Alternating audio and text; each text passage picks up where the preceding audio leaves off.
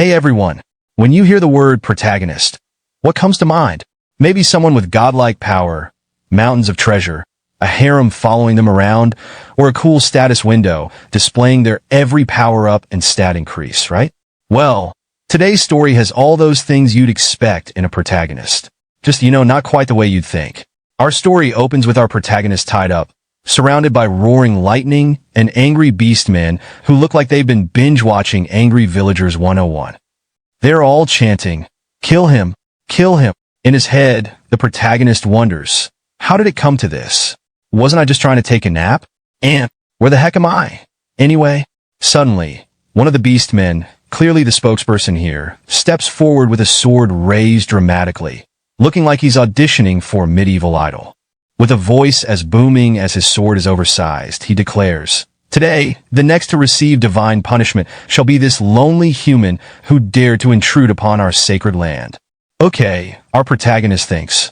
A little dramatic, but all right. The Beastman continues. For thousands of years, our land, the secret territory of the beast folk, has been hidden from the outside world. And now, for the first time, a human has dared to set foot here. At this, the crowd goes absolutely wild. Like free t-shirt level wild. Some shout, "This is an act of war," while others go with the classic, "Bring down divine punishment upon this human who broke our sacred covenant." Our protagonist feels the panic rising, like he's just been called to the principal's office times 1,000. I was literally just in a cave 5 minutes ago. Is this how I'm gonna go? Really? Then memories start flashing back to him, all the way to 5 hours ago. He recalls a man approaching him outside a restaurant, yelling, "Hey Tsuyoshi, hurry up and finish eating." This guy, someone our protagonist vaguely knows but mostly ignores, lifts the curtain dramatically with one hand, calling out like he's giving some great speech. "Don't dawdle today." Once we're inside, there are 2 other cleaning teams besides us. If you slack off, you won't even get a scrap of metal. The protagonist, eyes glued to his noodles, looks up mid-slurp and asks, "Why are so many people showing up for just a C-rank cave?" The man shrugs, replying, "It's the times we live in. More and more cleaners everywhere. It's not like we're heroes or anything, But Tsuyoshi's barely listening, focusing intently on his meal, as though it's his last meal on Earth. Which in hindsight might have been foreshadowing. Just then, a loud voice cuts through the restaurant noise. "Get ready, everyone. The heroes are coming." Our protagonist's friend gives him a nudge. "All right, noodles are done, let's go." Tsuyoshi slurps up the last of his noodles, sighing dramatically. "Goodbye, delicious noodles."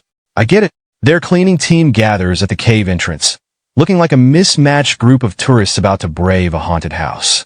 The leader, trying to sound tough, mutters, "Even if it's just a C-rank cave, I get chills every time we get close to one." He shivers a little, but quickly tries to play it off. A team member next to him whispers, "If a C-rank feels this creepy, I can't even imagine what it'd be like going into an S-rank cave." Their leader stands at the entrance, squinting at the dark shadows inside. "Yeah, at least this one just has a few. Slightly suspicious dark lines."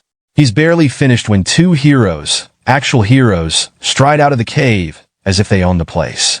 The first hero is a young guy in golden armor, so shiny it's probably causing temporary blindness for anyone who looks directly at it. Next to him stands a girl with a spear, looking cool, calm, and possibly thinking about how amazing her hair looks in cave lighting. The warrior grins at her. "Looks like we scored an easy reward.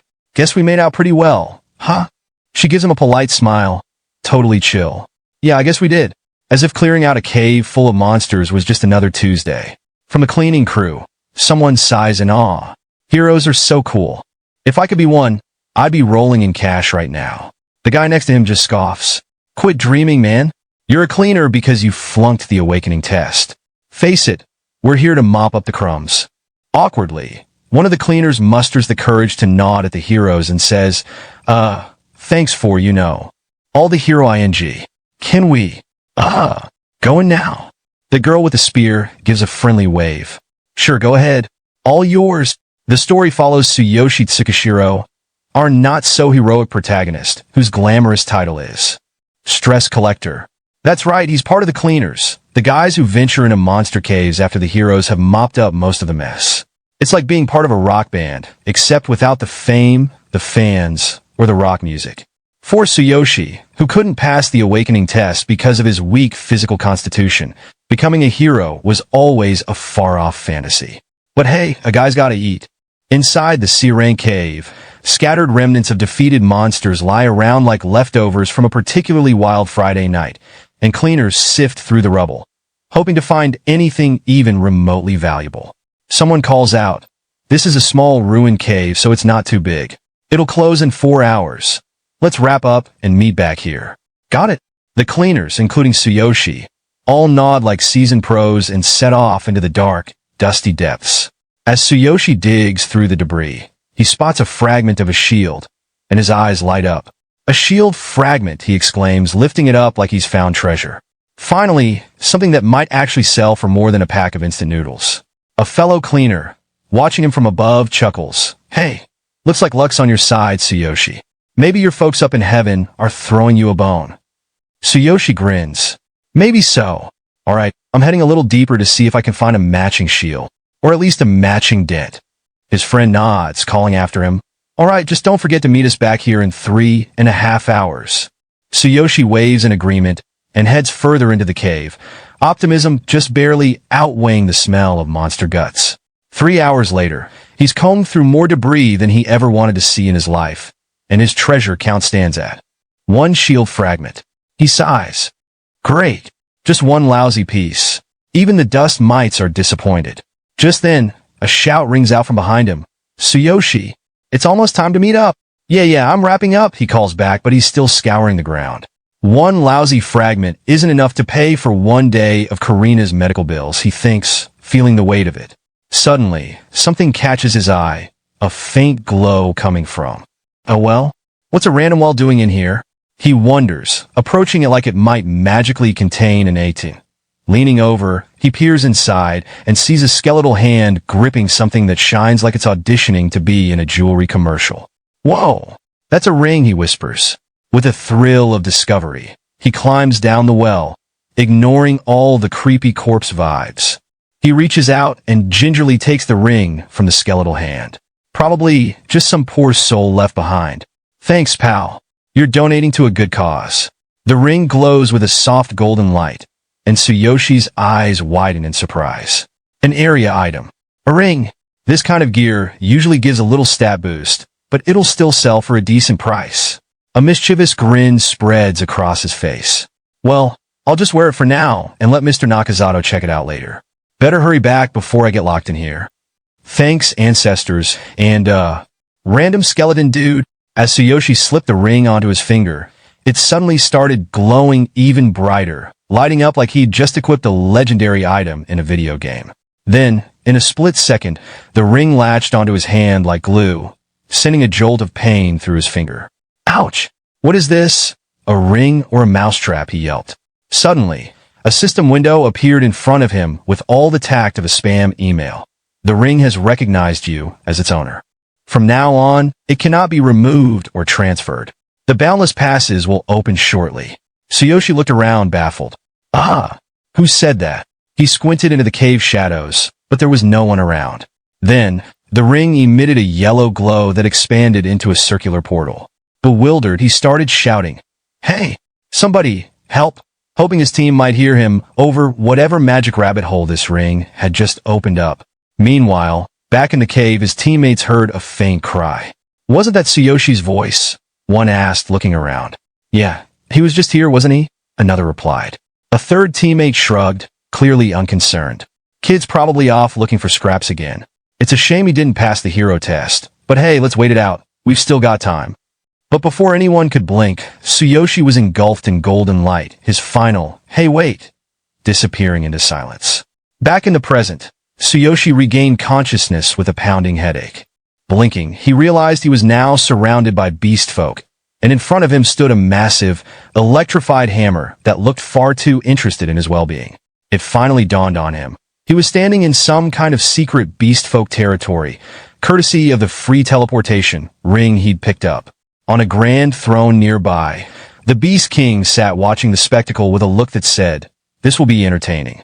With a wave of his hand, he signaled his kin to commence with divine punishment.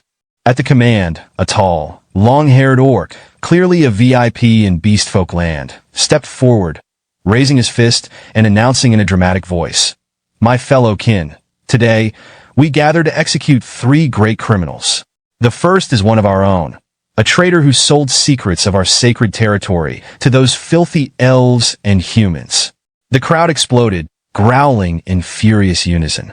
"Shame on you," they roared, practically foaming at the mouth. "Divine punishment upon the traitor." Without hesitation, the long-haired orc kicked the condemned beastfolk forward toward the massive, lightning-crackling hammer.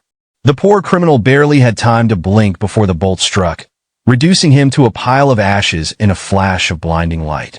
The crowd cheered wildly, like they were at some twisted halftime show, chanting, "Divine punishment upon the traitor."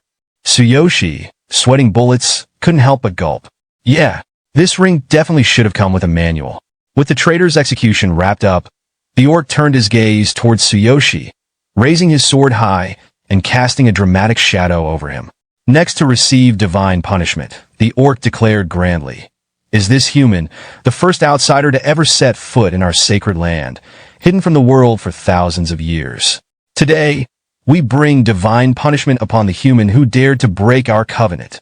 A beastfolk guard seized Tsuyoshi and hoisted him up, dragging him toward the altar like he was a misbehaving cat. Panicked, Tsuyoshi stammered, "Wait, I didn't mean to come here. I got lost. I have a sister who needs me. Please, I'm not your enemy." The guard sneered down at him, unimpressed. "Enough," he snapped, delivering a swift punch to Tsuyoshi's chest, knocking the wind out of him. As pain radiated through his body, Tsuyoshi's mind whirled. "I can't die here.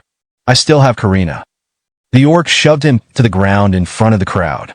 Kneeling, bruised, and sweating, Tsuyoshi thought, "I dreamed of being a hero. How did it come to this?" "Filthy human," the orc bellowed, clearly enjoying himself. "You dare to enter our sacred lands? Prepare to be reduced to ash under divine punishment." The crowd erupted, chanting, "Bring down divine punishment upon the sinner." With the hammer crackling and aiming right at him, Tsuyoshi's instincts kicked in just in time. Before the bolt could hit, he managed to throw himself sideways, narrowly avoiding becoming beastfolk barbecue. The crowd went silent, stunned. Even the chained beastfolk criminals stared, jaws dropping. The long-haired orc muttered in shock. He dodged the lightning of divine punishment. That's unprecedented."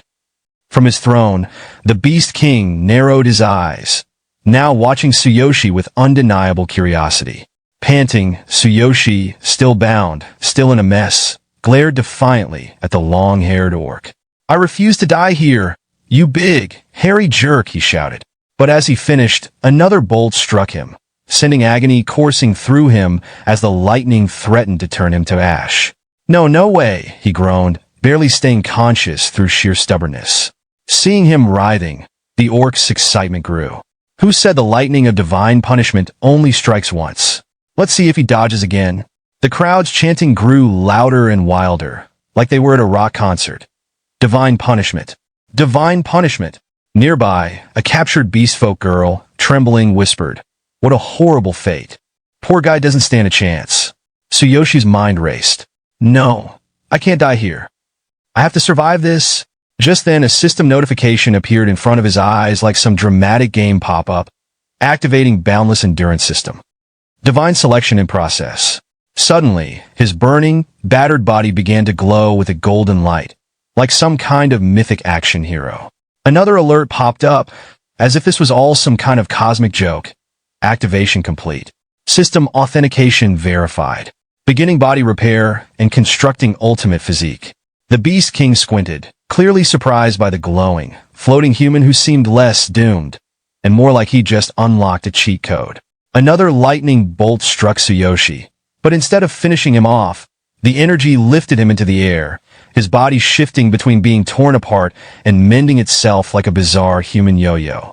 The long-haired orc gasped, "Is that human still alive?" The system alerts kept rolling in as if Tsuyoshi was in the middle of a software update, constructing ultimate physique. 15% complete. The sight of Tsuyoshi still enduring the divine punishment left the beastfolk crowd in shock, and they murmured to each other, "What is happening?" They watched eyes wide as bolt after bolt of lightning hammered into him, each one somehow making him look less like a punished sinner and more like demigod in the making. Meanwhile, Tsuyoshi, still floating and still in unimaginable pain, felt his body crackle with energy. He stumbled toward the massive hammer, every step like lifting a ton of bricks, but the system seemed determined to help him out with new updates. Constructing ultimate physique. 40% complete. Inputting skill, divine eye. As the lightning continued to strike, Tsuyoshi felt something deep within him stir. What? What's calling me? He didn't fully understand, but his legs, almost on autopilot, kept moving him up the altar steps. Each lightning strike burned, yet somehow fueled him, pushing him forward. The beast folk were now dead silent, jaws dropping as they watched this so-called divine punishment basically turn into a power-up montage. That guy, one whispered, eyes wide. Is he leveling up? The system chimed in again, dead set on updating him like a phone that just wouldn't stop. Constructing ultimate physique. 60% complete. Inputting skill, divine consciousness. Inventory. Inputting skill, absolute duplication. Tsuyoshi, half in shock, half on the verge of blacking out, had just one thought. At this rate, I'll be stronger than the heroes who left me in the dust. Tsuyoshi was just a few shaky steps from the hammer. The beast folk watched in paralyzed awe, jaws dropping as this hopeless human edged closer to the legendary weapon. Then the system decided it was time for yet another update. Constructing ultimate physique. 80% complete. The long-haired orc, practically tripping over his own feet, stammered. Impossible. Only the Divine King himself has ever gotten this close to the Divine Hammer. Up on his throne, the Beast King's eyes gleamed, suddenly looking more like a spectator at the world's weirdest sporting event. Is that human? Is he really trying to lift the Divine King's hammer? He muttered, sounding both impressed and a little offended. The lightning around the hammer crackled louder, roaring as if it, too, couldn't believe what it was seeing. Tsuyoshi, every nerve buzzing, forced himself closer. Are you calling for me? He wondered, his mind reaching out in a mix of determination and confusion. What do you even want from me? Finally, his hand brushed the hammer's cold surface, and the system jumped in like a game master with a flair for the dramatic. Ultimate physique construction complete. Special status. Chosen 1 activated. The second his fingers touched the handle, the sky erupted in a flash of lightning, like someone had just cranked the volume all the way up. Bolt after bolt struck him, and somehow Tsuyoshi stayed standing, though he was now giving off a glow that was frankly a little blinding. His eyes shone like they'd just been plugged into the world's brightest power outlet. In the silence that followed, the beast folk gawked as Tsuyoshi, now wrapped in lightning, gripped the hammer and, with a determined grin, lifted it off the ground. He could feel its weight, its power, and he couldn't help thinking, all right, Divine Hammer. You called me, so I'll put your power to good use. With a mighty swing, he sent a shockwave through the room, rattling the walls and sending dust flying. The beast folk stumbled backward, slack-jawed, like they'd just witnessed the world's most epic plot twist. Just as Tsuyoshi was catching his breath, a system notification cheerfully popped up. Congratulations! You have acquired the Divine Hammer. Level up. 3. Current unlocked power of Divine Hammer. 0%. Due to insufficient capability, the full power of the Divine Hammer cannot be demonstrated. Special effect. Unknown. Tsuyoshi blinked at the notification, almost laughing out loud. All that, and I don't even have the full power yet? One of the beast folk, a wide-eyed beast woman, gasped, a human, actually lifted the Divine Hammer. It was as if she'd seen a chicken doing calculus. Meanwhile, Ryouga, the long-haired orc who had been yelling the loudest, clenched his fists so hard they nearly cracked. A mere human lifted the Divine Hammer? This was beyond impossible. This was insulting. Even the Beast King hadn't managed it. Legend said that whoever wielded the hammer would become the leader of the beast folk, but surely this had to be some sort of cosmic glitch. As Tsuyoshi tried to process what had just happened, a new status window blinked open in front of him. Level 3? He mused. And this? Is this the divine selection system? Suddenly, with a ground-shaking thud, Ryouga landed right behind him in a puff of dust, snarling. You filthy human! How dare you touch the Divine Hammer with your unworthy hands? His outrage could have fueled a small fire. The beast folk roared, "General Ryouga, show him the pride of the beast folk. Take back our honor." Ryuga's glare was practically boiling. "I don't know what cheap trick you pulled to survive divine punishment and lift that hammer, but you'd better return it now and prepare for your end." Just as Tsuyoshi was deciding whether to try bluffing or just keep holding on for dear life, a notification popped up.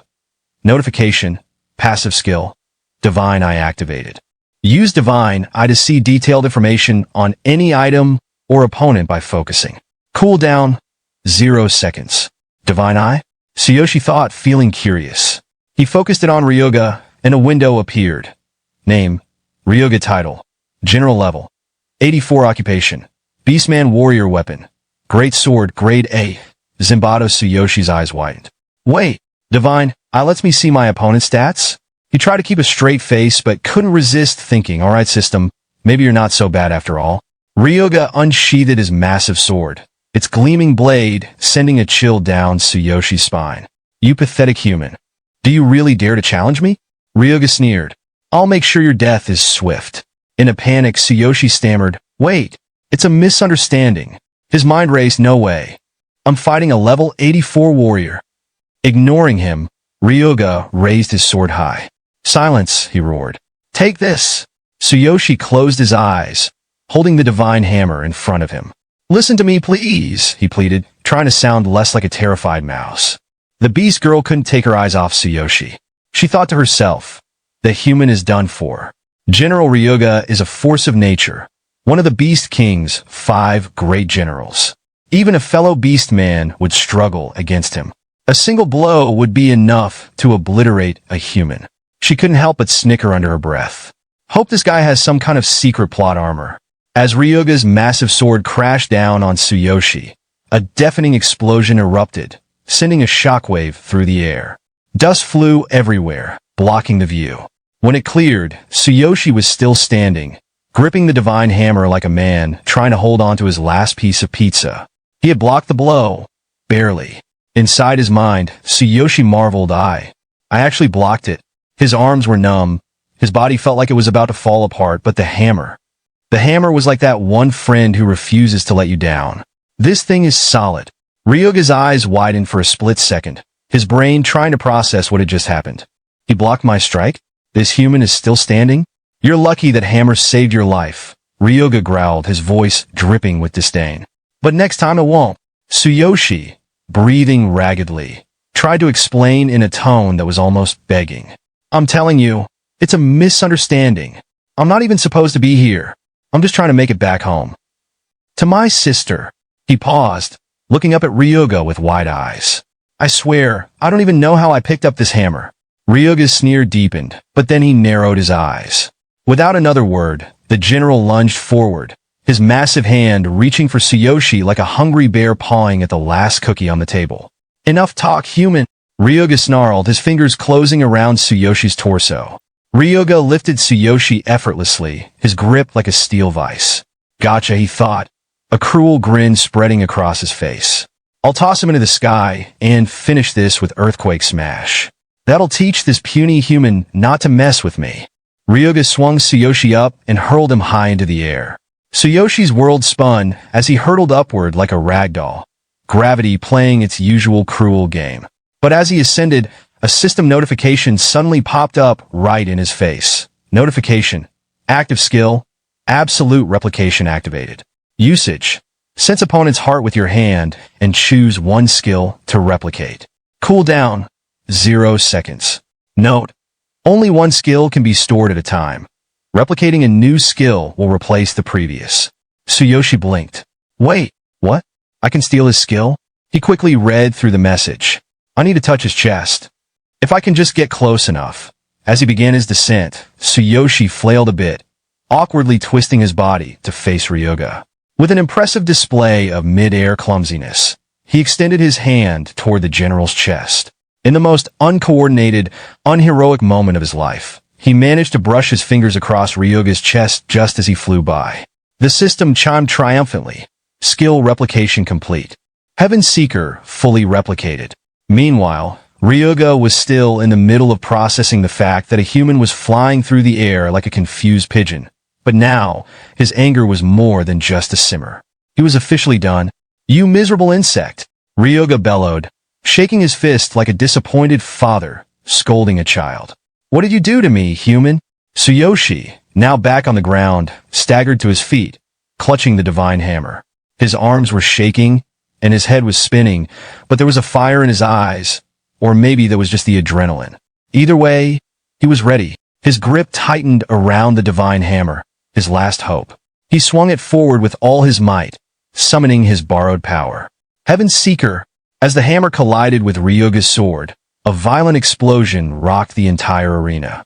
The force of the impact sent dust and debris flying in all directions, turning the battlefield into a cloud of chaos. The beast folk stumbled back, eyes wide with disbelief, as the dust slowly settled.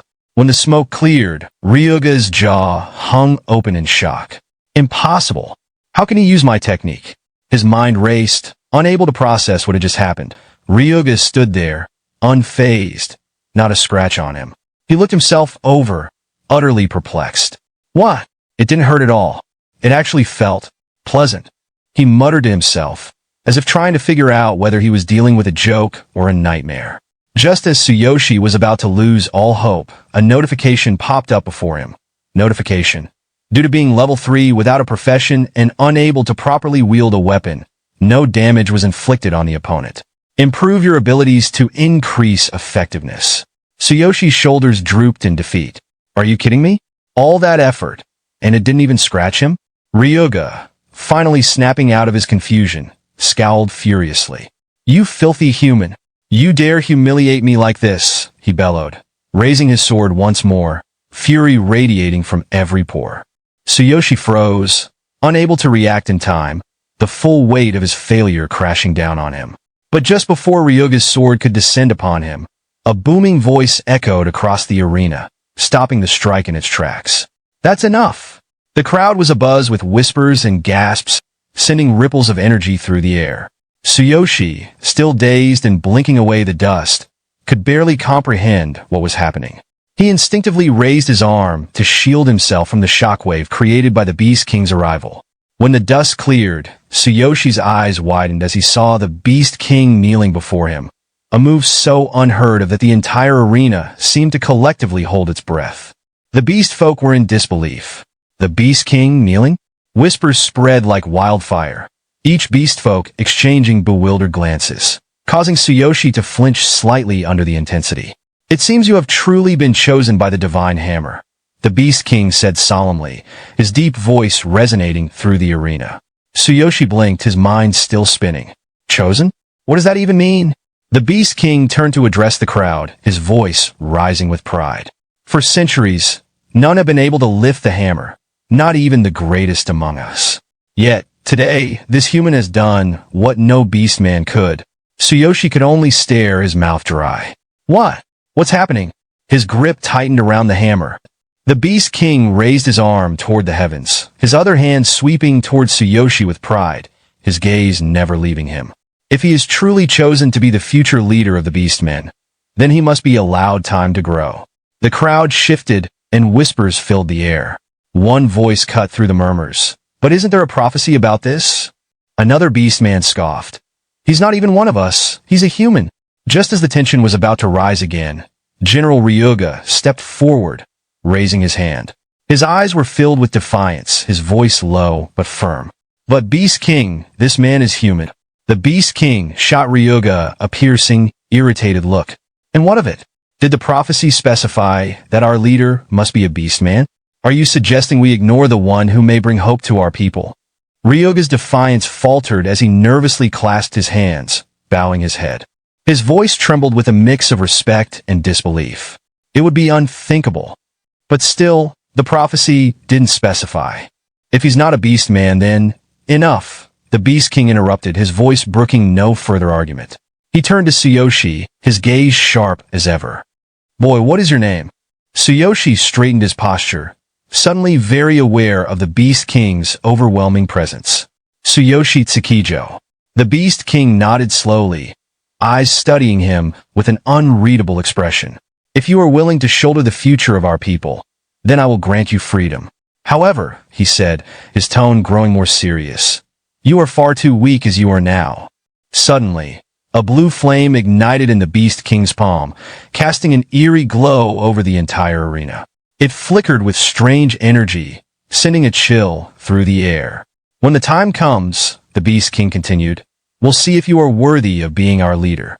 Without further warning, the Beast King pressed his glowing hand to Tsuyoshi's forehead, and Tsuyoshi felt a strange, tingling sensation run through him. The blue light seemed to seep into his very mind, burning a mark into his consciousness. This is a mental mark, the Beast King said solemnly, stepping back. If you do not return within 1 year, I will use it to find you, wherever you may be, and end you. Tsuyoshi touched his forehead, feeling the heat of the mental mark. His mind raced, overwhelmed by the gravity of the decision he had just made. This wasn't just about surviving. It was about carrying the hopes of an entire people on his shoulders. As he looked at the Beast King, Tsuyoshi knew one thing for sure. He had just made a promise he wasn't sure he could keep, but he would have to try. The crowd held their breath, waiting for Tsuyoshi's response. He could feel the weight of their gazes on him, and his mind raced with the gravity of the decision. Just as he opened his mouth, a voice broke through the tension. Accept it, shouted the beast woman Tsuyoshi had noticed earlier. Her fierce, encouraging expression caught him off guard, and her words echoed in the vast arena. Take this chance, gain your freedom, and grow stronger. Tsuyoshi looked at her, noticing the fire in her eyes. He was intrigued by her intense gaze, but even more so by the gratitude and determination that seemed to emanate from her. Curious, he thought, let's see who this girl really is. Focusing, Tsuyoshi activated his Divine Eye skill, and the information about the beast woman appeared in his mind. Name, unknown title, warrior level, 72 occupation, beastman warrior weapon. Dagger user. Tsuyoshi's eyes widened slightly. Level 72? He was surprised at how powerful she was. But why is she marked as a criminal? The beast woman noticed his gaze and gave him a grin that was a mix of mischief and encouragement. It's better to be alive than to throw away the chance given by the gods. Don't waste it. Just then, the scene took a strange turn. As Tsuyoshi glanced down, the camera or whatever was observing seemed to focus on the beast woman's legs, her beautiful, well-defined figure, and well, let's just say the melon she was carrying in front. Tsuyoshi's face flushed slightly, his eyes inadvertently darting away before he could stop himself. But with a smirk, he raised his hand in a casual wave. Thanks, he said a little too casually, his mind trying to refocus on the bigger picture. Indeed, this is a miracle, Tsuyoshi thought. First, I need to survive. After that, I'll figure out a way back to my world. The path ahead was uncertain, but he knew one thing for sure, he wasn't backing down. With a deep breath, he looked up at the Beast King and spoke with new resolve. All right, I'll take your offer. But I have one condition. The Beast King raised an eyebrow, clearly taken aback by Tsuyoshi's boldness. A condition? He asked, his tone skeptical, but curious. The entire arena seemed to hold its breath, eager to hear what the human would demand. Tsuyoshi pointed confidently at the beast girl in the crowd. She comes with me. She might be useful. The beast girl's face twisted in confusion, her eyes flickering between disbelief and what could almost be considered flattery. She blinked, caught off guard. Me? She looked like she'd just been handed a puzzling riddle, her expression a mix of confusion and something else, something Tsuyoshi couldn't quite place. She even looked a little pleased. Tsuyoshi cracked a small, confident grin. Guess we're even now, no debt owed. Later that night, Tsuyoshi stood outside the gates of the beastfolk village, bathed in the soft glow of moonlight. He gazed down at the strange ring on his finger, lost in thought. From that voice I heard, it seems everything began with this boundless ring. He tried twisting it off, but it wouldn't budge. Thanks to this ring, I've gained these strange abilities. But how am I supposed to get back to my original world? Master, preparations are complete. A voice called from behind, snapping him out of his thoughts. He turned around to see the beast girl approaching, her expression serious and focused. Master? She gave him a soft, almost reverent look. Yes, I've decided to serve my savior. Tsuyoshi's face lit up like a Christmas tree. He froze for a moment, eyes widening. Then he proceeded to make the world's most ridiculous face, half shock, half joy, with a dash of I can't believe this is happening to me. His brain screamed in the background. To be called master by a cute beast-eared girl. This is just irresistible. Trying to play it cool, Tsuyoshi forced a chuckle, but it came out sounding more like a squeak. "Yuya, no big deal," he stammered, scratching the back of his head awkwardly. Act cool, don't mess this up now." His mind was racing, but his heart was doing flips. "Let's just get going then," he muttered, hoping she wouldn't notice the ridiculous grin he was desperately trying to hide. He rubbed the back of his neck awkwardly. "It's nothing much. Your words help me too. From now on, we'll support each other. As for calling me master, or, serving me, that's..." Before he could finish, the girl stepped closer, her cheeks flushing a deep shade of red. She looked up at him with an expression that was a mix of awe and gratitude. "You don't understand how much that means to me. Master, you've given me a second chance. No one has ever seen me like this, or thought of me so straightforwardly. Except you." With a shy smile, she reached up and took his hand, pulling it gently toward her chest. Her voice trembled as she spoke. "Your appearance. It's a miracle for me. I want to dedicate everything to you, Master." Tsuyoshi's mind temporarily short-circuited. He blinked rapidly, unable to process how quickly this was all happening. "Wait, hold on.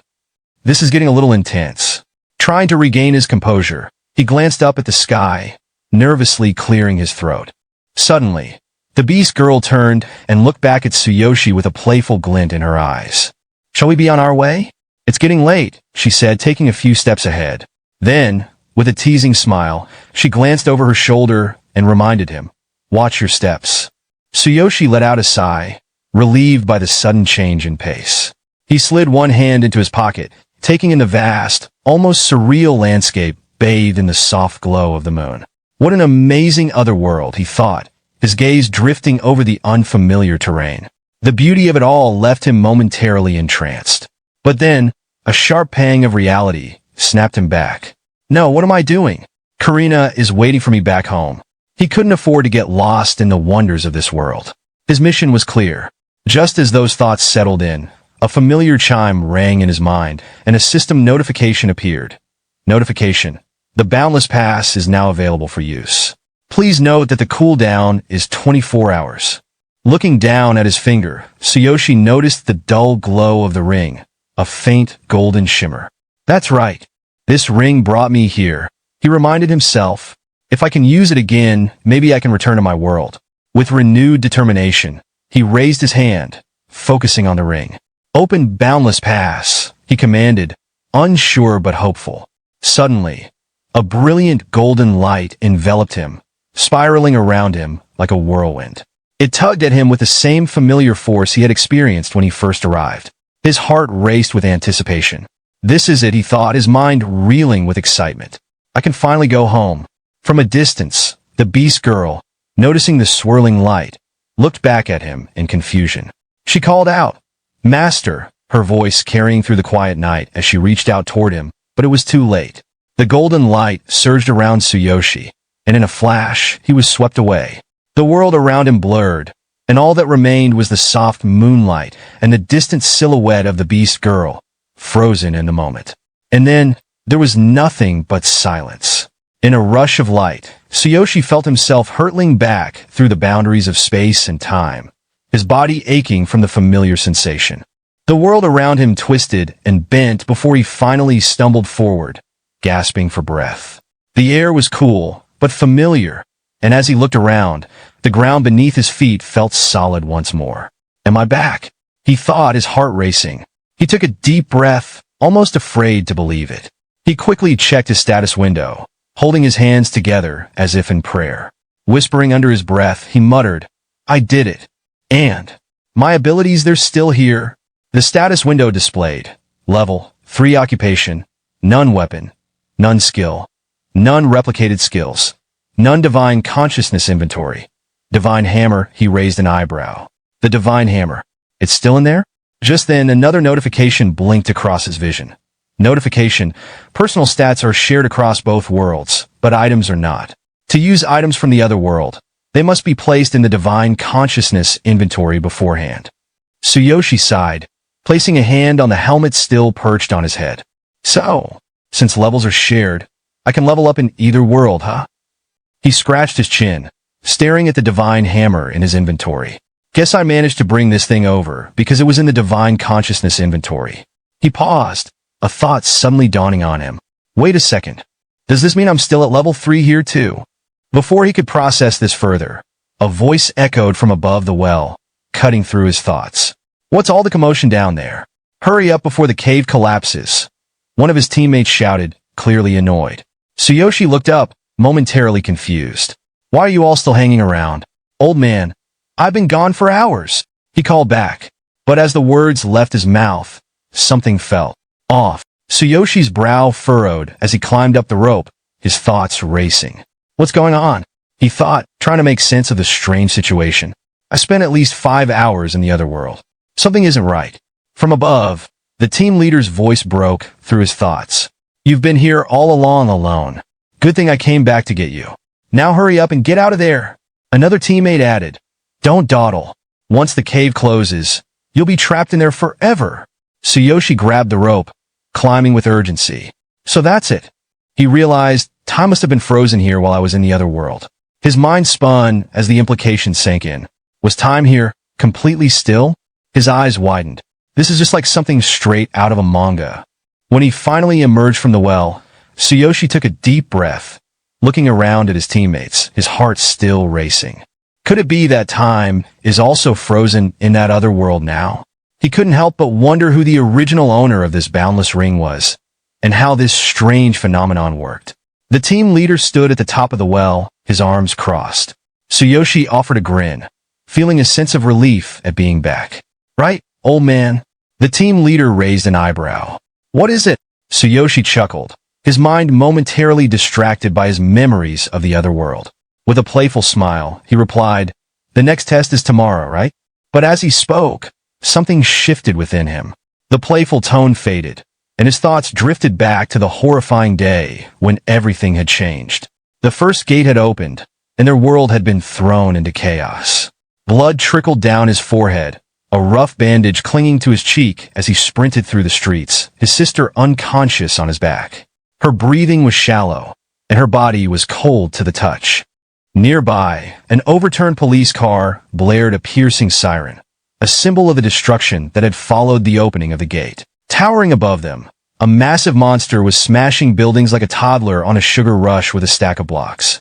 Its shadow loomed over everything like it was out to prove it was the king of hide-and-seek, and, spoiler alert, it was winning. From behind him, Tsuyoshi heard a tiny, frail voice. Big brother, I can't feel my legs. His little sister, Karina, whispered like she was trying not to scare away a butterfly, which was an unfortunate choice given that a giant monster was terrorizing the city. Her words filled him with dread, but he kept sprinting, eyes burning with a fierce red glow, like he'd just downed a double shot of hot sauce instead of adrenaline. Then, she whispered again, almost as if she was asking him to pick up milk on the way home. Are mom and dad okay? Before he could answer, boom, a huge explosion tore through the street. He stumbled, clutching Karina like she was his phone, and he'd just dropped it without a case. This cannot be happening, he thought, like some guy in a disaster movie who really thought he'd be the one to survive. He called out for his parents, his voice cracking in a way that would have been embarrassing if everyone else wasn't also screaming. As he staggered through the wreckage, the cries of people echoed around him, blending into what sounded suspiciously like a very apocalyptic remix. Then, suddenly, a hand grabbed his shoulder. Tsuyoshi. Uncle Nakazato's grip was firm, his face grim. If you stop, you'll die. Keep moving, the man said, dragging Tsuyoshi back into action. Tears stung Tsuyoshi's eyes as he cried out, Uncle Nakazato. Mom and Dad, they're still at the house. Uncle Nakazato didn't hesitate, shaking his head firmly. Don't look back. You and Karina need to survive. The darkness will consume you too if you stop. He glanced toward the massive creature wreaking havoc behind them. We need to get Karina to a hospital quickly. The memory blurred, yanking Tsuyoshi back into the present. He stood beside Karina, who sat in her wheelchair, gazing up at him with eyes full of worry. Big brother, she asked softly, are you really going to retake the awakening test tomorrow? Are you sure you're okay? You just got back from work. Across the room, a nurse tidied up, her cheerful smile as unwavering as a motivational poster. You're always so thoughtful, Karina. Make sure you rest too. Tsuyoshi scratched the back of his head, giving his best, I totally have it together grin. I'm fine, really. How about you, Karina? Do your legs still hurt? Karina's gaze dropped to her lap, her cheeks flushing pink. I can't walk anymore, but I'm used to the pain by now, she murmured, her voice wobbling like a poorly balanced chair. Tsuyoshi's fists clenched, his heart doing an impression of a trash compactor. Karina's really suffering, isn't she? He thought, the weight of their past settling over him like a bad weather report. And because life loved its timing, a system notification dinged in his vision. Divine, I activated. Target bodily information. Both legs trapped under a collapsed building. 98% of nerve cells necrotized. Condition includes intermittent nerve pain. Recovery probability, 1%. Tsuyoshi stared at the message like it owed him money, his gaze shifting back to Karina in her wheelchair. A 1% chance of walking again? Great. What am I supposed to do? Gamble with reality.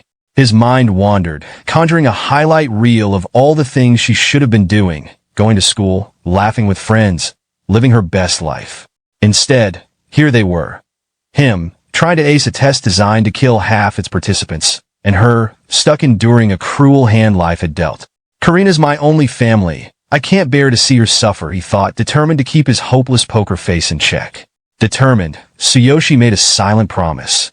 Even if the odds are close to zero, I'll do whatever it takes to help her stand on her own again. The scene shifted to Tsuyoshi walking alone through the city, the night air crisp enough to remind him he forgot a scarf. He clenched his fist as thoughts fired like motivational posters in his brain. As long as there's even a 1% chance, there's hope. There must be a way. If I rise as a hero, I might gain knowledge or powers that could heal her. With newfound determination gleaming brighter than the streetlights, Tsuyoshi stopped abruptly in the middle of the sidewalk. He raised his hand toward the night sky, his ring catching the moonlight like he was about to propose to fate itself. It's not just about healing Karina, he declared to absolutely no one. I want to live my life with pride. That's why I'm going to become a hero, the strongest hero there is. A few late-night passers-by slowed their pace, stealing wary glances at the young man dramatically monologuing under the moonlight. One muttered, "Is he okay?" Another replied, "Too much anime." But Tsuyoshi didn't care. His goal was clear, and nothing, especially not awkward stares, was going to stop him. The next day, at the BTG Awakening test site, a boy emerged from the testing chamber, looking as smug as a cat that just knocked over a vase. Measurement result. Level 3, Combat Power 540, the tester announced monotone. The glasses-wearing employee handed the boy an emblem, his expression suggesting he'd done this 300 times today. Please accept the hero's emblem, customized based on your test result. The boy's chest puffed out as he exclaimed, "I'm finally a hero." His proud mother clapped him on the shoulder, already making dinner plans. "That's my boy. We'll throw a big feast tonight. Aim for that C rank." Meanwhile, the glasses-wearing employee glanced at the next name on the list and adjusted his frames with the enthusiasm of someone forced to work overtime. Next up, Tsuyoshi Tsukishiro, taking the test after failing the first time. His tone carried just the right amount of shade to let the room know what he thought. Fixing Tsuyoshi with a skeptical look, he added, "When you're ready, step inside and place your hand on the measurement device. Though, I doubt it'll be any different from last time." Tsuyoshi, clad in a military uniform and sporting a cheek bandage that screamed serious business, strode confidently into the room. "We'll see soon enough if this is a waste of time," he said, brushing off the employee's doubtful glance like it was a pesky fly. The glasses-wearing employee, clearly committed to his job as chief doubter, chimed in, "Most who fail once usually have the same result every time. This device measures from all angles, after all." Tsuyoshi didn't bother with a response, already focused on his goal. He walked through the doors to the blue-lit chamber, the red-lit camera scanning him ominously, as if preparing to judge his soul. The last guy was level 3 with a combat power of 540, pretty standard he thought, sizing up the challenge. "Let's see how I stack up." He placed his hand on the device, the screen promptly displaying level 3. Alright, he thought, I should qualify as a hero too, but how high will my combat power be? With a deep breath, he activated his skill, Ultimate Physique, and veins bulged across his hand like his muscles were auditioning for an action movie. Suddenly, an intense wave of energy surged through the room, shaking the building so hard it felt like the entire foundation was reconsidering its life choices. The glasses-wearing employee stumbled. "An earthquake?" he muttered, his voice teetering between shock and mild panic. The device didn't just react, it exploded into sparks and lightning, clearly having an existential crisis over what it just measured. When the dust settled, the screen flashed the final reading. Combat power, 5400. The system's mechanical voice boomed. Measurement result. Level 3, combat power 5400. New record for level 3 heroes. Previous highest, 930. Tsuyoshi's eyes widened as the numbers sank in. 5400. 10 times the last guy's combat power? He thought, staring at the screen in disbelief. I knew I'd improved, but this? He glanced at his hand, flexing it with a satisfied smirk. All according to plan. Turning toward the exit with confidence practically radiating off him, he thought, I'll aim for the top. Just then, a thought struck Tsuyoshi. I wonder about the power of the Divine King Hammer. Summoning it into his hand, a system notification promptly ruined the moment. Due to insufficient level and unmet conditions, the Divine King Hammer's full potential cannot be unlocked. Forced activation will consume immense energy. Duration of release, 1 second. Tsuyoshi examined the hammer, its ominous lightning crackling like it was auditioning for a heavy metal album cover. He smirked. So, in my current state, I can only manage 1 second. Fine by me. 1 second should be enough to gauge its power. Gripping the hammer in one hand and placing his other hand on the measuring device, Tsuyoshi's eyes glowed with anticipation. All right, let's give it a shot, he murmured, practically daring the universe to stop him. The system notification wasted no time. The power of Divine King Hammer has been unleashed. Duration of release, 1 second. Suddenly, Tsuyoshi felt an explosion of pain, as though the hammer was draining his very soul. His inner monologue screamed, my entire strength. Gone in a flash. The hammer responded by lighting up like a thunderstorm on steroids, and the device began to spark and sizzle in protest. Through gritted teeth, Tsuyoshi strained, veins popping like his body was staging a revolt. Hurry up and measure it. Tell me how much my combat power has increased, he shouted, practically wrestling the hammer for dominance. Outside, the situation escalated to full-blown disaster movie. The sky roared. Lightning spiraled like dragons on a joyride, and crackling bolts hurled themselves toward the city. Panicked citizens pointed upwards, screaming, what's going on? An earthquake? While others ducked for cover as the ground shook with a vengeance. One particularly baffled man shouted, who angered the gods this time? Unaware of the chaos outside, Tsuyoshi pushed through the agony, his mind laser-focused on one thing. How strong am I now? Back in the test chamber, the device went into full meltdown mode. Warning, energy overload, unable to measure. Sparks flew like the machine was trying to invent fireworks, and then poof, the lights cut out. The room plunged into darkness, followed by an eerie silence, as if the building had just given up. In a panicked rush, the glasses-wearing employee burst into the room, flinging the door open like it was the end of the world. Due to the blackout, the test has been suspended. Evacuate immediately, he shouted, but his eyes then landed on Tsuyoshi, who looked like he'd just fought a battle and lost. Miserably, the man stared at Tsuyoshi, who was barely standing, panting like he'd run a marathon. He stammered wide-eyed, Who are you? A while later, Tsuyoshi was seen trudging through the building's corridors, rubbing his head like he was trying to massage away the trauma. I really underestimated it, he thought to himself, still processing the fact that he'd just drained every ounce of his energy in 1 second. Should have avoided using the Divine King Hammer until I'm stronger. Then, a grin crept across his face. His eyes lit up like he'd just won the lottery. Laughing with uncontainable joy, he bounced around in excitement. At least I'm officially a hero now. Sometime later, in the training grounds, a group of trainees stood nervously as they awaited their instructor. Enter Gaia, a tall, long-haired man in golden armor, looking like he just stepped out of an ancient epic. I am Gaia, the hero responsible for your training, he said, voice booming. The instruction will be tough, but you'll need to keep up. Tsuyoshi, ever the overachiever, activated his skill to assess Gaia's information. Name, Gaia. Level, 9. Occupation, warrior. Combat power, 1200. Tsuyoshi's face scrunched up like he just tasted something sour. Only 1200 combat power at level 9? He thought. I wonder how much my combat power will be when I reach that level. Gaia, however, seemed far less impressed by the whole situation.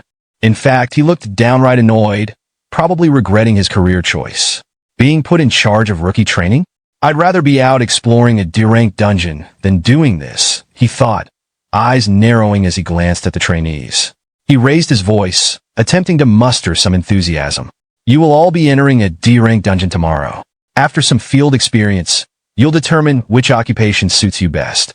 Expect even lower-level item drops, he said, with the enthusiasm of someone explaining why they need to clean the bathroom. The trainees gasped, their collective enthusiasm cratering. One of them blurted out, "We're going into a dungeon already?"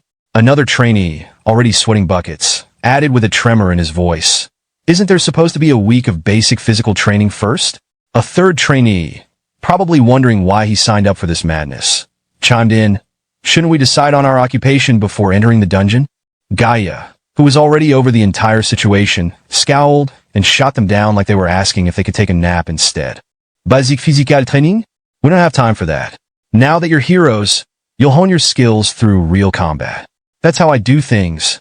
If you can't keep up, then leave. Understood? The trainees, clearly rethinking their life choices, replied in unison, "Yes, sir," like a chorus of people who just realized they might have made a mistake. Tsuyoshi watched this with a smirk, thinking, this guy's just taking out his frustration on us. In the end, a hero is still human. Then his thoughts wandered to the past. He remembered the beast girl who had once taken his hand and held it close to her chest, and a faint blush crept onto his face. After all, I've got a level 72 beast girl waiting for me. Once the cooldown for Boundless Pass is over, I'll head back to the other world. Later that night, Tsuyoshi was sitting in his apartment, the daily news droning on in the background like a lullaby for people who still cared about the news. The reporter's voice filled the quiet room. Due to the earthquake that occurred around 7 p.m. tonight, a power outage has affected some areas of the city. Fortunately, no injuries have been reported. The Hero Union is already taking steps to resolve the situation. Tsuyoshi's eyes narrowed, his focus sharpening. Alright, now that the cooldown for the portal has ended, it's time to head back to the other world. A spark of excitement flickered in his eyes. I'll grow stronger there, choose my occupation, and gather all the equipment I need. He muttered aloud, I need to open the Boundless Passage. The ring on his finger began to glow with a golden light, as though it was ready to give him a grand magical entrance. Tsuyoshi felt the familiar energy engulf him, his eyes narrowing in anticipation as the world around him warped. In the blink of an eye, he was transported back to the other world, ready for whatever bizarre adventure awaited him next. The bright moon hung in the sky, and Tsuyoshi couldn't help but smile as he gazed up, feeling a sense of nostalgia wash over him. So, I'm back here again, he murmured, clearly pleased with himself. Sitting on the ground, he sighed, taking in the familiar scenery. Everything's the same as before. Even my clothes are back to how they were the first time. A frustrated look crossed his face. Great. So when you leave this world, both time and equipment revert to their original state. What a hassle. Lost in thought, Tsuyoshi didn't notice the approaching figure until it was way too late. Master, is something the matter? The beast girl suddenly appeared in front of him, her melon-sized chest dangerously close to his face. Tsuyoshi froze, eyes wide. Oh, right. I almost forgot about this. His heart skipped a beat. This is the part where I look like an idiot again, isn't it? Tsuyoshi quickly recovered, trying to hide his panic with a nervous laugh. Rubbing the back of his head, he said, No, it's nothing. Anyway, let's get to leveling up. Lead the way. The beast girl beamed, raising one hand dramatically toward the sky while making a fist with the other. I'm so glad to see you're eager, master. But then, her expression shifted to one of seriousness. There's a level 3 goblin nest nearby. They may only be level 3, but those goblins are cunning, lecherous, and numerous. You must stay vigilant. Tsuyoshi blinked, completely confused. Lecherous? Why does that sound like a problem for her? Noticing his puzzled look, the beast girl seemed just as perplexed. Tsuyoshi quickly shook himself out of it, thinking, alright goblins, this is starting to feel like a real fantasy world. His lips curled into a grin, thinking of a character from Naruto. Alright, it's settled. The target is the goblins. The beast girl's face lit up as she jumped with excitement, making an adorable puppy-like gesture with her fist held high in the air. Let's go, master, she cheered. Tsuyoshi grinned widely, feeling a surge of excitement. This is what I've been waiting for. In front of the goblin cave, Tsuyoshi and the beast girl crouched in the bushes, peeking at the goblin sentries lurking at the entrance. The beast girl leaned in, whispering, "Be careful not to wake the goblin sentries." Tsuyoshi smirked. "You're level 72. You should be able to take them out no problem, right?" He couldn't help but marvel at her stats. Her combat power is 630,000. That's insane. Just what I'd expect from a level 72. The beast girl blushed slightly, clutching her melons shyly as she gave him a curious look. "How do you know my level?" With a confident grin, Tsuyoshi shrugged. "I'm not your master for nothing, you know. Anyway, could you show me how a high-level hero fights?" She hesitated. "If I fight alongside you, you won't earn any experience points. The level difference is too great." Tsuyoshi scratched his head. "Oh, so there are rules like that? I just wanted to see you in action." Blushing, the beast girl replied, "You're flattering me. But if you insist, I'll give it a shot." She drew her knife, her eyes gleaming with determination. "Watch closely." In a flash, she vanished from his side, reappearing in front of the goblins. Her blade sliced through the air in an effortless blur as she took them down with her instant step slash. Tsuyoshi stood there, wide-eyed, and couldn't help but clap. "Whoa! That's the movement of a level 72 warrior. So cool." The beast girl turned with a smile, her eyes sparkling. "You're too kind. I always give my all, even against low-level opponents." I hope that was helpful. Tsuyoshi's eyes practically sparkled with excitement. "It was incredible. By the way, could you teach me that move?" She hesitated, raising an eyebrow. Instant step slash is a skill for high-level warriors. It's not really something you can learn yet. Besides, you haven't even decided on an occupation, have you? Tsuyoshi chuckled, a mischievous glint in his eye. "In that case, I'll become a warrior too. I mean, with you as my personal trainer, I'll be unstoppable." He thought to himself, "With a level 72 warrior by my side, I'll have no problem picking up all the cool moves. But first, I need a weapon, something that doesn't require a heroic divine king hammer." A system notification popped up. Notification: you have switched to warrior. Occupation status updated. Tsuyoshi Tsukishiro, level 3, warrior, combat power, 5400. Weapon: divine king hammer. The beast girl's expression softened, and she gently took his hand, holding it close to her chest. She gazed at him with a hint of affection. "You chose to become a warrior because of me. I'll make sure to be of use." Her cheeks flushed slightly. "I'll do my best to support you in leveling up. First, let's gather some equipment for warriors." Tsuyoshi's face turned bright red as he felt her hand in his, a goofy grin spreading across his face. What kind of world is this? He thought, his cheeks burning even more. But just as things were getting a little too comfortable, a goblin's voice rang out. "Hey, it's time for a shift change." One of the goblins noticed the downed sentries and froze, staring at Tsuyoshi and the beast girl. "An intruder!" Tsuyoshi turned with a smirk, feeling the rush of excitement. "Looks like I'll handle this guy on my own."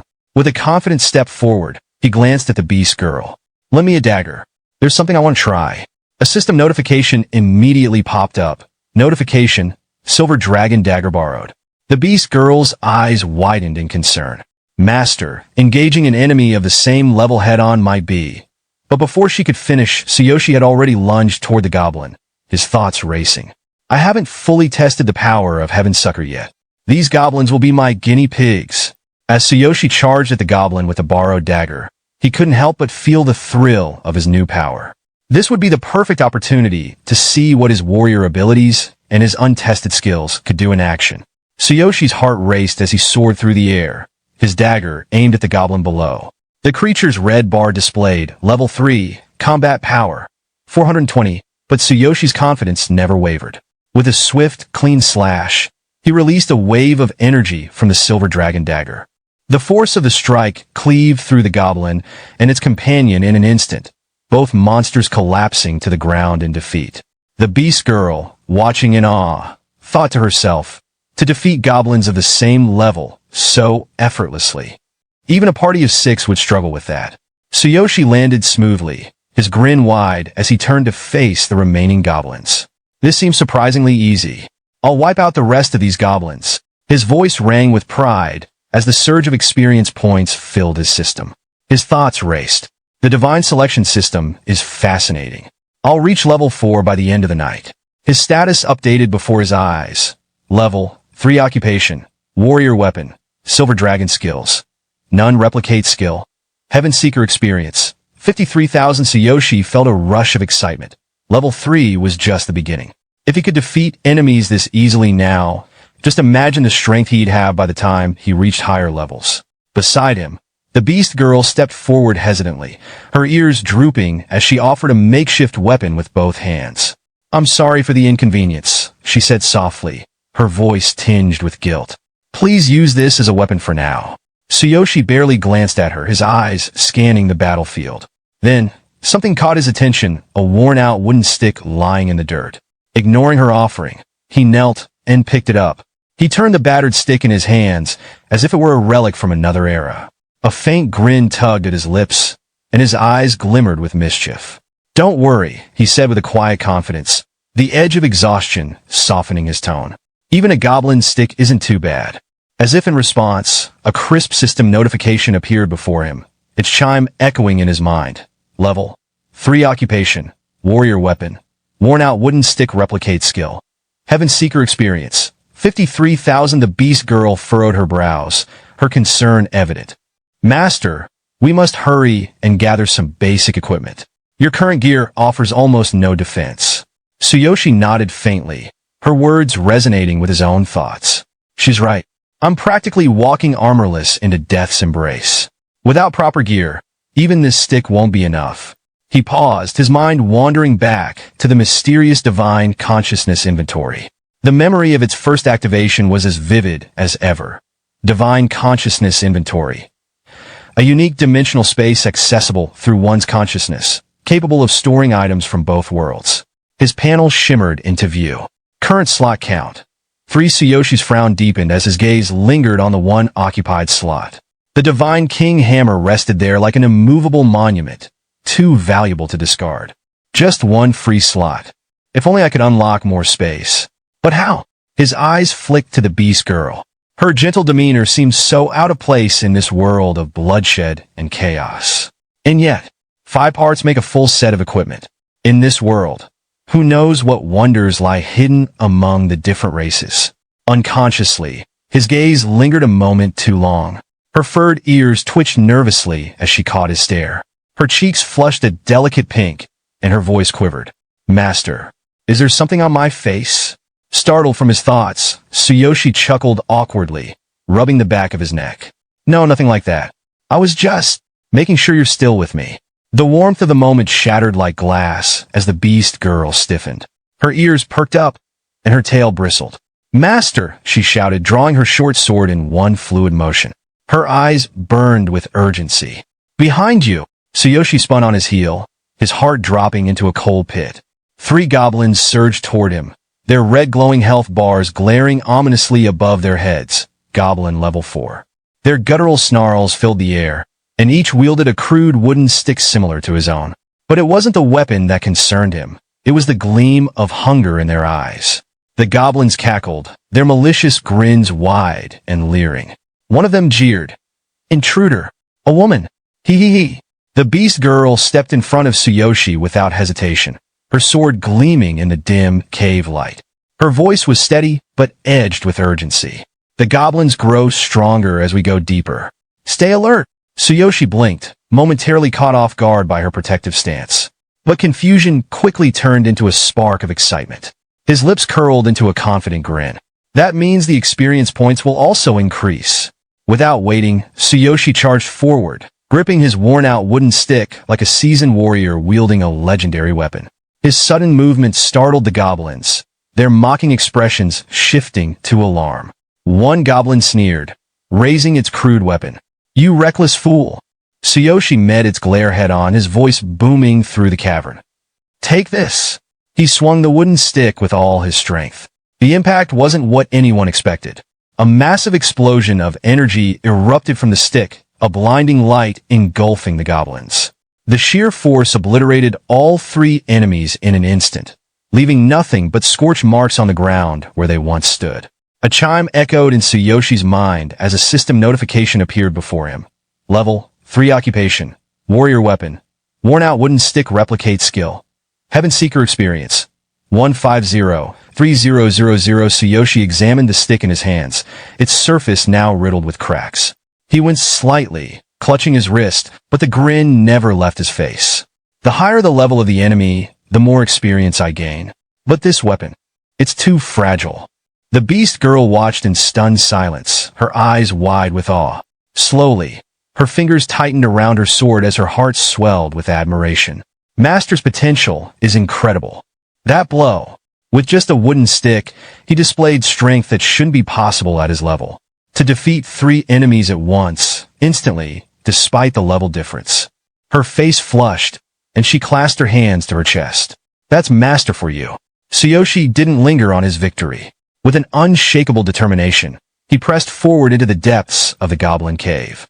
The air grew heavier, the flickering shadows growing denser as the enemies became more numerous. Yet, no matter how many goblins appeared, or how much their levels rose, Tsuyoshi's explosive power made their efforts futile. Each swing of his stick sent goblins flying, their health bars evaporating in seconds. From behind, the beast girl couldn't contain her excitement. She clapped her hands, her voice rising like a cheerleader's cry at a championship game. "Amazing master!" she exclaimed, her tail wagging with delight. Defeating yet another goblin with a single decisive strike, Tsuyoshi muttered under his breath. "This skill is great, but the weapon is trash." That's the 6th one already.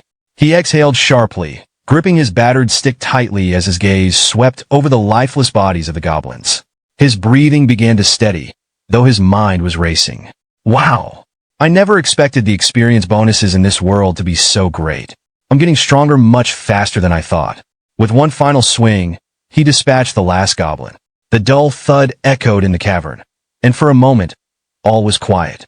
As Tsuyoshi stood there, a flood of memories filled his mind. Back when I worked as a cleaner, I'd overhear the heroes grumbling. They were always frustrated about leveling up. Fragments of conversations replayed in his head, vivid and bitter.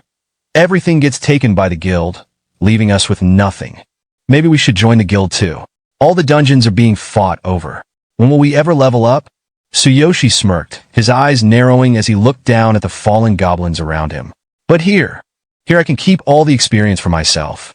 No guild restrictions. No one to share with. And the monsters grant way more experience than I've ever heard of. This world really is amazing. As if confirming his thoughts, the system chimed again. Experience. 2,100, 3,000. He clenched his fist, his pulse quickening. At this rate, I'll be unstoppable. I'm going straight for the boss. Fueled by confidence, Tsuyoshi pressed deeper into the cave. But that confidence shattered like fragile glass when he reached the cavern's core. The air turned heavy, almost suffocating. The dim light from the cave's moss barely illuminated the monstrous figure that loomed ahead. Tsuyoshi froze, his blood running cold. Slowly, he ducked behind a nearby rock, his hands trembling slightly as he peeked out.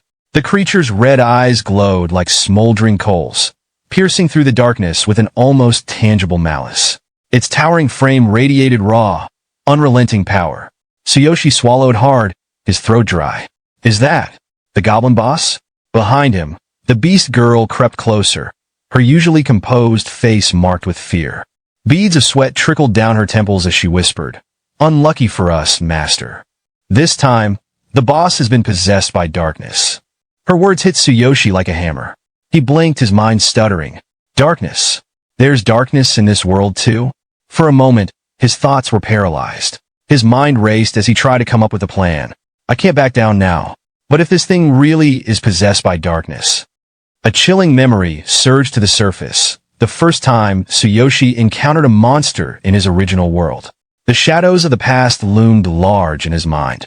In my world, darkness also lurks in the caves. Could it be the same entity? His grip on the worn-out wooden stick tightened as he tried to steady his spiraling thoughts. His heart pounded in his chest, each beat echoing like a drum roll of impending doom. Sensing his distress, the beast girl's voice cut through the tension like a lifeline. "Master," she whispered, her tone laced with caution. "Enemies possessed by darkness are formidable. This boss may only be level 6, but once it's possessed by darkness, its strength becomes exponentially greater." She hesitated before continuing, her expression grim. Darkness doesn't just amplify power. It shrouds its host in mystery, making its next move impossible to predict. That's why. She stepped forward, gripping her sword tightly. That's why I will handle this boss myself. Her words pulled Tsuyoshi out of his thoughts, but instead of calming him, they stoked the fire of his rage. His voice trembled with fury as he growled, "No, I will absolutely take it down with my own hands, whether it's now or sometime in the future." His resolve solidified as he glared at the dark goblin boss. I don't know what connection darkness has across different worlds, but I will kill them all. Every last one of them. I will avenge my family. Fueled by his blazing determination, Tsuyoshi launched himself forward, the worn-out wooden stick clutched tightly in his hand. His voice roared through the cave, shaking the air itself. "I will kill you with my own hands." "Master, wait!" the beast girl cried, her voice thick with panic. But it was too late. The dark goblin boss surged forward to meet him, its grotesque mouth wide open, teeth glinting like daggers in the dim light. The creature's movements were unervingly fast, each step shaking the ground. Tsuyoshi's vision blurred with rage as a name echoed in his mind. "Karina. You ruined Karina's life too."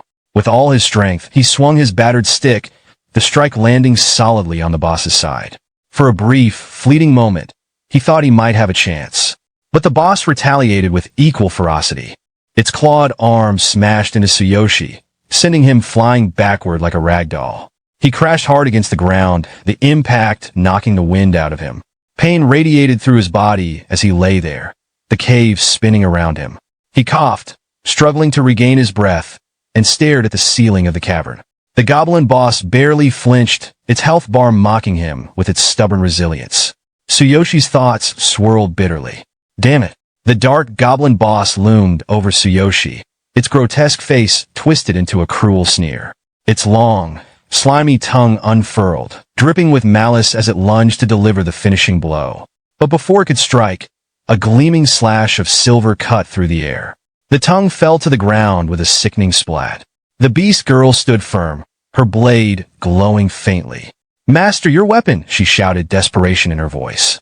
Tsuyoshi lay motionless for a moment, his battered body trembling as he forced himself to rise. Blood trickled from the corner of his mouth, but his eyes burned with unyielding fury. "The one who took my father and mother. The enemy of Karina. No, I refuse to be killed by the likes of you." Suddenly, his eyes flashed with an intense yellow glow, illuminating the cavern. System notification. Ultimate physique activated. Complete. In an instant, Tsuyoshi's body began to transform. His muscles expanded, surging with energy, his form now resembling that of a world-class bodybuilder sculpted from stone. Power coursed through every fiber of his being, the sheer intensity radiating off him like a blazing inferno. He clenched his fists, his voice thunderous as it echoed through the cave. "If I don't have a weapon..." He stepped forward, his gaze locked on the monster. "Then my body will be the weapon." System notification. Enhancement focused on right hand. Immense strain detected. Caution advised. The warning flashed in his mind, but Tsuyoshi brushed it aside, his focus absolute. He charged forward, the ground cracking beneath his feet from the sheer force of his movement. With a mighty roar, he swung his empowered fist, all his rage and determination channeled into the blow. His punch collided with the dark goblin boss, and for a moment, time seemed to freeze. The impact unleashed a devastating shockwave, obliterating the boss in an instant. Ash scattered through the air like smoke, the monstrous figure erased from existence. Breathing heavily, Tsuyoshi stood amidst the destruction, cradling his throbbing right hand. His body ached, and his heart raced, but his resolve burned brighter than ever. He glared at the ground where the monster once stood, his voice low but resolute. "I will kill all the darkness," he vowed, each word dripping with conviction. System notification. Level up. Level. For occupation. Warrior weapon. None skills. None replicate skill. Heaven shaker as the adrenaline drained from his body. Tsuyoshi glanced down at his trembling right hand, a smirk tugging at the corner of his lips despite the searing pain. "Even my own body can't keep up with this power," he thought, a mix of pride and self-awareness flickering in his expression. The beast girl rushed to his side, her voice thick with concern. "Master, your arm, it looks terrible." He tried to wave her off, but winced as sharp pain shot up his arm. Glowing text flickered in his vision, an ominous reminder of his overzealous actions. System notification. Warning. Severe injury detected in the right hand. Immediate treatment required to prevent necrosis. Energy output exceeded the hand's physical limits. Future strengthening adjustments are recommended. Clutching his throbbing arm, Tsuyoshi muttered hoarsely, "It hurts," before his knees buckled. His vision blurred, and he collapsed forward, fainting straight into the beast girl's chest. She gasped, catching him with surprising strength. Her voice trembled as she cradled him. "Mustard? Hung on? Don't give up!" Frantically, she rummaged through her satchel, pulling out a small vial filled with a shimmering green liquid. An hour passed. The dim cave now seemed oddly serene, with two bats, one white and one black, fluttering playfully above. Tsuyoshi's eyes snapped open, a spark of vitality returning to them. He groaned as he sat up, flexing his fingers cautiously. "Oh, I feel so much better already," he exclaimed, examining his hand. The beast girl beamed, relief washing over her. "The medicine worked? Thank goodness." Tsuyoshi inspected his arm closely. Though still tender, it was no longer swollen or burning. His thoughts turned curious.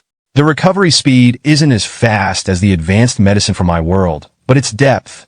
This elixir clearly taps into ancient, intricate healing methods. Feeling a sudden surge of energy, Tsuyoshi jumped to his feet. Striking a dramatic bodybuilder pose, he exclaimed, "I'm stronger than ever." The beast girl clapped her hands, her eyes sparkling. "Amazing, master. You're incredible." Still grinning, Tsuyoshi's mood shifted as something dawned on him. "Wait, the reward. We almost forgot about the treasure." The beast girl giggled, patting her satchel. "It's what we came here for, right? Let's go claim it." As they made their way deeper into the cavern, a soft glow caught Tsuyoshi's eye. A treasure chest, ornate and shining, rested in the center of the chamber. Just as they approached, another notification appeared before him. System notification. Notice. Achievement unlocked. Fastest time to defeat the goblin boss of this cave. Reward classification upgraded from partial reward to set reward. The beast girl pointed to the chest, glowing ominously in the corner, her voice filled with awe. "There it is, master. The treasure chest. It's a darkness treasure chest." Tsuyoshi's heart pounded as he approached it, his steps quickening. Darkness treasures. Items like these are almost mythical. Even in my original world, they were the stuff of legends. His hands quivered with anticipation, his excitement lighting up his face. All my battles, all that pain, it's all worth it for this moment. With a deep breath, he opened the chest. Inside lay a gleaming, intricately designed set of armor, radiating a faint, otherworldly glow. System notification. Notice. You have received the Dark Goblin set. The beast girl leaned closer, her eyes widening. "Incredible. Master, this is such a rare find. This armor will definitely come in handy." But Tsuyoshi's enthusiasm was suddenly replaced by a look of concern. He quickly closed the chest, his mind racing. "Wait, my inventory only has one free slot left. If I store the entire set, will it count as a single item or separate pieces?" As if reading his thoughts, a notification appeared before him. "Do you want to save the item in your inventory?" Hesitating for a moment, he finally selected yes. To his amazement, the entire armor set compactly fit into the single slot, leaving the remaining space untouched. System notification. The Dark Goblin set has been added to your inventory. You can retrieve it at your own will. A mischievous chuckle escaped Tsuyoshi's lips, his grin spreading wide. "What a steal! I can't believe I got away with that." The beast girl tilted her head curiously. "Master, why are you smiling like that?" Snapping back to reality, Tsuyoshi waved off her concern. "Oh, it's nothing. I was just appreciating how efficient the system is." Then a thought struck him. "By the way, can you sew?" The beast girl's ears perked up, and her smile brightened. "Of course. I've been sewing my own clothes since I was a child. I even carry a sewing kit with me." Later, under the soft, silvery glow of the moonlight, the two sat side by side on a grassy hill. The serene blue hues of the night sky painted a tranquil backdrop, as if the world itself had paused to savor the moment. The beast girl carefully mended a small tear in her cloak while Tsuyoshi leaned back, gazing at the stars. The atmosphere felt almost surreal, like a scene from a romantic painting. The beast girl held up the vest she had sewn, her eyes gleaming with anticipation. "Master, it's done. Is this good enough?" Her voice trembled slightly, a mix of pride and uncertainty. Tsuyoshi's eyes widened in genuine awe as he took the vest. Thank you. He slipped it on and marveled at the craftsmanship, his voice filled with admiration. Wow, you're so skilled. Her smile stretched across her face, the corners of her lips quivering with pride. I'm glad to be of service, she said softly, her heart swelling with warmth from his praise. A quiet sense of satisfaction washed over Tsuyoshi as he thought to himself. Now that I've leveled up and got my gear, it's time to head back. He stood up, stretching, the weight of their journey pressing down on him. We should settle down for tonight to rest and recover. The beast girl nodded with a silent understanding, her eyes softening. Yes, let's go. Back in his apartment in the real world, Tsuyoshi collapsed onto his bed with a relieved sigh, his body sinking into the mattress. Phew, finally back. He stared at the ceiling, his mind drifting to the beast girl. Her face lingered in his thoughts, and he could still feel the weight of their shared experiences. After wandering with her, we finally found a place to rest. I had to wait until she fell asleep before slipping away this time. I really scored a ton of great stuff. He sighed, the weight of his journey settling on his chest. Rolling onto his side, his thoughts deepened. I can't stop the flow of time in that world forever. I'd better get some sleep. Tomorrow, we're heading into a new cave. The thought of what lay ahead was both thrilling and daunting. The next morning, a notification blinked before him, its sudden appearance pulling him from his thoughts. System notification. The Dark Goblin set is in your inventory. Would you like to equip it? Without a second thought, Tsuyoshi clicked yes, his excitement bubbling up inside him. System notification. You have equipped the Dark Goblin set. Special skill unlocked. Roaring Tentacles. Activating this skill emits a scream that stuns low-grade enemies within earshot while transforming your hand into a phantom tentacle that deals lethal damage. Tsuyoshi stared at his reflection in the mirror, his breath catching in his throat. The armor transformed him, making him look like a character from a game, a boss monster ready to strike. He couldn't help but grin, his voice full of exhilaration. Awesome. It even has a special skill. This is going to be fun. But then a shadow of doubt crept in. Wait, if I walk around in this gear, I'm definitely going to attract unwanted attention. Heroes here are known to kill others for rare equipment. He furrowed his brow and scrolled through the system, contemplating his next move. Another notification popped up, drawing his focus. System notification. Equipment effect. Conceal. This feature disguises your gear as regular clothes. Do you want to activate it? Perfect, Tsuyoshi muttered, his fingers trembling slightly as he clicked yes. The Dark Goblin set vanished in an instant, replaced by simple, everyday clothing. He glanced down at himself, the new outfit fitting comfortably, but his mind was still racing. Grinning, he straightened his shirt, trying to shake off the lingering unease. There are still a few minutes before the meeting.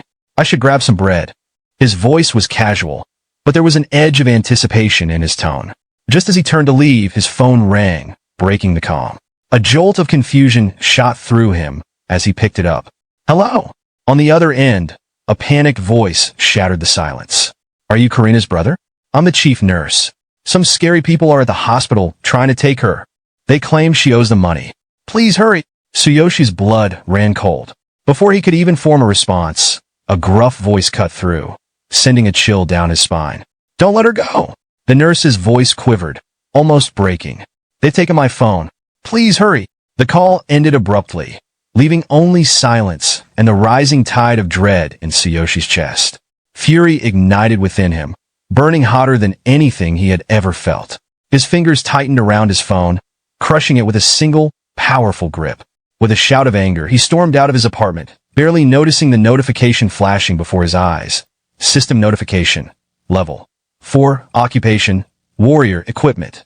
Dark Goblin set. Special skill. Roaring Tentacles. Weapon. None. Skills. None. Replicate skill. Heaven Shaker. He barely registered it as his thoughts were consumed with Karina's safety. The image of her frightened, helpless, tore at him. He had to get to her. Now. At the hospital, Karina was on her knees, her voice breaking with desperation. Please wait for my brother. Stop this. What do you want from me? Her words were pleading, but the terror in her eyes was unmistakable. The lead loan shark, a burly man whose appearance screamed trouble, sneered down at her. Your brother borrowed money and didn't pay it back. The contract's clear. We're taking you as collateral. His words were sharp, calculated, and laced with menace. Karina's voice cracked as she protested. My brother would never sign such a contract. You tricked him. The loan shark's grin widened, and his eyes gleamed with dark amusement as he processed the situation. The young boss has a thing for this girl. A beauty like her would fetch a fortune on the black market. His thoughts were cruel, calculating. That fool didn't even read the fine print. He grabbed her chin roughly, forcing her to meet his gaze. Your brother's payments barely cover the interest. He'll never pay off the capital. But if you come with us quietly, we might go easy on you. His hand tightened painfully on her face, and he leaned in closer, his breath foul. His grin twisted into something sadistic, a predator sizing up its prey. If you refuse, though, no hard feelings. Suddenly, the room's door exploded inward with a deafening crash, as if the very air itself had shattered. There, standing in the doorway, his eyes blazing with an intensity that could set the world aflame, was Tsuyoshi. His voice, cold as ice, rang out, sending a ripple of fear through the loan sharks. Who dares? The room fell into an eerie silence as Tsuyoshi's gaze locked onto the man who had dared threaten his sister. The air thickened with menace, the tension palpable. His voice, low and dripping with a promise of violence, reverberated through the room like the growl of a caged beast. Brace yourself. Tsuyoshi kicked the hospital door open with the force of a superhero who's way overqualified for this situation. The system chimed in with a new notification because apparently drama triggers updates. Level 4. Occupation, Warrior. Equipment, Dark Goblin set. Special skill, Roaring Tentacles. Weapon none. Replicate skill. Heaven Shaker. The room, previously noisy with bad villain dialogue, suddenly went dead silent. Tsuyoshi's sister, sitting in a wheelchair, yelled, "Brother!" like they were shooting a soap opera. The gang leader, reclining like he was on vacation, turned and sneered. Well, look who decided to show up. He gave off the vibe of a guy who spent way too much time practicing comebacks in the mirror. With the confidence of a third-rate villain straight out of a bargain bin action movie, he smirked. Why so angry? Isn't this what we agreed on? I mean, you don't even need a crippled sister like her, right? He didn't get to finish that sentence. Why, you ask? Because Tsuyoshi, fueled by rage and zero chill, moved faster than Wi-Fi at Grandma's house, and bam. His foot connected with the leader's face, so hard it probably sent a memo to his ancestors. The poor guy's teeth went airborne like confetti at a cheap party, and his body did an Olympic-level spin before crashing to the ground. Cue another system notification. Strongest body part unlocked. Legs, speed, and power increased. Tsuyoshi's eyes glowed an ominous red, like he'd just unlocked his inner anime protagonist. One of the gang members, clearly the team clown, decided to try his luck and threw a punch. Big mistake. Tsuyoshi met the punch with his own, and the guy's hand didn't just lose, it straight up disintegrated. Now he was sitting on the ground, cradling his broken hand like baby, trembling like someone who just found out they owe the IRS. The gang leader, groaning, managed to spit out some nonsense. Nobody defies the Blue Snake Gang. You're dead meat. He whipped out a gun, aiming straight at Tsuyoshi. Let's see you survive this. He fired, and the bullet zoomed through the air. But Tsuyoshi casually caught the bullet with his bare hand, like it was no big deal. The room went silent again, except for the collective sound of jaws hitting the floor. He caught a bullet with his hand? One of the gangsters screamed, probably reconsidering every decision that led him to this moment. Impossible, another stammered, looking like he'd just seen Bigfoot riding a unicorn. Tsuyoshi, unfazed, let the bullet drop from his hand and walked toward them, his face an intimidating blend of fury and "I don't have time for this." His system chimed again, because of course it did. Strongest body part unlocked. Hands, immune to ordinary weapons. The remaining gangsters huddled together, trembling like kids caught stealing cookies. Hero. One of them stuttered because apparently they just realized they were in a superhero movie, not a gang thriller. Moments later, the nurse who'd called Tsuyoshi earlier arrived with security. There are loan sharks harassing a patient and her brother. Hurry, she yelled as she pushed the door open. Inside, she froze. The once feared gangsters were now huddled in a pathetic pile, covered in bruises, their leader looking like he'd just lost a wrestling match with a blender. Forcing a smile, the leader stammered, "Mr. Tsuyoshi, please pay me back in one lump sum as soon as possible. If you delay repayment, our young boss, who is also a hero, might not keep quiet. Well then, if you LOL, excuse me. I'm sorry for interrupting you today." He bowed so low it looked like he was auditioning for a yoga class. The gangsters all joined in, waving their hands in a weird, synchronized Buddha peace gesture. "We'll be leaving now," they said in unison before scrambling out the door like cockroaches when the lights come on. The nurse, still standing there, looked at Tsuyoshi and then at the gangsters fleeing for their lives. As the lone shark leader shuffled away from the hospital room, bruised and beaten, he muttered to himself, "The boy's become a hero. Damn it. I've got to report this to the boss, or his plan to take the sister will go down the drain." Then, as if the universe wanted to spice things up, a notification popped up in the leader's mind. Blue Shark Gang Boss. Level 10. Occupation: Warrior Tank. Combat Power: 2,300. But between you and me, notification wasn't even linked to Tsuyoshi. He smirked darkly. "The boss is level 10. That kid's just a trainee. He doesn't stand a chance. We'll crush him like a mosquito." Meanwhile, inside the hospital room, Tsuyoshi's sister, Karina, stared at him in confusion. "They left?" she asked, her voice full of disbelief. Tsuyoshi, holding a white cloth like he'd just come from a failed magic show, sighed. "Yeah, Karina. Sorry I haven't been able to visit you as much as I wanted." He stepped closer and knelt slightly. "They're right, though. If we don't pay them soon, the blue sharks will be back. I've been racking my brain trying to figure out how to repay them, but I've got nothing. Zero. So don't worry about it, okay?" Karina, with a faint smile, looked at him and said, "You really became a hero." Tsuyoshi awkwardly scratched the back of his head, pulling out his hero ID like it was a golden ticket to the chocolate factory. "Well, sort of. I'm still an intern. I'll be officially recognized after I pass the cave trial today."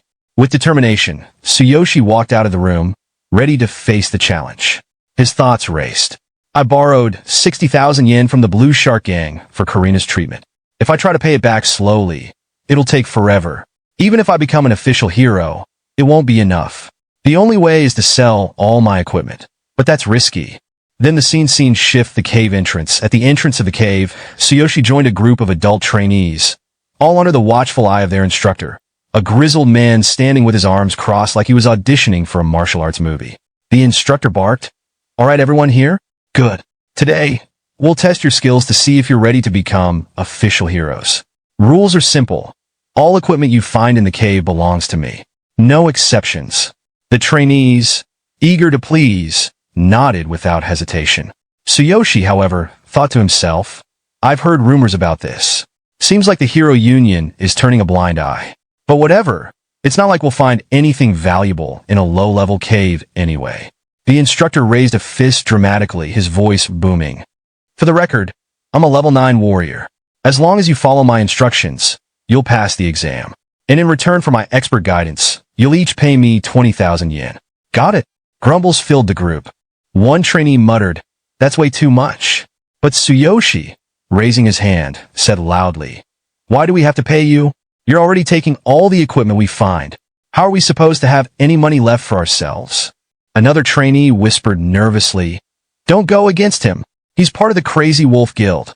Tsuyoshi's eyes narrowed. "Ah, so he's got backing. No wonder he's so shameless. But I'm not letting someone like him push people around. Even if it costs me everything, I won't support someone who helps the strong crush the weak." The instructor, now visibly irritated, retorted, "If you're too broke to pay, sign up for the solo test instead." He smirked, thinking, this kid's an idiot. Provoking me? Let's see him survive a solo trial. No one ever does. The trainees panicked. "A solo test? Isn't that suicide?" one whispered. "Even the strongest heroes avoid that," another added. Yet Tsuyoshi, undeterred, crossed his arms confidently. "So, I can sign up for a solo test? Perfect. That works for me." In the middle of forest in front of solo test entrance and cave, a spectacled official, looking like an overworked accountant, adjusted his glasses nervously as he processed Tsuyoshi's solo test application. "Are you serious?" the man asked. "Do you know what you're signing up for?" Tsuyoshi nodded firmly. "I'm sure. Please proceed." The official hesitated. No one has ever passed the solo test, not even the top heroes. It's practically a death sentence for a trainee.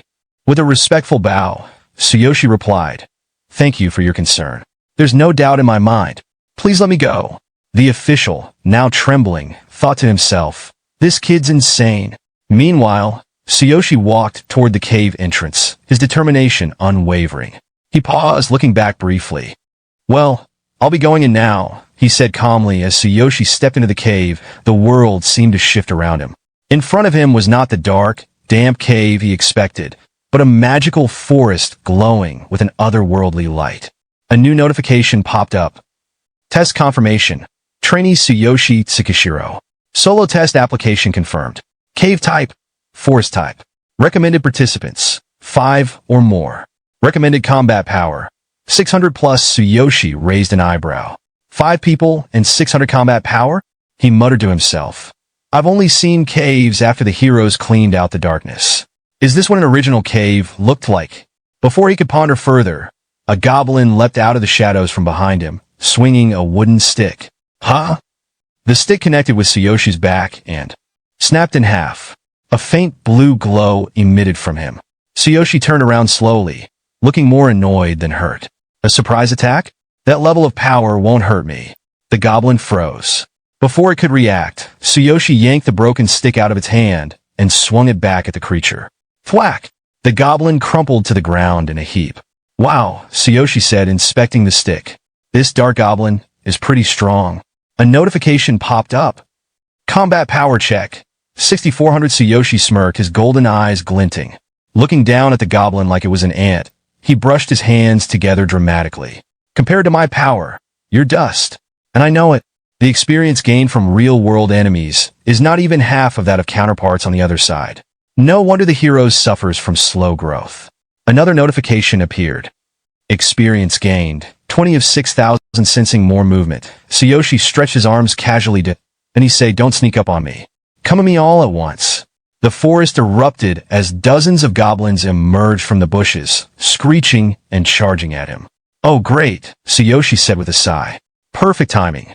Without hesitation, he activated his dark goblin armor. The suit pulsed, and black tentacles erupted, striking down the goblins like they owed him money. Roaring tentacles, Tsuyoshi yelled, a wide grin on his face. Come on, form a line. Everyone gets a turn. Outside the cave, the bespectacled official stared at his iPad nervously, beads of sweat rolling down his face. Muttering to himself, he said, almost an hour. No one's ever lasted this long. Is he fearless? Or just crazy? I mean, who signs up for the solo test willingly? The union was going to cancel this thing next week, and now I'm stuck writing another obituary. Suddenly, the device beeped loudly, and a new notification appeared. Solo test results uploaded. Candidate Tsuyoshi Tsukishiro passed. The man's jaw dropped. He passed. At the cave exit, Tsuyoshi walked out of the cave casually, brushing off dirt from his darkest body, as if he'd just finished a stroll in the park. A new notification popped up. Level 4. Occupation, Warrior. Equipment, Dark Goblin set. Special skill, Roaring Tentacles. Weapon none. Skill none. Replicated skill, Heaven Shaker. Combat value, 6,400. Looking around, Tsuyoshi asked, excuse me, is there a place nearby where I can wash up?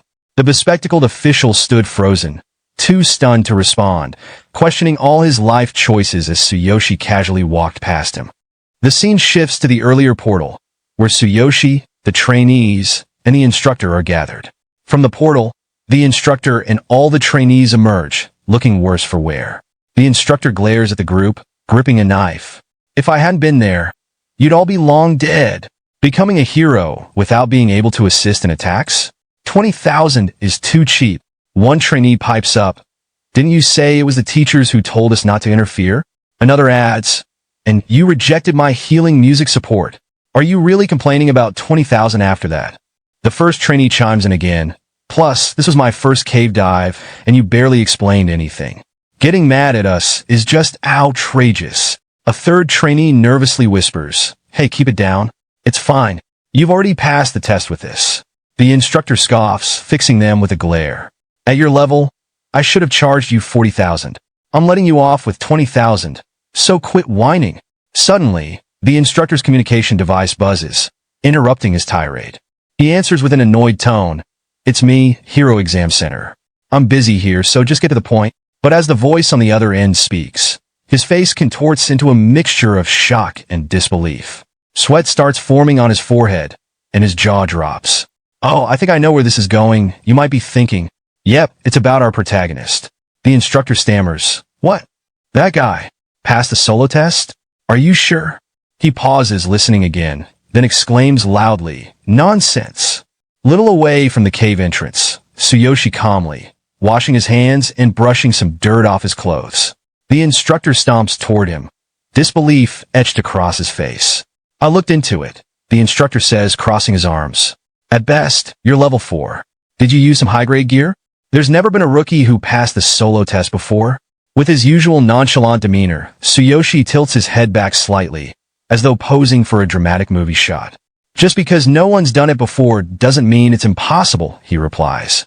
Maybe I was motivated by the thought of saving 20,000. The instructor snaps, grabbing Tsuyoshi's shirt. Are you mocking me? Answer before you regret it. I'm a member of the Lazy Wolf Guild. Unmoved, Tsuyoshi deadpants, level 9. Combat power of 1,200. Doesn't seem like a significant guild to me. The instructor's face flushes with anger as he activates his power. His fist glows with golden light. Who do you think you are? How dare you insult me? He launches a punch, but Tsuyoshi easily catches it midair. Unbothered, he remarks, planning to beat me to death with your level 9 fist? The instructor freezes, shocked. His thoughts race. This power. At level 4? Flustered, he pulls his hand back and shouts, You! Drawing a dagger from his back, he lunges again. Tsuyoshi steps aside and mutters, Wait a minute. The instructor slashes at him, but the blade shatters on impact with Tsuyoshi's dark goblin armor. The instructor stares at the broken blade, sweat trickling down his face. It's broken, he gasps. It didn't even feel like a body. His eyes narrow, suspiciously. You're hiding some kind of high-grade equipment, aren't you? Tsuyoshi thinks to himself, accidentally showing my abilities like this. It'll be trouble if people find out my secrets. The instructor lets out an evil laugh, sounding like a third-rate villain. What are you hiding? It must be something good. Did you find it in the cave? Or did you steal it?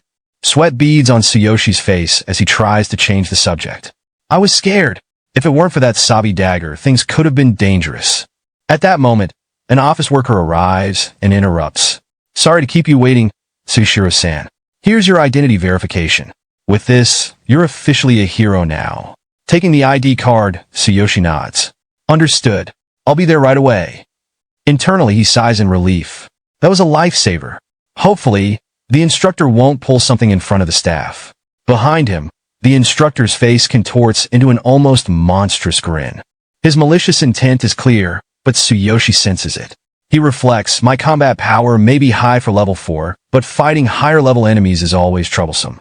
Later that night in Tsuyoshi's apartment, lying on his bed, Tsuyoshi recalls the earlier events. He thinks I seem to have drawn attention from Gaia. There are no beast-eared girls in this world, but my level is too low to risk attracting more attention. However, unbeknownst to him, 2 suspicious figures are lurking outside his door. One of them, holding a glowing magic staff, whispers, This is the place, right? The other nods, his voice raspy. Yeah, break the door, use magic to paralyze him, and we'll knock him out. Then, we take everything. The ugliest instructor in history steps into view, his sinister grin exposing a long, snake-like tongue. Clutching a new blade to replace his earlier broken one, he chuckles darkly. We'll split the treasure later. No noise. Don't alert the neighbors. The magician begins chanting softly, his staff emitting a faint glow. Get ready. I'll break the seal first. Then we'll go in quietly. But before the lock can be undone, the door bursts open with a thunderous crash, catching all 3 intruders off guard. Standing in the doorway is Tsuyoshi, his eyes glowing an intense red, veins pulsing on his face. In his hand, he grips a wooden stick tightly. Tsuyoshi snarls, Daipo. You're quick, aren't you? The magician, recovering from being knocked down by the door, waves his staff. I'll take you down, he yells, casting a spell. Tsuyoshi lunges forward, activating Heaven Shaker. The impact knocks the magician off balance, but Tsuyoshi frowns, thinking, even a level 10 mage with 3,500 combat power. The level difference is 6 stages. Fighting head-on is risky. He glances at Daipo, assessing the situation. Combat power is only one part of the equation. My 6,400 should give me an edge, but at level 4, the gap is dangerous. If the difference is within 2 levels, I can handle it. But against opponents this far ahead, The system punishes low-level fighters by reducing their damage output. Let me break it down for you in simpler terms. Imagine a level 3 warrior going up against a level 72 boss. Even if the boss is weak, your attacks would barely leave a scratch, while one hit from the boss could completely wipe you out. That's the power of level difference. It's not just about strength. It's a systematic imbalance that favors the higher level. Turning back to the instructor, Tsuyoshi considers his options. Should I run and rely on my equipment? But if I fail, it'll be instant defeat. Suddenly, the magician stands again, his cloak slightly torn, his face fully revealed. He's a bald man, and you and I are thinking the same thing. This baldy doesn't look intimidating at all. But the magician doesn't share our amusement. Clutching his scratched cloak, he yells, "I'm glad I reinforced the defense of this cloak.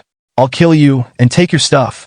He thrusts his staff forward, activating Flame Jet, a stream of fire barreling towards Tsuyoshi. Dodging the attack, Tsuyoshi narrows his eyes, his thoughts racing. This Dark Goblin set is great against physical attacks, but it's useless against magic. Fighting goblins in a cave was one thing. This is on another level. He grits his teeth, running toward the other side of the room. I need to escape. If I fight them head-on, I'll lose. Seeing Tsuyoshi make a break for it, the magician shouts, "Chase after him!" And they charge forward, determined to claim their prize. As our protagonist dashes away from the two villains, he leaps off the side of a building, calculating mid-air. Focus the body enhancement on both legs. With the Dark Goblin set's defense, I should be able to handle the landing. He activates his ultimate physique, and a notification flashes before him. Ultimate physique.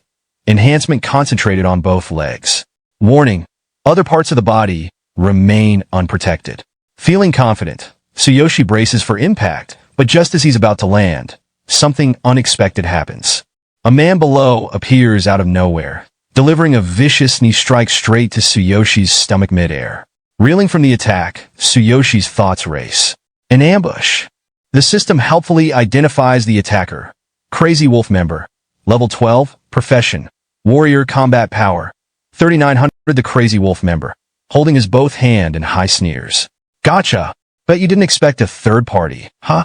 With both hands, the man slams Tsuyoshi to the ground, creating a crater upon impact. "It's a waste for someone like you to even try," the man says, looking down smugly.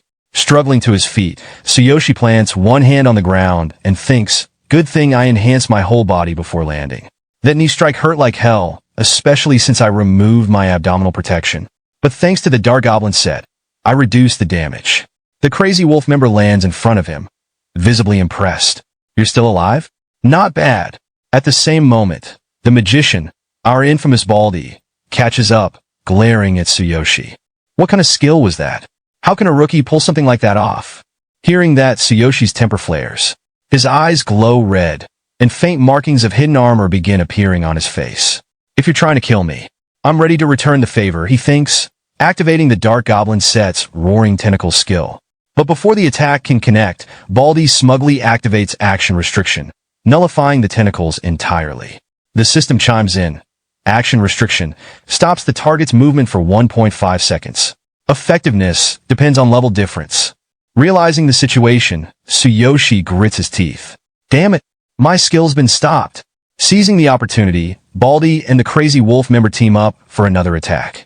Baldy chuckles. "For you to have such rare equipment at this level, it must be worth a fortune." The Crazy Wolf member, now dubbed Musclehead, grins. "I bet your goal is the loot, huh? Let's split it after we finish him off." But just as things seem grim, Tsuyoshi's luck takes a sudden turn. A new notification pops up. Notice. Cooldown for the Ring of Boundless has ended. Boundless skill can now be activated. Tsuyoshi's eyes widen in relief. "Heaven save me," he thinks as he activates the ring's skill, opening a portal beneath him.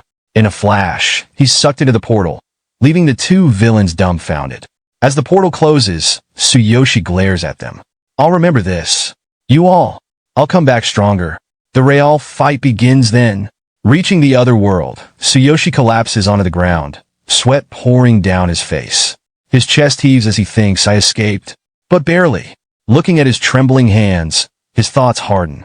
"This time, I need to level up and learn real skills. I relied too much on my equipment. If I don't have the strength to back it up, everything can be taken away." Determined, he clenches his fists. "My future. It's in my own hands." But then, As he turns his head to survey his surroundings, he freezes mid-thought.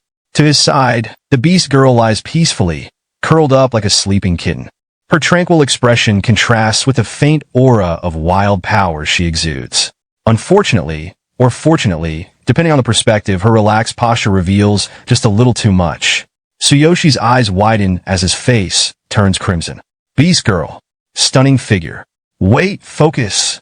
Yet, despite his internal struggle, a single thought escapes his mind as his nose starts bleeding profusely. Right. It's still time to rest here. And guys, after seeing the sleeping girl, what do you think? I mean, have you ever seen a body like that? Seriously, she's officially my virtual crush. And seeing the beast girl, well, our protagonist wasn't immune to the same reaction we all might have. As he took in her stunning figure, he thought the scent of cherry blossoms. She always smells like cherry blossoms. But then his little guy had a mind of its own, and things started to escalate. His thoughts? If I don't take action now, am I even a man? Just as he was about to lose himself in the moment, a new system notification snapped him out of his daydream. System alert.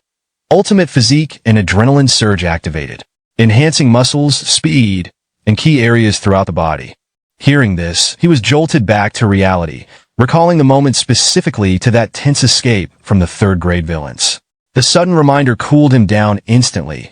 The memory doused his fiery thoughts, and soon enough his little guy calmed down. Kneeling like a defeated man, he muttered to himself, No, this isn't the time for that. I need to overcome the crisis back in my world first. I need to focus on leveling up and acquiring skills. The next morning, the beast girl slowly woke up, stretching and letting out a soft yawn. She looked completely at ease, the morning light gently casting a glow over her features. I can't speak for everyone else, but for me, there's something oddly captivating about the way she yawns. It just adds to her charm. There was something undeniably captivating about the way she stretched, the way her body moved so naturally. Even the way she yawned made my heart race a bit. For now, let's get back to the story. Stretching lazily, she said, I slept really well for the first time in a while. As for our protagonist, he sat on a chair, dark circles under his eyes, clearly restless from lack of sleep. He let out a sigh and turned to the beast girl. Yeah, I slept really well too, he said, trying to sound casual. But, could you show me another piece of clothing? Then we can get going. The beast girl paused, a look of confusion crossing her face for a moment. She blinked, trying to process what he just said. Later in the middle of a forest, she said, to learn skills, she began, you need a skill scroll. A shortcut is to study at the Combat Academy. Our protagonist, walking with the beast girl, approached the towering gates of the Beastman Tribe Combat Academy. A burly guard standing at the entrance waved them down and sneered. Are you the human the Beast King has taken an interest in? Let me make this clear. There are conditions for enrollment. First, you must reach level 6. Second, you must pass the entrance exam. Right now, you're only level 4, so it's too early for you to even think about stepping inside. Hearing this, our protagonist sighed and muttered, what a hassle. The beast girl, noticing his disappointment, quickly chimed in, I'm sorry, master. I've been training in the cave for so long that I didn't think there would be such conditions. Looking at her, the protagonist softened his expression and replied, It's okay. I need to level up anyway. I'll come back later. Encouraged by his words, the beast girl smiled and said, Yes. In that case, you can try leveling up in the nearby low-level cave. It's not far from here. But before they could move, the guard interjected with a sneer. Filthy human. The beast tribes do not acknowledge your kind. If it weren't for the Beast King's command, you'd already be torn to shreds. Even if you somehow reach level 6, you'll never pass the exam. And dragging around this lowly mutt? What a perfect pair of losers. The beast girl's smile faded as her expression darkened. Thoughts raced through her mind. This is my fault. Master is so kind that I forgot my place. I'm just a burden to him. If I stay by his side, I'll only cause more trouble. I have to explain everything to him properly and say goodbye soon. Meanwhile, the protagonist's patience snapped.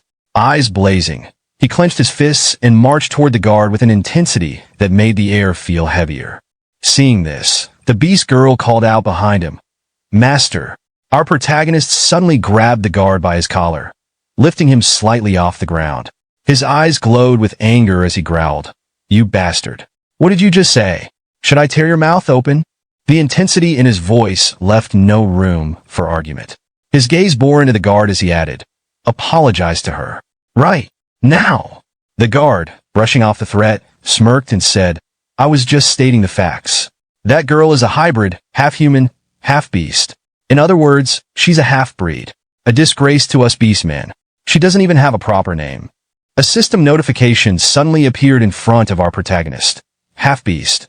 One who is not a pure beastman, generally regarded as a shameful existence by beastmen. Born of a human and a beastman, half-beasts are shunned for tainting bloodlines, rejected by both races, and rarely given names. Most live lonely, abandoned lives. As he read the notification, his mind flashed back to when he first met the beast girl. His eyes narrowed. So that's why her name didn't appear when I used the divine eye earlier. She didn't have one in the first place. When his focus returned to the guard, he noticed other beastmen armed with bows, arrows trained on him. The guard sneered. Don't get cocky just because the Beast King has taken an interest in you. If you disrespect a beastman warrior, I'll punish you. Equally, pass the exam, and maybe I'll consider apologizing to that girl. But we both know a human could never accomplish that. The word stung, and for a moment, our protagonist froze. From behind, the beast girl tugged on his sleeve and whispered, Master, you're absolutely right. There's no need to get involved because of someone like me. Her words made his chest tighten. He released the guard, his voice calm but firm. Sakura, he declared, looking at her. Her name is Sakura. Remember it. The beast girl's eyes widened in shock. Her mind raced. Sakura. Is that the name Master gave me? The guard snorted, but before he could respond, our protagonist turned and walked away. Remember what I said? He called over his shoulder. If I pass, you'll apologize properly. He gently placed a hand on the beast girl's shoulder and said, Let's go, Sakura. Time to level up. As they headed towards a nearby mountain, our protagonist spotted fox beastmen patrolling the area. His eyes gleamed with excitement. Fox beastmen? Rare. Let's level up with these guys. The beast girl hesitated before speaking. Master, she asked softly, why did you name me Sakura? He rubbed the back of his head awkwardly. You don't like it? I just named you on a whim. Her cheeks flushed as she waved her hands frantically. No, I like it. I love it, she exclaimed, then lowered her head shyly. I just want to know how you came up with it. Her curiosity made him even more flustered. Rubbing his cheek, he muttered, Well, it's a bit embarrassing, but you always have a faint scent of cherry blossoms, graceful and calm. I thought Sakura suited you, so I named you that. Sorry if I overstepped. Her eyes glistened with emotion as she suddenly hugged him from behind. Thank you, Master. I really love this name. He scratched his head awkwardly, a faint smile on his lips. You're welcome. Both of them stood at the entrance of a dark cave. The protagonist turned to the beast girl, a confident smile on his face. So, shall we get started, Sakura? She handed him a dagger, her tail swishing slightly as she asked, How does the dagger I bought earlier suit you? Holding the weapon in his hand, he examined it carefully. It's not a top-notch item, he said with a smirk, but it's much stronger than a goblin club. He lifted the dagger in front of him, excitement flashing in his eyes. Yeah, I'm satisfied. After lifting that hammer, any weapon feels light. Inside the cave, they encountered a group of beastmen with fox-like features. The air felt tense as they silently observed their intruders. The system notification popped up. Fox beastman, members of the fox tribe. They are quick and more intelligent than regular beastmen. Adventurers who underestimate them will regret it. Seeing this, the protagonist turned to Sakura. Sakura, stay in the back and teach me as usual. I want the experience, so don't interfere. Sakura gave him a slight pout, her ears drooping. Yes, you called my name, she said, her voice soft yet pleased. With the dagger firmly in his grip, the protagonist grinned. Let's go. Time to try out my new dagger. He launched himself at the nearest beastman. From behind, Sakura called out, Fox beastmen are nimble, so hold back on wide swings. As he struck at one of them, he thought to himself, they really are fast. In a split second, another beastman attacked from his blind spot. Instinctively, he activated his ultimate physique, raising his hand just in time. The beastman's weapon shattered on impact with his arm. The other beastmen froze, their confidence crumbling. The protagonist stared them down, his voice steady but menacing. With this level of combat power, you can't even scratch me. From a distance, Sakura watched in awe. Master's defense is incredible, she thought, her eyes sparkling. As expected of someone chosen by the Iron Hammer. Low-level enemies are no match for him. With this, I can level up quickly. Without pausing, the protagonist charged at the remaining Fox beastmen, taking them down one by one. His movements became sharper, his strikes more precise. Against agile enemies, speed matters more than power, he muttered, finally understanding their weakness. After clearing the area, he paused to examine his dagger, his breathing steady. Leveling up is fast in this world, he said to himself. There's no need to compete for resources, which means I can monopolize all the experience. But then, his expression darkened. He clenched the dagger, his mind replaying memories of past battles. Those three, he thought grimly, recalling the faces of the third-grade villains he faced in the real world. The level 9 instructor, the muscle-headed level 12 brute, and finally, the level 10 Baldy. He frowned, calculating his chances. Even with my high combat power, the level difference makes it impossible. Their skills and coordination are too much. I'm at a numerical disadvantage. His resolve hardened. I need to close the level gap and acquire more skills. There's no other way. And with that, the protagonist's expression hardened, his eyes gleaming with determination as he strode deeper into the cave. Let's level up to 6 all at once, Sakura, he declared firmly. I'll make that arrogant beastman bow his head. Behind him, Sakura's ears perked up, and her tail swayed with excitement. Clasping both hands close to her chest, she said with a bright voice, Yes, master. Her enthusiasm echoed in the cave as the two ventured further.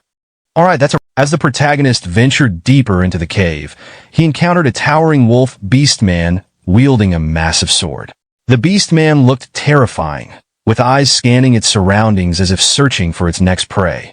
The protagonist, eyeing the beastman's enormous weapon, smirked and murmured to Sakura, I wonder if it'll drop that sword.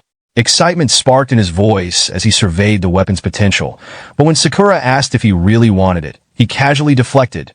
No, I was just curious. Does it really drop? Sakura, ever the enthusiastic guide, clasped her hands together and exclaimed, Yes. Most items drop after defeating enemies, but it depends on the party and the cave. The higher the item's quality, the lower the drop rate.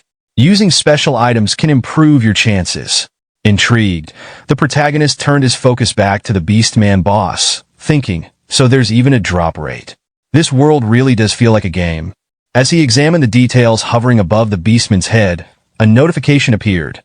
Dark Fox Beastman boss level. 7. Combat power. 1500 Black Cold Light Sword. Drop rate. 6%. The low percentage made him pause.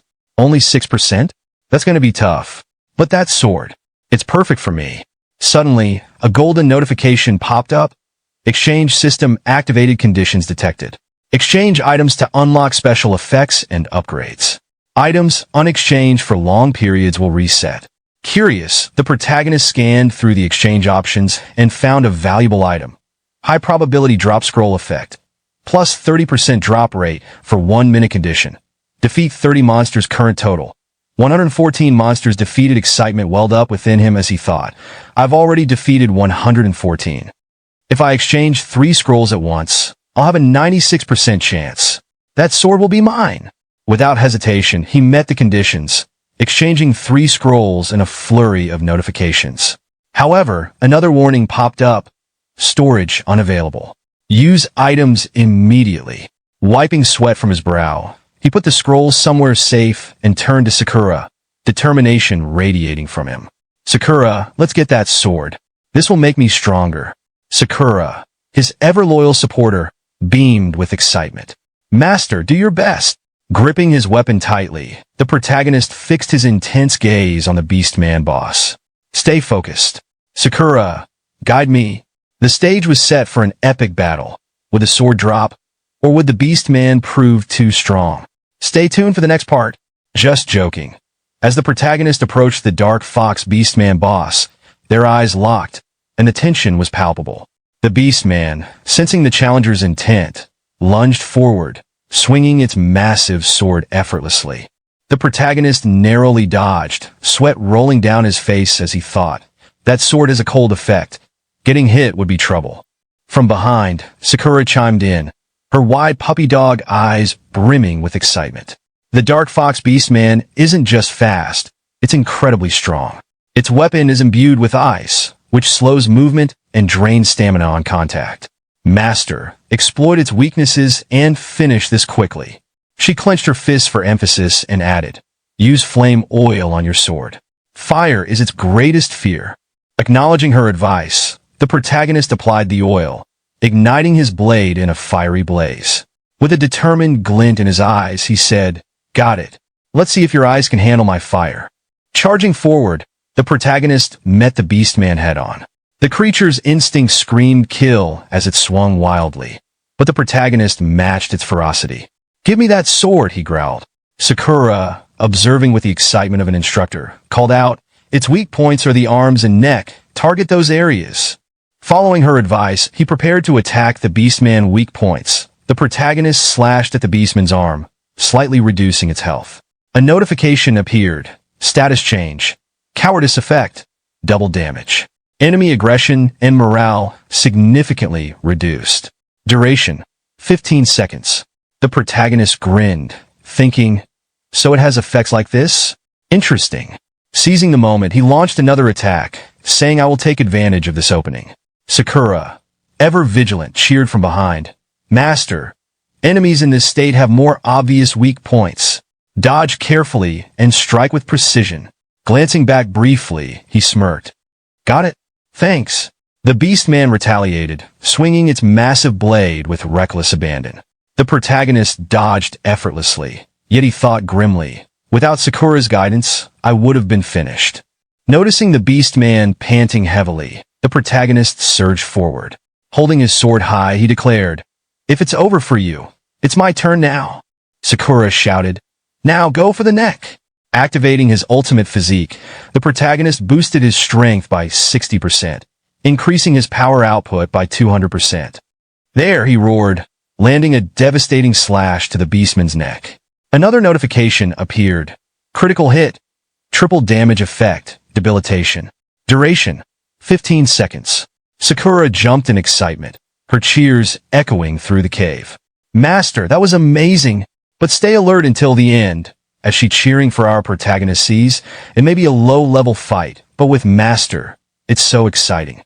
Hearing her encouragement, the protagonist leaped into the air, executing a flawless flip. This ends now, he declared, unleashing his Heaven Shikar technique to finish off the beastman. With a final blow, the Dark Fox beastman fell. Sakura, brimming with pride, jumped with excitement, her cheers as loud as her admiration. Master, that was incredible. When she cheering for our protagonist, I didn't notice anything bouncy, or maybe I was wrong, but if you guys notice anything, let me know in the comment. The protagonist wiped blood from his face, thinking, that was a satisfying fight. Holding the scroll, he activated it just in time as golden light enveloped his hand. He thinks I almost forgot to use the scrolls before it drops. Notification. High probability drop scroll activated. Drop rate increased to 96%. Duration, 1 minute. A brilliant golden light appeared in his hand, and as he hoped, the black cold light sword dropped alongside several notifications, plus 3,000 experience points. Current, 5,436,000. Dark Fox Beastman boss defeated. Item obtained. Black cold light sword.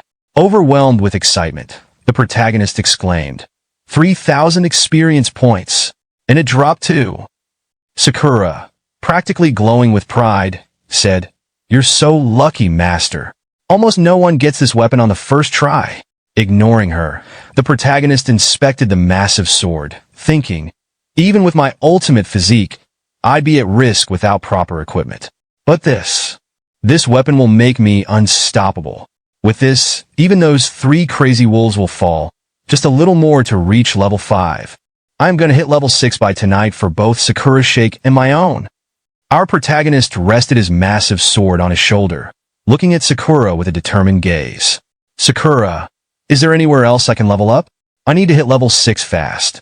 Sakura, the ever-enthusiastic fan, pointed a finger dramatically toward the sky. That's easy. Just use a reset scroll. As if on cue, the system chimed in explaining. Reset scroll shortens the respawn time for monsters in caves or dungeons. Effectiveness decreases in higher level or special areas? Sakura nodded, adding, since this is a low-level area, the monsters here will respawn quickly. Perfect for grinding. She rummaged through her bag and pulled out a scroll. I've got a few of them, which should be enough to reach level 6, but how about taking a break first? I also have healing potions. The protagonist raised an eyebrow, glancing at her overflowing inventory. Wow, Sakura, you've got everything, don't you? A short while later, outside the cave, Sakura held up the scroll. This should do it, she declared confidently as it disappeared from her hand. Notification. The reset scroll has been used. The cave has been reset. Grinning, the protagonist hoisted his sword over his shoulder and strode toward the cave. All right, I can't wait any longer. Sakura followed closely, gripping her hands tightly close to her chest. Inside the cave, the grind began. The protagonist tore through fox beastmen with ease. His new black cold light sword slowing enemies with its icy effects. This sword is impressive, he said after another swift victory. Its cold effect makes them sluggish. It's perfect for me. Sakura chimed in, some weapons have special effects and their strength varies. I'm sure you'll find even better ones in the future. As the protagonist dispatched yet another foe, his thoughts wandered. Speaking of powerful weapons, the Divine King Hammer, a beastman's secret weapon stored in the Divine Consciousness inventory. But right now, even if I forcefully use the ultimate physique, I can only manage 1 second at most. If I could use it properly, I'd be invincible. The beastman boss, watching from the shadows, began to tremble as the protagonist's onslaught continued. Seeing this, the protagonist smirked, his voice dripping with confidence. Hey, have you been well? I've defeated your minions and reached level 5. Let's do this. Using another reset scroll, he faced the boss again. I'm back, boss, he taunted. By the 4th round, he grinned cheekily. I missed you. On the 6th encounter, the Fox Beastman boss, overwhelmed and terrified, did something unexpected. It knelt on the ground and handed over its sword. Both the protagonist and Sakura froze in shock, unable to respond for a moment. Finally snapping out of it, the protagonist grinned slyly. Now that's the way. He finished the boss with one final blow, leveling up in the process. Notification. You have reached level 6. Black Cold Light, Sword Copied Skills. Heaven Shaker. Power. 8800. Wiping the blood from his face, the protagonist surveyed the defeated beastmen scattered around. I've replenished my stamina 6 times today. I must have collected the full Fox Beastman gear set by now. Finally, level 6. His eyes glowed with newfound confidence. Now I can take the trial. Just wait for me. The scene shifted to the entrance of the Beastman Combat Academy. 2 Beastman guards sat by a fire, chatting lazily. A human wants to take the trial after reaching level 6? What a fool, one said, scoffing. The other laughed. Even if he levels up, who knows when that'll be? Besides, only robust warriors can enter the Combat Academy. Their banter was interrupted by a calm, confident voice. Hey, who knows when? Too bad for you. I'm already level 6. From the shadows, the figures of the protagonist and Sakura appeared. The guards turned pale, their confidence crumbling. In no way. You leveled up twice in a single day? Emerging fully into the light, the protagonist was clad in the full wolf beastman armor set he'd earned. Resting his sword on his shoulder, he shot the guards a sharp glare. Go wake the examiner. I'm not waiting until tomorrow. And get ready to apologize to Sakura while you're at it. Alright, that's a wrap for in charge of the Beastman Warrior Academy admission test stormed out, looking half asleep and fully annoyed. What is this nonsense? I was just about to nap. A human trial? If you waste my time, prepare for the consequences. Tsuyoshi, standing unfazed, replied coolly, I meet the requirements. Is that the trial? Also, I want to choose a skill from the skill vault. Beside him, the beast girl, Sakura, silently observed him, her tail flicking ever so slightly. The orc sneered. You talk big. Just reaching level 6 doesn't mean you'll pass the trial. But before he could continue his rant, another tribesman whispered something in his ear. The orc's eyes widened in disbelief. What?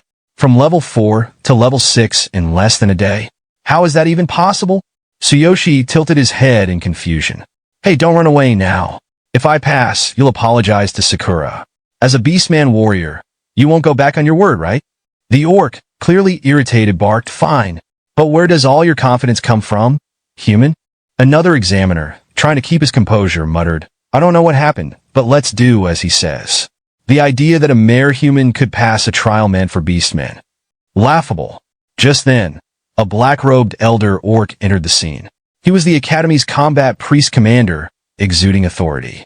If you've reached level 6, let's begin. Beastmen are a race of strength, and strength is the primary criteria for passing. If you succeed, you'll earn the right to use our skill vault. The commander gestured to a massive eye-stone tablet on the platform. The trial is simple. Crack the stone slab with a single punch. Pass, and the skill vault is yours. Tsuyoshi blinked. Crack it? That's all. The earlier orc snickered, thinking, the commander's using the outer stone? Even a level 10 warrior would struggle with that. Normally, we use regular stones. Let's see that confidence vanish. The system in Tsuyoshi's mind helpfully explained outer stone, a celestial rock used by beastmen to measure strength. Once feared as a bad omen, its hard metal content is now prized for crafting weapons. The commander smirked. It's easy for a beastman. All you have to do is crack it in one shot. I will show you how it's done. Easy, is it? Anyone below level 10 wouldn't even be able to scratch the outer stone? It's not hard if you were using a regular stone, but if it's a hated human, that's a different story. He think inwardly. He wound up and punched the stone with all his might, his muscles rippling. Even I, at level 20, need to give it my all, he think. A small crack appeared, and he turned to Tsuyoshi, puffing out his chest. That's how it's done. Let's see what you've got. Tsuyoshi strode toward the stone slab with unwavering confidence. All right, let's give it a shot, he said casually. Behind him, Sakura cheered, her voice brimming with excitement. Master, do your best. Facing the slab, Tsuyoshi thought to himself, leaving a mark should be easy. Thanks to my ultimate physique, I can push my power far beyond what's expected at my level. But just to be sure, let's fine-tune it for maximum impact. As he activated his power, lightning crackled around his right arm, and the system chimed in as usual. Ultimate physique. 50% of strength concentrated in the right arm. Tremendous power activated. The beastmen in the crowd exchanged skeptical glances. One of them scoffed. It might be easy for us beastmen, but a weak human can't even. His words were cut short as Tsuyoshi's fist connected with the slab. Boom! The impact sent shockwaves rippling through the area. The stone tablet didn't just crack, it shattered into pieces, scattering dust everywhere. The wind from the punch blew back the onlookers, leaving them stunned and speechless. Tsuyoshi blinked at the destruction, scratching the back of his head awkwardly. Oops, did I put too much force into it? He muttered, rubbing his hand. I was expecting something tougher. From behind, Sakura clasped her hands, her eyes sparkling with admiration. As expected, master. Now you can access the skill vault. The beastman who had insulted Tsuyoshi earlier and the academy examiner were frozen, their jaws practically on the ground. Did you see that? The beastman whispered. He shattered the outer stone in one blow. Impossible. The commander, equally shocked, muttered in disbelief. No one below level 10 could do that. And yet, Tsuyoshi, unfazed by the commotion, casually dusted off his hands and smirked. So, that counts as a pass, right? The examiner, now sweating nervously, pointed a shaky finger at Tsuyoshi. And no, you failed. I wasn't looking when you did it. I swear the crack must have been from my demonstration earlier. Why, yeah, that's it. The stone doesn't count. It's my power you borrowed. Tsuyoshi glanced at the sweating examiner, tilting his head in confusion. So, what's the plan for the trial now? The examiner, clearly panicking, shouted, We'll do it over. Next is the iron bar bending test. His mind flashed to the image of even high-level beastmen struggling with the iron bar, but he quickly puffed up his chest, looking confident. Iron bar bending is a strength measuring test. The participant must bend an extremely hard iron bar using brute force, like this. He grabbed an iron bar and thought to himself, this is no joke. Even for a beastman warrior, it takes explosive power to bend this. Moments later, Tsuyoshi casually bent the steel bar as if it were made of rubber. He tossed it aside, looking at the examiner with unimpressed eyes. How about now? The examiner, refusing to admit defeat, blurted, No, you failed. That iron bar isn't for testing. Then, regaining his fake confidence, he declared, We'll use the most primitive method, arm wrestling. If you can last 10 seconds against our strongest warrior, you pass. He smirked inwardly. This time it's different. Even I can't beat him. To his dismay, Tsuyoshi defeated the beastman warrior in an instant. The table didn't just break, it exploded from the impact of Tsuyoshi's strength. The examiner coughed up blood in shock. He didn't even last a second. Tsuyoshi glared at the examiner angrily, his tone commanding. I've already completed 3 trials. I passed this time, right? Both the examiner and the beastman warrior trembled in fear, sweat pouring down their faces. Oh, of course you pass, stammered the examiner. The other beastman muttered, what a terrifying human. Tsuyoshi gently took Sakura's hand and walked confidently toward the beastman. With a firm voice, he said, now, as promised, you will apologize to Sakura. The beastman scowled but, bound by his honor, muttered under his breath, damn it. Fine. A beastman warrior keeps his word. He bowed slightly, his pride clearly wounded, and said, I'm sorry. I apologize for what I said last time. Sakura's cheeks turned a soft pink as she brought her hand to her mouth, clearly flustered. I never expected this, she said in an awkward tone. I thought this kind of treatment was just normal. Please don't worry about it. Tsuyoshi turned to her with a calm but firm expression. Sakura, you don't need to be reserved. It's only right that he apologized. You should accept the apology with pride. Hearing those words, Sakura's face brightened with happiness. Her expression was almost glowing as she looked up at Tsuyoshi. Yes, master, she said softly, her voice filled with admiration. Turning back to the beastman, her confidence now shining through, Sakura said clearly, I accept your apology. Sometime later, the group stood before the skill vault entrance. The examiner pointed at the massive doors and said to Tsuyoshi, you may only take 1 skill scroll at a time when you enter. Tsuyoshi's expression twisted in disbelief. Only 1 at a time? That's ridiculous. The beastman, annoyed by Tsuyoshi's complaints, snapped. Did you think you could take whatever you wanted? The Combat Academy has strict rules. The examiner, ignoring the argument, gestured toward the vault. Once you're inside, you have 3 minutes to find a skill scroll you like. If you break the seal on a scroll within that time, it becomes yours.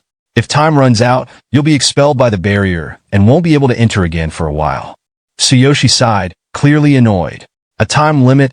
A seal? An expulsion? What's with all the rules? The examiner explained, his tone matter of fact. The Combat Academy is a significant place representing the region. High-level sorcerers and mages are invited to place seals and barriers to protect the vault. The system chimed in, explaining further, scroll seal. A magical seal that prevents the scroll from being used unless broken. Rules barrier. A barrier that enforces conditions, allowing or denying entry to living beings. Tsuyoshi scratched his neck, his expression a mix of confusion and irritation. This is more complicated than I expected. Sakura, ever the optimist, chimed in excitedly. That's right. I've heard of even stricter conditions at higher-level combat academies. The vault doors creaked open, and the examiner barked. If you understand, go in. Don't even think about stealing a skill. You'll be expelled immediately. Got it? You have 3 minutes to choose a scroll and get out. Inside the vault, Tsuyoshi's eyes sparkled as he took in the endless shelves of skill scrolls. Whoa! I see why they need magic to protect this place. With so many scrolls, I'd be tempted to steal some too, he joked, running around in excitement. Meanwhile, Sakura examined a scroll, murmuring to herself, this is my first time entering the skill vault. Each scroll is sealed, so I can't see what they are. But it feels like I could just break the seal with brute force. Tsuyoshi, on the other hand, grew serious as he scanned the scrolls. I was planning to use absolute duplication, but finding a really good skill is harder than I thought. He cringed, imagining something awkward. Using absolute duplication could get weird, especially with Sakura around.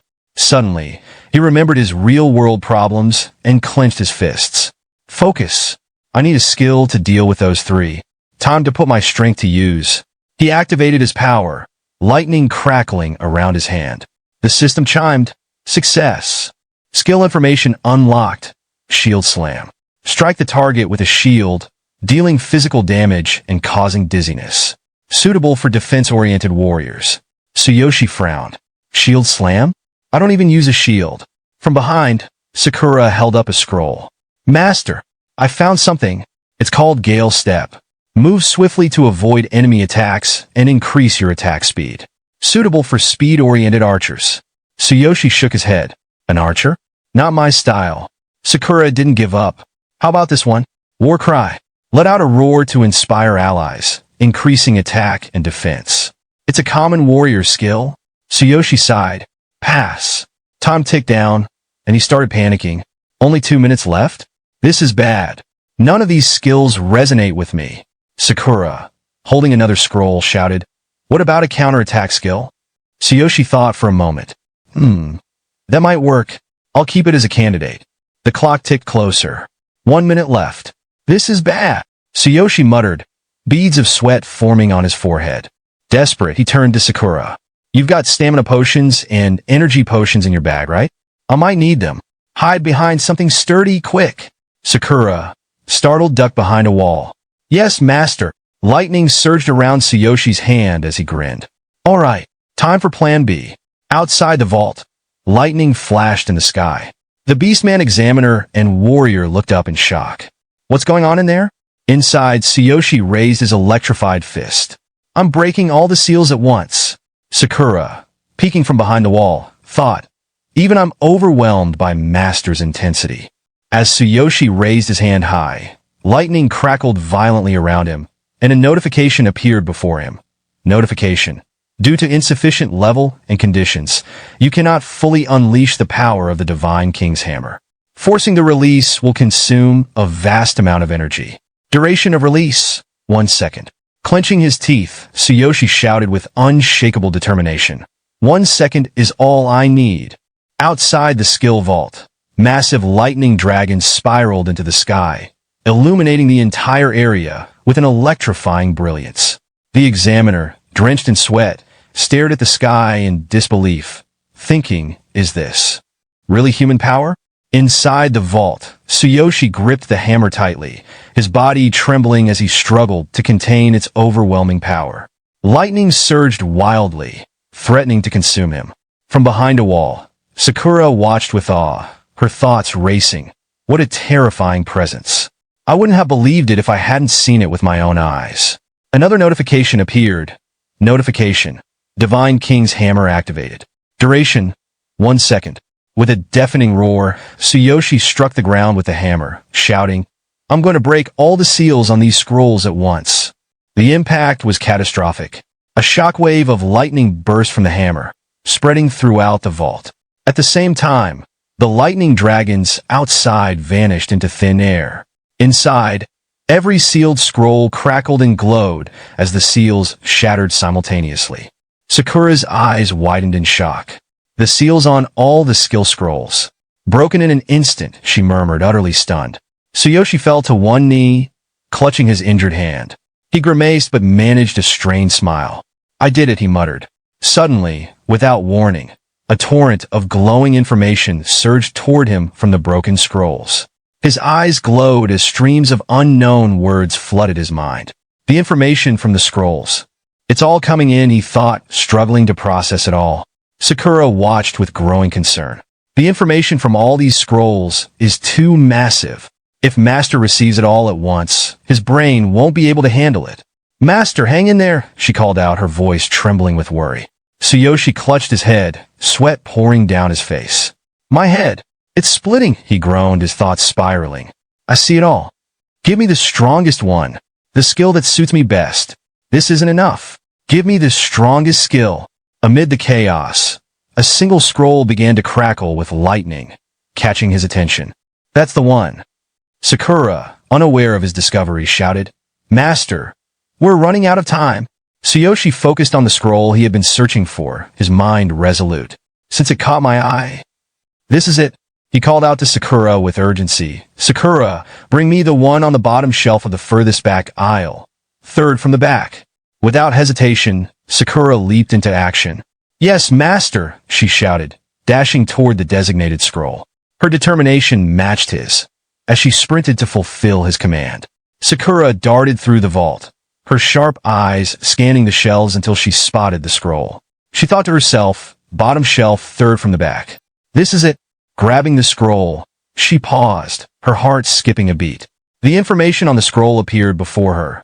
Fragmented scrolls that are incomplete due to missing pieces. Requires all fragments to unlock full potential. Fragmented scrolls have diminished power, making them unsuitable for learning. Her hands trembled slightly as she thought, a fragmented scroll? There must be some mistake. No one ever bothers with these. Despite her doubts, Sakura rushed back to Tsuyoshi. Master, are you sure about this? It's a fragmented scroll. We're out of time. Let's get out of here. But Tsuyoshi, his resolve unshaken, scooped Sakura into his arms with ease. I can manage a little more. I'll get us out myself. Meanwhile, outside the skill vault, the examiner stood anxiously. Wiping the sweat from his brow, he muttered, it's quiet now. Only 5 seconds left. Even if he hasn't chosen a scroll, the barrier will expel him once time is up. Suddenly, the doors of the vault creaked open with a loud crack, and smoke billowed out. From the haze, Tsuyoshi emerged, scroll in hand, his expression calm. Just in time, he said, his voice cutting through the tension. I'm done. The examiner's eyes widened in disbelief. You brought out a fragmented scroll? Before Tsuyoshi could respond, the scroll in his hand began to glow, and its information appeared before him. Thunder Chainfall, a powerful combat magic. Summons a potent electrical current that inflicts lightning damage. The attack arcs between 3 targets. Suitable for warriors and mages.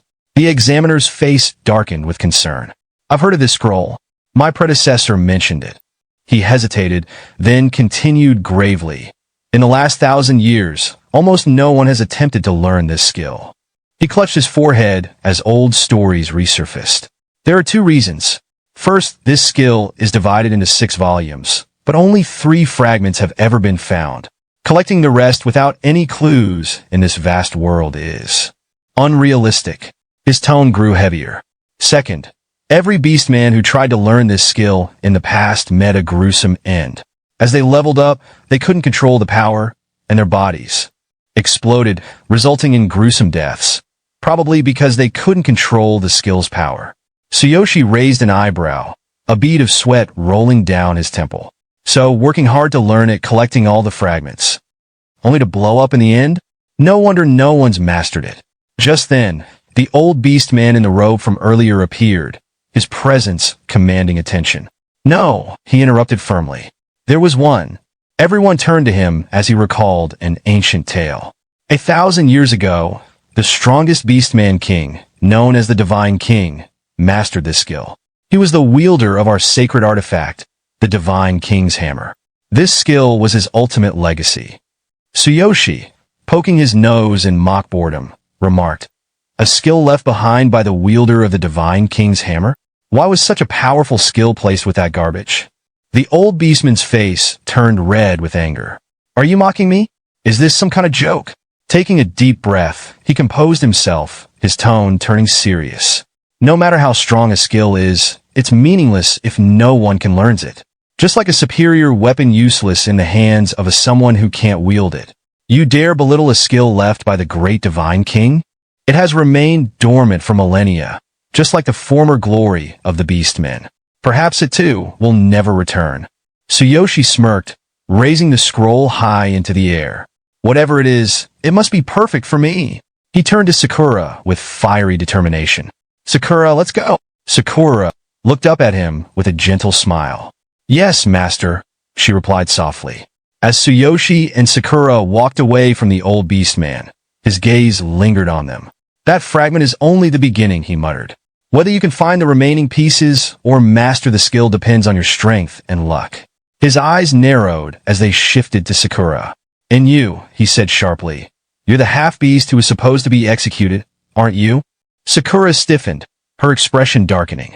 The old beastman's tone turned accusatory. How could you betray the beastmen like this? That human probably doesn't know your true identity yet. Do you plan to sacrifice him too? Sakura's eyes blazed with anger. This is none of your concern, she snapped, her voice cutting through the tension. The old beastman watched them leave, his expression unreadable. As their figures disappeared into the distance, he muttered to himself, I'll see how far you can go. Later, inside an inn, Tsuyoshi sat on a chair, carefully unwrapping the bandages from his hand. Sakura, Your healing potion is incredibly effective, he said with a grimace. But seriously, how the heck did you make something that tastes that bad? Sakura sat across from him, quietly lost in thought. Noticing her silence, Tsuyoshi raised an eyebrow. Sakura, you've been acting strange since we got back. Are you okay? Startled, she quickly looked up.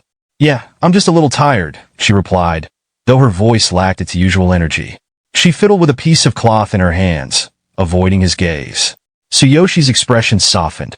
Sakura, I'm just curious. You were supposed to be executed, right? Was it just because of your background?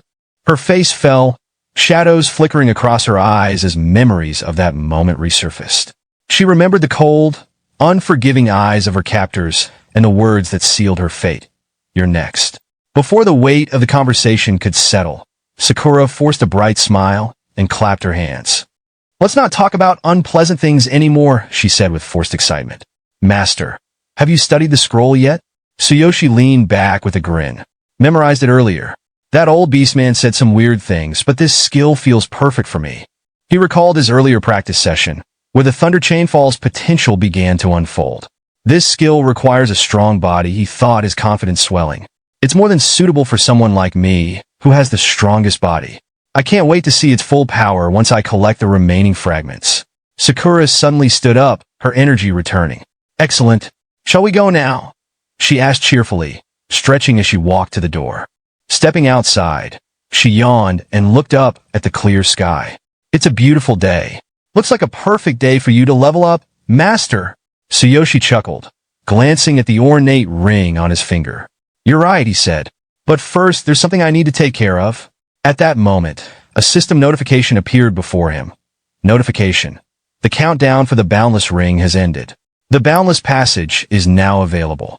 A mischievous grin spread across Tsuyoshi's face. Finally, he thought, when I master this skill, I'll know exactly how to deal with those three. With a wave of his hand, the Boundless Passage portal shimmered into existence. Stepping through, he returning to his real world. As he passing through the portal, Tsuyoshi's eyes gleamed with determination. Preparing his attack, he muttered to, I told them to remember me, didn't I? I'll definitely kill them. As Tsuyoshi emerged into his real world, his gaze hardened. I'm back, he thought. Before I start attacking, I need to close the distance. Ahead of him, the three enemies, Baldy, the instructor, and Musclehead, launched a relentless assault. Their attacks came fast and furious, forcing Tsuyoshi to dodge and maneuver. To activate my new skill, I need a weapon, he mused. Good thing I have the Divine Consciousness inventory. He activated the inventory with a thought, and a gleaming sword appeared in his hand, the one he had taken from the Fox Beastman cave. Tsuyoshi gripped the hilt tightly, the blade radiating energy. I'm counting on you, my skill. Seeing the weapon materialize, Baldy's eyes widened. He pulled that sword out of thin air. Does he have a dimensional ring? The instructor's eyes narrowed. He's hiding some serious secrets. That's no ordinary weapon. It's a high-quality item. I'll take it for myself. Musclehead snorted. Kill him first. We can divide the loot later. Tsuyoshi smirked, his confidence unshaken. You're the ones who started this fight. Raising the sword high, its blade crackling with lightning, Tsuyoshi stood tall amidst his enemies. The aura surrounding him grew heavier, making the air feel charged and oppressive. Baldy took a step back, his voice trembling. Hey, he's actually a warrior. What is this intense aura? Without a word, Tsuyoshi swung the sword vertically. A flash of light streaked through the air, and a moment later, a massive lightning strike descended from the heavens, engulfing all three enemies. The thunderous impact left the three barely standing. Smoke rose from their charred clothes, and one of them gasped. How could that brat use such high-level magic? The instructor, now on his knees, stammered, I can't move my body.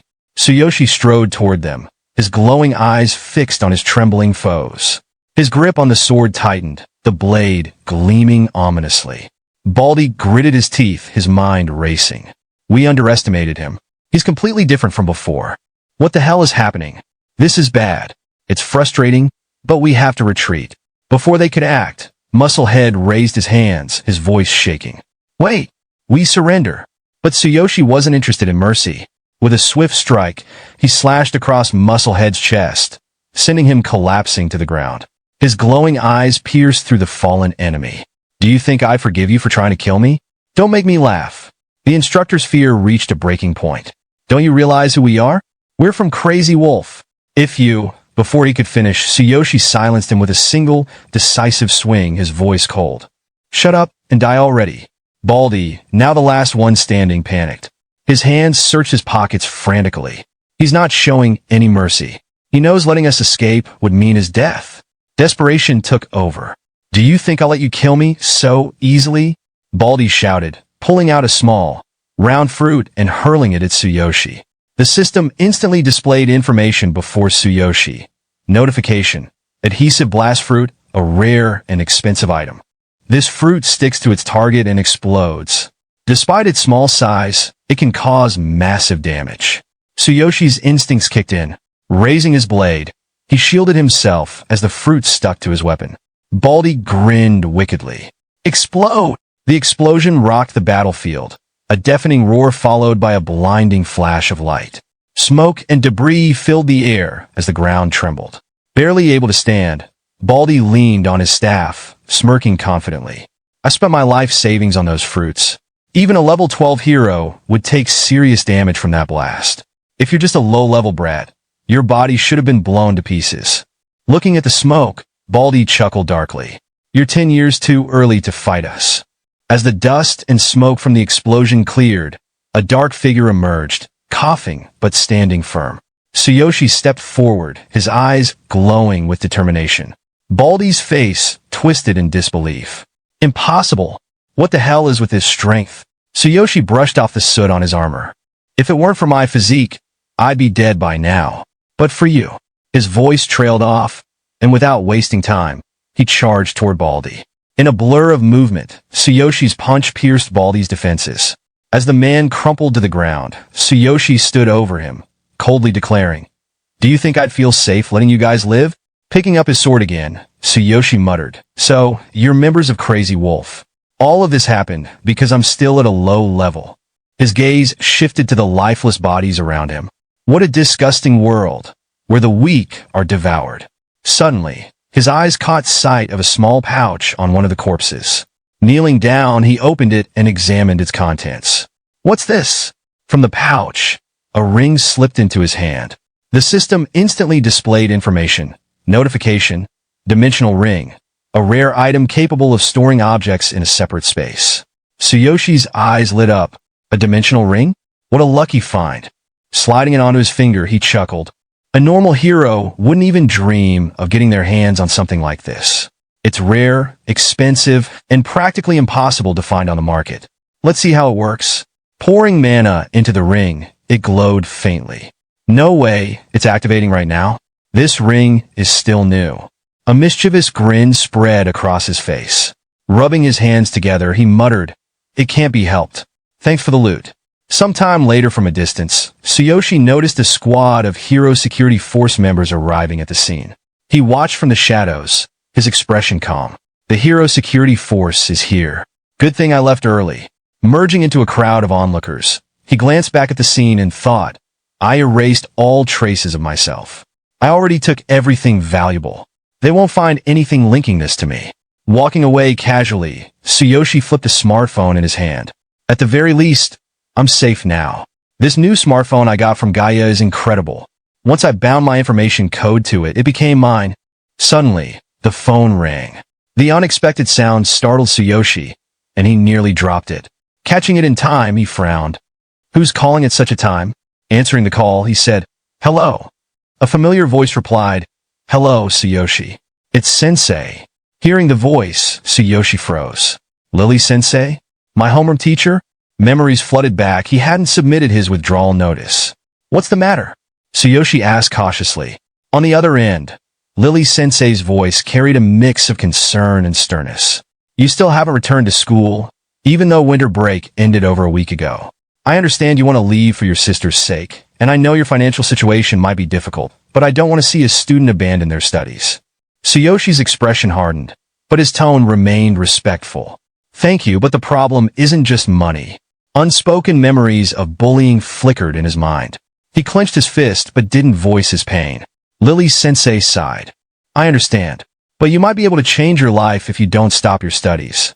About the tuition fee, I will try to do something about it, so you don't need to worry. Please be brave and come back to school tomorrow.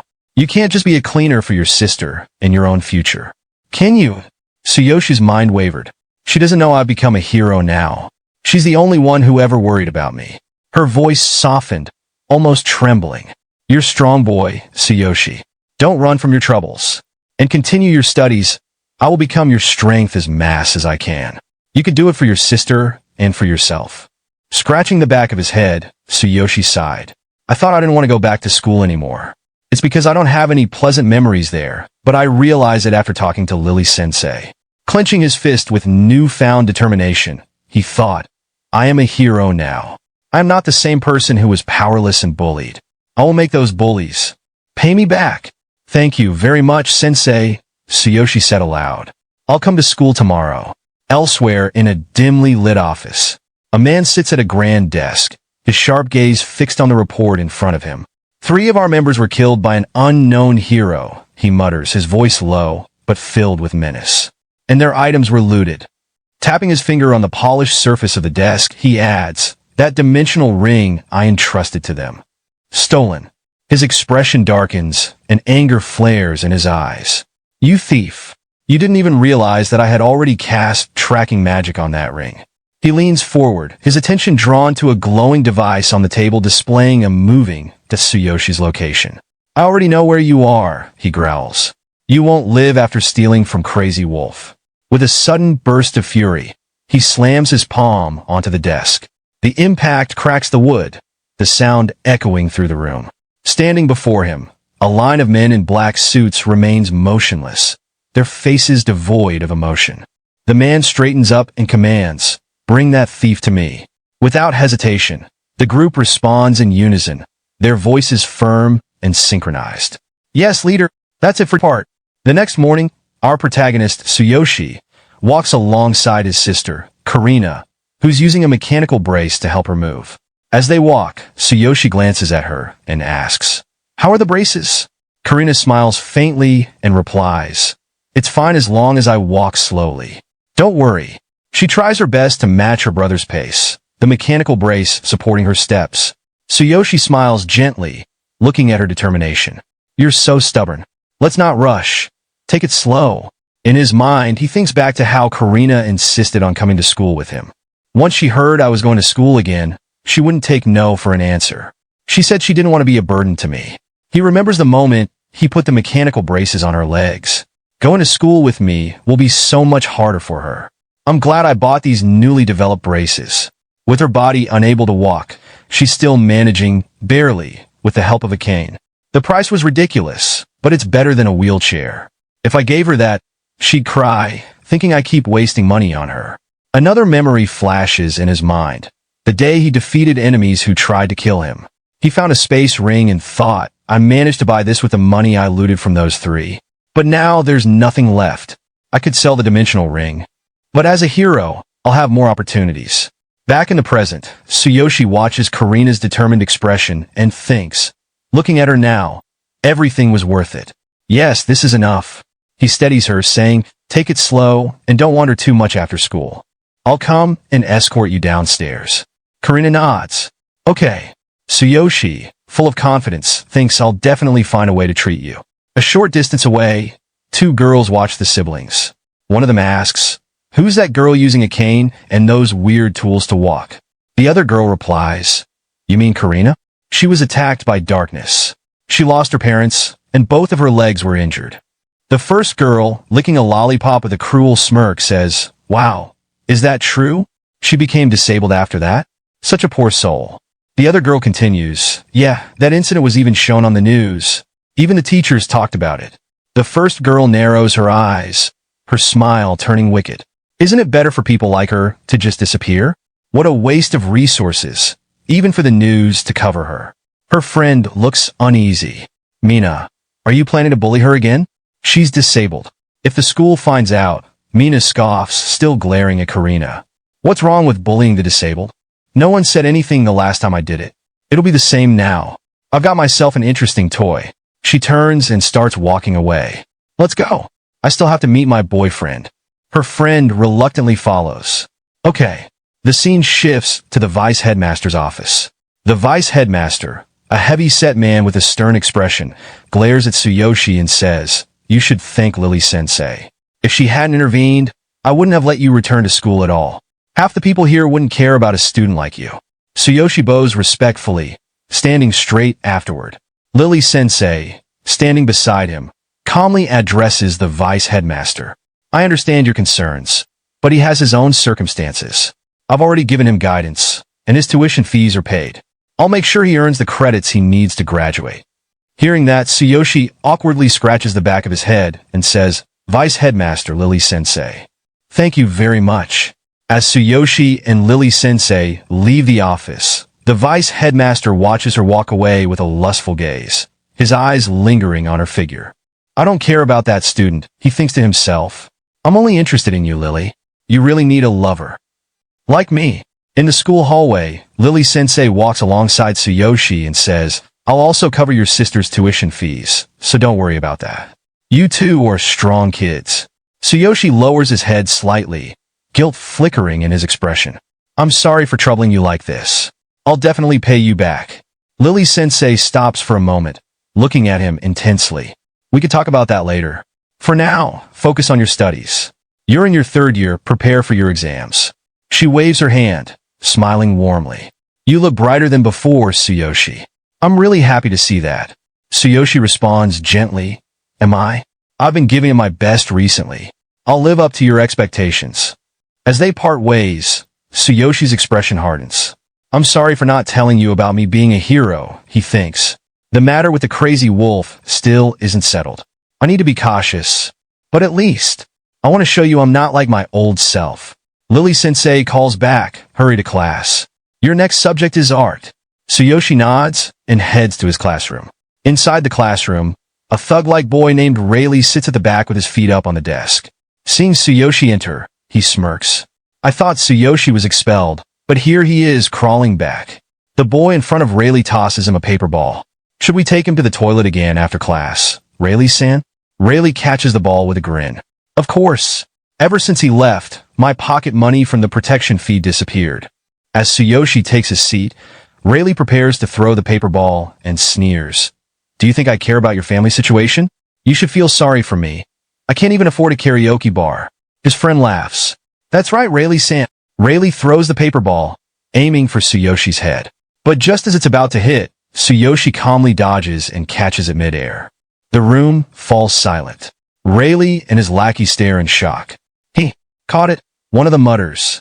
Tsuyoshi turns to them with an angry expression and says, "Rayleigh, toilet. Later." Rayleigh's face twists in fury as he slams his fist on the desk. "Did I hear that right? He's inviting me to the toilet? That bastard's gotten cheeky after disappearing for a while. I'll teach him a lesson." The school bell rings. Outside the bathroom, Rayleigh's lackeys block other students from entering. Rayleigh-san is using the toilet. "Go somewhere else." Inside, Tsuyoshi stands calmly in front of Rayleigh. Rayleigh sneers. "So, you're picking up garbage after leaving school? I heard you became a cleaner." He steps closer, grinning. "Now, about that protection fee, give me your money. If not..." Tsuyoshi's cold gaze locks onto Rayleigh. "If not..." Rayleigh and his lackeys freeze momentarily, unnerved by Tsuyoshi's eyes. Rayleigh recovers quickly, yelling, "Stop messing around! I'll beat you up!" His lackeys step forward, cracking their knuckles. "We've been waiting for this, Rayleigh-san. You're dead now," one of them sneers. They lunge at Tsuyoshi, fists flying. But Tsuyoshi doesn't flinch. Without changing expression, he blocks their attacks with ease, his hands moving faster than they can react. Both lackeys stumble back, shocked. "What the?" Tsuyoshi stands tall, looking at them with an intense gaze. Such amazing strength, he thinks. I'll become this strong so quickly. I'm not even afraid anymore. His glowing eyes narrow. The old me didn't have the courage to protect myself. But now, I'm different. He activates his divine eye, analyzing their skills in an instant. One of the lackeys panics, shouting, "Oi, let me go! Let me go!" Tsuyoshi releases them, then kicks both lackeys hard, sending them flying into the bathroom stalls. Rayleigh stares in disbelief. What the hell? Memories of bullying Tsuyoshi flash in his mind. Why does it feel like he's become a completely different person? He imagines Tsuyoshi's glowing red eyes, his face contorted like a madman. Before Rayleigh can react further, another student bursts into the bathroom. Rayleigh-san, the boss is here. Let's go. Rayleigh glares at Tsuyoshi, picking up his groaning lackeys. This isn't over, he growls before fleeing. Tsuyoshi watches them go, his gaze cold. That look. Getting kicked wasn't enough, he thinks. I'm glad I held back. If I'd used my full strength, they'd be dead by now. Meanwhile, in Karina's classroom, she faces her own troubles. A kind girl in her class gently approaches Karina and says, I'll cause you more trouble, won't I? I'm sorry, Harchin. Karina shakes her head with a soft smile. It's okay. Just call me if you need anything. The girl nods, taking Karina's notebook and saying, Here, let me carry this for you. Their conversation is abruptly cut off when a sharp slap lands on the back of the girl's head. She winces, holding her head in pain as Mina, the same girl from earlier, sneers at her. Move!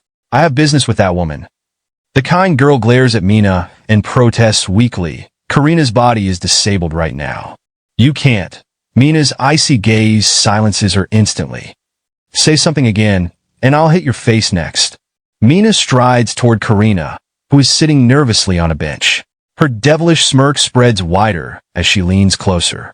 You haven't come to school for quite some time, Karina. Do you know how annoying it was for me without any slaves around? Karina trembles slightly, her voice shaky as she tries to explain. I am sorry. I don't have any money. Mina tilts her head with a cruel laugh, her eyes glinting with amusement. Money? Don't make me laugh.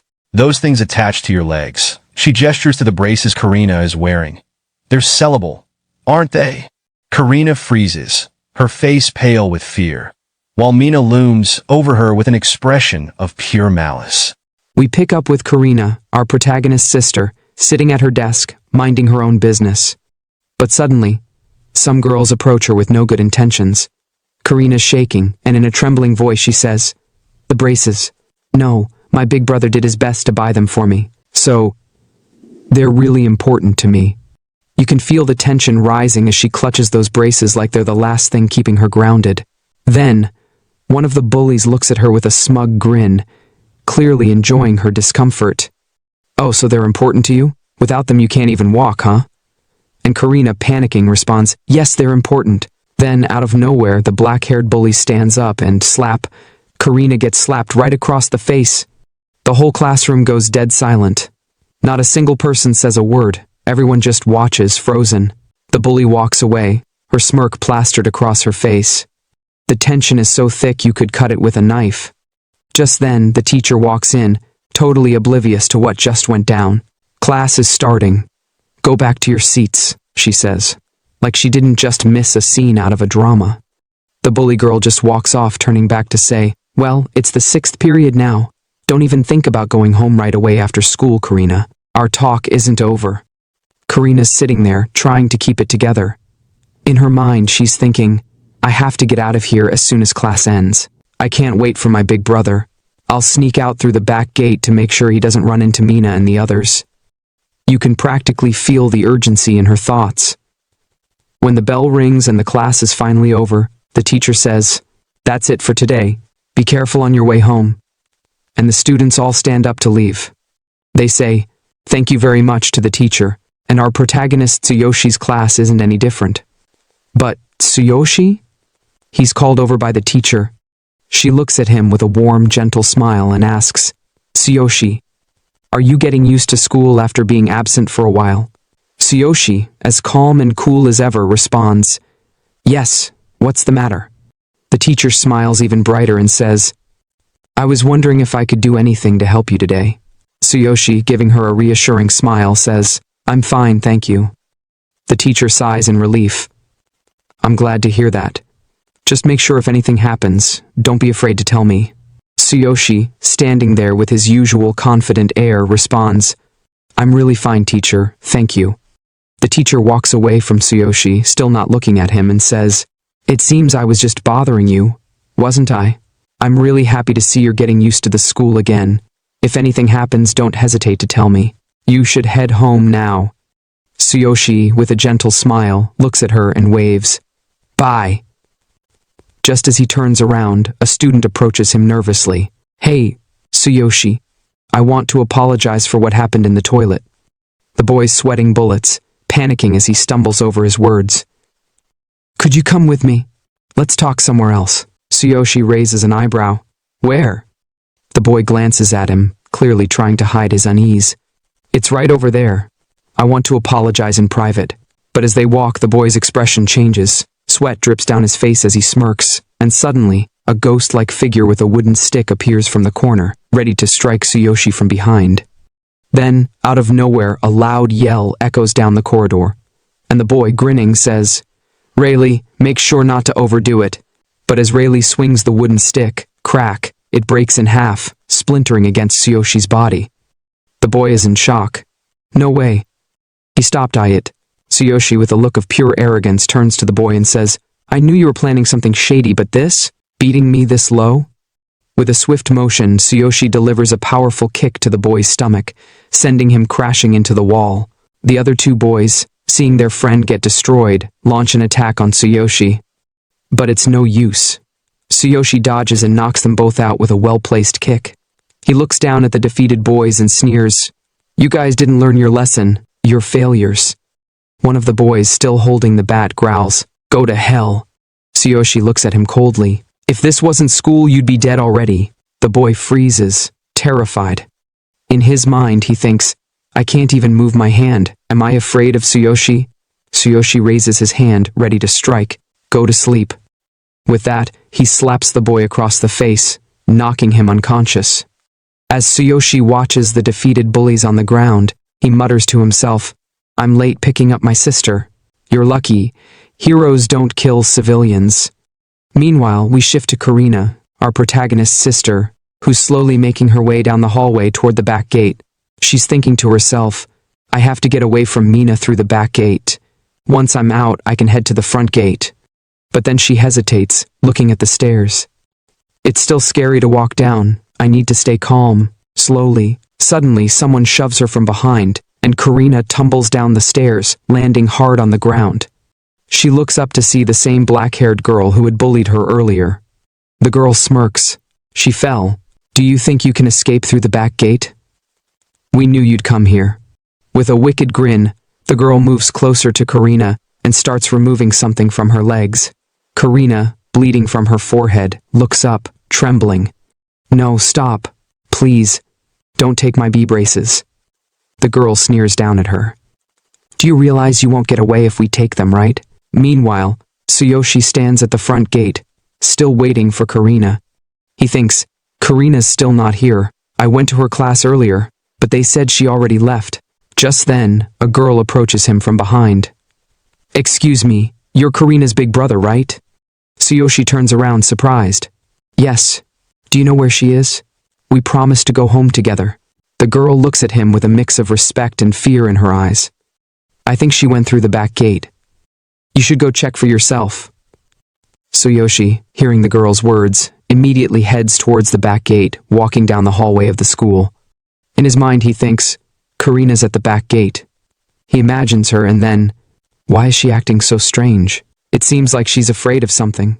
Tsuyoshi keeps walking, determination in his eyes. Regardless, I need to find Karina.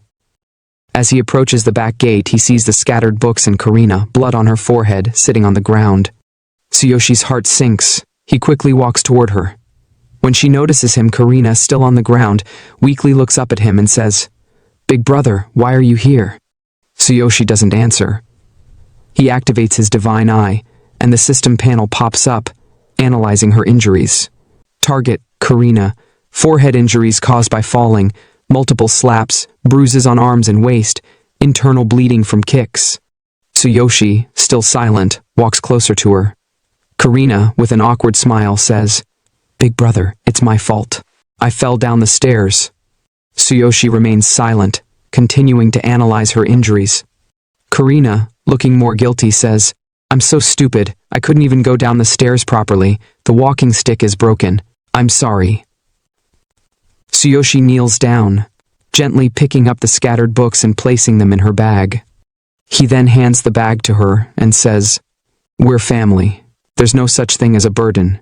It must hurt to fall like that. Karina brushes it off, shaking her head. No, I'm okay, don't worry about me. Then she looks at him with concern. What about the braces? Are they okay? Tsuyoshi looks down at her, gently taking her hand in his. They're fine. Karina sighs in relief. I'm glad. All right, let's go home. Tsuyoshi, carrying her on his back, walks towards home. As they walk, Tsuyoshi glances at the setting sun. Do you remember, Karina? I carried you like this that day. He smiles softly. I can feel how much you've grown since then. It feels like a lifetime ago. From his back, Karina replies, yes, but it feels like just yesterday. We've always been together. Tsuyoshi's voice softens. Yes, you're the only one I've had. That's why I wanted to become stronger to protect you. I was powerless that day. But now, I've become a hero. I won't let you go through that again. Karina's voice quivers slightly. I know you always give your best. That's why I don't want to be a burden to you. Tsuyoshi gently sets her down on a bench and says, You're saying that again. We're family. Wait here for a bit. He'll be back soon. Karina, with panic in her voice, calls out, Where are you going? Tsuyoshi, walking away, responds calmly, I forgot something. Karina, confused, asks, Something you forgot? Tsuyoshi's expression changes as he walks further away. His face hardens and his resolve solidifies. Meanwhile, in the classroom, a conversation unfolds between a boy with yellow hair and the black-haired girl. The yellow-haired boy says with a smug grin, It felt good watching her try to protect those braces desperately. She was wide open for a kick, but it's really annoying we couldn't get them off her. I'm sure we could sell them for some good money. The black-haired girl, looking pleased, nods. I'll make sure we get them, don't worry. The yellow-haired boy, crossing his arms, looks at her skeptically. You think they're really sellable? The girl licks her lollipop, then glances back at him. I heard her big brother, Tsuyoshi, just came back to school. Is that a problem? The yellow-haired boy scoffs. Tsuyoshi? That loser who got kicked out and became a cleaner? The black-haired girl, with a confident smirk, replies, A cleaner? So, he's just a garbage man. Both the disabled and the garbage man are family. How embarrassing it is to be in the same class with them. They should just get expelled. The yellow-haired boy laughs. Karina was popular before her legs were broken. A lot of boys liked her. She's cute, smart, stylish. The black-haired girl gets angry. What are you saying in front of me? The yellow-haired boy leans in closer to her, smirking. Don't be mad. I didn't mean anything by it. The girl glares at him. After you steal her braces tomorrow, let's play together. We can sell them for some money. Just as they talk, Tsuyoshi stands outside the classroom, hearing everything. He clenches his fists, furious. The yellow-haired boy says with a smirk, It's fine. It's an easy job against a crippled girl. Suddenly, Tsuyoshi bursts into the classroom, and everyone is shocked. The yellow-haired boy glares at him and shouts, Who dares to enter this room? Tsuyoshi, his expression cold and unwavering, responds, So, you're the one who hurt Karina? She said she fell down the stairs, though. So, Tsuyoshi walks into the scene, and the tension is palpable. The yellow-haired girl looked toward our protagonist and said, He's Karina's brother, but somehow. The black-haired girl smirked, locking her gaze on him. Planning to take revenge for your sister? Then you've come at the wrong time, right, Billy? The yellow-haired boy, Billy, crossed his arms and grinned. Tsuyoshi, the garbage man, right? He cracked his knuckles and assumed a fighting stance. You're a third-year student, yet you haven't heard of me? Billy the Great. Mina was only playing a little game with your sister. Without showing any emotion, our protagonist calmly replied, So, you decided to push down a crippled girl and make her fall down the stairs, right? Billy smirked arrogantly, poking his ear with his pinky. Garbage man, do you have any complaints? He pointed a finger at our protagonist and added, Were you apologizing or what? The black-haired girl laughed mockingly. It's easier for us to make him understand his place. How dare a garbage man like him waste our time? Suddenly, Billy yelped in pain. He glanced down at his finger, only to see our protagonist gripping it and bending it backward until it snapped. Billy screamed, clutching his hand. My finger! How dare you, you bastard! The commotion drew the attention of the two girls. Wait, what happened? They asked in unison. Our protagonist calmly closed the door behind him and said coldly, "It's not just you." He locked the door and added, "I won't let any of you escape." With the help of the system, our protagonist analyzed their characteristics and discovered none of them were heroes. The system confirmed, no occupation, no threat. The black-haired girl stammered, What are you doing?" Our protagonist placed his bag on a nearby table and walked toward them. "I thought you were heroes, considering how bossy you act. But it seems you're just picking on people for no reason." Billy, still clutching his hand in pain, stammered, "You little, my finger." The black-haired girl interrupted. "Billy, are you okay?" Billy tried to muster some bravado.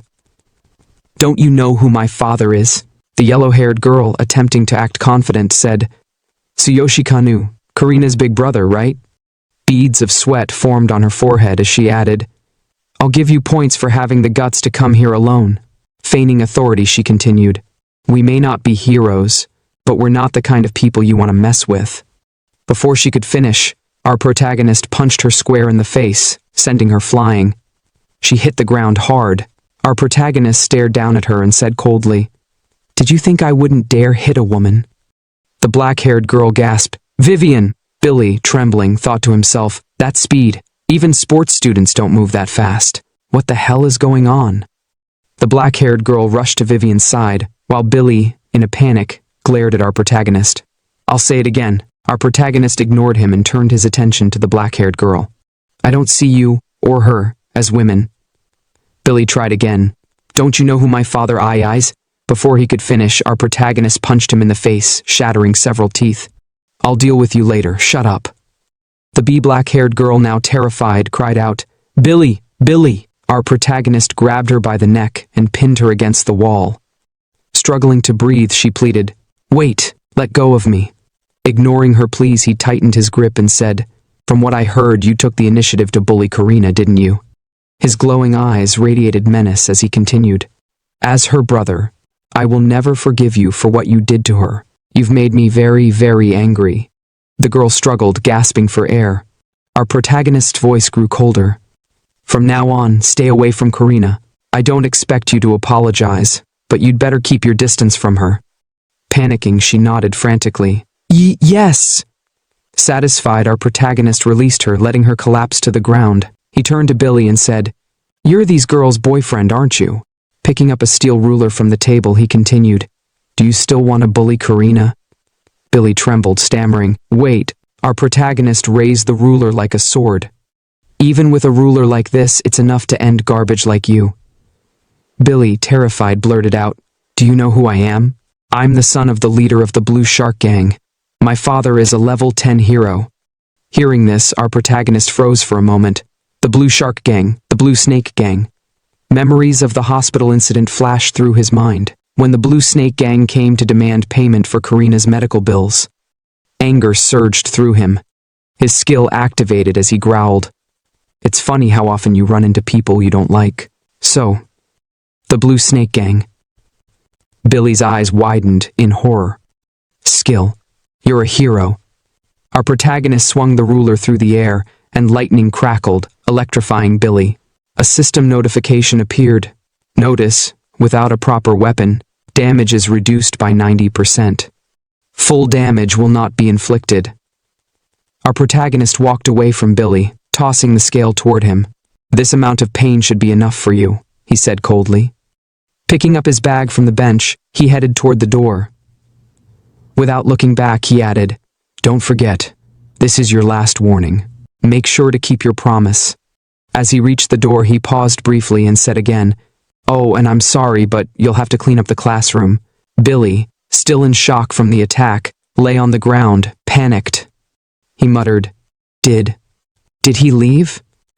The black-haired girl helped Billy to his feet, concern etched on her face. "Are you okay?" "We should go to the hospital," she suggested.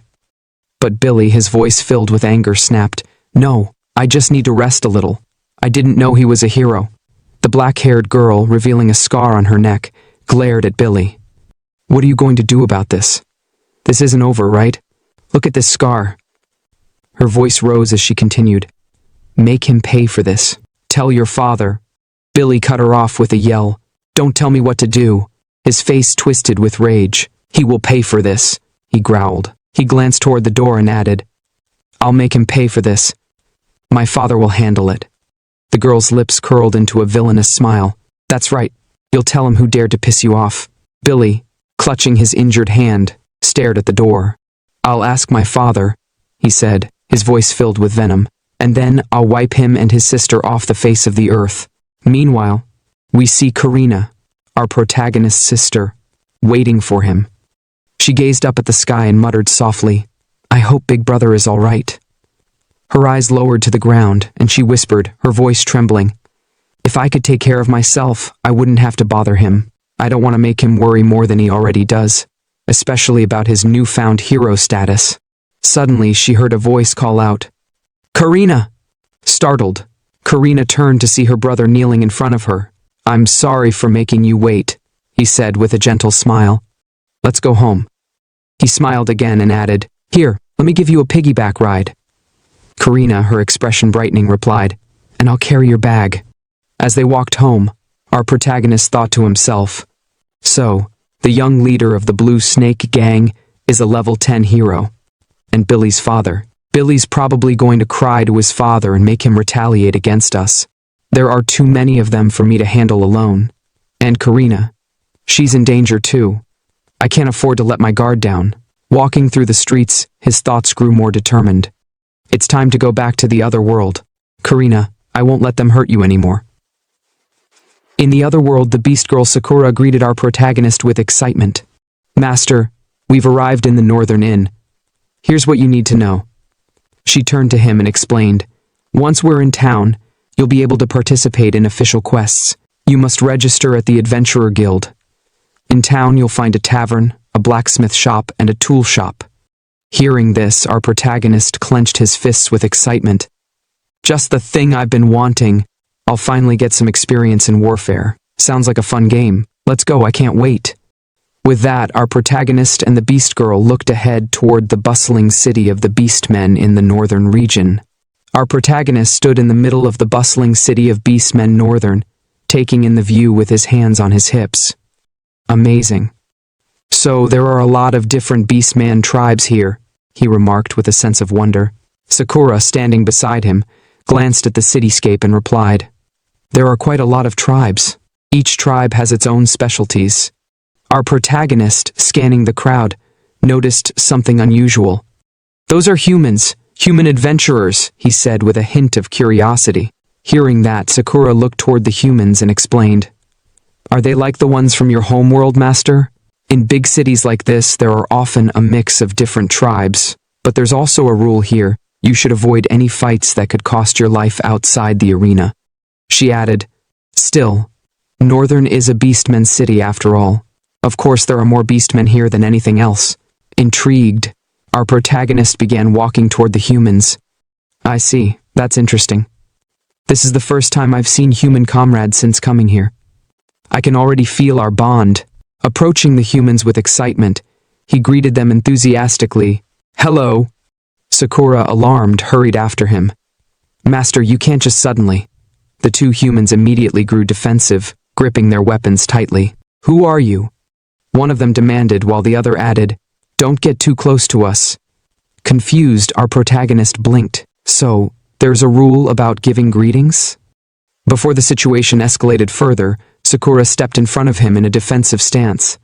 This is a misunderstanding, she said firmly, addressing the humans. The humans now looking at Sakura seemed startled. This feeling, one muttered. Without another word, they backed away cautiously, muttering, What the hell? As they continued walking toward the heart of the city, Sakura spoke up. It seems you shouldn't talk to adventurers so casually inside the city. You'll only make them uneasy. Especially humans. They're always wary of their surroundings. Our protagonist nodded thoughtfully. I see. So there are quite a lot of rules in this world. Looking around, he noticed something peculiar.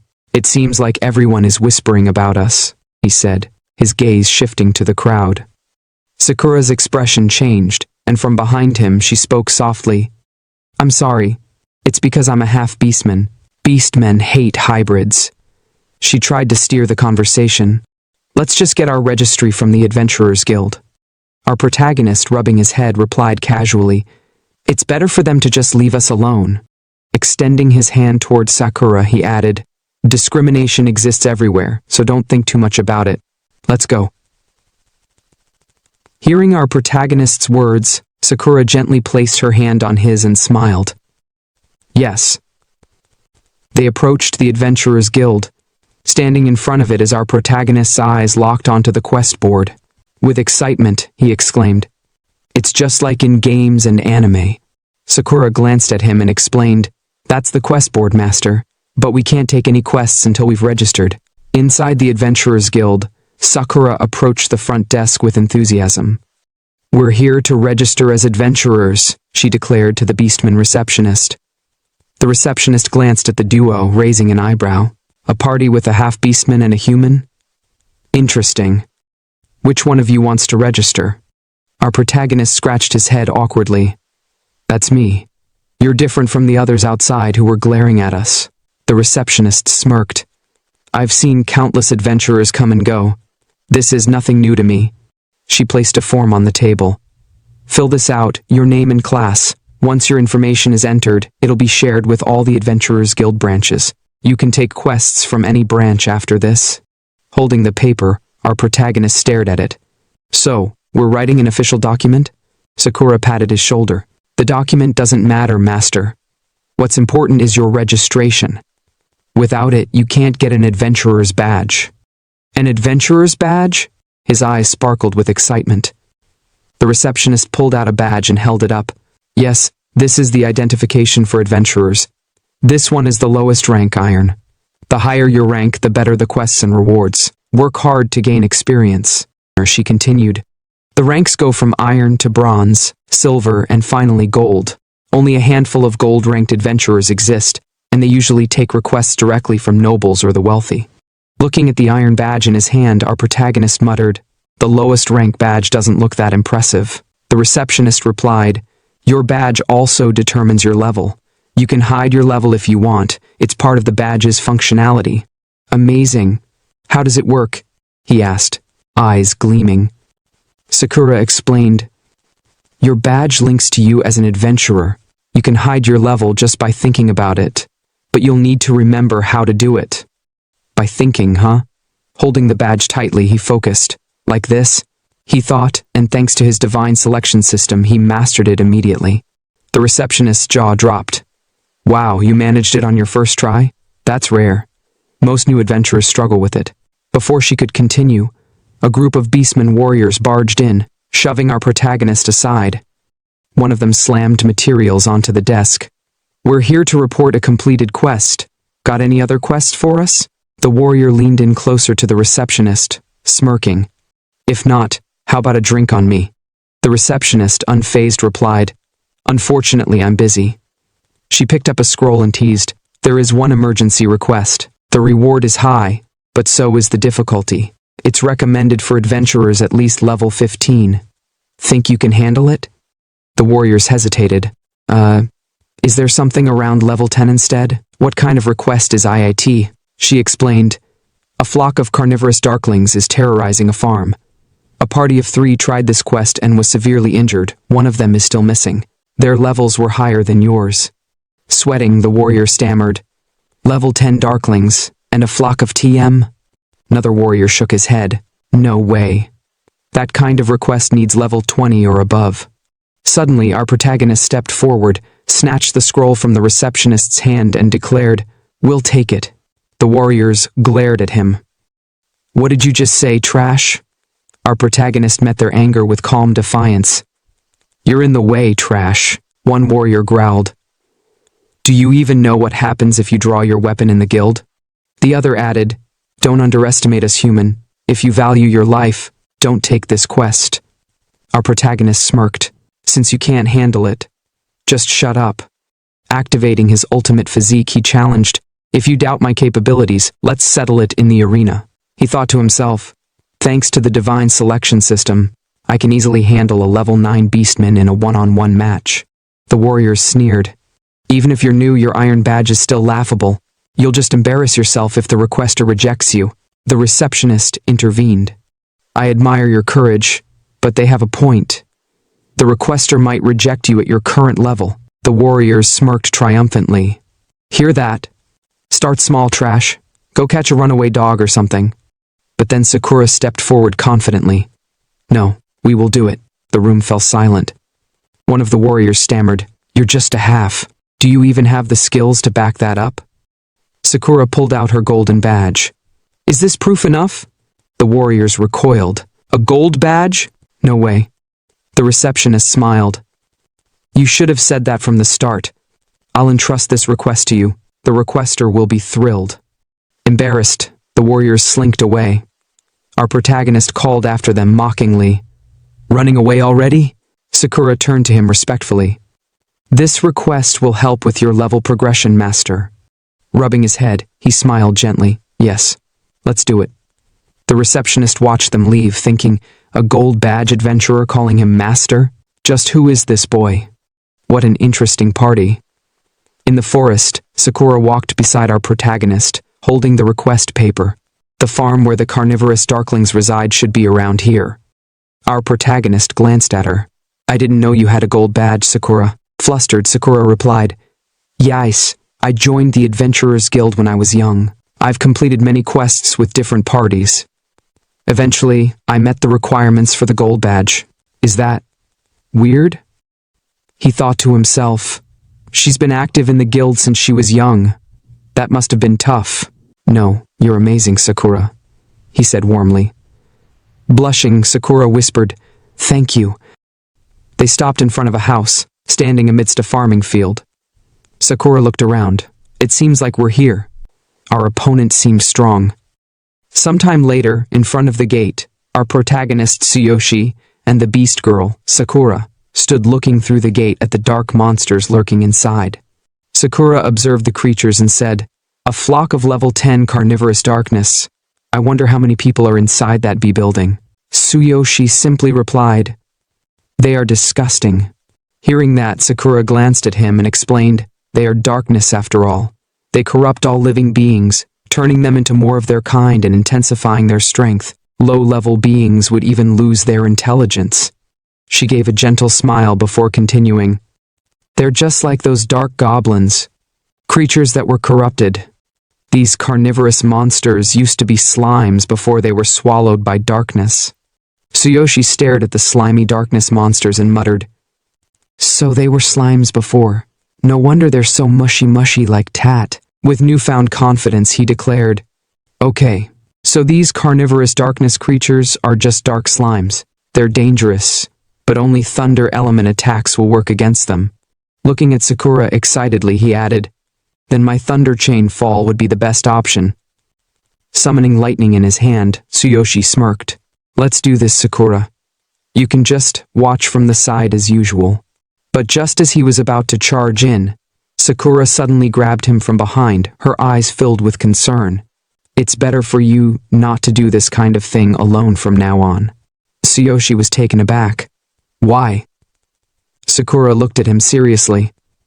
This is a fight that could cost you your life. This area is completely different from the beginner zones.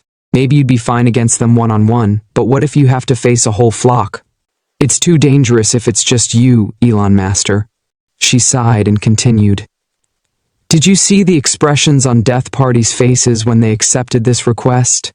They knew how dangerous this was. It's not strange for an adventurer to die at any time. That's part of their job. But I don't want you to risk your life just to level up, Master. At the very least, allow me to accompany you during the fight. Tsuyoshi looked at her in confusion and scratched the back of his head. I see. By the way, I have 2 questions for you, Sakura. Awkwardly, he thought to himself, Above my level? I'm just trying to get stronger so I can be prepared for anything that might happen in my world. Sakura tilted her head, looking at him curiously. What's the matter? As long as I know the answer, I'll tell you. Tsuyoshi's expression turned serious as he recalled his conversation with the beastmen tribe chief. He thought about the promise made by the king of the beastmen and the trial awaiting him in a year. Looking down, his expression grew solemn. I don't know how strong the king is, so my first question is this. How strong do I need to be to prove my strength and abilities after a year? Sakura's eyes widened in shock. She avoided making eye contact before hesitantly answering, "If I have to be honest with you, Master." She stole a quick glance at him, her face carrying the defeated expression of someone who had lost all hope. "It's impossible for you to pass his trial after just 1 year. Starting at this level, right now, it's impossible." Tsuyoshi's heart sank, his expression softened, and he asked in confusion, "Why is it impossible?" Looking down, Sakura recalled the first time she met him. Slowly she spoke. "First of all, just staying alive for the next year would already be an achievement for you. At the very least, you have to avoid being killed by the divine judgment of the beastmen." She met his gaze and asked, "Master, do you know about the rule regarding the level system?" Hearing that, our protagonist held his face in his hand and said, "Can you explain it to me?" He thought to himself, "I know that both worlds have the same level system. Moreover, the stronger I become as an adventurer in this world, the higher my beal will be as a hero in my own world. But, other than that, I don't know much." Sakura looked at him and explained, "The level limit for adventurers is 100%. Additionally, the current Beastman King is at level 92. The reason why the Amusement King reached that position is because of his unparalleled abilities and high level." She continued, "The Beastman King, Human King, and Elven King symbolize the peak of strength in their respective races." Tsuyoshi held his face in his hand with a funny expression as he recalled the Beastman King. He didn't look that strong to be the symbol of power for the Beastmen. Sakura sighed and clarified, "The reason I said it's impossible for you to pass the Beast King's trial is because there's a limit to how much you can grow. Simply put, there's a point where an adventurer can't get any stronger. The higher your level, the harder it is to level up." With a sad expression, she continued, "You can use me as an example. I've been an adventurer for more than 20 years, yet I'm still at level 72. I know level 72 isn't low, but I've tried to increase my level many times and failed. This is my limit. Everyone has their own cap." She placed a hand over her chest and said with concern, "For you to pass the Beast King's trial, you need to reach at least level 50. Sakura's expression grew even more worried. In a low voice, she added, "No matter how I look at it, it's impossible for you to raise your level that high within a year. A normal adventurer would need their whole life just to reach level 50. Tsuyoshi remained silent for a moment, thinking. Then suddenly, he smiled at Sakura and said, "I understand your worries." Sakura looked at him, confused. "Are you really okay, Master? At the very least, I'll stay by your side and support you for the next year, even if you can't fulfill your promise to the Beast King." But before she could finish her sentence, Tsuyoshi cut her off with confidence. "You know that I'm not a normal adventurer." Clenching his fist, he continued, "I stood up right after receiving divine judgment. I lifted the Divine King's hammer. You know I'm different. As long as I can reach level 50 within a year, it'll be fine. Even if it's impossible for others, it's possible for me." With a confident smile, he thought to himself, "It's a strange thing to say, but thanks to this ring, I'm here in this world. I had a way to survive after receiving divine judgment, and I have this divine selection system. I'm the chosen one. There's no normal path for me. This system makes everything possible." Seeing his unwavering confidence, Sakura admired him and said, "Master, as you said, you'll definitely become a legend. I believe in you, Master."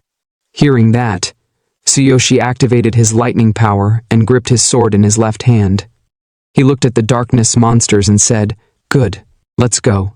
Then, with a grin, he added, "Right, this is my second question." Sakura, still looking at him from behind, replied, "Yes? Sorry for talking too much." Without turning to her, Tsuyoshi asked, "In case I fight a level 10 warrior along with dozens of minions at the same time, what level should I aim for at the very least?" Sakura pondered for a moment, placing a finger on her lips. "I don't know why you're asking that, but given that situation with that many enemies, you'd need to be at least level 12 to have the advantage." Hearing that, Tsuyoshi stood in front of the darkness monsters and, without looking back, muttered, "Level 12, huh? It's decided then. I'll reach level 12 in about a week." At that moment, the system notification popped up, revealing Tsuyoshi's current status. Level 6. Class Warrior. Equipment Fox beastman set. Weapon, black freezing flash sword. Skill, thunder chain fall. Legendary skill, heaven shaker. Combat power, 8,800. As Tsuyoshi stepped through the gate and entered the house, all the darkness monsters turned to him. Behind him, Sakura watched over him, supporting him silently. Meanwhile, Tsuyoshi gripped his sword and said, "Leave this one to me, Sakura." Holding his sword in front of him, he thought, "I'll use the system to its maximum capacity from now on." Activating his divine eye, he analyzed the monsters. The skill revealed their main weakness, their slime cores. If the main body was damaged, the core would be exposed, glowing brightly. During this time, its location could be pinpointed. Seeing the information before his eyes, Tsuyoshi tightened his grip on his sword and thought, "I see. Despite their elemental weakness being thunder, their core is also marked as a weak point. At my current level, hitting the core directly with Thunder Chain Fall is the best way to win." Then, suddenly, he leaped into the air. "First, I need to find where their cores are located." Sakura watched Tsuyoshi with excitement and shouted from behind, "If it hits you, it might corrupt the body part it touches. Please be careful." Tsuyoshi charged at the darkness monster, his eyes scanning it carefully. Suddenly, he smirked. "Found it. With my ultimate physique, I can tank its attack," he thought to himself. Activating his ultimate physique, he swung his sword in a single, devastating strike, slicing through the monster in one blow. "Once I get close," he started to say. But then his expression changed. He stared at the monster in shock. Wait, its core isn't in its chest? Before he could process it, the monster regenerated almost instantly. "You already recovered this much? What terrifying recovery speed," Tsuyoshi muttered. However, he noticed something. The monster's health didn't fully replenish, leaving a small part of its MP empty. At that moment, the monster lunged at him. Tsuyoshi quickly raised his knife like a shield and taunted, "Oh, you plan to eat me? You've sadly picked the wrong opponent." Activating his ultimate physique again, he focused all his strength into his arm and grinned. "You're just like a bug flying into a fire." With sheer brute force, Tsuyoshi split the monster clean in half. "Let me rip your mouth open." Sakura watched from behind, her eyes wide in disbelief. His power is enormous. Perhaps he really is a man who makes the impossible possible. But just as before, the monster tried to regenerate. However, this time its core was finally exposed. Tsuyoshi locked eyes on it and smirked. "There it is, so it's under your tongue." Without hesitation, he gripped his sword tightly and aimed it at the core. Taste the power of thunder. Instead of throwing his sword, he thrust it directly into the core with his bare hand, activating his thunder ability. Thunder Chain Fall. With a massive burst of electricity, the core shattered, completely obliterating the monster. Tsuyoshi turned to Sakura and smirked. "Looks like this request will be easy." Tsuyoshi looked at the defeated corpse of the darkness monster and muttered, "Almost all of the carnivorous darkness outside is cleared up." But then, his expression turned serious as he looked at his hand. Just like Sakura said, "The higher my level, the more experience I need. Weak mobs barely give anything anymore." A system notification popped up in front of him. Next level, 3615 EXP. The experience from these monsters is way lower compared to normal ones. I can't level up fast enough at this rate. Even though this is still faster than in my world, it's not enough.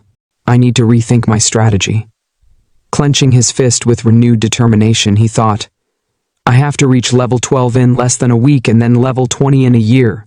No matter what, I'll get there." Snapping out of his thoughts, Tsuyoshi awkwardly rubbed his head and asked, "By the way, do you have any thunder ointment left?" "That stuff is good." Sakura, holding a pouch in her hand, smiled. "Good work, master."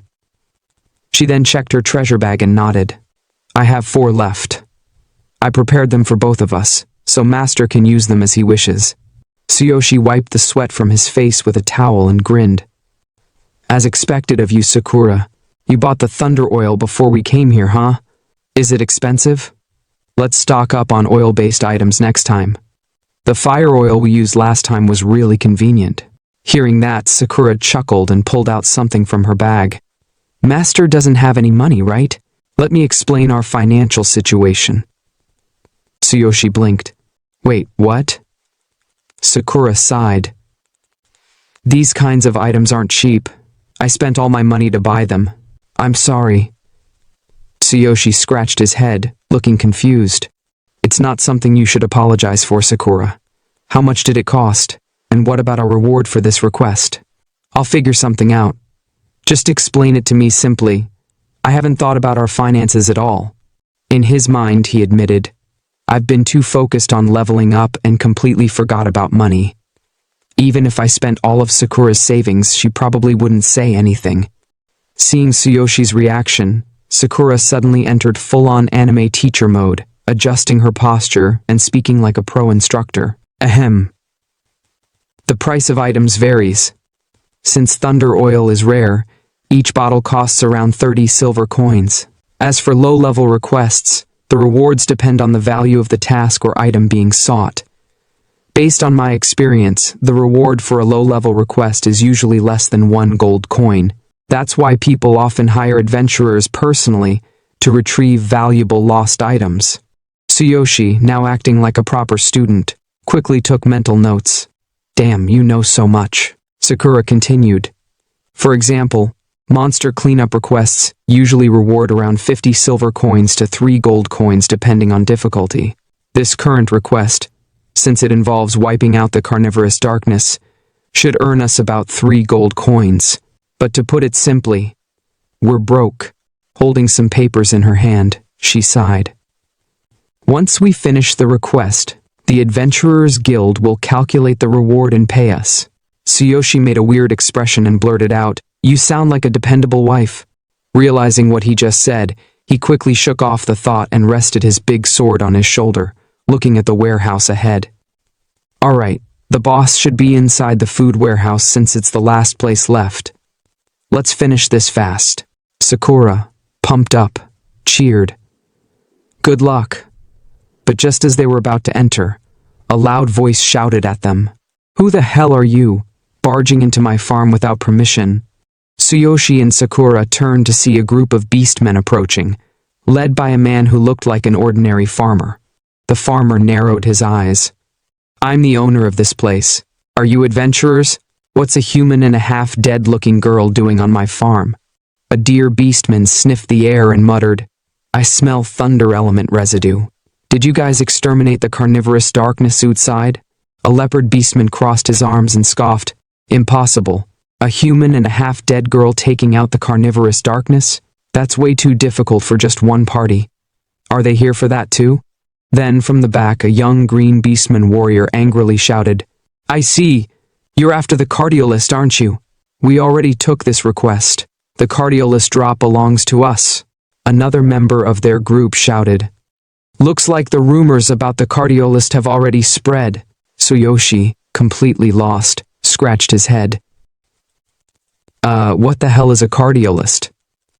Also, we took this request from the guild, so maybe there's some misunderstanding? Before he could say more, Sakura suddenly cut in. Wait, please. Her expression turned shocked as she clutched her chest. Cardiolist, drops from this bee-boss? The farmer rubbed his head in confusion. Yeah, that's right. I made the request to the guild, but I didn't expect adventurers to come this fast. So, you don't know about the boss's drop? Tsuyoshi and Sakura exchanged glances. The beastmen party in front of them suddenly tensed up, preparing for battle. The leopard beastman pulled out his bow and glared. Since you don't know, then leave. This is our job. If you interfere with the cardiolist, we won't show any mercy. Tsuyoshi, still not understanding what was happening, got into a combat stance. Hey Sakura, what the hell is a cardiolist? Sakura, also preparing to fight, clenched her fists. Master, do not give up on this request. That item is extremely valuable. She took a deep breath and explained. Cardiolist is a rare drop from a dark boss. Once purified, it can be used to connect with dark zones. The experience rate and drop quality inside a dark zone are 10 times higher than normal areas. Any adventurer looking to power level would kill for one. If sold at an auction, it would go for 100 gold coins before purification. After purification, it's worth at least 150 gold coins. Tsuyoshi's eyes widened, sweat rolling down his face. It's that expensive? Clenching his fists, he muttered, "We have to get it at all costs. This is the key to reaching my goal." Just as both sides were about to clash, the farmer stepped between them, waving his hands frantically. "Stop. Don't fight. Please, stop causing more racket so we can solve this misunderstanding peacefully." He then pointed toward the house. "One party came here through the guild, and the other came through me. Prove yourselves with your skills. The last thing left is the boss. Whoever defeats it will get the reward." Sakura's eyes sharpened. She stepped closer to the farmer, and with a low, threatening voice said, "Let us go first." In her mind she thought, "I have to get that item, no matter what, for Master's sake." But the tall warrior from the other group scoffed, crossing his arms. "Why would we let you go in first? Both parties have only one chance at this. Since we were brought here by the requester himself, it's only fair we go first." The farmer nodded. "That's right. I did bring them here first. You guys wait." The beastmen group grinned as they readied themselves. The warrior cracked his knuckles. "Time to show these weaklings what a real party looks like. Let's do this, boys." The leopard beastman adjusted his grip on his bow. "I heard the dark boss is tough, and the reward is huge. We've only got one shot at this. Let's go in at 120% power." But before they could enter, Sakura spoke again, her voice eerily calm. "A well-formed party, a magician, an archer, a warrior, and a tank. If they work together properly, they will defeat the boss. We might lose our chance." Tsuyoshi, arms crossed, muttered, "I see." Then suddenly he smirked and stepped forward. "Wait, I have a suggestion." Everyone turned to look at him. "How about this? Let me go in first, alone." The beastman party blinked in confusion. Tsuyoshi then revealed his level. "I'm a level 6 adventurer. If I lose, our party will withdraw from the request and forfeit the reward. But if I win, the reward is mine. How about it?" A heavy silence filled the air. Then, one by one, the beastmen snickered. "Level?" The snickers turned into full-blown laughter. "Ah ha ha ha. You should know your place. You need to be at least level 18 to solo this boss. Ha ha ha ha. Level 6 and alone. Your judgment has been clouded by a mere item. You don't have any sense at all." Tsuyoshi ignored their taunts. Resting his massive sword on his shoulder, he casually walked toward the house. "Then it's decided." Sakura, her face filled with concern, called out, "Master, are you sure? This boss is at least level 12. Moreover, it's possessed by darkness. It's not an enemy you can take down easily, even with thunder oil." "As expected, let me." But before she could finish, Tsuyoshi turned back, winked at her, and grinned. "Sakura, believe in me." Sakura's worried expression softened. She let out a small sigh before smiling gently. "Yes, I believe in you, Master." The beastmen party, watching this exchange, only laughed harder. "Hurry up and go, level 6. I can't wait to see you get mercilessly slaughtered by the boss." But Tsuyoshi didn't react. He just smiled and muttered, "Mercilessly killed, huh?" Then his expression turned serious. Without another word, he walked straight toward the house. "Let's see if I'll be the one getting killed mercilessly." His eyes flashed with determination, or the boss will. As Tsuyoshi stepped toward the house, the deer beastman narrowed his eyes, feeling a strange shift in the air. Was it just me, or did his aura completely change? He muttered under his breath. Tsuyoshi ignored the murmurs behind him and entered the house. His gaze locked onto the massive figure before him. His voice was low and threatening. "So, you're the strong opponent Sakura mentioned, but now I'm more interested in that item you hold, Cardiolist." In front of him stood a monstrous abomination.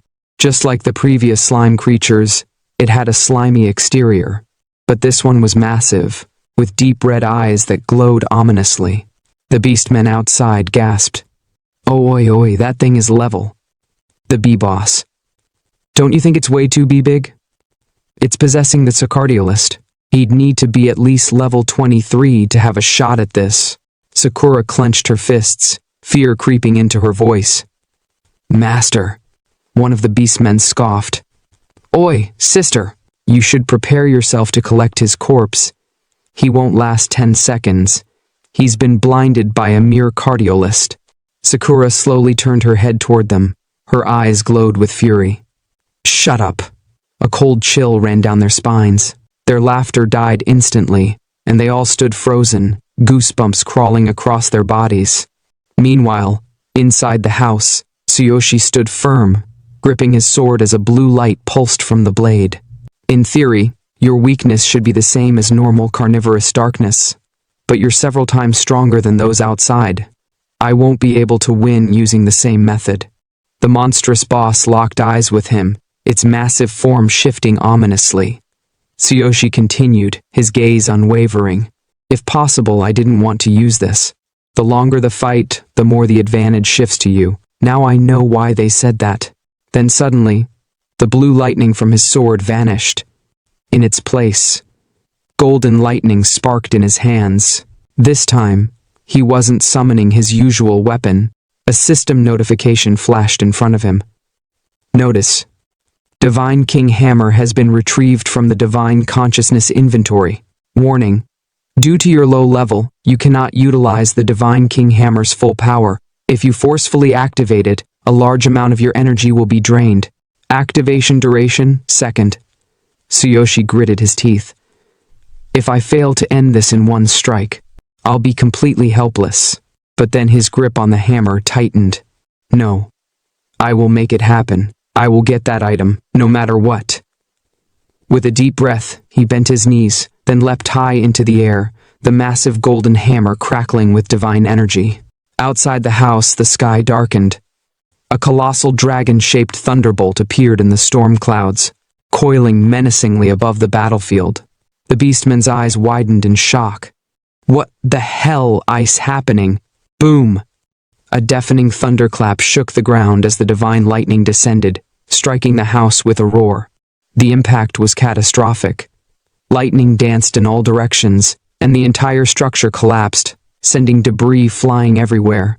A massive explosion erupted from within, shaking the land itself. Sakura's heart pounded as she stared at the destruction. Did he use that power? But now, he'll be weakened after Tease. Without hesitation, she sprinted toward the ruins. Master. Behind her, the beastmen still stood in shock. What the hell was that? So it wasn't a bomb? The farmer, rubbing his head in confusion, muttered. Where are we? What do I do now? What happened to my food warehouse? Meanwhile, inside the smoldering wreckage, Sakura frantically searched the rubble. Master, where are you? Her mind raced. That attack. It was powerful enough to completely obliterate the boss from the inside, right?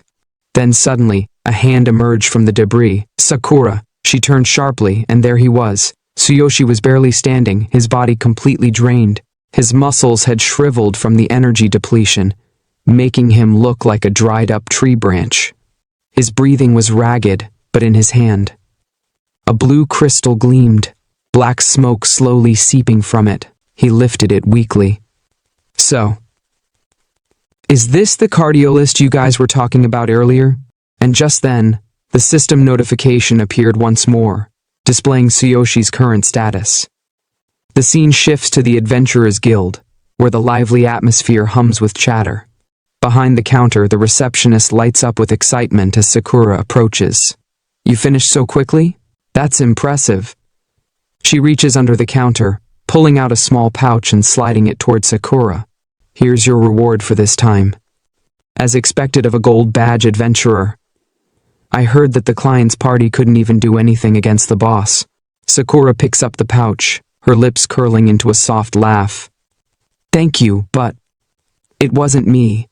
It was my master who defeated them. There's no way I could have taken down that final boss. The receptionist freezes. A bead of sweat rolls down her cheek as she stares at Sakura. Stop joking. She forces an awkward laugh. The boss was a level 14 massive carnivorous darkness. That's not something a rookie adventurer at level 6 could handle. And didn't he look like he was totally exhausted? She gestures toward the side of the guild hall, where Tsuyoshi is half sprawled on a bench, looking like he got steamrolled by a stampede of war elephants. Sakura, however, doesn't waver. She turns toward him with a knowing smile. "No, I'm sure it's because my master cleared it alone." Her voice is firm. He pushed himself to the limit, both physically and mentally. That's why he's so drained. The receptionist sighs, shaking her head as she leans on the counter, cigarette pipe in hand. No, stop with the jokes," she mutters. "No matter how you look at it, there's no way he did that alone." But just then, ding! A faint spark flickers around Tsuyoshi's body. His weakness status ends. His eyes snap open, and in an instant, he springs to his feet like a superhero, sparkling dramatically in the dim guild lighting.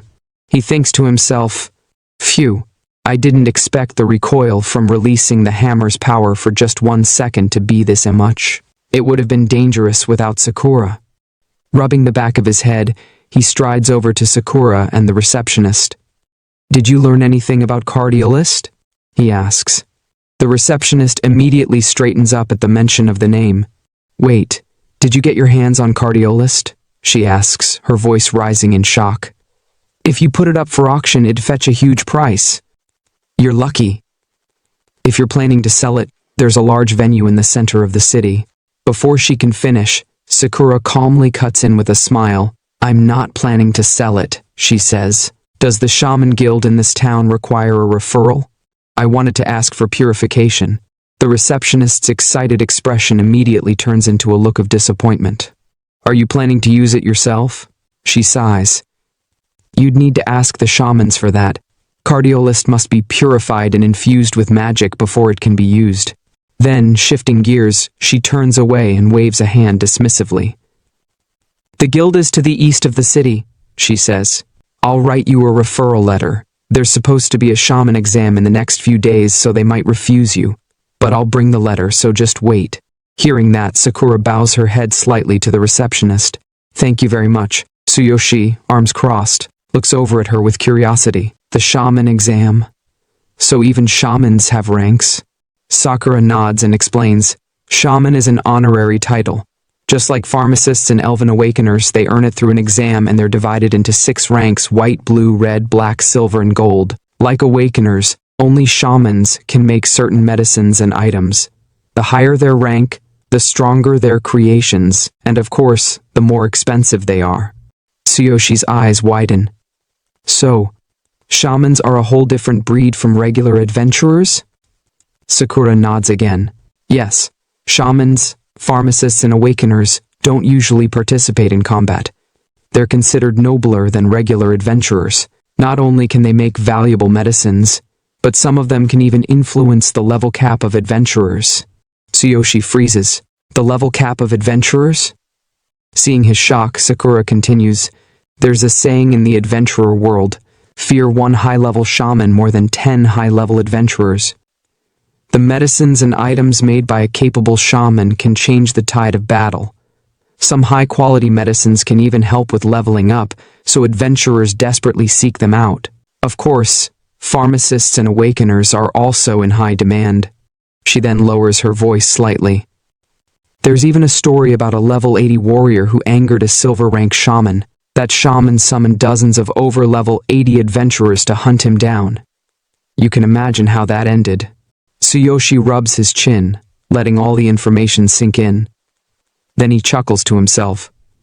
"I see. That's fascinating." Before he can think further, the receptionist suddenly returns, holding a letter. "Here's the referral letter," she says, handing it over. "With this, you should be able to enter the Shaman Guild and have the Cardiolist purified." Sakura takes the letter with a polite nod. At the same time, both she and Tsuyoshi say, "Thank you very much." Shaman Guild. Exam day. The scene shifts to the Shaman Guild. In front of the building, dozens of people are lined up, all of them visibly shaking. The reason for their trembling? Even I don't know. Then from the crowd, Tsuyoshi and Sakura appear in front of the Shaman Guild. Tsuyoshi crosses his arms and scans the crowd. There are so many magicians here for the exam. Sakura nods. Yes. On exam day, a lot of people from prestigious families, schools, and specialized organizations show up. It's hard to get in. Then suddenly she takes Tsuyoshi's hand and pulls him toward the entrance. Let's line up. With the adventurer's referral letter, we should be able to enter. They approach a beastman shaman at the entrance. Sakura steps forward and asks, Excuse me, could we ask for purification of a cardiolist? The beastman shaman glances at them, then sneers. You two? A human and a half-breed? Not possible today. It's exam day. Only shamans can enter. Sakura, unfazed, calmly holds up the referral letter. I'm sorry, but we have a referral letter from the Adventurers Guild. The beastman's expression twists with arrogance. With a disrespectful scoff, he slaps the letter out of her hand. I told you, he says coldly. Today is exam day, so you can't get in no matter who gave you that letter. The exam is more important, so get lost. A tense silence follows. Then, bang! Tsuyoshi steps forward, eyes burning with fury. Standing between Sakura and the beastman, he raises his voice. We won't be doing that. His voice booms through the entrance. We have a referral letter, so you have to let us in. The beastman shaman raises an eyebrow, amused. He steps closer and looks down at Tsuyoshi with a smug grin. Nice courage, kid. His voice drips with mockery. But let me make something very clear. Here at the Shaman Guild, we hold the power. No matter how many days pass, you can't get in until the exam is over. The arrogant beastman barely finishes his sentence when Tsuyoshi takes a step forward, his eyes burning with fury. But before he can do anything, Sakura quickly grabs his arm. In a hushed voice, she warns, Master, if you make him angry here. Before she can finish, a deep, commanding voice echoes from the guild entrance. What's all this commotion about? Everyone turns to see an old beastman stepping out of the guild building. He has a long, flowing beard and leans on a sturdy staff, exuding an aura of authority. His sharp golden eyes scan the scene. Immediately, the arrogant beastman straightens up and bows slightly in respect. President Doug, I apologize for the disturbance. He glares at Tsuyoshi and Sakura before turning back to the old man. These rude outsiders showed up on exam day to request the purification of a cardiolist. He gestures sharply toward Tsuyoshi. We already refused them, yet they continue to demand entry. Then he puffs up his chest and says confidently, President Doug, allow me to handle this. But before he can finish, Tsuyoshi cuts in sharply. Are you the one in charge here? His voice is firm, unwavering. I have a guild referral letter, so I want you to let me in. The arrogant beastman's face twists with rage. How dare you speak to the president like that? But before he can even finish, the old beastman, Doug, raises a hand, cutting him off. A shaman shouldn't make so much fuss. The old beastman, President Doug, strokes his beard as he eyes Tsuyoshi. Human warrior, I'll purify your cardiolist, but today's the examination day. I can't spare time for you. Come back after the exam. Tsuyoshi's brow furrows. He thinks, damn, I'm pressed for time too. Leveling up is my priority. A sweat drop rolls down his face as he looks back at the old beastmen. I'm sorry, but I'm in a hurry. Is there no other way? Doug raises an eyebrow. Another way? If you take the shaman exam and score the highest, I'll make an exception. However, as a warrior, you don't even qualify to take the exam. Tsuyoshi scratches his head, awkwardly laughing. What are the requirements? Before Doug can answer, some random loudmouth in the crowd bursts out laughing. Pfft, you don't even know. Another chimes in, what a disgrace. Doug ignores them and explains, young human, to become a shaman, one must have at least the aptitude of a magician. The essence of a shaman is magic. The bare minimum requirement is passing tests for potion creation and item crafting. Only then can one become a white shaman. Do you understand now? Tsuyoshi suddenly extends his hand toward Doug. So if I'm a magician, it's fine, right? Lend me your staff. Doug's eyes widen. My staff? The arrogant beastman from earlier steps in, sneering. Are you an idiot? You think you can just borrow the president's staff? Even if you get your hands on it, what could you possibly do? You're not even a magician. If you keep this up, I'll call the guards. Tsuyoshi doesn't even acknowledge him. He keeps his hand outstretched toward Doug, eyes locked. Let me borrow it. I'll prove I qualify. A moment of silence falls over the guild entrance. Then Doug smirks. Interesting. I want to see how a warrior plans to prove himself. Here, this staff has no level restriction. He hands the staff over, and as Tsuyoshi grips it, Sakura leans in slightly from behind, whispering, Master, what are you planning? Tsuyoshi smirks. Trust me, Sakura smiles softly. Whenever Master says tat, he always pulls it off. Tsuyoshi marches up to the arrogant beastman. The beastman crosses his arms, glaring. President Doug lent you his staff, huh? Then prove yourself. Tsuyoshi doesn't hesitate. He raises his hand and slaps his chest. The arrogant beastman recoils, face twisting in confusion and disgust. What the hell are you doing, you pervert? Tsuyoshi's mind races. If my guess is correct, if I duplicate a magician's skills and use the staff as a medium, I should be able to use magic. A notification pops up in front of him. Absolute duplication activated. Scanning. Available skills. Tsuyoshi's eyes widen. I'm not limited to just one class. The whole warrior thing was just a preference. A new notification appears. Direction sense. Place your hand on the opponent's heart. Select one skill and duplicate it. Cooldown 0 seconds. Only one skill can be stored at a time. Tsuyoshi scans the arrogant beastman's skill set. Oh ho, this one looks good. Shining support costs 30 MP. Initiates a bright flash of light, dazing enemies for 3 seconds. Tsuyoshi locks in his choice. The staff in his hand begins to glow. A soft yellow aura surrounds his body. The arrogant beastman's face turns redder. What are you doing? I knew you were into some weird stuff. Bruh. What? The scene shifts from the noisy crowd straight into the tense atmosphere of the exam hall. Suddenly, someone in the crowd stares at our protagonist and mutters, Humans can take the shaman exam too? Hearing that, another person chimes in with disbelief. This must be a joke, right? A human should be taking the pharmacist exam, not this. Then, yet another voice cuts through, dripping with arrogance and disappointment. This is the first time. All this commotion catches our protagonist's attention. He looks toward the crowd, rubbing his head, clearly feeling the weight of their stares. He sighs. I feel like everyone's looking at me like I'm their enemy. Standing beside him, Sakura glances over and says, Master, you're the first human ever to take the shaman exam, so they probably assume you're up to something. Hearing that, our protagonist's expression shifts from anxious to excited, like flipping a switch. His eyes light up as he turns to Sakura, exclaiming, Am I the first? Seriously?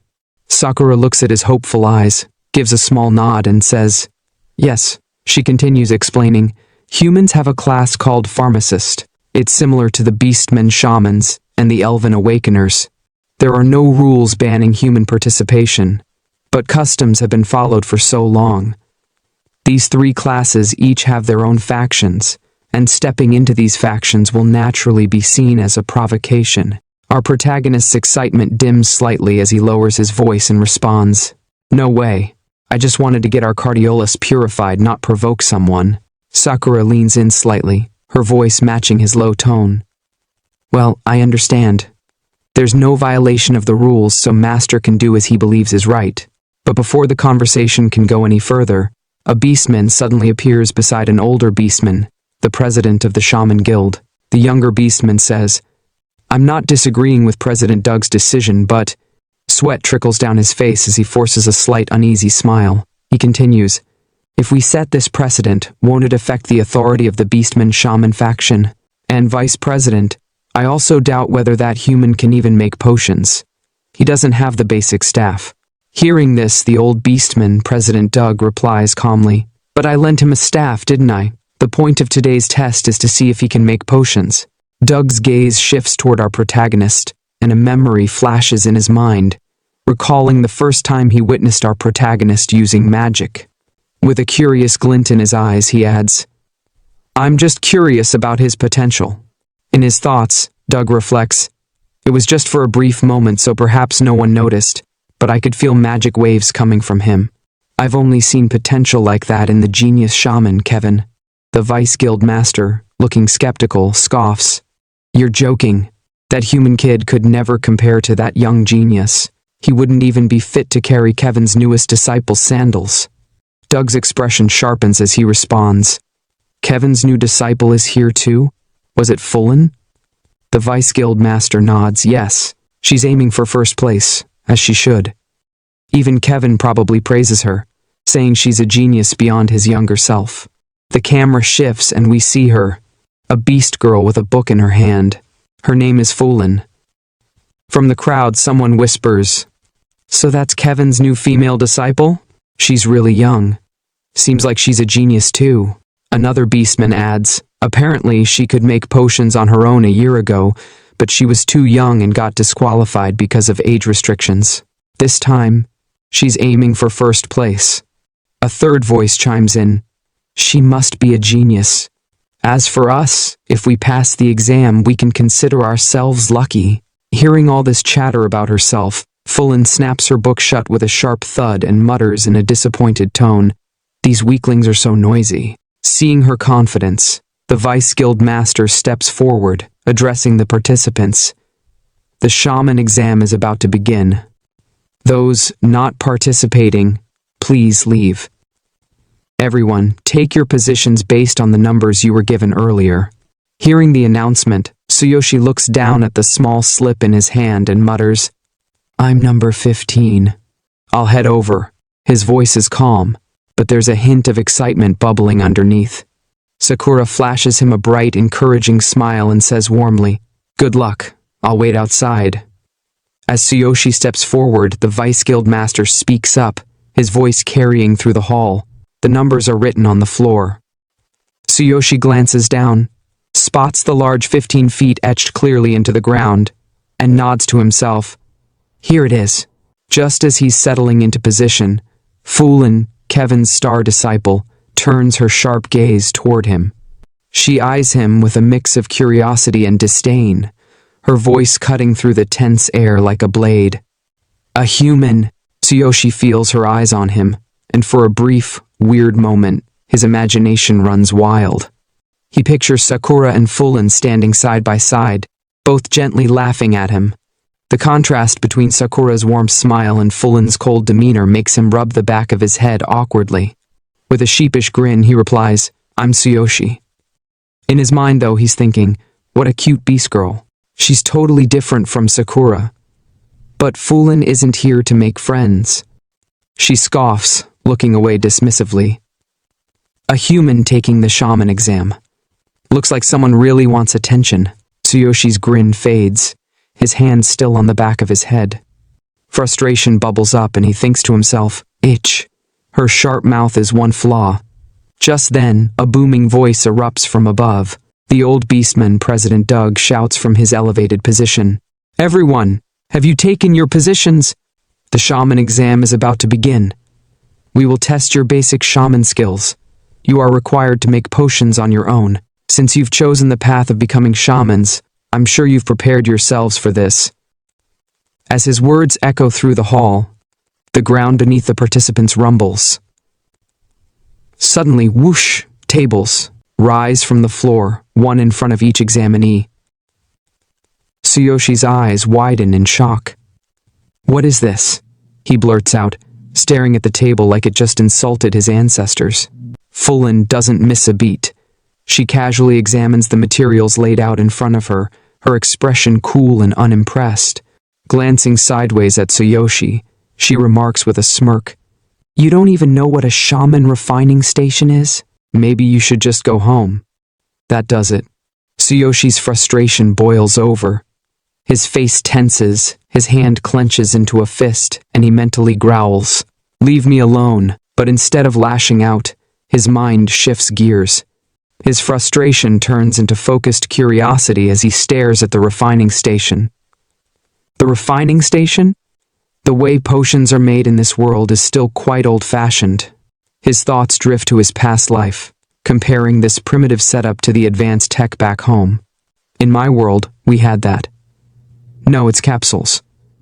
The videos I watched showed everything fully automated, Way more advanced than this. From the stage, the old beastman bellowed, "Vice President Pig will announce the test details." Vice President Pig, yes, literally named Pig, dramatically raised his staff to the sky. Then, with a loud thunk, he slammed it to the ground. A glowing yellow magic circle spread out from the staff, expanding toward all the participants.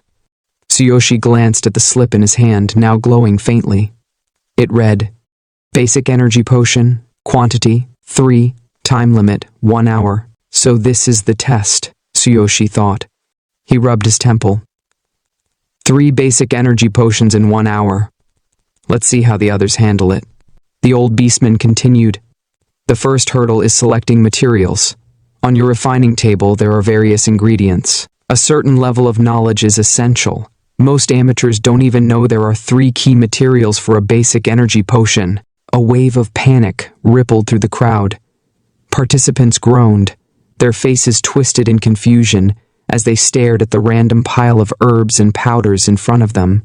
Tsuyoshi raised an eyebrow. Are there really this many people who don't know what to choose? Fulin, cool as ever, commented without even looking at him. It's pathetic that they can't even remember the basic materials for such a simple potion. She effortlessly picked out the correct ingredients, her hands moving with speed and precision. Tsuyoshi's jaw dropped. Amazing. That was fast. With a swift motion, Fulin summoned her staff out of thin air, a confident smirk on her face. Passing first place is the bare minimum Master Kevin expects. I'll accomplish it with ease, she thought. Vice President Pig's eyes lit up. As expected from Kevin's disciple, she's already started. The old beastman nodded, stroking his beard. Her precision and speed are impeccable. This test must be child's play for her. Fulin crushed the selected materials, her movements sharp and efficient. She expertly extracted the essence needed for the potion, her focus unwavering. Tsuyoshi watched in awe. She's got a sharp tongue. But she's amazing, he admitted. Activating his divine eye, he thought, I should try to imitate her techniques. The old beastman couldn't hide his excitement. Kevin's judgment was spot on. Fulin's use of magic is meticulous. Vice President Pig chimed in proudly. She's definitely destined to be an outstanding shaman. Before they could finish hyping her up, Fulin completed the potion-making process, pouring the glowing liquid into 3 glass tubes. The old beastman announced, "The next step is the most critical, refining." Fulin's eyes glowed with a fierce green light as she concentrated. The potions floated mid-air, surrounded by an aura of green energy. Refining is the key to potion making, the old beastman explained softly. Merging materials with magic tests one's true power. This is the ultimate trial. But for Fulin, it's no challenge. If things go as expected, he thought, she'll definitely secure first place. But then his gaze shifted to Tsuyoshi, who was still standing there, doing absolutely nothing. Hasn't he started yet? What is he doing? Before the old beastman could say anything, Fulin shouted, "Solidification done!" She grinned smugly. That was easy. I'm the best. Fulin's on top. She waved at the judges, clearly expecting applause. The old beastman and Vice President Pig walked over, nodding in approval. Very well. After you're done, please wait until the end of the test for your work to be evaluated, the old beastman said. Fulin clicked her tongue, annoyed. Shh! I have to wait for them? She glanced sideways and caught Tsuyoshi still staring at her. Her face turned red. What are you looking at, pervert?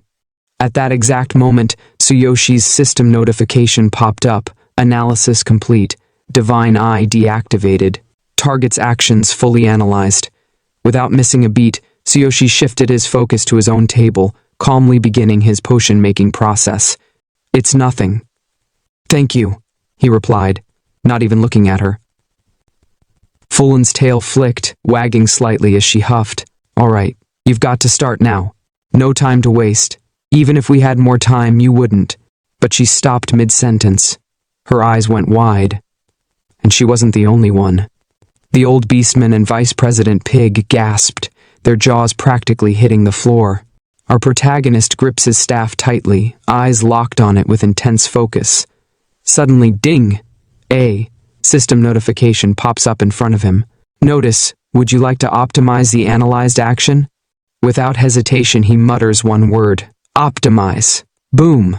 Like magic on steroids, all the materials on his table shoot into the air, whirling around him like he's the eye of a magical hurricane. Another notification blares. The correct materials have been automatically selected. They've been automatically crushed. Powerful refinement is in process. The crowd, floored. The beast girl, Foolin, stares with her jaw practically on the ground, thinking. He's selecting materials and crushing them. At the same time, no, he's refining them too. I didn't know he had this kind of power. But it doesn't stop there. Our protagonist stands calm in the chaos, his staff glowing like a beacon of dominance. The vice president, Pig, nearly chokes on his own words. He was hiding his power all along, selecting, crushing, and refining simultaneously. That's the technique Kevin used during his shaman exam. Simplifying the process. This isn't just impressive, it's genius. Could he be on par with Kevin's level? Meanwhile, our protagonist, stone-cold focused, holding his staff steady as the materials swirl, merge, and refine with flawless precision. No sweat, no struggle, just pure mastery. Cut to, outside the Shaman Guild entrance. Sakura stands alone, hands clutched to her chest, her heart pounding with worry. I wonder how Master is doing in the exam. I'm still worried, but I trust you, Master. Her expression softens, but there's a hint of sadness creeping in as she thinks again. I wonder if Master will face any disadvantages in potion making. Our protagonist is deep in concentration, refining the potion materials with the help of his trusty system. Suddenly, ding, a new notification pops up. Announcement process optimization is complete. The following steps have been optimized. Seeing the message, a confident smile creeps across his face. Gripping his staff tightly, he thinks to himself, just by one glance. It feels like I've done this 1,000 times. This feels good. Now I know there's more to potion making than just mixing stuff. Refinement, being a shaman, is actually pretty interesting. But wait, another notification. Refining, the final critical step in potion making. This is where a shaman infuses magic and performs the final fusion of materials. The potion is filled with magic, activating its effectiveness. The potency and quality of the potion are directly influenced by the shaman's magical strength and attributes. Our boy breaks into a light sweat. Staring at the 3 potions in front of him, he thinks, only the refining remains. I have to carefully infuse my magic and turn these into actual potions. Time to solidify.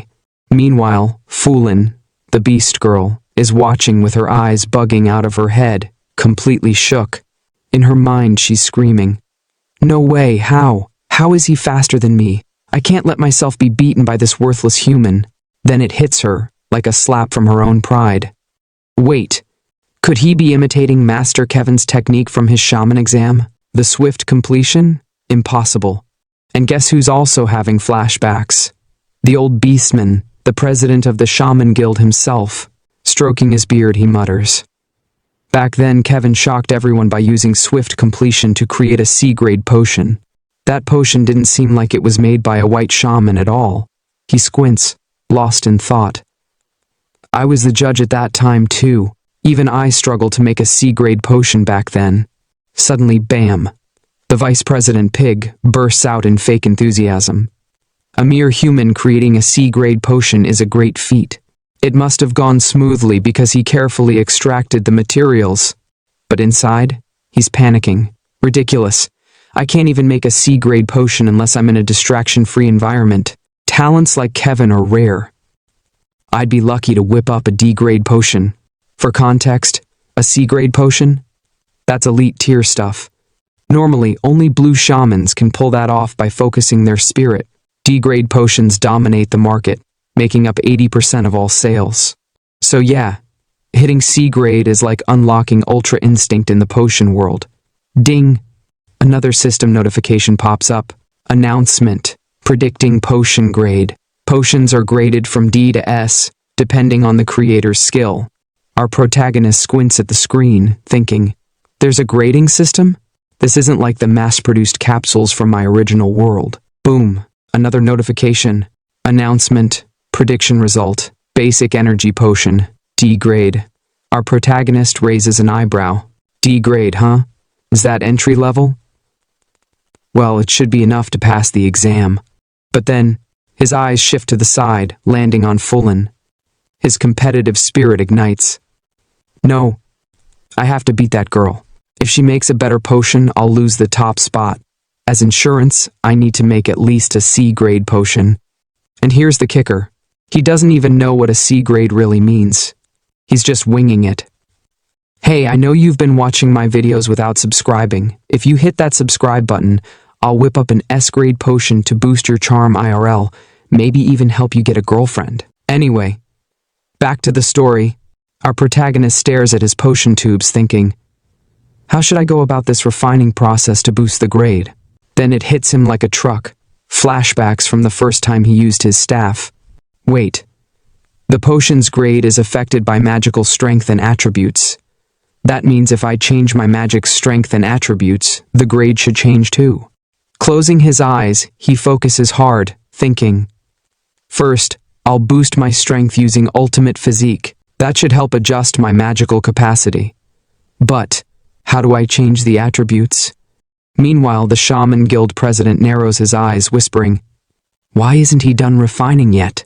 It seems like he's hesitating while maintaining his magic. This isn't good. A shaman's focus directly affects the potion's success. If he can't hold it, he might fail. Pig, faking confidence but sweating bullets, snickers. I told you, there can't be that many geniuses around, just as I expected.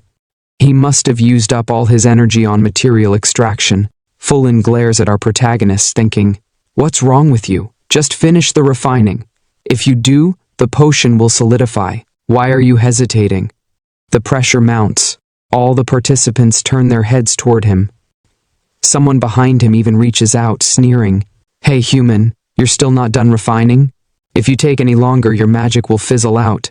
But before the hand can touch him, smack, Fulin slaps it away, snarling, don't touch him. You're distracting him, you idiot. Do you even know basic shaman common sense? Our protagonist's eyes snap open, sharper than ever. Right now, my magic has no attributes. How do I change that? Then, ding, his memory pulls up a crucial detail. Wait. The Divine King Hammer, it has a lightning attribute. When I used it before, it was infused with lightning. If I borrow its power, I should be able to change my magic's attributes. He pauses for a beat, takes a deep breath and thinks, there's no other choice. Let's try it. The old beastman, cool as ever, growled. The magic waves are unstable. It won't last long. Oh, but wait. Here comes Vice President Pig, oozing that smug energy, smirking like he just won a petty argument. Oh my, I can sense the intensity too. If the magic doesn't hold, the refining will fail. How unfortunate. But Tsuyoshi? Nah, he wasn't about to fold under pressure. His eyes flared with a brilliant blue light, and in his mind echoed the words, comfort, comfort, divine king, hammer.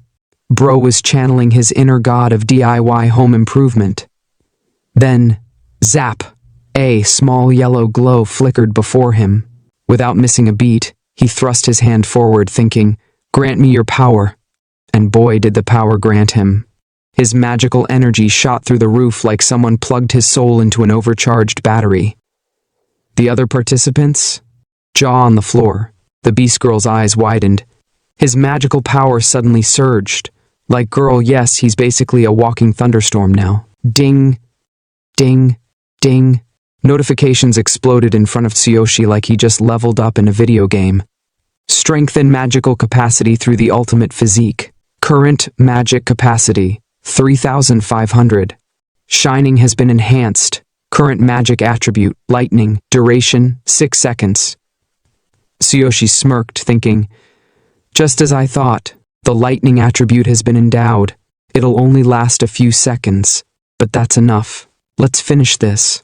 With a mighty roar, he hoisted his staff into the sky, lightning crackling around him. Refining final solidification, he bellowed, as if he was summoning the gods themselves. Sweat poured down his face, like he just ran a marathon through a sauna. But he stood tall, grinning, basic energy potion complete. Wiping sweat from his forehead, he muttered, "Didn't expect changing attributes and using magic to be this exhausting. Was it really enough to surpass her?" Meanwhile, Vice President Pig's cocky grin vanished faster than free snacks at a party. He wiped sweat from his own brow, mumbling, despite it being unstable, he succeeded in both refining and solidifying. The old beastman squinted, suspicious. It's certainly strange, was it not unstable after all? Just now, I felt the presence of a different elemental wave. What in the world did he do? Tsuyoshi, blissfully unaware, glanced around, scratching his head. What's going on? The other participants kept hustling at their tables, but the old beastman wasn't having it. He slammed his staff down with authority. Right. Everyone cease your work. Those who violate this will be disqualified. Vice President Pig stepped forward with his usual flair. Let's proceed and view them from over here.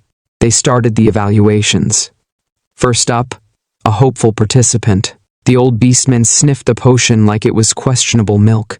Sense weak, dissipates quickly, plain. But it just steps into the grade. Congratulations, you passed. The participant bowed so hard you'd think he was trying to headbutt the floor. I am honored, thank you, President. Next victim, participant. Vice President Pig picked up a cloudy, burnt-smelling concoction with the enthusiasm of someone holding expired yogurt. Cloudy, smells burnt, clear result of overly forceful refining. Failed. The participant collapsed to his knees, dramatically wailing, new, like he'd just lost a soap opera love triangle. Pig, ice cold, replied, "If you drink this, it'll cause a debuff. Study more." Bro didn't even blink, and so it went. Some passed, some failed. The passed folks were hype, the failed ones, not so much. Tears, screams, existential crises, typical exam stuff. Then came the beast girl's turn. Pig approached her, all formal. "Foolin', it's your turn. Is Kevin doing well?" She bowed respectfully. "Thank you for asking. Master's doing pretty well."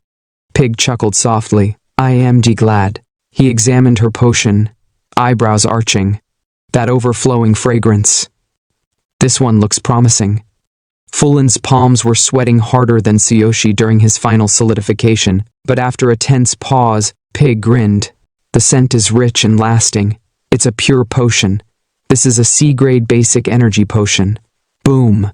The crowd lost it. Whispers flew like gossip in a high school hallway. Whoa, a C-grade?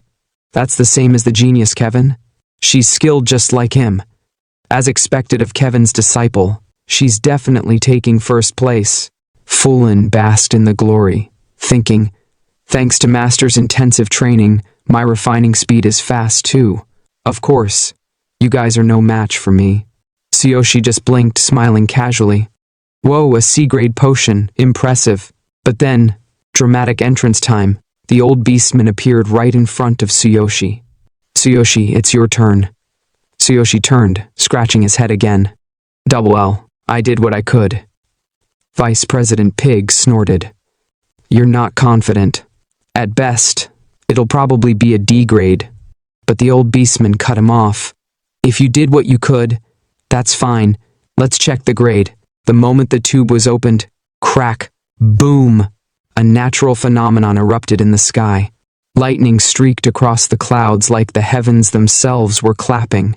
Everyone gasped. Tsuyoshi blinked, unimpressed. Huh, a lightning strike. Interesting. But the old beastman's eyes nearly popped out of his skull. This is a supernatural phenomenon. Pig's jaw hit the metaphorical floor. A person causing a supernatural phenomenon. That's at least a B grade. Fulin stared at the sky, sweating buckets. That's impossible. Only someone with power like Master Kevin could create something of B grade. The crowd?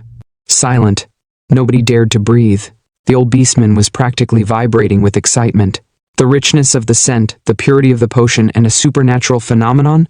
Then, turning to Pig without even looking at him, the beastman declared, "This human boy might be an existence more terrifying than the genius Kevin himself."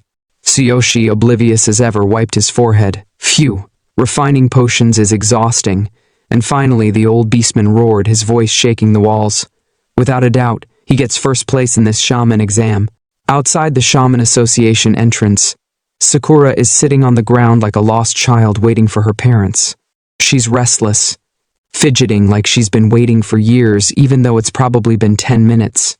Her eyes dart around nervously, and she keeps mumbling something under her breath, making the people passing by give her that, "What's wrong with this one?" look. They instantly avert their gaze like looking at her might summon a curse. She mutters softly, "Is Master still not here?" Her voice is so low you'd need ultra instincts just to catch it. But then, out of nowhere, a familiar shout echoes, slicing through the awkward air like a katana. "Sakura!" It's our protagonist, Tsuyoshi, standing tall, waving his hand with the energy of someone who just aced a test he didn't even study for. Sakura's face lights up like a kid who just found out it's Christmas morning. She jumps to her feet, practically vibrating with excitement. "Welcome back. Was everything okay?" "Master, I've been so worried. It felt like such a long time." Tsuyoshi rubs the back of his head with that classic, "Oops, my bad" smile. "I'm sorry for making you worry. The exam's over now." The sparkle in Sakura's eyes dims a bit, replaced by a hint of fear, as if she's about to hear some tragic news. "Oh no. So how did it GGO?" Tsuyoshi, with the confidence of a man who knows he's that guy, straightens up. "Yeah, I did well. I came in first place, so I came to get you." Boom, just like that, Sakura's worry gets drop-kicked out of her mind. She beams, jumping in place. "Yeah, it feels great." The crowd around them? Oh, they heard everything. And now they're standing there like NPCs processing new dialogue options, faces gloomy, eyes darting between Tsuyoshi and Sakura like, did he just say first place? But the spotlight shifts when the old beastman, President Doug, steps forward, holding the unpurified cardiolus like it's some sacred artifact. His gruff voice cuts through the murmurs. "Despite having so much power, you just want to verify the cardiolus?" Tsuyoshi scratches his head again, a sheepish grin plastered on his face. "Yeah, I need it for leveling up." Doug stares for a moment, then chuckles, his stern face softening. "Since you got first place in the exam, I'll fulfill your wish." But before the moment gets too sentimental, the vice president jumps in like he's been holding his breath the whole time. "Who's your potion-making master? There's no way you don't have one." Tsuyoshi's face shifts into serious protagonist mode, his eyes narrowing slightly as if recalling ancient knowledge. He says confidently, "I don't have anyone to teach me. I just tried it on my own."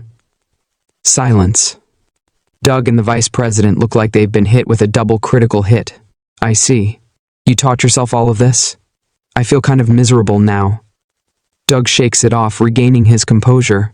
He gets serious, his voice dropping an octave. "Come this way. After purifying the cardiolus, I'll grant you the white shaman's robes." As the crowd disperses, moving along like background characters fading into irrelevance, one figure stays behind.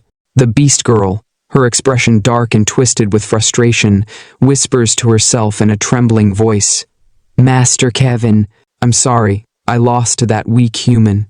But Sakura's sharp ears catch the name Kevin. Her eyes snap toward the beast girl, her gaze burning with intensity. In her mind, she's piecing it together, "Kevin? So, you're Kevin's disciple." Her usual bright demeanor shifts into something darker, her stare filled with an unspoken bloodlust. Tsuyoshi notices Sakura frozen in place, staring daggers at the beast girl. He blinks, confused. "Sakura, what's wrong?" Sakura snaps out of it like she just woke from a daydream. She wipes the sweat from her brow, laughing awkwardly. "Oh no, I just spaced out for a moment." Tsuyoshi doesn't dwell on it. With his signature bright smile, he starts walking toward his next destination. "Come on, follow me." Once the purification is done, there's another goal ahead. Sakura doesn't look back at the beast girl. She simply follows Tsuyoshi, her voice soft but firm.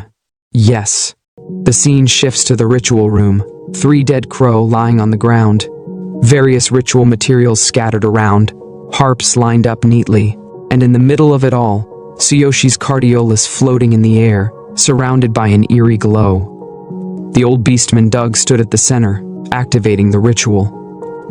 His voice echoed through the room as he chanted, "Mother of Earth, Father of Flame, Spirit of Water, Breath of Wind, Guardian of the great elements, hear my call.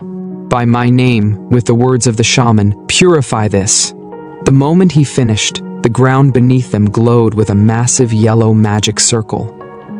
Tsuyoshi watched the ritual intensely, his eyes fixed on the cardiolus as it pulsed with energy.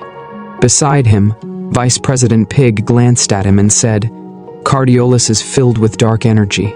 A specialized purification ritual is required. It's lucky that the chairman himself is handling it for you." Tsuyoshi, without taking his eyes off the ritual, murmured, "Wow, this is serious. So this is the kind of spell shamans use?" Standing next to him, Sakura chimed in, "Well, yeah, shamans are basically magicians, but for a specific type of magic. The more powerful the spell, the longer the incantation. This purification ritual is a form of specialized magic." While they were talking, Doug was nearing the completion of the ritual. But suddenly, he tapped the ground, reinforcing the spell, and shouted the incantation once more. Before their eyes, the cardiolus finished its purification, floating in the air with a radiant glow. Doug reached out, took the purified cardiolus, and handed it to Tsuyoshi. "Infuse your magic into this, only then will you be able to use it." Tsuyoshi took the cardiolus eagerly, his excitement barely contained. "Thank you. What an incredible ritual." Doug, standing beside him, stroked his beard and said, "Cardiolus is classified into low, medium, and high grades. Even if it's low grade, adventurers often die in the dark area. After all, it's still a part of the darkness. Yours is medium grade." Tsuyoshi's eyes widened. He stared at the cardiolus even more intensely before exclaiming, "This is medium grade? Lucky. That means the experience gain in the dark area will be even higher." Doug, his voice laced with concern, warned, "Of course, the higher the difficulty, the greater the reward. However, the dark area is completely different from beginner zones. From my experience, your party should include at least 1 tank, 1 warrior, a defensive magician, and a pharmacist." Still stroking his beard, Doug asked, "Have you decided on your party members? What's the composition and number of members?" Tsuyoshi, with a calm smile, pointed at himself. "Party? There's none. I'm going in alone." At the same time, Sakura waved her hand dismissively and added, "I'm not joining either. If I do, the experience points will be divided equally." Silence. Doug and Vice President Pig looked at each other in pure shock before exclaiming in unison, "You're going to challenge the dark area alone?" Sometime later, a portal appeared before them, swirling with ominous energy. Doug pointed toward it and explained, "This is the entrance to the dark area. Once inside, you'll have 3 resets. Each time, new darkness will emerge." Continuing his explanation, he added, "In other words, you can fight darkness 3 times. After that, you'll be expelled, and the cardiolus will turn to ash and disappear." He stroked his beard once more and warned, "Once you enter, you cannot leave until you've wiped out all the monsters or time runs out." Standing beside him, Vice President Pig added, "If you happen to die, your body will be removed from the area. That's one way to get out." Tsuyoshi approached the portal, glanced at Pig, and with an awkward smile said, "You're kidding, right? I'm not coming out that way." Sakura, visibly annoyed, crossed her arms and shot Pig a glare. "Yeah, don't jinx it. That's inauspicious." Before he entered, Sakura handed Tsuyoshi a bag with a worried expression. "Master, here are some potions. I earned a lot from the carnivorous darkness request, so I restocked in large quantities. You'll need them inside, so make sure to take them with you." Tsuyoshi took the bag, examined it with a warm smile, and without looking at her said, "As expected of you. You're always so thoughtful. Wait for me to come back." He took a deep breath and stepped forward. "Well then, I'm off." Doug, still watching with concern, suddenly called out, "Wait a second. You returned the staff to me, so how will you use magic?" "If you need, I can." Before he could finish, Tsuyoshi cut him off. "Thank you, but I don't need it." Then, without hesitation, he reached into his system inventory, pulled out his sword, rested it on his shoulder, and declared loudly, "I am a warrior." The moment Tsuyoshi stepped through the portal, a notification popped up above him. Cardiolus use count, 1 out of 3. Watching him disappear into the swirling vortex, Sakura lowered her head and whispered, "Please be safe." But just as the portal closed, Vice President Pig and President Doug finally processed what Tsuyoshi had just declared. Pig's eyes nearly popped out of his skull. "Wait, you're a warrior?" Doug, equally stunned, stroked his beard and muttered, "With such magical talent. Yet he chooses to be a warrior? I wonder how much further he'll grow. I'm looking forward to it." His gaze remained fixed on the portal, watching as Tsuyoshi's figure vanished into the unknown. Tsuyoshi found himself in the middle of a dense, eerie forest. The trees loomed over him like silent sentinels, their leaves rustling despite the absence of wind. A new notification appeared before him. Remaining time, 12 hours. If you reset manually, the entrance will remain closed for hours. Looking around, Tsuyoshi processed the information. So, every time I reset, I get 12 hours before I can leave again. That's fine. I'll wipe out these monsters as fast as possible. I can't afford to waste time. With that, he dashed deeper into the forest. After some time, he stopped abruptly, crouching behind a bush. Just ahead, a pack of dark wolves was feasting on something. Their fur was pitch black, their eyes gleaming with malice, and their razor-sharp fangs dripped with fresh blood. Tsuyoshi narrowed his eyes. Dark wolves move in packs. I'll need to be careful not to get surrounded. Their attack speed isn't something to underestimate. But hesitation wasn't in his vocabulary. In the blink of an eye, he launched himself into the air, soaring towards the wolves. His mind sharpened as he prepared to strike. I can't afford to take them lightly. The fastest way to end this is to amplify my attack power with my ultimate physique. At that moment, his body exploded with power, his muscles tensing as his strength surged to its peak. With a smirk, he muttered, "Don't bare your teeth and start yapping." Then, boom! His sword tore through the entire wolf pack in a single swing, slicing through them like they were nothing. Blood sprayed, the force of his attack sending shockwaves through the ground. One wolf dropped instantly, its body twitching before going still. A notification popped up. Defeated Dark Wolf, 500 XP gained. Tsuyoshi smirked. 500 XP per monster? That's about the same as a minor boss in my old world. Not bad. The experience gain here is much higher than in the outside world. Rolling his shoulders, he tightened his grip on his sword. Alright, after 3 rounds I'll head out.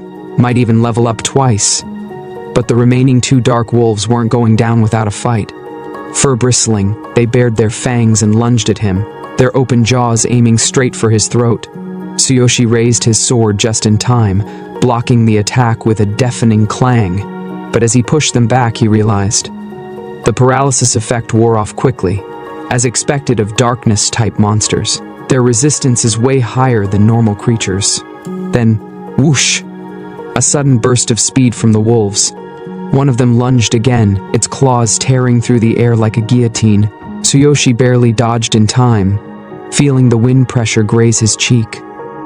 His grip on his sword tightened. What insane speed! If I had been even a second slower, my throat would have been ripped out. Then, danger! One of the wolves suddenly darted sideways, using its packmate's body to block Tsuyoshi's line of sight before launching an attack from his blind spot. His eyes widened. It just used its teammate as a distraction? Clever.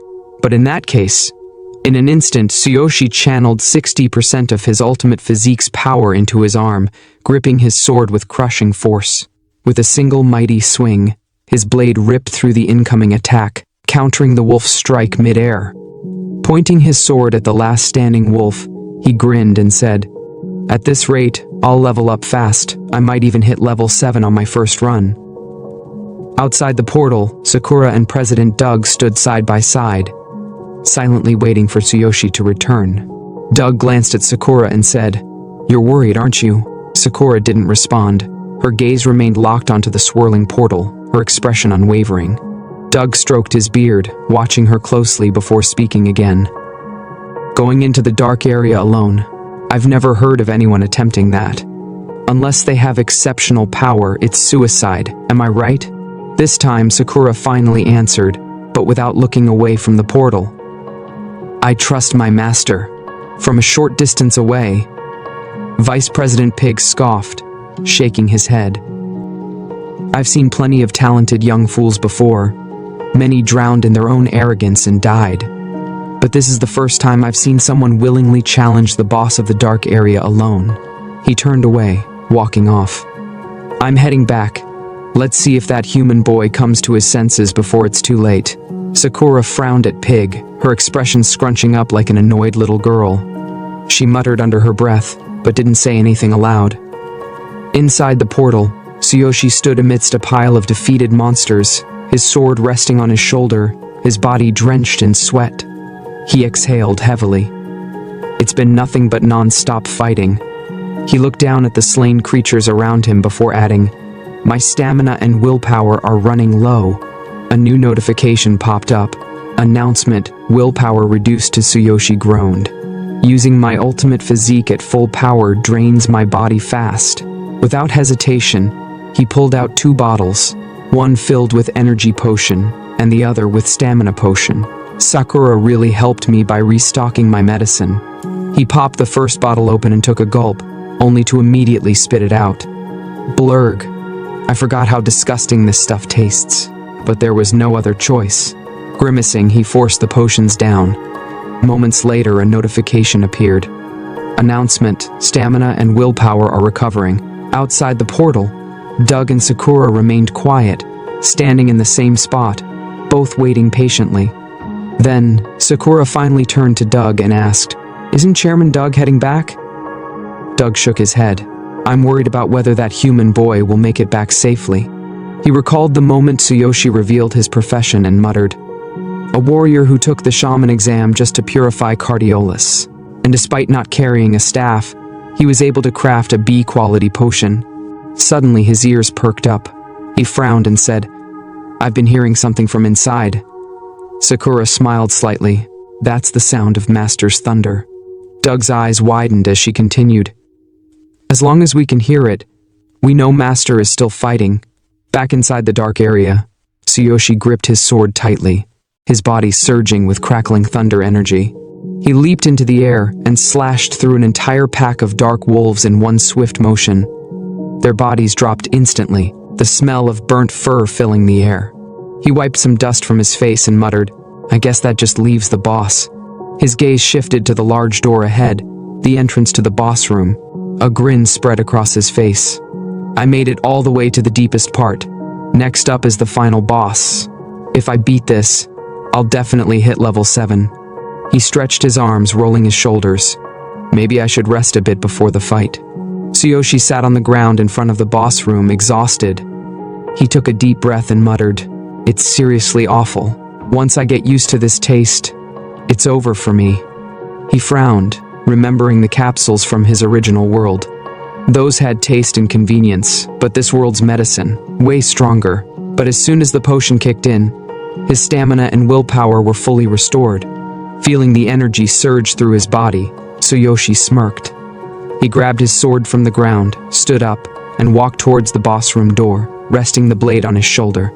"All right, now that I'm fully recovered, let's GGO." With that, he pushed open the heavy doors and stepped inside. Darkness loomed around him. He scanned his surroundings, left, right, forward. Then, from the shadows, something moved.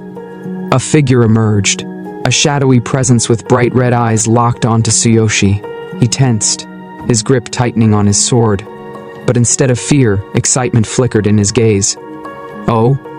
The level is the same as the carnivorous darkness I fought before, but the intimidation. That's different. This must be the boss of the dark area." Without hesitation, Tsuyoshi activated his ultimate physique. His attack power surged, his muscles strengthening as lightning crackled around his arms. The boss stepped forward. It was a towering monster, gripping a massive sword, its blade wrapped in thick iron chains. The sheer presence of it sent a wave of pressure through the room. Then, the boss disappeared. Before Tsuyoshi could react, the monster reappeared above him, its massive sword already swinging down. So fast. Instinct kicked in. Tsuyoshi raised his sword just in time, blocking the devastating attack. Clang! The impact sent shockwaves through his arms, forcing him to his knees. The power is incredible too. Then the boss inhaled deeply. A strange wave of energy passed through Tsuyoshi, making his body shake uncontrollably. A notification appeared.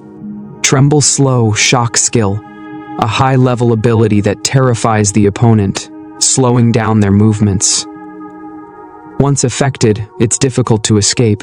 Tsuyoshi's eyes widened as his body refused to move. Move. Please move. His veins bulged as he struggled against the paralysis. The boss raised its sword again.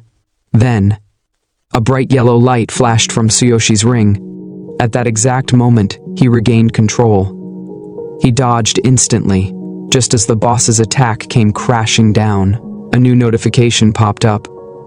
Notice, Tremble Slow effect has ended. Tsuyoshi blocked the next strike, his eyes glowing with lightning. He exhaled sharply, then grinned. I won't go down so easily. Pure energy surged through him. His ring of the infinite. Was this why the status effect ended? For the first time, the boss hesitated. Seeing this, Tsuyoshi smirked. I won't die so easily, you bare bastard. The boss growled and swung upward, but Tsuyoshi met the attack head-on, blocking once again. Seeing Tsuyoshi match its strength, the boss spoke in a deep, confident voice. You're strong. My tremble slow, broken. That surprised him. Tsuyoshi's eyes widened slightly. You can talk? Lowering his sword slightly, he stared at the monster. I thought darkness was just a bunch of beasts that couldn't even talk. The boss's red eyes flared with anger. Human. We are darkness, a higher existence than anything else. Then, it disappeared again. Tsuyoshi's breath caught. Again with that technique. Memories of their first clash flashed through his mind. If only I had the dark goblin's eye, I could use Roaring Tentacle to strike its weakness. But I left it in my original world. Just like before, the boss reappeared instantly in front of him. This time, its sword emanating a red aura. It swung down with terrifying force. Tsuyoshi blocked again, but his sword started to crack. Damn it. My weapon won't last at this rate. His vision blurred slightly. This attack, it messes with my sight too. Then, a sharp blade appeared right in front of his forehead. Too fast. Tsuyoshi's body twisted on instinct, dodging just in time but not completely. A deep cut tore through his side. Blood splattered. His health bar dropped. Damn. Just one hit and I'm already bleeding. Another notification appeared. Bleeding, a dangerous debuff. If the wound isn't treated, blood loss will result in death. Can be cured with potions, skills, or healing magic. Tsuyoshi clenched his jaw. I don't have any medicine for bleeding. At this rate, I'll diddy I. He glared at the boss standing before him. His mind raced. Without medicine, I might actually bleed out before this fight is over. He steadied his breathing, then thought, should I retreat? If I leave now, I can heal. But damn it, if I stay here, I'll keep bleeding. If I run out of potions, I'm dead. Then, his grip tightened around his sword. No. That leaves me with only one option. Summoning every ounce of his willpower, Tsuyoshi leaped into the air. Lightning crackled around his body. He raised his sword high, and with a thunderous roar he unleashed. Thundering chain fall. Seeing Tsuyoshi charge at him, the boss monster's eyes widened for a brief moment. Then, boom! Iat my thunder attack! Tsuyoshi's lightning-infused strike landed perfectly on the monster. The impact sent shockwaves through the battlefield. Tsuyoshi landed safely on the ground, breathing heavily. His mind raced. Did I do it? Why didn't it dodge? But his expectations were shattered. The boss monster stood there, completely unharmed. It had redirected the thunder strike into the ground with a simple step, absorbing the attack effortlessly. Then, with a mocking expression, the boss sneered. Laughable. Tsuyoshi's eyes widened. That didn't work. This is troublesome. But before he could process it, the boss monster attacked. I will kill you. I don't need the sacrifice either. Sweat dripped from Tsuyoshi's forehead. Sacrifice? What the hell is that? Then, the boss leaped into the air, sword raised high and brought it down with brutal force. Boom! The impact slammed Tsuyoshi into the ground. His health bar dropped. Dust and debris flew everywhere. The boss glared down at him, then scoffed. Weapon lost. Adventurer useless. He rested his sword on his shoulder, assuming the battle was over. Turning his back, the boss muttered, "Next time, I will kill you." But then, something made him stop. A presence. The boss turned around, his red eyes narrowing as he saw Tsuyoshi, standing. His aura had changed. The boss's expression twisted in confusion. "What is this? Who are you?" Tsuyoshi smirked, his voice dripping with confidence. "Is this your so-called sacrifice?" A sudden shockwave pulsed through the battlefield. The boss took a step back, visibly shaken. "Why, sacrifice? That is a darkness-exclusive skill." For the first time, fear flickered in the monster's eyes. "Who are you?" Tsuyoshi grinned as his body was engulfed in red smoke. His presence turned monstrous, his aura more terrifying than the boss itself. Then, he spoke. "Thanks to you coming closer to attack, I was able to replicate your sacrifice using absolute duplication." The boss froze. Then, boom! From within the swirling crimson mist, Tsuyoshi emerged, his appearance now more dangerous, more fearsome than the boss monster itself. His muscles pulsed with overwhelming power, his eyes glowed with savage intensity. A notification appeared. "Sacrifice, you sacrifice half of your blood, removing all debuffs and temporarily gaining immense power. It amplifies your strongest current skill and makes it evil." Tsuyoshi smirked, his newfound power surging through his veins. "Now," he cracked his knuckles, "I might be able to do it." Then, with a feral grin, he raised his fists. "I'll grind you into meat using only my bare hands." So when Tsuyoshi stepped out from the red smoke, a brand new notification popped up right in front of him. Absolute physical strength has been activated. Boom! The evil power of the sacrifice skill was now his. His physical strength just tripled, but at a cost, this new power put insane strain on his body. The boss immediately locked eyes on him and shouted, "Why can you use darkness skills?" Tsuyoshi just smirked, bent down, and raised his hand like it was nothing. "For me, this is way too easy." Ding! The system window lit up. This is a special attribute of the Chosen One. The ability to copy and use any skill, regardless of race or level. The power of the copied skill depends on the combat power of the owner. The ground trembled as red light flashed everywhere, shaking the space with smoke rising like a volcanic eruption. The boss, wide-eyed, gasped his speed. "It's too fast." But it was already too late, BM. Tsuyoshi's fist slammed into the boss. The force sent shockwaves through the air. The boss barely managed to raise his sword in defense, but the moment the impact hit, crack, his sword began to break. The system window instantly notified. Weapon durability is severely damaged. The boss gritted his teeth, staring at his sword. You're strong, but just copying a skill won't let you brute force your way through me." Ding! Another system notification. Any weapon and item can be damaged or taken away under certain conditions.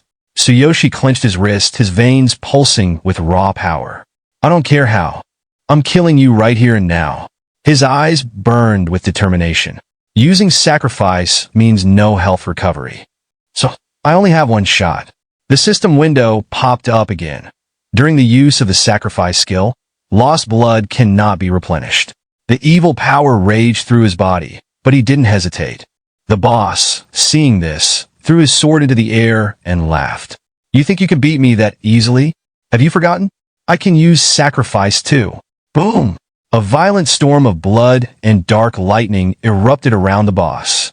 His body morphed into a more terrifying form. His voice echoed through the battlefield. Your sacrifice is just a copy. You're nothing compared to me. The boss expected fear. But instead, Tsuyoshi smirked. He slowly raised his hand to the sky, and blue lightning surged through the air. Forgot something? Tsuyoshi's voice was calm, deadly. I knew you'd try to counter me, so I made sure you drop your weapon first. The boss's face froze. He whipped his head back to his discarded weapon, eyes widening in shock. You planned this? Tsuyoshi didn't even let him finish. Half your blood. That's the price you just paid. A massive surge of power erupted around him. The system registered another sacrifice activation. The boss stood there, dumbfounded, trapped in the swirling chaos. How? He's just a human. How is his power this devastating? Swoosh! Before the boss could react, Tsuyoshi's hand shot through the thick smoke, faster than the eye could see. His voice boomed through the battlefield. You're disarmed. Let's see if you can survive this. Thunder chain. Crack.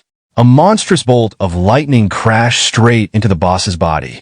The force pierced through him like a divine judgment. BZZT. The enemy's health bar plummeted straight to 0. As the boss's lifeless eyes locked onto Tsuyoshi, the protagonist leaned in slightly, his voice cold and unshaken. Now do you see? Your own senselessness. Ding! The system window flashed one last time. Boss of the Dark Zone defeated. You have successfully passed the Dark Zone. Remaining attempts 2. And just like that, Tsuyoshi had conquered the darkness. The effect of the sacrifice had ended. Tsuyoshi, looking exhausted, lowered his hands, his appearance reverting back to normal. His body trembled as he raised his shaking hands and groaned. Damn. My whole body feels like it's been ripped apart. The sacrifice skill was insanely powerful, but combined with absolute physical strength, it had completely overloaded his body. Ding! The system window popped up, notifying him that he had obtained the boss's weapon from the Dark Zone. Tsuyoshi squinted at the bright orb floating in the air and muttered, Is this really the boss's weapon?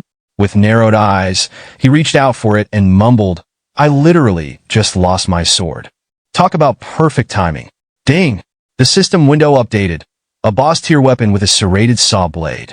Any wounds inflicted by this weapon will not heal. Passive effect, bleeding. Secondary effect, blood wound. Tsuyoshi held the weapon in his grip and grinned. Oh, now this is nice. If I level up my blood attack, this thing is going to be a beast. Ding! The system popped up again. Restarting the trial will consume 1 attempt. You may return or continue exploring the Dark Zone. Attempts remaining. 2. Continuing the trial will grant plus 50% bonus experience points. Tsuyoshi's mind raced. Wait, 50% bonus XP? That's a huge boost. His body still felt wrecked, but his hunger for power was stronger. System, restart the trial, he commanded without hesitation. Ding! Level up! Tsuyoshi felt the energy surge through his body as he leveled up to level 7. He stared at his palms, flexing his fingers in shock.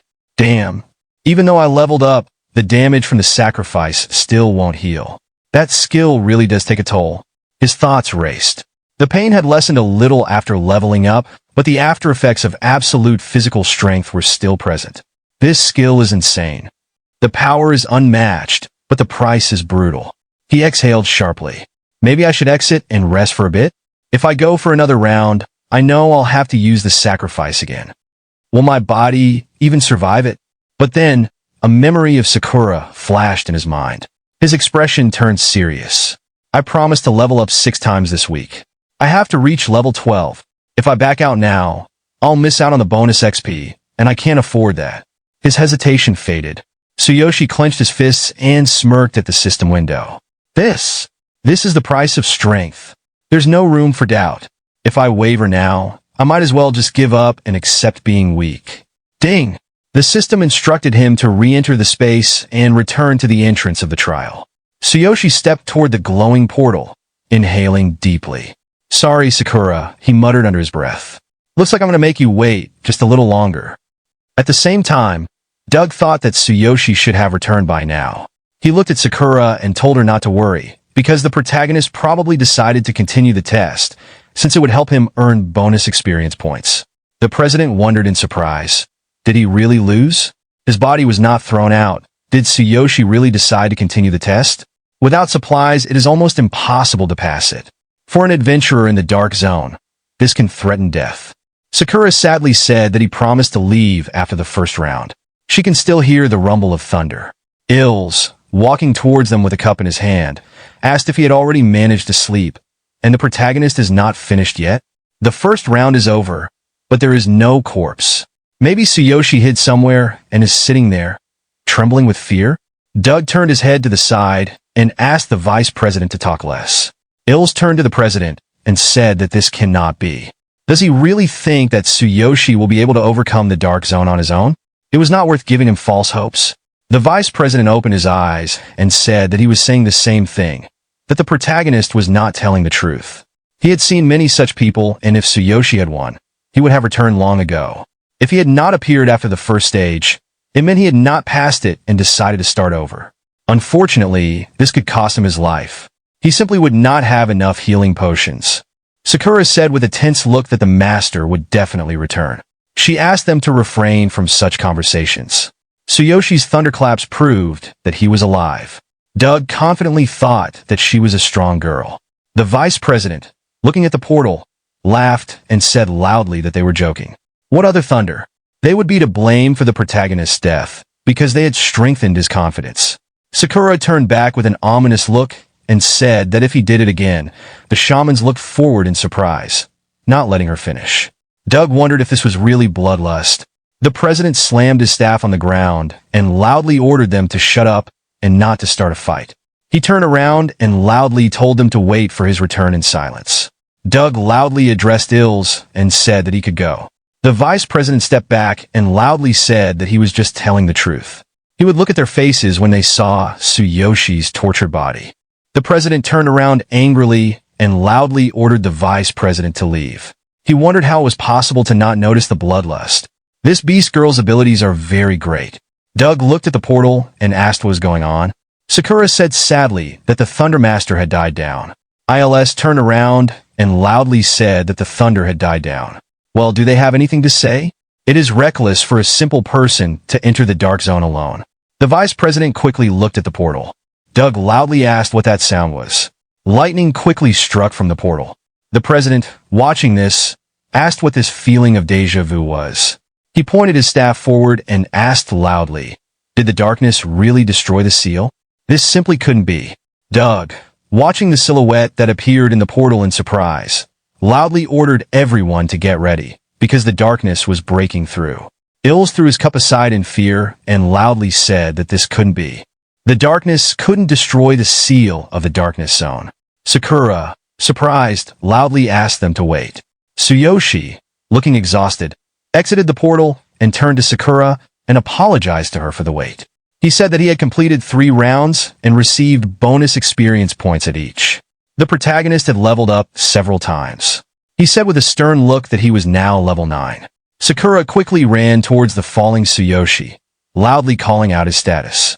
The vice president asked loudly in amazement, could it really be 3 stages in one go?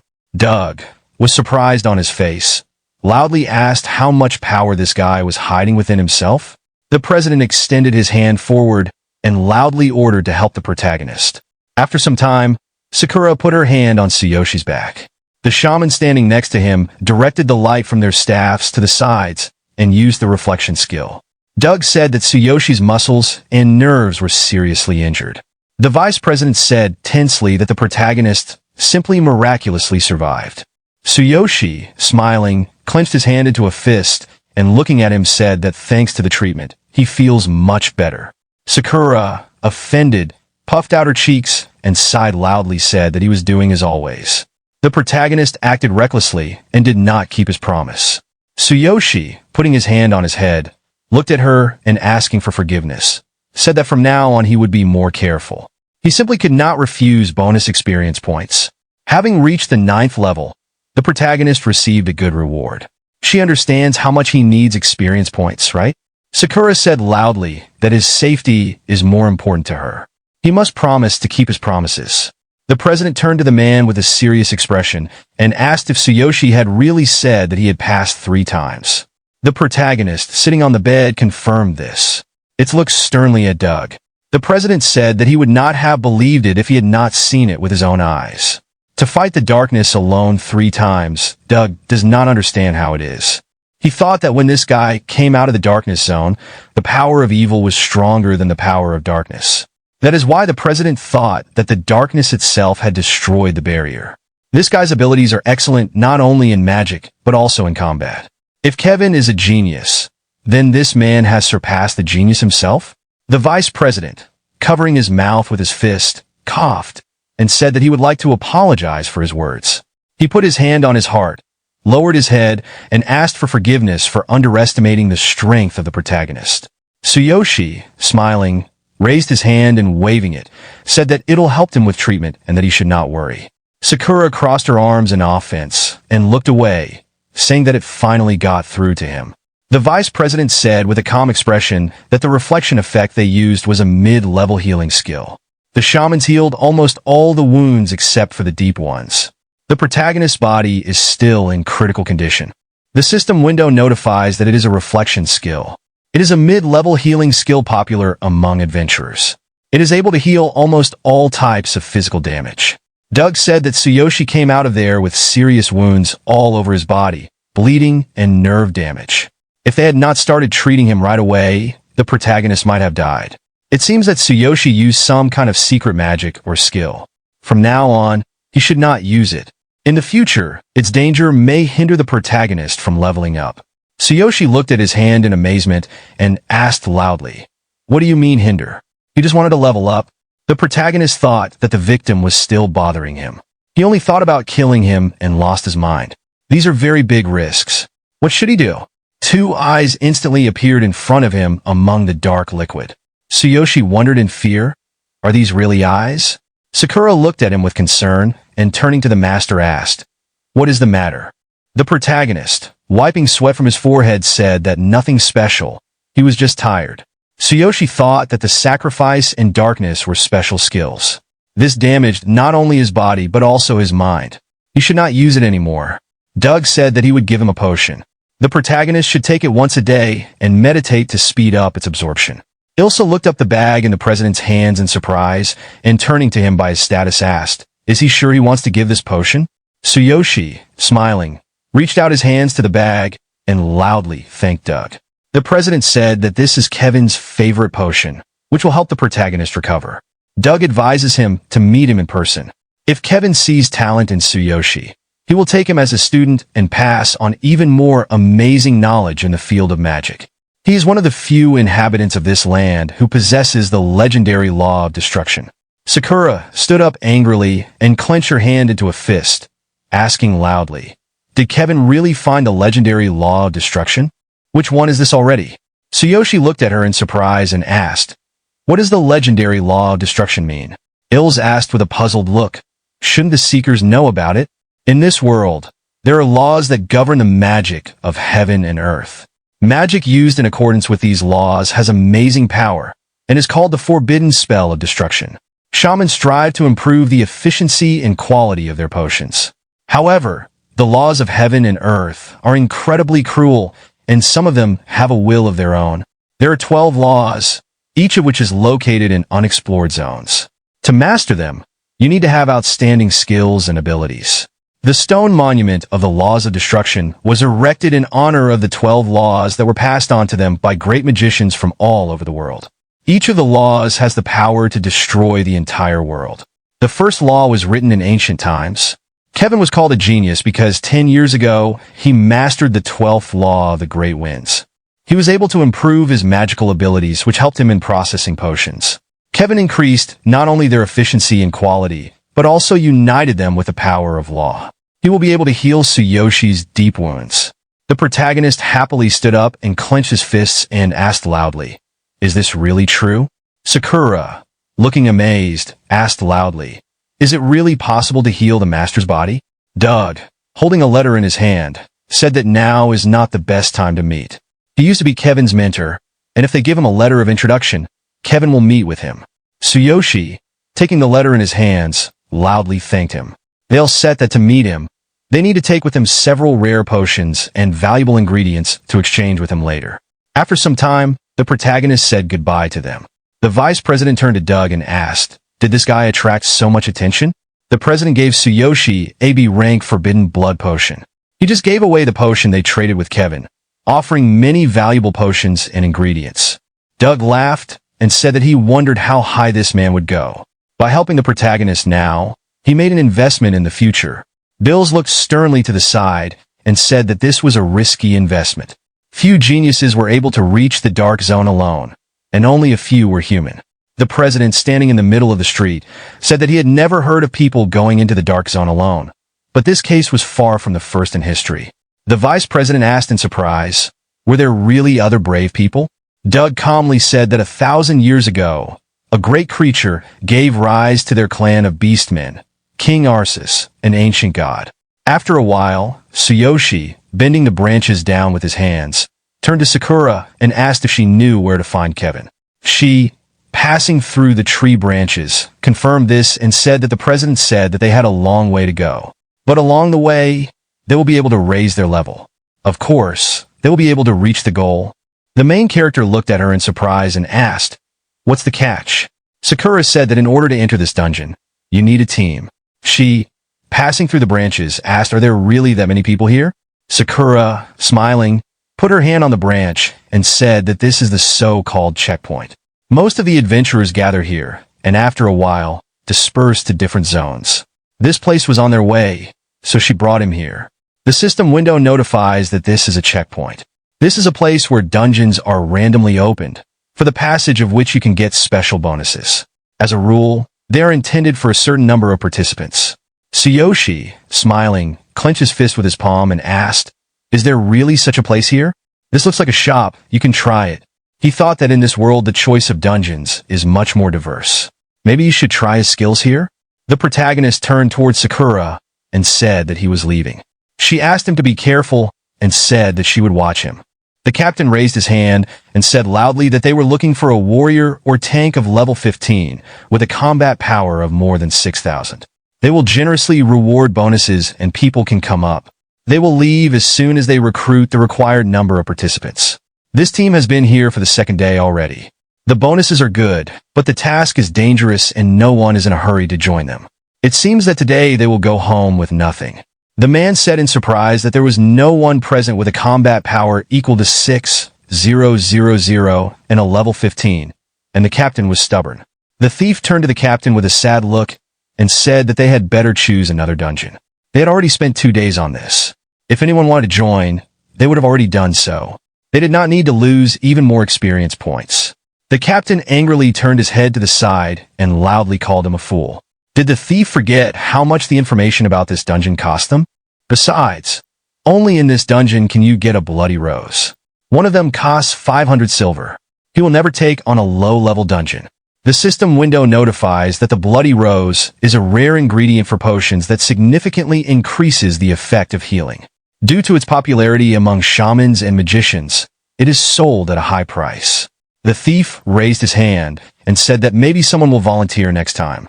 Without the required number of participants, they still won't be able to enter. Tsuyoshi raised his hand with a smile and asked if he could join. He's a warrior and his level is a little below the required level, but the protagonist is confident in himself. The team looked at him in amazement. The captain said loudly that Tsuyoshi was their savior. He's level 14, right? Even 13 would do if they could provide him with a 12th. The protagonist interrupted him, scratched his head, and said that he was level 9. The captain could leave him the vanguard. The captain raised his hand in his direction in anger and loudly asked, "What can Tsuyoshi do on the 9th level? Is he really saying this so easily? Is the protagonist really mocking them?" Tsuyoshi sadly put his hand on his head and said that he wasn't joking. The system window notified that there were 10 minutes left before the passage closed.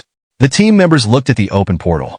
The thief quickly looked away and loudly addressed the captain and said that if they missed this chance, they would lose another day. The captain should decide faster. The priest of light asked why they didn't take a level 9 warrior. They could handle it on their own. The wind archer, holding the captain with his hand, said that it was right. Otherwise, they would not be able to recoup the cost of the information they had received. The captain angrily said loudly that there was no other way. He furiously loudly ordered Tsuyoshi to listen to him and said that he would give him a chance. The The protagonist should not act arbitrarily during the passage. Tsuyoshi must listen to his orders. Their four are already strong. They took him for the number. Is the protagonist happy with this? Tsuyoshi confidently placed his hand on the captain's shoulder and loudly agreed that he would be glad to join the team for the first time. The captain, disappointed, smiled and greeted him loudly. The protagonist confidently placed his hand on his wrist and loudly said that it was time to go. The captain raised his hands in surprise and asked if this was his first time joining the team. The system window notifies that they have entered a level 16 dungeon. The system window notifies that this is a level 16 forest rhino. His characteristics are a very large body, and he is not susceptible to physical attacks. The weakness of the forest rhinoceros is lightning, and the combat power is 7,600. The captain, standing with the team behind the stone, said that this is a 16th level dungeon. He angrily clenched his hand into a fist and said loudly that the informant is a freak. If the captain gets out of here, he will kill him. The thief, looking frightened, put his hands on his head and turning to the captain, said that he is not sure that at such levels they will be able to get out of here alive. It is scary to imagine the dungeon boss if the first opponent was a forest rhinoceros. The captain knelt down, put his hands on the ground, and loudly said that everything is fine. They're on the 15th level and have gone through many difficult dungeons together. They can do everything as always and will definitely defeat him. He is not sure that this will work, but they can use the Horn of Resurrection. The system window notifies that the Horn of Return is a very expensive item, blowing which allows you to leave the dungeon. Its use may be limited in special dungeons. Due to its rarity, the horn can only be purchased at auctions. The captain looked at the thief in surprise and asked where the warrior went. The wind archer raised his hand and said that the protagonist was here when they entered. A bright glow from the thunder chain quickly appeared among the foliage. They look at the bright light in amazement. Tsuyoshi, shrouded in lightning, standing among the flying stones, said loudly that this is good. Compared to those guys from the Dark Zone, this is very easy.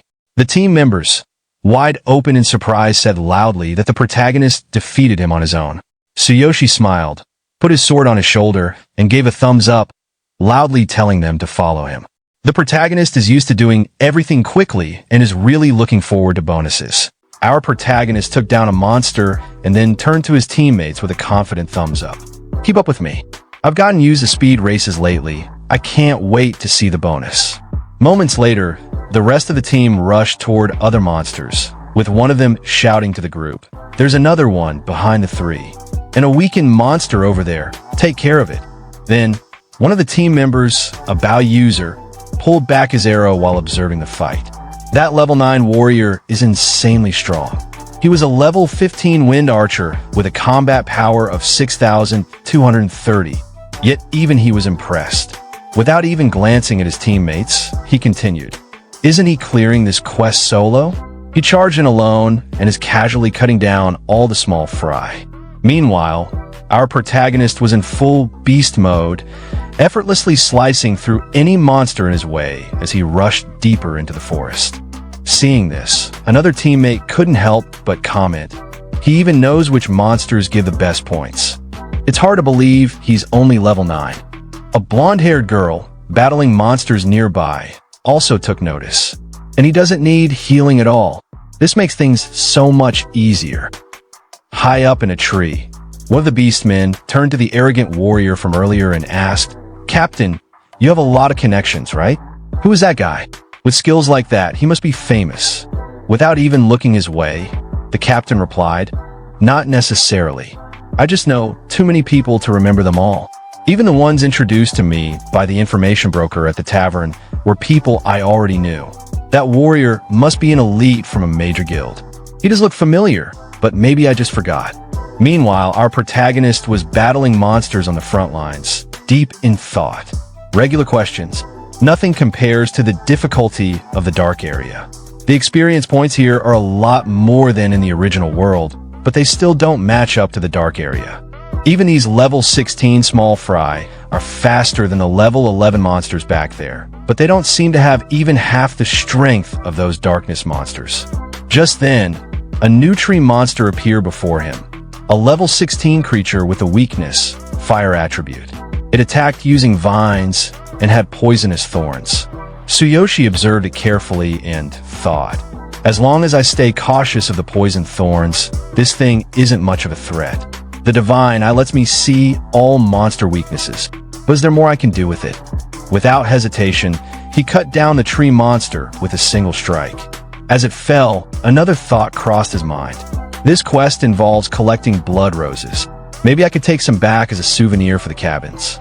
Right then, a notification popped up, displaying a rose icon with a sign on top. It read, "Blood Rose, a rare medicinal material. When added to medicine, it greatly enhances recovery effects. Highly valued by shamans and potion makers, making it consistently expensive in the market." After taking in the information, Tsuyoshi turned to his teammates and announced, "Everyone, the boss fight is coming up soon. The small fry are increasing. These monsters are weak to fire. Can the magicians use fire-type magic to attack?"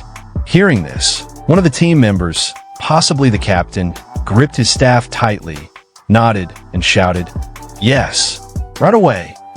Internally, he thought, "Finally, it's my time to shine." Tsuyoshi, still focused ahead, warned, "Watch out for the vines. They have poisonous thorns. If you get hit, you'll be poisoned." The rest of the team turned to face the tree monsters with sudden concern, their minds racing. How does he know so much about these monsters at just level 9? He shouldn't have this much experience.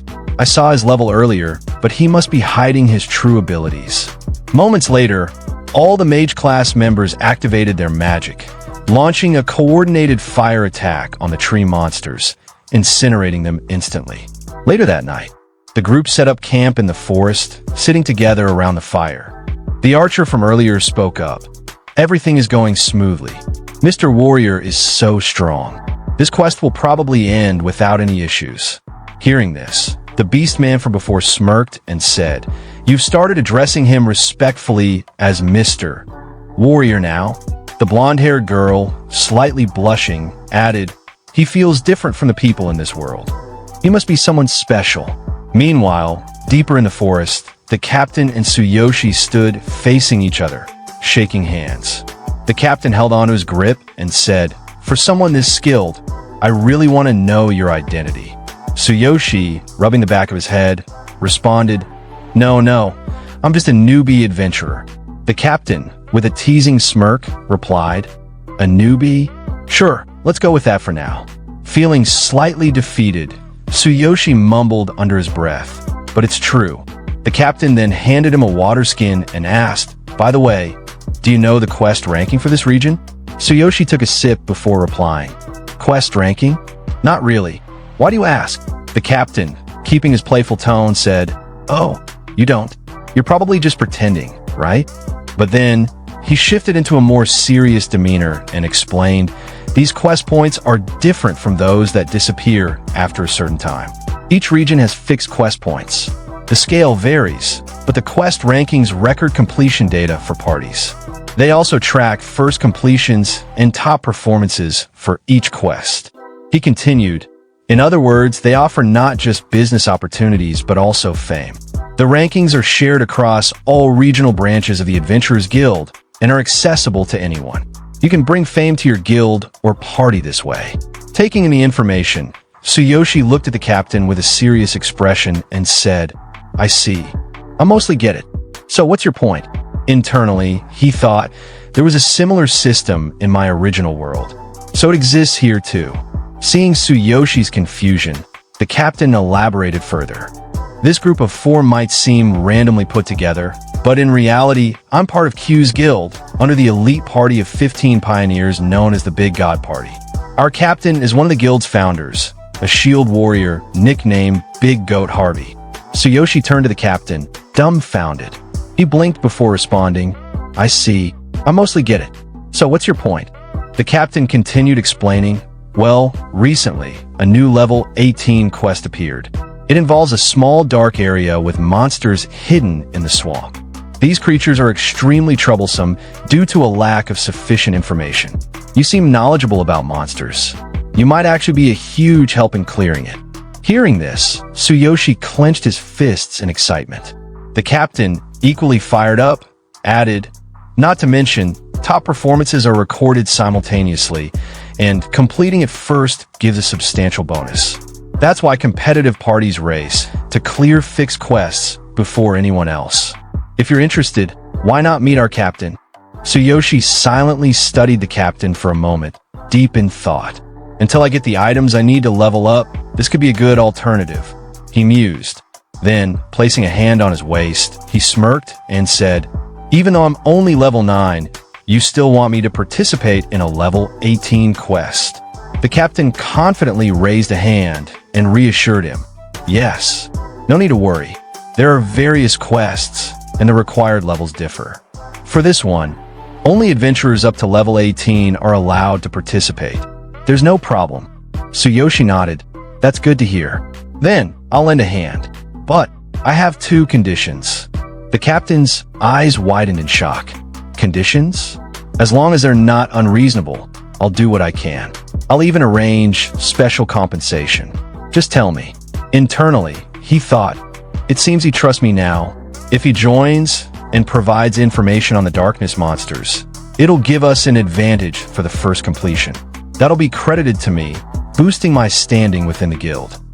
Tsuyoshi, maintaining his usual composed demeanor, laid out his terms. "First, if we clear the quest, I get all the initial experience points I need. Second, I get first pick of the bonus rewards. Of course, once I've chosen, the rest is yours. What do you say?" The captain's face twisted into an awkward expression. "That's unreasonable. Even if I agree, the captain and the other members might not allow it. I'll need to ask." Without missing a beat, Tsuyoshi turned toward the rest of the team, signaling it was time to move. "Then let's talk again once this quest is finished. We've rested enough, let's move out." Sometime later, Tsuyoshi and his team emerged from the gate. From behind him, a teammate called out, "It's clear." Another one chimed in, "The captain's final fire-type magic, Grand Explosion, hitting the boss's weak spot was insane." The blonde girl added, "Well, the boss's attribute weakness was fire, so it went smoothly. But if Tsuyoshi hadn't been here, I wouldn't have been able to time my attack properly. It took me over 10 seconds just to align my aim with the weak spot." The captain, rubbing the back of his head awkwardly, turned to Tsuyoshi. "On top of that, you told us everything, the boss's weak spot, its attribute weakness, how to defeat it, and even what to watch out for. You're incredible, Tsuyoshi." Tsuyoshi, holding the blood rose in his hand, responded casually, "I got my share of the blood roses, so divide the rest among yourselves." The captain nodded and looked at the rest of the team. "All right, let's disband for now. I'll distribute the bonus and final rewards later." Everyone agreed. "Thank you," before parting ways. The captain then turned back to Tsuyoshi, eyes gleaming with excitement. "Do you have time? I'd like to thank you properly and introduce you to Captain Harvey." Tsuyoshi paused. "Wait, let me inform my comrade first." Sometime later, Sakura gently pressed a handkerchief to Tsuyoshi's forehead. To be called into a party so quickly. That's amazing. It took me until level 30 to even get invited. Concern flickered in her eyes as she added softly, "Take care. Okay? This will be valuable experience. I'll gather information in the nearby town and report back once I return." Tsuyoshi took a small bag from her and nodded. "That would be helpful. If you can't find me, let's meet at the Adventurers Guild in this area." Sakura handed him a few potions and some money. "In that case, here, this should last you 3 days." Tsuyoshi waved as he walked away. "Thanks. All right, I'm off." Sakura waved back with a bright smile. "Good luck." But as soon as he disappeared from sight, her expression darkened into something more serious. "This is perfect," she thought. "I need to investigate more about that genius, Kevin. If he's already mastered the Earth-Wind fusion law, my plan to kill him might need some adjustments." With that, she turned and walked away. Sometime later, inside a dimly lit tavern, a man placed his beer glass down on the table with a dull thud. A level 9 warrior. And 2 additional conditions? Victor, are you serious? This man was none other than Captain Harvey, Big Goat Harvey, a level 18, class grade shield warrior with a combat power of 7,600. He stared at the captain before him and scoffed. A level 9 warrior is going to lead my elite party? Our average level is 16. Don't joke around. The captain, looking panicked, quickly defended his claim. But he's really amazing. Thanks to him, we obtained the blood roses without any issues. A red-armored warrior nearby sneered. A level 9 warrior? He couldn't even qualify to carry our sandals. You must have lost your mind hanging around those idiots outside. This man was Luke, the sharp-tongued vice-captain, a level 17, class-grade blazing dual-blade warrior with a combat power of 6,930. Luke scoffed again. So what, Victor? Does this mean you can't keep up with the Big Go party anymore? Don't waste our time. Victor clenched his fists and shot them a firm look. It's true. If you don't believe me, meet him for yourself. Captain Harvey, without even turning his head, simply said, "Is he here?" The captain turned to Captain Harvey with excitement. "Yes, I brought him. He's waiting outside the entrance." Hearing this, the red-armored warrior sneered. "You must be fearless to bring someone like that here." This time, the captain's expression darkened as he snapped, "Enough!" Frustration boiled inside him. "You've always looked down on me, but this time, I'll prove you wrong." Captain Harvey, still not looking at them, simply said, "All right, let's meet him." The captain nodded. "Thank you." Then, without wasting another second, he led Tsuyoshi toward Captain Harvey. "This way," he gestured. As they approached, Tsuyoshi rubbed the back of his head, looking slightly confused. "I'm Tsuyoshi, a level 9 warrior. Nice to meet you." Silence fell over the room. All eyes turned toward him. Then, the red-armored warrior burst out laughing, pointing at him mockingly. "Ha! Just look at him. He screams weakling." The captain quickly reassured Tsuyoshi. "Ignore him." At that moment, Captain Harvey finally turned his attention to Tsuyoshi. "So, according to Victor, you can clear this new quest for us. Is that right? If that's true, how confident are you?" Tsuyoshi met his gaze and replied firmly, "I'm 100% confident." Captain Harvey raised an eyebrow. 100%, huh? Then what's the additional condition? With a determined and almost arrogant smirk, Tsuyoshi declared, "Let me be in charge. I will be your captain." Hearing Tsuyoshi's words, the entire room fell into silence. Captain Harvey turned to him, his gaze sharp and intense. "You want to be the captain? Command 15 elite members." The red-armored warrior's face twisted in anger. "Hey, have you lost your damn mind? This man here is Big Goat Captain Harvey. Our party has some of the most renowned members around. Don't make me laugh." Even the captain who had been hyping up Tsuyoshi started sweating. In a shaky voice, he whispered, "Tsuyoshi becoming the captain? That's absurd." Tsuyoshi, completely unfazed, simply replied, "It's for the quest. Don't worry." Captain Harvey placed his beer glass on the table, his expression unreadable. Other parties have attempted this quest multiple times. Most failed at the same spot. We failed 6 times already. He continued, "Each attempt eats up potions and items. The more people involved, the higher the cost. We've already spent over 2 gold coins on this." Tsuyoshi smirked. "So, it's about big money? Then let me make it simple. Appoint me as captain, and I'll guarantee we clear the quest." The red-armored warrior's fury exploded. He's got the nerve to say that. Another warrior, just as pissed, clenched his fists. "Captain, let's just punch this guy already." But Captain Harvey, surprisingly calm, gave his verdict. "All right, I'll accept your 3 conditions." He leaned in slightly, his voice dropping. "But if you fail, and it turns out to be all talk, I, Harvey, the Big Goat, will show you no mercy." The red-armored warrior's eyes widened. "Captain, are you serious?" Tsuyoshi crossed his arms confidently. "Relax. If we work together, we'll clear it easily." The red-armored warrior was fuming, pointing a shaking finger at Tsuyoshi. "Captain, do you really trust this guy? What can a level 9 weakling even do?" Captain Harvey exhaled sharply. "Do we have another option?" The room fell silent again. Harvey's voice was like iron. "Without him, we're not trying again today. Simple as that." The red-armored warrior started to panic. But making him captain. He's level 9. He's obviously just joined. We, the Big Goat, have been struggling, and now Victor, that little brat, got tricked too. He's not suited for our party. We should kick him out right away." Captain Harvey turned to him, his eyes dark with frustration. Do you know how much we've been laughed at in the guild? He continued, voice heavy with irritation. It's because we've got nothing to show for ourselves. We've been outdone by other parties. His fist clenched. If we secure first clear and best performance on this new quest, the reputation will belong to us. There's no other way right now. Even if there's only a small chance, we take it. His voice dropped into something dangerously cold. And if this is a scam, Harvey, won't let that guy off easily. In front of the quest point, a crowd had gathered.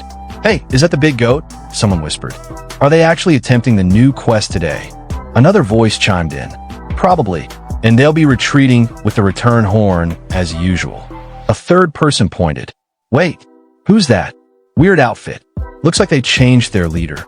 Tsuyoshi confidently walked at the front of the big goat team, heading straight for the quest portal. Among the spectators, a beastman werewolf scoffed, his sharp eyes locking onto Tsuyoshi. So Big Goat really changed their leader, acting all high and mighty without any strength. At this rate, they won't even be able to afford their meals. Spend your money wisely. One of the captains from earlier whispered in Tsuyoshi's ear. That guy's the captain of another party. He's always seen us as rivals. But to be honest, he's not entirely wrong. Losing repeatedly has left us broke. That's why Captain Harvey and the rest of us are under so much pressure. Hearing those words, the entire Big Goat team looked gloomy, avoiding eye contact with the crowd. The captain sighed. Lately, our party situation has been rough. Tsuyoshi, with a confident grin, shrugged. All right, I get it. Then, without hesitation, he shoulder-checked the werewolf captain while passing by. Oops, sorry for getting in your way. The werewolf bared his fangs. TCH, Harvey, your new leader looks full of himself. He smirked, arms crossed. Wonder if he'll have that same attitude when you retreat with the return horn again? Just before entering the portal, Tsuyoshi turned back, eyes sharp. Whether we get the first clear or not, we'll find out soon enough. All right, everyone, let's begin. Stepping through the portal, Tsuyoshi recalled Victor's words in his mind. This quest involves an unknown group of darkness-type monsters in the swamp. They're said to be a nightmare to deal with. But Tsuyoshi's grin widened. With my divine eye? No problem. I'll give them a stronger than expected first clear performance. Then, a new notification appeared before him. Welcome to the West Shadow of the Swamp Level 18 quest. Shadow of the Swamp Party Condition. 12 to 17 members member level must not exceed 18 as the party arrived inside. Captain Harvey immediately turned to Tsuyoshi. So, what's the plan? Tsuyoshi placed his hand on his waist, brimming with confidence. First, let's confirm, am I getting all the initial experience points? Harvey nodded. Yeah, for us, the party's honor is more important. As long as we get the first clear, it doesn't matter. But don't disappoint us, you've seen it yourself. We're desperate for results. Making you captain is a huge gamble on my part. If we fail, Harvey's eyes turn cold. You better be prepared for the consequences. Looking at the system panel in front of him, Tsuyoshi smirked. Understood. Harvey turned to the team. All right, everyone, prepare yourselves and listen to his instructions. Tsuyoshi cracked his knuckles. Got it. Let's do this. But the red-armored warrior clenched his fists, gritting his teeth. I can't believe we're letting this guy take all the experience points. Just wait and see. Meanwhile, Tsuyoshi lifted his massive sword onto his shoulder and thought. All right, next up, death mode begins. He selected hard mode on the system panel. A new notification flashed in front of everyone.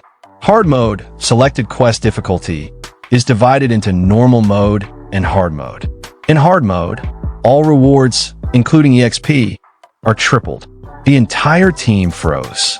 Hard mode, Captain Harvey shouted, his eyes wide with shock. One of the warriors gasped. Why the hell would you do that? Another stammered. It must be a mistake, right? A bald warrior turned pale. Hard mode is suicide. Victor, sweating bullets, looked at Tsuyoshi. Did you mess up? I told you. Hard mode shouldn't even be activated unless you're completely familiar with the quest. You didn't, right? The red-armored warrior exploded in rage. You idiot. No one has cleared normal mode yet. Hard mode is several levels more difficult. Are you trying to kill us? He clenched his teeth, thinking, what a fool. I was just waiting for a chance to call him out, and now he's handed it to me. He really messed up. Grinning, he pulled out a return horn. That's it. We're out. We'll have to waste this valuable item just to escape from hard mode. But better than dying. We've been tricked by that bastard. But before he could activate it, Tsuyoshi suddenly rushed toward the forest. If I brought you here, I also have a plan to get you back out. Stick with me. He smirked, eyes gleaming. Hard mode or not, it doesn't matter. With my divine eye and this many people, we might clear it without a single injury. The red-armored warrior, still fuming, shouted after him. Stop making empty promises. You've dragged us into this mess. Do you even understand that people could die? This isn't a game. If you want to die, do it alone. Ignoring him, Tsuyoshi activated his divine eye. His vision pierced through the swamp, analyzing everything instantly. Just as expected, since this is a swamp, it's a wetland area. That means the small fry enemies here are weak to lightning. Suddenly, the shadows of countless monsters appeared ahead. Fongkroks, level 18. Their weaknesses flashed before Tsuyoshi's eyes. Weakness. Lightning-based attacks, fire attacks, exploiting water conductivity. A sharp grin spread across his face. Then our protagonist forms a grin on his face, thinking, if I concentrate, I can enhance my divine eye even further. Seeing our protagonist approaching the monsters, the red-armored warrior gets scared and shouts, "Hey, that fool is charging in. That's a hard mode, Fongkrok. There's so many of them. It's over. We're done for." Even Captain Harvey looks a little doubtful, but he grips his shield tightly, stepping forward toward the monsters. He mutters, "Did he really come to save us after all?" Standing in front of the monsters, our protagonist looks toward Captain Harvey and commands, "Follow me. I will lead you in clearing this hard mode." The members of the team hesitate, slightly scared, standing frozen in place. But our protagonist, standing boldly in front of all the monsters, raises his sword and shouts again, "Stop standing around. Fire magicians, get ready." Hearing that, Victor wipes the sweat off his face and mutters, "All right, fine. I'm going all in. I will trust you." Then, gripping his staff tightly, he steps forward and shouts, "Fire magicians, come with me. If we run away now, we'll just be laughed at." Hearing that, the other party members feel a mix of anger and motivation. One clenches his fists and shouts, "I will do it." Another one joins in, saying, "Yeah, no way am I going to be humiliated." Meanwhile, the monsters charge toward our protagonist, their jaws wide open. Captain Harvey's eyes widen in panic as he shouts, "Kid, get out of there." 6 Fongkroks are coordinating their bite attack. You'll be torn to pieces, but our protagonist remains unfazed. Swinging his sword, he commands, "Fire magicians, concentrate all your firepower and attack exactly 1 meter in front of me." The magicians quickly prepare their attack and respond, "Got it." Then they unleash their fire magic exactly where our protagonist instructed. Flames engulf the attacking monsters, and Victor's eyes widen in shock. 6 enemies, taken out simultaneously. What just happened? Standing confidently, our protagonist slightly turns back to his team and explains, "My skill, Thunder Chainfall, inflicts a weakening status on these enemies. When they're weakened, any active skills they use get interrupted. Moreover, while they are weakened, any attack inflicts double damage. Since you all combined your fire magic at a single point, the attribute damage was multiplied, making it easier to take them down." Thinking to himself, our protagonist smirks, all thanks to divine eye analysis. Hearing his explanation, the party members feel a surge of excitement. One of them exclaims, "What the? How did you come up with such a strategy so quickly?" Another shouts, "We might actually be able to clear this quest." A third one adds, "Using their weaknesses to interrupt skills and dealing massive fire magic damage. It's so precise." Victor, eyes sparkling with excitement, clenches his fists and shouts, "He pulled it off again, just like the last quest. With that analysis, I knew he could do it." Seeing this, Captain Harvey stands in stunned silence, deep in thought. He's level 9. With that kind of skill? Who is he? Meanwhile, the red-armored warrior, who had been doubting our protagonist, stares at him in disbelief. Trembling, he falls backward, tumbling onto the ground and muttering, "It's just luck." That's all it is. There's no way anyone could analyze the situation so perfectly under these circumstances.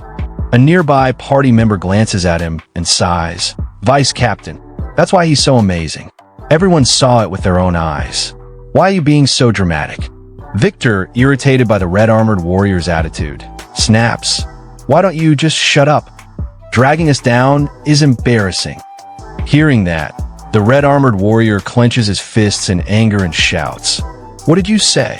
But before the argument can escalate, our protagonist steps forward with confidence and commands, "Enough of this. We don't have time to argue with someone like him.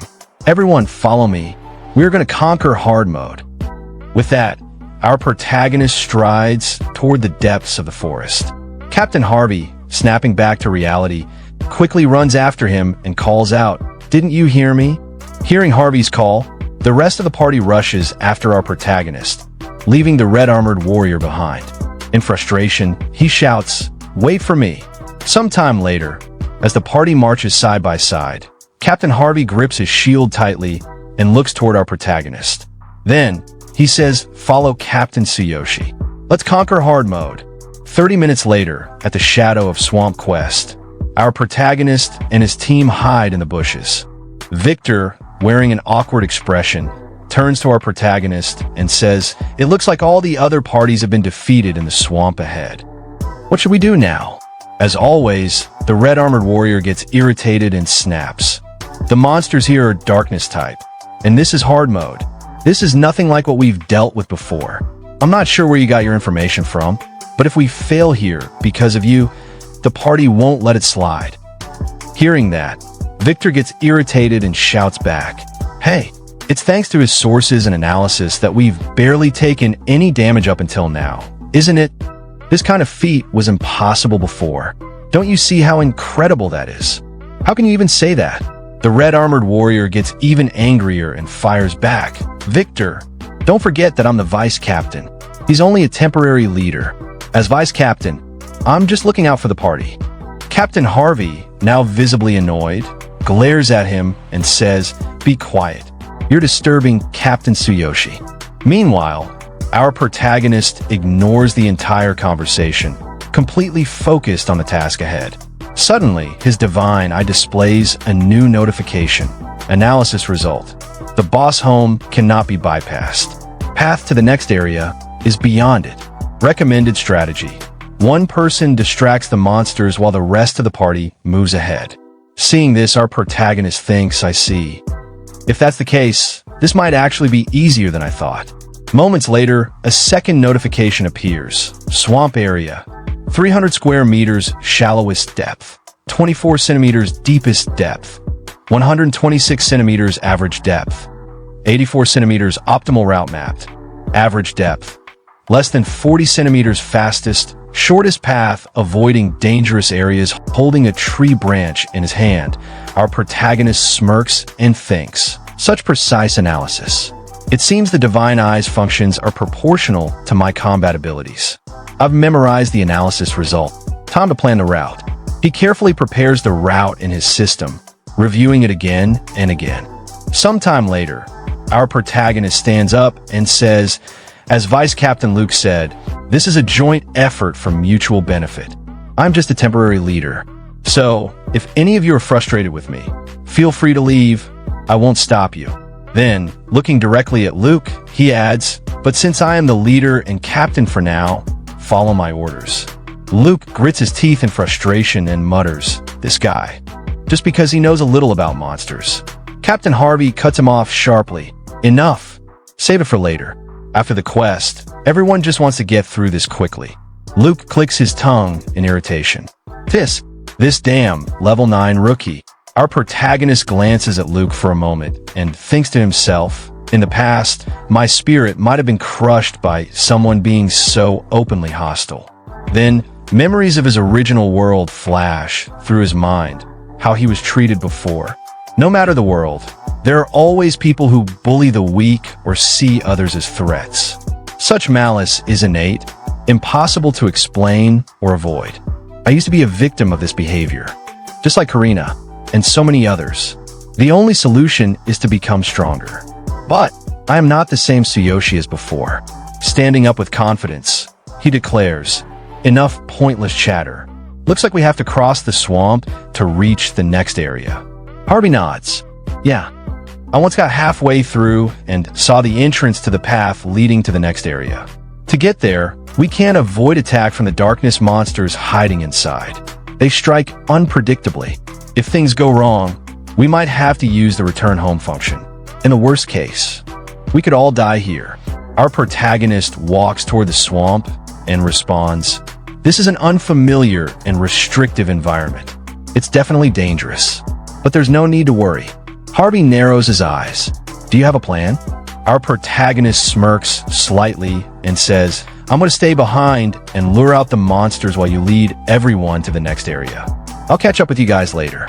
Victor and Harvey are shocked. Victor exclaims, "You're going to lure all of them by yourself? That's way too dangerous." Harvey agrees. "I respect your strength, but this is reckless. We don't even know how many of them are in there.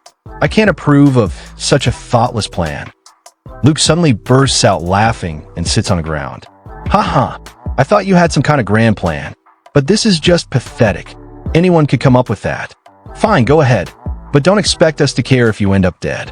Ignoring him, our protagonist hands a map to Victor and says, "Victor, here's the optimal route. Memorize it so everyone stays out of the dangerous areas." Victor's eyes widen in shock. "What? How do you even know this route?" Holding his large sword, our protagonist states firmly, "Luring them away isn't the end of it. That's only the first step. I will defeat all the monsters myself. You guys go ahead. I'll catch up in no time." Then, looking back at them with sharp determination, he says, "I don't want to waste any time. Think about it. Have I ever done anything carelessly up to this point?" Silence fills the air for a moment. Then, without waiting for a response, our protagonist strides toward the swamp, waving his hand. "Get into formation and wait for my signal." As he steps into the swamp, a grin appears on his face. This is easier than I expected, but this kind of terrain. Looking down at the swamp, he thinks it's perfect for lightning-based attacks. Meanwhile, Luke and Harvey watch him. Luke scoffs and turns to Harvey. "Captain, do you seriously trust him? A level 9 against a whole horde of darkness monsters." Harvey takes a deep breath and replies, "I don't know. I honestly can't trust him." But that determination. Victor clenches his fists and says, "I believe in him. His rank doesn't matter. Just follow his plan. He even gave us the best route." Standing in the swamp, our protagonist surveys his surroundings. 15 of them, he mutters. Normally, being surrounded by that many darkness monsters in a swamp would make anyone freeze in fear. Suddenly, a group of darkness soul ghoul monsters emerges out of nowhere. But instead of panicking, our protagonist readies himself as if he was expecting them to appear. At the same time, a new notification pops up. Their bodies are saturated with moisture, making them immune to fire attacks. Lightning-based attacks are highly effective. Their round bodies are vulnerable to precise damage. Seeing this, our protagonist grips his massive sword and smirks. "Sorry for keeping you waiting. Come on out, you bastards." Without hesitation, he swings his sword, cutting down one monster after another. Then, suddenly, he holds his blade high, eyes locked on the creatures with a confident grin. So that's how it is. They're pitch black and hide in the swamp after every attack. He swings his sword again, striking the water. There's no way we can figure out their weak points if they keep hiding. But the moment his attack lands, all the monsters rise from the swamp, rushing toward him. Seeing them gathered together, he grins. Perfect, he thinks to himself. For most adventurers, being surrounded like this would be fatal. But with the ultimate physique, this shouldn't be a problem. Dashing between the monsters with incredible speed, he activates his skill. "Harvey, lead the others through the route I showed you." Watching in awe, one of the party members gasps. He actually managed to lure out all the darkness monsters. Another chimes in, his agility is insane. How is he moving like that without getting stuck in the swamp? With Captain Tsuyoshi on our team, it feels like we could clear any quest. Is he really just a temporary leader? Victor turns to Luke with a smirk. See? I told you so. Do you believe me now? Luke wipes the sweat from his brow, looking embarrassed. I'll admit, I underestimated him. Meanwhile, Harvey regains his focus and shouts, "Stop standing around. Let's move while Captain Tsuyoshi is still distracting them." Follow me. Victor takes charge. I'll guide us along the path. As they rush through the swamp, our protagonist stands alone before the horde, sword raised. This is the combat area. I'll handle everything here. Readying himself, he mutters, "Piercing attacks work, right? Then let's add lightning to them. They won't stand a chance." With a powerful strike, he unleashes a lightning-infused piercing attack, tearing through the monsters. Seeing the damage, he grins. We got time. No need to rush. Meanwhile, the rest of the party reaches the other side of the swamp. We did it. We made it through. Another member shouts excitedly. We've never made it this far before. Every other party failed here. Harvey, still catching his breath, nods. We really made it through. Suddenly, Victor points ahead, shouting, reporting, "The boss trigger point is just ahead. We've reached the boss area." Harvey, wide-eyed, responds, "Seriously?" Even the leader is surprised. "Amazing." Victor grins. "Yeah, and it doesn't even seem like a particularly tough boss. The swamp was probably the hardest part." Some of the members start getting restless. "What are we waiting for? Shouldn't we head in?" Another one agrees. "Yeah, didn't Captain Tsuyoshi tell us to wait? Victory is right in front of us." A third adventurer joins in. "We're not gonna lose. Let's show Captain Tsuyoshi what we can do." But surprisingly, Luke raises his hand. "No, let's calm down. We should wait for Captain Tsuyoshi." Everyone freezes in shock. Even Harvey stares at him. "Luke, what brought this on?" Luke coughs awkwardly. "I doubted his strength, but it's thanks to him that we've made it this far. His power is undeniably impressive. Since we've reached the boss area, it's smarter to wait for Captain Tsuyoshi and go in together." Harvey and Victor exchange glances, both stunned. Harvey chuckles. "Even you are convinced now? Fine. It's better to be safe than sorry. Let's wait for Captain Tsuyoshi." Victor smirks, placing his hands on his waist. "Good call, Vice Captain. It's the safest choice." Suddenly, a familiar voice calls out from behind them. "Were you guys waiting for me?" They turn to see our protagonist stepping out of the swamp, completely unharmed. "I've already dealt with all the darkness monsters." As he approaches, he slings his sword over his shoulder. "The boss area is just up ahead, right? We can regroup here." Then, with a smirk, he adds, "Let's finish this hard mode quest." Seeing him standing there, completely unfazed, the entire team stares in awe. He really defeated all of them. By himself, he's way too strong. Even Luke mutters, "Who is Captain Tsuyoshi? I almost forgot he's only level 9. Victor nods. "Honestly, I don't know much about him either." Harvey crosses his arms, looking at their leader with newfound respect. Once this quest is over, we have to recommend him to the guildmaster. Sometime later, the boss monster of Death Swamp reveals itself. A level 18 boss. Elemental weaknesses, fire, lightning, and magic attacks are highly effective. Traits, a sentinel of the swamp area. Skills, worm creation. Summons small stone creatures to hinder intruders' movement. Extremely high HP, doubled in hard mode compared to normal mode. Spray Swamp takes time to activate and can be interrupted with high-impact magic. Using items that cause poison or bleeding can help control the boss's HP. Preparing in advance can significantly lower the difficulty. Hidden in the bushes, our protagonist and Luke observe the boss. Our protagonist frowns. "There's no boss gate? Is this really supposed to be hard mode?" Luke replies, "Hard mode doesn't necessarily mean there will be a boss gate. The presence of a trigger point for a boss gate depends not on the overall quest difficulty, but on the boss's strength." He continues explaining, "It's not unheard of. Even if a quest isn't that challenging, a strong boss may have a gate. Our protagonist thinks to himself as he studies the Swamp Watcher. I see. So the boss's strength is the key. The large one I saw in the Cardiolus Dark area must have been unique to Dark-type monsters. He stares at the boss's massive, eerie eye. For some reason, it gives me an overwhelming sense of dread. Luke, gripping his sword with excitement, says, "Let's head to the trigger point. Victory is right ahead." But our protagonist raises his hand. Wait. Luke, like an obedient puppy, stops immediately. "Yes, Captain Tsuyoshi." Our protagonist calls out, "Harvey, gather the magicians and agile members." Harvey nods. "Got it." Victor's eyes sparkle with excitement. "Do you have a plan? This is getting so good." Our protagonist nods. "Listen carefully.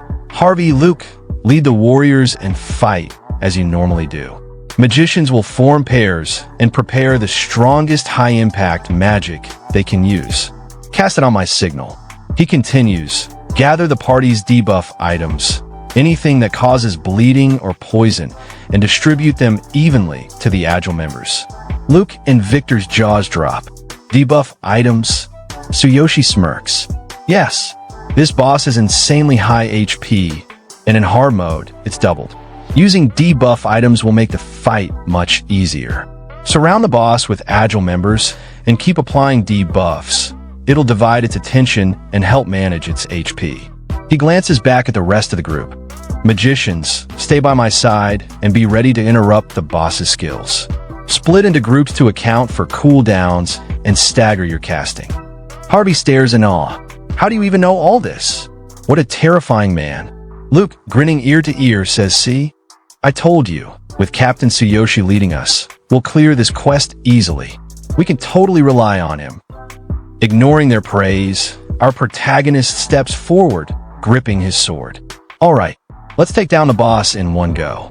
Outside the portal, a crowd gathers, watching the portal where the party entered. Someone mutters, "Big Goat went in with their young warrior." Another scoffs, "And they're doing hard mode? Ridiculous." A werewolf beastman, resembling an Egyptian god, smirks mockingly. "Yes, Big Goat took a human warrior as their leader. And after they entered, hard mode activated. They must have been tricked by that human." He sneers, "They couldn't even clear normal mode. And now they're attempting hard mode?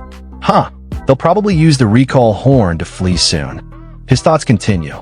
Big Goat, a strange party of all humans under the Beastman Leader Q's guild. A human party in our Beastman territory? What a joke. They've stolen the glory for far too long. But when they panic and flee, I'll mock them in front of everyone. Inside the portal, the battle against the Swamp Watcher rages on. The party fights intensely, following Tsuyoshi's strategy. Victor, feeling nervous, calls out, "Tsuyoshi, should we provide magic support?"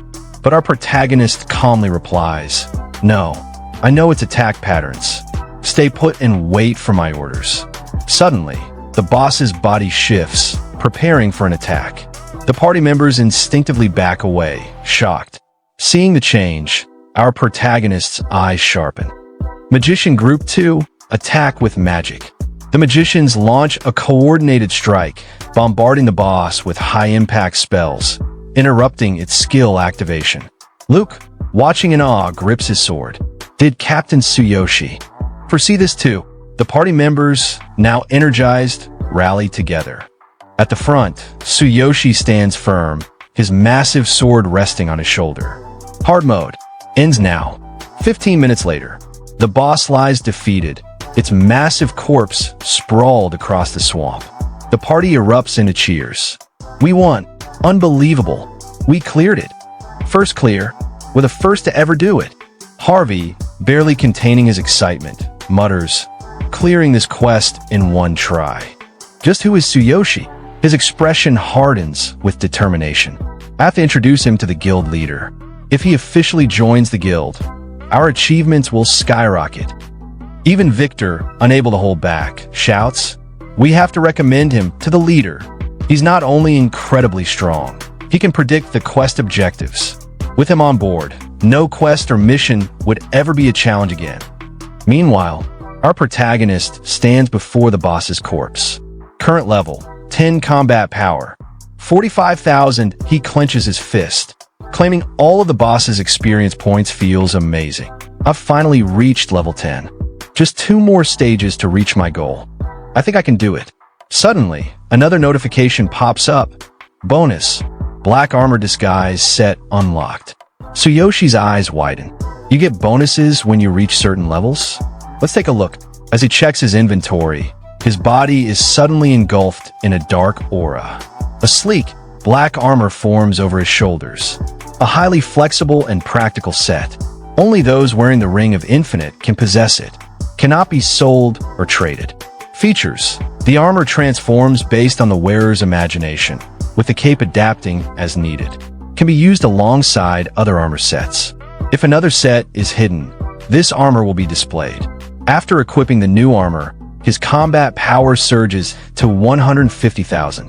Tsuyoshi flexes his fingers, admiring the armor. Well, the Fox Beastman set is hidden. This armor appears instead. Looks like my body has changed too. His lips curl into a smirk. Does it adapt to my needs? I'll test it out next time. Victor took one look at Linha's new appearance and practically did a double take.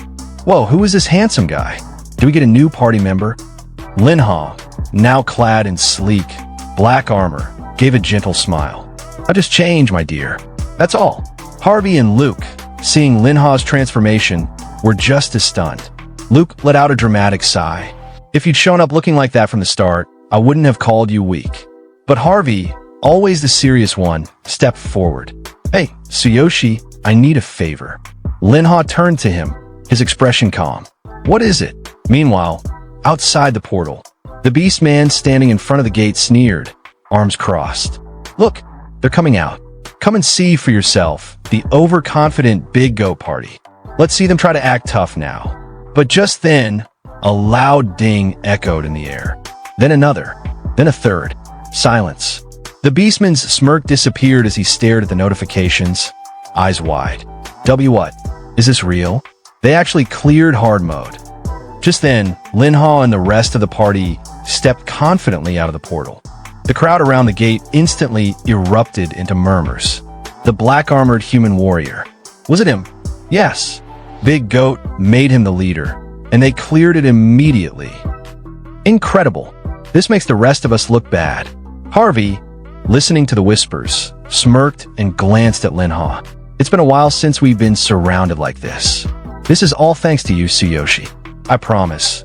I'll take you to the guild and personally recommend you to the leader. Victor, practically buzzing with excitement, leaned close to Linha. Everyone's talking about you now. Linha, unfazed, simply crossed his arms and looked around confidently. This is only the second time something like this has happened since I came to this world. It's a bit strange. The beastman from earlier was completely frozen, his mouth opening and closing like a fish. His eyes darted to Linha, then back to the notification.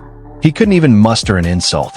Victor, still riding the high of their victory, smirked at the beastman. Oh, you're still here? Sorry, but Big Goat just secured the first clear in the record. The beastman jolted in panic, sweat dripping down his face.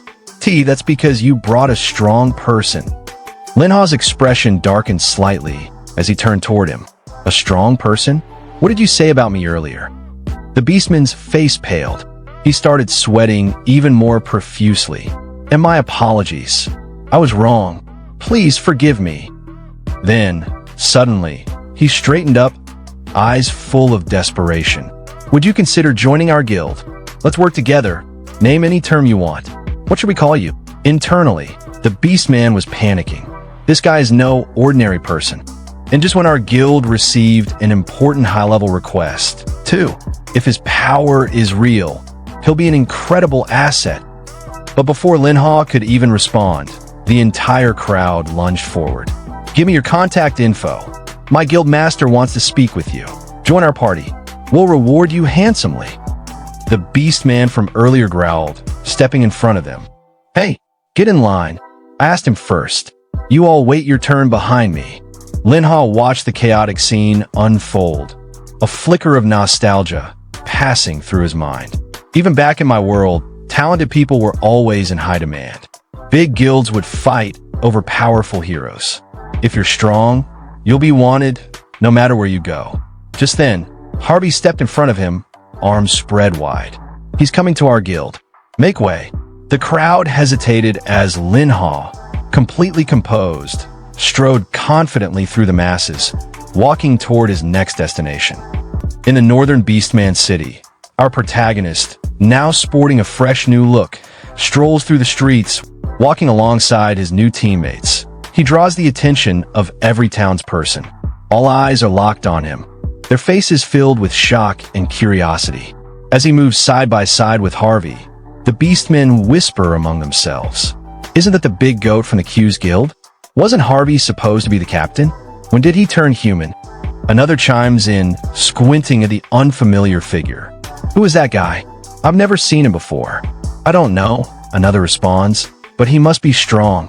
Even though their levels aren't publicized, he's probably at least level 19. Are you kidding? Someone else scoffs. Harvey is level 18. That guy has to be at least level 20. Stopping in front of a building, the protagonist turns to his teammates and says, "Please wait a moment." A thought crosses his mind, Sakura. He promised to meet her at the Adventurers Guild. I'm not sure if she's already here, but I'll head to the Q's Guild after this. It'd be nice to go together. I want to see her. Meanwhile, inside the guild, the fox-eared receptionist from earlier exhales a puff of smoke, casually waving off an invitation. I'm on a diet, so I'll pass on the food. The same beastmen from before, the one she had rejected, sit nearby. One of them grins and says, "If you won't eat, how about a drink? You came all this way, so at least have a drink with us." His companion backs him up. "That's right. We've invited you so many times, and you keep turning us down." Before she can answer, the protagonist suddenly appears, stepping in and pushing his way between them. "Let me through." One of the beastmen, irritated, snaps at him. "Hey kid, we're in the middle of a conversation here. You want to get punched?" But his companion narrows his eyes at the protagonist, something clicking in his mind. "Wait a second, I feel like I've seen you before." The receptionist, now recognizing him, tilts her head. "Oh, it's you. You've changed quite a bit." One of the beastmen glares. "You're the one who took our quest, aren't you? Where'd you steal that gear from?" His companion lets out a laugh. "Huh, you probably spent every last coin buying it."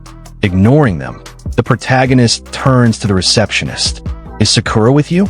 We were supposed to meet here." The receptionist shakes her head. "I haven't seen her today. Other than these two loudmouths, no one else has stuck around." At her words, both beastmen puff up in anger. "That's right. Did you hear that? No one else is here except for these two noisy goo." They stop mid-sentence, their expressions shifting as realization dawns on them. "Wait, are we the two noisy guys she's talking about?" The receptionist sighs in disappointment. "You got it." One of the beastmen slams his hand on the table, his face twisting in rage. "This bitch is mocking us." But before he can do anything, the protagonist grips his wrist with an ironclad hold. His confident gaze doesn't waver as he speaks. "Didn't you notice she was uncomfortable?" The beastman's eyes widen as he struggles against the grip, thoughts racing. Such strength. Who is this kid? Scowling, he jerks his hand back. "You little punk." Both beastmen step back, their anger now directed entirely at the protagonist. TCH, there are guards here.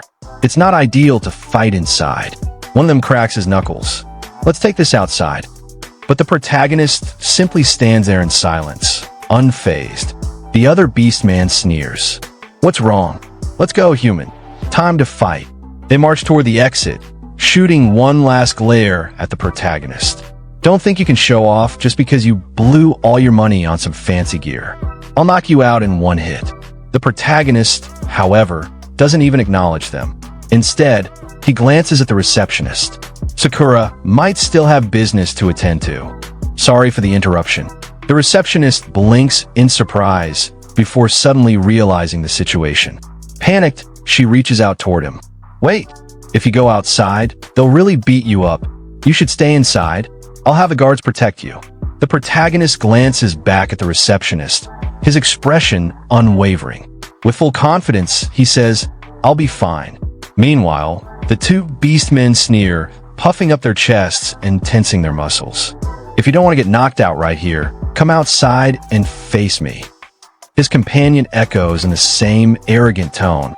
A human causing trouble on Beastman land? How dare you? Outside the Adventurers Guild, the protagonist's companions are waiting when they spot the commotion. One of them turns towards the scene and asks, "Captain Tsuyoshi, what's going on?" Hearing the word captain referring to the protagonist, both beastmen freeze on the spot, their faces turning pale. Even the receptionist, who overhears the title, steps out of the guild, peeking through the doorway. Who is this kid? She wonders. But the protagonist, unfazed by their reactions, walks forward with complete confidence. It's nothing. Those guys started the fight. His teammates exchange looks before turning towards the beastmen, smirking arrogantly. One of them scoffs, "Huh? What did you just say? You guys picked a fight with our captain?" The two beastmen immediately panic, their bravado crumbling. It's a misunderstanding. They stammer before turning tail and bolting away. From behind, Victor watches the two run off before stepping closer and asking, "What was that about?" The protagonist shrugs. "Doesn't matter. My companion isn't here, so let's just head to the guild." As they walk through the city, the protagonist casually adds, "By the way, the quest is already over, so there's no need to call me captain anymore." But Harvey simply responds, "It's the same thing." Inside the guild conference room, the guild master leans forward, looking at Harvey with approval. "Congratulations on clearing the quest on your first try and setting a new record." Then, his expression shifts to something more serious. "But, you want to have a human warrior join the next quest." Sitting across from him is none other than the guild master of Q's guild, a level 24 elemental magician. His sharp gaze fixes on Harvey. Harvey remains firm. Tsuyoshi is an exceptional talent. Thanks to him, we completed the quest. That's why we want to invite him to our guild to help us with more difficult missions. Even if the rewards are high, it will be worth it. On the sidelines, a beastman who had been listening in suddenly interjects. "This must be a joke, right?" His tone is laced with disbelief. "Your whole party is human, but our guild master is a beastman." A beastman guild being led by a human? That doesn't make sense. This beastman is one of the founding members of Q's guild, Ryouga, a level 23 swordsman. He scoffs. "Besides, you've only just met that human, haven't you? What if he's a spy from another guild?" Meanwhile, outside the meeting, the protagonist and his companions are discussing the situation. The protagonist repeats the words to himself. "A spy from another guild?" Luke nods, explaining further. Ryouga has a point. The Q's guild master and the other three founders built this guild together. Their opinions carry a lot of weight. Victor clenches his fists, his face twisting in frustration. "That guy has always treated us like outsiders, just because the president is a beastman and Captain Harvey is human. Maybe the president ignores it because Ryouga is from the same tribe. If Captain Harvey hadn't been kind to us, we would have left a long time ago." Luke, sensing the tension rising, quickly stops him. "Hey, Victor, drop it." Back in the conference room, Harvey keeps his tone calm and collected as he continues. Other guilds are desperate to improve and take on higher rewarding quests. With Tsuyoshi's help, our efficiency will skyrocket. We can vote for him. His observation skills and analytical abilities are top tier. But Ryouga isn't convinced. He scoffs again. "You guys might need a different leader, but we don't need one in our party. Aren't you the ones dragging the guild down?" His eyes narrow as he leans in slightly. "Of course you trust him. You're all humans, after all. Naturally, you'd understand each other." Then, with a bitter smirk, he adds, "Why am I even asking? Only humans can understand each other, right, Harvey?" Harvey's expression darkens, his patience wearing thin. His voice rises in frustration. "What are you saying? Are you questioning my loyalty to the guild and my party? We've worked hard to create results for this guild. Our efficiency may not be as high as yours, but we've been fighting for the guild for a long time." Another beastman mutters in annoyance. "The guild has already been controversial because of Harvey's human party. If other guilds find out we've taken a human as our leader, we'll be in trouble. The guild could collapse." He then turns to the guild master. You understand, don't you? Think about the guild's future. Harvey's jaw tightens before he suddenly stands up, his eyes locked onto the guildmaster. What do you think, guildmaster? The guildmaster, his expression conflicted, hesitates before finally speaking. Maybe we should go with Ryouga's suggestion. Harvey, I understand your feelings, and they're appreciated. But we need to solve our problems ourselves. I'll send your human friend off with proper hospitality. Harvey's eyes widen in shock. Guildmaster, his voice is laced with urgency, but when he sees the firm resolve in the guildmaster's face, his shoulders slump. His voice drops in a quiet defeat. Understood. Before the tension settles, the protagonist steps forward, stopping beside Harvey. I only came here because of Captain Harvey. If that's the case, I'll leave. Then, with a casual nudge of his elbow, he smirks. Don't worry, you've got reliable companions. At those words, the entire party turns toward him, their gazes filled with determination. They don't say anything, but the conviction in their eyes is clear. Harvey, taken aback, silently watches them. With a wave of his hand, the protagonist adds, I'm leaving. It was fun fighting together. Luke steps forward, his voice hesitant. Tsuyoshi, but the protagonist cuts him off with an easygoing wave. If fate allows, we'll meet again. Until then, I'll keep leveling up. As he turns to leave, Ryouga crosses his arms and smirks, shifting his weight onto one foot. Take care, human. His voice drips with condescension. Harvey, his hands clenched into fists, glares at Ryouga. Don't you get it? He has the potential to change the future of this guild. We could have grown stronger with his help, but now we've lost that opportunity. Ryouga chuckles, his arrogance unwavering. Huh, that's laughable. What can a human warrior do? That quest clearance was just luck. Harvey's frustration boils over, but he takes a deep breath before turning away. Enough. Let's go. Don't regret this. Outside the guild, the protagonist walks through the city, lost in thought. Where should I level up next? Or should I look for Sakura? His brows furrow slightly. I need to apologize to her. She worked so hard on that shirt for me, and I just ran off. Before he can decide, a familiar figure appears before him. One of the beastmen who had been trying to recruit him into another guild. The beastman grins. I finally found you. The protagonist raises an eyebrow. You've been looking for me this whole time? What? The beastman suddenly shifts his expression into an exaggerated look of desperation, his voice taking on a syrupy, businesslike tone. Please help me. We got a tough request at our guild. The president asked me to find a strong person, and you're the perfect fit. Our guild welcomes you with open arms. I couldn't forget you after witnessing your strength. He leans in slightly, adding with a fake smile, the reward terms are up to you.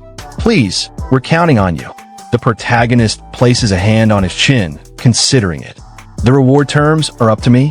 What's the request? His thoughts race. If I can monetize the quest and make more money, it's a win. Seeing his interest, the beastman's tone becomes even more urgent. Good. It's an emergency request. A wealthy merchant's daughter has been kidnapped. We need you to rescue her. Come with me. The guild master is waiting. As the fox beastman and the protagonist walk through the bustling city, the murmurs of the townsfolk follow them. Many glance toward the protagonist with curiosity, but he pays them no mind. Instead, he focuses on the fox beastman. A rescue mission for a kidnapped girl. Did your guild really take on something like that? The fox beastman lets out an awkward chuckle. A guild needs more than just honor, you know? We need income too. Every request is part of our revenue stream. Usually, the Adventurers Guild competes with us for high-paying jobs in the city. Our Pace Guild is well known, but securing this request was no easy task. The protagonist recalls the Darkness boss from his previous fight and smirks. So, it's a competition for high-reward requests. The payout must be decent. Around 5 gold coins, right? As he muses, he remembers the farm request he took with Sakura. It was worth 3 gold coins. Not bad at all. The Fox Beastman shakes his head. It's not that simple. The one who was kidnapped is the daughter of a very wealthy family, one of the richest in this city. The reward is 100 times that of a normal Argent request. 500 gold coins. That would cover our guild's expenses for an entire year. The protagonist stops in his tracks. 500 gold coins? His brain stutters for a moment before the fox beastman drops the real bomb. If you help, we'll give you half of it. The protagonist's jaw nearly drops. Half of 500? You're telling me I'd get 250 gold coins. His mind instantly conjures up an image. Sakura running around on top of a mountain of gold coins, her face filled with joy. 200 gold coins. She'd be over the moon. Before he can entertain the thought any further, they arrive at the Pace Guild headquarters. The Fox Beastman gestures toward the entrance. Hurry up and get inside. The guild master is waiting. A beastman standing by the entrance eyes the protagonist. Is this the guy the captain mentioned? Inside the guild, tension fills the air. A beastman with 2 imposing bodyguards sits at a large table, his fingers drumming against the wood impatiently. His eyes, sharp and unforgiving, glare at the Pace Guild members in front of him. His voice booms through the hall. It's already the 3rd day. Tomorrow is the deadline, just as the kidnappers demanded. What have you been doing? With a loud bang, his fist slams against the table. The entire room flinches. Let me make one thing clear. If you fail this quest, you'll pay 10 times the reward as compensation. Otherwise, I'll make sure your guild can never set foot in Northern again. Don't underestimate me. This man is none other than the wealthy merchant the Fox Beastman had mentioned earlier. His name carries immense weight in the city, and his threats are far from empty. Across from him, the Pace Guild Master, a towering level 28 hammer warrior, maintains a respectful tone, though tension lingers in his voice. This is outrageous. We are currently drafting a plan. We will definitely rescue your daughter by tomorrow. From the side, an injured beastman stumbles forward, his voice filled with panic. 10 times the reward. That's 5,000 gold coins. That's an amount we can't possibly pay. The bull demon, yeah, that name suits him. He looks like the type of guy who would beat someone up just for breathing wrong. His deep, rumbling voice booms through the guild hall as he glares at the guild master. Drafting a plan? You said that on the 1st day. And yet, here we are, still waiting. I've heard about your failures. How many times are you going to make a fool out of me? Just as the tension in the room reaches its peak, the doors swing open, and in step the protagonist and the Fox Beastman. The Fox Beastman's eyes widen in shock as he spots the bull demon. The client's already here. The protagonist crosses his arms and smirks. That beefy guy's the client? Figures. You can tell just by looking at him. He reeks of money. Then, shifting his gaze, he asks, by the way, you didn't send a rescue team, did you? The Fox Beastman lets out a tired sigh. We did. As soon as we accepted the request, we sent out a squad. But the location is deep in the mountains, so we had to be careful not to make any suspicious moves. We sent 15 people, all around level 20, with the Vice Guild Master leading them. We thought we had it under control. His expression darkens as he recalls the mission, but we didn't even get close to the enemy base. The entire area was filled with traps and ambushes. We walked straight into a nightmare. The enemy group has around 20 members, with an average level of 19. Their leader is a level 25 berserker. If it had been a straight-up fight, we might have had a chance, but they turned it into a complete disaster. The protagonist listens, rubbing his chin. So even getting to their base is a huge disadvantage. And if you send over 10 people again, you'll just make yourselves an obvious target. The Fox Beastman nods grimly. Exactly. After our first failure, we tried 3 more times, sending everyone we could. But every attempt ended the same way, incomplete failure. The protagonist exhales through his nose. After failing so many times, the enemy is probably feeling confident. They're expecting you to come back and are fully prepared. The Fox Beastman lets out a frustrated groan, rubbing his head. Yeah, we realized too late that brute force wasn't going to work. But by the time we started thinking smarter, we'd already wasted too much time. That's why the guild master called you in. It's do or die at this point. Then, out of nowhere, the Beastman drops to his knees, his eyes welling up with exaggerated puppy dog tears. Please, we only have 1 day left. If we fail again, the hostage will be killed, the Pace Guild will be ruined, and we'll be drowning in compensation fees. Please, we need your help. The protagonist blinks. Calm down. Internally, he starts assessing the situation. A mountain hideout filled with traps, enemies averaging level 19, with a level 25 berserker leading them. Nothing too crazy. My divine eyes and duplication skill should come in handy. But sacrifice is too draining. I'll need to swap it out for something else. Suddenly, the bull demon slams his fist on the table again, his voice shaking the walls. Let me make this clear one last time. If you fail this request, you will either pay 10 times the reward in compensation or immediately disband the guild. His voice echoes, hammering the threat into everyone's minds. 10 times the reward. That's 5,000 gold coins. Do you understand? The protagonist's eyes lock onto the bull demon. His gaze sharpens. So that's what this is about. Not once had this guy mentioned his daughter. Not once had he shown concern for her safety. The only thing he kept talking about was money. The bull demon turns his gaze away from the guild master, his deep voice rumbling like distant thunder. Enough stalling. Answer me now. Will this request succeed? If not, you better prepare those 5,000 gold coins.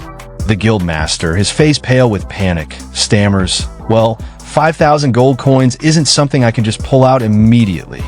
One of the beastmen beside him tries to calm things down.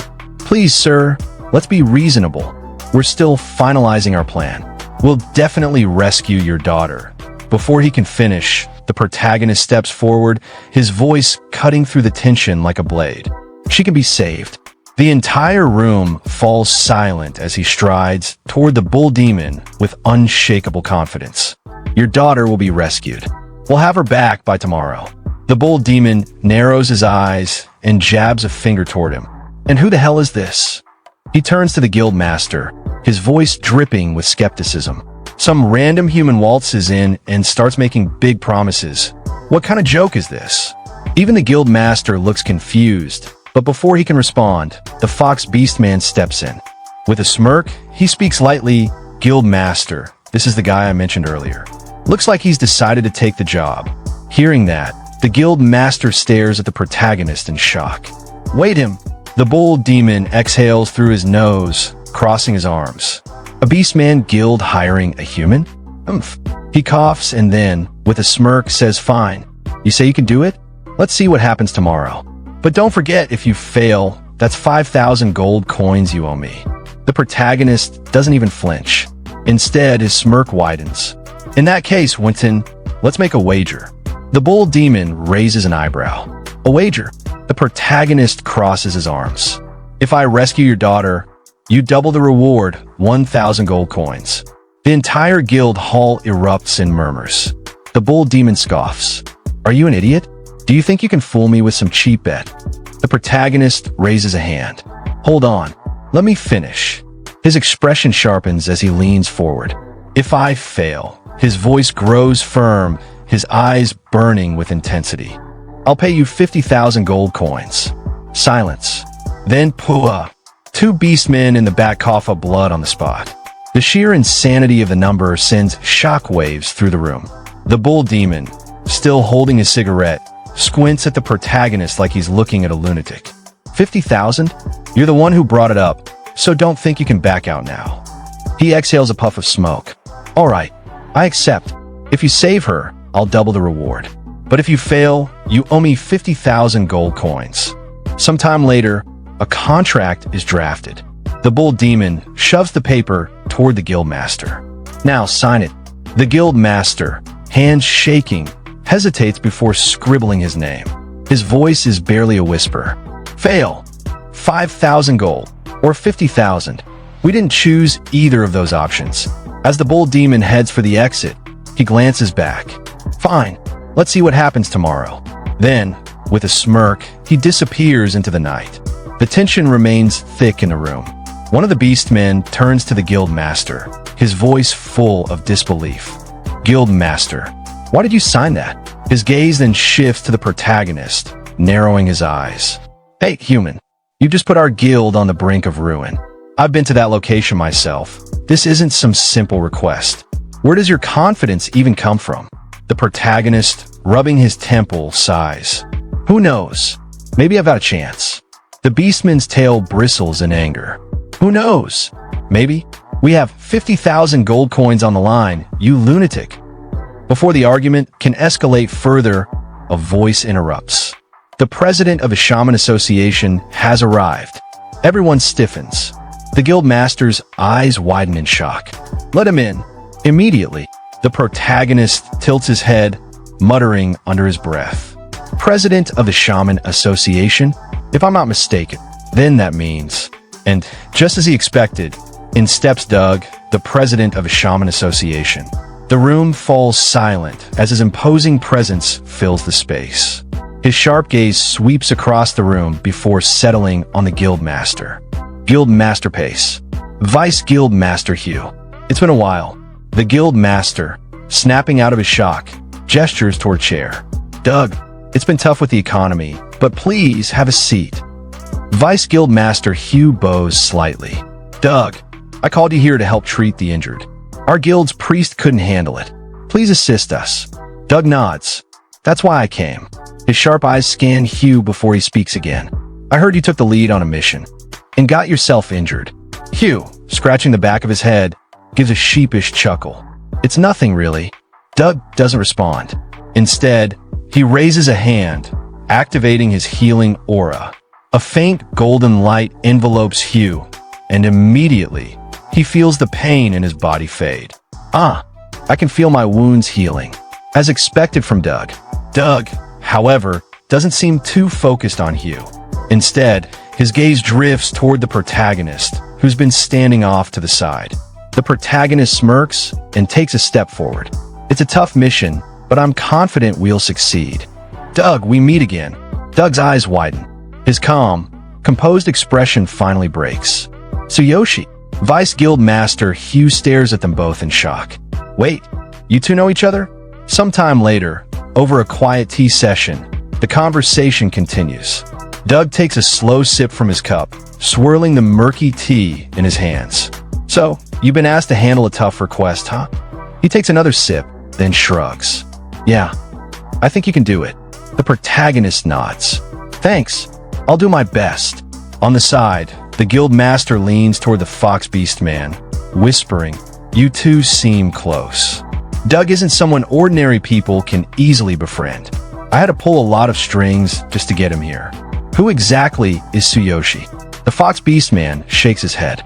I don't know, but it seems he's far more powerful than we thought. Hugh, listening in, turns toward the protagonist. If that's the case, Tsuyoshi, let's do this together. My experience might be useful, and as Vice Guild Master, it's my duty to keep an eye on you. The protagonist sets his tea down with a soft clink and stands up. I don't mind. Without another word, he walks toward the door, his confidence unwavering. Your wound should be mostly healed by now. Let's go. Just before he steps out, Doug speaks up. Be careful. Hugh watches the interaction with a confused expression. You're in quite a hurry. After the protagonist leaves, the guild master approaches Doug with a serious expression. President, do you know Tsuyoshi? We don't know much about him. We called him in desperation because of his strength, but we're worried about his abilities. Doug exhales deeply. I do know him. He recently passed the White Shaman exam. And not just passed it, he's the strongest White Shaman in the North. The most talented I've ever seen. And he's an extremely powerful warrior. He's also the only person I know who cleared Cardiolise by himself. The guild master and the fox beastman freeze in shock. He's a White Shaman. The fox beastman stares in disbelief.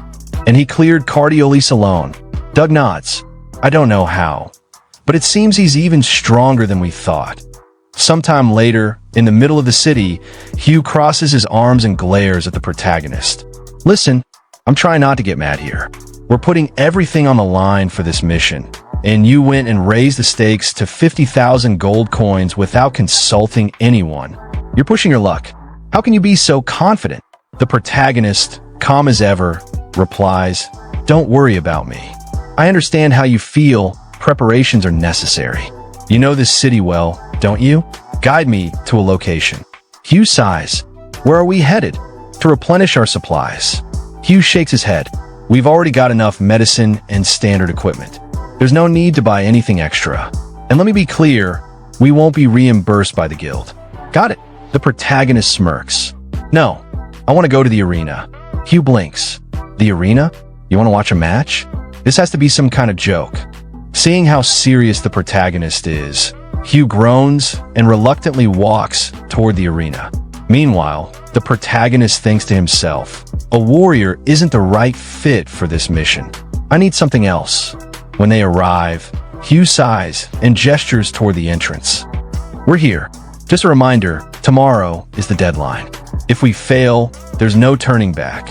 Then, Hugh approaches a large beastman and slides a few coins into his hand. What kind of matches do you have today? Before the beastman can answer, the protagonist steps up. I don't want to watch a match. I want to participate in one. Register me. Hugh's jaw drops. Wait, what? You want to fight in the arena? Are you out of your mind? This doesn't make any sense. The beastman at the entrance points toward the registration booth. If you're serious, go inside, fill out the forms, and pay the entry fee yourself. Without hesitation, the protagonist strides toward the arena entrance. His thoughts remain sharp and focused. I'll use the divine selection system to adjust my attributes to an assassin. This mission doesn't need a warrior. It needs someone who can blend into the shadows and take down targets without drawing attention. Through combat, I'll select the most suitable assassin skills and duplicate them. Sometime later, the arena buzzed with anticipation. Right in the center of the battleground stood a one-armed cat beastman, Naruto, a level 21 shadow assassin. Facing him was a battered level 21 or warrior, his expression twisted with regret as if realizing he had made a terrible life choice. The warrior gritted his teeth. Damn it, you're making me wait. But inside, doubt crept into his thoughts. Not only is he missing an arm, but he's fast. What a troublesome opponent. Naruto smirked. Come at me. Irritated, the warrior tightened his grip. A warrior doesn't have time for complicated strategies. He activated his skill, Heroic Roar, a powerful battle cry that boosted his combat power while striking fear into his enemies. But just as he charged forward, Naruto vanished. In the blink of an eye, he zipped around the warrior at an insane speed. The poor fighter panicked, his eyes darting in every direction like someone who had just lost his keys in a dark alley. Then came the mistake. The warrior hurled his weapon to the ground. I can't hit him. That was all the opportunity Naruto needed. Before his opponent could react, Naruto struck. His blade pierced the warrior's side in one swift, lethal motion. A sharp gasp escaped the warrior as he stumbled back, blood trickling from the wound. With an effortless yank, Naruto retrieved his knife, a smug grin forming on his face. Shadows don't get hit. The announcer's voice boomed across the arena. It's over.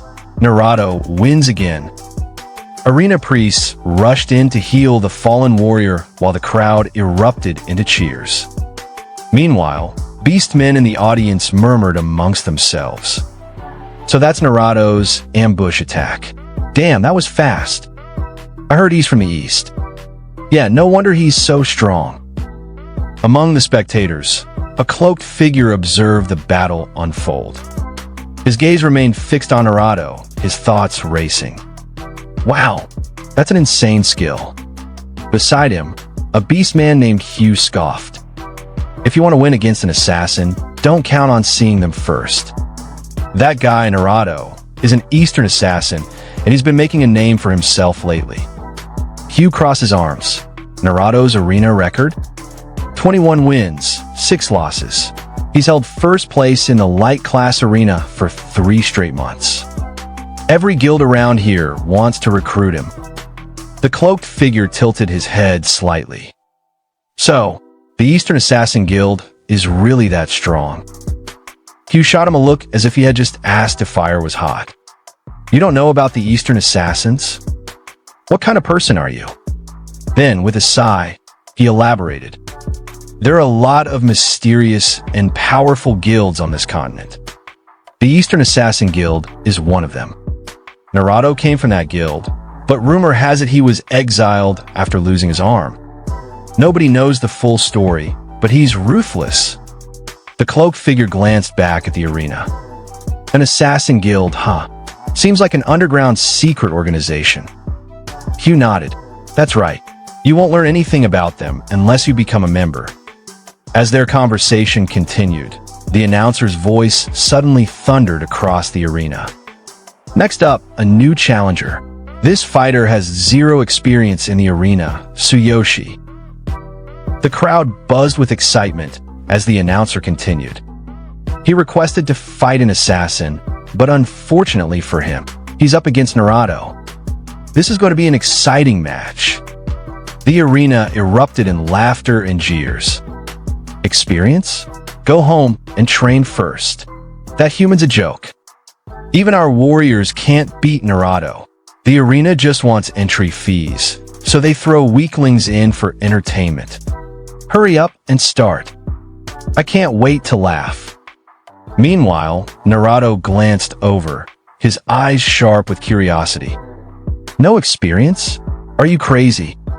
Ignoring him, Tsuyoshi calmly tightened the straps on his gauntlet, securing it in place. I'm going. The beastman next to him stared in disbelief. I can't believe you're actually fighting Naruto. Just for fun. You saw what happened earlier, right?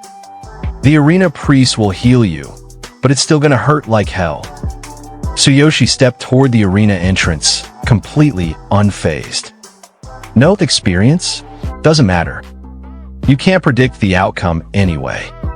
Sweat dripped down the beastman's face as he watched Tsuyoshi go. It's useless trying to act cool. Where's all that confidence even coming from? Standing face to face with Tsuyoshi, the dark-cloaked beastman narrowed his eyes and scoffed. Zero experience? He smirked. Fine, I'll give you some advice for free, Run. But if you really want to fight, I won't hold back. Tsuyoshi met his gaze, eyes glowing, and said with a smirk, Go ahead. The announcer's voice boomed through the arena. Begin. The new challenger versus one-armed Naruto. The crowd erupted, voices blending into a chaotic mess of cheers and insults. Go, Naruto. Teach that rookie what the arena is all about. I want to see Naruto's next match already. End him quickly. Without wasting a second, Naruto burst forward, dashing around Tsuyoshi at insane speed. Tsuyoshi calmly analyzed his movements, thinking to himself, he's fast. Just in case, I'll do it like always. Full body enhancement activated. Defense significantly increased. Third eye activated, scanning and analyzing opponent. Naruto suddenly skidded to a stop, his sharp instincts sensing something's off. Tsuyoshi tilted his head slightly and smirked. What's wrong? Giving up already? The crowd murmured in confusion. Wait, what happened? Why did he stop? It's Naruto, mocking the newcomer. Sweat dripped down Naruto's face as he gritted his teeth. What the hell is this guy? He thought. A second ago, he was just some weakling. But now, suddenly, another notification popped up before Tsuyoshi's eyes. System notice. Absolute duplication has evolved. You can now replicate opponent skills through combat. Tsuyoshi recalled his past struggles with copying skills, thinking he used to have to touch an opponent's heart to copy their abilities. But now, all he needed was to fight them. He stepped forward, gripping his massive sword, a grin forming on his face. All right, Naruto, let's see what you've got. Naruto's ears twitched in alarm. His instincts screamed danger. Why is he so excited? I need to be careful. Tsuyoshi swung his sword, and instantly, Tsuyoshi felt his body move fluidly, dodging with lightning speed. Oh, this skill feels amazing. Naruto lunged at him, slashing with his dagger. Your buffs won't save you now. Tsuyoshi raised his hand and blocked his attack barehanded. Clang! The arena fell silent. Naruto stared in horror. Hey, Cha, why aren't you injured? A new notification popped up. Tsuyoshi smirked, tilting his head side to side. "Oh, this is it." The crowd gasped in disbelief. "No way. Not even a scratch. Who is this guy? Could he be the strongest here?" Tsuyoshi glanced at his status screen, where a list of skills appeared for him to copy. One caught his eye. Naruto trembled, his grip tightening on his dagger. "What did you do? Why can't my attacks even scratch you?" Tsuyoshi raised his sword, grinning. Explaining would take too long, but now it's my turn. As Tsuyoshi swung, Naruto's eyes widened in sheer panic. "Vous wait."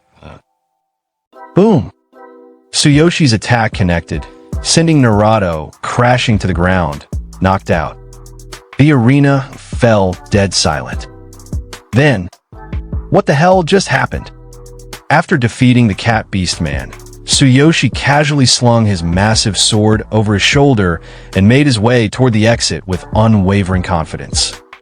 A smirk played on his lips as he muttered, "Not bad. With this, I could go rescue that guy's kidnapped daughter." At that moment, the announcer's voice boomed across the arena. "The winner is Tsuyoshi."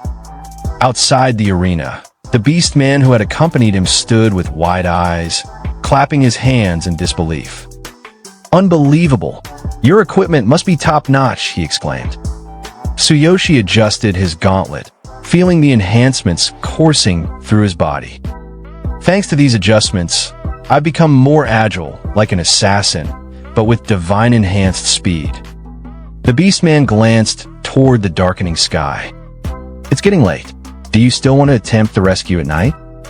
It's going to be much harder to see in the dark." Tsuyoshi didn't hesitate. "I can see perfectly well. Take me there." Sometime later, deep in the forest, Tsuyoshi and the beastman moved side by side.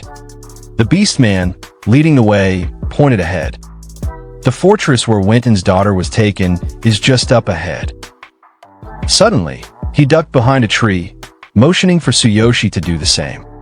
His voice was tinged with concern. "Several days have already passed. I wonder how she's faring." Tsuyoshi's gaze locked onto the fortress. This terrain. No wonder past attempts have failed. The beastman sighed, looking toward the stronghold. "No matter how many times we've tried to rescue her, we've always failed. This fortress is perfectly positioned, easy to defend, nearly impossible to attack. The enemy has set countless traps, using the environment to their advantage. The path to the entrance is nothing short of a nightmare. No local guild stands a chance against them." He turned back to Tsuyoshi, skepticism in his eyes. "I saw what you did in the arena, but even with your skills, accepting this request is a heavy burden. How do you plan to attack with just the two of us?" But as he spoke, he suddenly realized Tsuyoshi was gone. Panic flickered in his eyes. Where did he go? Meanwhile, at the fortress gate, 3 guards stood chatting. One of them scoffed. "These small guilds trying to rescue her. They never learn. Even if they try again tomorrow, the outcome won't change." Another guard chuckled. "Even we struggle to remember the exact locations of all the traps. For outsiders, trying to sneak in is basically a suicide mission." The third guard smirked. "It's impossible for any intruder to get past our defenses. There's no way anyone could bypass the traps in this fortress." Unbeknownst to them, Tsuyoshi was already observing from the shadows, perched atop a tall tree, silently taking in every word. With a flicker of power, his divine eye activated. A surge of energy coursed through him as his vision sharpened, scanning the entire area, every guard, every trap, every hidden passage. As Tsuyoshi surveyed the fortress, glowing red spots suddenly appeared on the ground. At the same time, a notification popped up. Scan result: 9 large trigger-type traps and 6 automated traps detected on the way to the main entrance. Trigger points are displayed. Seeing this, Tsuyoshi smirked. "So Divine Eye has evolved. I can now clearly see the trigger points." Just then, another notification appeared. The switches for the automated traps are inside the entrance, behind the 3 guards. Suggested course of action. Approach carefully. Tsuyoshi cracked his knuckles. Let's go. Silently, he leaped from the tree, landing gracefully on the ground. Impressive. This divine selection system is incredibly thorough. Without wasting a second, he moved toward the entrance, nimbly avoiding every trigger trap like a phantom. As he reached the fortress walls, he took cover behind a tree, eyes locked on the 3 guards still chatting near the gate. Time to take them down one by one. Tsuyoshi cupped his hands over his mouth and let out a faint noise. Rustle. One of the guards flinched. What was that? Another scoffed. Go check out. Could be an intruder. The first guard, eager for action, grinned. It's probably just an animal. Happens all the time. If it messed with the traps, I'll kill it. He stepped away from the group. His companion called after him, laughing. You're still inexperienced. Don't panic. No one would dare attack this fortress at this hour. The first guard snorted, walking off. Last time, a deer ruined 3 of our traps. This time, I won't let it live. He would regret those words. High above in a tree, Tsuyoshi's eyes gleamed as he summoned a kunai from his inventory. At this distance, I can use the kunai. He moved in a blur. Before the guard could react, Tsuyoshi appeared behind him, gripping his throat tightly to silence him. A kunai sank into the beastman's chest. A system notification flashed. Ultimate Physique, R Enhance activated. Strength increased by 120%. Sneak attack damage increased by 30%. Critical hit delivered, fatal blow to the heart. As the guard's body slumped to the ground, Tsuyoshi glanced toward the fortress. Next, using his robo-enhanced speed, he zipped toward the fortress wall, landing right behind the remaining 2 guards. They were still chatting. Hey, he's not back yet. TCH, slacking off again? That guy's such a slacker. One of them sighed and started walking. I'll drag him back. If the boss finds out, he'll be furious. The second guard exhaled, briefly looking away. In that instant, swoosh, his companion vanished. A faint thud followed. The remaining guard stiffened. Huh? He turned sharply, nothing. Sweat dripped down his face. No one's here. Tsuyoshi crouched above him, kunai in hand. One left. But then, light flared. The last guard spun around, his staff glowing with energy. I know you're there. Stop messing with me. Tsuyoshi remained still. The beastman gripped the switch for the traps. His hand trembled. Answer me, or I'll activate the defenses. He gulped. What is this terrifying feeling? Then like a ghost, Tsuyoshi appeared in front of him. You won't be activating anything. The guard's breath hitched. He tried to scream, but never got the chance. Slash. Tsuyoshi finished him in a second. With all the guards eliminated, he turned to the trigger system. The entrance is clear now. Just then, another system notification popped up. Divine Eye. 6 manual traps detected along the entrance corridor. Destroying the support bars will disable them. From the bushes, the beastman who had accompanied Tsuyoshi trembled as he watched the one-man massacre unfold. "That's so strong," he muttered. Tsuyoshi glanced in his direction. "I'm coming for you. Wait for me. Be careful of the remaining traps." Without turning back, he flung his robe over his head and added, "Don't step there. Crouch under the trigger line." The beastman gulped. How do you know where the traps are? And you already took out the guards. As he carefully approached the entrance, he mumbled, "While we're at it, let's destroy the other traps." Tsuyoshi grabbed his wrist before he could proceed. "No, we'll need them later." The beastman froze. G got it. He stepped back, still shaking. "You're really strong." Without looking back, Tsuyoshi began walking toward the fortress. "Follow me. We're rescuing the hostage in one go." The beastman swallowed hard and nodded, following behind. You understood. Tsuyoshi and the beastman carefully maneuvered through the fortress, avoiding the deadly traps. Just then, he nearly stepped on a hidden trigger, barely dodging it by a hair. His breath hitched. Damn, that was close. Finally, they reached the innermost chamber. The beastman whispered, Winton's daughter should be inside. But in front of the chamber stood a battalion of beastman warriors, each of them level 24. The beastman's face paled. They all look strong. If we get surrounded, it's over. Then, glancing at Tsuyoshi with sparkling eyes, he added, But without you, I'd have died countless times by now. My life is yours. Tsuyoshi, unfazed, kept his gaze locked on the warriors. I only did what was right. Now, distract them from me. The beastman blinked in confusion. He opened his mouth but couldn't find the words. Then, dramatically stepping forward, he sighed, We've cooperated until now, but this is where we part ways. Tsuyoshi rolled his eyes. I'm not using you as bait. Remember the traps we left intact? The beastman's eyes widened.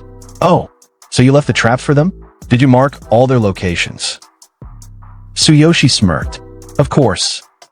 A fortress like this always has significant defenses. Otherwise, they wouldn't have established a base here.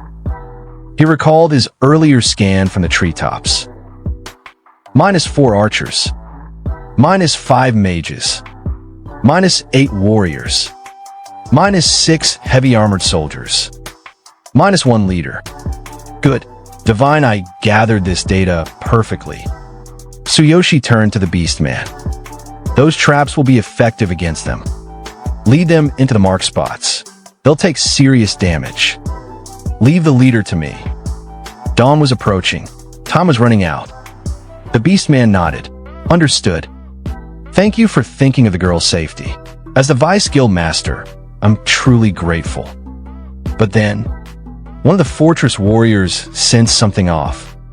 Tonight is unusually quiet, he muttered. It's usually noisier over there. Before he could react, thunk! An arrow slammed into his back. The beastman panicked. You big brutes. Tonight, I'm crushing this fortress. Come get me, you cowardly chickens. The injured warrior ripped the arrows from his back, snapping them in his hands. His eyes burned with rage. You again? I'll kill you with my own hands. Another warrior roared. Frenzied impact. I'll tear you apart. Another one bellowed. Bloodthirsty rage. I'll devour you. The beastman stared blankly at them. Then, he turned and ran. Come here, you spineless fools. You'll never catch me.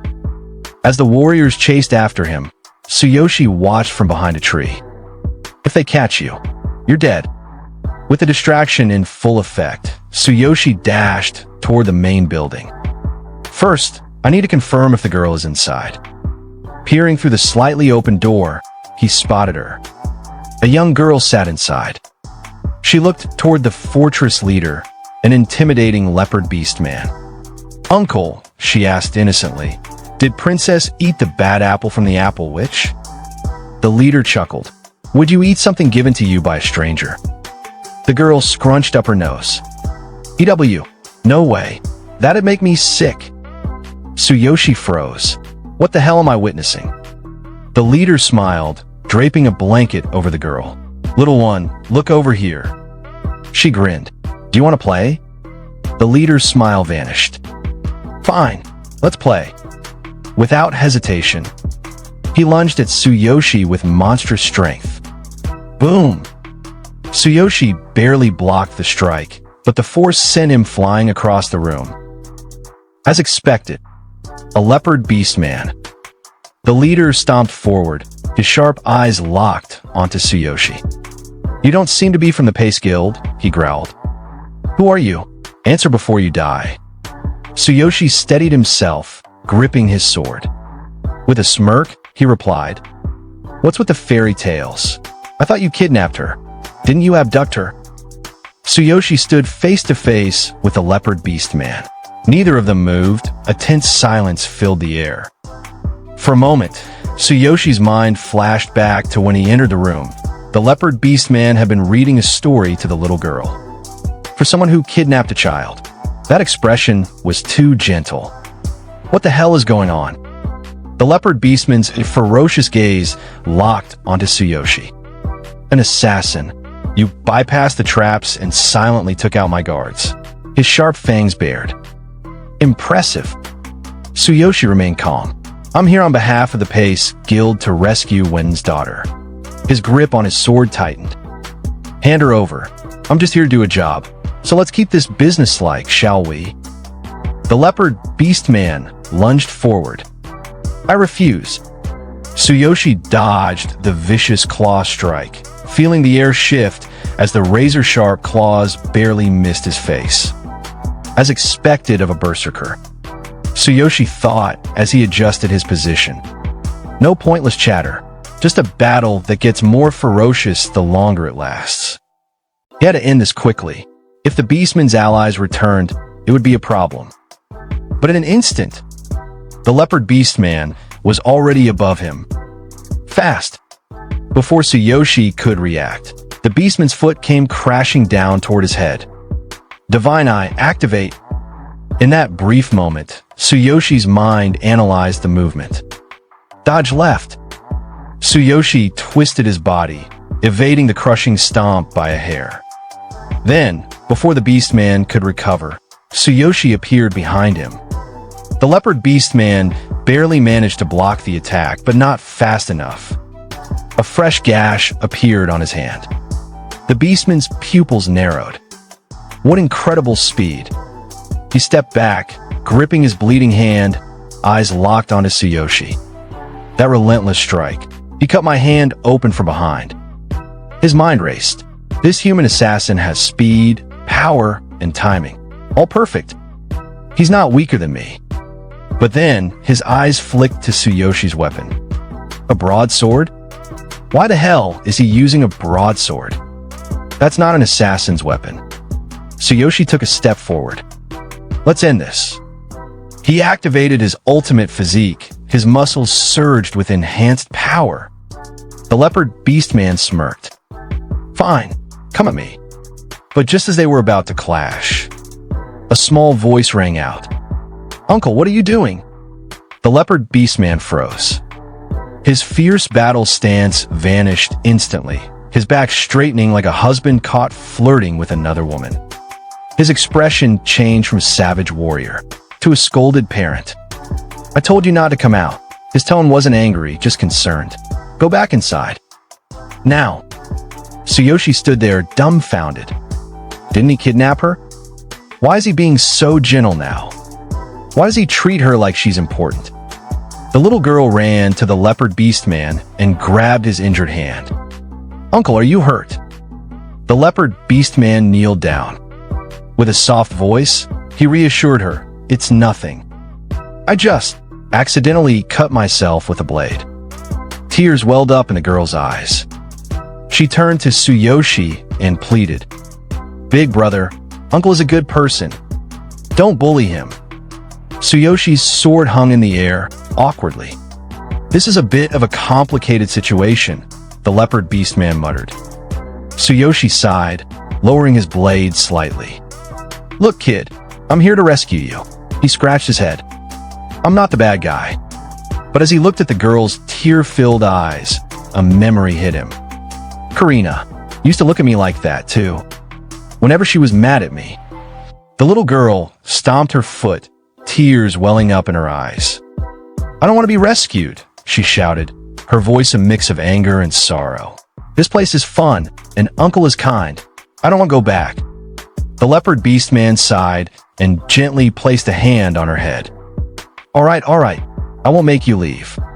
Tsuyoshi, still gripping his sword, narrowed his eyes. Hey, what's going on? His voice was sharp. I can tell you've got a reason you can't talk about, but are we going to keep fighting or what? The leopard beastman picked up the little girl, holding her in one arm. Without looking at Tsuyoshi, he turned toward the fortress's main building. Let's talk inside. I need to put her to bed first. She gets scared if I don't read her a story before she sleeps. Some time later, the little girl finally fell asleep. The leopard beastman watched over her for a moment, then muttered, "She finally slept." Behind him, Tsuyoshi stood straight. "She's really attached to you." He crossed his arms.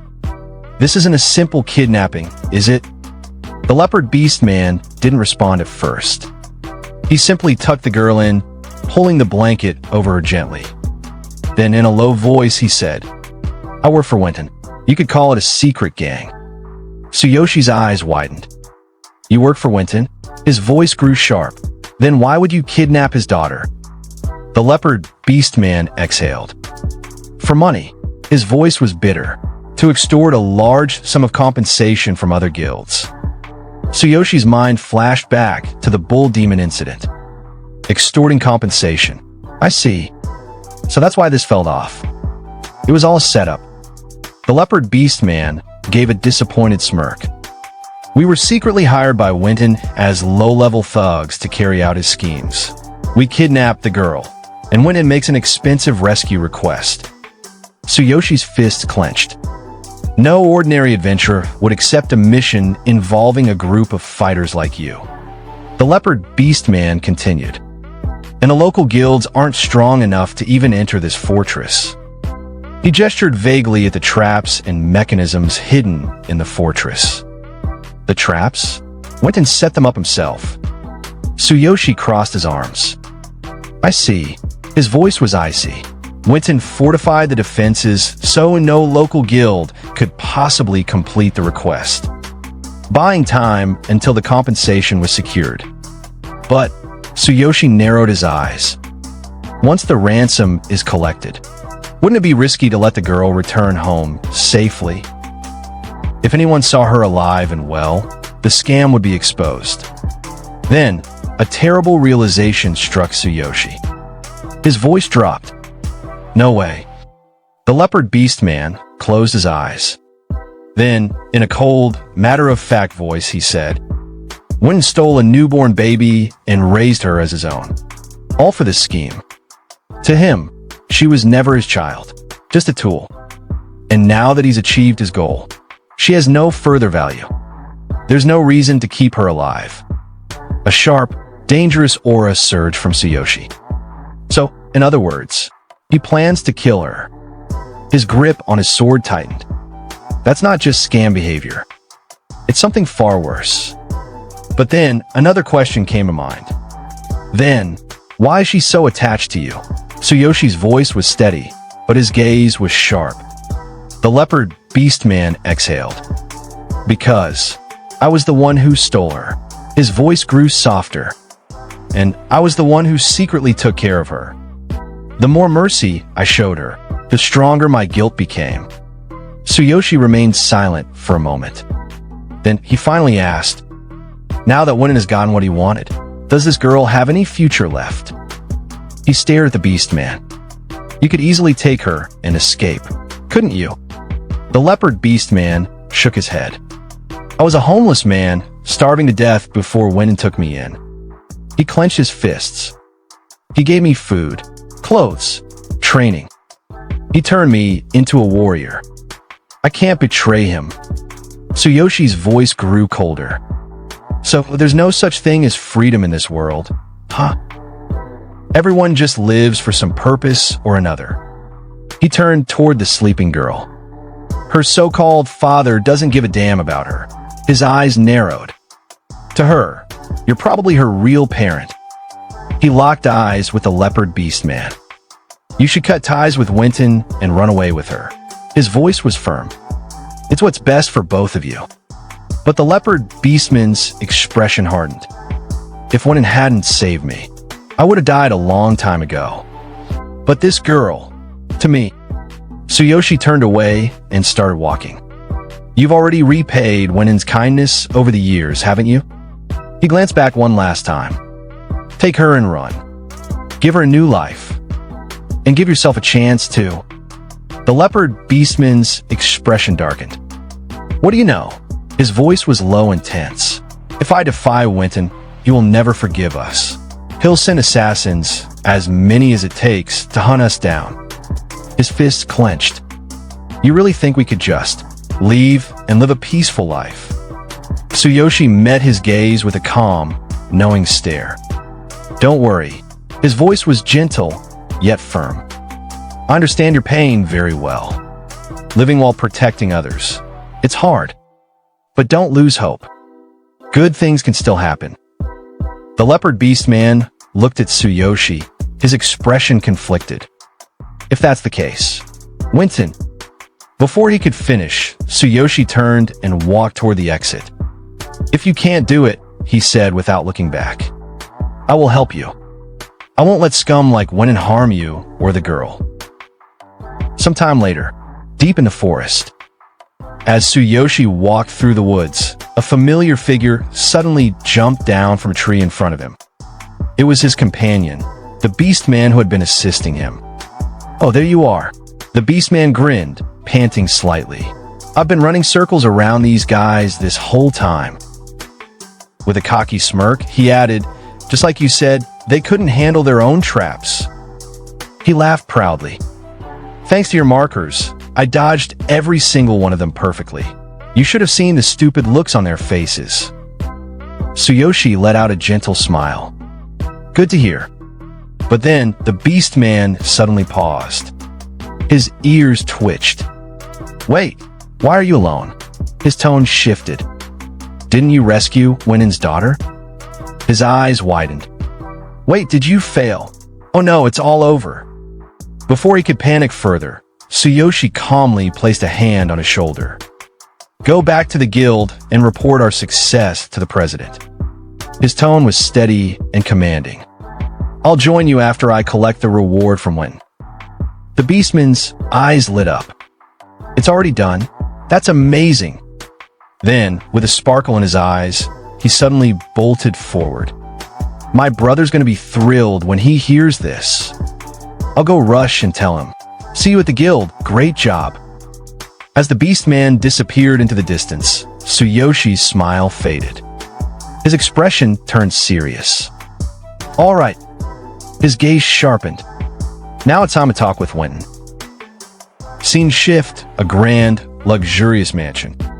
Inside a lavish private chamber, a massive figure sat comfortably in an ornate chair. Gold coins were scattered across the table in front of him, glimmering under the candlelight. The bull demon leaned back, stroking his chin. My earnings have been declining lately, he muttered. His greedy eyes stared at the coins. Maybe I should ramp up the kidnapping rescue schemes. But before he could think further, a cold voice echoed through the room. No, you won't have that opportunity anymore. The bull demon's body stiffened. His eyes widened in shock. Who's there? Then, a shadow stepped into the room. Tsuyoshi stood at the entrance, his sword gleaming in his hand. His eyes glowed ominously. The one who has come. He raised his blade. To take your life. The bull demon's face twisted in panic. His massive hands scrambled for the bell on his desk. Someone, help! But before he could even touch it, Tsuyoshi was already in front of him. The bull demon barely saw a blur of motion before Tsuyoshi's blade rested against his throat. With a cold, unwavering glare, Tsuyoshi whispered, It's no use calling for help. A dark aura radiated from him. While you were busy counting your money, his glowing eyes pierced into the bull demon's soul. I've already taken care of all your underlings. All across the mansion, the bull demon's guards are sprawled on the ground, beaten to a pulp. Trembling, the bull demon stares at our protagonist and, in a shaky voice, asks, You're from the Pace Guild. What is the meaning of this? All my bodyguards have been killed. Panic fills his eyes as he stares at our protagonist in shock. They were all excellent warriors, above level 15. Yet you took them down alone. Hearing that, our protagonist replies, This mansion has been peaceful for so long that none of them had any sense of danger. I crept up quietly and slit their throats before they could even react. At those words, the bull demon looks even more terrified and maybe just a little angry. Useless fools. I feed them well every day, and this is how they repay me. Then, try to regain some control. He quickly adds, if it's money you want, name your price. I promise I won't pursue this matter further. But our protagonist calmly sits down in front of him and, in a cold, threatening voice, says, if it's money, I expect you to return the 5,000 gold coins you owe the guild. Then, locking eyes with the bull demon, he continues, and don't forget, technically, the request has been fulfilled. Your so-called daughter is now in a much safer place. The bull demon's face twists in fear as our protagonist presses further. I heard you're raising children. Then, placing his blade against the bull demon's neck, he adds, those kids make you money. I'm a bit curious. Panic spreads across the bull demon's face. Curious? Of course they do. If my plan is properly executed, they'll bring in a fortune. If you help me, I can make them even more useful. I can fake kidnappings, or sell their organs for a high price on the black market. His voice turns desperate. What about a 50-50 split? If you spare my life, I'll give you half of my entire fortune. You wanted money, didn't you? Hearing that, our protagonist's expression darkens. Organs. You're planning to harvest children's organs. The bull demon, still shaken but slightly regaining himself, nods. Exactly. It's easier and less risky than faking kidnappings. But instead of answering, our protagonist remains silent. The lack of response sends the bull demon spiraling into fear once again. Is that not enough? Fine, take it all. You'll live comfortably for the rest of your life. Surely that satisfies you, right? Then our protagonist smirks slightly, closing his eyes. No, I'm feeling a bit greedy. There's still one thing I want, something I don't have yet. Desperate, the bull demon quickly blurts out, name it. If it's within my reach, I'll give it to you. What do you want? With a swift motion, our protagonist slices his throat. Your life. The next morning, a group of townspeople gathers in front of the bull demon's mansion. One of them mutters, there were no signs of struggle. It must have been a surprise attack. Their backs, their necks, all fatal blows. Another chimes in, wiped out in a single night. Someone else adds, Winton himself was found in his bedroom, but the condition of his body was horrific. Who could have done this? A man looks at the corpse and says grimly, Winton's body has evidence of a single strike that pierced his heart from behind. Another villager shudders, pierced through the heart. That must have been a painful way to die. Someone must have held a deep grudge against him. Just then, someone notices a letter in the dead bull demon's hand. A confession letter was found next to his body, they announce. It exposes all the crimes he committed, fake kidnappings, illegal activities. With everything he did, his death isn't exactly surprising. Whoever did this made him write a confession before he died. Among the crowd, Naruto, the cat beastman from the arena, silently watches the scene. His eyes narrow as he thinks, a single strike piercing his heart from behind. There's no mistake. I recognize that wound better than anyone. Memories of his fight in the arena flash through his mind. He studies the fatal wounds and mutters to himself. They all bear the mark of an amuse, especially Winton's. His expression darkens. Amuse is a unique skill of the Assassin's Guild, the one I once belonged to. But something doesn't add up. Upon investigation, Winton wasn't targeted by the guild, so who could it be? Then, realization hits him. His thoughts race. Could it be the human warrior? He recalls their battle. I clearly remember his final blow in the arena. It was almost identical to my ambush skill. But he wasn't from the Assassin's Guild. Then, another memory surfaces, our protagonist looking at him with arrogance. Naruto clenches his fists. He was undoubtedly a warrior, so why? Who is he? Finally, the pieces fall into place. Unless he somehow stole the skill. A sinister grin spreads across Naruto's face. If I report this to the Brand Assassins Guild leader, I might earn my way back into the guild. His gaze turned sharp. The Assassins Guild never forgives traitors, or anyone who steals their skills. Determined, he turns away from the crowd.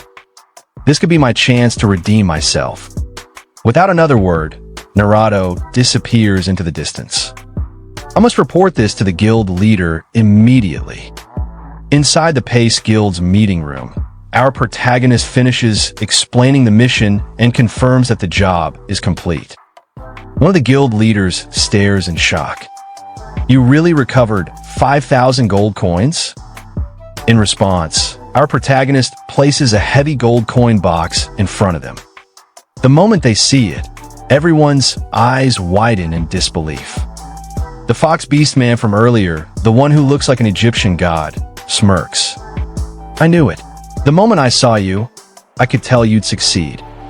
Then, another guild leader turns to our protagonist, their face filled with surprise.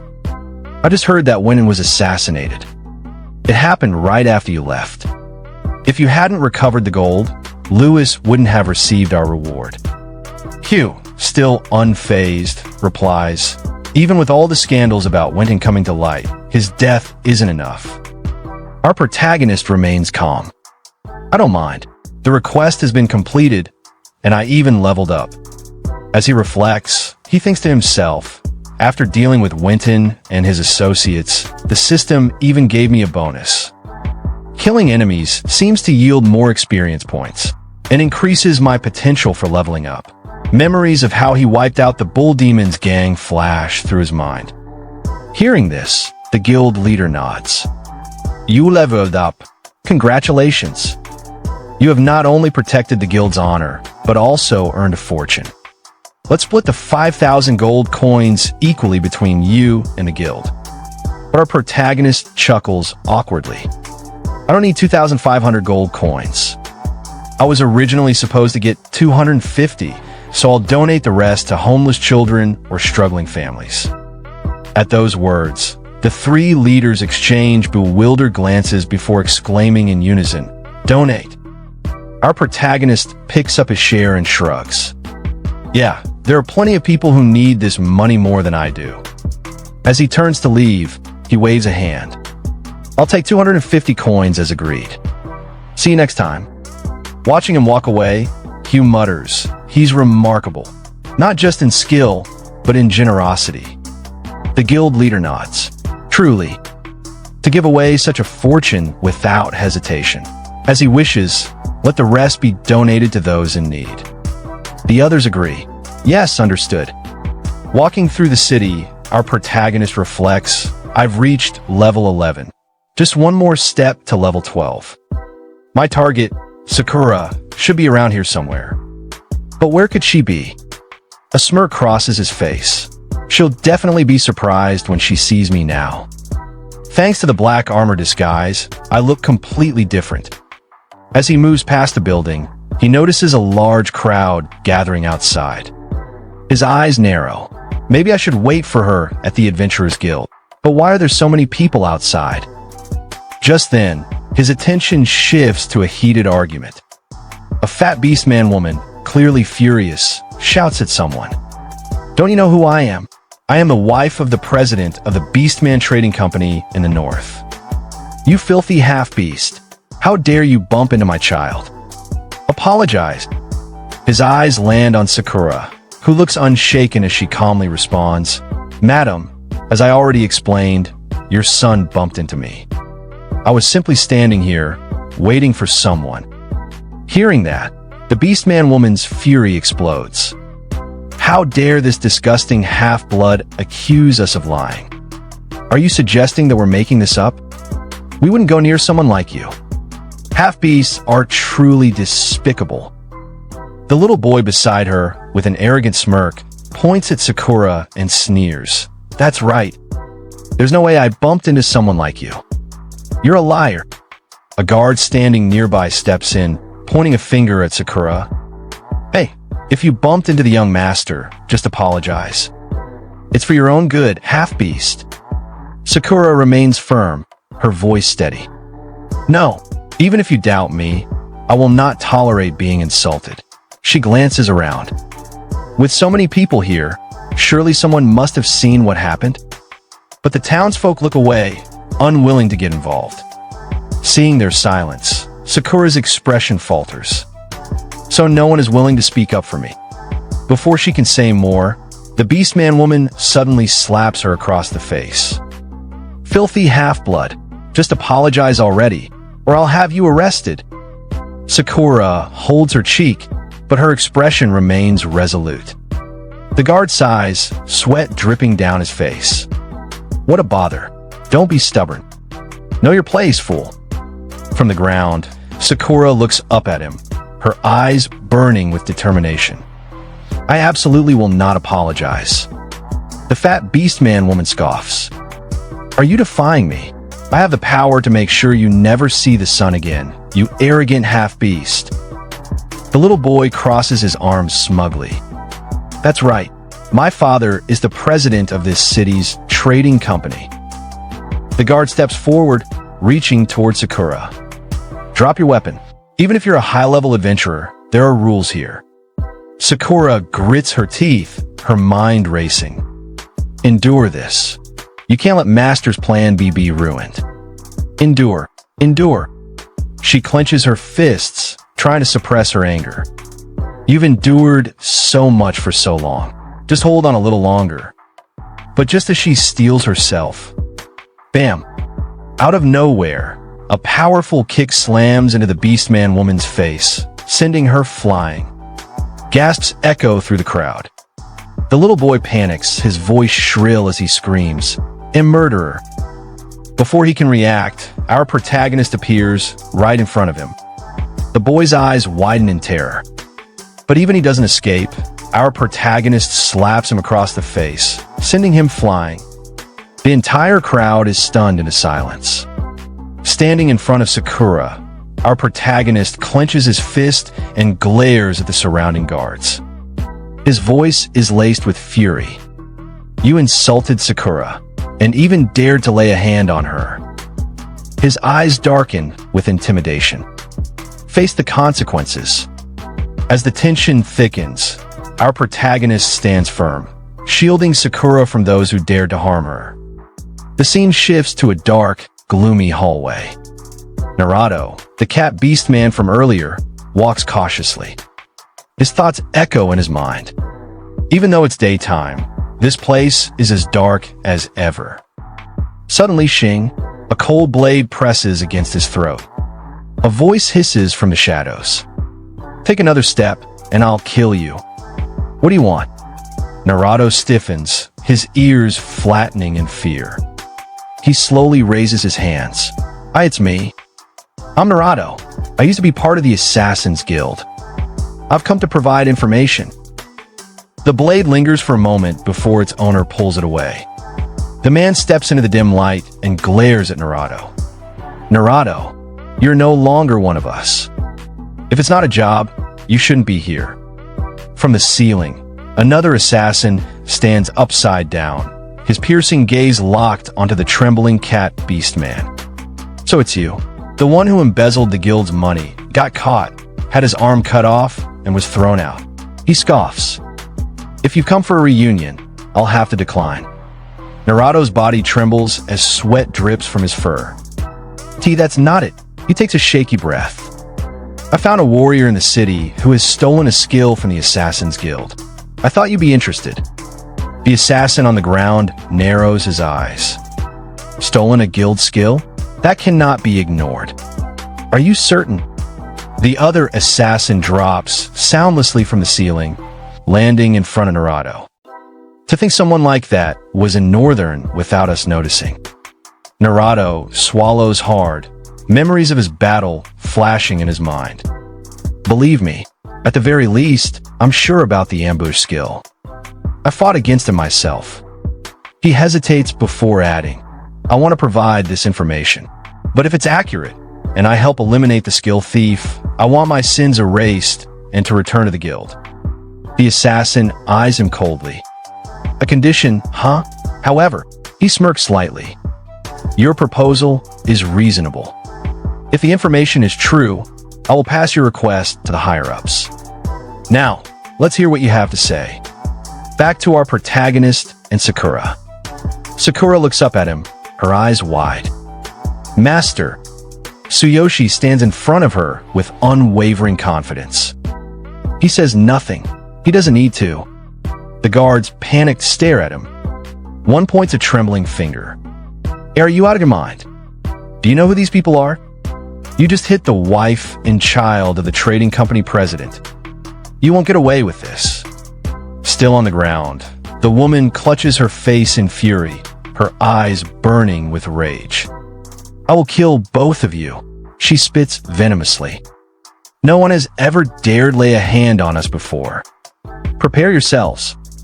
Her spoiled son, wailing in her arms, sobs, Mom. It hurts.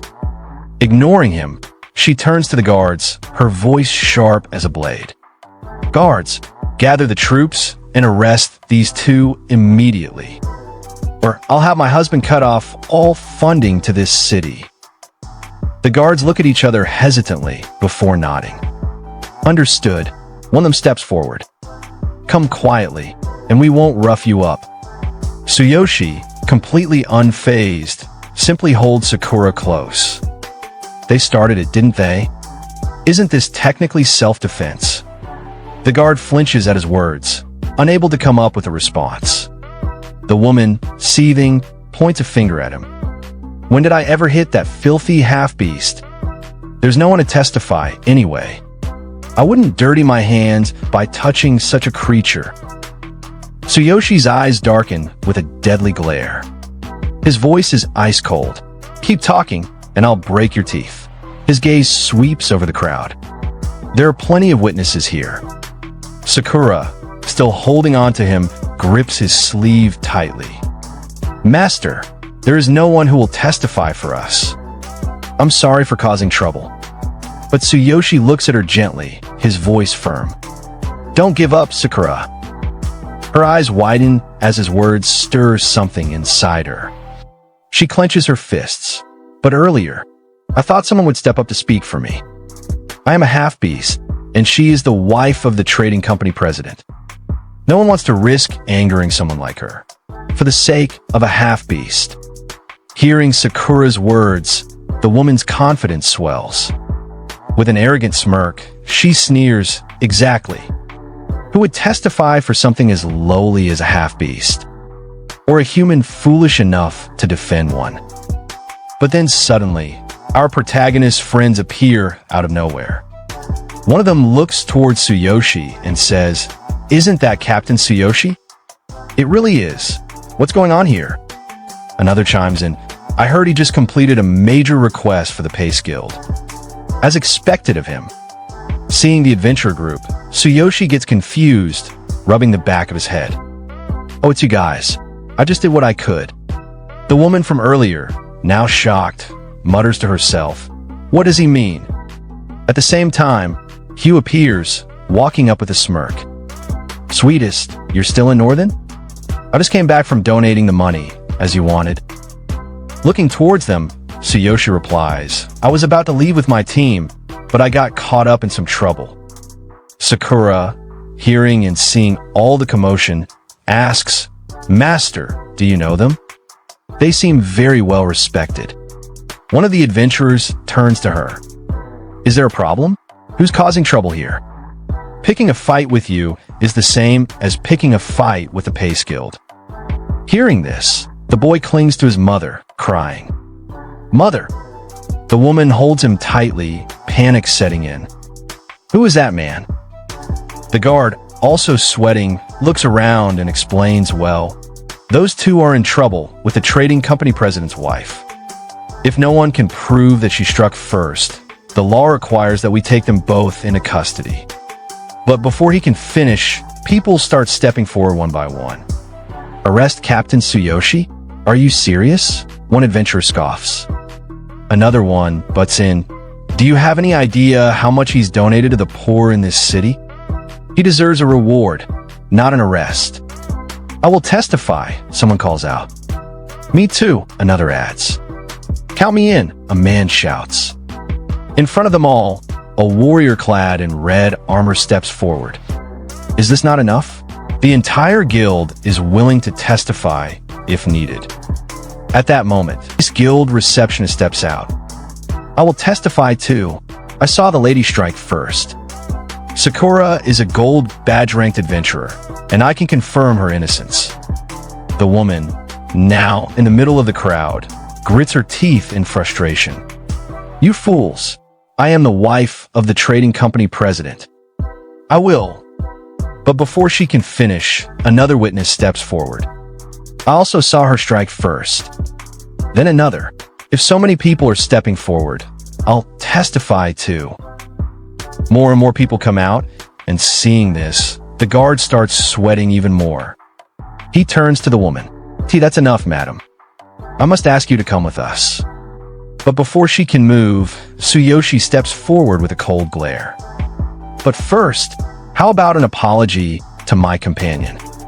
Otherwise, you won't be leaving here anytime soon. The adventure group standing behind him glares at her with gangster-like expressions. Apologize.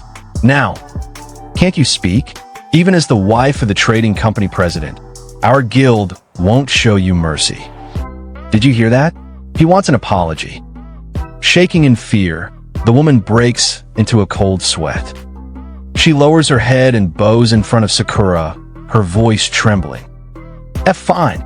I'm sorry. We were wrong. Please forgive us. The little boy, following his mother's example, also bows. I am sorry. So sorry. With that, the guard steps forward, grabbing the woman by the arm. Now, then, madam. This way, please. As the guard takes the lady away, Tsuyoshi looks at all the people who stood up for him. Thanks for your help. The adventurers all grin at him. Don't mention it, Captain Tsuyoshi. Your problems are our problems, too. Hugh smirks, crossing his arms. If you ever run into trouble in Northern, just mention the Pace Guild. At the same time, Sakura also thanks the receptionist. Then, Tsuyoshi glances slightly over his shoulder at her. All right, let's head out. Come on, Sakura. Sakura nods, smiling. Yes, master. As Tsuyoshi starts walking away, Sakura turns back to the crowd one last time, bowing. Thank you very much. Outside the city, Sakura walks beside Tsuyoshi, looking at him curiously. Master, you look so different. I almost didn't recognize you at first. Tsuyoshi gives her a gentle smile. Is that so? I got some special equipment that slightly changes my appearance. The clothes you made for me got torn during a quest. Sorry about that. Sakura shakes her head. Don't worry about it. It's not just your appearance. You seem more mature now too. And your aura. Did you level up? Tsuyoshi nods. Yeah, I helped resolve an issue between a party and a guild. That's how I met those guys from earlier.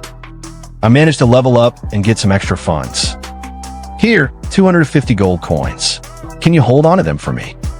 Sakura takes the gold in her hands and gasps. 250 gold coins. That's amazing. You could buy some excellent gear at an auction with this. Tsuyoshi clenches his fist. I was planning to get you some new equipment, but an auction sounds interesting. Let's check it out in the next town. Sakura's expression changes as she remembers her grudge against Kevin. You don't need to spend money on me. But if you're interested in auctions, we should definitely go. The next town has a mid-tier auction hall, and it's where the genius shaman Kevin lives. Hearing Kevin's name, Tsuyoshi suddenly remembers when he used blood sacrifice. His expression darkens. I almost forgot. I needed to meet him. In his mind, he thinks, after that last battle, I feel like stagnant blood is weighing me down, like a stone burning inside me.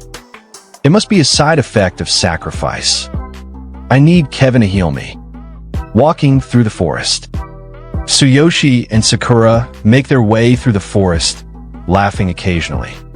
But then, Tsuyoshi suddenly notices something. His eyes narrow. FWIP.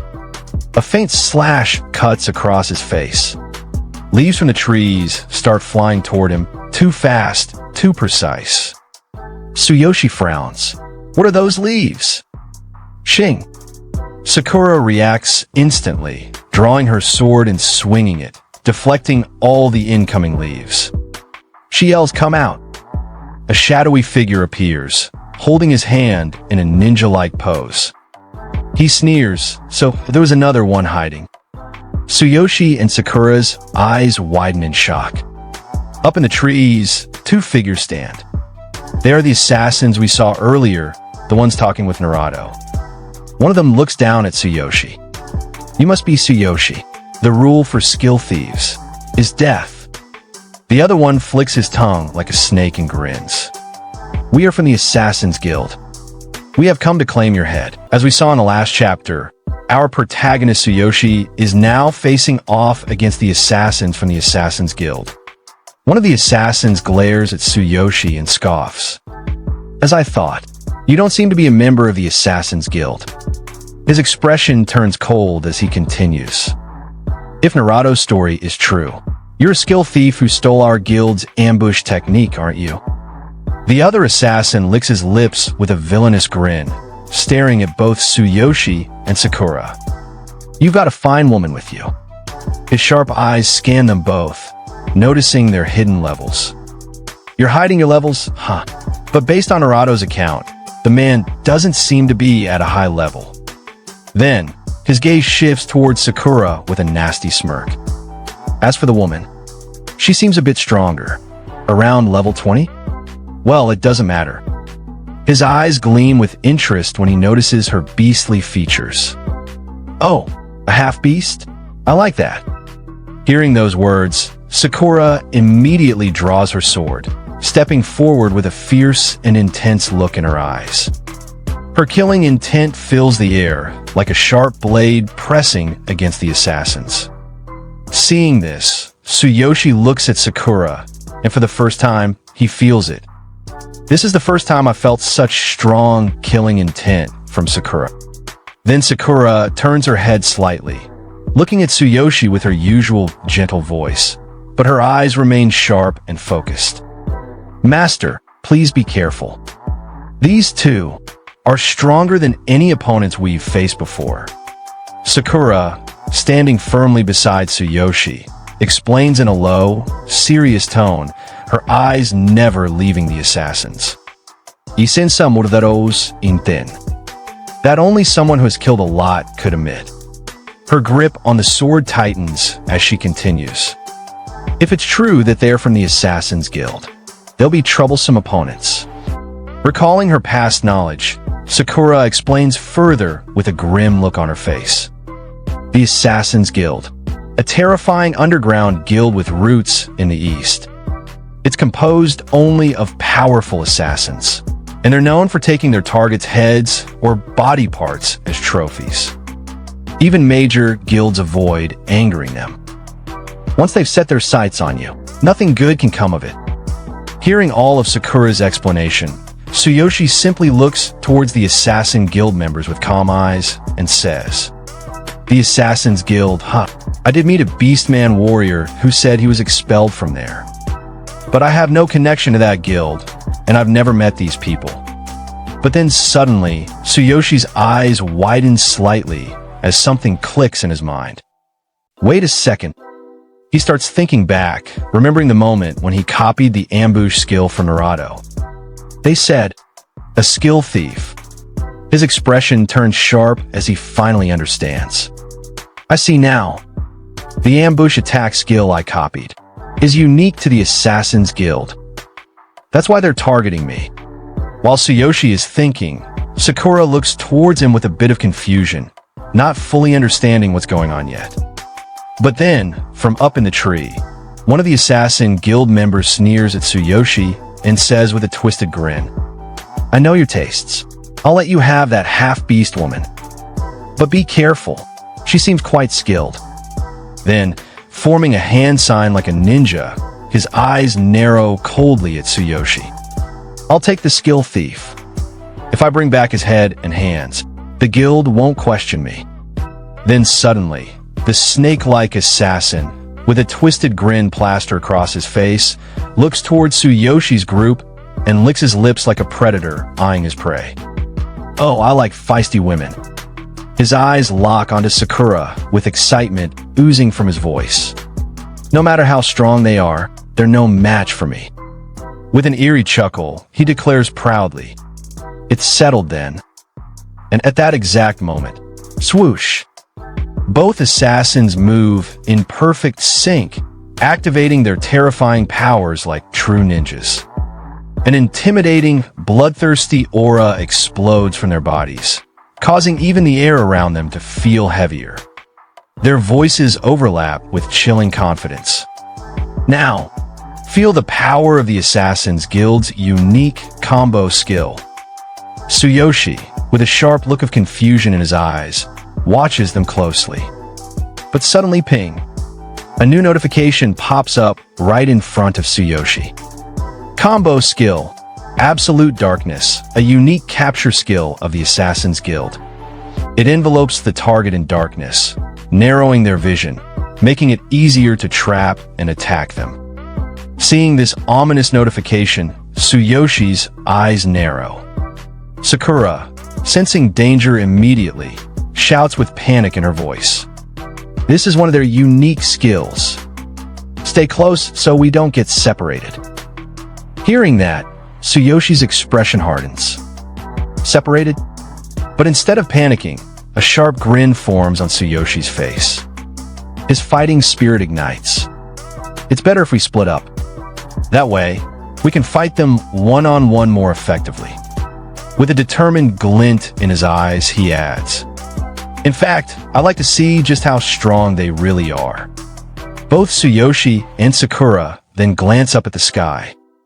The two assassins had already launched themselves high above, preparing to strike down like hawks aiming for their prey. Then, with their sharp gazes locked onto Tsuyoshi's group, the snake-like assassin sneers mid-air. "Oh my, neither of you are running or hiding." His grin widens wickedly. "Fools, that's exactly how I like my prey." Seeing the assassins dashing straight toward their position with murderous speed, Sakura's eyes widen in panic. Without wasting a second, she shouts towards Tsuyoshi, "Master, be careful." And just like that, whoosh! The snake-like assassin, with his blood-red eyes glaring menacingly at Tsuyoshi, lets out a cold, disdainful snarl. Oomph, how arrogant. His killing intent skyrockets as he closes in fast, practically blending with the shadows around him. "Do you really think you can steal the skills of our guild and live to tell the tale?" His tone grows sharper with every word, filled with murderous rage. "Narevo told us you stole ambush attack. I'll show you what the real ambush attack looks like." And like lightning, Zosh! The assassin flashes behind Tsuyoshi, aiming straight for his neck with a deadly strike, faster than any normal adventurer could react. But before the attack could even graze him, clong! Tsuyoshi, without even flinching, unsheathes his sword with unreal precision, perfectly blocking the assassin's strike from behind. A level 30 assassin, huh? His calm voice cuts through the assassin's confidence like a blade. Without even turning his head fully, Tsuyoshi glances back at his attacker and adds coldly, "You need to level up more if you want to defeat me." Stunned, the assassin's eyes shoot wide open in utter shock. "Ehi, block my ambush." Sweat instantly drips down his face as panic seeps in. His thoughts race wildly. How did he see through my attack? How does he know my level? Realizing the danger he's in, the assassin swiftly leaps backward, putting distance between them. His face, now pale and drenched in sweat, looks towards Tsuyoshi with disbelief and nervous tension. What's your level? The question slips from his mouth almost unconsciously, as if deep down, he already fears the answer. But then, with his sword resting casually on his shoulder, our protagonist looked at the assassin with absolute confidence and declared, level 11. At the same time, his characteristics, his trust in the OD system, and everything about him appeared right in front of the assassin. Level 11. Class: Warrior. Equipment: Black Armor Disguise Set. Fox Beastman Set. Weapon: Bloody Mist Saw. Skill: Thunder Chainfall. Duplicated Skill: Thunderous Ambush Attack. Combat Power: 15,500. Hearing that, the assassin's expression twisted in anger. Gripping his sword tightly, he roared, "Level 11? Impossible. Are you mocking me? Unless you're a genius, there's no way you could react like that at level 11. But our protagonist, hearing that, simply replied with arrogance, "Believe it or not, it's up to you." Yet the assassin wasn't interested in listening to anything. He charged straight at our protagonist, swinging his sword and scoffing, "HMPH, stubborn fool." But the moment he attacked, a horde of giant snakes suddenly appeared in front of our protagonist. And the assassin sneered, "Let's see if you can handle this next move." Right then, a new notification popped up. Serpent's Walk, a movement skill that confuses the opponent. It involves weaving in a serpentine motion to approach and attack from sharp angles. While weaving, speed increases by 30%. Seeing all this information flashing before him, our protagonist thought to himself, "Impressive body technique. Without my divine eye, I'd be completely fooled." But it didn't end there. The assassin, along with his clones, suddenly appeared from all directions, surrounding our protagonist as he sneered, "Let's see how you deal with this. Even my comrades can't counter this." At the same time, his trusty system displayed another notification. Multiple Enclosure Killing Method, a unique capture skill of the Assassin's Guild. Summons multiple clones from the darkness to encircle the enemy and attack simultaneously. Clones disappear after attacking. Without hesitation, our protagonist slammed his sword into the ground, activating his ultimate physique, and right then, the system announced. The ultimate physique activated. All strength is focused on the upper body. Defense is greatly enhanced for a limited time. The assassin's attack landed, but it didn't even leave a scratch on our protagonist. He just stood there, completely unfazed, with his ultimate physique fully activated.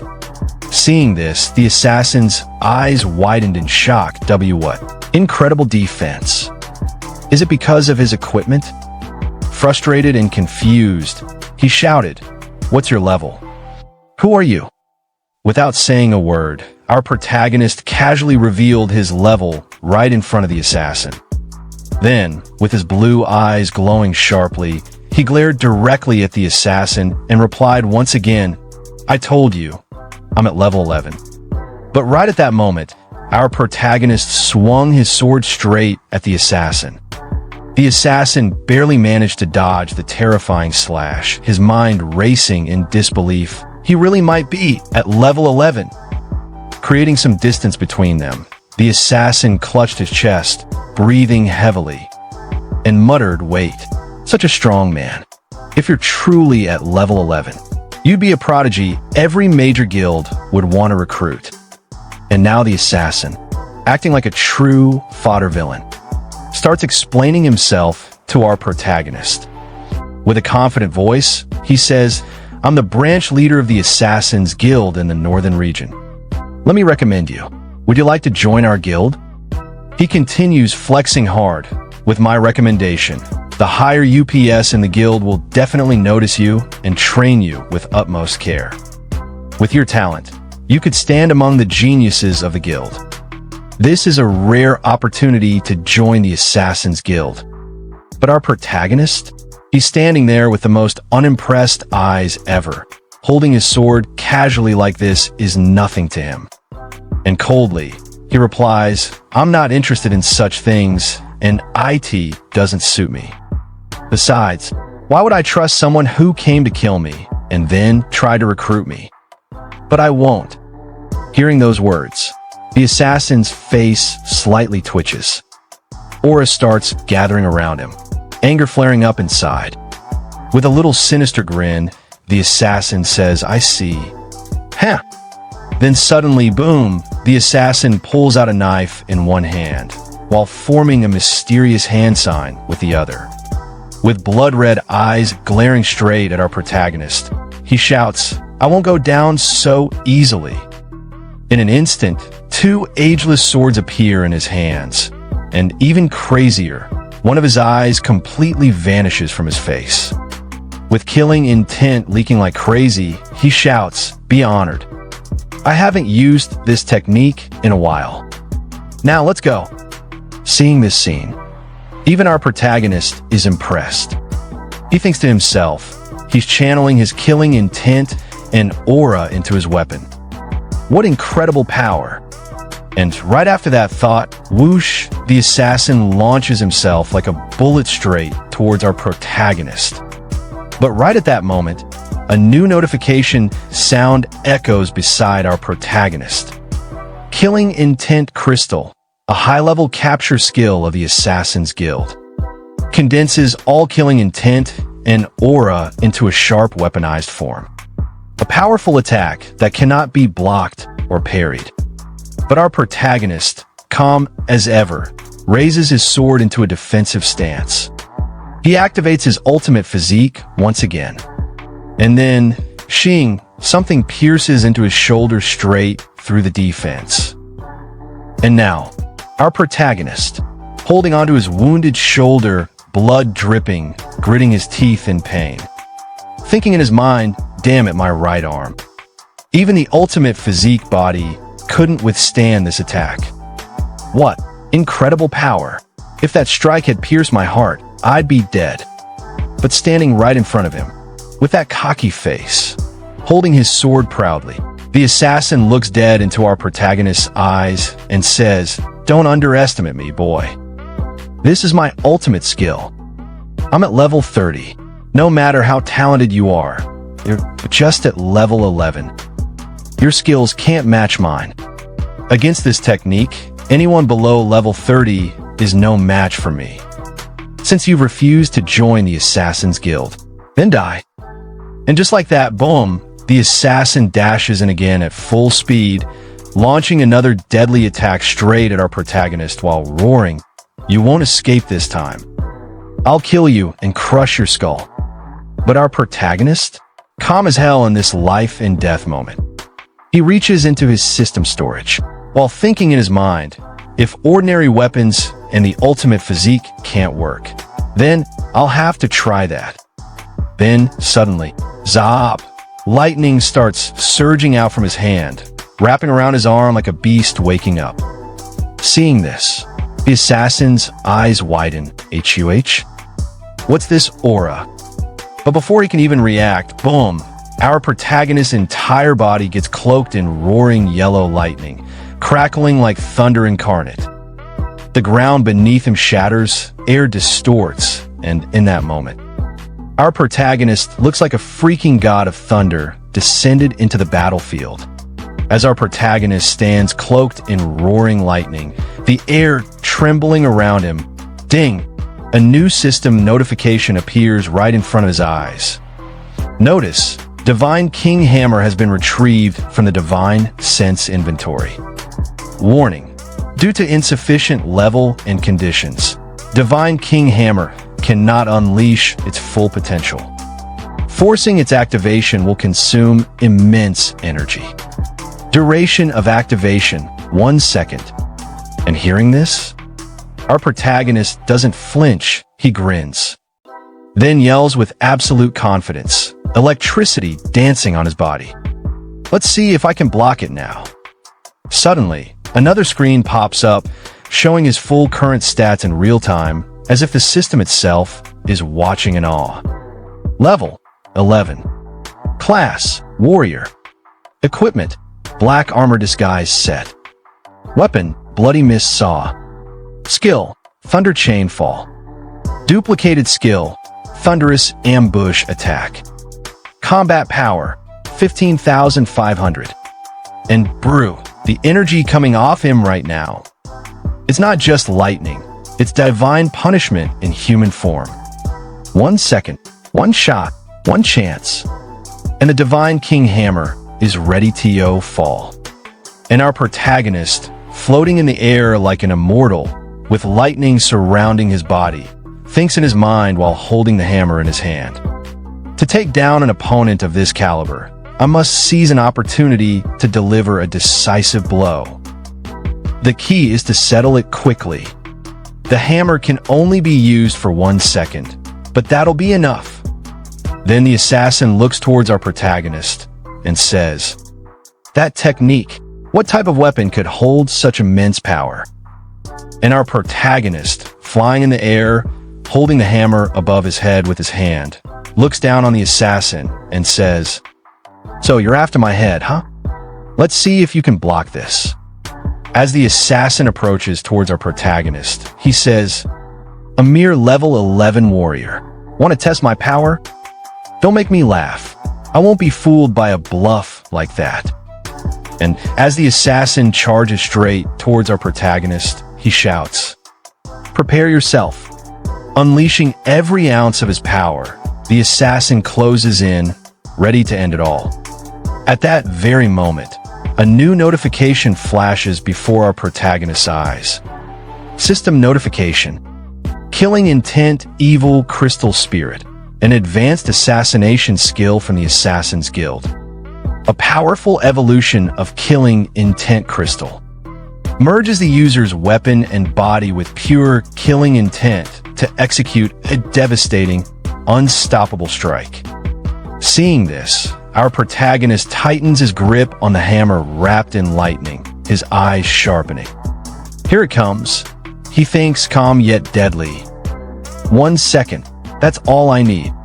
Meanwhile, somewhere else in the shadows, Sakura stands silently over a fallen assassin, her gaze shifting towards the distant sky, where lightning crackles like the wrath of a god. His master, using that power again, she mutters, a small smile tugging at her lips. It seems this battle is already over. I really didn't need to worry after all. And just as those words leave Sakura's mouth, boom, our protagonist and the assassin finally collide in midair, shaking the very battlefield with their clash. Just as their weapons collided in midair, a brand new notification popped up right in front of our protagonist. System notification. Divine King's hammer activated. Duration, 1 second. And in that exact second, boom, our protagonist's hammer, crackling with divine lightning, unleashed its terrifying might, blasting the assassin straight down like a meteor, crashing him into the ground with overwhelming force. The ground shattered beneath him as dust and debris flew everywhere. The assassin, now lying on the broken earth, looked up towards our protagonist floating in the sky, his face pale, his heart shaken. What? What? Incredible power. There's no way. He's just level 11. But even while lying defeated, the assassin wasn't done yet. Gritting his teeth, he quickly formed a hand sign and muttered under his breath. At this rate, and from his finger, a small black bat formed, fluttering to life, a creation of his sinister power, summoning death. The bat instantly took off into the sky, flying away from the battlefield. Looking up at our protagonist, once again, the assassin warned coldly, "If you kill me, you'll also become prey for the Assassin's Guild." But to the assassin's surprise, our protagonist suddenly felt his strength fading, his body growing heavier, the terrifying side effect of using the Divine King's hammer. And right then, another notification appeared before him. System notification. The duration of Divine King's hammer has ended. The hammer can no longer unleash its full power. And as our protagonist floated there, his vision blurred, his body barely holding on, he thought to himself while panting heavily, "The hammer's power, it feels even greater than before. Could it have grown stronger along with my own strength? TCH, time for a healing potion." But just as he reached for it, Sakura suddenly appeared right beside him like a gentle breeze. Catching our protagonist in her arms before he could fall, she spoke softly. "Master, are you all right? Leave it to me." With calm hands, she held out a healing potion, ready to help him recover. Looking at him seriously, she added, "To defeat that one-eyed assassin in a single blow, the toll on your body must be severe." Our protagonist, still catching his breath, grabbed the potion and drank it in one gulp, but immediately frowned. "Ugh, the potion still tastes awful." Hearing that, Sakura chuckled softly beside him. "Haha, that's why I don't drink it often either." And as our protagonist laid his head down on Sakura's lap, completely exhausted, Sakura gently stroked his hair, her voice filled with concern. "That attack was incredibly powerful, but please don't use it often. I'd be troubled if you ended up like this when I'm not around." Our protagonist managed a small, tired smile as he replied, "You're right, but he was a formidable opponent. I couldn't have won without going all out." Hearing that, Sakura's expression softened. She spoke gently, almost like scolding but with kindness in her voice. "That's true. He was likely a high-ranking member of the Assassin's Guild. Finishing the battle quickly was a wise decision." Then, with a playful smile, she reminded him, "Speaking of which, remember that story you told me about the level 10 warrior fighting dozens of enemies all alone? With your current strength, Master, you'd have nothing to fear." Then suddenly, our protagonist snapped awake, his eyes locking onto Sakura. With a surprised look, he said, "You remembered something I said offhandedly ages ago? You've got an impressive memory." And hearing that, Sakura smiled softly and replied, "Of course, Master." Hearing those words, our protagonist thought to himself quietly, "It's been a long time since I came to this world, and now I'm nearing level 12. Perhaps it's time to return to my own world. I'll take care of everything quickly, for Karina's sake." But right at that moment, memories of his real-world enemy began flooding back into his mind. His eyes sharpened as he thought, "Last time, I had a run-in with Mina's group to deal with those who bullied Karina. And Mina's boyfriend's father is the underboss of the Blue Snake Gang. When I return, it'll be my turn to act."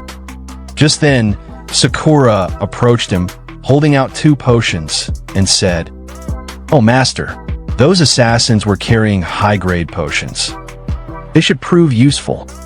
And right as our protagonist took them in his hands, a new notification suddenly popped up in front of him. Experience Booster, A-grade potion. Increases experience gain by 45%. A rare and coveted item among adventurers. It's extremely expensive and rarely found in the market. Seeing that, our protagonist's eyes widened with excitement. Holding the potion tightly, he grinned.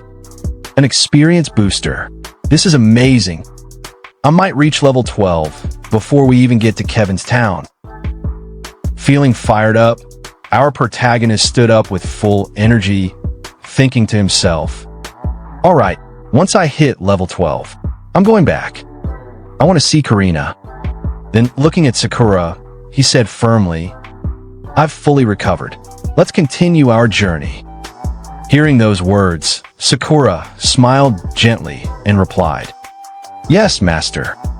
And just like that, along the way, they encountered a horde of minor monsters, and then ran into a field boss. After that, our protagonist Tsuyoshi defeated the boss in their journey. Then, while moving forward, they also came across a party that failed a quest. Seeing them in trouble, Tsuyoshi joined the party and almost single-handedly completed the quest. And also in that quest, our protagonist hit level 12. Then sometime later, while walking together, Sakura looked at Tsuyoshi and said, "We're almost at the town where Kevin." After entering the town, both of them were walking side by side. And then Sakura looked at Tsuyoshi and said, "Let's rest here for the night." As they stopped in front of a lodge, a salesman appeared in front of Tsuyoshi and said, "Looking for a room?" We've got a premium room available. Hearing that, Tsuyoshi asked him, do you have 2 rooms available? Without wasting any time, Tsuyoshi added, it doesn't need to be premium. Any 2 rooms will do. But then, the salesman replied to Tsuyoshi, unfortunately, we only have 1 room left. Are you both adventurers? Heading to the refining tournament hosted by Kevin and Karina, I assume? Most of our guests are adventurers right now, so even a single room vacancy is the lucky. Hearing that, Tsuyoshi was completely shocked. He immediately asked the salesman, a refining tournament hosted by Kevin? What's that? But the salesman looked confused hearing Tsuyoshi's question. He stared at him and asked, are you really adventurers? You don't know about Kevin's refining tournament? It's been held multiple times. And as their conversation continued, Sakura stepped in to explain to Tsuyoshi. She calmly said, it's a large-scale alchemical refining event hosted by a renowned shaman. There are competitions, exhibitions, and many excellent potions are made. It's very popular among adventurers. I looked it up. We'll arrive on the first day of the tournament. We can explore or shop for necessary potions. Hearing all the explanation, Tsuyoshi turned back to the salesman and said, sounds interesting. Let's check it out when we get there. After hearing Tsuyoshi's words, the salesman asked him again, so, will you be taking the room? Tsuyoshi scratched the back of his head with an awkward expression and replied, sharing a room, if Sakura doesn't mind. Hearing that, Sakura's face slowly turned red, but with a shy expression, she softly answered, if it's all right with you, master. Getting Sakura's confirmation, Tsuyoshi looked back at the salesman and said, we will take a room. But right at that moment, a voice suddenly interrupted from behind, addressing the salesman, a premium room, please. And standing right behind Tsuyoshi was a wolf beastman. And not just that, beside him stood a pretty lady from some unknown beast tribe. In the moment the beastman shaman, Vincent, spoke those words, the salesman immediately rushed towards him, his face lighting up with excitement. He bowed respectfully and said, Master Vincent, please come in. We've reserved our best premium room for you. Vincent casually replied, show me the way. While all this was happening, Tsuyoshi and Sakura silently watched the whole scene from the side. And as Vincent and his companion walked past them, Tsuyoshi narrowed his eyes, clearly annoyed, and muttered towards Vincent, hey, isn't there an order to things here? Hearing Tsuyoshi's words, Vincent turned around, a mocking smile spreading across his face. He coldly replied, an order? Don't you know who I am? Don't make me laugh. That last premium room will be mine. Right, innkeeper? The salesman immediately broke into a panic, sweating nervously as he stammered, oh, of course. Absolutely. Watching their shamelessness, Sakura calmly stepped forward and spoke up, but we were here first and we want the room. Shouldn't you reconsider? But hearing Sakura's words, the salesman turned towards Tsuyoshi's group with a shocked expression and hurriedly said, you really don't know who he is? That's Vincent, one of the genius Kevin's disciples. The blue shaman Vincent. He's a highly influential figure around here. He's not only talented in refining, but his master is the red shaman Kevin. Even level 30 adventurers respect him. It's best to not cause any trouble. Hearing that, Vincent's female companion, the pretty beastman lady, looked at Tsuyoshi's group with a smirk and said, to not know Vincent. Where are you from? But Vincent simply chuckled at her words and arrogantly said, ignore them. They'll understand once they hear my master's name. Hearing his words, Tsukishiro Tsuyoshi, with unwavering confidence in his eyes, looks directly at the man and declares boldly, so you're one of Kevin's disciples? So what? That room is ours. Show us the way. The moment Tsuyoshi's words echoed through the place, everyone around them was completely shocked. Silence fell upon them for a brief moment, until Vincent, the disciple of Kevin, clenched his teeth in anger and roared at Tsuyoshi. Amusing. Do you know who I am? Didn't I tell you? I'm Vincent, a blue shaman and a disciple of the genius Kevin. Are you seriously trying to take a room from me?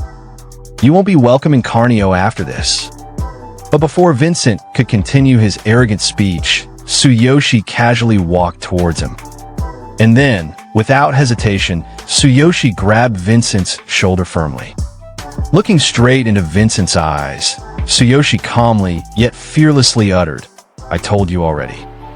And in the very next moment, Tsuyoshi effortlessly threw Vincent down to the ground, shocking everyone present. After throwing Vincent, Tsuyoshi coldly repeated once again, "So what?" Watching this unbelievable scene unfolding right before his eyes, the salesman standing nearby couldn't help but exclaim in shock, "What?" Vincent, now glaring furiously at Tsuyoshi while still on the ground, shouted in anger, "You'll regret it. I'll make sure you're unwelcome in Carnio." But Tsuyoshi didn't even spare him a glance. Completely ignoring Vincent's threats, he calmly turned towards the innkeeper and commanded, "Innkeeper, show us to the room." The beastman Shaman, Vincent, glared at Tsuyoshi with furious eyes. His pride already shattered, he gritted his teeth and spat out angrily, "Such disrespect. You will pay for this." Even Sakura, standing beside Tsuyoshi, felt a little nervous hearing Vincent's words. She leaned closer to Tsuyoshi and whispered with concern, "Are you sure about this? He's Kevin's disciple."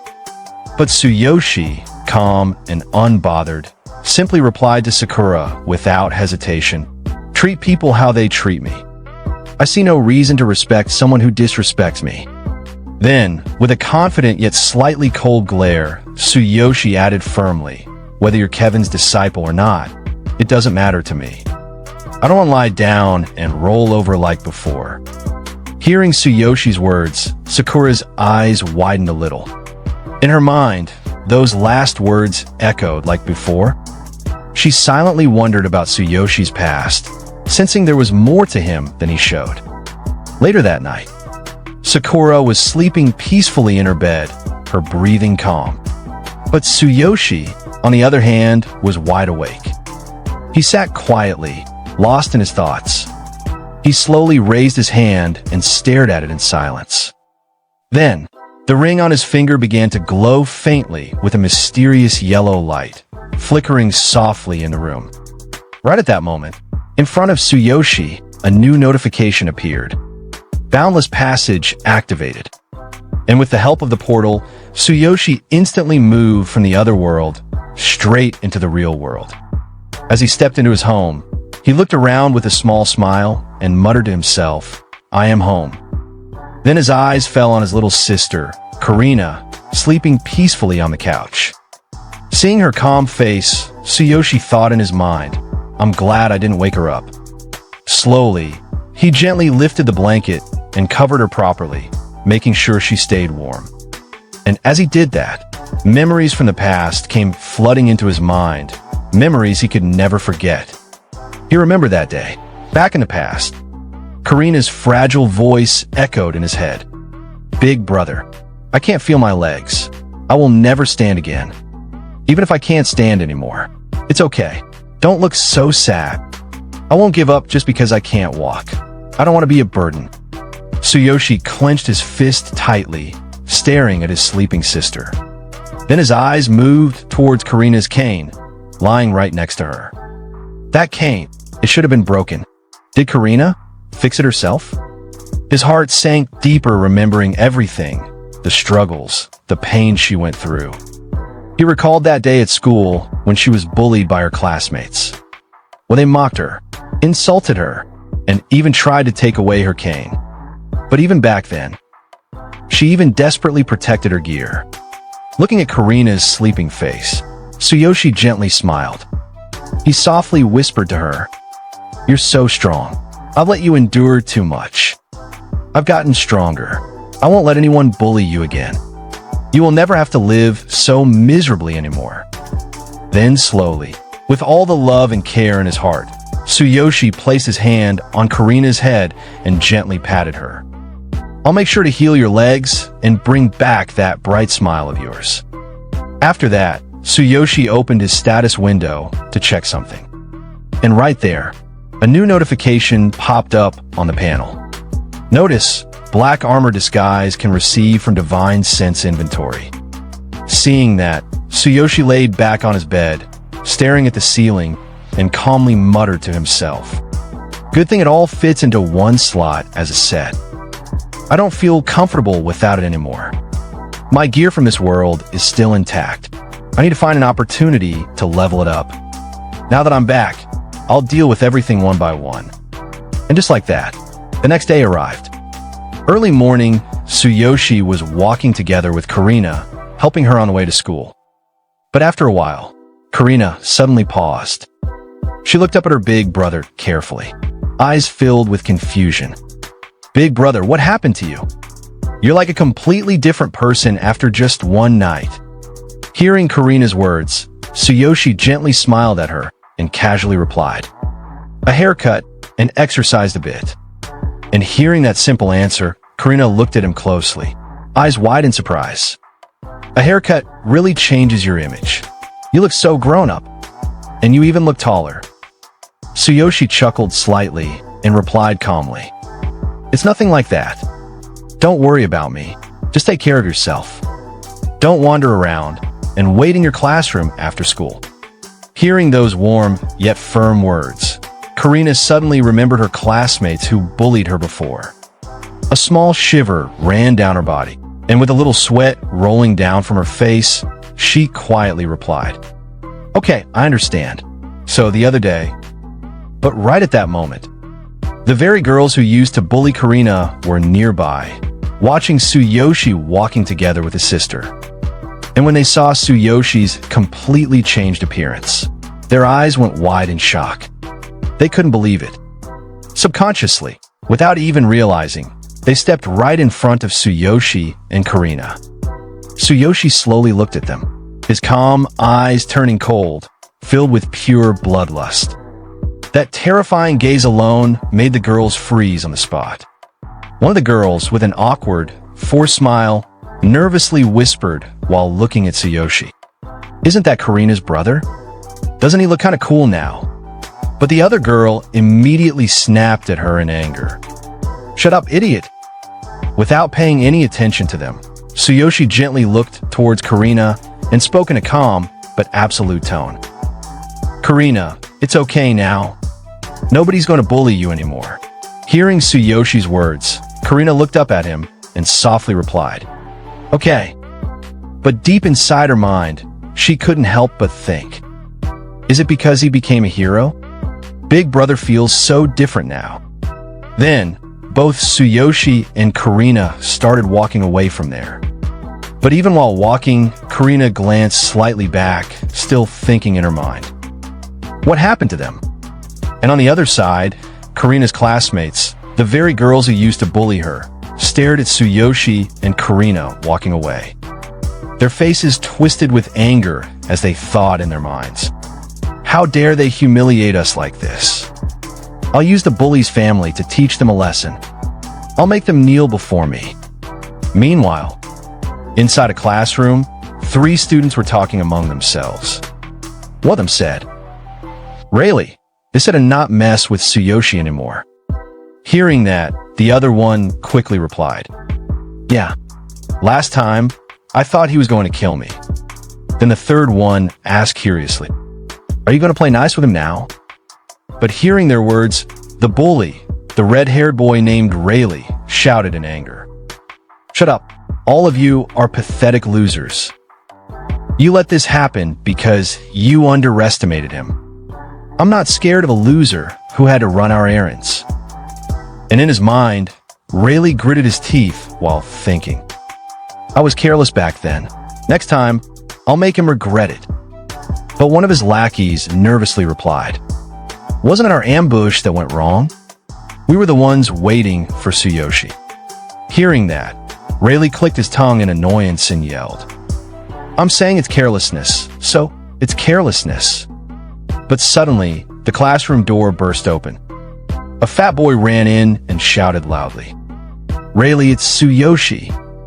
Rayleigh's lackey immediately looked outside the classroom and muttered in shock. He looks even more different. What's going on?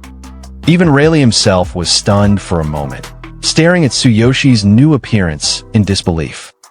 Time passed. Later that day, during class, the teacher was explaining something to the students. She said, "The Future Star Tournament is happening soon. Any participants?" Then she looked around the classroom again and continued.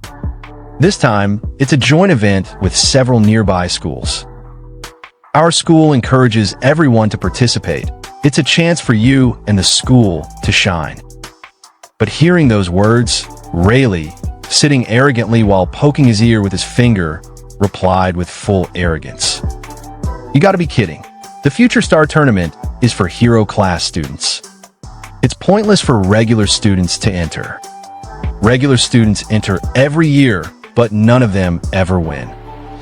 The hero class students always take the top spots. It's a waste of time and embarrassment." And hearing that, another student, with the exact same fed-up expression, immediately added, "Exactly. And with other schools participating, we wouldn't stand a chance." The whole class instantly nodded in agreement.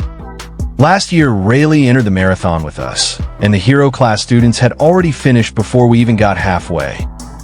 Then another student suddenly butted in. "Do we really have to participate?" And right after that, a girl, one of Tsuyoshi's classmates, spoke out, clearly frustrated. "I don't want to go just to lose." Another boy followed up right away.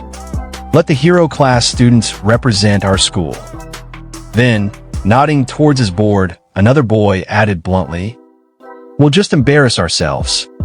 Hearing all of this, seeing every single student completely uninterested in participating, the teacher started sweating nervously from her face. She awkwardly tried to change the mood. "Well, but the prizes this year are amazing. Even the teachers would want." Trying her best to hype them up, she continued. "This time it's hosted by the Hero School Association, so famous hero guilds are paying attention. The School Hero Association leaders are coming too." Then, dropping the real bomb, she shouted, "The winner gets a prize of 10 million yen. Hearing that, the entire classroom that was dead silent a second ago suddenly exploded. 10 million yen, and the School Hero Association leaders? Someone else shouted in shock. "That's incredible." Another excited student quickly added, "The School Hero Association is part of the Hero Union. They focus on scouting and nurturing young talent. Catch their eye. You might even get into the Hero Union and secure a bright future." Hearing that, even Tsuyoshi, who had been sitting quietly all this time, was completely shaken. His eyes widened, and in his mind he started burning up. 10 million yen? I borrowed 600,000 yen at a high interest from the Blue Serpent Gang.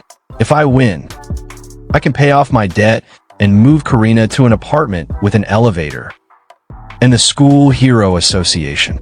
I don't know much about the hero-related systems, but if they notice me, I might even get more subsidies. And our protagonist, with a small confident smile on his face, thought to himself, "Money here is better than the gold coins from the other world. Karina, and I need money to live a better life. I'll take the 10 million yen prize and the chance to catch the School Hero Association's attention." But then, suddenly, that arrogant bully stood up with his annoying voice full of arrogance and said, "A second, it's pointless to get excited. The amazing prizes don't matter to us. The Genius Hero class students will win anyway." And right after that, one of his little minions quickly supported him. "That's right, regular students can't compete." And then another student also added, with no hope in his voice, "Don't get our hopes up," followed by another one, "Don't stand a chance."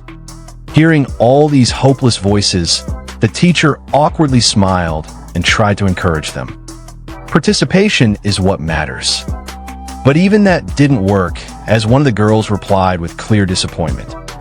With the hero class students from other schools, we're no match anyway. But right at that moment, breaking the silence and shocking the entire classroom. Our protagonist, Tsuyoshi, confidently raised his hand and declared, "Then I will enter." The whole classroom went dead silent for a second, until that arrogant bully burst into laughter like a clown. "Ha ha ha, don't get cocky just because you beat me once. I thought you changed, but you're still delusional. You think you can compete with hero class students?" And then the whole class started roasting Tsuyoshi one by one. Competing with hero class students? Other schools' hero class students will be there too. "Tsuyoshi, you're joking, right? You gotten dumber?" Even the teacher, looking super concerned, asked carefully, "Tsuyoshi, are you really entering?" But without a single doubt, Tsuyoshi answered straight, "Yes, I am signing up."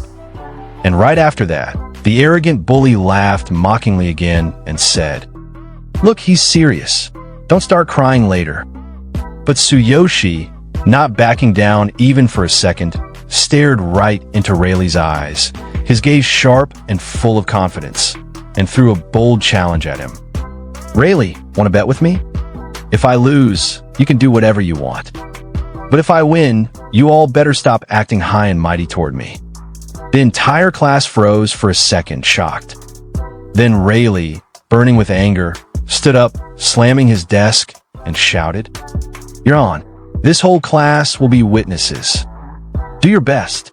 We'll all be there to watch you embarrass yourself." But Tsuyoshi, without even blinking, smiled and replied, "Sure, you're welcome." And hearing all the commotion, the teacher shouted at the students, "Quiet. I'll submit Tsuyoshi's entry form. This afternoon, there will be a PRE tournament test for all participants. Everyone entering must take it." Hearing that, Tsuyoshi blinked in surprise. A PRE tournament test. But he quickly nodded with determination. Understood. Later, in front of Karina's classroom, Karina, with sparkling eyes, looked at her brother and cheered. "Big brother, you're amazing. Good luck on the test." Hearing that, Tsuyoshi smiled awkwardly while rubbing the back of his head. "Yeah, I might pick you up late tonight, so don't go home alone." And seeing the warm conversation between the siblings, some of Karina's classmates peeked at Tsuyoshi and whispered among themselves, "Karina's brother? I wasn't looking closely before, but he's handsome. He seemed scrawny before, but now he looks really cool. Let's ask Karina about her brother later. Maybe he doesn't have a girlfriend." After chatting with his sister, Tsuyoshi casually waved his hand and walked away. Meanwhile, inside the classroom, Karina was instantly surrounded by her curious classmates, bombarding her with tons of questions, making her a little embarrassed. And all this scene was quietly being observed by a certain bully girl. Clicking her tongue in annoyance, she mumbled, "People are starting to gather around Karina again." Hearing that, another girl next to her replied coldly, "I heard her brother is entering the Future Star Tournament. How bold of him. I've already told Billy." And looking at her phone, that bully girl was busy texting her boyfriend.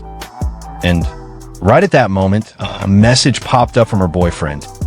"Got it. My dad knows hero class students from other schools. We'll use this chance to teach him a lesson." Seeing that message, an evil smile appeared on her face as she muttered to herself, "Great, I can't wait for the day." Then, turning her sharp gaze towards Karina, she sneered, "After we deal with her brother, we'll bully Karina even more than before.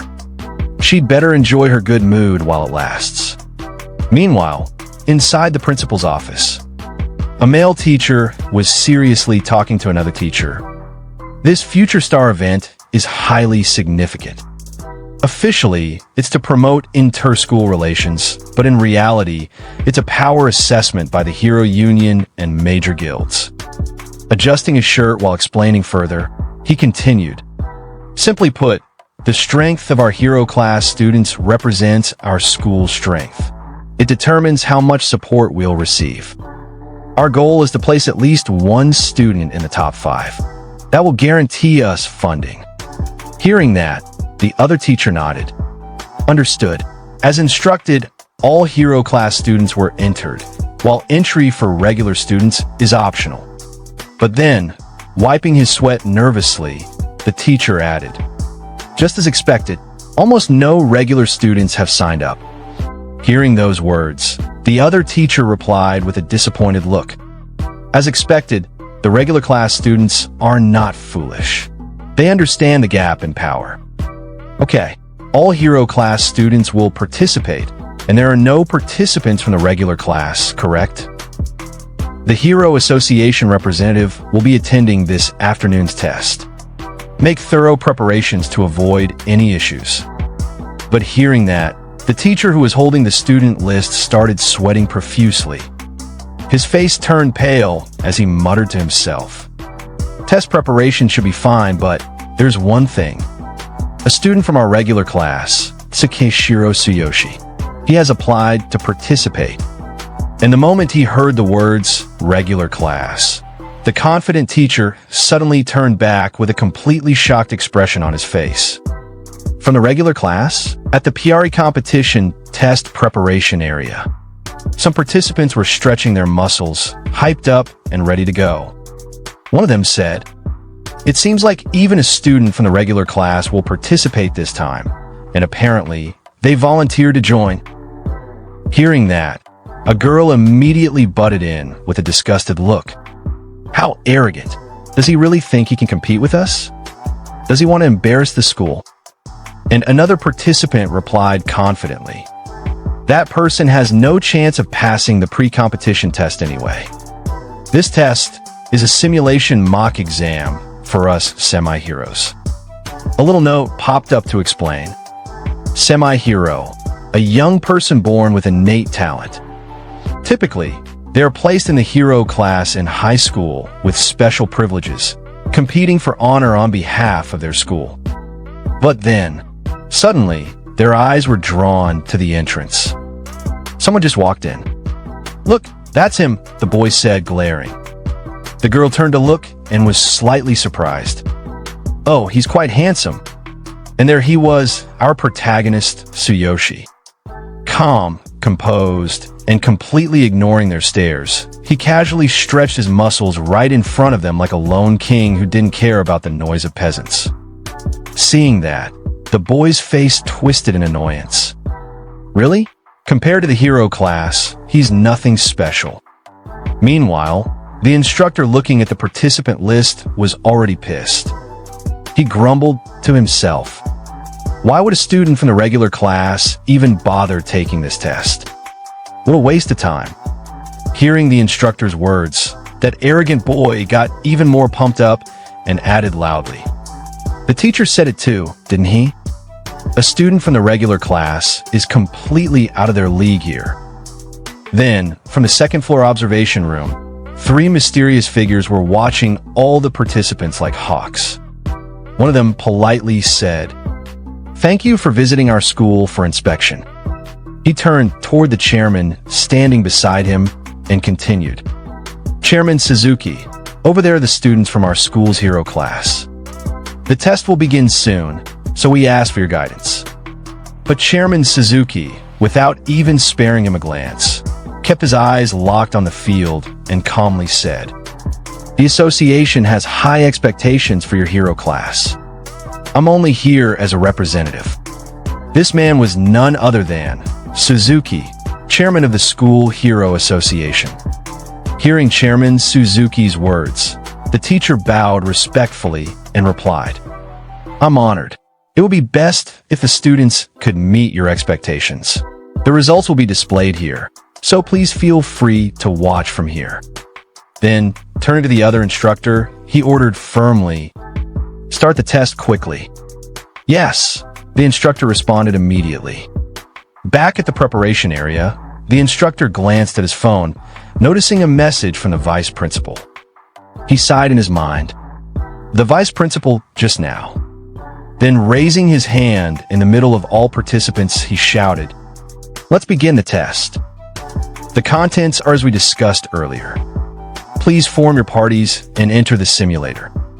Then the instructor, standing in front of the simulator, points his finger towards the machine display and says, "These 3 machines are basic level simulators. They'll be used for D-class mock exams and simulate E and F grade caves. With everyone's abilities, they will most likely be classified as F class, so don't worry. Form your parties in the order you've been assigned, and the results will be displayed after. A score of 60 or above is required to pass." But right at that moment, our protagonist raises his hand and says, "Teacher, I didn't know we had to form parties, just that we would have a test in the afternoon." And hearing our protagonist's words, the teacher on the board starts thinking in his mind. The participation of a regular class student wasn't expected, but I guess it doesn't matter, he won't pass anyway. Then, rubbing his head with his hand, the teacher looks at our protagonist and says, "Well, then we'll do your test last with just you." And hearing the teacher's words, our protagonist calmly thinks in his mind, "Me alone? Well, I'm already used to this from the other world." Then, without any hesitation, he simply replies to the teacher, "All right." But right after that, with an arrogant tone, a participant looks towards our protagonist and says, "Looks like the teacher has abandoned him. The mock exam won't hurt anyone, but the dark forces and the difficulty level are too high for real. Even semi-hero parties would struggle, let alone a solo regular student. How long will he last, I wonder? It's really ridiculous." Then all the participants line up in front of the machine, and at the same time, 3 mysterious people are seen watching the participants from the observation room. And the chairman, looking towards all the participants, starts thinking in his mind, "This inspection is all about discovering excellent semi-heroes, and the School Hero Association exists for the Hero Union to have a chance at recruiting geniuses before anyone else. During this time, even powerful guilds and factions compete to snatch up promising semi-heroes. If you slack off, the most promising candidate might get taken." Then the scene shifts directly to the simulator where all the students are entering for the test. And the same arrogant boy who mocked our protagonist earlier looks around and says, "Wow, I always heard about it, but it's so realistic." And just like our protagonist, all the students suddenly receive a notification in front of them. And now I don't know why this boy is also getting a notification. Is this some kind of MC energy infecting every story character in this manhwa? Anyway, joke aside, the boy touches the system panel and says, "Oh, we can even simulate basic equipment." Then suddenly he equips an armor and confidently says, "Huh, ready? Let's go." And from his side, someone reminds him, "To pass this test, we need a score of 60 or above. Let's do this carefully." And sometime later, all the participants come out of the simulator, and in front of them, a screen shows the results. Party size 5, mock exam level F class, time taken 24 minutes, score 72, all 5 pass. And the same boy looks towards his companions and says, "Phew, it was tough. That was close." And at the same time, the chairman looks towards all the participants and starts thinking in his mind. Most of the results are out.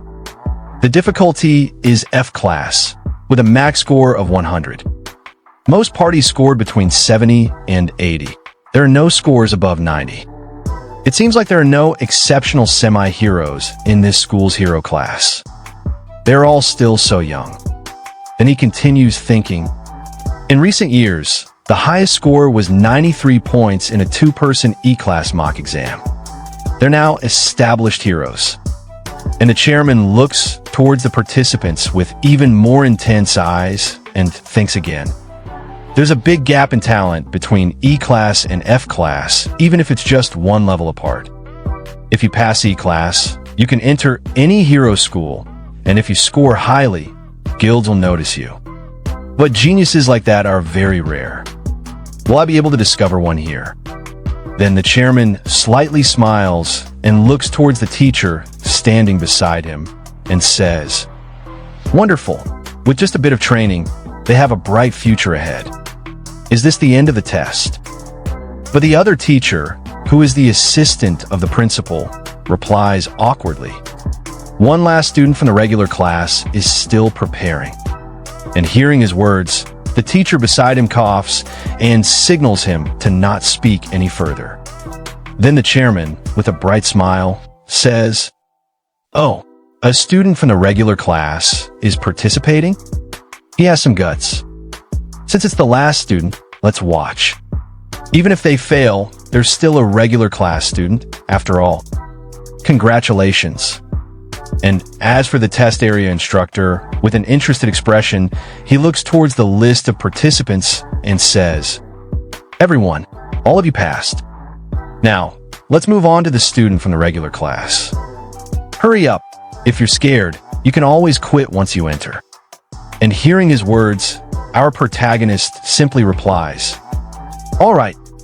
But then mocking our protagonist, the student says to our protagonist, "The simulator's dark forces might scare him into peeing his pants, don't you think?" Then another student says again, "How long do you think it'll take for him to come crawling out crying?" But then sometime later, our protagonist entered the simulator. After entering the simulator, he gets a new notification, and it says, "The difficulty level of this mock exam is set to an F-class cave. Please select your class and equipment." And seeing that, our protagonist says, "Class and equipment? I have everything I need, so I'll just start." And at the same time, a new notification pops out, and it's about our protagonist's characteristics and information. It says, "Class and level, 12. Class, warrior. Equipment, black armor disguise set. Weapon, black cold light blade. Skills, thunder chainfall. Duplicated skill, thunderous ambush attack. Combat power, 16,000 inch." Then suddenly, two rabbit monsters attack our protagonist. And looking at the monster, he says, "Level 1, huh? It's only natural that the semi-hero mock exam is easier." But then our protagonist defeats the rabbit monster with his one hand casually. And he says, "Karina is waiting, so let's finish this quickly." Then sometime later, our protagonist, walking in the forest inside the simulator, looks at the monster in front of him defeated at the Darker with Boss Monster, and he says, "This was too easy. It only took about 6 minutes to get here, right?" But before our protagonist wonders any further, a new notification shows up, and it says, "Cleared."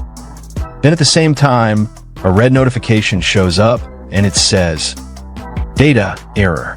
Your abilities have far exceeded the difficulty level of this mock exam. Starting the class mark exam."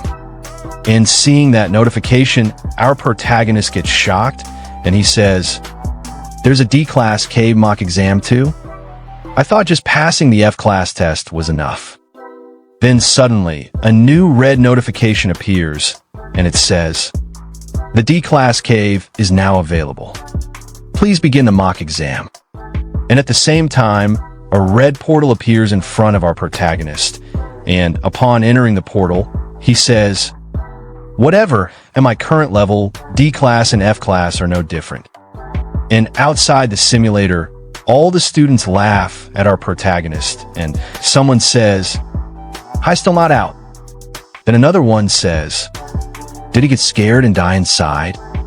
Then a girl says, "Teacher, try breaking open the machine. Maybe he couldn't get out because he peed himself. Haha." And the instructor, looking at the simulator, a sweat rolls down from his face, and he says, "It's been 12 minutes. That's a long time for a regular student. Could something have really happened inside? What a troublesome guy." And seeing all the commotion in front of him, the chairman looks towards all the participants and the instructor, and he says to the teacher who is standing beside him, "That regular class student enduring this much is still impressive. When he comes out, the principal should at least praise him for his courage and reward him." And hearing the chairman's words, the teacher says to the chairman in reply, "Of course, We haven't recorded his results, but we'll certainly commend his courage. Then suddenly, an announcement arrives, and it says, "Test ended." And the simulator opens. Smoke comes out before our protagonist comes out of the simulator. Then from that smoke, our protagonist appears, and then a notification says, "Congratulations on passing with a perfect score. Party size, 1. Mock exam level, F class and D class. Total time, 12 minutes. Score 100 inch." And seeing our protagonist in front of them, all the students get shocked and look towards our protagonist with blank expressions. And our protagonist, looking towards the students, says in confidence, "That's it, right?" And a student, looking at our protagonist with a shocked expression, says, "Is that student really not from the hero class?" And the instructor, looking at the list of participants and the details, gets shocked and a sweat rolls down from his face. And he says, "WH, what is this? 100 points? You even made it through the D-class mock exam? What does this mean? This has to be some kind of mistake." And the boy who was mocking our protagonist earlier points his finger towards our protagonist and says, "It's definitely a mistake. There's no way a regular class student could pass 2 exams in 12 minutes. And it shows they passed the D-class cave alone. That's impossible." And hearing him, our protagonist simply walks away and says with an uninterested expression, "I don't care about my score. As long as I'm allowed to pass, I'm going to pick up my sister now, so I'll take my leave." But then suddenly, a shout comes out from our protagonist back, and it says, "Hey, you there? Wait a moment." Then our protagonist looks back at him. It's none other than the chairman. And he says to our protagonist again, "You just passed both the D-class and F-class mock exams, didn't you?" And hearing his words, our protagonist simply replies, "Yes." And getting the confirmation from our protagonist, that teacher from earlier says, "No way. How can this be? The default settings were indeed for a lower-level cave. There's no way a D-class exam should have appeared. And to think you cleared both exams in 12 minutes, and you're just a regular class student." And the chairman, looking at our protagonist, sweating from his face, says, "You're Tsuyoshi, right? Can you tell me what the final boss of the D-class mock exam was?" And replying to the chairman, our protagonist says with a disappointed look, "It was a level 6 dark wolf. It was quick but weak, so I just slashed a few times and it died. If that is all, I need to go pick up my sister, so I'll excuse myself." And hearing our protagonist's words, the area immediately goes silent. And the teacher who is standing beside the chairman, sweating, says, "Tsukishiro, you aren't lying, right?" But then the chairman interrupts the teacher's speech and says, "Go ahead and pick up your sister." And hearing the chairman's words, our protagonist simply says while looking back at him, "Thank you." And the teacher, looking towards the chairman, says to him, "Chairman, is there something wrong with Tsukishiro's results?" But then the chairman looks towards the principal and says, "Principal, let Tsukishiro participate in this competition. And please, keep his results and today's event confidential." And hearing the chairman's words, the principal simply replies, "Yes." And the chairman, looking towards our protagonist, who is fully leaving the test exam area, thinks in his mind, "There's no mistake. The final boss of the D-class mock exam was indeed a level 6 dark wolf. As he said, it was quick but weak. If we didn't fight it ourselves, we wouldn't have known that score is real. Hidden genius. No, I found a monster. A regular student who passed both D-class and F-class mock exams in 12 minutes with a perfect score. A record breaker. I need to keep observing him. I have to recruit this monstrous genius for the Hero Association. It's finally here. The day of the Future Stars Tournament. Students from everywhere are pouring into the school like it's some anime version of the Olympics. The home team? Already hyped. But it ain't just them. Students from other schools are also showing up. looking like they just walked out of a shonen anime opening. As one girl spots a group of students from a different school, her eyes widen like she just saw free food. It's Kurozu High and Sawahira High, the top-ranking schools with the best academic scores. They're participating, huh? Yeah. Basically, the Harvard and Oxford of this hero world just pulled up, and right beside her, her friend already looks like she's ready to pack her bags and go home. I heard there are already many students in the hero class who are already capable of becoming real heroes, so we don't stand a chance. Bruh, zero faith in her own squad. No motivation speech. No, we can do this. Straight up GG go next vibes. And without missing a beat, the girl replies like she's reading the tournament results before it even started. The top 5 will probably come from those 2 schools. Our school won't even make it into the top ranks. Brew, somebody get this girl a trophy for Most Honest Student 2025. Meanwhile, somewhere near the registration table, an announcer sitting on a bench with major NPC energy grabs his mic and shouts like your typical tournament uncle. Please make sure to register the participants from your schools here before gathering in the arena. But just as things are moving along, boom, our protagonist appears out of nowhere like he's about to solo the entire bracket. Walking up to the registration table casually, the staff guy looks at him, probably expecting some overpowered hero class student. You're from the hero class, right? What's your name? Without even sparing a glance, pure main character disrespect, our boy responds, I'm Tsuyoshi from the regular class of Seishin High. Oof, you could feel the mood drop. The man probably had a whole speech ready to welcome another hero class student, but Tsuyoshi just hit him with a regular class Uno reverse card. And right at that moment, like the world itself is hyping up our MC, a notification pops up. Class, warrior equipment, black armor disguise set weapon, black cold light blade skills, thunder chain fall duplicated skill, thunderous ambush attack combat power, 16,000 bruh. Regular class wear. This man's stats look like a boss raid character. But the staff guy, yeah, he ain't seeing those stats. All he knows is regular class. And so, with a face full of disappointment like he just ordered food and got the wrong item, he tells Tsuyoshi, you're from the regular class. Your spirit is commendable. Just don't overdo it. The students from the hero class are quite formidable opponents. Translation, good luck, you're gonna need it, bro. And while this little misunderstanding is going down, the scene shifts to the stadium, packed with students, heroes, and future legends, all getting ready for a tournament that's about to be absolute chaos. Then the scene shifts over to the teacher with glasses, who looks like the typical sharp-eyed guy who knows all the gossip. He turns to the principal and drops the news like it's top secret intel. Principal, Chairman Suzuki has arrived. And hearing that, the principal instantly pulls a teleportation move, appearing near the chairman like he was waiting for this boss battle moment.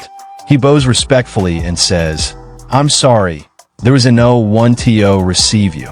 But the chairman? This man is ice cold. Without even blinking, still staring straight ahead like a final boss surveying the battlefield, he casually replies, and no need for that. Have all the regular class students registered? And the glasses-wearing teacher, nodding like an overeager assistant, responds to the principal's words while looking at the chairman. Yes, they've all been registered. They're probably in the arena now. Hearing that, the chairman gives a simple nod and thinks to himself, locking his sharp gaze onto the participants before him. So, Tsukishiro registering means he's serious about this tournament. If his power is real, he could definitely be an incredible genius. If large guilds or factions notice him, they might try to steal him. I won't let that happen. This chairman is already plotting harder than some villain bosses. Then suddenly, the glasses-wearing teacher turns to the principal again like he's got another mission update ready. The guild and faction representatives have also arrived. Let's start the opening ceremony. And the principal, staying calm despite all this pressure, simply replies, yes, make sure everyone is properly taken care of and make sure there's no lapse in etiquette. But right after that, the assistant principal, clearly knowing all the behind-the-scenes drama, adds more fuel to the fire. Chairman Suzuki probably knew that both Kurosa High and Sawahira High have sent their top students this year. Hearing that, the principal starts sweating bullets like he just realized he brought a butter knife to a sword fight. Wait, they've sent even better students than usual? But the assistant principal isn't done dropping bad news like bombs. He continues, looking dead serious while speaking to the chairman. Both schools seem to be determined to achieve good results this year. Meanwhile, our school's students have been falling behind year after year. It's likely that our school won't produce any remarkable results this year. Dang. Talk about a motivational speech in reverse. And hearing his assistant's words, she just lets out a big sigh like every tired salaryman on a Monday morning. I know, it's the same as always. We'll just do our best in our own way. Bro sounded like he's been through this nonsense 100 times already. But before he could even finish mentally clocking out, the announcer suddenly blasted through the speakers like a school bell from hell. The practical ability test will begin shortly. Please proceed to the testing area. And just like that, boom, chaos mode activated. In the preparation room, every single participant starts gearing up, hyping themselves, stretching like they're about to enter the Olympics. Or an arm wrestling contest with Goku. Right in the middle of that crowd is our boy, Tsuyoshi. Calm, chill, observing the other participants like he's shopping for discount warriors at a Black Friday sale. And while the announcer keeps yapping, Tsuyoshi's inner monologue kicks in. Ability test? Aren't they supposed to start the tournament right away? Bro really pulled up ready to throw hands, but now you gotta do math first? Then right in front of everyone, boom, the big screen lights up like it's about to drop some Netflix spoilers.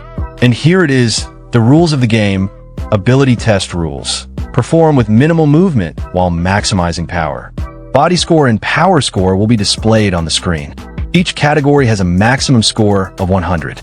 Translation, move less, hit harder. Basically the martial arts version of being lazy but dangerous. Tsuyoshi, looking at that info, just thinks in his mind, so the competition starts here, huh? Smaller movements show greater control and potential power. This test will reveal the true ability of each participant. And since everything is being evaluated by machines, there's no way to cheat. Yup, no bribing the ref here, no plot armor, just cold, hard robot judgment.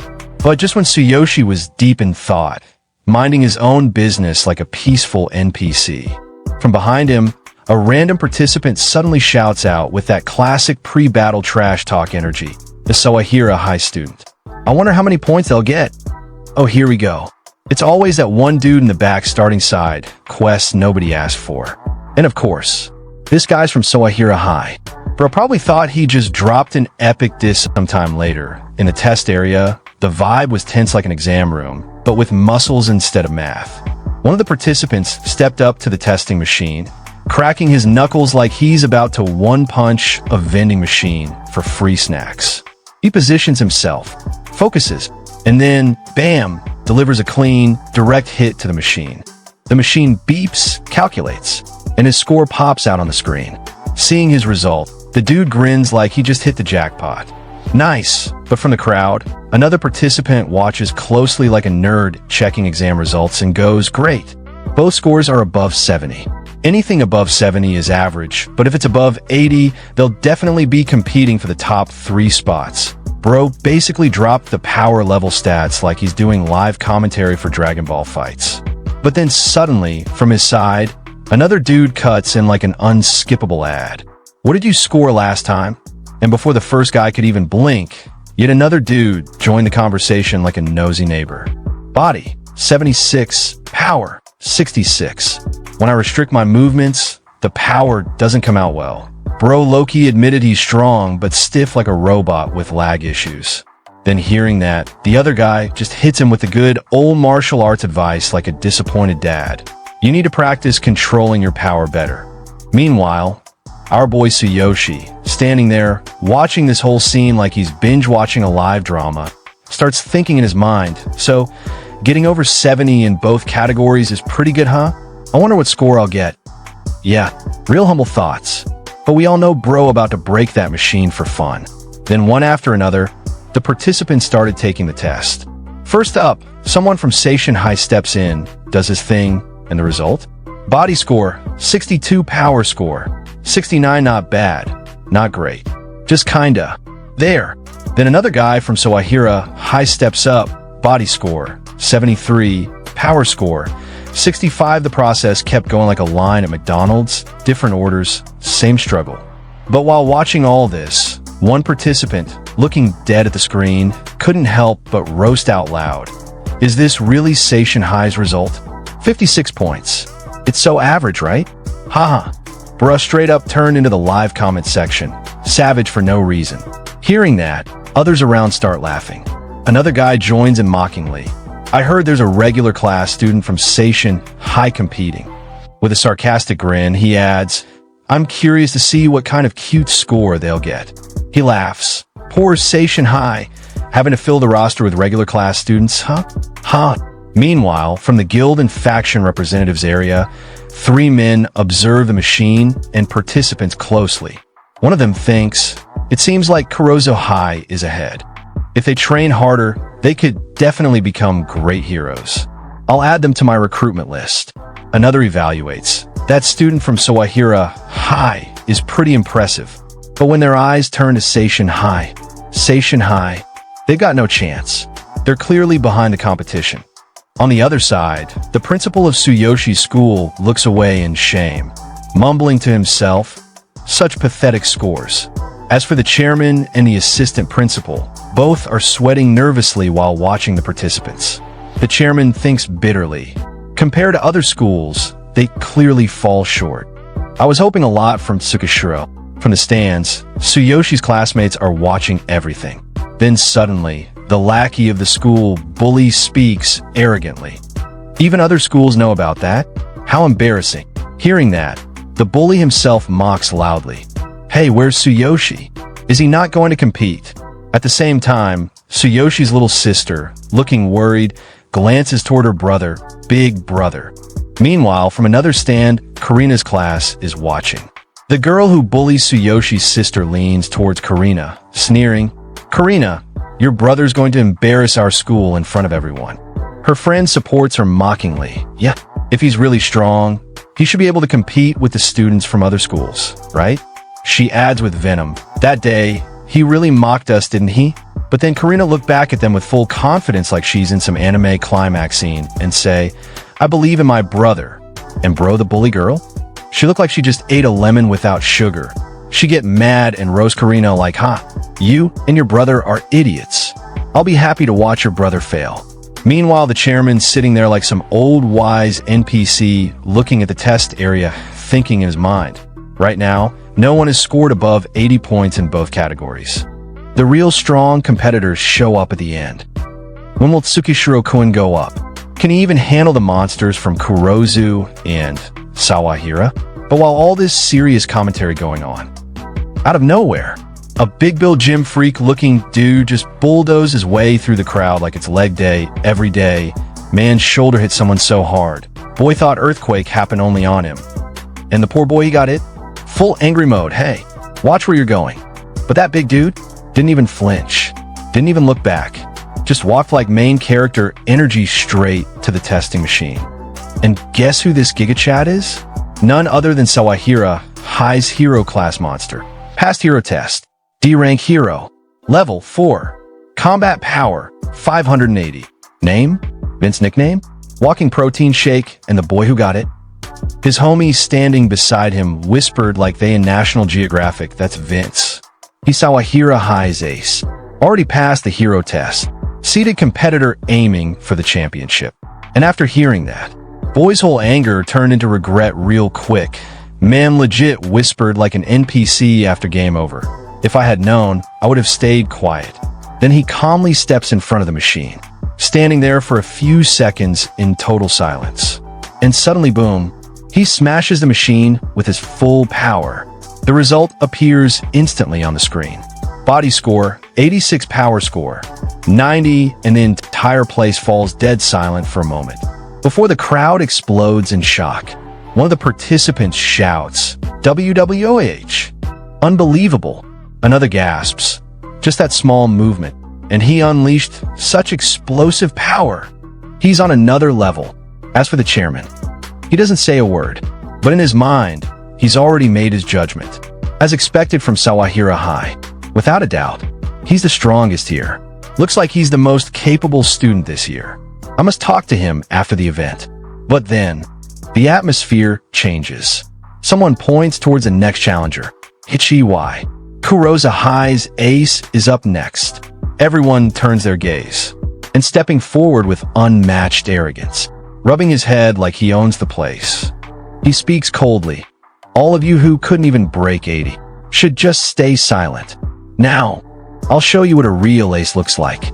This guy is none other than Boniface Kurozu High Hero Class Past Hero Test D Rank Hero Level 4 Combat Power 620 without wasting a second. Boniface stands before the machine. His sharp eyes lock on the target. And with a devastating strike, boom, the screen flashes instantly. Body score, 89, power score, 92, and at that very moment, the entire testing ground shakes with pure shock. Everyone's faces freeze in disbelief. Then from the crowd, one of the participants literally shouted like he just witnessed a miracle. Just a little more, and both scores would hit 90. He barely missed perfection. And right after that, another dude who was probably already accepting his fate added, Kurozu's ace is on a whole different level. But wait, yet another one decided to sprinkle some extra salt on the wounds. Looks like this year's champion is already decided. Bruh, these guys talking like they already started writing his victory speech. And while the whole area was drowning in hype, the chairman was sitting there with that animalized old man pose, thinking in his mind, amazing potential. As expected from Kurozu's top student. I'll definitely talk to him after the tournament. Meanwhile, both Vince and Boniface were walking away from their test machines like two final bosses meeting in a crossover episode. They locked eyes like a yes, destined rivals. And Boniface, with that classic smug energy, looked straight at Vince and dropped his declaration like a villain at 3 a.m. You're my only real rival, but the championship is already mine. But just then, out of nowhere, our protagonist casually walked out from the crowd, stretching his arms, looking like he just woke up from a nap. Sorry, but it's my turn now. Bro really pulled the main character entrance at peak dramatic timing. Then Boniface turned around, looking straight at our protagonist like, huh? Who even is this guy? But before anything else could happen, from the back of the crowd, one of the students literally couldn't hold back his surprise and yelled, Tsukishiro Tsuyoshi from Seishin High's regular class? I can't believe he actually showed up. Don't embarrass our school, alright? And as if that wasn't enough, another one just had to throw extra shade. How dare he line up behind Boniface? But Tsuyoshi? Bro didn't even blink. Man was locked in, completely ignoring all their background noise like he just pressed the mute button. He stared at the machine in front of him, thinking calmly, so I just have to use the minimal movement possible while maximizing my power, right? But nope, these clowns weren't done yet, haha. Hurry up and do it already, another guy shouted, laughing like this was comedy hour. And from the gallery, that one arrogant girl, the same one who bullied Tsuyoshi's little sister, looked down at him with her nose in the air and threw her trash talk like she was already writing his L. So you finally came out, huh? Too bad, you'll just embarrass yourself. Don't freeze up from now. But up there, watching quietly, Karina, Tsuyoshi's little sister, had that worried look in her eyes, clutching her hands tightly, whispering, Big brother, do your best. And while all this drama was happening, the chairman was sitting there, smiling with interest like a gamer watching a newbie try hard mode. Let's see how he performs. If he gets anything between 70 and 80, it'll be impressive. Oh, there he is. Meanwhile, the principal? Bro is already facepalming like he just witnessed a disaster before it even started. Ah, that regular class student. It's over for him. But little did they know, right in front of the machine, Tsuyoshi stood there, calm, focused, and dead serious. In his mind, he thought, if that's the case, I'll just use the ultimate physique and the divine selection system a little. And that's when it happened. Crackle, spark, zap. Golden lightning suddenly wrapped around his finger, like straight-up cheat code energy. The system notification popped up in front of him. Ultimate physique. The middle finger has been enhanced for a short time. Shock resistance greatly increased. Tsuyoshi raised his finger, and in that split second, boom, he smashed the machine with just a finger. But it wasn't over. Another notification instantly appeared. Divine Selection System greater than 60% of the body's power has been focused on the index finger. Power in other parts of the body significantly reduced. Power in the index finger increased by 600%. And then, bong! The entire machine literally exploded like a bomb just went off in the middle of the tournament. The whole crowd, dead silent. Jaws dropped, eyes wide open, and right there on the screen. For just a second, the result flashed. Body score, 400 power score, 100, but before anyone could even process it, poof, the score disappeared. And instead, only one thing remained on the screen. Bro didn't just break the machine. He broke the whole damn system. And our protagonist, standing there, casually looking at the completely demolished machine like, oh, I might have gone too far. Then clank, thud, boom. Pieces of that poor machine started landing like meteorites, flying all the way to the other side of the field like Team Rocket just blasted off again.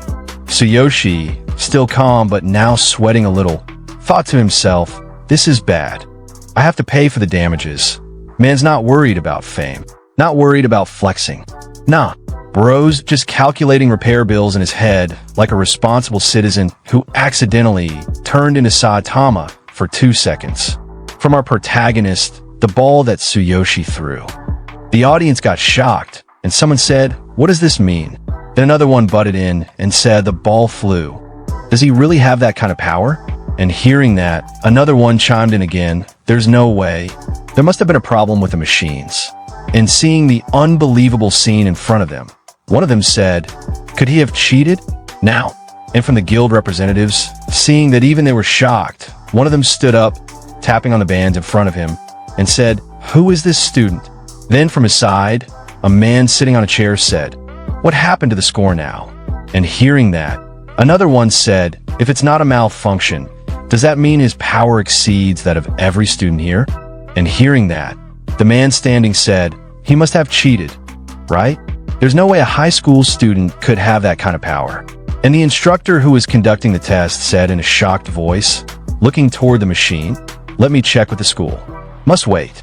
And our protagonist, hearing all the commotion, simply replied, as long as it's not a 0, I'm fine with it. Looking towards our protagonist, the last participant who took the test before him said, this is impossible. He must have used an item to cheat.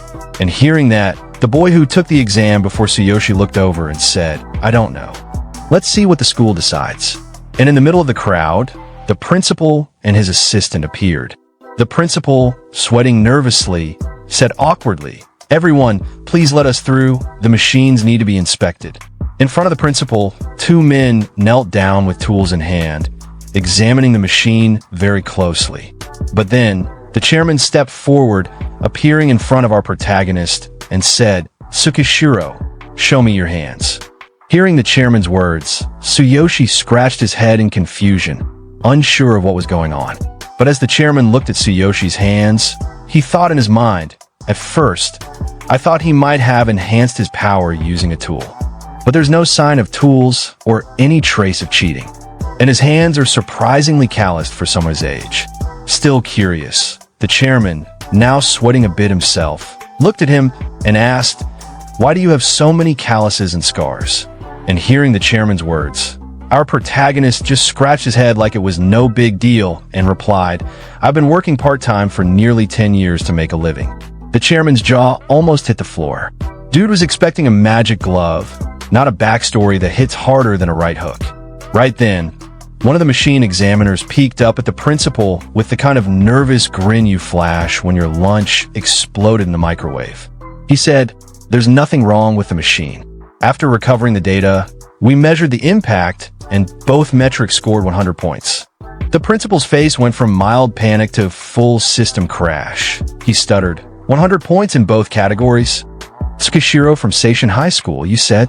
From the crowd, chaos erupted like someone dropped a bucket of soda in a server room. A participant screamed, a power strong enough to break the machine. It's obviously cheating. Another one hollered like he just failed a pop quiz. This is definitely a lie. Someone else jumped in with pure conspiracy energy. This is being held at Seishin High School, right? Do they pull some strings? Amid the madness, a poor machine worker blinked and asked the principal, is there a problem?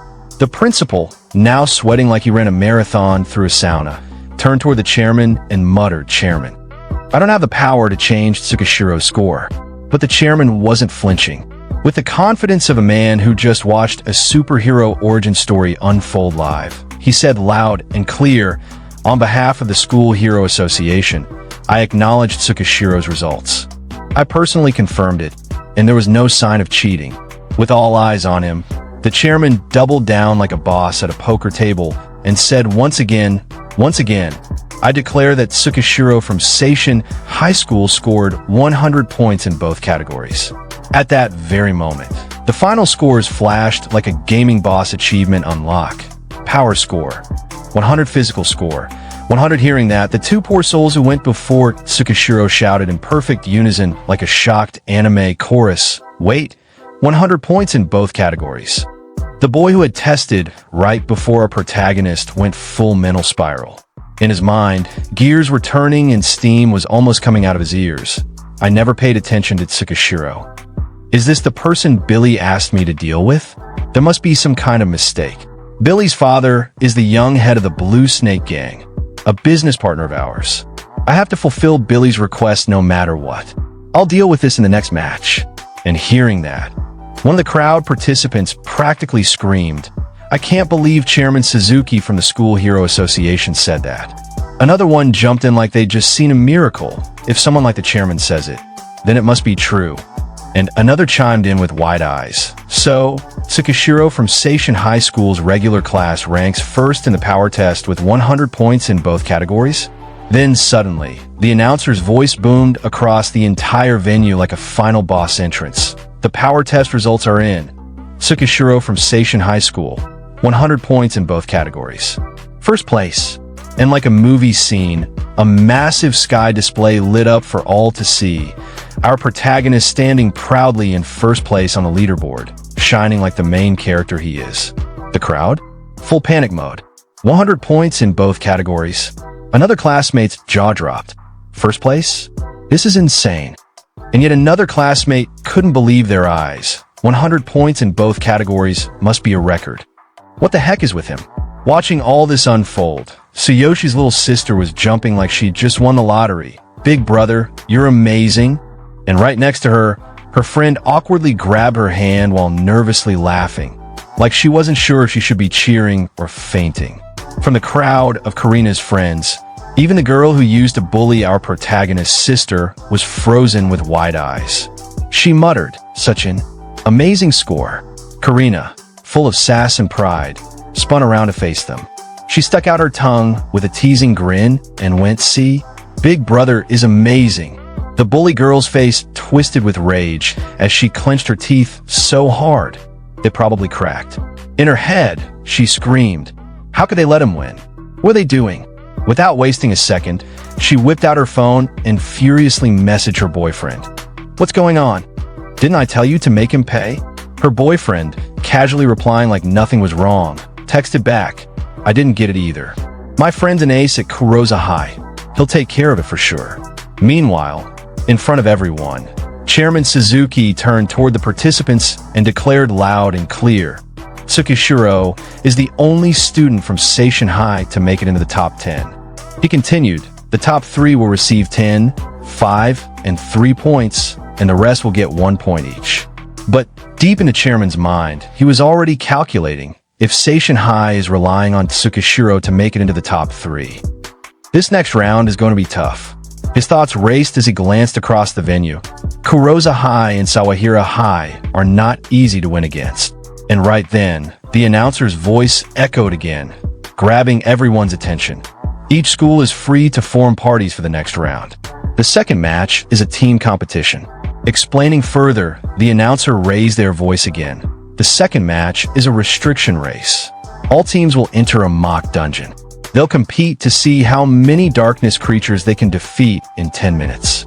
Suddenly, A giant display lit up in front of all the participants, showing the match details. This match will use an E-rank mock dungeon. One of the participants squinted at the screen and said, "If it's a team match, we still got a chance. We'll do our best to get as many of our teams as higher ranking as possible."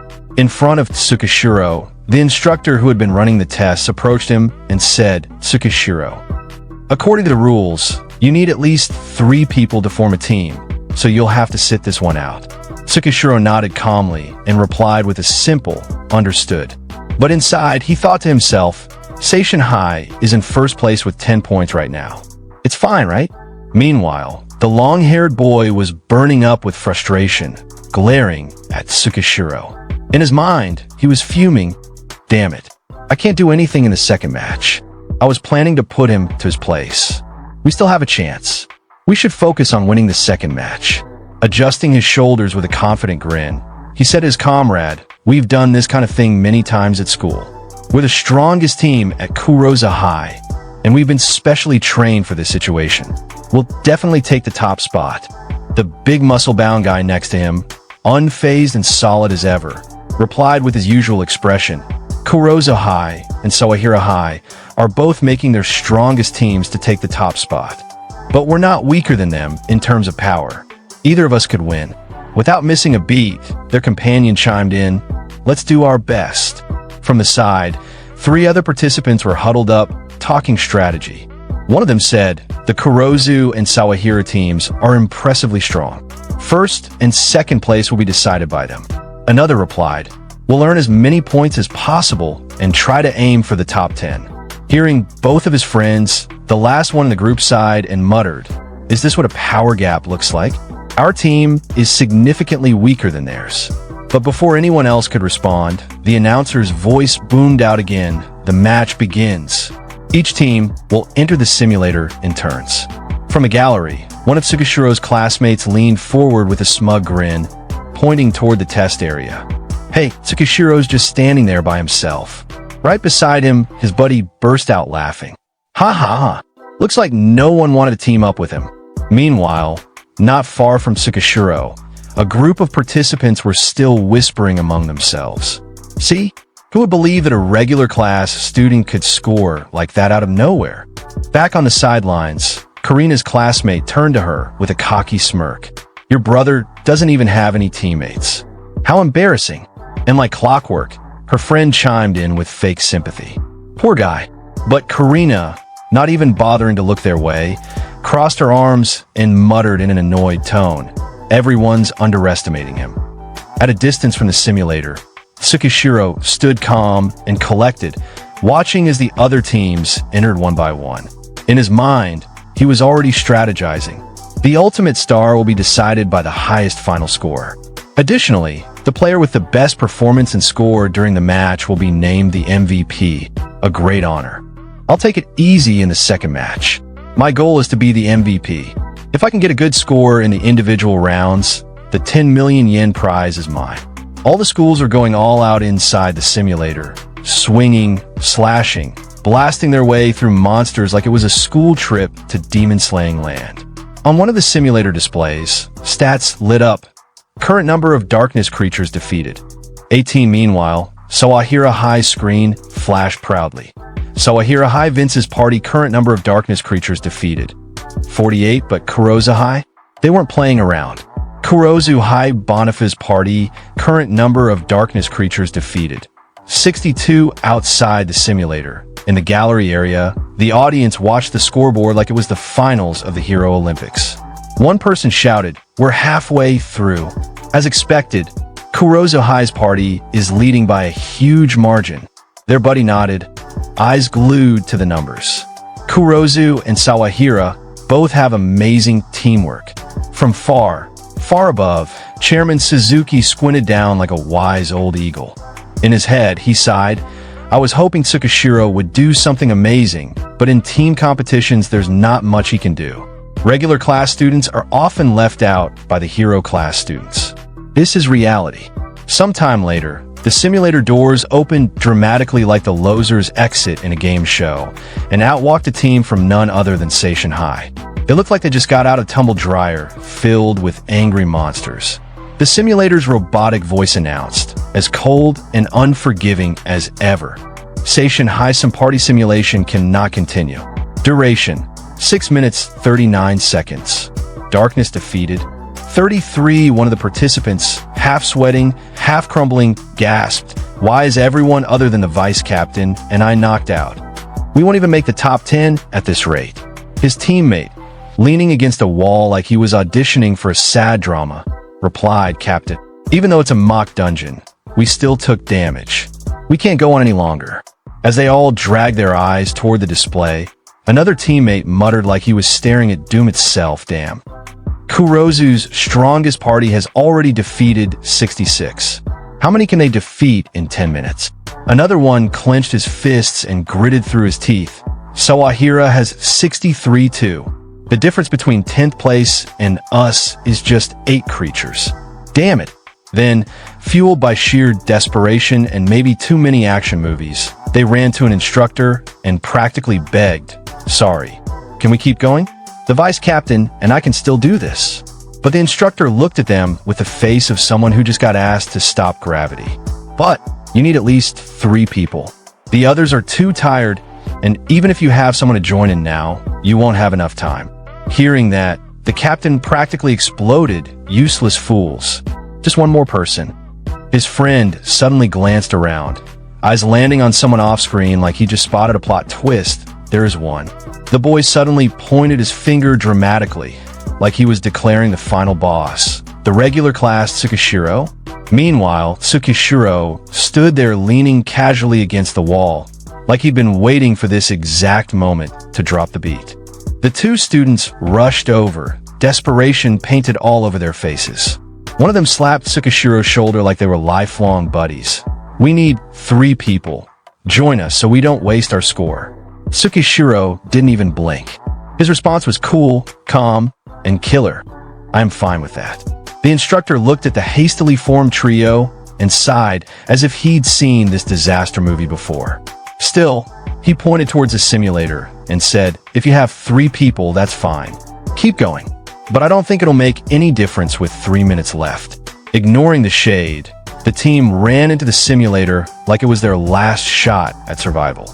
The first boy yelled like a battlefield commander, 3 minutes left. "Vice Captain, let's go." The Vice Captain gripped his sword tight, eyes locked on the enemy ahead. "All right, we already defeated 33. If we defeat 10 more, we'll make the top 10. Then, without even glancing at Tsukishiro, he added, "Hey, Tsukishiro, I don't know your abilities well, but if you can help, please do." Tsukishiro didn't reply. He just looked straight ahead at the darkness creatures, expression blank, eyes sharp. He didn't need to talk. The monsters would be the ones screaming soon. After saying what they had to say, the 2 teammates locked their eyes on the monsters, gripping their swords with tension thick in the air. They were ready to fight. But then, a figure casually walked past them from behind. It was Tsukishiro. "Both of you close your eyes." His voice was calm, but commanding. The vice captain blinked. "Huh? Close my eyes?"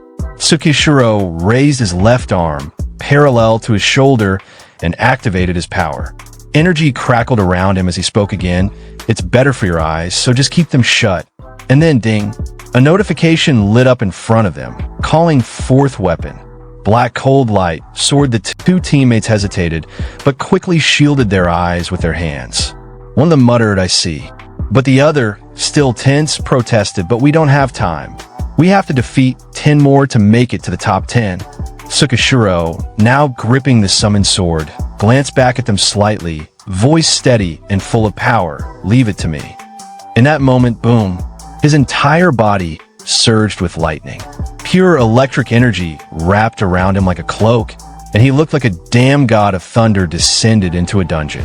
And yo, let me just say this. In my last video, so many of you kept saying that Tsuyoshi low-key looks like that man. Y'all know who I'm talking about.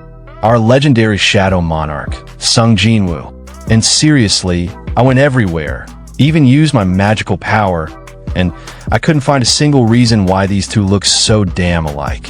So if you know the answer, why Tsuyoshi and Jinwoo look like they were cut from the same divine cloth, Drop it in the comments right now. Let's solve this mystery together. And without wasting a single second, Tsuyoshi dashed forward like a bolt of lightning, sword gripped tightly in his hand. As he closed the gap between him and the horde of monsters, his eyes locked on target, and he thought to himself, "Let's do this. I'm going to charge right through them." Suddenly, a surge of energy rippled through his body. System notification, ultimate physique activated. Strength has been enhanced. Tsuyoshi shifted his stance, blade aligned for a deadly thrust. Then with just one devastating strike, he unleashed everything. A storm of raw power erupted from his blade. Every single monster in front of him was shredded in an instant, obliterated before they could even react. The battlefield went silent. Not a single creature remained. Tsuyoshi rested his sword on his shoulder, gazing down at the fading shadows of his enemies. His voice calm, confident this should be enough. His teammates, still frozen from what they just witnessed, stared at him wide-eyed. One of them stammered in pure disbelief, "Wait, one strike. Did you really defeat 300 enemies?" And there he stood, right at the heart of the dungeon, like the final boss who had just wiped out every challenger. As the last remnants of the monsters vanished into nothing, the voice of the announcer rang out through the arena. "All parties. Time's up." And then, the big screen lit up with the updated results. First place, Seishin High. Sometime later, Tsuyoshi stepped out of the simulator. As he walked forward, someone from the crowd recognized him. Seishin High. Behind Tsuyoshi, his two companions followed, still visibly shaken, eyes darting around at the sea of spectators staring at them in awe. From the front, the chairman stepped closer, sweat running down his face. His voice cracked in disbelief. "No way. Did he really defeat 300 monsters just before the end?" One of Tsuyoshi's companions, still trembling for what had just happened, stammered out, "We have no idea what happened. Tsukishiro told us to close our eyes." He continued, trying to make sense of the madness. "After that, we could just see bright flashes and feel thunder and vibrations. Then Tsukishiro wiped out all the monsters in front of us with a single strike." His friend chimed in, nervously defending them both. "Neither of us did anything wrong, I swear." The chairman stared at Tsuyoshi, stunned. Thoughts raced through his mind. So it's Tsukishiro after all. He's definitely a hidden powerhouse. No, he's a monster-level genius who will shake the whole hero community. Once this match is over, I'm going to talk to him. I can't let anyone else get to him first. From the crowd staring at Tsuyoshi's group, whispers started to rise. One voice cut through the noise. "A three-person party? This has to be cheating. How many times stronger is this than Kurozu High's strongest party?" Hearing that, another boy turned to him, eyes wide. It's Tsukishiro again. Then someone else jumped in from the side, voice laced with suspicion. Since this match is being held at Seishin High, could they have tampered with the data to avoid embarrassment? But another boy quickly countered, frustration in his tone. Using such a crude method would be more embarrassing. If they tampered with the data this blatantly, it's bound to be discovered. Just then, a teacher from another school appeared in front of Seishin High's principal. He spoke formally but firmly. "Principal, we're from the External School Union of Judges. We find this record extremely suspicious, so we'd like to examine the data." The principal, now sweating and awkwardly rubbing his head, stammered out, "We were also confused, but of course you can investigate. There's nothing shady here." At the same time, in the gallery, one of Tsuyoshi's arrogant classmates watched the chaos unfold with a smirk. "The External School Union judges are examining the data. Things are getting interesting." Backing him up, his friend jumped in, pointing towards Tsuyoshi. "He definitely cheated. There's no way he has that kind of power." Another boy, overwhelmed with secondhand shame, covered his face with his hands. "If he really cheated, it will be a huge scandal." Then, the girl who always bullied Tsuyoshi's sister turned to her with a mocking grin and said, "Karina, your brother cheated, didn't he?" Tsuyoshi's sister sat stiffly in her seat, refusing to even turn her head. Her eyes burned with frustration as she snapped, "My brother would never do something like that." Meanwhile, the chairman made his way toward the group of examiners poring over the test data. His voice carried authority. Okata. What did the data show? The team, all visibly disappointed, glanced between one another as sweat rolled down their faces. Finally, one of them spoke up. Well, after studying the data from right before the match ended, I did see that the values suddenly spiked. Although it's hard to believe, there's no sign of any forceful adjustments. So it seems there was no cheating. Hearing that, the principal exhaled with shaky relief, his voice still panicked. So, Tsukishiro is innocent then? Seishin High always plays fair and square. But just as the air began to settle, one of the examiners interjected again, eyes narrowed, but I've never heard of a three-person party getting numbers like that. Right then, Tsuyoshi himself walked toward them, calm and confident. He met their gaze without hesitation and declared, "How about this? If we don't take first place in any of the next matches, you can consider this as cheating. If we take first place in all the events, then there will be no complaints."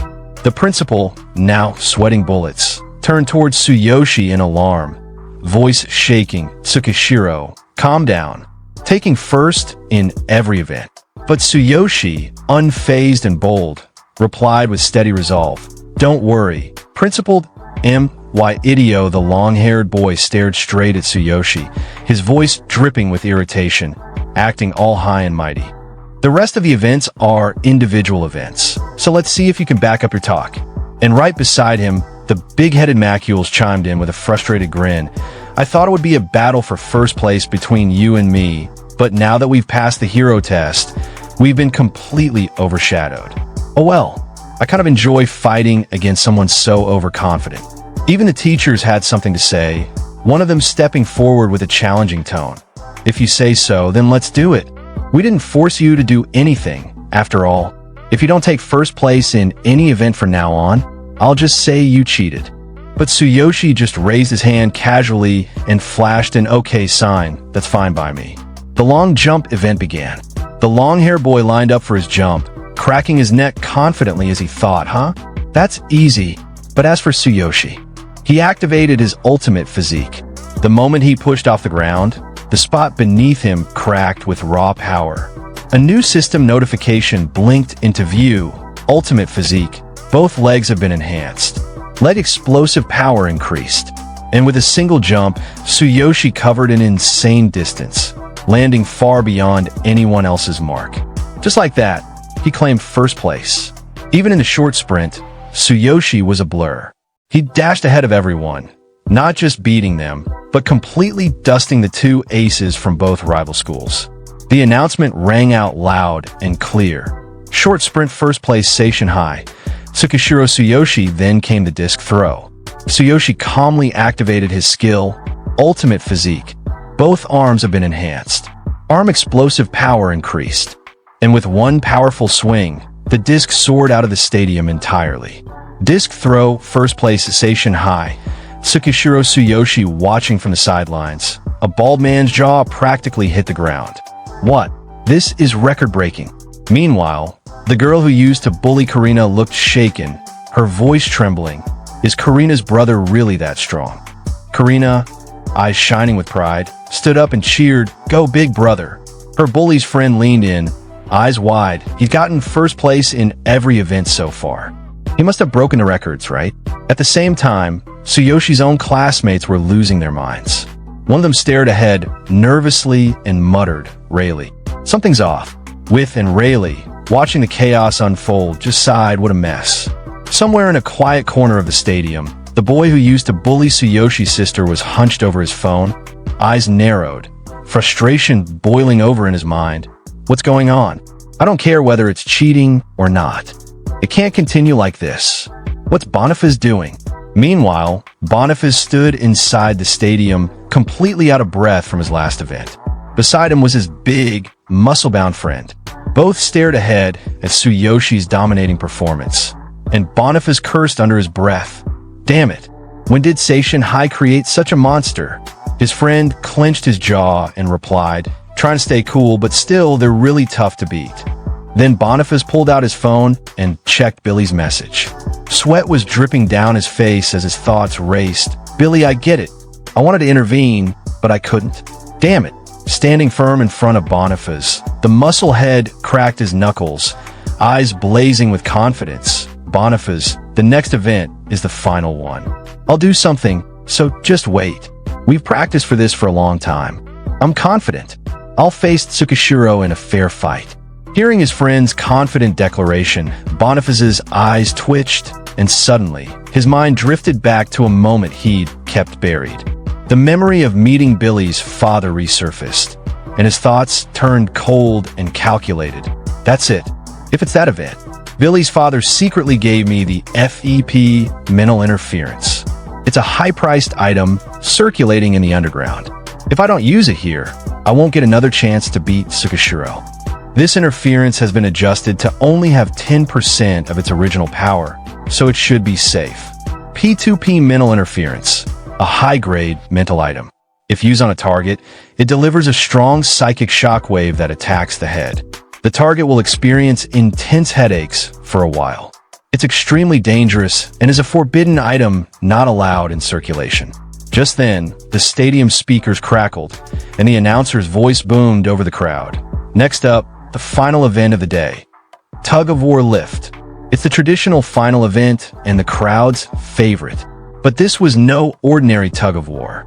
This was Tug of War Lift. Players use ropes and pure strength and willpower to lift a female student to the top. When the bell at the top rings, the lift stops. The female student must then lower her school's banner to win.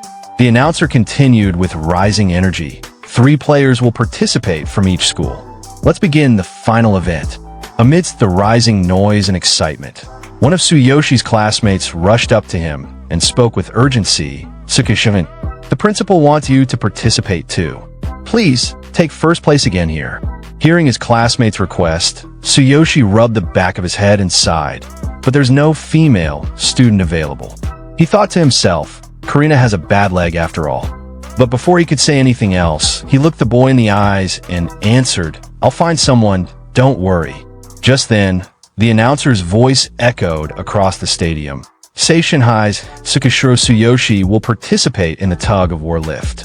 But there's no female student to pair with him. Anyone willing to volunteer, please come to the competition area. Meanwhile, in the gallery seats, a group of Tsuyoshi's sister's classmates whispered among themselves, I'd like to help, but I'm not sure if all the first place wins are legitimate. Another girl chimed in, hesitating. Tsukishiro seems to stand out more than the hero class students, even though he's from the regular class. I want to help, but it's a bit embarrassing. A quiet girl sitting on the bench mumbled, yeah, I'd rather not get noticed. Then suddenly, cutting through the murmur, Karina shot up from the crowd with her hand raised high and her voice loud. I will do it. Her friend, alarmed, tried to hold her back. No, you have a bad leg. But just then, the yellow-haired girl from Karina's class stepped in, looking calm but firm. No one else is going, so it's fine. Besides, the school will probably just pick someone randomly anyway. The black-haired bully girl narrowed her eyes toward the testing ground, a wicked grin spreading across her face. I've got an idea. It'll go. I'll deliberately mess things up. Even if I can't get first place, it'll be because of Tsukishiro's incompetence, not mine. Hearing her muttered scheme, her friend blinked and asked, You're doing it yourself? But with an arrogant toss of her hair, the black-haired girl scoffed, I can't rely on Billy anymore. I can't stand it. Her friend, still hesitant, gave a small nod from behind. All right, be careful and do your best. Meanwhile, back at the testing area, someone suddenly called out from behind Tsuyoshi, I found a volunteer. Please say hello. Tsuyoshi, still not looking, gave a casual response, okay. Then turning around, he added, Tsuyoshi Tsukishiro, nice to meet you. But the moment he saw the face of the girl standing in front of him, his eyes widened in shock. The girl stared at Tsuyoshi with an arrogant smirk and declared, Tsukishiro, let me help you. They both locked eyes in silence for a tense moment. Then, the man who had brought her to the test area stepped away, speaking with a calm tone, Please, go ahead and discuss things. I'll go do a final inspection before the match starts. Hearing that, Tsuyoshi gave a simple nod, okay, teacher. But the second the teacher left, Tsuyoshi turned to the girl with a clearly annoyed look and asked, What are you doing here? You're probably up to no good. And the girl, matching his energy, glared back with the same irritation. I came because no one else would. Watch your attitude. But before their back and forth could go any further, the announcer's voice boomed over the stadium. All participants, get ready. The final event Tug of War lift will begin. Hearing that, all the participants grabbed their ropes and began preparing for the showdown. Sometime later, all the participants stood ready, gripping their ropes, waiting for the signal to begin. The girl paired with Tsuyoshi stepped onto the lift and looked back at him with a smirk. So this is the lift? I've seen it before, but this is the first time I'm going to be on it. She gave him a smug grin and called out, "Hey Tsukishiro, please pull me to the top and help us secure first place." But Tsuyoshi didn't respond. He just kept his eyes forward, waiting silently for the signal. Seeing that, the girl frowned, twisted her lips in annoyance, and thought, "Ignoring me? Fine, whatever. Suit yourself." Meanwhile, the musclehead competitor struck a full-body bodybuilding pose for his female teammate and shouted, "All right, let's do this. I'll pull you to the top. So ring the bell and lower the banner when we're done." His partner nodded and replied with trust in her eyes, "I trust you." As for Boniface, he didn't say a word. He simply stared at Tsuyoshi, his expression dark. Beside him, his partner tried to encourage him, "Boniface-san, I'll do my best." But Boniface wasn't listening. Gritting his teeth, he glared at Tsuyoshi and thought, "Humph, just watch Tsukishiro. I'm not letting you win this event." Then suddenly, the announcer's voice echoed through the stadium. "All players, take your positions. All assistants, please check the ropes." Two massive men in black t-shirts stepped forward, raising their thumbs with a confident "okay." These weren't just any staff members. These were the official test assistants. One per pair of participants. They were stationed there in case a player ran out of strength or if something went wrong, like the lift suddenly dropping. Then came the loud call, "Now all players. Ready, go." As soon as the signal was given, every participant threw their full strength into pulling the ropes. The final event had begun in full force. But Tsukishiro Tsuyoshi, our protagonist, moved with zero struggle. While others strained, he calmly reeled in the rope and thought to himself, "This is light. My ultimate physique's legs are making it easy." But he wasn't stupid. He knew that if he went all out too fast, it would look suspicious, but going too fast might look suspicious. "I'll slowly increase the speed and aim for first place at the end." Meanwhile, voices roared from the crowd. "Kurosa High, aim for first place." And another shouted, "Vince from Sawahira High, do your best." And hearing the crowd cheer, Boniface gritted his teeth hard, his eyes burning with frustration. "Heh, first place? I don't care about that anymore. My only goal now is to stop Tsukishiro from getting first place." His hand tightened around the rope, but it was his other hand, sneaking into his pocket, that held the real danger. "It's almost time. Once I use this item, no fighter, no matter how strong, will be able to bear the sudden headache." His fingers brushed against the forbidden object, the P2P mental interference. His breath grew heavy with anticipation. Cold sweat ran down his forehead, but his wicked grin only widened. "Wait to see you get last place." Then the scene shifted to the excited audience. One girl leaned forward, waving both hands and shouting, "We're halfway there, keep it up." Right beside her, a boy yelled even louder, "Pull, just a little more." On the field, one of the participants was drenched in sweat, his arms trembling as he gritted his teeth. "It's getting heavier." Another participant nearby groaned, "Damn it, this is no good." But he clenched his teeth and forced his strength out, shouting, "Come on, rise." Meanwhile, the muscle head laughed loudly like a man possessed. "Ha ha ha, weaklings. Look at me." His partner, sitting high up and watching from the lift, cheered with sparkling eyes. "Vince, we're in first place. Go faster, keep it up." But amidst the roaring crowd and intense struggle, Tsukishiro Tsuyoshi stood still, his face calm and expressionless. He slowly exhaled, lowered his stance, and without hesitation, activated his skill, Ultimate Physique. With absolute ease, he began pulling the rope, no strain on his body, no tension on his face, like the entire test was just another warm-up. Then in front of Tsukishiro, a bright blue notification popped up. ultimate physique activated, arms enhanced. Without changing his expression, Tsukishiro continued pulling the rope.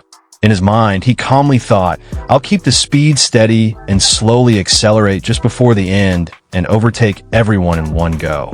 Up on the lift, the black-haired girl narrowed her eyes at him. She was trying to look calm, but inside her head she was burning up. Keep a cool face, damn Densey. No, I can't back down now. But then a wicked smile slowly crept across her face. She leaned over slightly and shouted, Tsuyoshi, keep going. And right after that, a twisted thought slithered through her mind. What if I apply more pressure? With that, she barked at him loudly. Pull with all your might. Then suddenly, while checking the robe, a girl tugged hard in the opposite direction, trying to mess with Tsukishiro. But his grip held firm. He thought in his mind, so you were up to no good after all.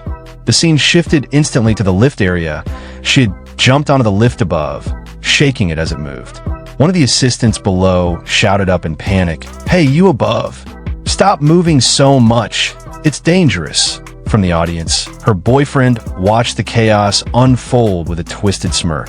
He thought to himself, As expected of my girl, good job. You volunteered for this, huh? That's right. Stomp with all your might. No matter how dangerous, don't let him win. Then, up on the lift, the girl turned to glare at Tsukishiro, a nasty satisfaction on her face as she thought, done. Serves you right. But just as she smirked, Tsukishiro looked up at her, his eyes sharp, unblinking, and filled with intensity. A cold silence wrapped around him as his gaze cut through her bravado. She froze. His presence was overwhelming, so much so that even from below, she felt an invisible weight pressing down on her chest. A suffocating aura of pure murderous intent wrapped around her. Unable to meet his eyes anymore, she flinched as Tsukishiro, without even raising his voice, spoke coldly. Are you done causing trouble? She looked down at Tsukishiro, sweat pouring down her face, her heart pounding like a drum. That look, he's really going to kill me. Then, breaking the tension, the announcer's voice boomed across the field. The match is in its final stages. All players, do your best. Give everything you've got for your and your school's honor. From the sidelines, the long-haired boy fixed his gaze on Tsukishiro. His palms were slick with sweat, his breathing heavy, but his eyes burned with a sinister glow as he thought, Final stage, huh? It's almost time. If I fail to take first place in just one event, I'll admit to cheating. Arrogant fool. Then the long-haired boy reached toward the inside of his jacket, a devilish grin curling on his lips. Before the match started, I hid this item. As soon as I pressed the switch. Hiv. I can't wait to see you suffer. You won't get first place in front of me. He slipped the device into his hand, concealed and ready. With a sharp breath, he clenched his thumb down, activating item. In an instant, a ripple of twisted energy burst out from him, silent, invisible, but vicious. From that single pulse, a wave of mental interference spread across the field like a shockwave. Suddenly, participants all across the field clutched their heads, stumbling and groaning. My head. What's going on? I can't focus. The entire Tug of War arena had plunged into chaos from the searing headaches. And at the center of it all, the long-haired boy smirked with unhinged satisfaction. Even the boy who activated the device wasn't spared. Just moments after pressing the switch, he staggered, clutching his forehead in agony. Why is there a range effect? My head, it's splitting apart. He stared at the device in disbelief, eyes wide and twitching. Something's off. The item Billy's dad sent is strange. Meanwhile, Tsukishiro suddenly sensed a wave of disturbance crashing across the field. The groans, the trembling hands gripping the ropes. Something was very wrong. What's happening to everyone? He thought, scanning the chaos around him. But before he could fully assess it, bam, a sharp, stabbing pain tore through his skull like a lightning strike. He clenched his teeth, his muscles twitching. Then, before the darkness could pull him down, ding, a notification blinked in front of his eyes. Alert. Psychic shock detected. Protection mode activated. His vision steadied, his breathing eased ever so slightly. Tsukishiro was still standing. And now, he was the only one fully conscious. Some of the participants couldn't bear the pain. The sudden surge of psychic energy knocked them out cold. One by one, they collapsed to the ground, eyes rolling back, bodies limp. Even the girls up on the lifts clutched their heads in agony, but their pain quickly turned into pure panic as they realized they were falling. The lifts trembled and began dropping fast from a dangerously high height. Gasps and screams erupted from the audience. "What's going on? Everyone just collapsed," someone shouted in disbelief. Even the assistants, another voice added, horrified. "The girls are in danger," a third voice yelled, desperate. "If they fall from this height, they won't survive. Can't anyone help them?" The principal stood up so fast his chair flipped backward, his face pale. "Everyone, let's go. Let's save at least one person," he shouted. But someone beside him replied frantically, "We're too far. We won't reach them in time." And just when it looked like disaster was unavoidable, amidst the chaos and overwhelming pain, Tsukishiro, with sweat pouring down his face and veins bulging, gripped the rope tighter. He pulled. His legs braced, his muscles screamed, but he endured. And the lift stopped. Up above, the black-haired bully girl peeked through her fingers, wide-eyed. "W8. It stopped." She slowly looked down toward the ground, her voice trembling in her mind. Who did that? And then her eyes landed on Tsuyoshi, standing firm like a fortress in the storm, and her thoughts whispered in awe. Tsuyoshi. With a blazing look in his eyes, Tsuyoshi grit his teeth and roared in his mind. "Tsuyoshi, it can't be helped. If I leave it like this, the girls will be in danger." He clenched his fists and shouted to himself, "Activate ultimate physique. Enhance both legs.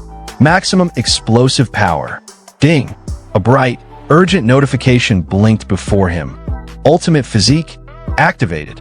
Both legs' explosive power has been enhanced. Above, the girls screamed in panic as they plummeted, the broken lifts speeding toward the ground. But Tsuyoshi didn't freeze. His legs tensed. Boom! He vanished from his spot, moving with a sudden shockwave of force, his entire body surging forward with unbelievable speed. The ropes snapped and whipped wildly from all directions, but Tsuyoshi shot out both arms like a machine and grabbed every last one. He screamed in his mind, "I'll grab all the ropes at once. Not a single one can fall." As all eyes locked on the arena, a hush fell over the crowd. Then gasps exploded in every corner. Tears rolled down from stunned faces, and one person shot up from their seat, shouting, "Oh my God, it's Tsuyoshi." He stopped all the lifts by himself. In a blur of motion, Tsuyoshi had dashed across the platform at lightning speed, snatching every rope midair. Now, standing with his muscles bulging and veins popping, he gritted his teeth, holding every rope tight in his grasp. He screamed in his mind, "Not a single one will fall.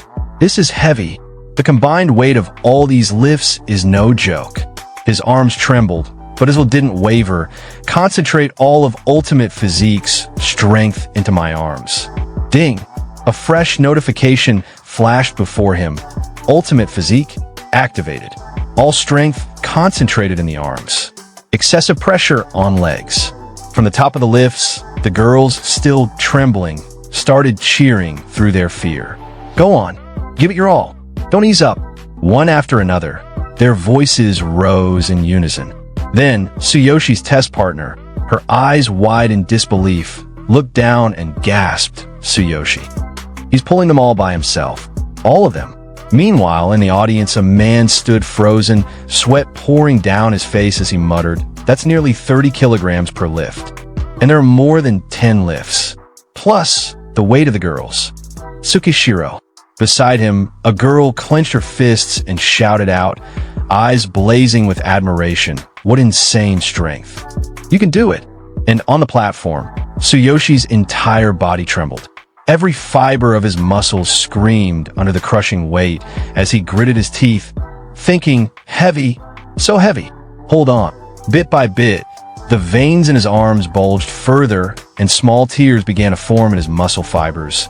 He was literally ripping apart under the strain.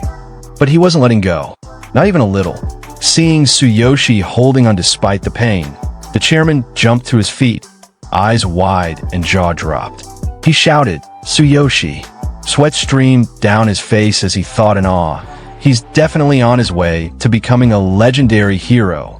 No matter what, I have to get him into the elite hero team. At that moment, the principal and several staff members sprinted towards Tsuyoshi in a panic. The principal yelled out, "Let's go. We'll help you." As they reached him, one of the workers grabbed the rope and shouted, "We've got this." Another stepped in, eyes locked on Tsuyoshi. "Tsukishiro, you did great." Then one of the workers quickly turned to the team and commanded, "Each person, grab one lift, hurry." In a flash, they lined up, each worker gripping a rope. Together, they began to pull, easing the load from Tsuyoshi's arms. Slowly, steadily, the tension lessened, and the lifts carrying the girls started to lower, safe and controlled, all thanks to Tsuyoshi's incredible endurance that held everything up just long enough. But our protagonist, still gripping the rope tight in his hands, looked toward the workers and said, "I'll hold on to this rope." One of the workers, noticing the injuries and the trembling in Tsuyoshi's arms, stared at him in disbelief, sweat pouring down his face. "Are you sure you don't need a break?" After everything. But Tsuyoshi, without hesitation, began pulling the rope again. His voice firm, unwavering. "The match isn't over yet. I said I'll take first place in every event." From above, his test partner looked down at him, eyes wide, lips parted in shock. Sweat dripped down her cheeks as she whispered to herself, "He's gonna keep going. He must be exhausted." Then her face flushed red, her chest tightening as she thought, "Teach, this is amazing." Below, Tsuyoshi struggled to stay upright. Veins bulged, his body screaming from the pain, yet he clenched his jaw and kept going, thinking, "My arms are killing me. I'm about to cramp up. I need to hold on. I have to take first place." Then, a new notification blinked before his eyes. Alert! Muscle load has reached its limit. Up in the stands, one student stood up, shouting with everything he had, "Come on, you can do it." Another joined in, eyes wide with awe, "That guy's still holding on." And from the front row, his little sister, her hands clutched together in prayer, her whole body trembling, whispered desperately, "Big brother." Then from the crowd, a roar began to build. One student leapt from his seat, pumping his fist in the air, "Go, Tsuyoshi." Another joined in, shouting, "Hang in there." A third added, "First place, keep going." Back on the test field, Tsuyoshi's entire body trembled as he kept pulling the ropes. His legs threatened to give out, his arms were beyond the limit, but still he refused to stop. Then suddenly, the final bell rang, loud and clear, echoing through the field like a war cry marking the end of battle. In the audience, a boy pointed toward the competition field, shouting, "Now the only thing left is for that girl to lower the banner." But from the stands, Billy, the boyfriend of Tsuyoshi's test partner, jumped up with panic on his face. Veins bulged from his neck as he screamed, "Mina, don't lower it. If you lower it, we'll lose first place." "Don't move." Mina stood on the lift, frozen, caught between the chaos and the silence. The crowd's voices reached her ears, but her eyes were locked on one person, Tsuyoshi. His face soaked in sweat, his hands bleeding, his body shaking, yet he still stood. Seeing that, her heart trembled. Then in one motion, her hand reached out, she pulled the flag. And the moment Mina pulled the flag, Billy's eyes widened in disbelief. His grip tightened around his phone so hard it cracked, then completely shattered into pieces in his hand. "Hey, Mina," he muttered through clenched teeth, his voice trembling with frustration and disbelief. But down on the field, Tsuyoshi looked up at her and smiled. A quiet, tired smile, full of relief and gratitude. Then suddenly, the entire crowd erupted in cheers. The announcer's voice boomed across the stadium. "Seishin High, Tsuyoshi Tsukishiro, first place." And in that moment, all the pain, the struggle, the blood in Tsuyoshi's hands, it was all worth it. The announcer's voice boomed across the stadium with full force. "First place goes to Seishin High's Tsuyoshi Tsukishiro." The crowd erupted into a frenzy of cheers. Amidst the roaring applause, the brown-haired boy from Tsuyoshi's class jumped up, eyes wide in shock. "First place?" he yelled. unable to believe what he just heard.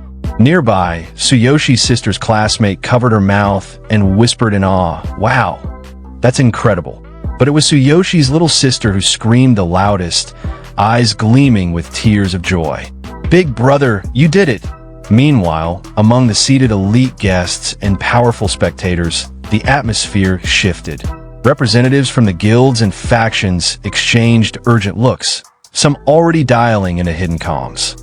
"It's been a while since we've seen such a genius," one of them muttered, barely able to tear their eyes away from the field. "Don't let another faction snatch him up," someone else barked, flipping open a tablet. "Gather all possible intel on Tsuyoshi immediately. We must recruit him into our guild at all costs." Backstage, in a quiet corner of the observation area, members of the notorious Blue Snake Guild whispered amongst themselves. One of them leaned toward their leader, face tense. "Boss, this Tsukishiro guy has been causing problems for the young master. Even that commotion earlier.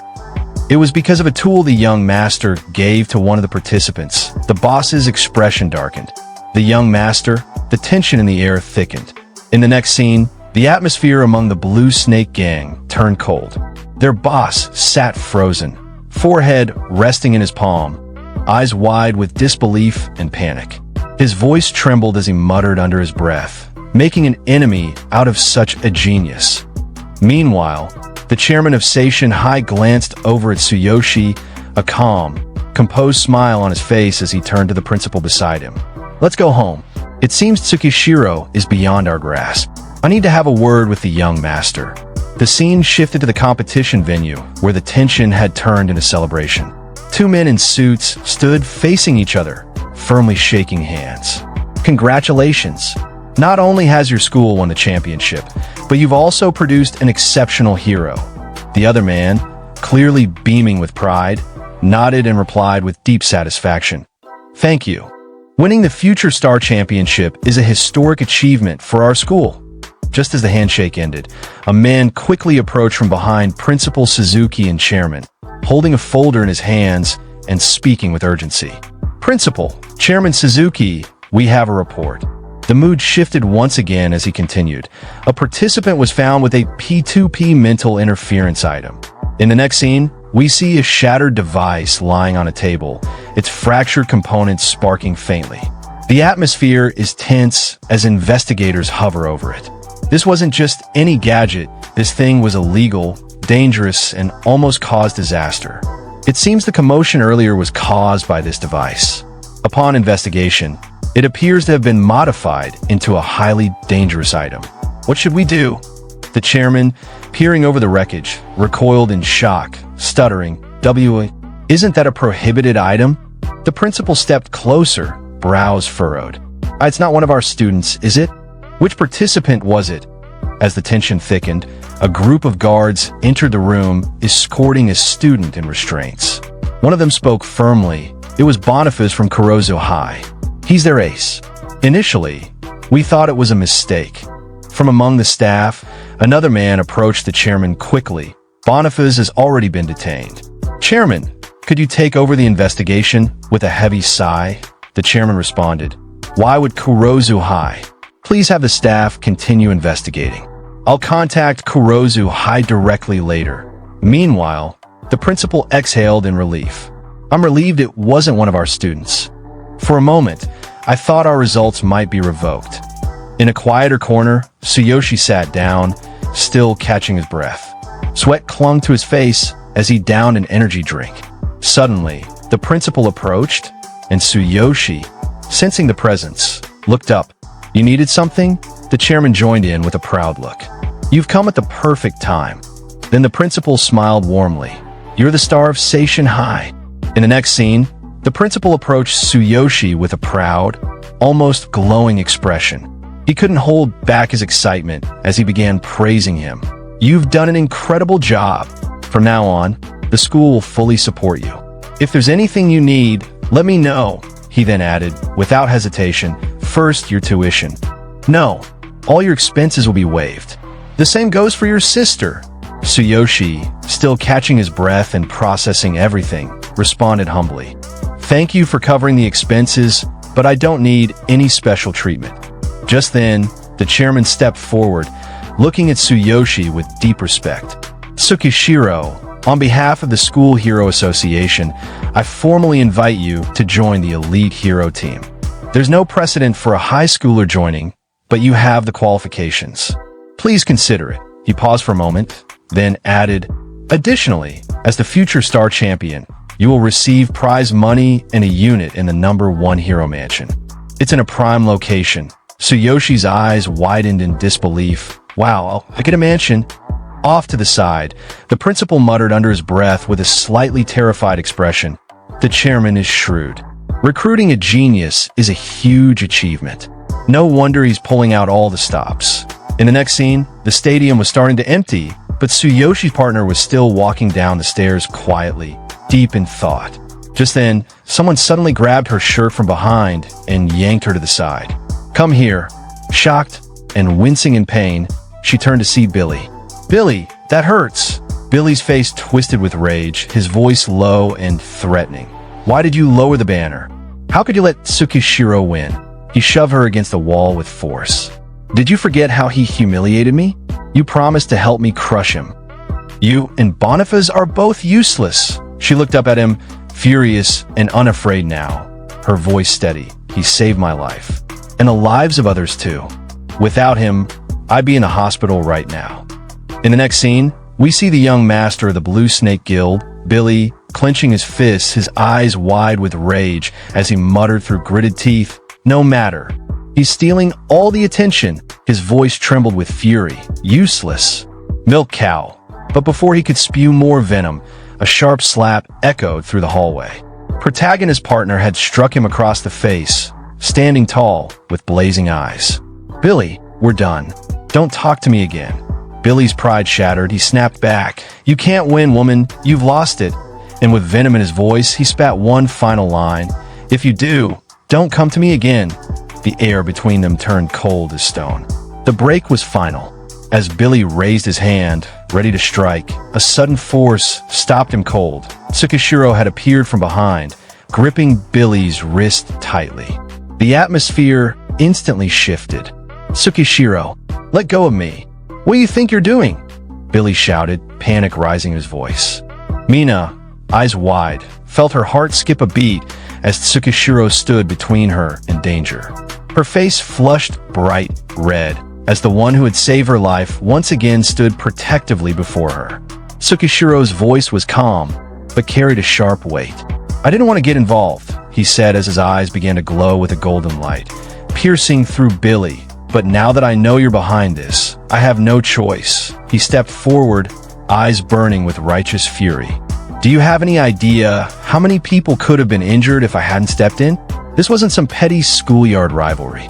It was a matter of life and death.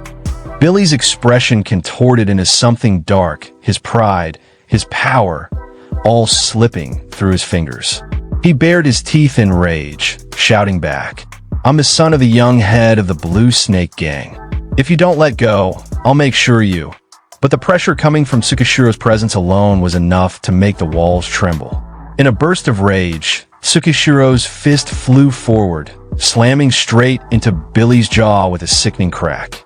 Stupidity has no cure, Tsukishiro said coldly. Billy was launched back, collapsing onto the floor with a thud. Mina gasped, frozen in place, eyes wide as she stared at the scene. Billy clutched his face in disbelief, rolling onto his side. Does it? Tsukishiro added, towering over him. Billy's hand trembled as he touched his mouth, his eyes shot open. My tooth! You hit me, he screamed. He began crawling backward in panic, rage overtaking his face. You'll regret this.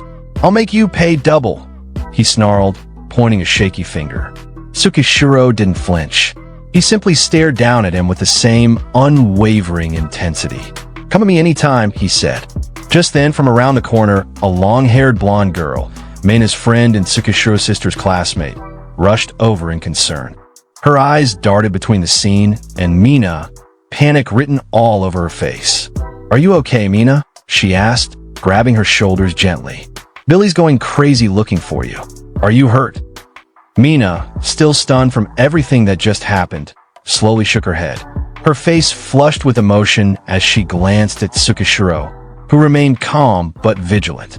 The blonde-haired girl, Tsukishiro's sister's friend, turned beet red and stammered, "Tsukishiro, why are you here now?"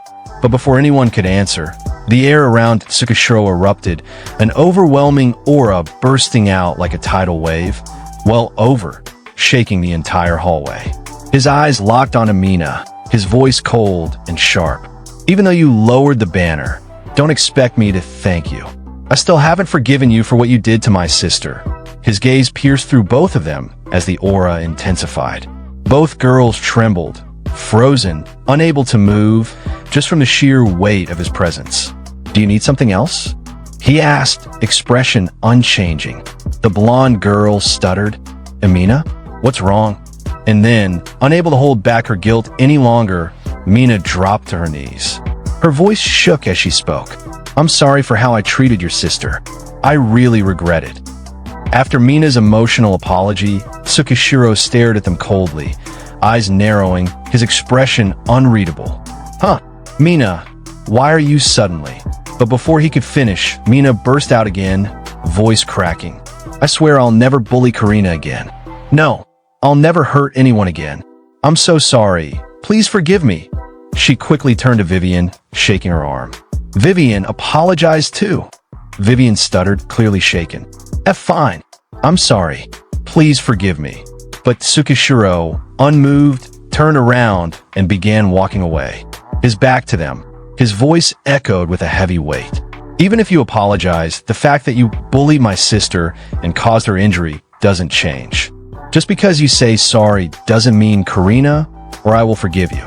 Tsukishiro looked straight at Mina and the blonde girl, his tone sharp and unforgiving. "If I cut you, would an apology make the wound heal?" He paused for a moment, watching their shaken faces. "I've heard your apology. Get up." The scene shifted to the locker room. The quiet hum of distant voices echoed faintly through the hallway. Tsukishiro was changing, pulling his shirt over his head. "Once I've changed, I'll head home with Karina." He glanced briefly at his reflection in the mirror while wearing his t-shirt. "By tomorrow, we'll have the prize money. And the mansion," he smirked slightly, imagining it. "It'll have an elevator, right? I'm sure Karina will love it." Suddenly, a knock echoed through the locker room door. Tsukishiro looked up, his brows slightly furrowed. The scene shifted. A group of boys, Rayleigh's allies, were now kneeling on the floor before him, their heads lowered, voices shaky with guilt and regret. "What's wrong? Are we doing this or not? This time for sure." All of them clenched his fists, bowing even deeper. "We're sorry for treating you like a lackey all this time." Tsukishiro stood silently, towel draped over his shoulder, watching them with unreadable eyes. "Everyone seems to be bowing to me today." The scene shifted to the courtyard outside the school building, bathed in the golden light of late afternoon. Students were gathering around, buzzing with excitement. In the center of the crowd stood the protagonist, still catching his breath from earlier. He looked slightly overwhelmed but mostly amused. "You were incredible today," one student exclaimed, eyes sparkling with admiration. "I totally respect you, especially during the final event." Another student, a blushing boy, stepped forward with a sheepish grin. I almost fell for you," he muttered, then quickly added, "Ugh, so annoying." A third student burst out with wide eyes. "That long jump was insane." Even Bombas turned pale. From the edge of the group, two girls approached. One of them was the protagonist's younger sister, walking with her friend. She blinked at the crowd surrounding her brother, then looked up at him with wide eyes. "You're so popular," she whispered. Oh, brother," she added, a little flustered by all the attention he was getting. The crowd laughed and cheered, still riding the high from the day's events, while the protagonist just gave a calm smile, silently enjoying his unexpected fame. Mina came running across the schoolyard, looking worried. She ran up to the protagonist, breathing hard. "Tsuyoshi, Billy is coming this way with his gang," she said quickly. Moments later, Billy Garp showed up with a group of students behind him. He walked right up to Mina and grabbed her collar. "Get out of the way, bitch," he snapped. Mina stumbled back, but didn't leave. Billy pointed at Tsuyoshi and shouted, "Don't underestimate me. Even without my dad, I still have people on my side. Fight me." He tried to sound strong, but his voice shook a little. "Stop acting tough, poor kid," he shouted again. I'll. But he couldn't finish the sentence. His words just hung there, filled with anger and fear. The leader of the Rayleigh allies stepped forward. He looked scared and pointed at Billy. "That's Billy.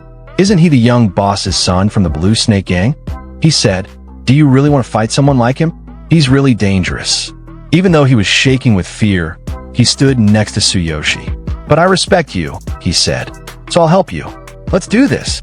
Tsuyoshi looked at him and shook his head. "It's okay. Don't get involved. Just make sure my sister is safe." He looked ahead at Billy and said calmly, "After today, I won't hide anymore. I'm a hero." Suddenly, the protagonist's eyes turned violet and started to glow.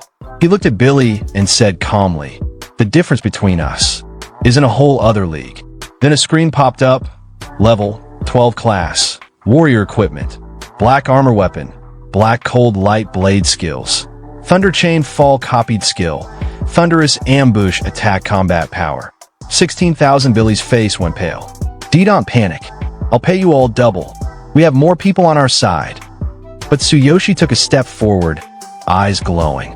"So, he's here," he said. "Let's do this." A powerful punch slammed into the stomach of one of the Blue Snake Guild members. It was the protagonist. Before the guy could react, Tsuyoshi followed up with a sharp kick, knocking him to the ground. Billy, the young guild master, shouted in anger, "Don't just stand there. Attack all at once." Then he glared at Tsuyoshi and yelled, "Don't underestimate me, you bastard." Suddenly, a screen popped up again. Billy's eyes lit up. He shouted, "I did it." But then he looked down and saw a metal pipe nearby. It was bent into a C shape. "What the?" he muttered in shock. Just then, the protagonist came flying at him with a powerful punch. "Well, too bad," Tsuyoshi said with a smirk. "Take this." Tsuyoshi's punch landed hard on one of the Blue Snake Guild members. Boom! The man flew through the air, crashing straight into Billy. Both of them tumbled and rolled across the ground. Mina and the blonde-haired girl, standing nearby, gasped. What just happened?" Mina cried out. The blonde stared wide-eyed.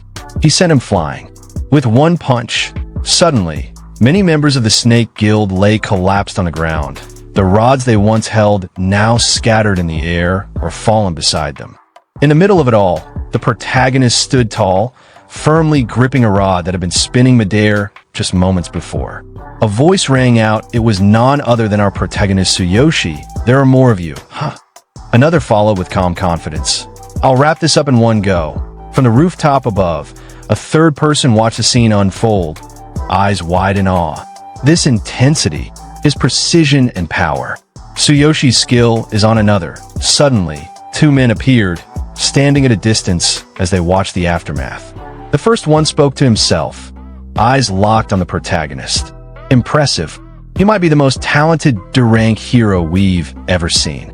We must recruit him into our guild. Final glory." The second man, clearly from a rival faction, scoffed. "Don't even think about it, Dane. Our angry dragon faction hasn't fought for talent in a long time, but this time we're not stepping aside." A screen suddenly popped up in the air. On it, glowing text appeared. One of the three major guilds, Guild Master of Final Glory, starts smiling old man. Dane rank. S rank hero combat power. Another screen appeared right beside the first one. On it, bold letters flashed. One of the five major factions, President of Angry Dragon Dragon Keeper. Sandor rank. S rank hero combat power. The Dragon Keeper and the smiling old man stood side by side, watching from afar, their voices low and serious. During that kid's awakening test, there was a data anomaly. The entire area experienced a blackout. I suspect it was caused by that kid. "What incredible talent," said the Dragon Keeper. The smiling old man nodded slightly, a knowing look in his eyes. "And he's already made waves this year, winning the Future Star event and preventing a major accident. That's not something just anyone can do." He paused, then added with quiet excitement, With the Supernova tournament approaching, he's exactly the kind of talent everyone's looking for. The Dragon Keeper and the smiling old man stood atop the rooftop of a tall building, overlooking the city as the wind stirred around them. The smiling old man spoke first, his voice calm but firm. This year's Supernova tournament will be more intense than ever. Rankings will directly impact resource distribution this year. Even the Hero Alliance is sending their strongest rookies. Such a greedy organization. As he said this, he took out his long wooden stick, gripping it with both hands. Lifting it gently above his knees, a faint blue tornado of energy began to spiral around it. In other words, every guild and faction with Supernova eligibility is desperately searching for promising rookies. Then a third voice spoke from the shadows, haha. Now that Tsuyoshi Tsugashiro's abilities are clear, we've achieved our goal. The Dragon Keeper narrowed his eyes, then muttered with a grunt. Humph, what a sly old man. After saying that, the blue tornado suddenly surged upward, wild and blinding, and in an instant, the smiling old man vanished within it, leaving behind only a gust of swirling wind. At the same time, behind the Dragon Keeper, something began to shift. Sharp, jagged wings burst out from his back, wings like those of a dragon, but twisted and soaked in blood, as if tearing through flesh as they emerged. He stood tall, the blood dripping from his wings, and said coldly, I'll make sure to meet Tsuyoshi Tsukashiro personally. Then the Dragon Keeper spread his wings wide and took off into the sky, leaving the rooftop behind. Meanwhile, back on the battlefield, the protagonist was still fighting. Every one of his attacks crackled with lightning as he launched them forward. Everyone get down, he shouted.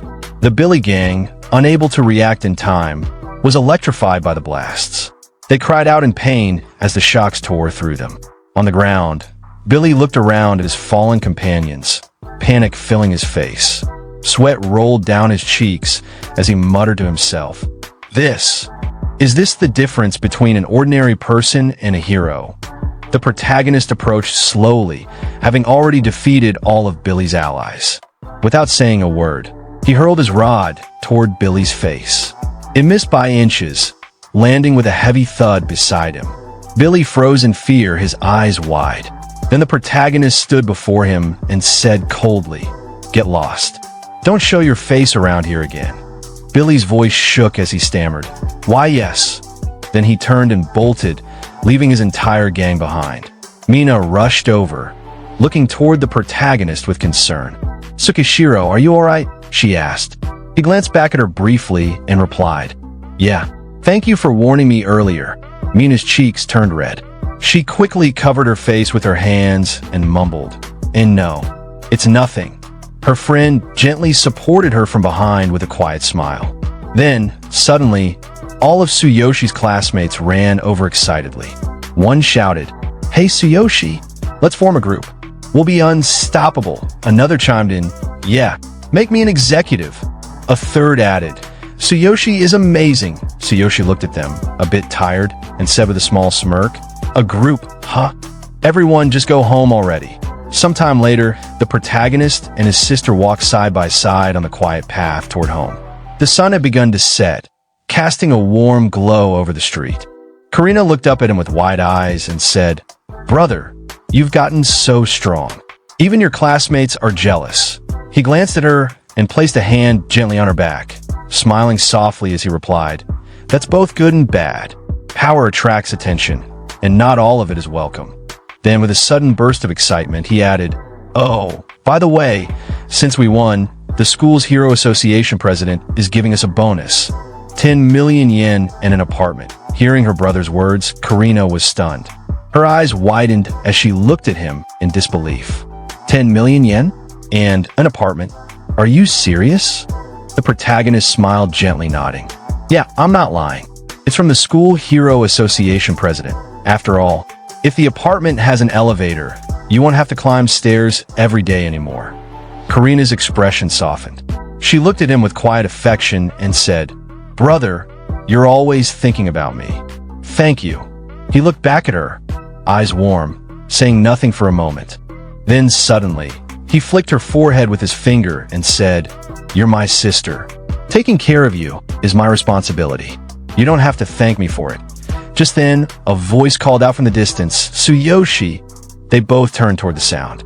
Approaching them was none other than the chairman of the Hero Association himself. He stopped in front of Tsuyoshi and said with a calm but firm tone, "Got a moment? I wanted to meet you early and also discuss the upcoming Supernova tournament." At Tsuyoshi's house, the chairman and Tsuyoshi sat across from each other. Tsuyoshi, holding a cup of tea, extended it toward the chairman and said politely, "Chairman Suzuki, please have some tea." The chairman accepted the cup with a warm smile and replied, "Thank you." Without wasting a moment, the chairman leaned forward slightly and asked, "Have you been living here with your sister all this time?" Hearing those words, Tsuyoshi nodded and responded, "Yes. Ever since our parents passed away, I've been living here with my sister Karina.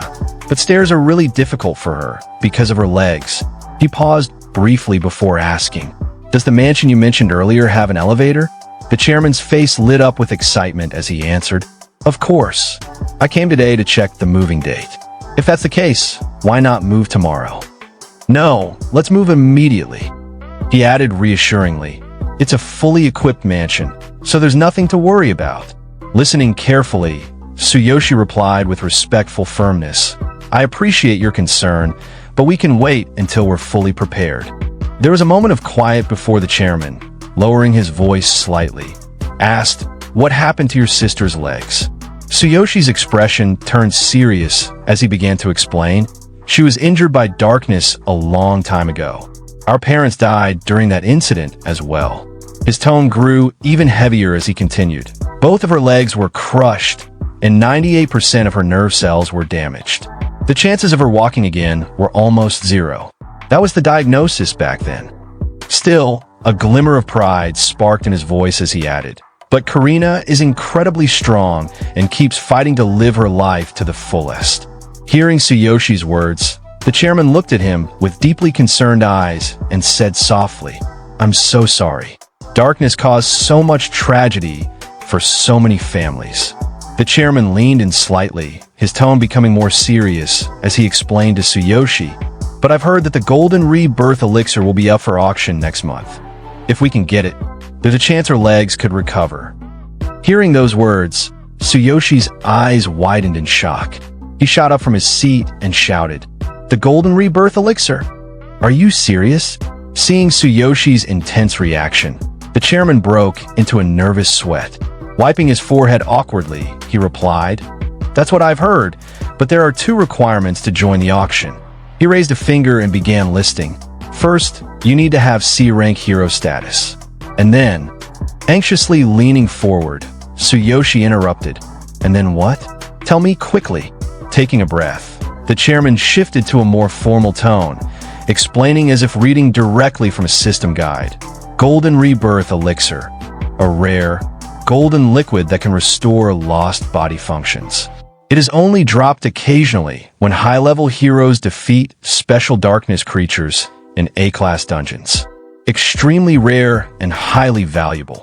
Then, with a deeply concerned expression, the chairman placed a hand on his face and said heavily, "You also need at least 1 billion yen in capital." Hearing the chairman's words, Tsuyoshi softened, his voice dropping as he echoed, 1 billion. The chairman continued, explaining patiently, "Yes, every auction has strict entry requirements based on status and power." He leaned forward, emphasizing his next words. "You can qualify for C-rank hero status by placing in the top 3 in the Supernova tournament.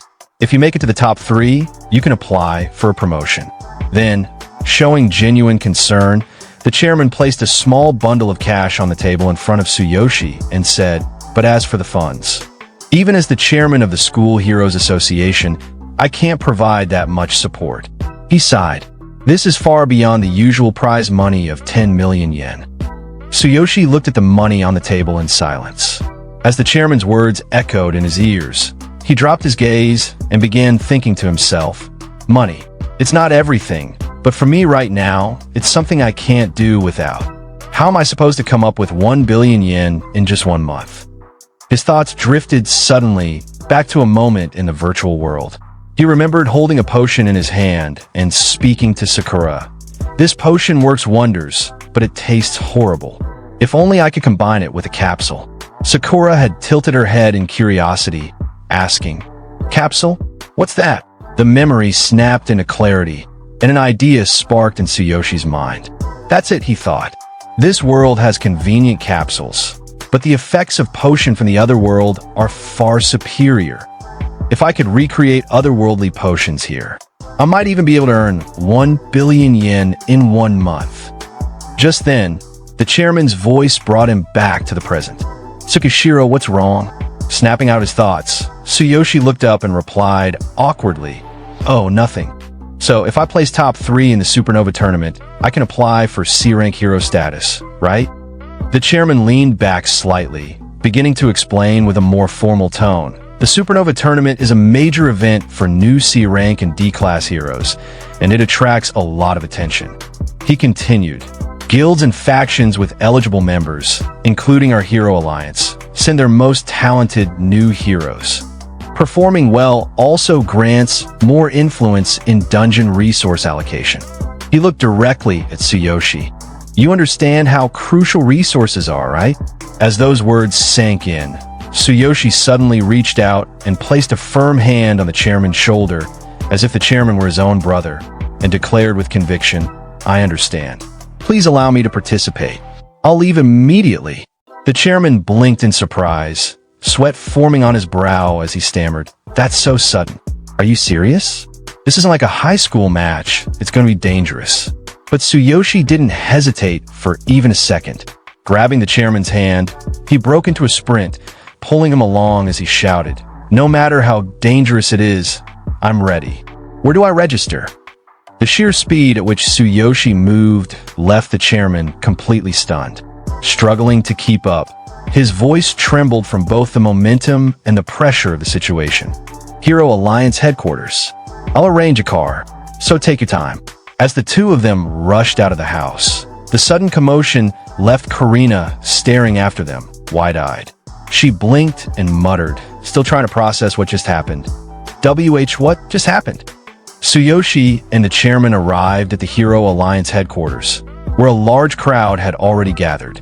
People from all walks of the hero world buzzed around the towering facility. Taking in the sight with wide eyes, Tsuyoshi looked around and exclaimed with excitement, "It's massive. By the way, Chairman, why did you approach me for this?" As they walked toward the elevator, the chairman rubbed the back of his head and replied honestly, "It's a matter of mutual benefit.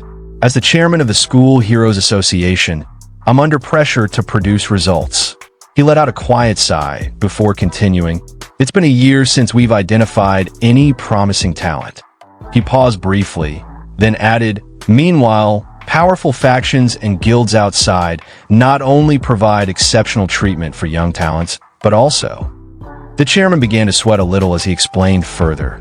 "Many young heroes dislike the rigid rules of organizations like ours, and instead prefer the freedom offered by factions or guilds."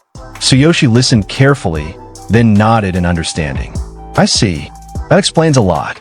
His gaze sharpened with determination. "I'll do my best to ensure that I don't disappoint you." Soon after, the two stood before a registration officer at the tournament registration desk. The officer glanced at her screen, then looked up and addressed them bluntly. "Tsukishiro, you currently don't meet the requirements to participate in the Supernova tournament." The chairman's face tightened in surprise. He stepped forward quickly and said, "What? I thought one of the 3 spots was still open. What am I missing?" The registration officer adjusted her glasses, then clarified, "Yes, there's 1 spot left for a substitute, but..." She looked straight at the chairman and added, "Tsukishiro doesn't have the required records in the system to qualify." The registration officer stared at the screen in front of her, then spoke again with a professional tone. "To participate in the Supernova tournament, you must have placed in the top 3 in at least 2 public dungeons." She clicked through several files, her expression unchanged. "I checked earlier, and apart from a single test dungeon, Tsukishiro has no other records. He doesn't meet the conditions." Hearing that, the chairman clenched his teeth and began to sweat under the pressure. "I was careless. The tournament is in just 1 week. Competition in public dungeons is extremely fierce. He glanced down, frustrated. Securing a top 3 placement in 2 public dungeons within a few days is practically impossible. Trying to maintain order, the registration officer held up her hand slightly. "Chairman, please calm down." Meanwhile, Tsuyoshi stood to the side, puzzled by the exchange. With a confused look, he turned to the chairman and asked, "What are these public dungeons and top 3 placements you're talking about?" Without turning to face him, the chairman muttered, "Oh, my mistake. It means there's no way to join the tournament now." Then, more clearly, he explained further, there are 6 public dungeons, 3 C rank, 2 D rank, and 1 B rank, which is the most challenging. To qualify for the Supernova tournament, you and your party must secure a top 3 placement in any 2 public dungeons. However, many competitors aim to qualify, so the competition in these 6 dungeons is intense. And there's less than a week left. Forming a strong party also takes time. Hearing everything, Tsuyoshi slowly clenched his fist. His eyes were steady with resolve as he declared, "I'll secure a top 3 placement in at least 2 public dungeons before the tournament." The chairman turned to face him, staring in shock and confusion at Tsuyoshi's unwavering expression. The chairman stared at Tsuyoshi, his face covered in sweat, shocked by the boy's declaration. "Are you serious?" He blurted out, barely believing what he'd just heard. Even the registration officer couldn't hold back, cutting into the conversation with a sharp tone. "Big talk, but there's no way you can pull it off, you fool." But Tsuyoshi didn't stop. With calm confidence, he turned and began walking away, adjusting his tie as he replied without looking back, "I'll leave for now. Just make sure to keep that last spot open for me. You'll see whether I'm a fool or not soon enough." Later that day, back at Tsuyoshi's home, a glowing notification suddenly appeared before him. His system's voice echoed out, "Boundless Passage activated." Seeing the message, Tsuyoshi's eyes lit up as he smiled to himself, thinking, "Perfect timing. I need to head to the other worlds. I'll get the formulas from the other world, and I'll level up to 15 before coming back." A yellow portal shimmered open before him. Without hesitation, Tsuyoshi stepped through and disappeared into its light. In the other world, Karina, the city of the genius Kevin. Inside a small room, Tsuyoshi sat calmly, deep in thought. "Level 15? I'll conquer all 6 dungeons on my own," he declared in his mind with burning confidence. But then, a sudden notification appeared in front of him, catching him off guard. Important notice. Due to unstable debugging, you cannot stay in the other world for more than 3 days. Staying longer will result in permanent inability to return to the original world. Clicking his tongue in frustration, Tsuyoshi muttered under his breath, "T-Seach, of all times for this to happen. So I can't stay here for more than 72 hours. Still, determination returned to his eyes as he spoke to himself, going from level 12 to 15 in 3 days. It'll be tough, but I can make it work. Tsuyoshi sat on his bed, gazing out the window of his room in the other world. The distant horizon stretched before him, but his mind was elsewhere. A flicker of tension crossed his eyes as he muttered to himself, "It looks like things are about to get much harder." The next morning, Sakura stretched with her usual energetic yawn, her voice bright and cheerful. "Fu-fu-fu. Good morning, master." Tsuyoshi turned to face her with a warm smile.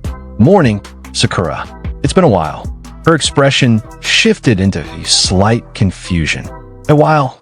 she echoed, tilting her head. He nodded lightly and said, "Things are about to get busy for us."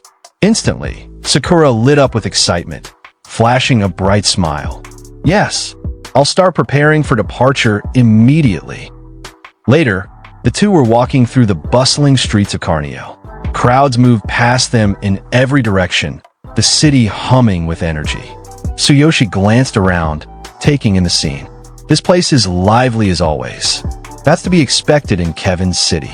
Sakura, walking beside him, glanced to the side and added, "Indeed, recently, Kevin has been hosting a refining tournament with extravagant prizes, attracting young shamans and adventurers looking for rare medicine." Tsuyoshi kept walking, his curiosity piqued. "A refining tournament, huh? Adventurers must be looking for good medicine too. What are the prizes? Sakura responded quickly, her voice filled with enthusiasm. I checked earlier. Since Kevin is hosting it, the prizes are incredible. With excitement lighting up her face, Sakura explained to Tsuyoshi. Third place gets a basic potion formula. Second place includes an apprenticeship, a normal potion formula, and a level-up potion formula. And first place comes with becoming Kevin's direct disciple, 1 basic potion formula, and 2 level-up potion formulas. As the two made their way through the bustling crowd, Sakura added, just the formulas alone are enticing. For shamans, they're extremely valuable. A single basic potion formula can sell for 300 gold coins. Hearing that, Tsuyoshi's eyes widened slightly. The prizes are formulas? He muttered, surprised. Then, looking toward Sakura, excitement sparked in his eyes. He silently thought to himself, this is perfect. If I can get my hands on enough formulas, I could easily make the 1 billion yen back in my original world. Sakura, catching his expression, spoke again. Yes, first place includes 1 basic potion formula and 2 level-up potion formulas. Are you interested? Without hesitation, Tsuyoshi replied, absolutely. I'll enter the refining tournament and take first place. Sakura was taken aback. I thought you came here to meet Kevin, she asked, surprised. Taking her hand and heading swiftly toward the competition grounds, Tsuyoshi replied with determination, I can't just meet him and shamelessly beg for the formulas. It wouldn't be right. I'll win them fair and square. Let's register. Watching him with a mix of admiration and resignation, Sakura thought to herself with a serious look. So you're entering the refining tournament. Looks like our plans are going to be delayed again. In front of the refining tournament registration desk, Tsuyoshi found himself face-to-face with a familiar girl, the one from the Shaman examination, Kevin's disciple. She blinked at him in confusion, a drop of sweat running down her temple as she exclaimed, Huh, a weak human. What are you doing here? Recognizing each other, the conversation quickly turned into a back and forth. You're seriously planning to join the refining tournament hosted by my master? She asked, disbelief in her tone. Tsuyoshi tilted his head with a blank stare and replied, Who are you again? From within his bag, Sakura tried her best to stifle her laughter, covering her mouth and trembling silently. The girl nearly exploded in embarrassment. Jumping slightly, she pointed at him with frustration. It's me. I sat next to you during the Shaman examination. Because of you, I lost 187th place. Seeing her throw a mini tantrum, Tsuyoshi casually raised his hand and said, Oh, just kidding. I remember now. He stepped forward toward the desk and asked, I want to join the refining tournament. How do I register? The girl huffed and looked away, puffing her cheeks with a pout. You're so clueless. The refining tournament isn't like that exam. Even blue shamans are competing. My senior, a top-ranked blue shaman, is also entering. If you don't want to get crushed and humiliated, you should just give up. But Tsuyoshi ignored her completely and leaned slightly toward Sakura, whispering something. Seeing herself brushed off so easily, the girl shouted again, Hey, don't ignore me. I'll guide you there. Still facing forward, Tsuyoshi didn't even glance back as he said, This is the registration desk, right? Sakura, let's go. Then, with a sly grin and a teasing tone, he called out behind him, Feline, you're being way too noisy. Suddenly, a presence appeared behind Tsuyoshi, silent but seething. He didn't notice at first, laughing lightly as he continued chatting with Feline and Sakura. But then a sharp voice cut through the crowd like a blade. You again. How dare you show your face here? Tsuyoshi turned, blinking once. Standing there was none other than Vincent, Kevin's disciple, the same one who had confronted him in front of the lodge. His eyes burned with fury. Feline gasped, quickly stepping behind Tsuyoshi. Her voice trembled. Hey, you weak human. Are you acquainted with my senior? She peeked nervously past Tsuyoshi's shoulder. Just because you're the master's top disciple, he's acting so arrogant. Tsuyoshi, unfazed, smirked and replied coolly, Yeah, I know him. So, he's your senior, huh? Vincent's rage flared at the sound of Tsuyoshi's voice. I told you I'd make sure you couldn't stay in Carnio, he shouted, voice echoing through the street. And now you waltz right into my hands. He raised his arm and roared, boys. In an instant, the narrow road behind him filled with movement as a dozen beastmen emerged from the crowd, forming a loose circle around Tsuyoshi. One of the beastmen, red-eyed and growling, stepped forward. Yes, Vincent, what do you need? The situation was turning ugly fast. Feline's face paled. She stepped out from behind Tsuyoshi, trying to reason with Vincent. As senior, please stop this, she pleaded. This guy might be weak, but he's no villain. He just wants to join the tournament. But Vincent clenched his fists, his jaw tight, and snapped at her. Silence, Feline. Not only did you disappoint Master during the examination, now you're siding with this weakling, too? His voice lowered but thickened with venom. Fine, I'll deal with both of you, together. As the group of beastmen closed in, their eyes sharp and stances aggressive, Tsuyoshi stood his ground. Calmly assessing the situation, he shifted into a defensive position. His tone steady, he spoke with quiet resolve.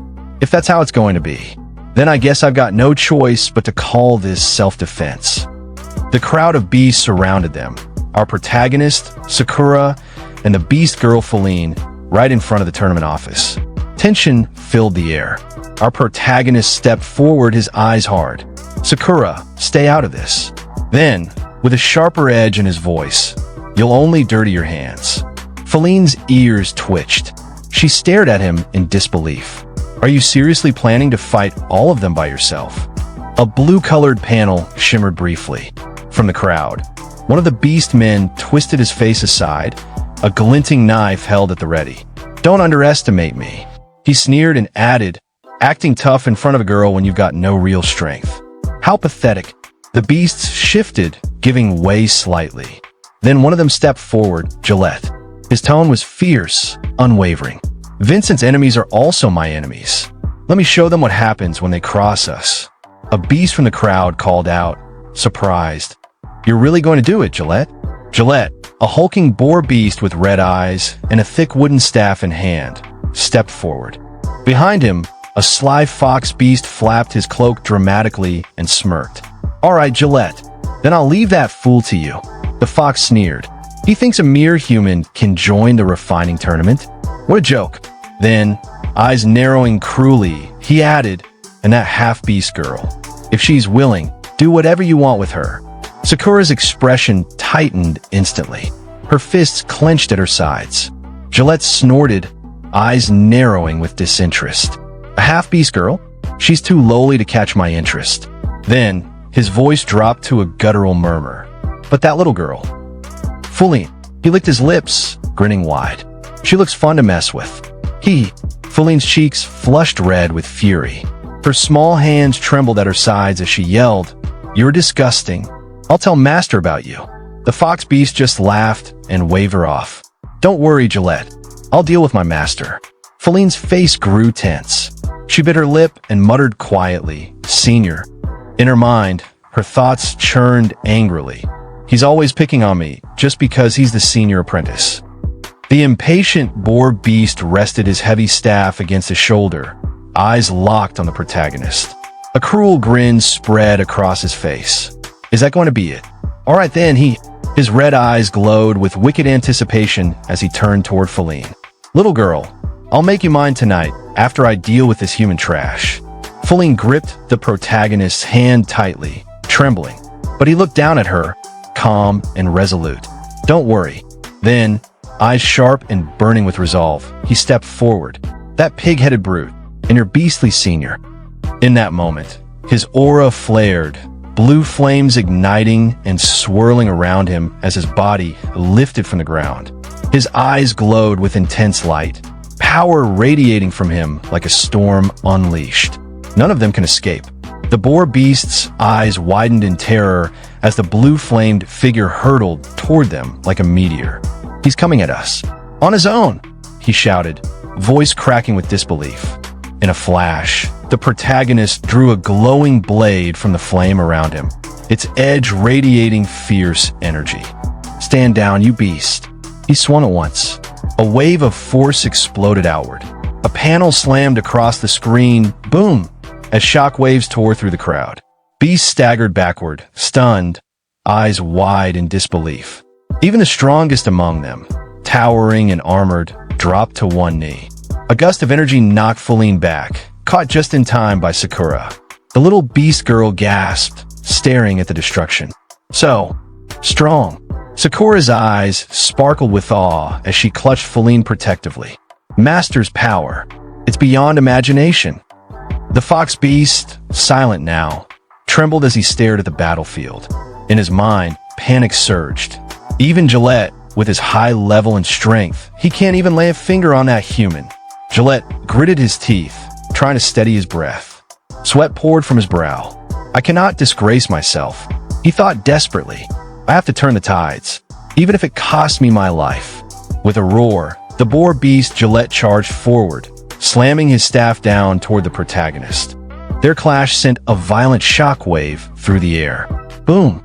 An immense explosion erupted in front of the tournament office, green energy crackling outward in a wide burst. The earth trembled beneath them. A panel flashed across the screen. A surge of aura that terrifies surrounding enemies and counterattacks with the force of thunder. The surrounding beasts staggered back, some shielding their faces from the blinding blast. Suddenly, from behind, the fox beast snarled with a merciless grin. And now, Gillette, attack. He added with a cruel edge. Kill him.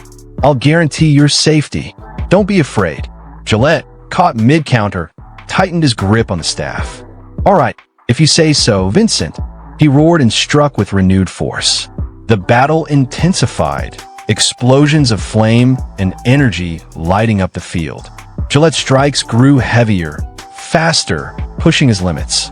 With a surge of desperation, he activated a secret technique.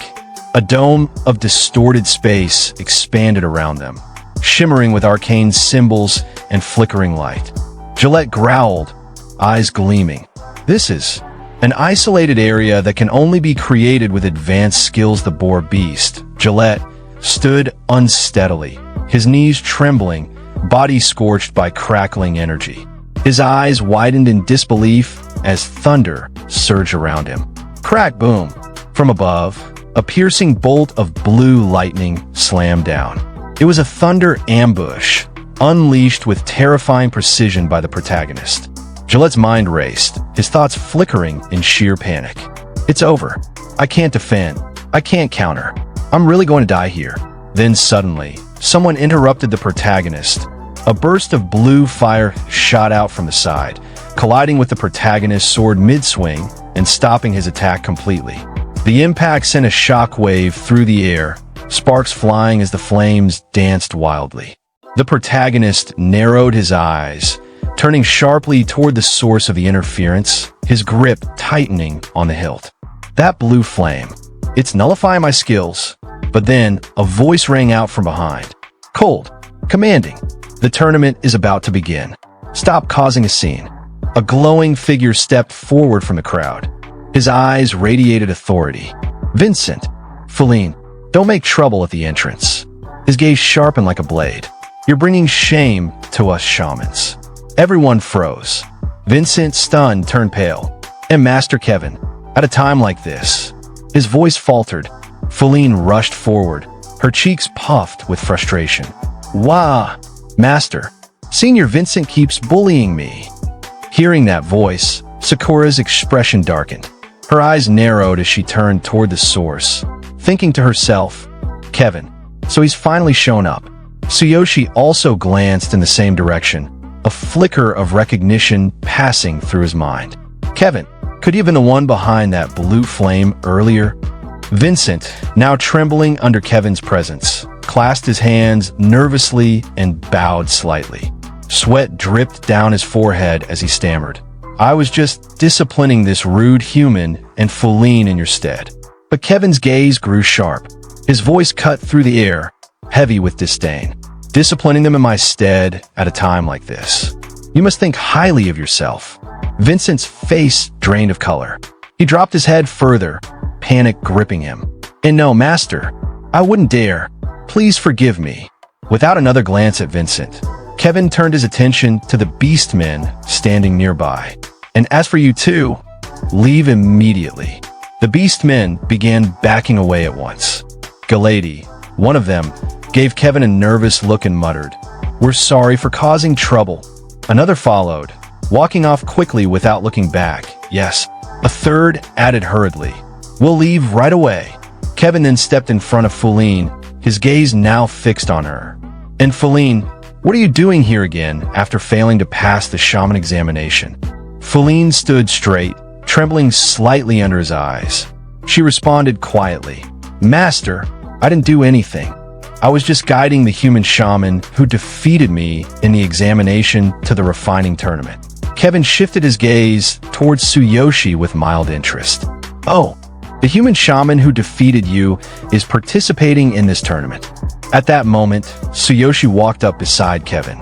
With a calm smile, he looked up at him and said, "I didn't expect to meet you here, Kevin." The protagonist rubbed his red nose with a casual grin and stepped forward. "I've come here with a recommendation from President Doug. Here's a letter from him." He handed over a sealed envelope, adding lightly, "I heard the refinement tournament was taking place, so I thought I'd give it a shot." Kevin's eyes widened slightly. He took the letter and opened it with a careful flick of his fingers. "A recommendation from President Doug?" he repeated, clearly stunned. Then, after a beat, his gaze softened with realization. "I see. So there are lingering issues with your body." He folded the letter neatly and nodded. "If it's a recommendation from my respected senior, President Doug, I won't treat you carelessly. Come with me." With practiced ease, Kevin turned on his heel. As he walked, he called out coldly to Vincent, "And you, prepare the materials for the tournament. Don't disgrace me as my top apprentice." Vincent bowed with a stiff nod, biting back resentment. Meanwhile, the protagonist looked around, confused. "Wait, where's Sakura?" Kevin's voice dropped to a lower, more serious tone, almost as if speaking to himself. "According to Doug's letter, you've been afflicted by darkness and are using forbidden elixirs to mitigate the symptoms. Is that correct? To maintain both your mental and physical strength under such circumstances. Were you refining some kind of special potion?" The protagonist leaned back a little, his smile returning, though it was tinged with tiredness. "Please call me Tsuyoshi." He took a breath. Perhaps my body was resilient, or I was just lucky enough not to be completely consumed before challenging it. His voice lowered with a tinge of regret. "I ventured into the dark area alone. It was reckless of me." Kevin stopped in his tracks, eyes wide with disbelief. "You ventured into the dark area? Alone?" Tsuyoshi nodded calmly, his expression unreadable. "Yes." He spoke with quiet strength. "I'm a warrior, but at that time, I had a request for President Doug. And there happened to be a shaman examination, so I thought I'd give it a try." Kevin stared at him, sweat beginning to bead on his forehead. His eyes flicked to Tsuyoshi's face and froze on his eyes. "You just happened to participate and defeated Feline to win." His voice dropped to a whisper. "Tsuyoshi, how much have you studied the refining of potions? Who was your mentor?" Tsuyoshi gave a casual smile, as if it were the most ordinary thing in the world. "I've never formally studied it. I didn't have a mentor. I just relied on instinct." Kevin's heart skipped a beat. This human. Could he be a genius who surpasses even me? He thought, stunned. Then aloud, he forced himself to say, "Impressive, Tsuyoshi. Come with me." But even as he turned, hiding his face, a storm of conflicted thoughts swirled in his mind. "I cannot allow it. The existence of a genius greater than myself." In the next scene, Tsuyoshi and the shaman, Kevin, could be seen entering Kevin's place for some tests on Tsuyoshi. The walls along the walkway were marked with symbols, painted in shades of red, blue, and dark green. Suddenly, Shaman Kevin spoke, his hand placed behind his back. "President Doug introduced you to me because I possess the laws of earth and wind, didn't he?" His expression tense. Kevin continued, "The potion I refined carries the power of the laws. It might be able to remove the darkness in your body." Tsuyoshi placed a hand behind his head, offering a small, hopeful smile. "Yeah, I'm counting on you," he said. A door stood before them. its surface illuminated with several green-colored panels that shimmered faintly. Kevin reached out and pushed the doorknob. As the door creaked open, they stepped into the chamber. "This is my refining chamber," Kevin said, his tone slightly confused, as if expecting a different reaction. The scene shifted to the inside of the chamber, lined wall to wall with bookshelves overflowing with volumes. Raising a hand into the air with pride, Kevin declared, "I love gathering medicinal herbs, and I love researching them even more. I pride myself on knowing more about herbs than anyone else." Tsuyoshi glanced around the room, his eyes scanning the shelves and the surroundings with quiet curiosity. Finally, they reached the place they had come for. At the center of the room stood a table made of stone, resembling an altar. Nearby, a book lay open, attended by a subtle glow, its pages filled with symbols related to healing or alchemy. Above the platform, two pieces of crystal floated in the air, gently rotating. Tsuyoshi's eyes widened slightly in awe. "This refining platform is amazing," he thought. Tsuyoshi turned to Kevin, curiosity in his eyes. "Does it also enhance the refining effects?" he asked. Kevin closed his eyes briefly, then replied with a calm, almost dismissive tone, "Oomph. It's decent, I suppose." Kevin gave a sharp, killer smile and said, "Was it just needless worry? He can't even tell the difference between premium herbs or understand the value of a premium refining platform." After a brief pause, he added, "There's nothing to be impressed about." Looking down with an arrogant tilt to his head, a smug expression on his face, Kevin said, "Never thought of myself as inferior to anyone when it comes to refining, especially after obtaining the laws of Earth." Kevin turned towards Tsuyoshi and motioned him forward. "Let me examine the state of your body." Tsuyoshi gave a short nod. "Yeah." He stepped up to a stone plate and, without hesitation, poured a small amount of his blood onto it. The surface absorbed it quickly. A moment later, Kevin extended both hands, his fingers forming a complex pattern in the air. A deep hum filled the chamber. Then, with a flash, a vivid blue flame ignited above the plate, dancing and flaring with intense energy. Tsuyoshi's eyes widened. Earlier, it was a blue flame. This is due to the laws of Earth. Suddenly, a shocking and unbelievable sight appeared behind Kevin. A swirling blue flame materialized out of nowhere. It hovered in the air, rotating slowly yet fiercely, as if responding to his presence. The intensity of its glow cast flickering lights across the chamber walls, and the air grew heavier with raw elemental energy. Tsuyoshi stared, stunned. The flame wasn't ordinary. It radiated something ancient, something powerful. The blood that had been collected from Tsuyoshi in the stone plate suddenly lifted into the air, drawn toward the swirling blue flame behind Kevin. It shimmered as it flew, then began to scatter in midair, dissolving into glowing fragments. Kevin's eyes widened in disbelief as he watched the phenomenon unfold. "There's indeed a trace of darkness having entered," he muttered. He stared at Tsuyoshi, his mind racing. To think he's perfectly fine, even though darkness has infiltrated the depths of his body. If this aura of darkness were within an ordinary adventurer, they'd have lost their sanity long ago. Tsuyoshi, sensing the tension, asked cautiously, "Is my condition that bad?" Kevin's expression turned cold as he faced him. "Condition is clear to me now. Potions won't suffice anymore.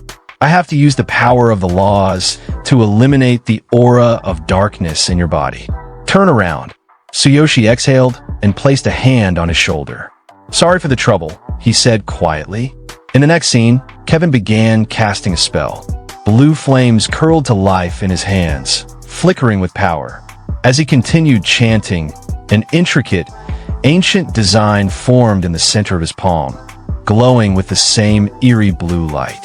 The moment the spell activated, Tsuyoshi's eyes flared open, glowing with intensity.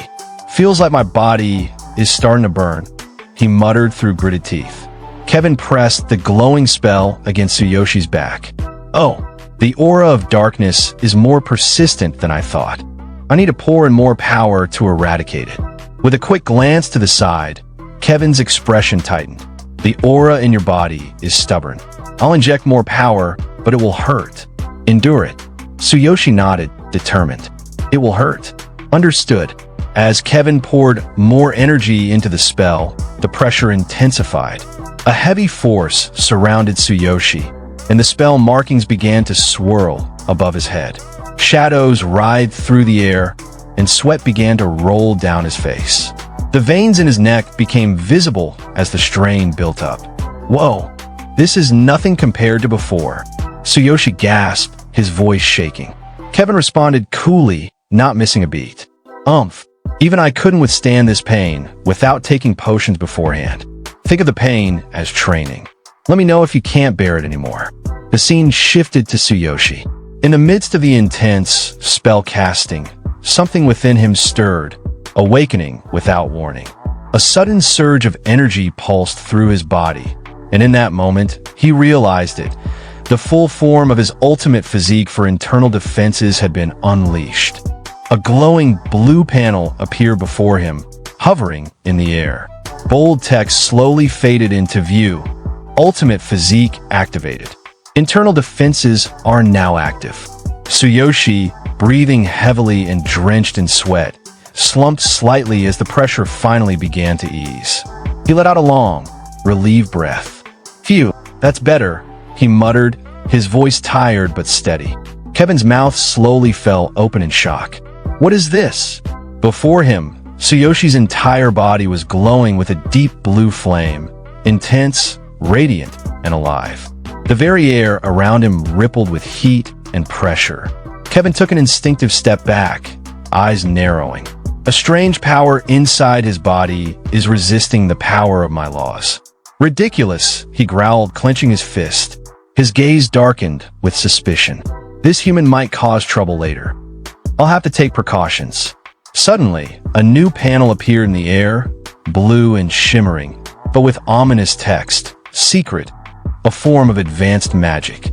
It utilizes the caster's immense magical power to embed a mark within the target's body. Upon activation, the seal detonates, resulting in the target's death. Kevin moved his hands through the air, forming a precise set of gestures. A faint magical symbol began to take shape at his fingertips. Then he muttered, coldly erased, is complete within any Isis. Tsuyoshi flexed his fingers slightly, then placed a hand over his chest. His breathing was steady now, and a sense of relief washed over him. Expected of Kevin, the genius shaman, he said with a tired smile, to eliminate such a stubborn aura so effortlessly. As they walked, a thought crossed his mind, quiet but filled with awe. It must be the amazing power of the laws of earth and wind. As Tsuyoshi stood there beside Kevin, his thoughts drifted inward. Memories of the 12 ruin laws flashed through his mind. What Kevin possesses is the 12th law of the legendary ruin laws. Then what is the first law? What kind of power does it have? I'm curious. He turned back to Kevin, his expression calm and composed, and spoke. Yes, I feel better now. Thank you so much. If I may, I'd like to offer gold coins as a reward. Kevin gave a warm smile, shaking his head as he responded, no need. Since President Doug recommended you, this is only natural. I heard from Fuline that you're interested in joining the refining tournament. Do you still want to participate? Tsuyoshi's eyes lit up with excitement as he answered, of course. Is that possible? Kevin nodded with a slight grin. Ranked first in a shaman examination, you naturally qualify. The tournament is about to start. If you don't need any special preparation, you can join as is. Then his tone shifted slightly. With a composed, confident look, Kevin added, but let me make it clear. Even if President Doug recommended you, I won't go easy on you. Even my disciple, the Blue Shaman Vincent, won't receive special treatment. Tsuyoshi gave a simple, confident reply. Just being able to participate is enough. I don't expect any favors. Kevin smiled at his response. He raised his hand toward the right side and cast a small spell in the air and appear a cloak with Phoenix in back. The scene shifted to the tournament's main venue, a wide, open chamber filled with the scent of herbs and the quiet flicker of lamplight. At the center stood a stone table stacked with books, jars of medicinal ingredients, and a gently glowing lamp. The atmosphere buzzed faintly with magical energy. Beside the table stood a small girl with animal-like ears twitching slightly atop her head and a soft tail swaying behind her. She looked up confidently, her tone sharp and direct. "Master entrusted me to guide you," she said firmly. "So follow my instructions properly." Tsuyoshi walked beside her, a composed attitude in his stride and a quiet confidence in his eyes. He didn't say much, but the air around him said enough. He was ready. As they continued walking, the girl glanced back over her shoulder at Tsuyoshi, her ears twitching with a hint of mischief. She stopped, crossing her arms with a smirk tugging at her lips. "Your registration processes are complete," she said, then added with a teasing, slightly insulting tone, "What about the woman who was with you? Did she abandon you?" Her eyes narrowed slightly, as if testing him, watching for any reaction. Hearing her words, Tsuyoshi let out a light, awkward laugh, a drop of sweat trailing down his face. "Got it, Feline." Just then, she stepped forward, eyes fixed straight ahead without so much as a glance toward him. "The participants in this tournament are all confident young people," she said sharply. "It won't be as simple as the basic assessments last time." She crossed her arms with a huff. "Even my seniors, the blue shamans, are more talented. You don't stand a chance, but it'll be a good learning experience for you." Tsuyoshi blinked, then asked curiously, "Are you participating, Feline? You're Kevin's disciple, right? And a white shaman, no less." Without looking at him, Feline's expression turned slightly annoyed. She held her arm as if holding something back. My master said that if I couldn't get first place in the examination, my qualification would be revoked," she muttered. "Besides, my senior is also participating. It wouldn't look good if outsiders started saying that Kevin's disciples monopolized the top spots. But it's fine. I'll have other chances." Tsuyoshi rubbed the back of his head sheepishly. Sorry, I didn't mean it like that." Feline closed her eyes, raising a hand with a dismissive gesture. "No need for apologies. A loss is a loss, and you are indeed impressive." Tsuyoshi simply smiled at her, still rubbing the back of his head, saying nothing more. The scene shifted to the participant area, where tall, towering pillars lined the grand space. Several participants were already gathered, waiting in front of long registration tables. Feline and Tsuyoshi stood just at the edge, looking toward the massive refining arena ahead. Feline pointed toward a well-crafted stone platform. "This is the refining platform I prepared for you. It's mine, so don't break it. Don't let it go to waste. Make sure to clean it after the tournament." Tsuyoshi looked at her with a faint smile. "All right, I'll be careful." Tsuyoshi and Feline stood side by side in front of a large stone table. Feline turned to him, arms crossed tightly, and expression serious. "This tournament is an elimination match. Half of the participants will be eliminated in the first round," she said firmly. Then, narrowing her eyes at him, she added, "You're a weakling, but since you're using my refining platform, don't embarrass me." Tsuyoshi nodded calmly. "I'll do my best." Just then, voices from the gathering crowd began to murmur. A beastman scoffed. A human? A shaman? Lately, even peculiar ones like that are entering this noble refining tournament. Another chimed in with a laugh. Maybe he's just here to watch. From further ahead, another beastman, sitting near the front, sneered, "A waste of a slot. He probably bribed the official in charge of registrations." Feline closed her eyes, clearly annoyed, her arms still crossed. "Don't mind them," she muttered. "To them, the mere presence of a human here is an anomaly."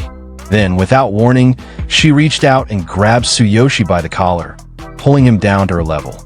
Her face flushed faintly as she whispered near his ear, "The most capable participants in this tournament are the blue shamans. They're enemies, but observing them carefully could be useful even for someone like you." Tsuyoshi looked at her and smiled gently. "Got it. Thanks, Feline." Suddenly, a loud voice boomed from the center stage. "The refining tournament will now commence," the announcer declared. "Participants, please prepare. The first match will be herb examination." The stadium erupted with cheers and excitement, the crowd roaring in anticipation as the tournament officially began. The stadium was packed, buzzing with noise and chaotic excitement. A cloaked beast standing at his table, his voice booming across the arena. For the first match, you'll be demonstrating your basic abilities as a shaman by choosing herbs as potion ingredients. Another beast, towering and broad-shouldered, raised a handful of potion, a sly grin curled on his face. "This is my specialty," he said with confidence. A glowing blue panel appeared in front of him. Participant, Drax race, beastman shaman type, blue shaman level, 17 Himph. Drax scoffed. "Is there anyone in this tournament who can't choose potion ingredients?" But inwardly, his thoughts ran deeper. There's no way this is just a simple test of picking herbs. This is a test of judgment. A great shaman must possess excellent judgment. Somewhere in the crowd, a voice murmured softly, unheard by most. Among the participants, only a few blue shamans might be able to rival me. The greatest threat will likely be Vincent, the genius. Kevin's disciple's Drax's mind raced as he recalled the name, Vincent. Kevin's disciple, a genius in final refinement. No doubt he's been taught countless secrets by his master. As for the white shamans, Drax smirked inwardly. "They're no match for me." Drax stood stunned as someone suddenly bumped into him. It was none other than our protagonist. "Whoops, sorry." Drax's face twisted with fury, his eyes glaring. "Running into me in this huge venue? Where are you even looking?" But the protagonist simply offered a pleasant smile, waving with one hand, the other holding his number plate. "My bad. I was distracted trying to find my place." Suddenly, a panel flashed in front of the crowd. Level 12 class, warrior equipment, black armor disguise set weapon, bloody mist saw skills, thunder chain fall duplicated skill, thunderous ambush attack combat power. 16,000. Drax's eyes narrowed as he looked the newcomer up and down. A deadly smile curved on his lips. "You're the rumored human participant? That appearance. You're a warrior, not a shaman. Interesting. Maybe you'll get a consolation prize." Vincent stepped up beside them and added coldly, "He's only here because he knows my teacher. He should have just focused on killing monsters instead of showing up here to embarrass himself." Drax blinked in surprise. "Vincent?" Then he turned back to the protagonist with disdain. "So you got in through connections? Have some shame." Our protagonist just stood there, confused by the sudden hostility. "Potion refinement isn't something you can achieve with brute force," Drax continued smugly. But the protagonist's expression darkened slightly. "If this wasn't the venue," he said, voice sharp with attitude, "I would have punched you by now." As our protagonist walked away with cool, steady steps, his attitude sharp like a blade, Vincent snapped at him from behind. "Stop it. Don't cause a scene here." Drax chimed in right after, voice filled with threat. "Hey, watch your attitude, or you'll lose your qualification." But the protagonist didn't even glance back. His voice came out cold and calm. "That's why you should be thankful for the rules." He added without pause, "Just wait and see. Don't come crying to me in the end." Suddenly, the booming voice of the announcer filled the stadium. "The first match, herb examination, will begin now." A pretty beast girl stepped forward, drawing everyone's attention. "I will now explain the rules," she said brightly. She held up a signboard, dark brown on the outside, glowing golden within. "We will announce the name of the potion, and you need to identify the ingredients necessary to make it and collect them within the given time limit," she continued, her voice crisp and serious. "Failing to collect the ingredients within the time limit will result in disqualification. You will be scored based on the quality of the ingredients you select." The scene shifted to the interior of the stadium, where several beast women stood in neat rows, each holding a basket. In the crowd, murmurs of curiosity and excitement buzzed through the air. I heard the question was designed by Kevin himself. It's bound to be exciting. You have to identify the ingredients quickly and judge their quality too. Who will dominate the first match? Someone leaned casually against the outer wall of the stadium, half hidden in the shadows. At first, their identity was unclear until the light shifted. It was none other than Flulin. Her eyes narrowed slightly as she watched the tournament grounds, thoughts swirling in her mind. Will that weakling be all right? His performance in the examination was impressive, but competing against experienced opponents. She exhaled softly. The blue shamans are the real deal. Meanwhile, high above in the stands, two masters were seated among the distinguished guests. One of them was Master Kevin. As expected of the young genius Kevin, one master remarked, gazing down at the stadium. This refining tournament is extraordinary. I'm glad my disciple Drax is participating, he added. It'll be a valuable experience for him. Kevin smiled modestly. No. I just wanted to give talented shamans a chance to show their skills. The other master leaned forward, intrigued. So, Kevin, who do you have your eye on? Your top disciple Vincent is said to be quite exceptional. A glowing blue panel appeared. Name, Connie Race, Beastman class, red shaman level. 33, Kevin held a red wine glass in his hand, his voice calm but sharp. Vincent certainly has talent, but what's important is whether he can showcase it in the tournament. Drax, on the other hand, is a promising newcomer among the blue shamans. Another panel lit up, this time showing. Name, Kevin status, genius shaman title, owner of the laws of earth and wind level. 36 class. Red shaman, a voice rose from the audience nearby. Thank you. By the way, I heard there's a human participant this time. I've never seen a human shaman before. You must mean Tsuyoshi, who was recommended by President Doug, came the reply. Kevin nodded slightly, his expression thoughtful. He's a warrior who hasn't even trained as a shaman. Yet he not only took the shaman examination as a human, but defeated my female disciple to claim first place. He chuckled softly. I'm quite curious about him myself. Connie leaned toward Kevin as they sat in the grandstands, watching the field below. A human who hasn't trained as a shaman and still came first in the examination? He narrowed his eyes. Is President Doug mistaken? Kevin didn't answer immediately. Connie rested his fist against his cheek, smirking slightly. If that's true, even I'd keep an eye on him. The scene shifted to the stadium floor, where all the contestants stood at attention. In front of them, beast women lined up in neat rows, each holding a large basket filled with potion ingredients. Our protagonist glanced at them, thoughts racing through his mind. Are these all the potion ingredients prepared? No wonder half the participants end up getting eliminated in the first match. The baskets only have enough ingredients for half the participants. In other words, half won't get what they need. Plus, potions require multiple ingredients, so you have to pick the right ones from several baskets. If you rush and grab random ingredients, or waste time finding what you need, you'll be disqualified. He grinned, a dangerous spark in his eyes. This is exciting. It's much harder than the shaman examination. The challenge is to choose the ingredients quickly and accurately. Time to use my divine eye. The beast girl stepped forward, her voice ringing clearly across the arena. Now, I will announce the name of the potion. With a dramatic motion, she pulled away the golden strip from the signboard. The first potion is...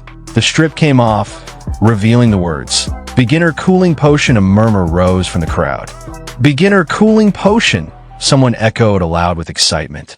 In an instant, the contestants surged forward, rushing toward the baskets to collect the necessary herbs. The scene shifted to our protagonist, standing still as others darted past him. He muttered under his breath, "They're quick." His eyes followed their movements sharply. As expected of official shamans, they've completely memorized the ingredients needed to make basic potions. He paused, a stunned look flickering across his face. Confusion set in. He didn't know the formula. His pupils began to glow faintly, thin streaks of blue energy trailing from his eyes. "But as for me," he whispered with resolve, "I'll be counting on you, divine eye." A glowing blue panel materialized in front of him. Divine eye analyzing. Analysis result. Beginner cooling potion requires 3 ingredients: fire spirit grass, wood core, and withered vine. His lips curled into a confident smile as he swung his hand through the air. All right, just 3 ingredients. In the blink of an eye, the number of available herbs began to dwindle fast. Our protagonist's eyes widened, a bead of sweat rolling down his cheek. Oh no, was I too late to get in? Around him, chaos broke out. Beastmen scrambled, pushed, and shouted as they fought to grab the right herbs. Vincent calmly plucked a herb from a basket, smirking with confidence. "Oomph, I can do this with my eyes closed." A few feet away, Drax growled and shoved his way forward. "Move aside," he barked, then chuckled darkly. Too easy." Our protagonist watched them both with a mix of shock and awe. Not bad at all. Seems like these blue shamans aren't just for show. But then his expression changed, his shock replaced with burning determination. He clenched his fist tightly, holding it near his chest. "But there's no way I'm losing here." His eyes sparked with resolve, a faint gleam flashing across his face. Time to show the power of a warrior. Suddenly, a dark purple aura burst out from his body. Overwhelming energy surged around him, raw, pulsing, and wild. The ground beneath his feet cracked ever so slightly under the force. This was no ordinary move. He was ready to unleash thunderous ambush attack. His eyes locked onto a target. The first ingredient is over there. Vincent froze, sensing a sudden shift in the air. The energy around him crackled unnaturally. His eyes narrowed. This is a skill wave. He looked toward the source, frowning. "Hey, is that fool of a human causing chaos because he's about to lose?" High above, Connie raised an eyebrow, looking at them with growing curiosity. "What's he planning to do, huh? A warrior skill?" Kevin leaned forward in his seat, unsettled. "What's the meaning of this?" In the stadium, one of the beastmen suddenly turned, startled. "Huh? Why did it suddenly go dark before he could finish?" A dark blur shot past him. Our protagonist, cloaked in vibrant dark purple energy, surged forward like a flash of lightning. His aura twisted violently, bursting with sheer force as it whipped the air around him. His eyes locked onto a beastman guarding a basket, and he charged. The beastman stumbled back, eyes wide in terror. "Gaia, what are you doing?" Panic flickered in his gaze as the human warrior closed in. "What's happening?" The beastman gasped, trembling as sudden hush fell over the arena as a glowing blue panel materialized above the field. Skill canceled. Thunderous ambush attacked. The dark energy surrounding the protagonist dissipated, leaving only a faint shimmer in the air. The beastman, still trembling from the earlier display, stammered, "No need to push further. This will do the trick." Nearby, a beastwoman with a basket stood frozen, her cheeks flushed red. The protagonist approached her calmly, his eyes scanning the contents of the basket. Another blue panel appeared, Divine Eye, highlighting the highest quality fire spirit grass with a mark of light, and he say, "All right, got the fire spirit grass." He reached in and gently picked the glowing herb, nodding politely. "Thank you," he said to the beastwoman, who could only nod in stunned silence. Around them, the other beastmen watched in disbelief, beads of sweat forming on their brows. In the stands, Master Connie chuckled heartily. "Ho ho!" Using a warrior's skill to move quickly toward the ingredients, then canceling it? "Ha! What an amusing lad!" Master Kevin, however, narrowed his eyes in contemplation. Not just that, he even picked the highest quality fire spirit grass. He pondered further. Can he really identify the proper ingredients? Or was it just pure luck? As the protagonist moved on, another blue panel appeared. Acquired. Highest quality wood core followed by yet another. Acquired. Highest quality withered vine soon after. The Beast Girl announcer stepped forward, her voice clear and authoritative. "Time is up. Potion appraisers, enter now. Evaluate the accuracy and quality of the ingredients chosen by the participants," she continued. "The ingredients required for the beginner cooling potion are fire spirit grass, wood core, and withered vine." The examination hall buzzed with anticipation as the potion appraisers took their positions. Contestants lined up, each presenting their selected ingredients for evaluation. One by one, hopefuls stepped forward, only to be met with the stern verdict. Incorrect ingredient selection. Disqualified. The announcements echoed repeatedly, a testament to the challenge's difficulty. Then came Drax's turn. The shaman examined his selection and declared, "Drax, correct ingredient selection. Total quality is 84 points out of 100. Excellent quality." With a confident smirk, Drax responded, Humph, of course. Observing from the stands, Master Kevin remarked, as expected from Conti's disciple. Both his speed and accuracy are impressive. Conti nodded in agreement. Not bad at all. Next up was Vincent. The shaman announced. Vincent, correct ingredient selection. Total quality is 94 points out of 100. Outstanding quality. Vincent stood tall, eyes closed, exuding pride. He thought to himself, in a match like this, there's no way anyone except me can take the top spot. As the potion appraisers continued their evaluations, the atmosphere grew tense. Conti, observing Vincent's performance, exclaimed, "Oh, the genius disciple truly lives up to his name." Kevin, with a proud smile, added, "Thank you." With this score, it's clear that Vincent will take first place in the first match. Flulin, visibly anxious and sweating, muttered, "Weak human, you better keep up." The attention then shifted to Tsuyoshi. A shaman examiner, upon reviewing his ingredients, remarked, "Is this Tsuyoshi, the human shaman? TCH, the ingredients are correct, but what about the quality?" Suddenly, the appraisal device displayed unexpected results. The examiner, puzzled, said, "What's this? Is the appraisal device malfunctioning?" Kevin, growing impatient, urged, "Stop stalling and announce the results already." The examiner, after a brief pause, announced, "Yes. Participant Tsuyoshi. Correct ingredient selection. Quality. The quality is..." With a mix of astonishment and admiration, the examiner declared, 100 points out of 100. Perfect quality. The crowd erupted in gasps and murmurs, astonished by the human participants' flawless performance. Tsuyoshi's achievement not only challenged expectations, but also set a new benchmark for excellence in the tournament. As the results of the first match were announced, the stadium was filled with astonishment. Kevin and Conti, both esteemed masters, stood with mouths agape, unable to comprehend what had just transpired. "What?" they exclaimed in unison, their voices echoing the disbelief shared by the crowd. From the stands, a spectator voiced the collective shock. "No way. That human scored full marks?"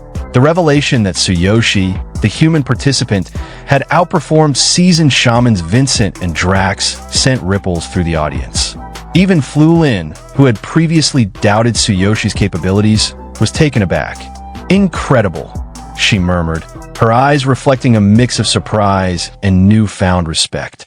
Tsuyoshi, examining his hand, acknowledged the tool that had guided him. "Divine, I analyzed everything perfectly. It's flawless." With a determined gaze, he added, "I can't wait for the next event." As we can see, some of the contestants, which beastmen, were confused at our protagonist scoring. One of the beastmen shocked and said, "Full marks." One from the crowd shouted, "Unbelievable. Every single ingredient had to have been perfect for that to happen." One of the beastmen, holding his both hands on his head, eyes wide open in disbelief. Did he really manage to select flawless ingredients in that situation? A cloaked man stepped forward and announced with authority, "All participant scores are strictly measured by the analyzer. There is no mistake in the scoring, as far as I can tell." Conti, the red shaman, his mouth wide open in shock, said, "It seems he has an extraordinary talent in selecting ingredients. I wonder how skilled he is in other areas." Kevin was stunned, silent for a moment, before his golden eyes lit up with intensity. "Indeed. I'm quite curious myself." Suddenly, the announcer raised his voice. "Time for round 2 of the refining tournament. Remaining participants, please return to your refining platforms." The cute-looking beast woman stepped forward, raising her hand high with a signboard glowing in the sunlight. Bold letters written.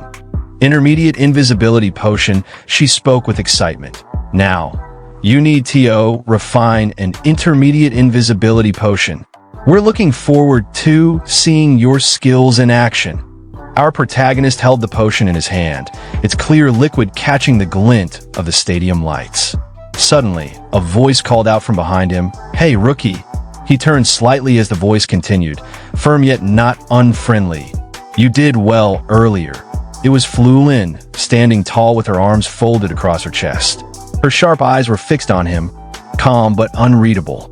Round 2's all about refining, she said. A critical skill that tests the most important qualities and talents of a shaman. She didn't smile, but her tone wasn't mocking, it was more like interest. Our protagonist, with a dashing look and a smile on his face, replied as Flulin stood beside him. Ah, yes, that was the focus of the previous round as well. Flulin's eyes narrowed, her arms still folded. By the way, where's your staff? Hurry up and bring it out. You can't even start without one. In a sudden panic, the protagonist scratched the back of his head. Oh, I forgot. His thoughts raced, a flashback hitting him like a wave. At first, President Doug lent me his staff out of pity, but now that most of my stats are in favor of the warrior class, if refining requires a lot of mana, I definitely won't have enough. Flulin was stunned. She shouted, "You forgot your staff? How did you even become a shaman?" He chuckled nervously, still scratching his head. "I just forgot. This is bad." Flulin groaned, clearly frustrated. "Ugh, seriously." Then, with a sigh, she handed him a sleek, special-type staff. "Here, take mine, you idiot. You're lucky that I'm here." After lending the staff to the protagonist, Flulin stepped back with a sigh. He raised the staff with confidence, his chest held high. "Thank you, Flulin. With your staff and the refining platform, I can definitely win." Flulin folded her arms with a smirk. "Oomph, you'd better win." Some of the beast women stepped forward, holding tray of ingredients. In that time, the announcer raised his voice and say, "Crush the ingredients and begin refining. You only have one attempt. The time limit is 30 minutes. Two figures in the crowd exchanged worried glances. Just one attempt, and only 30 minutes? That's tough. Intermediate invisibility potions are difficult. Only blue shamans can handle them. So everyone is just one shot." Conti, with a tense expression, muttered under his breath, "Limited chances, materials, and time." Tough conditions, indeed. Kevin, standing with arms behind his back, added firmly, "If you want to win a refining tournament, you should at least be able to handle this much." And he think inwardly, they have to succeed on the first try. Let's see what Tsuyoshi does. Was he just lucky before, or does he actually have remarkable talent? The Beast Girl announcer raised her hand and declared, "Now then, participants." Ingredients were placed one by one, first to Drax, then to Vincent, and finally to Tsuyoshi. As the Beast Girl carefully handed the tray to Tsuyoshi, he smiled and said, "Thank you." Her cheeks turned pink. "And no, it's nothing," she stammered. "I was just doing my job." The Beast Girl announcer raised her hand high and declared, "The 30 minutes begins now. Start refining." One of the contestants immediately shouted, "Hurry it up, Slowpoke." Kevin watched the chaos unfold with a sharp, composed glance. "This test will reveal whether you can remain calm and operate accurately under strict conditions," he said. "Those who are lacking in skills or mental strength will make mistakes right away." As if on cue, a loud crack echoed. One contestant cried out in frustration as his potion splattered across the stone table. "Damn it, I panicked and poured too much mana, and now the ingredients are ruined." Nearby, another contestant snapped with suspicion. "Did you tamper with the materials when you brought them here?" "Absolutely not. I would never." The assistant protested.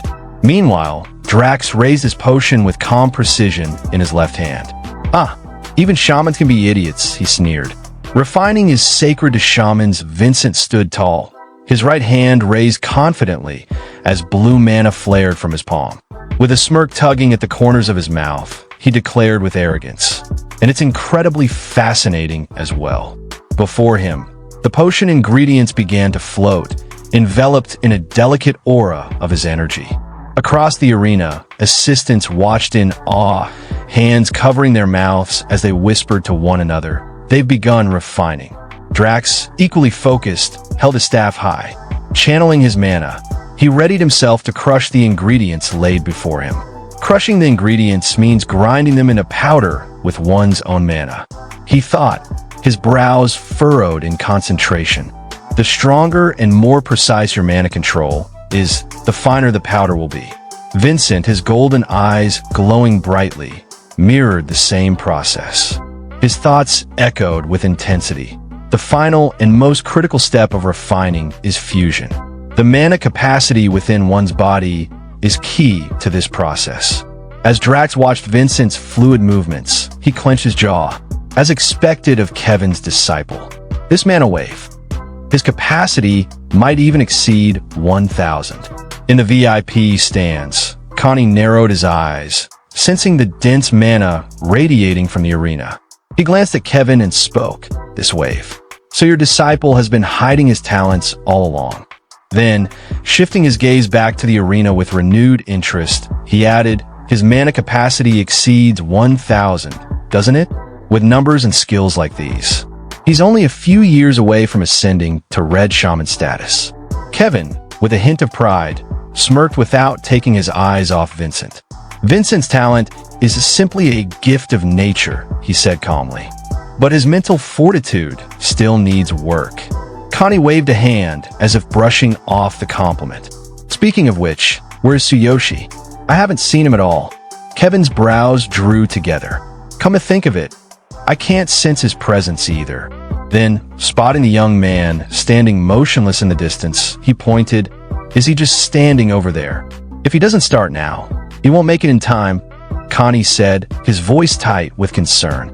Kevin's tone grew slightly irritated. "Is he stalling? I can't sense any mana waves from him." His eyes returned to the center of the field, flicking briefly between Vincent and Drax. "It looks like this round will come down to those two battling it out. Their mana capacities are 880 and 1,060, but mine is only 510.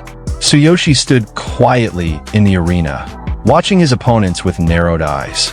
Drax is likely to produce a grade C potion, while Vincent might even manage a grade B, he thought with grim admiration, as expected of Kevin's disciple.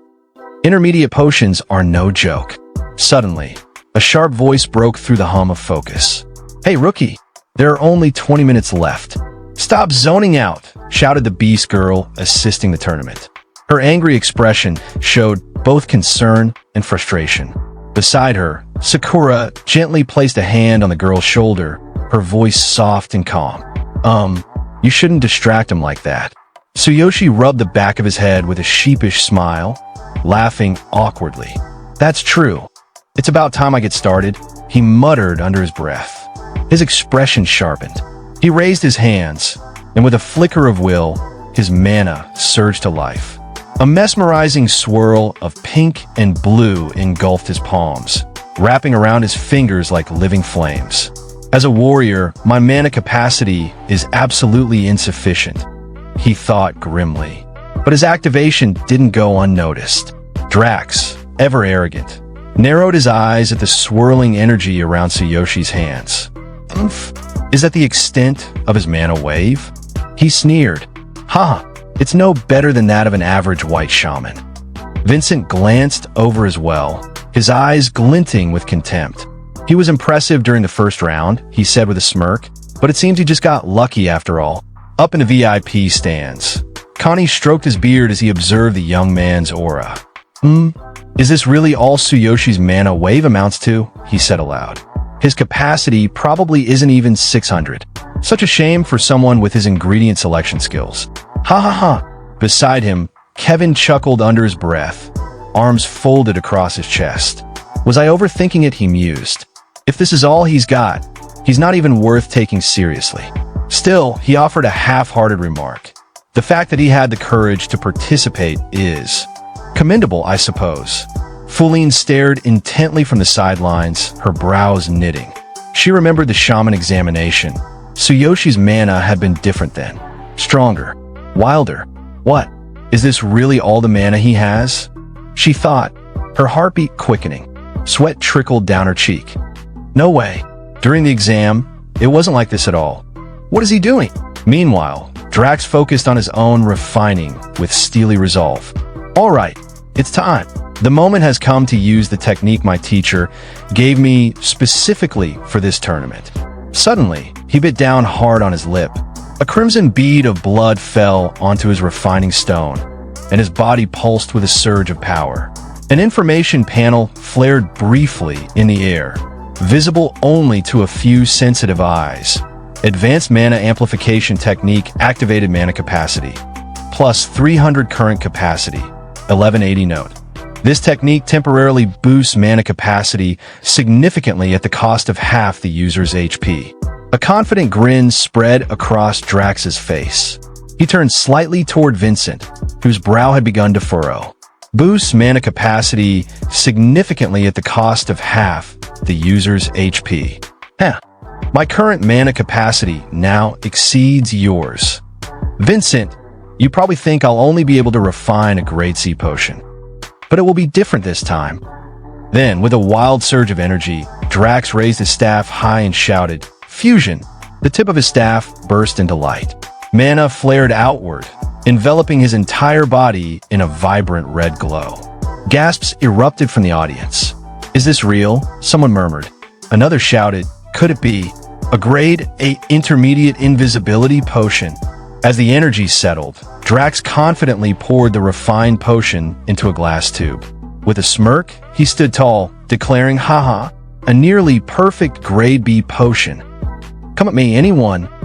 From the VIP room, Connie turned to Kevin with a gleam in his eye. "Yes, nearly perfect. Even your disciple will only barely refine a passable grade B potion at this point.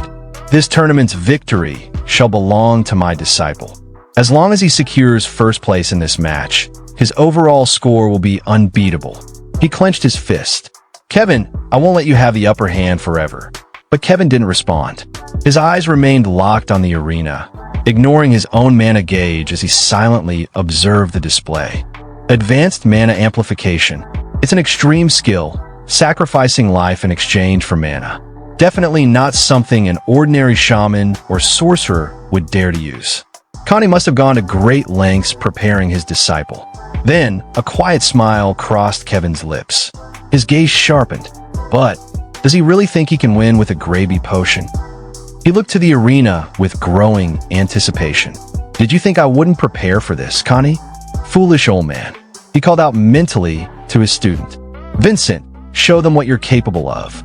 Vincent, clutching his potion materials, met his master's gaze and smirked. Then he activated his secret weapon. Flames erupted in his palm. Not just any fire, but a radiant blue flame infused with the law of the earthly phoenix. Connie shot up from his seat, eyes wide. "That's..." Sweat ran down his face. A blue flame extracted from the laws of earth and wind. Something that rare. Kevin, still calm, responded with a faint smile and didn't even glance his way. "I gave it to Vincent some time ago. It's his to use as he pleases." Inwardly, he thought, "Indeed, this flame is infused with the power of the laws. It took 7 full days just to extract this small amount. But with this, I can preserve my dignity." In the arena, Vincent manipulated the blue fire with fluid control, his expression calm and confident. "My teacher instructed me to add this flame during the fusion stage. The power of the laws will instantly elevate my mana capacity. There's no way I can lose." At that moment, a system panel flickered to life. Power of the laws infused current mana capacity. 1,530. Then, Vincent raised his hand, and a luminous blue orb formed above his palm. The air crackled with energy. "This is an even greater supernatural phenomenon," a spectator cried. "Another grade A potion? No, a phenomenon of this level." Vincent looked up at the glowing circle forming above him and declared with arrogant certainty, "An A-grade intermediate invisibility potion. Is there anyone here who can refine a better potion than this?" Tsuyoshi watched the escalating spectacle in silence, gripping his staff and ingredients in both hands. "I see. So they both had hidden techniques to force their potions up by 1 grade. If I hold back now, there's no way I can beat an A-grade potion." Suddenly, a system panel appeared directly in front of him. This time, not imagined, but a real interface glowing with urgency. "Alert. Insufficient MP. Would you like to activate Ultimate Physique to enhance your mana capacity? Current mana capacity, 510." Tsuyoshi's eyes locked onto the message. The noise of the arena faded. With fierce determination, he thought, "Fine. I'll use my Ultimate Physique to raise my mana capacity to its limit. With a surge of will, he activated it. A new notification appeared. Ultimate physique activated. Mana capacity increased. Suddenly, his entire body was engulfed in roaring purple mana. The staff in his hand radiated power as the energy twisted upward like a vortex. The air trembled. He raised his staff toward the sky. Another notification flashed. Current mana capacity 9,600. Then the panel glitched. Static flickered, and a distorted message forced its way onto the screen. Alert! An S-grade potion has been acquired. A supernatural phenomenon is occurring. Please assume defensive distance. Suddenly, the sky above the tournament grounds darkened. A swirling mass of clouds gathered unnaturally fast, pulsing with raw energy. Streaks of lightning clawed across the heavens, then calmed, concentrating into a single vertical shaft of light descending from the sky. At the very center of it all stood Tsuyoshi, silent and steady. His staff crackled with blue flame, his cloak rippling with invisible power. From the audience, someone gasped in awe. Could this be another supernatural phenomenon? Another onlooker stepped forward, shielding their eyes. On top of that, the intensity. This phenomenon is even stronger than the previous two. The air felt heavy, alive. Feline's eyes widened in shock. Sweat beaded down her face as she stared at Tsuyoshi. The weakling's mana waves. They become much stronger than before. She clutched her chest, overwhelmed by the pressure. These waves, and this supernatural phenomenon. Just how much mana does he have? Even Vincent, who had always looked down on Tsuyoshi, was rattled. His lips curled in frustration, but his eyes betrayed fear. There's no way a mana amplification technique of this level exists. His thoughts raced. Even the laws of earth and wind can't produce this effect. I've never heard of anything like it. He gritted his teeth, glaring at Tsuyoshi, sweat dripping from his jawline. Meanwhile, from the outer ring of the arena, Drax's voice cracked through the mounting panic. Could a supernatural phenomenon like this truly exist? Above them, the lightning flickered one last time. And then, everything stilled. All eyes turned to Tsuyoshi, his figure bathed in light, his presence like a rift in the natural order. The lightning in the sky suddenly twisted and churned, shaping itself into the colossal form of a dragon, its eyes glowing with ancient fury, its roar echoing like a storm splitting the heavens. Kevin stared up, paralyzed, his voice trembling. What is that? Standing beside him, Connie's eyes reflected the swirling storm above. This can't be real. This is unbelievable. Kevin's jaw clenched, sweat streaking down his temple as he took a staggering step back. This feels like a supernatural phenomenon.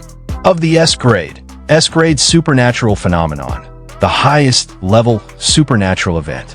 It resonates with the heavens and the earth and manifests physically. However, it calls forth a powerful divine punishment, commonly seen only during the creation of S-grade potions. At the center of the arena, Tsuyoshi stood unmoved. Lightning danced across his body. His eyes glowed a piercing silver blue, locked in absolute focus. His staff hummed in his grip, pulsing with mana. From his system, a notification flashed across his vision. Alert! Mana calibration for pulverizing the ingredients has been completed. Please release your mana. Tsuyoshi gripped the staff tighter. His mana surged like a tidal wave, coiling around him with impossible force.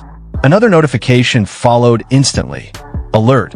Ingredient pulverization is complete. Pulverization rate, 100%. He raised his hand, voice unwavering. Begin fusion. The words echoed across the silent arena. In that instant, the lightning dragon screamed from above, spiraling downward, its maw wide open, coming straight for Tsuyoshi like divine judgment itself.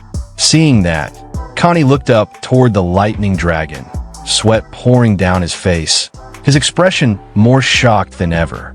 Impossible. A divine punishment of lightning. If you're not prepared beforehand, you'll suffer massive damage. At the same time, Kevin was also staring at the descending dragon. Sweat dripped from his chin, his face frozen in disbelief. The rarity and difficulty of refining S-grade potions stem from this challenge. Refiners require an extremely high level of skill and mana, and must endure the divine punishment brought about by the process. Usually, you use a potion beforehand to endure this punishment. Is he trying to get himself killed? Suddenly, in front of Tsuyoshi, a glowing blue screen appeared. Alert! A massive lightning strike is imminent. Do you wish to use the Divine King's Hammer to absorb all damage? Tsuyoshi narrowed his eyes at the screen, lightning flickering in his gaze. His teeth clenched into a grin. My plan was to endure the lightning with my ultimate physique, but I didn't expect the Divine King's Hammer would be able to absorb the damage as well. With this, refining the potion will be much easier. Memories surged back when he first acquired the Divine King's Hammer. The Divine King's Hammer itself emits lightning. For the hammer, this is no threat at all. His mana surged as he called out from within. Come out, Divine King's Hammer. The sky crackled even louder, as if responding to his call. Then, suddenly, above Tsuyoshi's head, the giant hammer appeared in the sky, surrounded by crackling arcs of lightning. Kevin and Connie, still watching from the audience, were struck speechless. What is that? Kevin said, eyes wide, voice trembling. What kind of oppressive aura is this? Connie added, staring at Tsuyoshi with disbelief. The lightning dragon roared as it lunged towards Tsuyoshi, but he raised the divine hammer high. Boom! A blinding flash lit up the sky as the hammer met the dragon's descent. The Divine King's Hammer has absorbed the lightning strike. Tsuyoshi gripped his staff tightly, eyes glowing with determination. He spoke inwardly to the system. Store the Divine King's Hammer. With his gaze now fixed on the floating potion materials, he spoke again, begin fusion. His staff began to glow with a radiant golden light. The raw ingredients floated toward the glass bottle, like drawn by an unseen force. From the audience's perspective, the entire arena was bathed in a soft, majestic Darjeeling gold hue. Tsuyoshi stood tall at its center, surrounded by shimmering light, staff in hand. With quiet confidence, he said, "It seems the process was successfully completed. The result is an S-grade intermediate invisibility potion. Alert! Intermediate invisibility potion has been successfully refined. Assess quality, S-grade." Kevin stared, trembling, sweat streaking down his face. An S-grade intermediate potion. Someone like him has more talent than me? I can't accept this. Connie gritted his teeth, fists clenched in rage. Master Kevin, forgive me, but the human must have cheated. He leapt toward the arena. Please come with me to verify it. Impossible. There's no way a mere white shaman could create an S-grade potion. As Connie landed, Kevin followed at high speed, his robe billowing behind him. From his side, Vincent sneered.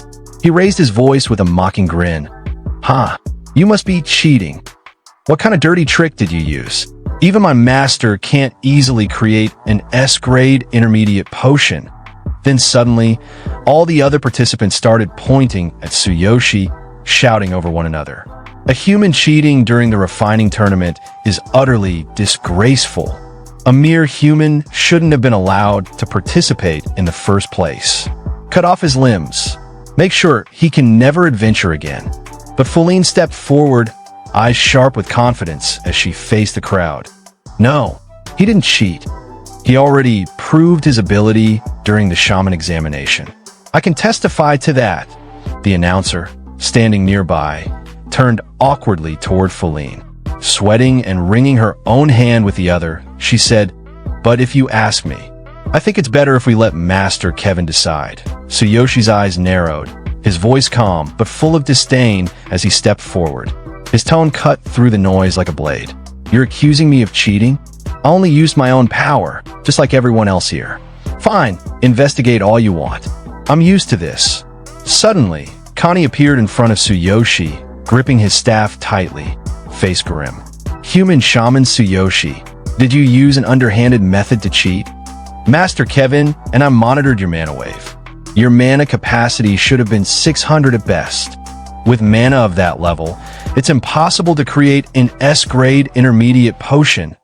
Then suddenly Connie activated his staff, the gem at its tip pulsing faintly with mana. His brows furrowed as he looked towards Tsuyoshi with a slightly angry expression. Do you agree to take my mana measurement test? If your ability is real, then prove it, the crowd murmured, tension crackling in the air. The mana measurement spell activated, a spell used to measure one's mana capacity. The larger the mana, the brighter the glow emitted. Tsuyoshi stared at the glowing staff in front of him, his gaze intense. Inwardly, he thought, mana measurement. If I can't maintain my amplified mana capacity, they'll assume I cheated.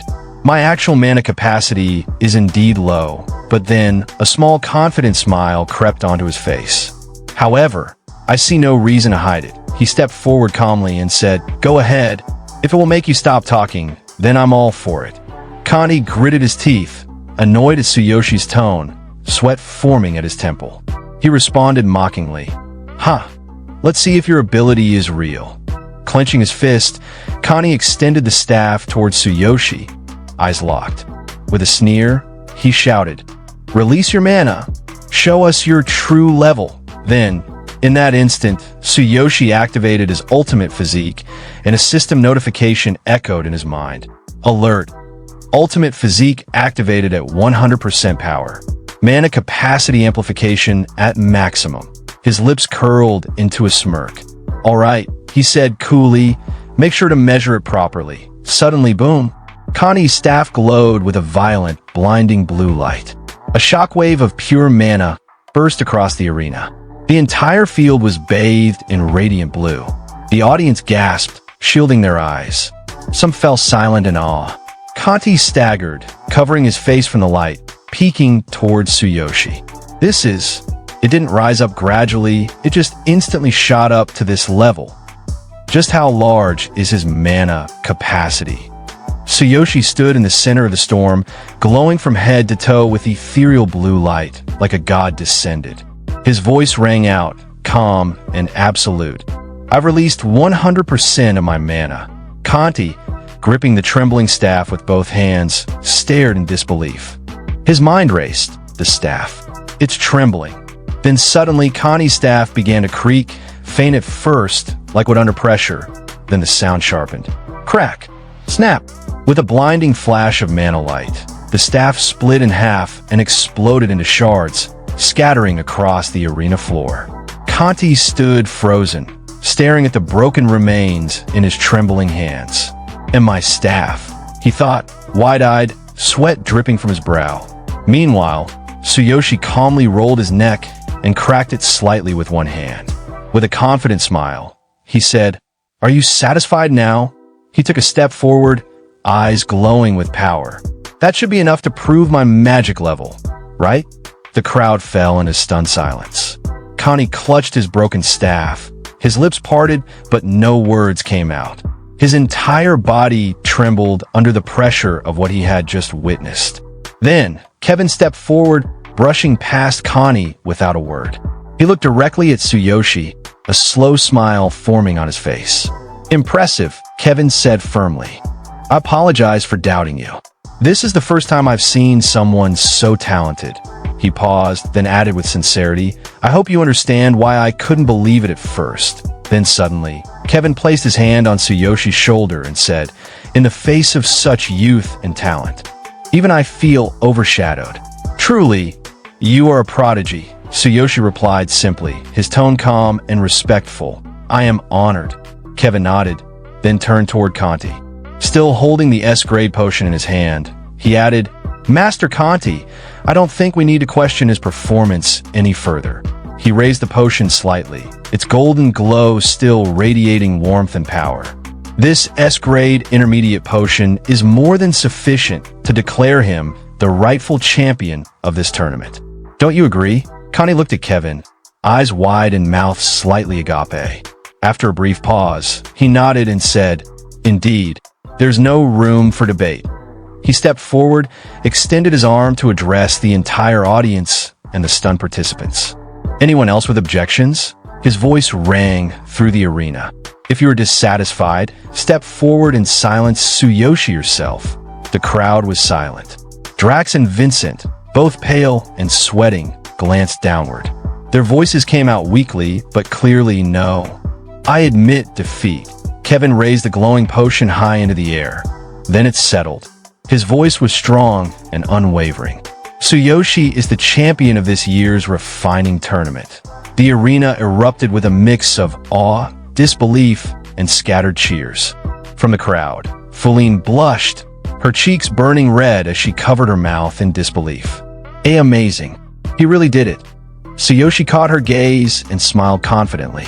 Raising his fingers in a casual V sign, he mouthed silently, "Thanks, Fuline."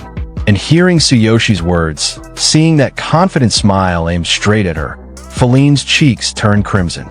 She held her mouth tightly, heart fluttering, and looked back at him with wide, sparkling eyes filled with admiration, awe, and something softer. Then, with a playful glint in her gaze, she raised her fingers in a V sign, mimicking him, and mouthed silently with a teasing grin. Hee. It's because I helped you. Tsuyoshi chuckled quietly at her playful jab, the atmosphere between them light and warm. But just a short distance away, Kevin stood still. His eyes, no longer sharp with judgment, but darker, unreadable, were fixed on Tsuyoshi. His expression had changed from admiration to something much heavier. A young human, Kevin thought grimly, a genius shaman. I can't help but admire him. But his gaze slowly shifted to the S-grade potion Tsuyoshi had created, the glow still lingering in its glass vessel like a mockery of his pride. For him to create such a potion, truly remarkable. Did I, Kevin, actually lose? His jaw tightened. A shadow passed over his face. He turned his back to the celebration and began walking away from the arena, each step slower, heavier. Just how much? Will this boy grow in the future? His thoughts darkened as he neared the exit of the Colosseum. His face twisted into something more sinister. Envy burned quietly in his eyes. No, he muttered inwardly, voice full of quiet malice. I will use all my connections, all my power, to make sure he never leaves this city alive. Sometime later, Fuline stood in front of Tsuyoshi, holding a modest wooden box with both hands. With a small smile, she handed it to him and said, "Here's your prize for winning the tournament. Take it, for Shaman. This is a formula worth dying for." Tsuyoshi didn't hesitate. He opened the box on the spot. Inside, a few aged scrolls rested neatly. "Oh, I finally got it," he whispered, eyes gleaming. At that moment, translucent notifications floated up in front of him. Basic potion formula. Circulatory stimulant. Level up potion formula. Nutritional tonic. Potion formula. Mana recharge potion. Seeing the list, Tsuyoshi looked back into the box, a grin spreading across his face. With these formulas, I can make a fortune back in my world. Earning the 1 billion yen auction entrance fee myself won't be just a dream anymore. He closed the box with satisfaction and took it from Fuline's hands. She looked up at him with a slightly disappointed expression, hesitating before saying, "You're really turning down the chance to become Master Kevin's apprentice? You've got enough talent in refining and more than enough mana. If you studied under him and built some connections, you could become an incredible shaman." Tsuyoshi simply laughed, gently reaching out and patting her head with a soft, reassuring smile. "It's fine," he said warmly. "I'm a warrior." Fuline's face instantly turned red. He added, calmly, "Even if I were to become a shaman, I'd rather find my own path, one that suits me better." Fuline glanced off to the side, clearly flustered, and muttered, "So, you're really leaving?" "Where to?" Tsuyoshi thoughtfully rubbed his chin and replied, "My body's healed now, so there's no reason for me to stay. I'll rest up a bit, meet up with Sakura, and then set off." Then, inwardly, he thought, "I've got the formulas now. Once I'm back in my world, I'll earn that 1 billion yen. Then, come back stronger." Fuline's expression shifted into a pout. Like a sulky child, she turned her head away and muttered, "You're always talking about Sakura? What exactly is she to you?" Tsuyoshi gave her a gentle smile. "Sakura? She's a friend, a comrade. She might have gone somewhere for a reason, but I think she'll come back soon." Fuline's cheeks flushed again. She looked down, her voice quiet and shy. "I see. A comrade. Then she added, "Make sure you come see me before you leave." I have something to give you." Tsuyoshi raised an eyebrow, scratching his head as he looked at her. "Give me something? Why not now?" Feline immediately turned red, her expression shifting from bashful to flustered.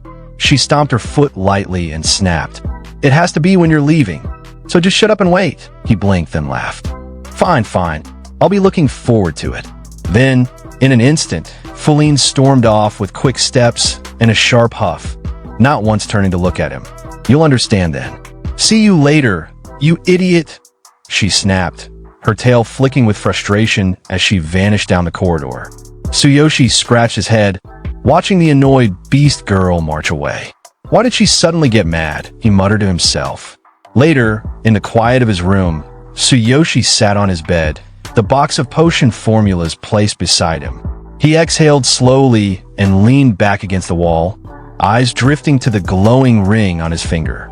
"I never really had the chance to examine the ring of the infinite in detail. Ever since I got it, I've been running non-stop."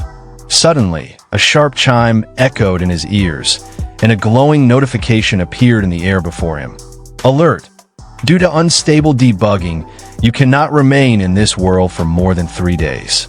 Exceeding this limit may prevent re-entry into your original world." Another identical alert followed, flashing with urgency. Tsuyoshi stared at the message, frowning slightly. He looked down at the ring and muttered with a sigh, "So I can only stay here for 3 days at a time, and I'll need to wait another 3 before I can come back. Interesting." He narrowed his eyes. But what exactly does debugging mean? He browsed through his system panel for answers, but finding nothing helpful, he shook his head and dismissed the thought. "Well, it doesn't matter right now." Then another alert popped up. A grin crept across his face. "This is getting interesting." Suddenly, the ring of the infinite pulsed with golden light, and a new alert rang out. Tsuyoshi's eyes gleamed. "As long as I can bring these 3 formulas back. 1 billion yen, here I come." With that declaration, he stepped into the glowing portal. The next day, real world in the heart of the city, Tsuyoshi stood in front of a sleek high-rise building, pushing Karina's wheelchair beside him. The chairman of the Hero Alliance stood nearby, gesturing toward the building with a smile. "It's not as luxurious as Hero Villa," the chairman admitted, "but I prepared the best room for you." Karina looked up at the towering structure, eyes sparkling in awe. "Wow," she whispered, her face slightly flushed with excitement. Tsuyoshi, smiling, looked down at her and said, "Thank you very much. This is more amazing than I imagined." Karina clutched her hands close to her chest, her voice trembling slightly. "What a stunning man. It's beyond my imagination. Am I really going to live here?" The chairman chuckled warmly. "The Hero Alliance doesn't skimp on things. Besides, you're worth investing in. Your little sister should be comfortable here too." He placed a hand on Tsuyoshi's shoulder. "Is there anything else you need?" Tsuyoshi hesitated for a moment, then rubbed the back of his head with a sheepish grin. "Actually, if possible, I'd like to convert one of the rooms into a small laboratory. I want to try making potions." The chairman's eyes widened in surprise. "Potions? That requires specialized knowledge and equipment. You're really going to do it?" Then, his expression softened into a proud smile. "Well, if you want to, then of course. We got plenty of space. I'll have one of the rooms converted and equipped. It should be ready by this afternoon." Tsuyoshi bowed his head, slightly in gratitude. "Thank you. That'll help a lot." As they entered the building, Tsuyoshi looked up with a determined smile and thought to himself, "I should be able to start tonight." Sometime later, Tsuyoshi walked steadily down a narrow street, a suitcase in hand and resolve in his steps. He finally arrived in front of a rundown but heavily guarded building, the Blue Snake Gang's headquarters. 2 gruff men in black stood at the gate. One of them squinted at Tsuyoshi and scoffed. "Hey brat, you even know where you are? If you're lost, don't complain when you get your face smashed in." Unfazed, Tsuyoshi stared back with calm, confident eyes. "I know exactly where I am. I've got business with the Blue Snake. I'm here to talk about repayment with the boss." The guard narrowed his eyes and barked, acting all high and mighty just to return money. "If you're coming in, name yourself." Without blinking, Tsuyoshi replied firmly, "Tsuyoshi Tsukishiro." The two guards froze, exchanging tense glances. Before they could respond, the front doors burst open. Several men in sleek black shoes rushed out, pushing past the stunned guards. "Tsukishiro-san is here. Move aside," one of them declared urgently. The guards paled and stepped back instinctively. One of the new arrivals, sweating slightly, gave Tsuyoshi a forced smile. "We've been expecting you. The boss sent me to welcome you personally." His eyes widened with recognition. "You're the one from the hospital. When you beat that guy." "Oh, it's you," Tsuyoshi said casually. The man bowed nervously and gestured inside. "Please, this way." Inside, Tsuyoshi followed the man through a dimly lit hall. The atmosphere was thick with tension. The guy glanced back nervously and opened a heavy door. "Boss, Tsukishiro-san has arrived." Behind the desk sat a muscular, sharp-eyed man with a deadly calm aura. The Blue Snake Gang leader, Hiro Tsukishiro. He greeted, standing up slowly. "Glad you could make it." Tsuyoshi set the suitcase on the table and opened it. Neatly packed inside was a stack of yen. "Livelier place than I expected," he commented dryly. "Here's the 600,000 yen principal loan. And the interest. Check it." Rando approached and examined the contents. With a smile, he said, "It didn't have to be so formal. Could have sent it through someone. Still, I appreciate the gesture. Let me introduce you." He gestured to the man beside him. "This is our second in command," he said, then turned slightly. "And this is the... ahem. Crazy, oops, chairman." Tsuyoshi's eyes gleamed. He activated his divine eye, and numbers floated before him. Combat power, 2,300, 11,000. 14,100, he smirked coldly. "Not bad." He turned his gaze on Rando. "So, what's this about?" The room fell silent. Sweat beaded on every forehead. Rando narrowed his eyes. He saw through all three of our power levels in a glance. Does he own some kind of appraisal relic? Those are rare, absurdly rare. This kid, he's not ordinary. Rando stepped back and leaned on the boat-shaped side table behind him. "I'll get straight to the point." Without meeting Tsuyoshi's gaze, he said, "The Blue Snake Gang and Crazy Wolf. Both owe you a favor." He gestured broadly. "We'd like to put the past behind us. Be friends. What do you say?" Tsuyoshi blinked. "What?" Then, the second-in-command stood up solemnly. "First, let me apologize for my son's rudeness. I've already sent him to another city. He'll be disciplined properly. He won't trouble you again. I hope you can forgive him." Next, the Crazy Wolf leader stood up, wiping sweat from his brow. "My men acted disrespectfully as well. Not under my orders, but I take responsibility." He bowed. "Also, that spatial ring had a tracking curse. It's been removed. You can use it freely now." Tsuyoshi's eyes widened. He looked down at the ring on his hand. "Wait, the three who attacked me before, they were from Crazy Wolf. So the ring I took off that magician really had a tracking spell. Damn, I was careless." Despite the inner shock, he kept his expression cold. "I already settled the score with that bully at school. Whatever punishment you give him doesn't concern me." He glanced at the Crazy Wolf leader. "Your guys tried to kill me. They got what they deserved. It's over." Rando exhaled, then smiled stiffly and handed the briefcase back. "Then, take this back." Tsuyoshi's brows furrowed. "I don't like owing favors. Paying back my debt is only natural. Take the money." He leaned forward slightly. "But why the sudden change in attitude? I don't particularly enjoy dealing with gangs and guilds."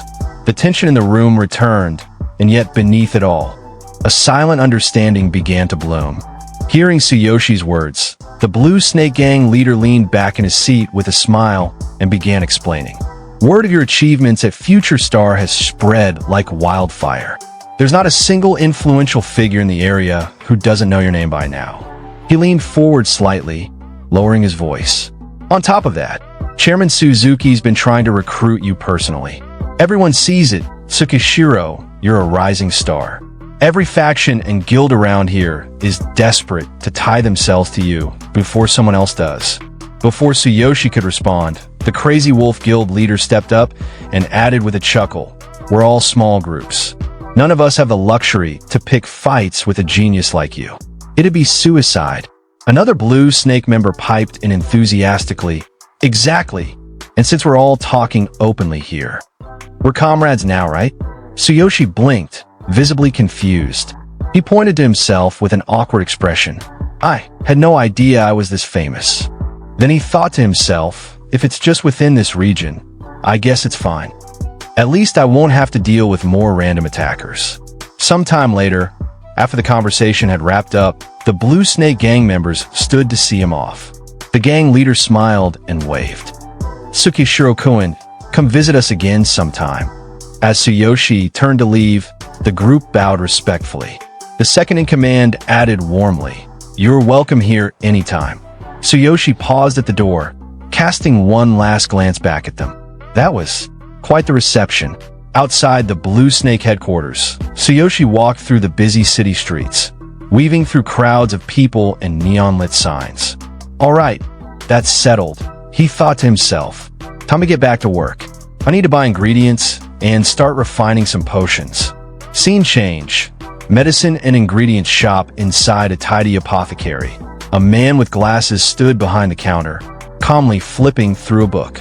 The store was quiet and smelled faintly of dried herbs. He mumbled to himself, "These herbs have been getting harder to come by lately.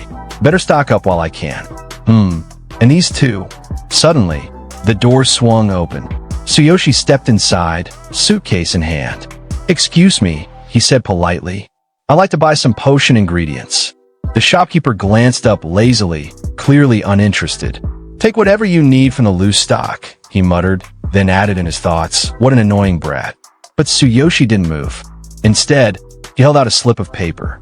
"That won't be enough," he said, calm and direct. "I heard this is the biggest potion ingredient store in the area." He handed the slip to the man. "I'll take all 15 ingredients listed here." The man blinked, taking the slip. He scanned the list, his eyes widened. 15. All of them? Are you serious?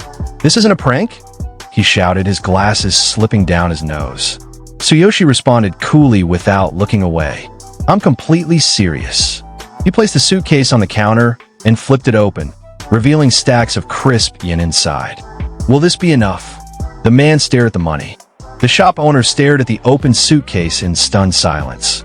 9 million yen in clean, stacked cash right in front of him.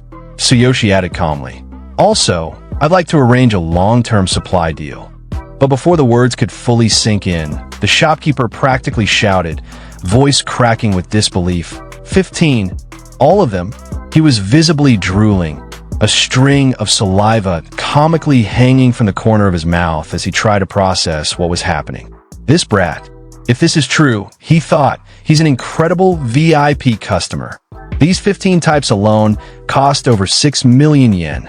Meanwhile, Tsuyoshi, watching him carefully, thought to himself, after settling my full debt with the Blue Snake Gang, including interest, I've still got about 9 million yen left. Based on my divine eyes estimates, this should be more than enough for the initial potion batches. And I've got other plans too. The shop owner suddenly snapped out of it.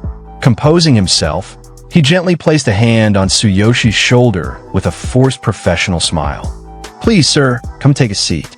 I'll have the ingredients prepared right away." He gestured toward a chair and added more seriously, "Now, let's talk about that long-term deal." Just then, a young woman, the shop's assistant, entered from the back room. The owner handed her the slip and said firmly, "Take this list to the warehouse. Pack everything on it." The girl took one look at the list, and her face paled. "All of this?" she stammered, beads of sweat running down her temple. "It'll take some time later." The shopkeeper, still trembling slightly, handed Tsuyoshi a cup of tea, then sat down across from him, clutching his own. "So, you want these 15 types of potion ingredients every month as well?" he asked, nervously rubbing his hands under the table and avoiding direct eye contact. "Our stock is limited. How do you plan to pay for this regularly?" Tsuyoshi didn't miss a beat. "How much are today's ingredients?" The shop owner quickly did some mental math, then said, "From our current stock, I'd estimate about 6 yen. 6 million. But since it's a bulk purchase, I'll round down any odd numbers. It's fine if you just pay 6.6 million yen flat." Tsuyoshi calmly closed his suitcase and pushed it forward across the table. Here's 9 million yen. The other 2.4 million yen will be the deposit for this month's supply. He looked him dead in the eyes. Please take care of it. I'll pay the remaining balance in full at the end of the month. Then, pulling out a bundle of neatly prepared documents, he continued, if needed, we can make it formal. I've already prepared the paperwork. He placed the papers on the table, tapping them with his finger. However, for the entire month, you must provide these ingredients at this price and sell them to no one else. That clause is explicitly stated in the contract. The shop owner studied the neatly prepared contract documents in his hands, brows slightly raised. After a long pause, he finally said with a respectful nod, I have no issue with these terms. This deposit will suffice. However, these 15 ingredients have always remained stable in price. Our shop is well established. We don't raise prices on a whim. Tsuyoshi responded with a calm, polite smile. Understood. Then, I look forward to doing business with you.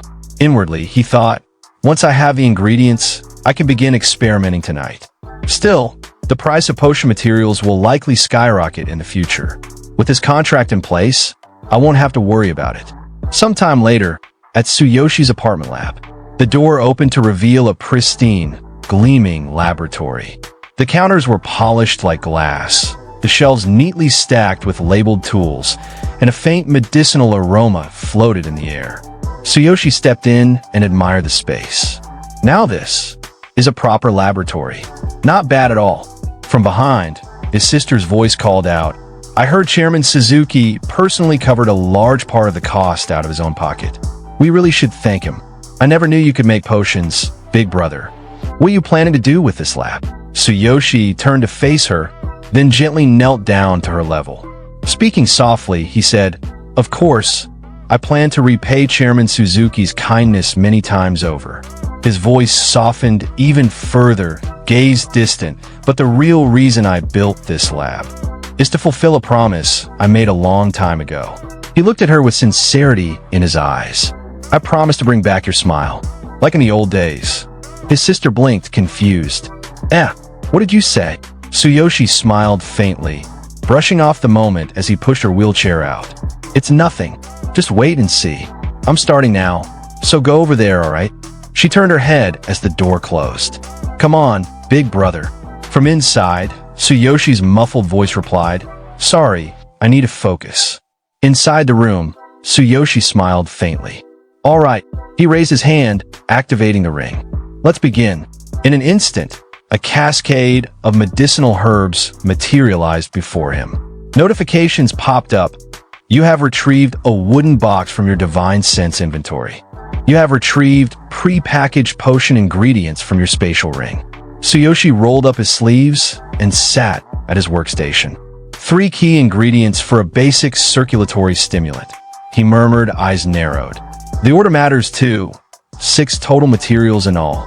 He leaned forward, completely focused. The divine eye is truly incredible. It analyzes the optimal ingredients for this world and even teaches me the refining process. His eyes briefly glowed with a brilliant golden light. He scanned a note with intense concentration. Final step. Mix ant grass extract and green vine extract in a 1:3 ratio. Tsuyoshi picked up a slightly larger glass vial, carefully measuring and pouring the extracts. A smile tugged at his lips. A 1:3 recipe. He placed the mixture into a simple heating device. Heat it up. This device is primitive, but it'll do for now. He watched the container closely. In this world, the refining process ends here. Once the heating is complete, the potion's effects can be set. But the chemical reaction is volatile. The success rate is low. He narrowed his eyes and raised his hand. However, from his Divine Sense inventory, a staff appeared in his grip. You have retrieved your basic staff from the Divine Sense inventory. I'll use my shamanic techniques to accelerate fusion and infuse the potion with mana. This will dramatically increase its success rate and enhance its medicinal effects. He grinned, gripping the staff tightly. Finally, I can make proper use of this staff I bought before returning. I left the divine hammer at the inn in the other world to free up space. But with time frozen over there, it's not a problem. The laboratory filled with a warm glow as Tsuyoshi raised the staff, mana swirling faintly around him. The true alchemy was just beginning. Tsuyoshi raised his staff confidently and declared, "Begin fusion." A soft hum filled the room, and the herbs inside the heating device shimmered. Mystical energy danced through the air as his unique refining technique unfolded, one unknown to anyone else in this world. Fusion progress, 30%. Fusion progress, 40%. Fusion progress, 60%. Fusion progress, 90%. Science and magic have merged, Tsuyoshi thought, eyes gleaming. What an astonishing fusion speed. Suddenly, a new notification popped up. Alert, fusion complete. At the same time, the heating device emitted a soft chime. All right, Tsuyoshi said with satisfaction, picking up the vial. The first batch is done. Let's see how effective it is. He swirled the potion tube gently, its contents glowing faintly golden. A circulatory stimulant. Looks decent enough. He took a sip without hesitation. The moment it touched his tongue, a surge of yellow light erupted from his body. Refinement rate, 100% circulatory stimulant effect. Increases HP and stamina recovery by 45%. Reduces damage taken by 12%. Duration, 10 minutes. Tsuyoshi looked at his glowing hands in awe. These effects, incredible. Clenching his fist, he smirked. There's no way capsules in this world can match this. As expected of an otherworld formula, no capsule here stand a chance. He grabbed another tube, but his face scrunched slightly after a sip. Tastes terrible. Sighing, he added, "Guess I'll convert these into capsules instead." Glancing at the machines lining his lab, he declared with resolve, "Countless paths to wait my exploration." With a sweep of his staff into the air, his shamanic power activated once again. All right, let's start mass-producing the circulatory stimulant. If the market responds well, everything will fall into place. The next day, outside the entrance of a large cave, dungeon adventurers gathered in clusters, chatting anxiously as they prepared to enter. "This is going to be tough," one of them muttered. "The cave drops are great, but it's too vast. We can only afford mediocre capsules. We'll have to be careful." Nearby, another group was talking. "In the end, we just aren't strong enough." Suddenly, a figure appeared, Tsuyoshi, disguised in a hooded cloak, pushing a trolley stacked with small boxes. Honestly, Tsuyoshi thought, with this hoodie, I look like a third-rate villain trying to sell snake oil. He found a spot with high foot traffic and parked the cart. This place will do. This cave draws the most adventurers. From the crowd, a few adventurers noticed him. One scoffed. He looks like a traveling merchant. Thinks he can sell capsules like that? What an idiot. Another crossed his arms and said, "The capsule business is monopolized by the big three corporations. It's safer to buy from certified shops." A third raised an eyebrow. "Could be counterfeit." Ignoring the chatter, Tsuyoshi picked up a shiny capsule from his tray and raised his voice confidently. "Everyone, if you're unsatisfied with your current capsules, try our brand new power capsules. A six-pack, perfect for adventurers. First come, first served." The nearby heroes turned to look. One leaned toward his friend. "A new capsule? Is it from Big Tree?" His friend rubbed his chin. "No, I visit specialty shops often. I would have known if something new dropped." A bold adventurer strode up to the stall with a mocking grin. "Capsules are a lifeline for us. No one's going to buy some shady no-name product. Are you seriously saying this is better than the Big Tree's line?" He picked up a box and held it up. "So what kind of capsule is this? How much does it cost? What are the effects?" Tsuyoshi held up the capsule box confidently and responded to the skeptical hero. "This is a basic circulatory stimulant capsule. It restores your HP and stamina and reduces incoming damage while you're under attack. All the detailed effects are listed on the back of the box.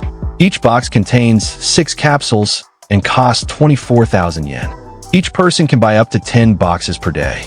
The hero's expression twisted in disbelief. 6 capsules for 24,000 yen? Is this a limited edition, or are you just insane?" he snapped.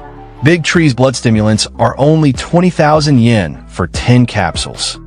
He slammed his hands onto the stall table, voice rising in anger. This is a damn joke. Get lost already. It's obvious your product won't work.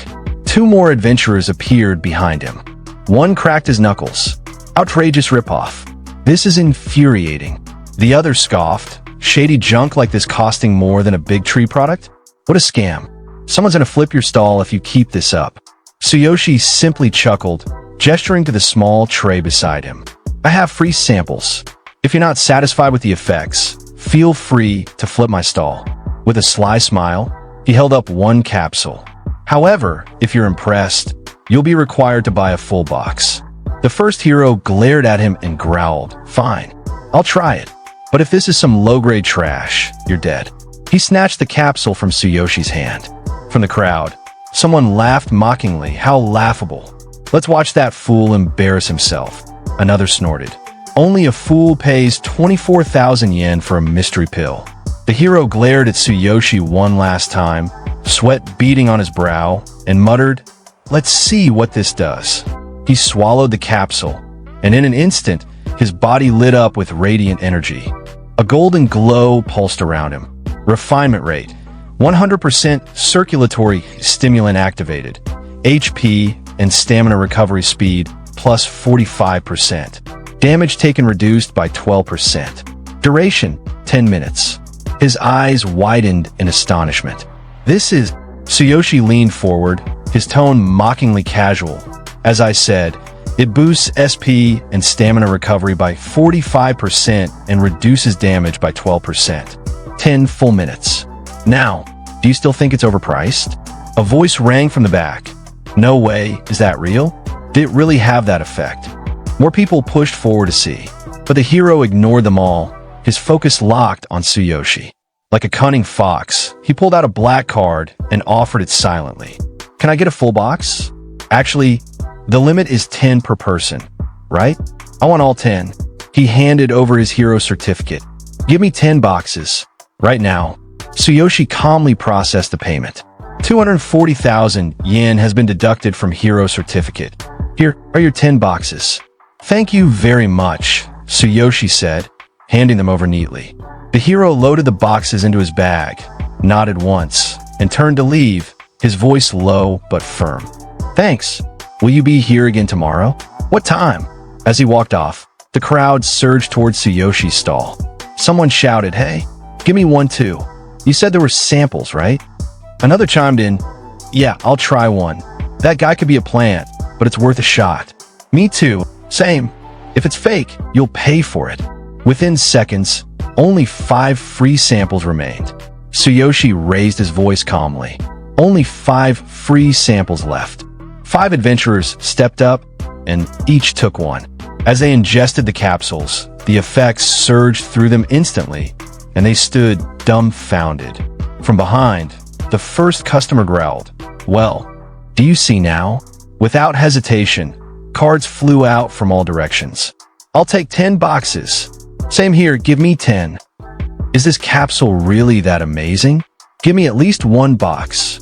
Chaos erupted as more heroes yelled over each other, waving their cards. Tsuyoshi, unshaken, raised a hand with a confident smile.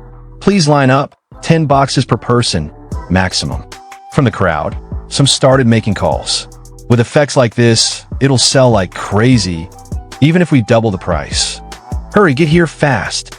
It's a limited supply. You'll make a fortune. Send your best team. Buy as many as you can and resell them." "I don't care, just move." Tsuyoshi watched the chaos with a grin, thinking to himself, everything is going exactly as planned. There's no way I'll earn the 1 billion yen transfer fee from simple street sales alone. But this capsule, it served its purpose. With this level of effect and limited quantity, a devoted following will form.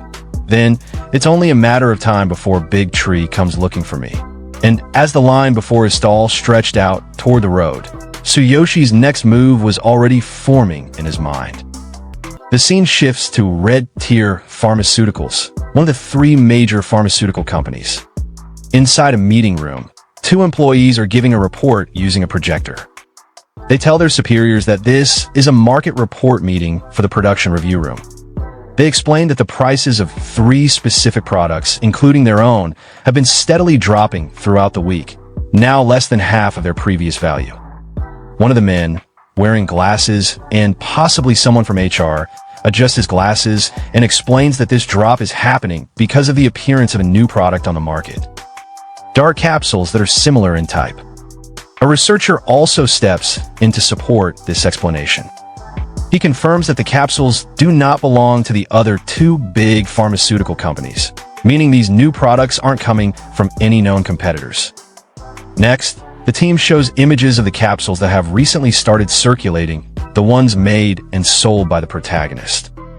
They inform the others in the room that the products in question are the Circuit Capsule and the Mana Recharge Capsule. They explain that a lot of company resources were spent just to obtain samples of these.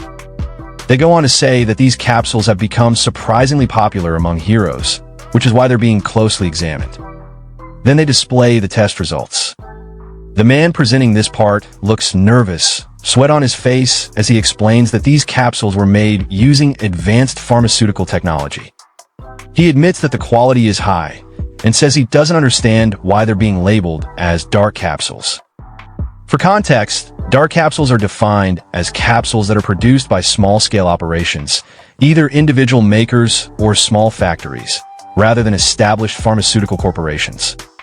After hearing this, people in the room start discussing the situation. One person points out that all 3 capsule types clearly came from the same group, given their similar production methods and consistent effectiveness.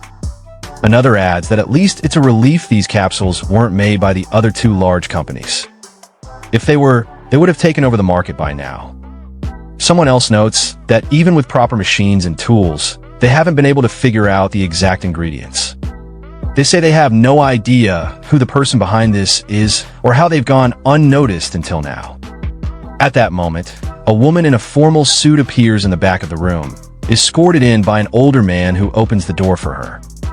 From the entrance, she comments that if these are dark capsules, then the 3 major companies' products have completely lost their competitive value. Everyone stands and bows toward her. She is the president of Red Tier Pharmaceuticals, Misa. She walks to the front and calmly asks whether the team has identified the group producing these capsules. She also mentions that the other 2 major companies have likely already started acting. After taking a seat, Misa looks at everyone and says that they can't afford to fall behind. The 2 men who were presenting earlier bow again and explain that they still don't know who's producing the capsules. They add that the sellers keep changing their locations every day, making it hard to track them. But they also say that a full investigation is already underway and that they'll share details as soon as possible. Misa listens, then responds directly. She says they're moving too slow and reminds them that the company is in a serious situation. President Misa walks calmly toward the exit of the meeting room. Without looking back, she tells her secretary, "Prepare the car immediately." With that, she leaves the room. Everyone in the room bows respectfully as she exits. Her secretary responds promptly, "Yes, ma'am." The scene shifts to the entrance of a dungeon. A group of people are gathered there, waiting near the gate. Among them, someone urgently offers, "I'll pay 10 times the standard price. Give me the last 3 boxes." Another voice cuts in, telling the first to back off, offering 20 times the price instead. Then someone else raises the offer even higher, saying they'll pay 30 times the original amount. In the middle of the crowd, a man wearing silver armor looks around in disbelief. With a surprised expression, he mutters, "This is crazy.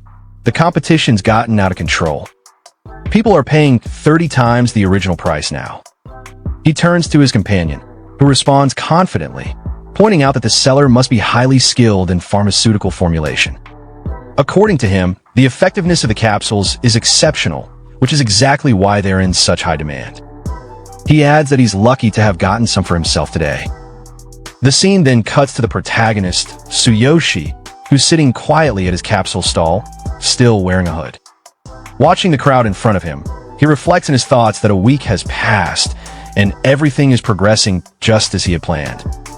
He smiles to himself, thinking that the bait has been laid, and now it's just a matter of waiting for the target to show up.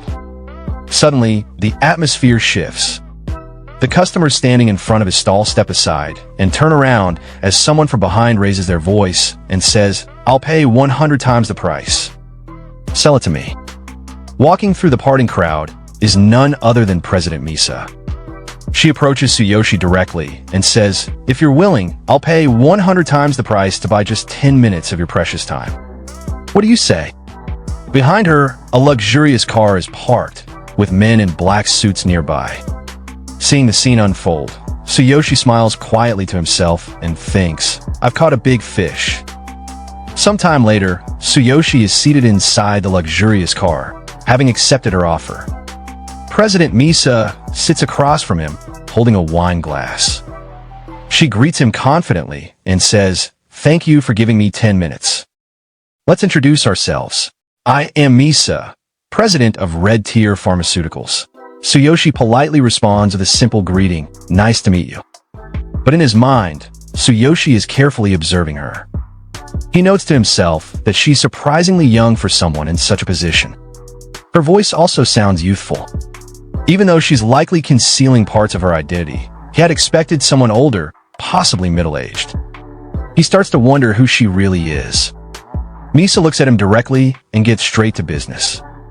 She tells him clearly, "I want to purchase the formula for the 3 types of capsules you're selling." Tsuyoshi doesn't hesitate. He simply raises his hand and names his price, 10 billion yen. Misa, clearly caught off guard by the figure, lowers her wine glass and replies, 10 billion yen? That's a little too much. It's over our budget. She asks him whether he needs to check with his team before making such a major deal. Then she adds that Red Tier Pharmaceuticals is here with the intention of showing sincerity. President Misa looks directly at Tsuyoshi, her expression calm but firm. With a confident and slightly condescending tone, she responds, "The amount we can offer is 3 billion yen. Even for formulas of that caliber, this is a considerable sum." As she studies him, her eyes narrow slightly, and she begins thinking to herself. She suspects Tsuyoshi is deliberately inflating the price, and notes that 10 billion yen could buy 50 standard grade formulas. She also starts to wonder, could he be the leader of a larger group? But Tsuyoshi doesn't flinch. He smiles confidently and replies without hesitation, "No, 10 billion yen. No more, no less." He adds that he has no partners. He created all 3 capsules himself. Then he looks directly at Misa, his gaze sharp, and says plainly, "You understand, don't you? These capsules would give your company a strong edge in the market. Isn't Red Tier currently going through its greatest crisis?" Misa is visibly shaken by this statement. A drop of sweat runs down her face as she thinks to herself, if he really doesn't have any associates, then that would mean he's a pharmaceutical genius, and a dangerous one at that. Still trying to make sense of his claim, she asks him, "Greatest crisis? What do you mean?" Tsuyoshi responds by pulling out some stock market data and showing her a graph. He explains clearly and confidently. The 3 major pharmaceutical companies, Red Tier Pharmaceuticals, Oyama Pharmaceuticals, and Tatsumi Pharmaceuticals, make up nearly the entire capsule market. But based on the data I've collected, Red Tier's market share has dropped from 26% at its peak to just 12% over the past 23 years. He continues, pointing out that Red Tier's products have fallen behind in both effectiveness and pricing, which is why Oyama and Tatsumi have been steadily growing. Misa listens closely, and her thoughts reflect her surprise. He came prepared, down to the last detail. She starts to wonder if he predicted this entire meeting from the beginning. Still, she admits to herself that his analysis is accurate. Red Tier's market share is shrinking, and the company is indeed in a tough spot. Softening her tone, she simply asks, "What else?" Tsuyoshi doesn't miss a beat. He continues explaining that she already knows how his capsules have disrupted the market due to their superior effectiveness. He tells her that if Red Tier could produce these capsules, the company would have a real shot at taking back market dominance. He also reminds her that Oyama and Tatsumi would be just as interested in purchasing his formula. Then he asks, still think 10 billion yen is too expensive? Misa takes a sip of her wine, processing his words. In her thoughts, she recognizes the calculated mix of profit leverage and subtle threat in his approach. She begins to understand that if he's truly as young as he sounds, he might be far more dangerous and intelligent than he appears, a genius in his field. After a moment, Misa quietly puts down her wine glass and responds, "Fine, 10 billion yen it is." She then adds, "However, since we're conducting an honest transaction, at the very least, I'd like to know your name." Tsuyoshi thinks for a moment. In his mind, he reflects that he's kept his identity hidden to avoid unnecessary attention too soon. But since Misa would be the only one to know, he figures it won't be a problem. He agrees and says, "Of course, but keep it confidential." Then, removing his hood, he reaches out his hand toward her and says calmly, "My name is Tsuyoshi Tsukishiro.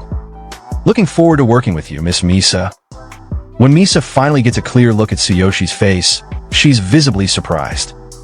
In her mind, she notes how young he is, much younger than she had expected. Still processing that thought, she reaches out and shakes his hand. With a polite smile, she says, "Nice to meet you." Sometime later, outside the car, Misa's secretary approaches Tsuyoshi and hands him a sleek card. The secretary says, "Here is the 10 billion yen card. It has already been linked to your information, so please accept it." Tsuyoshi takes the card calmly, looks at the two standing before him, and responds simply with, "Thank you." The secretary and Misa both remain where they are, watching him as he walks away. As he leaves, the secretary turns to Misa with concern and asks, "Are you really okay with giving away 10 billion yen? That's a massive sum." But Misa answers with quiet confidence. "It is indeed a significant investment, but after seeing his face, I'm certain. This 10 billion yen is the best investment we could make." She continues, explaining that Tsuyoshi's pharmaceutical skills are clearly extraordinary for someone so young. She believes he has incredible potential and might grow into something far beyond what they can currently imagine. A talent like his, she says, is worth securing at any cost. If the deal goes well, he could become the key to Red Tier's future. The secretary, reassured by her reasoning, nods and replies, "Of course. I trust your judgment, President." Then, with a warm expression, the secretary adds, "You've always been wise and decisive since you were young. That's why your father was able to entrust the company to you with peace of mind." Misa looks slightly embarrassed at the compliment and gives a gentle smile. "Tommy, stop it." She then steps into the car and gives her next instruction. "We've obtained the formula. Now it's time to launch a counteroffensive." She tells the secretary to return to the company immediately and summon all executives. They need to decide on their next big marketing strategy. The secretary responds without delay, "Yes, President." Sometime later, inside a quiet coffee shop, Chairman Suzuki of the Hero Association is sitting across from Tsuyoshi. He suddenly bursts out, half shouting in disbelief, How did you do it? You already secured the 10 billion yen entry fee. But it's only been a week." Tsuyoshi raises a finger gently and gives him a small smile. "Chairman Suzuki, lower your voice." Because of the outburst, people in the cafe begin to look over. One of the nearby staff whispers in shock, "Did he just say 10 billion yen? Another customer chimes in, "That brat just casually obtained 10 billion yen? Could it be?" Calmly, Tsuyoshi hands over the card to the chairman and says, "I just happen to have a valuable formula, so I struck up a little deal. This card contains 10 billion yen. Can you reserve my spot in the auction?" The chairman breaks into an awkward laugh, clearly overwhelmed and sweating slightly. "Next time, can you warn me before calling things like this little deals?" He then reaches into the inside pocket of his jacket, still reeling from the situation. Hearing the chairman's comment, Tsuyoshi's expression turns slightly more serious. He looks at Suzuki and says, "This fulfills one of the conditions for entry to the auction. Now, for the second condition, I need to obtain C rank hero status." He raises 2 fingers in front of the chairman and continues. If I rank in the top 3 in the Supernova tournament, I can apply for promotion to C rank, correct? Suzuki looks a bit surprised at Tsuyoshi's question. He replies, I thought you had given up. Then he explains, to enter the Supernova tournament, you need to place in the top 3 at least twice in publicly accessible dungeons. He pauses, then adds with a hint of concern, but don't take this the wrong way. The deadline for Supernova tournament registration is tomorrow. To place in the top 3, you need to raise your ranking several times over a few days. There's no way you can make it in time. Tsuyoshi, however, answers calmly and with confidence. No, 1 day is enough. He then asks, can you take me to the public dungeons tomorrow morning? Time passes, and we see Tsuyoshi at his new mansion. He walks quietly down the hallway and stops in front of Karina's room. Inside, his sister is hugging a pillow with a content expression. She tells him, with a gentle smile, that she's going to sleep early and comments excitedly on how soft the bed is. Seeing her so relaxed and happy, Tsuyoshi returns the smile. He softly closes her door and wishes her a good night, calling her by name. Afterward, Tsuyoshi heads into his own room. Once inside, he reminds himself that tomorrow, Chairman Suzuki will be taking him to the public cave. He understands he needs to grow stronger before then and mentally prepares for it. As he sits on his bed and looks at his hand, he reflects that he's been stuck at level 12 for quite some time. He acknowledges that leveling up is now a priority. Suddenly, his hand begins to glow with a golden light.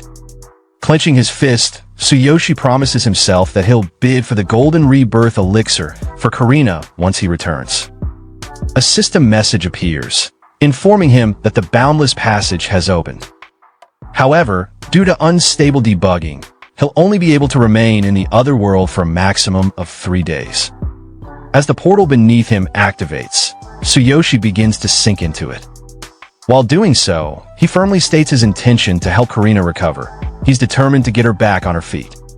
Moments later, he arrives in the other world.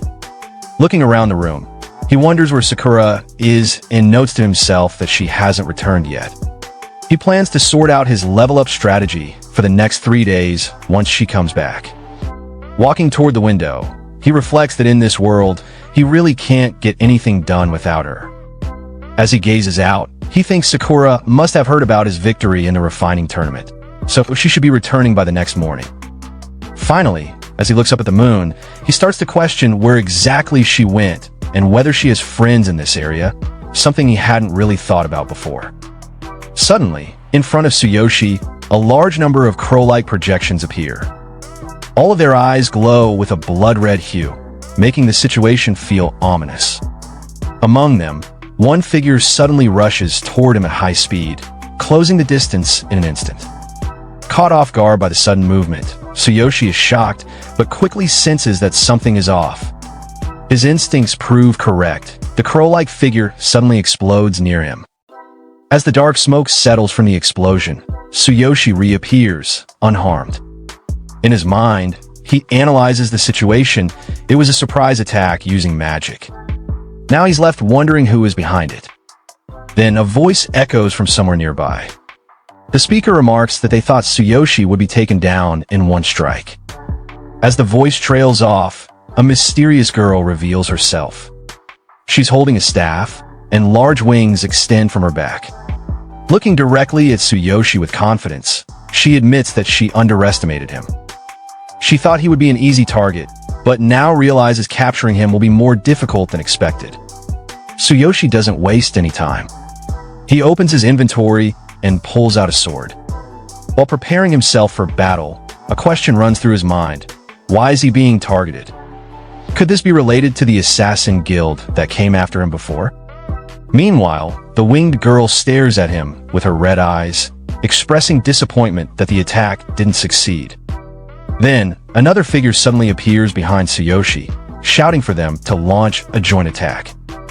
This second attacker is identified as an assassin, a class specialized in surprise tactics. His stats appear. He's level 30 with a combat power of 30,500. Noticing this new enemy behind him, Tsuyoshi's thoughts sharpen again, there's another one joining in. To the assassin's surprise, Tsuyoshi effortlessly blocks the attack. Wasting no time, he activates his ultimate physique skill, immediately enhancing his muscle strength and reaction speed. Internally, he acknowledges that he's reached his physical limit. His agility and movement speed have been significantly boosted for a limited time. He glares at the assassin with intense focus, thinking that without this skill, he might have actually been hit just now. The assassin freezes, clearly rattled by Tsuyoshi's speed and response, and even the winged girl looks momentarily stunned. But Tsuyoshi quickly assesses the situation. Facing two high-level enemies at once in a confined space puts him at a severe disadvantage. He makes a snap decision to retreat. As he lands outside the forest clearing, he reactivates his ultimate physique skill, this time enhancing the explosive power of both legs. Meanwhile, the two enemies prepare to launch another coordinated attack. Tsuyoshi, aware that escape is no longer an option, also gets into a stance for a counterattack. In his mind, he questions their motive. Were they hired to kill him? Either way, he knows they won't let him go, and lowering his guard could be fatal. Holding his sword steady, he addresses them directly, stating that he doesn't remember doing anything to deserve being targeted. The winged girl responds, completely confident, and tells him he was simply unlucky. They were just hired to do a job. The assassin then asks Tsuyoshi how he managed to evade what he calls a blind hit, an attack that's supposed to have a guaranteed strike rate. He points out that Tsuyoshi is supposed to be just a level 12 warrior, but his reflexes and durability tell a different story. The winged girl agrees, now clearly intrigued by him. She says he even dodged her magic attacks, which shouldn't have been possible. But she quickly adds that it doesn't matter. Once they capture him, their mission will be complete. Just then, the assassin charges forward again, his entire body glowing with green light. At the same time, the winged girl launches another attack from behind. As their attacks converge, a large blue magical circle forms above Tsuyoshi's head. The winged girl instantly recognizes that her magic was blocked again, and the assassin mentally notes, shocked, that Tsuyoshi dodged him again. Tsuyoshi prepares for a counterstrike. He raises his sword and tells them they shouldn't have expected him to surrender easily. As lightning crackles around his weapon, both enemies instinctively pull back, sensing danger. He launches an attack, forcing them to react quickly. The winged girl raises her staff and activates a defensive shield. The assassin, while dodging, explains that Tsuyoshi is using a technique called Thunder Chain. He admits that if Tsuyoshi's level was just a little higher, he might not have escaped unharmed. Recovering, the assassin lunges towards Tsuyoshi again, this time grabbing the winged girl and moving together. He taunts Tsuyoshi, saying that resistance is pointless at his level. He's still only level 12. His exact words emphasize that struggling will only lead to more pain. As the assassin launches an attack called Raystorm, the winged girl simultaneously attacks from behind. Tsuyoshi quickly senses the ambush and turns to defend himself. But now caught between the two, he's pushed into a desperate position, barely able to keep up. Grinding his teeth, he questions himself. Can he really win against two opponents of such high level at once? As the two enemies keep up their relentless attacks, the assassin remarks that it's already a miracle Tsuyoshi has lasted this long at level 12. The winged girl supports his point, telling Tsuyoshi to just drop his weapon and surrender. But Tsuyoshi, defiant, looks at them with eyes glowing with energy. He asks sharply, "Who's going to obey you?" In his mind, he wonders if it's time to use the Divine King Hammer, even though doing so could put his life at risk. At that moment, a system alert appears before him. It's a notification, Divine King Hammer, summoning in progress. The winged girl immediately senses the shift in energy. She raises her hand to shield her face, startled by the overwhelming pressure, and asks aloud what this power is. The assassin also feels the change, recognizing that something dangerous is coming. He notes that the pressure in the area is rising rapidly. Tsuyoshi begins walking toward his enemies, his confidence unwavering. His entire body is now radiating a golden aura, with lightning crackling across his limbs. In his hand, the shape of the divine king hammer begins to take form, its power slowly materializing. But just then, a strange sound echoes from above. A voice speaks from the sky, directly addressing him. The tone is familiar, and it says, "Tsuyoshi, you're hiding something, aren't you?" Hearing this voice, Tsuyoshi looks up, immediately recognizing it. In his mind, he reacts with alarm. It's a voice he knows well. Appearing before him is Kevin, a genius shaman, and, more importantly, the one orchestrating the attack against him right now. Tsuyoshi finally sees the true mastermind behind the ambush. Kevin raises his hand and points directly at Tsuyoshi, speaking with command, "Let it burst, secret." Instantly, Tsuyoshi feels something shift within his own body, as if a hidden part of him has been forcefully triggered or revealed. Clenching his teeth in frustration, he glares at Kevin and speaks through his tension, "Master Kevin." Kevin descends slowly from the sky, his glowing eyes fixed directly on Tsuyoshi. With a sharp gaze and calm tone, he reflects on a decision he made in the past, how removing the darkness from Tsuyoshi's body and embedding a secret within him had been the correct move. He stares at the radiant energy emanating from Tsuyoshi and wonders aloud if that mysterious energy is the true source of his extraordinary talent. Meanwhile, Tsuyoshi is on his knees, clutching his chest in pain. He struggles to speak, asking Kevin if everything he did for him had been a lie.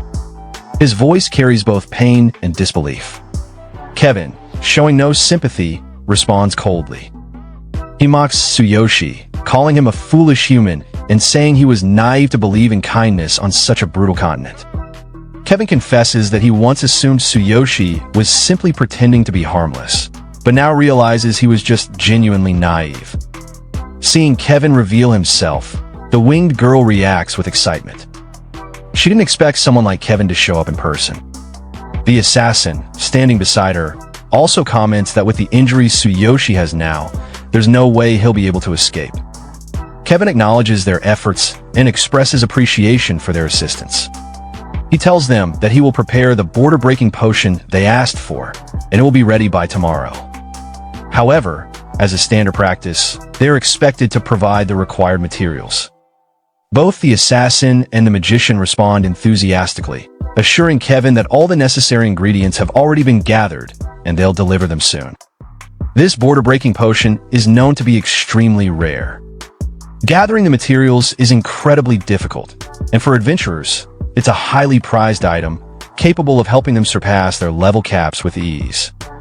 Internally, Kevin reflects on how easy it is to manipulate them. Just promising a high-grade potion is enough to make these two willingly serve him as pawns. He then turns back to Tsuyoshi. With his body now enveloped in a green aura, Kevin warns him not to resist. He reveals that the secret is embedded deep in Tsuyoshi's chest. He even admits to leaving Tsuyoshi alive during a moment when he was completely defenseless, clearly showing that this manipulation was premeditated.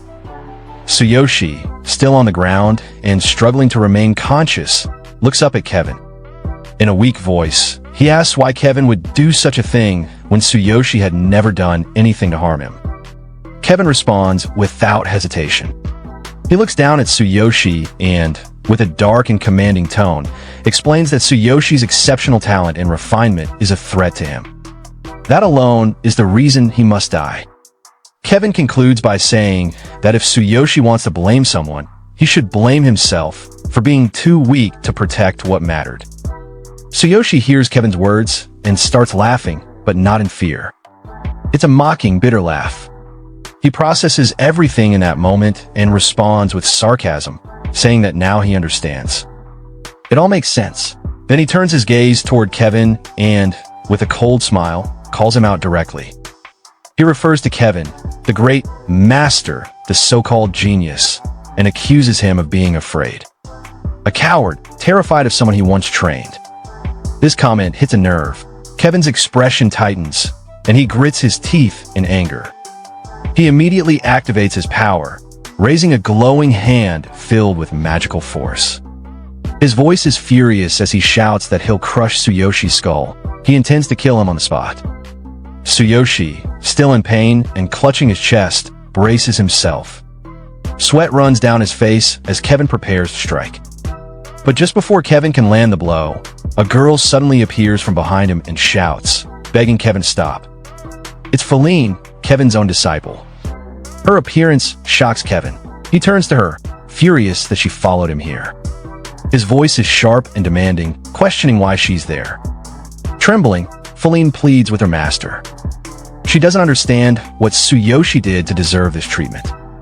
She apologizes on Tsuyoshi's behalf, trying to calm the situation before it escalates further.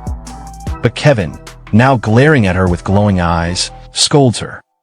He's surprised she would even show sympathy for a human.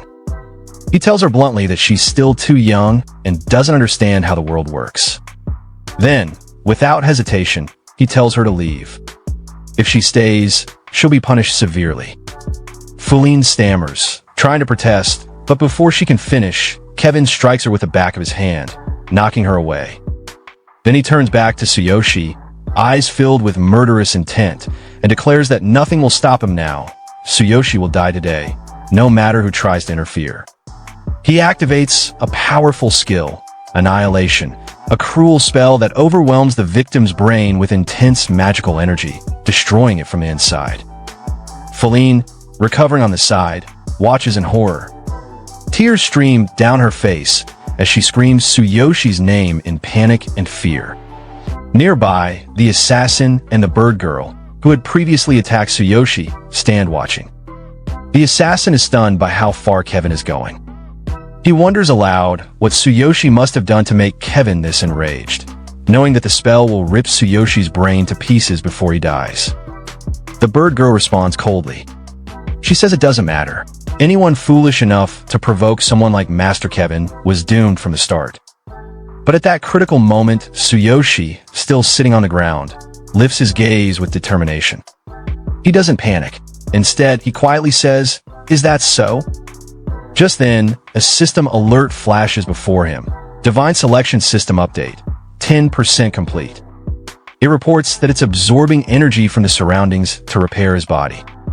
In an instant, purple energy begins swirling around Tsuyoshi.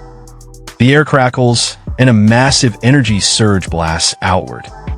Kevin shields his face as the sudden burst stuns everyone nearby. He realizes something terrifying. His own magical energy was completely absorbed in the blink of an eye. Up above, the bird girl hovers midair, shocked. She watches the energy settle and exclaims in disbelief that Tsuyoshi is still alive. She can't understand how this is even possible. At the same time, Feline, now on the ground, stares in awe and relief. Her voice trembles as she calls out Tsuyoshi's name once more, stunned by what she just witnessed. Tsuyoshi locked eyes with Kevin, his gaze now filled with pure, murderous intent. In a voice low but unwavering, he muttered that it was thanks to Feline she had bought him just enough time to survive.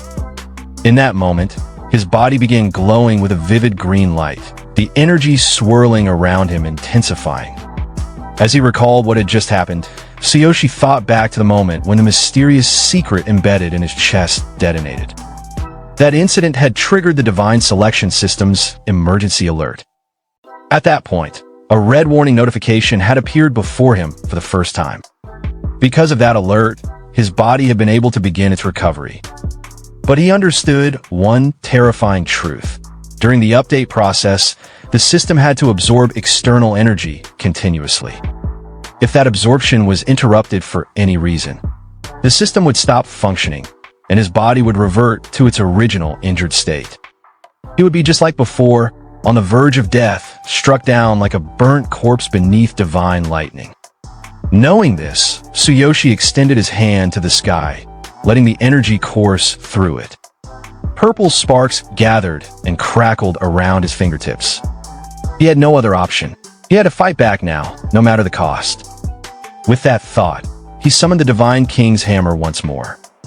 If someone had to die, whether it was Kevin or him, it would be decided right here.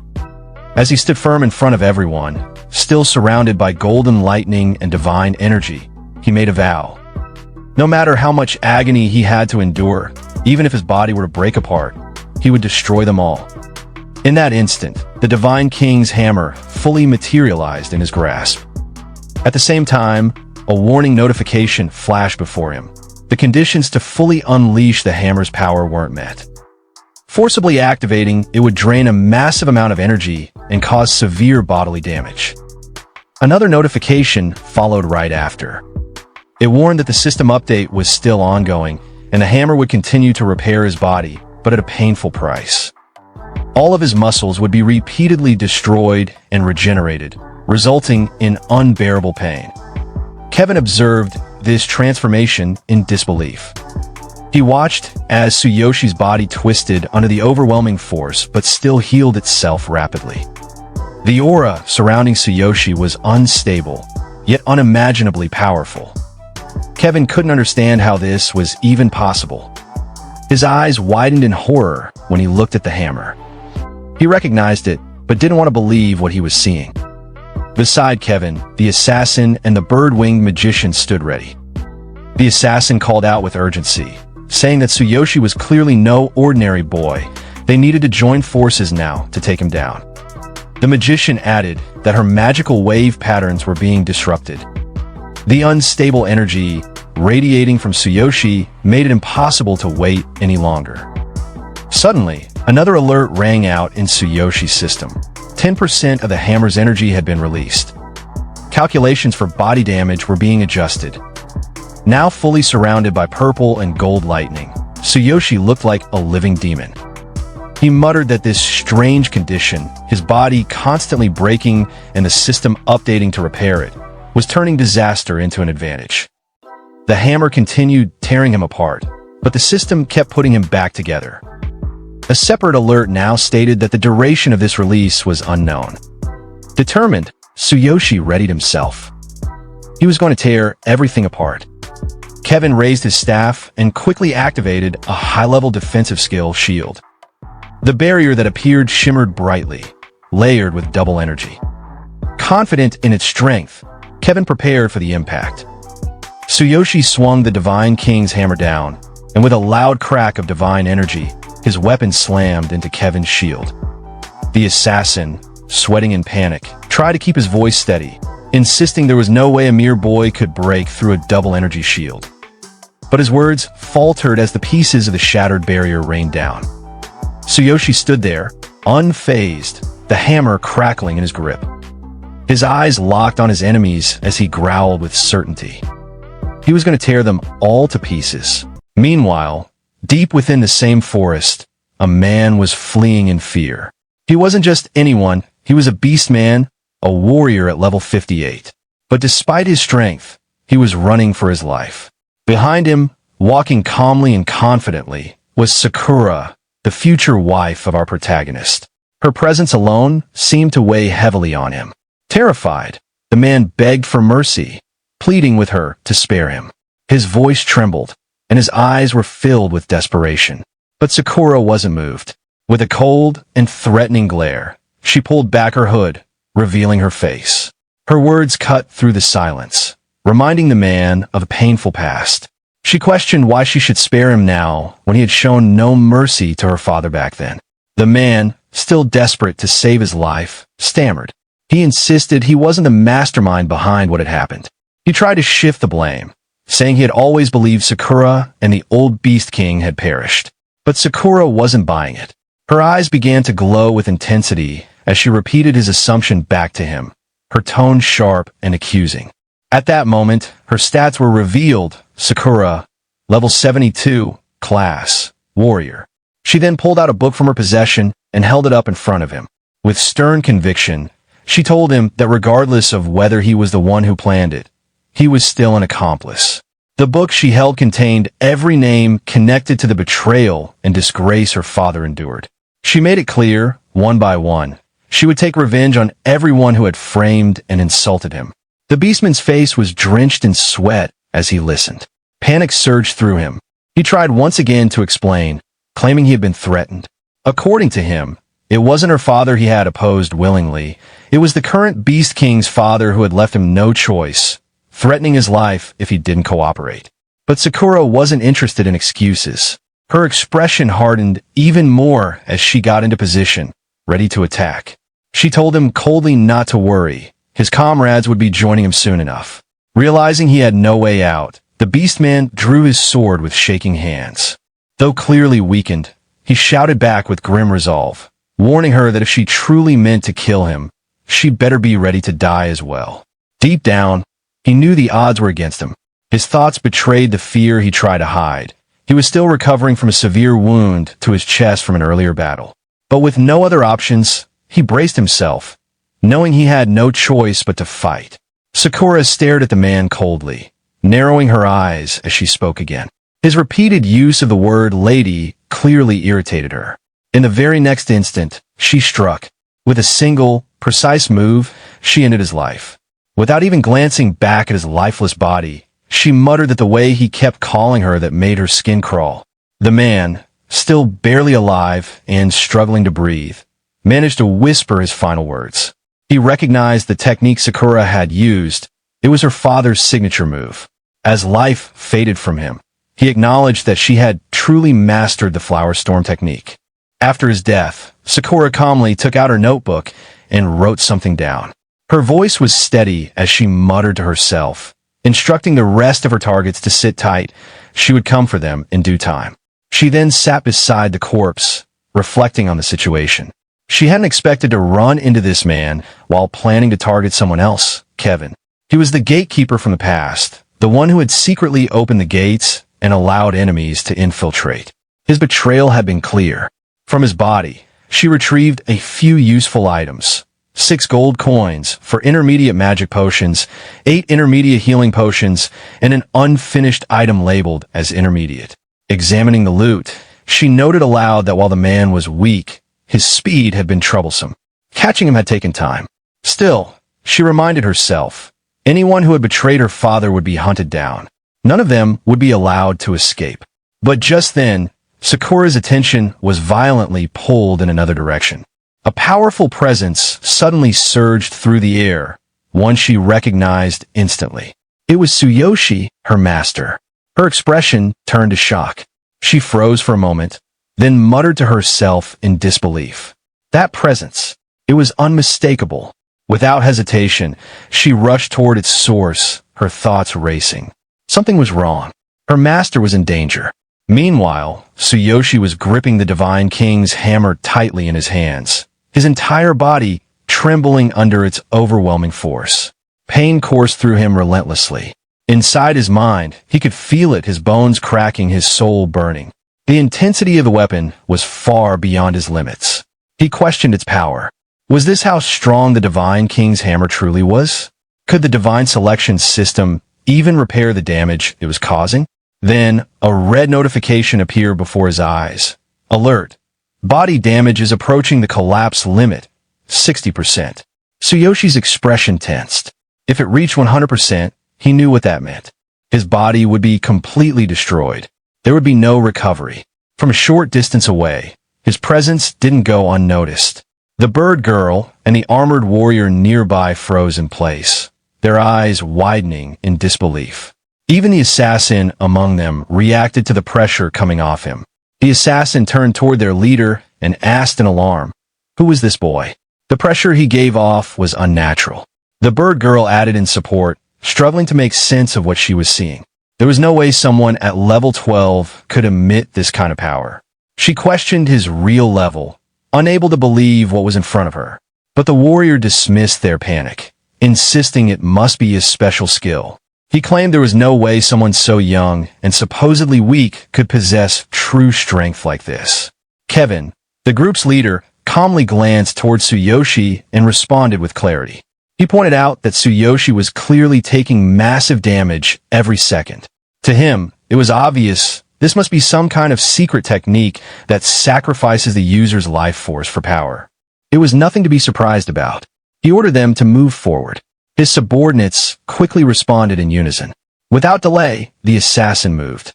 In a flash, he appeared in front of Tsuyoshi, dagger in hand, looking to end the fight quickly. His expression was confident, even cruel, as he declared his intent to crush Tsuyoshi's throat in one clean strike. and he warned him coldly not to hold a grudge. Tsuyoshi glanced toward the assassin with just a slight turn of his head, but even that small movement carried weight. The pressure released from his gaze alone was enough to freeze the warrior in place. The man stiffened mid-step, choking out a sound as his muscles locked. In that moment, the warrior realized he couldn't move. His thoughts spiraled in shock. Just from being near him, what kind of power was this? A notification materialized in front of Tsuyoshi. Hammer's threat. The Divine King's hammer is the supreme artifact of lightning. Those who wield it can emit powerful, silent electric currents. Any enemy without high lightning resistance will be paralyzed simply by approaching. Without hesitation, Tsuyoshi swung the hammer toward the assassin. His voice was calm, but the warning was clear. Approaching him was nothing short of a death wish. The blow landed with devastating force. The system instantly confirmed the result. HP, 0, enemy slain. Target, human. Class, assassin. Level, 30. Combat power, 30,500. Immediately after, another prompt appeared. Alert. Would you like to use the energy of the defeated enemy to upgrade the system? Response, yeah.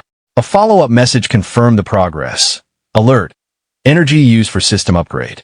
48% complete. But with that, another warning came through. Alert. Body damage approaching collapse limit. 66%. Kevin, observing the battle, called out to the bird girl. He told her to avoid close combat. Something was wrong with the energy surrounding Tsuyoshi. The bird girl's response was filled with disbelief. An assassin had just been taken down in one blow. She couldn't believe Tsuyoshi was only level 12. Something wasn't adding up. Overwhelmed, she looked at Kevin and surrendered on the spot. She claimed she didn't need healing. She gave up. Tsuyoshi let out a low laugh. There was no amusement in it, just menace. He looked at her and repeated her words. Surrender? He wasn't going to accept that. Another notification followed. Alert. Body damage approaching collapse limit. 70%. Ignoring the alert, Tsuyoshi reminded her of the obvious. Weren't they the ones who had just tried to kill him? He then looked skyward, voice steady. Even if she chose to surrender now, it was far too late. In the blink of an eye, he appeared in front of the bird girl. Her reaction was instant. Fear took over as she processed what just happened. His speed was beyond her comprehension. It felt like lightning itself had struck. She barely had time to think before he finished her with a single attack. Another system notification came. Alert. Energy used for system upgrade. 63% complete. Alert. Body damage approaching collapse limit. 76%. Kevin stood at a distance, sweat beading on his face. Inside, he was furious. His plan had been to use his subordinates to stall Tsuyoshi, giving him an opening to strike. But now, one by one, they had been wiped out. He was beginning to see the truth. Tsuyoshi was trying to drag him into death alongside him, using whatever strange power he'd awakened. But instead of panicking, Kevin laughed to himself. His mood shifted. Then he activated his own spell. As he rose into the air, a green circular seal formed behind his back. Hovering midair, he called out to Tsuyoshi, mocking the idea that someone like him could ever bring down a genius. He shouted with confidence, Tsuyoshi couldn't do it. Not against someone who had mastered the power of the laws. That caught Tsuyoshi's attention. He was taken aback as he recognized the phrase. The laws of earth, wind, and thunder were ancient and dangerous. They were etched into the end of the legendary law of ruin, and their destructive power was something few could comprehend. Kevin pointed his staff at Tsuyoshi. He acknowledged him. Tsuyoshi had pushed him to this point. He declared it was impressive. But now, he would show him what it meant to invoke the power of the laws. The moment he activated the spell, powerful winds surged. A tornado formed, tearing through the surroundings. But Tsuyoshi wasn't fazed. He stared back with eyes full of lightning, a grim and dangerous light glowing from within. His voice was calm but threatening. He dared Kevin. If he wanted to show the power of the laws, then so be it. At that moment, a warning appeared. Warning! Warning! Attempting to unleash greater power from the Divine King's hammer. Body damage approaching collapse limit. 86%. Tsuyoshi remained focused. With lightning coursing through him, he acknowledged the might of the laws, but he wasn't going to back down. He raised his hammer again. With full resolve, he declared that he would sacrifice his own life to further amplify the hammer's power. The system responded with another urgent message. Warning: 30% of the Divine King's hammer's power has been forcibly unleashed. Warning: body damage approaching collapse limit, 93%. 30 seconds until 100%. Alert: system upgrade 63% complete. Inside a nearby home, a young beastman boy watched the storm unfold through a window. The sight of the massive tornado sent a chill down his spine. He shouted urgently for his grandfather to get inside the house. The elderly man, however, stood frozen in fear, sweat forming on his brow. He stared out at the swirling thunder and wind with wide eyes, recalling a terrifying memory passed down from long ago. His voice trembled as he spoke. He remembered stories from his great-grandfather. This thunder, this power, matched the signs of the Divine King's descent, a figure of legend within the Beastman tribe.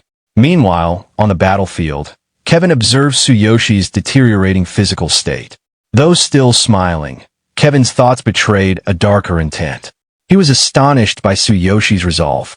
Challenging him at such a low level showed remarkable spirit, but Kevin couldn't allow it to continue. He convinced himself that within Tsuyoshi's body lay a powerful secret technique, and he needed to obtain it, no matter the cost. Kevin called out to Tsuyoshi, mocking his condition. He pointed to the obvious damage Tsuyoshi's body had sustained and ridiculed him for relying on a secret skill, insisting it was pointless to oppose the destructive force of his law-based magic. He declared Tsuyoshi's fate sealed, presenting his death as a grim honor. Just then, Furin, Kevin's disciple, was pulled into the outskirts of the tornado. She screamed as she was caught in the turbulent force. Tsuyoshi noticed her immediately. Even as his body was rapidly approaching critical failure, he turned his gaze toward her. Kevin, seeing Furin caught in the disaster, showed no concern. With an angry glare, he placed the blame on her for being in the wrong place at the wrong time. But he didn't hesitate. His obsession with finishing Tsuyoshi overwhelmed any hesitation, even for his own disciple. He chose not to cancel the spell and increased its power instead, launching a devastating magical attack. At the last moment, Tsuyoshi rushed toward Furin, catching her in his arms and shielding her from the full brunt of the spell. Her eyes widened in disbelief as she recognized him. She tried to warn him something was behind him. Emerging from the sky above, a massive, green-colored wind dragon formed from Kevin's magic. The creature descended with crushing force. The moment it struck, an explosion erupted across the battlefield. A wave of destruction followed, shaking the ground. Kevin watched the aftermath with a satisfied grin. He acknowledged the magnitude of the spell. He knew even his own resilient body wouldn't escape unharmed if he'd taken it head-on. As far as he was concerned, this was the end of Tsuyoshi. But from within the smoke and rubble, Furin stirred in Tsuyoshi's arms. She opened her eyes slightly and whispered in disbelief. He was still alive. Kevin's expression faltered.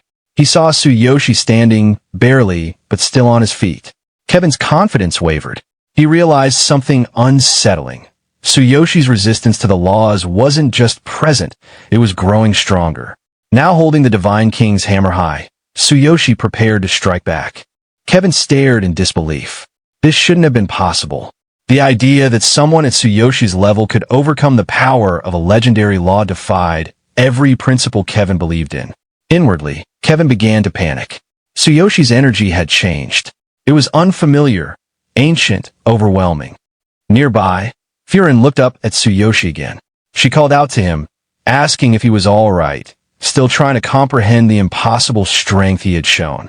Just then, Kevin reappeared above, ready to land another blow. Tsuyoshi looked up calmly, aware of the incoming attack. Despite the state of his body, he moved again.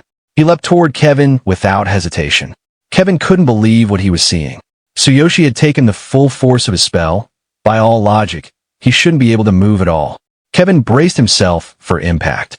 As Tsuyoshi closed the distance, the power of his hammer intensified. It wasn't just a weapon anymore.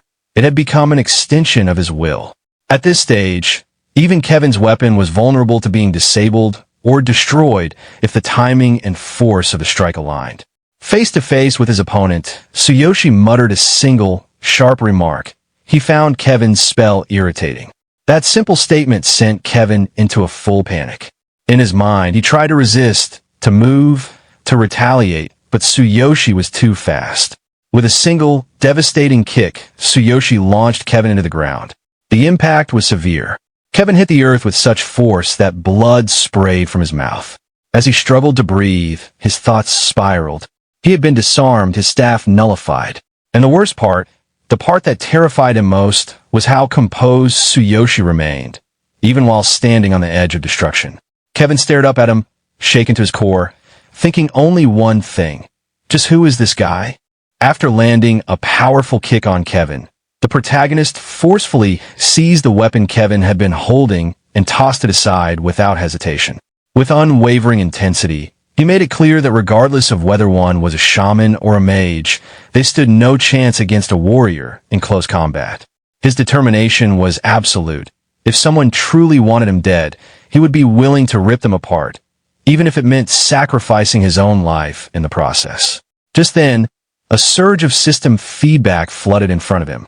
The power of the Divine King's hammer had been forcibly pushed to 30%, and his body had reached a dangerous threshold, with damage approaching complete structural collapse. He had barely seconds left before hitting the critical point. Simultaneously, his system's version upgrade was still in progress. Despite the warnings, the protagonist gripped the hammer tightly with both hands, preparing to strike again. His voice turned dark and threatening as he marched forward, completely undeterred by the laws of magic or power. Seeing this, Kevin began to panic. His confidence shattered, and he shouted in desperation, accusing the protagonist of trying to drag him down along with him. Kevin insisted that even if the magical staff was rendered useless, the laws themselves didn't need a medium to function. In a last-ditch effort, he summoned the remainder of his strength and launched a final, explosive attack. At the exact moment Kevin's spell surged forward, the protagonist counterattacked with equal ferocity. The system once again issued critical alerts. The damage to his body had almost peaked, and only a few seconds remained before total breakdown.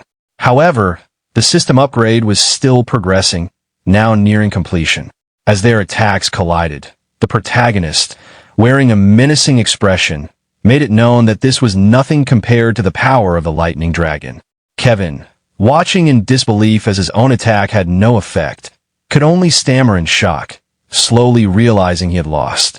A massive explosion erupted around Kevin, sending shockwaves in all directions.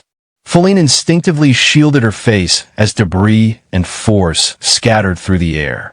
When the dust began to settle, she stared at the epicenter of the blast, calling out in horror for her master. In the aftermath of the clash, the protagonist's body began to dissolve into light. Internally, he realized his physical form had reached its absolute limit. The system confirmed it. His body had taken irreversible damage, and the upgrade had progressed even further. With the enemy finally defeated, a prompt offered him the option to absorb Kevin's energy for further system enhancement. Still barely conscious, the protagonist agreed, mentally noting that he was, at the very least, still alive. Suddenly, more system alerts started appearing rapidly. One warning noted his death was imminent, but then everything shifted. The system announced a complete upgrade, along with a full reboot to enable new capabilities. Unexpectedly, it absorbed remnants of Kevin's elemental power, specifically the laws of earth, wind, and frost. This energy was redirected into the version upgrade, which now completed fully. As the system finalized its changes, the protagonist's body began reconstructing itself. He leveled up significantly, jumping from level 12 to level 18. Now officially classed as a warrior, he was fully equipped with a black armor disguise, gear from the Fox Beastman set, and armed with a black cold light blade. His combat abilities had skyrocketed, and he'd even managed to copy Kevin's elemental skills. At that moment, his combat power had surged to 25,000. The morning light streamed through the window and gently fell on Feline, waking her from unconsciousness. As her eyes opened and adjusted to the room, confusion overtook her. She immediately remembered Tsuyoshi and her master, fear rushing through her as she looked around unfamiliar surroundings. Standing quietly nearby was Sakura, watching over her. Feline's expression shifted to shock. The weight of the previous night's events hit her all at once, and panic rose at her chest. She tried to make sense of the situation, where she was, what had happened, and whether Tsuyoshi or her master had survived. Sakura, calm but firm, sat at the edge of the bed and responded to Feline's concern with a blunt revelation. Kevin was dead. The news struck Feline hard. Her master, who had raised and trained her, was truly gone. Sakura explained that by the time she had arrived, Kevin's body had already been destroyed, killed by Tsuyoshi himself. She believed Kevin had been driven by jealousy of Tsuyoshi's potential and had attacked in an attempt to take control of the mysterious power within him. For Sakura, Kevin's betrayal proved he had long been a corrupted man. Feline lowered her gaze, clearly affected by the truth. She struggled to process it, the reality that her master was no more. But as she tried to gather herself, another dread crept in, the condition of Tsuyoshi.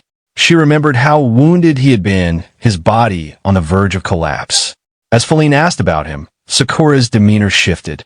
She accused Feline of possibly being part of the ambush Kevin had orchestrated.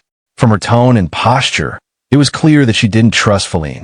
Sakura made it known that if Feline hadn't helped Tsuyoshi in some way, she wouldn't have hesitated to eliminate her alongside Kevin. Before things escalated further, Tsuyoshi's voice called from another room, stopping the tension in its tracks. He defended Feline, asserting her innocence in the matter.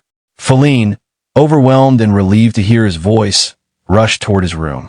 When she arrived at the doorway, she paused in shock. Tsuyoshi stood before her, transformed. His power had clearly evolved, his appearance enhanced, a faint blue aura glowing behind him. It was reminiscent of Kevin's previous strength, yet more refined and controlled. His abilities had surged. His combat power now far exceeded his previous limits. His equipment had upgraded, his class elevated, and the aura of the law of the earth, wind, and frost, once belonging to Kevin, now flowed through him. Feline, stunned by what she saw, questioned how he had acquired the very essence of her fallen master's power.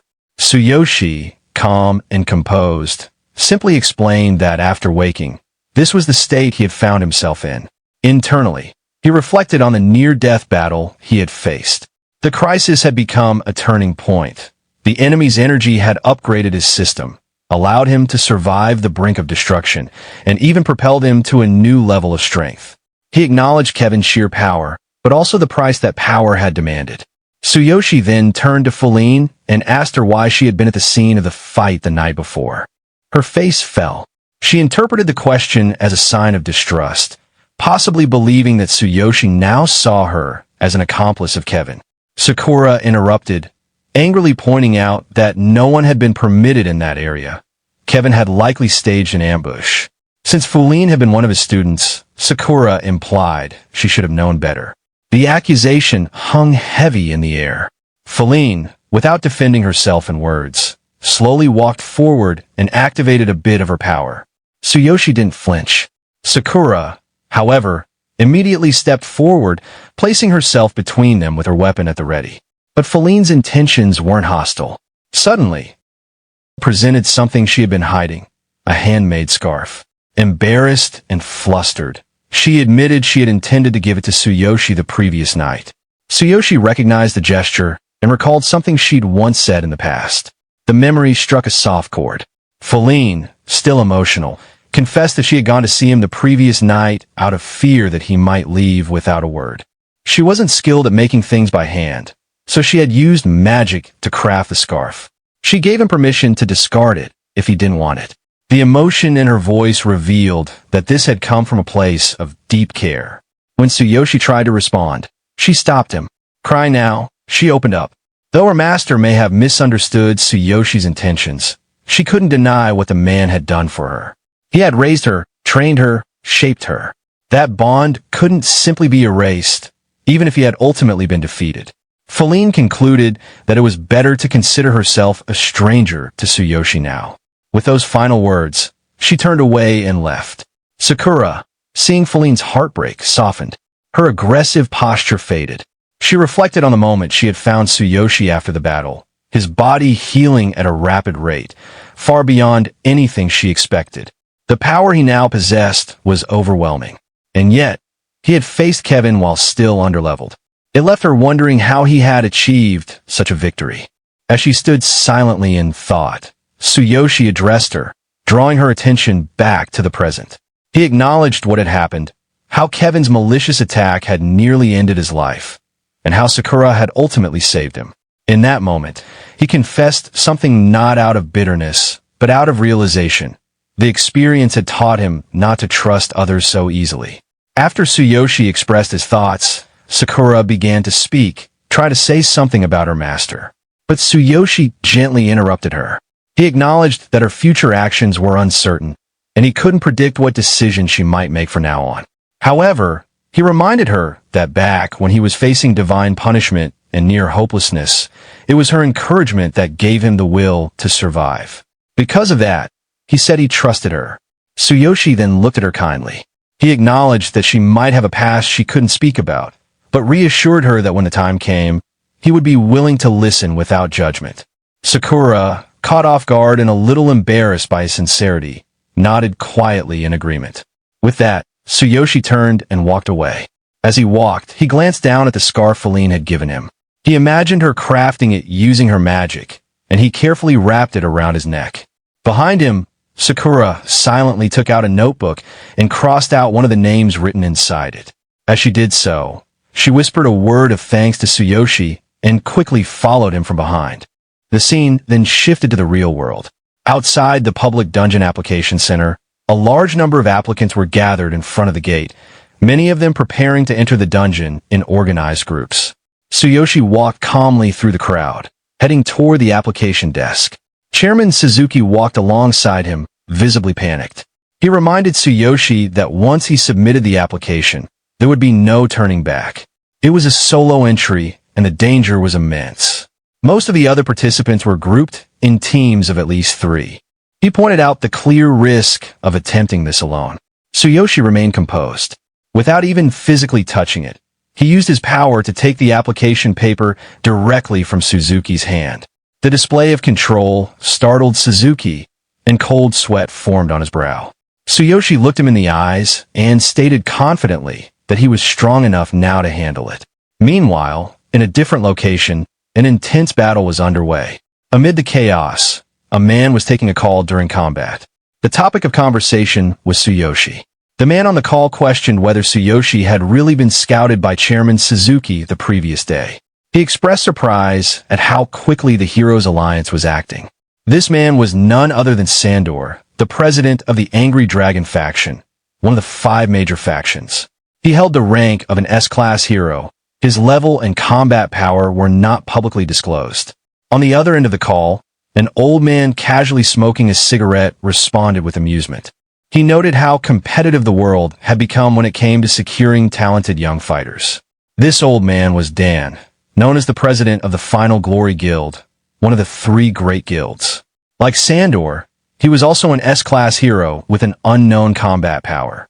Sandor, still deflecting enemy attacks with a defensive ability, continued speaking calmly. He mentioned that if Tsuyoshi joined the alliance, they'd soon find out his true strength in the upcoming rookie tournament. One of Sandor's subordinates appeared beside him and informed him that the job they were handling was complete. This subordinate was Luca, known as the strongest member under Angry Dragon, a powerful S-class hero in his own right. Without giving the matter much attention, Sandor replied to Dan on the call that they'd dig deeper into things later, that he was hanging up for now. Dan, still in his office, made a sarcastic remark about Sandor calling this a small job, despite clearly going to great lengths to expand his faction's influence. But the call was already over. Turning his attention back to the matter at hand, Sandor walked toward a beaten man lying on the ground. This man, named Ruth, had clearly been resisting Angry Dragon's demands. Sandor told Ruth that if he had accepted their terms earlier, things wouldn't have ended like this. But Ruth, unshaken despite his injuries, replied that even if they used force, they would gain nothing. He said he had been in this line of work for a long time, and was prepared to die. Sandor didn't respond with further threats. He simply raised a hand, executed Ruth without ceremony, and walked away. With absolute confidence, he left the remaining cleanup to Luca, who acknowledged the order without hesitation. Back at the public dungeon application center, Tsuyoshi now stood at the gate, preparing to enter. An official at the information desk looked at his paperwork, then glanced at Tsuyoshi. With genuine confusion, the official questioned whether he truly planned to enter the dungeon alone. It was a public dungeon, one of the more dangerous types. The official emphasized that going in solo, especially at only level 18, was essentially a death wish. Most people didn't even make it back alive, let alone complete it alone. He couldn't believe someone would attempt such a reckless challenge. Tsuyoshi stood confidently in front of the dungeon application executive. When questioned, he calmly pointed out that there were no rules against entering alone. He made it clear that he was in a hurry and requested to be registered without further delay. The executive, visibly irritated by Tsuyoshi's attitude, responded with frustration, warning him bluntly about the risks. However, before the situation could escalate, a female officer stepped in. She recognized that once someone had made up their mind, words wouldn't change it. She sat down beside the executive, reviewed Tsuyoshi's documents, and began explaining the available dungeon options. She confirmed his name, Tsuyoshi Tsukishiro, and processed his request. At present, there were 6 active public dungeons, 3 rated C class, 2 D class, and 1 B class, the most difficult among them. She warned that there were no guarantees of safety and that medical support wouldn't be provided in solo runs. He would be on his own entirely. Tsuyoshi acknowledged the information with a brief remark and reviewed the documents. While doing so, the female officer looked at him with mild irritation. Internally, she felt surprised that someone so seemingly unimpressive had caught her attention, someone so unfazed by her presence. From her perspective, someone who'd been sought after by numerous top-tier heroes, Tsuyoshi's calm disregard felt almost insulting. She quietly concluded that he clearly didn't recognize true talent. Outwardly, she simply gestured toward the gate and wished him luck. Tsuyoshi didn't respond. He turned and walked away through the bustling crowd, heading toward the entrance. As he walked, he considered his options. 6 dungeons were available, but he only had time for one. Near one of the dungeon gates, a group of adventurers stood talking among themselves. In the middle of the group, a young girl was crying. She had lost a wand during their last expedition, and one of the members questioned her angrily. The wand had been very expensive, something worth tens of millions of yen, and they were frustrated at the potential loss. The girl explained that a monster had appeared unexpectedly, and she had dropped it out of surprise. Another member expressed concern about their situation. They were all exhausted, low on supplies, and had no healing items left. Re-entering the dungeon under those conditions would be too dangerous. The group discussed possibly offering a reward to another team who could retrieve the item for them. As they debated, Tsuyoshi approached them. Calmly and without aggression, he asked them to move aside so he could pass. The group leader, a bit surprised, stepped out of the way and asked if Tsuyoshi was planning to enter that particular C-class dungeon. Tsuyoshi said nothing more at that point. One of the group members whispered to the leader, wondering if Tsuyoshi was new and questioning whether they should even consider trusting someone they didn't recognize. The leader quieted him, knowing better than to judge someone too quickly in front of others. Before they could continue, the young girl approached Tsuyoshi with teary eyes. She hesitantly asked if he could retrieve the wand they had lost inside the dungeon. The other members were stunned by her boldness, taken aback that she had made the request without waiting for their permission. The group leader quickly stepped forward, gently pulled the girl back, and apologized for her behavior. He clarified the situation to Tsuyoshi. They had dropped the wand near the exit, and if Tsuyoshi retrieved it, they would reward him. Tsuyoshi gave a direct and brief response. He was going in alone. He had no party. The entire group was visibly shocked by his statement. They questioned whether he was truly planning to challenge the dungeon solo. Based on his appearance, he seemed too young. They wondered if he might be a ranked B-level hero despite how he looked. Their surprise grew as they struggled to understand who this newcomer was, someone walking alone into danger, completely unfazed. As Tsuyoshi continued walking toward the dungeon gate, he didn't answer the group's barrage of concerns. Just before entering, he glanced back briefly and stated his level and rank. Level 18, D-rank hero. Then, without another word, he stepped into the gate. The adventure group behind him was stunned. They were shocked that someone so inexperienced, at least in appearance, would enter a C-class dungeon solo. They doubted whether he truly understood the dangers. One member, clearly frustrated, pointed out how even a full party with a balanced lineup, mage, priest, thief, shield warrior, and swordsman, still had to take extreme caution. A mistake inside could be fatal even for them, despite their average level being higher than Tsuyoshi's. But Tsuyoshi didn't stay to argue. He offered a simple thanks for the warning and proceeded into the dungeon without hesitation. As he passed through the gate, the dungeon system recognized his entry. The group outside continued discussing his recklessness, dismissing him as an overconfident rookie who had probably done well in a controlled training dungeon and was now acting above his capability. However, the party leader, despite his earlier warnings, noticed something different. He thought Tsuyoshi had seemed too composed, too deliberate in his actions. In his mind, it didn't feel like Tsuyoshi was inexperienced at all. Inside the dungeon, Tsuyoshi took in his surroundings. The cave had a unique structure, a stalactite-filled environment that he hadn't encountered before. It was clearly a natural limestone formation, and conditions inside were darker and more humid than average. As his upgraded system began analyzing the environment, Tsuyoshi reviewed the readouts. The monsters in this dungeon ranged from level 20 to 25. Darkness, water, and limestone were the dominant environmental features, with fire, light, holy, and wind being the most effective elements here. The cave structure and hazards required swift, adaptive combat. He readied himself, adjusting his armor. He noticed the system's new upgrades allowed him greater compatibility with various items, even those from alternate worlds. Without needing external storage or manual summoning, his weapon appeared instantly in his hand. He appreciated the improved efficiency. Not long after, a large monster appeared before him, a level 22 Tsuchigumo. Without hesitation, Tsuyoshi channeled his energy into the blade. The law of earth, wind, and frost, now infused into his weapon, activated. The sword took on a strange elemental power, capable of releasing devastating force directly from the infused law. As the Tsuchigumo lunged toward him, Tsuyoshi countered with a single strike. The power was overwhelming. The monster was defeated instantly.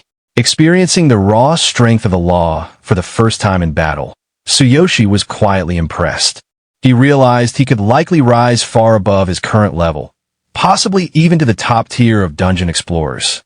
With access to more laws, he might even unlock the legendary law of destruction. 15 minutes later, back at the dungeon entrance, the adventurer group from earlier was still gathered.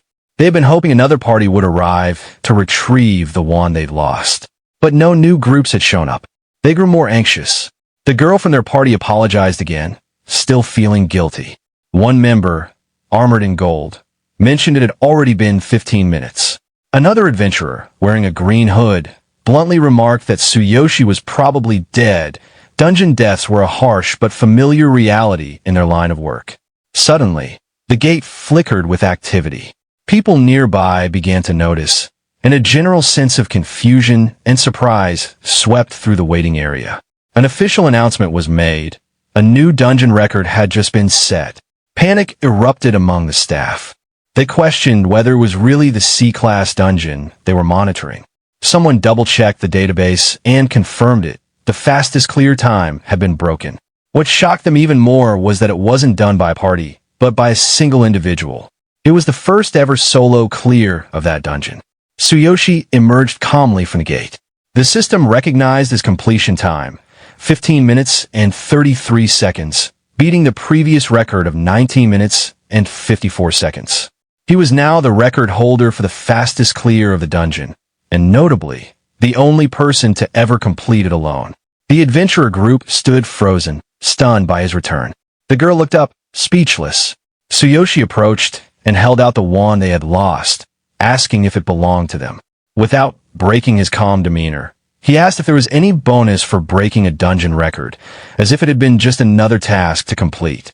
As Tsuyoshi stepped away from the dungeon gate, staff members rushed toward him after confirming his identity.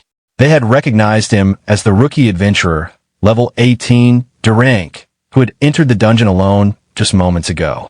The crowd instinctively made space as the staff moved in to verify his record-breaking performance. The adventurer group from earlier watched in disbelief. Their leader, staring at the returned wand in Tsuyoshi's hand, realized he had actually retrieved it during his fight with the dungeon boss. The group struggled to understand how someone supposedly at such a low level could not only survive the dungeon, but also update its fastest clear time, completely on his own. The young girl in the group, overwhelmed with excitement, suggested that Tsuyoshi should join them on future adventures. But he simply returned the wand calmly, explaining that he noticed it during his battle and brought it back with him. The group leader, shocked by how casually Tsuyoshi mentioned the boss fight, began to question who Tsuyoshi really was. Internally, he couldn't reconcile Tsuyoshi's level and rank with what he had just witnessed. It was clear that Tsuyoshi's combat ability far exceeded that of a typical D-rank adventurer, possibly even rivaling much higher ranks. He began to wonder if such a prodigious rookie had somehow gone unnoticed in their region until now. Just then, more staff members arrived beside the adventurer group. One of them, looking surprised and flustered, asked where they could find Tsuyoshi, the solo adventurer who had just updated the record. Upon realizing who he was, a female staff member nervously asked to verify his identity. Tsuyoshi, mildly confused, agreed to the check and asked that it be done quickly since he had more to do. Once confirmed, the staff were left speechless. The woman had assumed it might be someone else with the same name, but now it was certain. Tsuyoshi was indeed the one who had set the solo record. A male staff member reviewing his records reiterated that he had not only surpassed the previous party record, but had also set a new solo benchmark with a clear time of 15 minutes and 33 seconds. Acknowledging the significance of the achievement, the staff politely invited him to the Adventure Union headquarters to receive a special bonus. However, Tsuyoshi declined the offer, waving them off as he walked toward another dungeon. He explained that he was still in the middle of clearing caves and would handle any bonuses later. The adventure group was left stunned once more. The leader questioned whether Tsuyoshi truly intended to keep exploring without taking time to rest. The young girl also expressed concern, pointing out that Tsuyoshi didn't even have a priest to heal him, and that pushing himself too hard could be dangerous, even fatal. Tsuyoshi, before entering the next gate, simply rubbed his face with one finger and stated that he didn't need recovery. For him, this was still just a warm-up. This statement left the entire group frozen in disbelief. They began to question whether the record-breaking dungeon clear they had just witnessed was merely part of Tsuyoshi's warm-up routine. Inside the second Sirang cave, 20 minutes later the setting shifted to a different dungeon. This one was a ruin-type cave, with dominant elements of earth, mental influence, and wind. The monster levels ranged between 22 and 28. Darkness was present here too, slightly more so than in the previous cave. The environment favored the use of water, ice, and earth-based skills. Tsuyoshi, fully aware of the risks, pressed forward. He wasn't intimidated by the increasing difficulty. He defeated monsters efficiently, often with minimal effort, even casually carrying a monster's severed limb on his shoulder as he walked away. His focus, however, was now on understanding his system better. After its most recent update, the system no longer directly explained new functions. He realized he would need to study it more thoroughly himself, through hands-on experience. Eventually, Tsuyoshi stood in front of the boss room's gate. He took a brief moment to reflect. Ever since acquiring the divine selection system, he hadn't truly rested. Every day had been spent either learning, fighting, or testing the system's capabilities. He opened the boss room gate with confidence and walked in. Inside, he paused briefly. Something about the boss caught his attention. The boss of this cave wasn't what he had expected. It was a humanoid creature, more specifically, a female figure identified as a lady invader type monster. Tsuyoshi found it unusual. He had assumed he would face another darkness-based beast, but this was different. It wasn't entirely composed of dark energy. He rubbed his face again, a habit when mildly puzzled. Humanoid monsters were rare in these dungeons. From what he had read, There were around 360 confirmed species of cave monsters so far, 300 of them being darkness type, and that number continued to grow each year. This one, however, didn't match the usual pattern. It intrigued him. As soon as our protagonist spoke, the lady boss monster calmly extended her arms, addressing him with a seemingly peaceful invitation to rest. But what followed was anything but peaceful. A sudden, intense wave of energy surged from her. Sensing the abnormal wave, our protagonist stood confused for a moment, immediately trying to understand what it was. Right then, a system notification popped up, identifying the nature of the attack. It was a mental assault, a hallucination-based ability that targets the mind, and its strength depended on the level difference between the user and the target. Realizing the danger, our protagonist analyzed the situation further. He recognized the sensation, noting its similarity to magical mental waves from another world. It became clear to him that this boss monster was a mental-type enemy, one that confused adventurers with illusions and then struck them down. The scattered skeletons nearby, likely victims of the same mental attack, other adventurers who had been misled and killed here. Suddenly, the boss summoned additional monsters to her side. Undead creatures began closing in on our protagonist. But right at that moment, another system notification appeared. A passive skill had activated, Divine Eye, Light Defense. It would automatically block low-level, non-physical attacks for 3 hours, with a cooldown period of 24 hours. The boss, expecting her attack to work, was visibly stunned. She couldn't believe her ability had been neutralized. Internally, she considered intensifying the frequency of her mental waves, trying to overpower his resistance. But our protagonist remained calm. He looked toward her, confident now. He understood that one of his newly unlocked passive skills had granted him strong defensive capabilities. Holding his sword, he assessed the situation and determined that she wasn't a real threat to him anymore. This shift in control shocked the boss monster even more. She couldn't understand why her power had no effect. Meanwhile, outside the dungeon, staff members monitoring the situation started to take notice. One of them reviewed his performance log and confirmed Tsuyoshi had already updated the records for 2 C-rank caves. And astonishingly, he had entered a third one right after completing the others. The woman on the staff team, speaking urgently on a call, confirmed that Tsuyoshi wasn't part of any party. He was running all of these records solo. Sweat rolled down her face as she apologized, admitting they had overlooked his background. No affiliation with prestigious families or major guilds, just someone from the slums. Elsewhere, a nearby adventurer group had also been watching the dungeon gate. Their leader confirmed that Tsuyoshi had been personally recommended by Chairman Suzuki, and they intended to keep monitoring his progress. The group was shocked he had broken 2 party records in just 1 hour, and he did it alone. They expected him to break the final C-rank cave record too. The leader could only describe him as terrifying. Not long after, near the entrance to the last C-rank cave, a crowd had gathered. Word was spreading fast. Among the murmurs, someone pointed out the obvious. This D-rank adventurer, Tsuyoshi, was now the center of everyone's attention. As the gate opened, Tsuyoshi stepped out of the dungeon. The crowd that had been gathering outside began reacting immediately. A new record had just been confirmed. He had cleared the C-rank cave in 36 minutes and 28 seconds, breaking the previous record of 46 minutes and 54 seconds. More significantly, this was the cave's first ever solo clear, and it had now become the fastest time on record. The atmosphere outside the cave quickly shifted. Adventurers from various factions and guilds began approaching him, offering him a place within their organizations. Representatives from the Sand Guild and the One Eye Association attempted to recruit him, promising favorable treatment and asking him to assist in updating records for other caves. Some even suggested he leave the Adventurer Union to join their elite circles. However, Tsuyoshi remained unfazed. Without hesitation, he politely declined all invitations, expressing his preference to work alone. He made it clear that he wasn't interested in joining any factions and asked the crowd to clear a path, as he was in a hurry. His refusal left many around him shocked. Several adventurers questioned whether he truly intended to continue without rest. Offers for healing poured in. Some offered to call priests.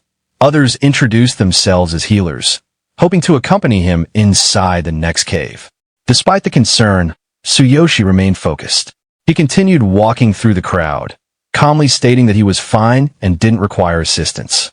Internally, he reflected on his current condition. Thanks to a new passive skill, one that reduced minor fatigue when fighting significantly weaker opponents, he had not yet felt any real exhaustion. Confident in his ability to push forward, he began preparing himself for the next challenge, a higher-level B-rank cave. As he moved toward the next location, another system alert confirmed the passive ability's function. It suppressed energy consumption when there was a large power gap between him and his enemies.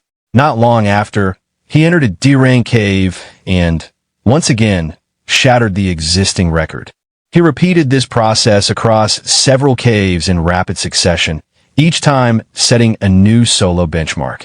Soon, news of his performance spread further. Staff were stunned. He had completed 2 D-rank caves in just over 10 minutes and 1 minute respectively. One staff member asked whether the results had been reported. Another confirmed they had, and noted with visible tension that Tsuyoshi now seemed to be heading toward the final B-rank cave. Meanwhile, outside the public caves, Chairman Suzuki checked the time and expressed his frustration. Although impressed, he was clearly irritated that Tsuyoshi had given no prior notice. With the public dungeon scheduled to close in just 3 hours, Suzuki mused that, were he an adventurer himself, he would already be inside.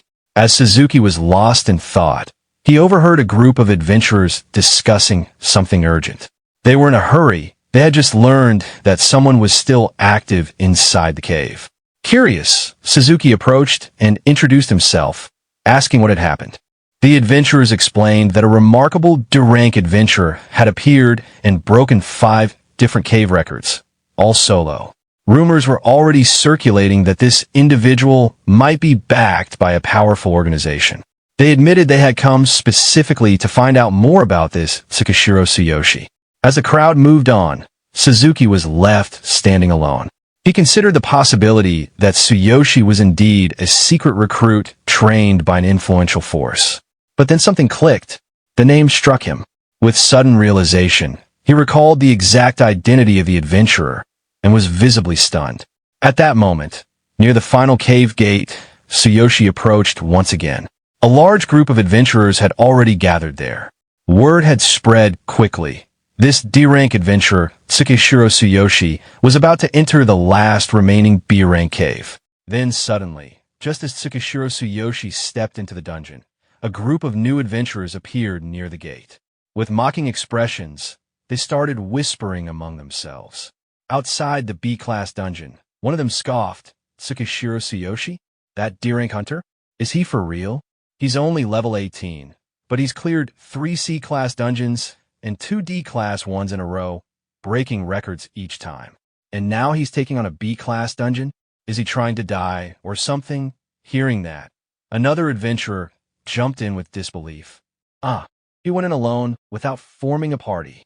A D-rank hunter, soloing a B-rank dungeon? If he really had that kind of power, he would have been snatched up by a major guild ages ago. He wouldn't be in a place like this. Then, a bespectacled adventurer joined the conversation with suspicion.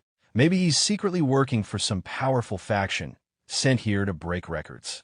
He must be using illegal items or temporary power-boosting drugs. There's no way he could pull this off otherwise. Others nearby laughed mockingly as they looked toward the dungeon gate. One of them saying, "That's right. We D-rank heroes know the difficulty of B-rank dungeons better than anyone." "He's hiding something," another added coldly. "I think he won't make it out alive." But one adventurer, clearly concerned, sweat trickling down his face, tried to speak up. "Don't say such things. I saw him come out of a C-rank dungeon, completely unharmed. Considering the timing, I don't think he's a fluke." That only made another snap back angrily. "Shut up. What do you know? If he was that powerful, he wouldn't still be a D-rank." Then one of the adventurers, holding a bow and smirking, added, "That's right. He must have falsified his level, or he has a powerful backing. For an ordinary hero, even a C-class dungeon is life-threatening. Entering a B-class dungeon alone is insane." The concerned adventurer, now more nervous, stammered out a reply. But the evaluation was done by the system, right? You couldn't do it without considerable skills. Suddenly, all the adventurers turned their heads. Someone was walking confidently toward the dungeon. Their presence sent a shockwave of surprise through the crowd. One of them muttered, "Huh? Ah, is that the Wild Rose party?" Eyes widened as the group appeared, the famed party Wild Rose. Leading them was the Vice Captain Eric, a level 35 C-rank hero. Beside him walked the captain, Roland, a level 38 C-rank hero. The adventurers standing at the gate froze. Whispers broke out again as someone exclaimed in disbelief, "Hey, it's no Bara. They're the strongest C-rank party in this area, right?" The leader is level 38, an incredibly strong female warrior. One of the female adventurers with glasses lit up with excitement as she turned toward the group, clearly impressed. She reminded everyone that the Wild Rose team had once set a new record in a B-rank dungeon, clearing it in just 7 minutes and 5 seconds. Not only that, they did it in a dungeon that was open to the public, which meant their achievement was witnessed and recognized by many. Their rising fame wasn't just rumor. They had already built a strong reputation, and what stood out even more was their independence. Unlike most powerful teams, they weren't tied to any guild or faction. The girls seemed to genuinely admire that about them. Meanwhile, another glasses-wearing adventurer, the same one who previously made a dismissive comment about Tsuyoshi, glanced over at the Wild Rose team with visible irritation. His voice was laced with sarcasm as he muttered a complaint about their arrogance, wondering aloud what they were doing here. Just then, the leader of the Wild Rose group raised her hand, signaling everyone to listen. Calmly and confidently, she addressed the crowd, stating she had heard that a D-rank hero named Tsuyoshi was planning to challenge this dungeon all by himself. One of the adventurers quickly confirmed it, explaining that Tsuyoshi had already broken records in 3 different C-rank dungeons. It had seemed suspicious, so they decided to look into it more closely. At that point, a member of the Wild Rose team scoffed and voiced their doubts. He pointed out that if Tsuyoshi had already achieved that much as a D-rank, there was a strong chance that something unnatural was involved. He speculated that the guy could be using forbidden items or illegal herbs to boost his power unnaturally, and maybe even had support from someone influential backing him up. The leader of the Wild Rose team didn't outright deny it, but considered the possibility. She admitted that breaking records solo was definitely suspicious, but if the rumors were true, Tsuyoshi might be someone worth paying serious attention to. Still, the idea of someone with such a low rank pulling off all of this was undeniably odd. The other Wild Rose member wasn't convinced. He bluntly claimed Tsuyoshi was cheating. In his view, there were only 2 outcomes. Either the guy would die inside the dungeon or suffer long-term consequences from whatever enhancement drugs he might be using. He pointed out how much effort they had all put in to set those B-class records, and now they were supposed to just sit back and watch a D-rank blow past them. That frustration sparked agreement from others nearby. Several adventurers raised their voices, suggesting that Tsuyoshi should be tested for drugs the moment he came out. If he was caught cheating, they insisted he should lose his license as a hunter right there. However, one of the adventurers quietly told his friend something that didn't quite fit the narrative. He remembered seeing Tsuyoshi walk out of a C-rank dungeon looking calm and composed, not at all like someone relying on shady enhancements. The 2 of them were both D-rank, so his observation carried some weight. That remark didn't sit well with the same arrogant Wild Rose member, who shot back with condescension. He mocked the idea that a low-level adventurer would dare to object to him, scoffing at the idea of a small fry D-rank thinking they could challenge those in the C-class. Still, since he had time to spare, he was willing to entertain the idea and indulge Tsukoshiro's challenge. Their leader, however, remained level-headed. She stated that regardless of whether Tsuyoshi was cheating or not, entering a B-class dungeon solo was no small feat if he managed to come out of it alive. She admitted she might have to reconsider everything she had assumed about him up to now. Hearing that, the arrogant Wild Rose member turned toward his captain, clearly unsettled. His tone shifted slightly as he asked her cautiously, as if trying to confirm her intent. Was she seriously beginning to believe in Tsuyoshi? Inside the dungeon, Tsuyoshi stood alone in the middle of a vast grass-covered plain. The terrain was much larger and more complex than what he had experienced in lower-ranked dungeons. He noted this difference calmly, recognizing that B-class dungeons represented an entirely different level of challenge in both size and difficulty. He reflected on his achievements so far, noting that his current record already qualified him for the rookie tournament. But he wasn't here just to test his limits. He genuinely wanted to experience the intensity of a B-rank environment firsthand. He was ready for a real fight. As he moved deeper into the dungeon, his surroundings were analyzed by an advanced ability he possessed.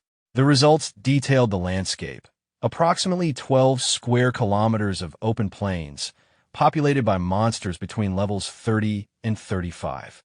Nearly half the dungeon was covered in darkness, and elements like wind, thunder, and earth were best suited for combat here.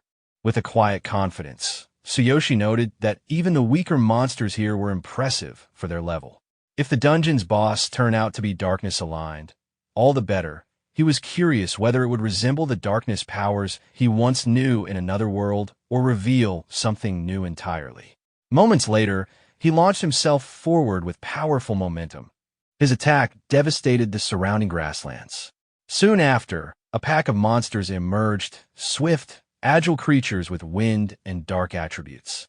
They were known for their razor-sharp claws that could shred armor, and their vulnerable spot was located in the abdomen. Lightning or earth-based attacks were ideal for taking them down. Tsuyoshi engaged the monsters immediately. Though he was impressed by their speed, he adjusted quickly, activating a combination of elemental skills to counter. His attacks landed with precision, and the monsters fell quickly under the onslaught. As he observed the aftermath, he noted the toughness of these enemies compared to previous low-tier creatures he had encountered. It was a clear reminder that stronger equipment and weapons would be essential once he returned to the other world. Still, the challenge thrilled him. In time, more monsters appeared, but he dispatched them effortlessly, walking confidently through the battlefield. To him, the enemies here were nothing more than B-rank fodder. Eventually, he came to a halt before the bodies of defeated monsters, holding his weapon firmly in hand. It had been a long time, he thought, since he had felt such genuine exhilaration from combat. But the test wasn't over. A new presence emerged, a much larger, more imposing creature. An elite-class monster, the stone rhinoceros. This beast possessed powerful earth and darkness attributes. Its entire body was coated in a rocky exterior that granted it exceptional defense. Unless someone could truly injure it, its armor wouldn't break. However, it had one clear vulnerability: its eyes. Attacks using lightning, elemental magic, or poison were most effective against it. Recognizing it as an elite monster, he doesn't hesitate. Instead of showing fear, he reacts with enthusiasm and immediately charges forward. He launches his attack using one of his combat skills, Thunder Chain Fork. As the battle progresses, he begins to realize that this enemy isn't going down easily. Despite his skill, the monster withstands his initial assault, which surprises him. He acknowledges to himself that the creature's durability is far beyond normal expectations. In the midst of the encounter, Tsuyoshi positions himself in front of the monster, landing directly in its path. Without a pause, the monster counters aggressively, moving toward him at a speed that defies its massive size. He braces himself and blocks the incoming strike with his sword, noting in the moment how unbelievable it is for such a large creature to move so quickly. The monster continues its relentless advance, and Tsuyoshi quickly maneuvers to avoid the next attack. He makes it clear that he doesn't intend to waste time trading blows. Preparing for a counterstrike, he activates one of his elemental techniques, Law of the Earth, Wind Frost, and aims for a vulnerable spot on the creature. Believing that the monster's eyes may be its weak point, he targets them with precision. His assumption proves correct. With a direct hit to a critical area, the monster's formidable defenses are compromised. Realizing he now has the upper hand, Tsuyoshi prepares for a finishing blow. He calls upon a powerful lightning-based ability and channels it into a final attack. The impact of the strike forces a loud, pained roar from the monster, and moments later, the creature collapses to the ground defeated. Tsuyoshi, breathing heavily, surveys the fallen enemy. He's clearly fatigued. Reflecting on the fight, he notes that battling an elite monster without the support of a system and relying purely on weaponry had pushed his equipment to its limit. The encounter had been draining, both physically and technically. He glances down at his weapon. It's clear to him now his current gear won't be enough for what lies ahead. He admits to himself that unless he upgrades his equipment soon, he'll be at a major disadvantage when facing the dungeon boss. Assessing his situation further, he stores his weapon and turns his gaze toward the deeper parts of the dungeon. The difficulty of this B-rank dungeon forces him to think seriously about the challenges that must exist in even higher-ranked ones. As he wipes blood from his face, he maintains a composed but confident attitude. If the boss of this dungeon turns out to be darkness type, he tells himself, then the upcoming fight could be even more challenging, but also worth his attention. Meanwhile, outside the dungeon, a crowd of adventurers remains gathered around the gate. Tension is high, and concern is starting to spread. One person voices the obvious. Tsuyoshi has been inside for 20 minutes and hasn't returned. There's speculation that he may already be dead. Others agree, arguing that entering a B-rank dungeon alone as a D-rank adventurer is effectively suicide. Someone suggests that if a group of level 30 monsters had surrounded him, he wouldn't have stood a chance. They expect the dungeon system to confirm his death at any moment. A member of the Wild Rose party cuts into the conversation, boasting about their own achievement. They remind the others that their team had cleared this same dungeon before, dealing with stone rhino-type enemies and a difficult final boss. Their recorded time of 1 hour, 5 minutes, and 15 seconds has yet to be beaten. That sparks curiosity among the bystanders. One adventurer considers that Tsuyoshi might be able to break their record. The suggestion angers a Wild Rose member, who refuses to believe a D rank could surpass them. He insists that if Tsuyoshi doesn't exit in the next 2 minutes, he's as good as dead. Furthermore, if he survives, they'll demand a full investigation to confirm he isn't using any illegal performance enhancers.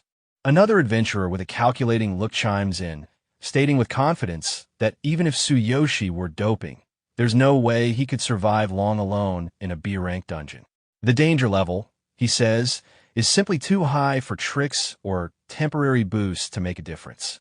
In his opinion, Tsuyoshi isn't trying to break records. He's just trying to stay alive. More adventurers join the discussion, emphasizing how different B-rank dungeons are compared to C or D-rank ones. A D-rank hero staying inside for over 20 minutes? To them, that spells certain doom. The leader of the Wild Rose party stands near the gate, reviewing real-time information on the challenger. On the display, it shows that the current challenger is Tsuyoshi. His status is still active, and the elapsed time is now 20 minutes and 17 seconds. She also sees a list of Tsuyoshi's previous records. Multiple solo clears of both C and D-rank dungeons with impressively short times. These stats seem to irritate her. Despite her initial dismissal of him due to his low rank, the fact that he cleared those dungeons solo and quickly forces her to reconsider. In her thoughts, she acknowledges that most D-rank heroes wouldn't have lasted this long. Tsuyoshi's survival alone is noteworthy. From behind her, one of her team members asks what she's looking at. Without turning around, she responds that it's nothing important, but inwardly, she continues thinking about the unusual level of skill Tsuyoshi seems to possess. She begins to wonder if he's still alive and actively progressing through the dungeon even now. Clenching her fist tightly with irritation, she muttered under her breath, "No way. A D-rank hero could actually." Meanwhile, deep inside a B-rank dungeon, surrounded by a marshy lake thick with aquatic plants, Tsuyoshi stood before an old structure half submerged in the murky water. He looked up at it and said, "There it is." He then turned his gaze toward the massive door in front of him, staring intently without moving or speaking. As he stood there, a memory from his childhood surfaced. He remembered sensing that same suffocating presence. He thought to himself, "That's the presence of darkness."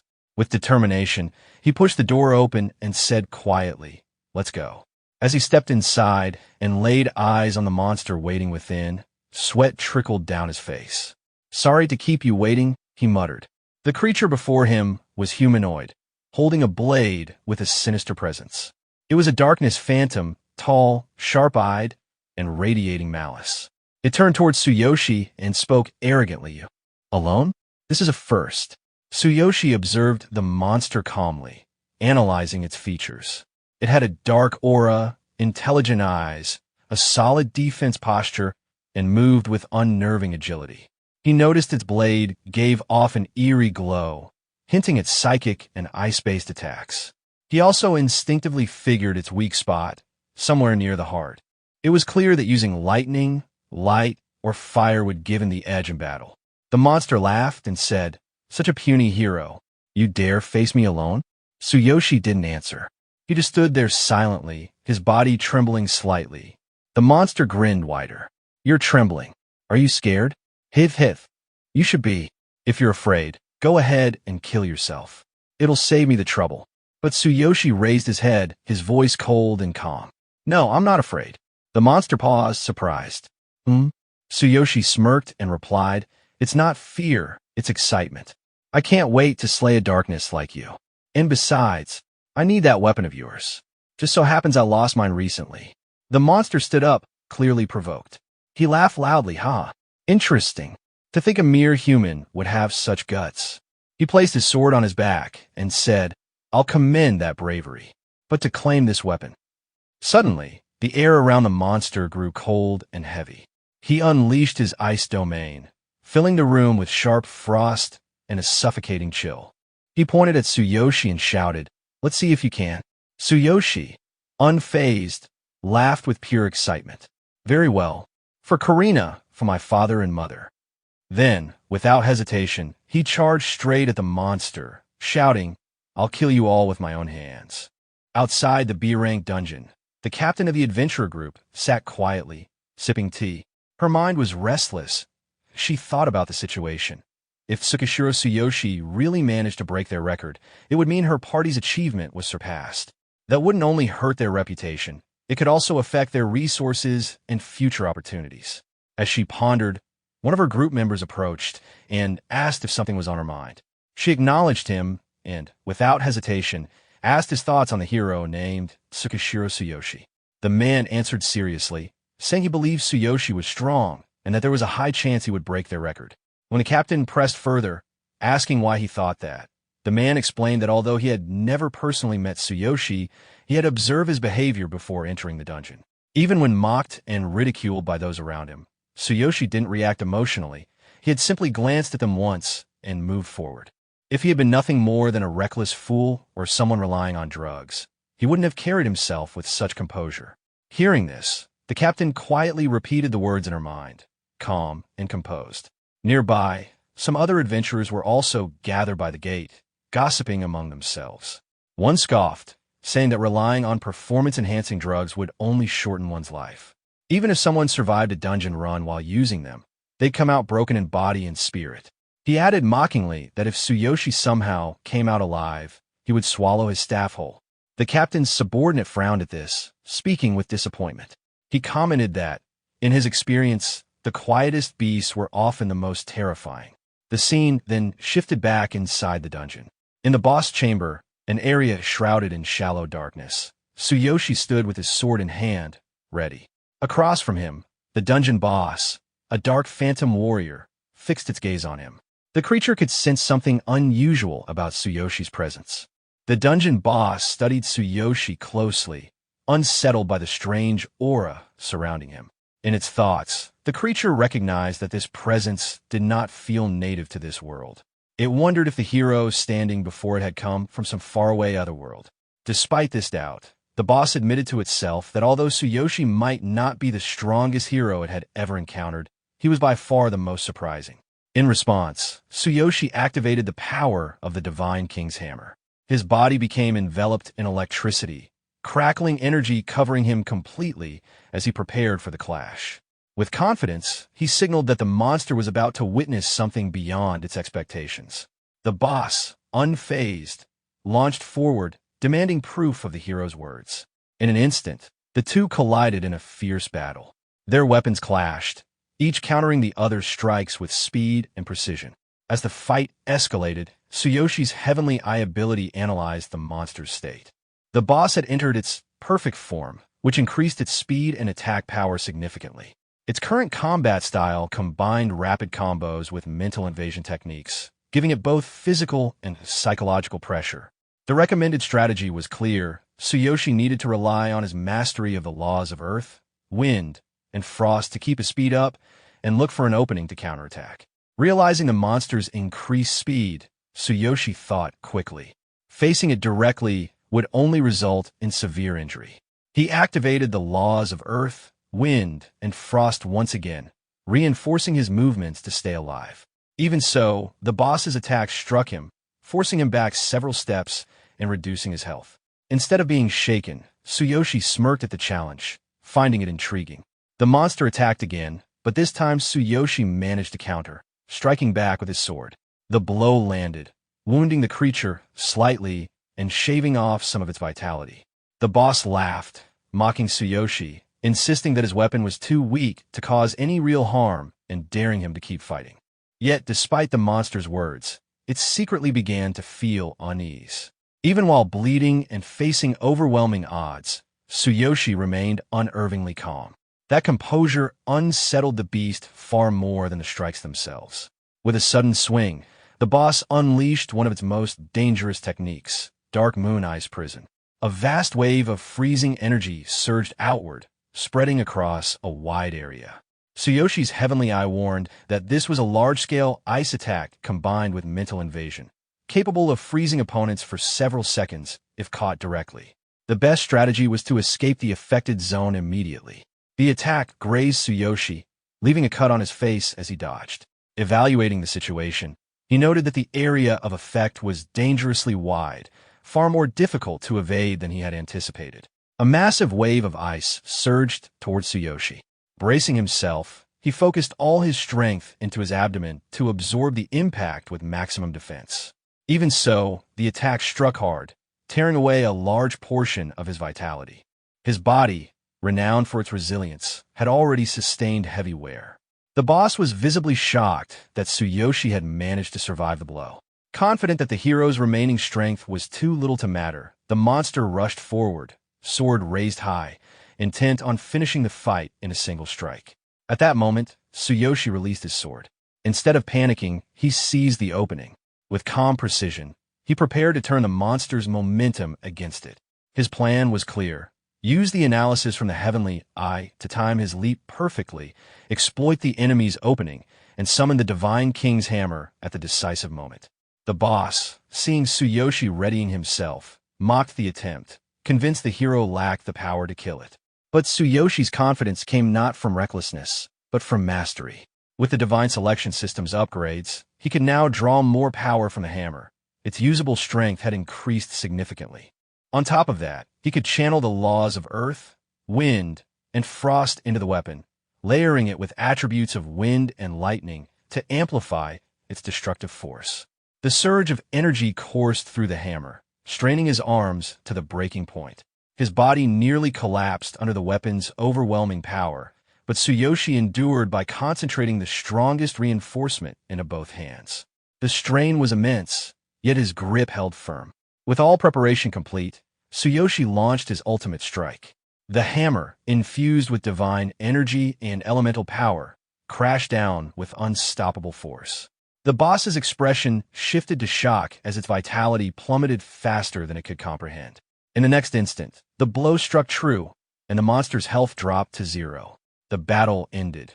Tsuyoshi staggered slightly, his own health diminished from the effort, and landed heavily on the ground. He quickly drank a healing potion to stabilize himself, then picked up the boss's fallen sword. With calm assurance, he recognized his victory. The dungeon acknowledged his achievement. The trial was officially cleared in 45 minutes and 36 seconds, shattering the previous shortest record of over an hour. Not only had he secured the fastest clear time, but he had also achieved the first ever solo completion of a dungeon. As rewards, Tsuyoshi acquired a powerful weapon, the soul-cutting Moonblade, a blade infused with attributes of darkness, mental power, and ice. Alongside the weapon, he gained a significant increase in experience, leveling up from 18 to 20 in a single leap due to the massive difficulty gap and the solo clear bonus. His current status reflected the growth. Now a level 20 warrior, clad in his black armor disguise, set belonging to the Fox Beastmen, wielding the newly obtained soul-cutting moonblade. His arsenal of skills had also expanded, including the Thunder Chain Fork and his mastery of the laws of earth, wind, and frost. With a combat power now reaching 27,600, Tsuyoshi had firmly established himself as a force to be reckoned with. Crowds of adventurers gathered near the gate as a system-wide announcement echoed across the area. It declared that Tsukishiro Tsuyoshi had successfully cleared the B-rank cave in just 45 minutes and 36 seconds, shattering the previous record of 1 hour and 5 minutes, which had been set by the well-known adventurer party, Wild Rose. More importantly, it was revealed to be the first ever solo clear of the dungeon. The crowd was stunned into silence at first, then broke out in disbelief. Many muttered that such a result should have been impossible.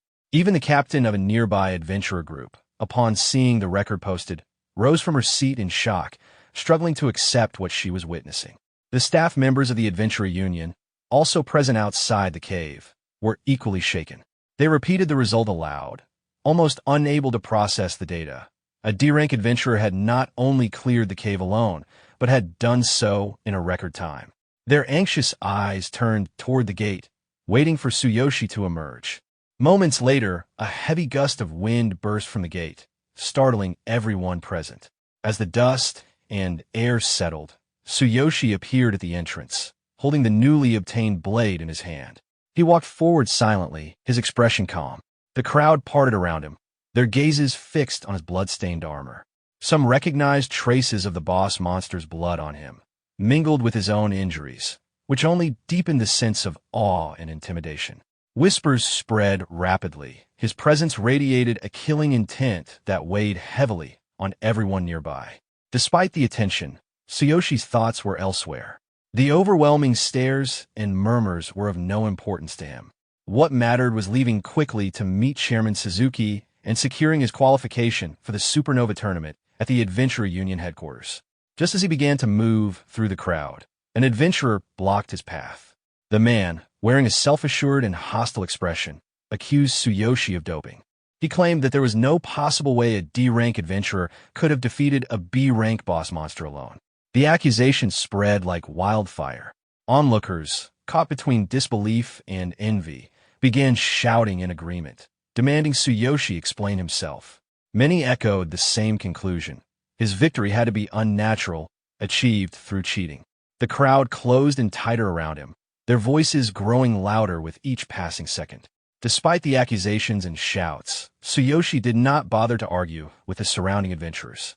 With a calm but confident tone, he dismissed the confrontation, making it clear he had no time to waste. His indifference only fueled the anger of the crowd. One adventurer stepped forward, accusing him of running away because he was guilty of using doping. The man loudly declared that if Tsuyoshi's strength was real, then he should prove it in a duel. The challenge was issued publicly: defeat him in a one-on-one fight, and only then would the record be acknowledged. Tsuyoshi met the man's words with a cold, dismissive gaze, finding the idea ridiculous. Yet the challenger twisted this calm reaction, pointing to him and shouting that his refusal proved panic, stirring the crowd into further unrest. The man who stood against him was no ordinary adventurer. He was the vice captain of Wild Rose, a mage at level 35 with a combat power of 18,000. Inside, he was confident that his strength far surpassed Tsuyoshi's. He was already imagining how he would make Tsuyoshi regret his calm defiance. Before the tension could escalate further, the captain of Wild Rose herself stepped in. She addressed Tsuyoshi directly, her tone formal and measured. While she admitted that if his achievement was truly through skill, she would respect it, she explained that the situation had cast doubt on everyone present, herself included. To dispel suspicion, she requested that Tsuyoshi prove his abilities through a duel. For her, this was not only about his reputation, but also about the pride of the adventurers who had worked hard in this dungeon. Tsuyoshi listened in silence before replying coldly, questioning the necessity. Yet as the explanation continued, he finally turned his gaze to the Adventurer Union staff nearby and asked for the current time. They replied nervously. It was exactly 5 p.m. Hearing this, Tsuyoshi weighed his schedule and determined that he could still afford to participate. Standing tall in the middle of the crowd, sword in hand, he announced his decision to accept the duel. The reaction was immediate. Shock and disbelief spread throughout the adventurers. Many could not believe he would agree to fight after just surviving a deadly battle with a dungeon boss. His opponent, the vice-captain mage, stood with a confident smile, already convinced of his victory. In his mind, he judged Tsuyoshi's decision as reckless suicide. The mage had recently mastered a powerful new spell, Elemental Burst. It was an expensive technique acquired at great cost by his party, designed to restrain enemy movement, channel elemental energy, and unleash a massive explosion. He was certain that even if Tsuyoshi was secretly concealing his true level, even if he were C rank, this spell would overwhelm him. At the same level, he believed a mage's destructive magic was invincible. Soon after, the two men stood across from each other in a cleared space before the crowd. A mediator from the Adventurer Union stepped between them, explaining the rule of the duel: no killing. Both fighters were instructed to prepare themselves. The duel began under the Adventurer Union's official rules: no killing. This regulation existed to ensure that matches could be decided without causing permanent harm to the participants. Edric, the vice-captain of Wild Rose, stepped forward first. He formally introduced himself as a C-rank mage, level 35, with a combat power of 18,000. His tone was filled with arrogance. In contrast, Tsuyoshi kept his introduction simple, stating only that he was a warrior at level 20.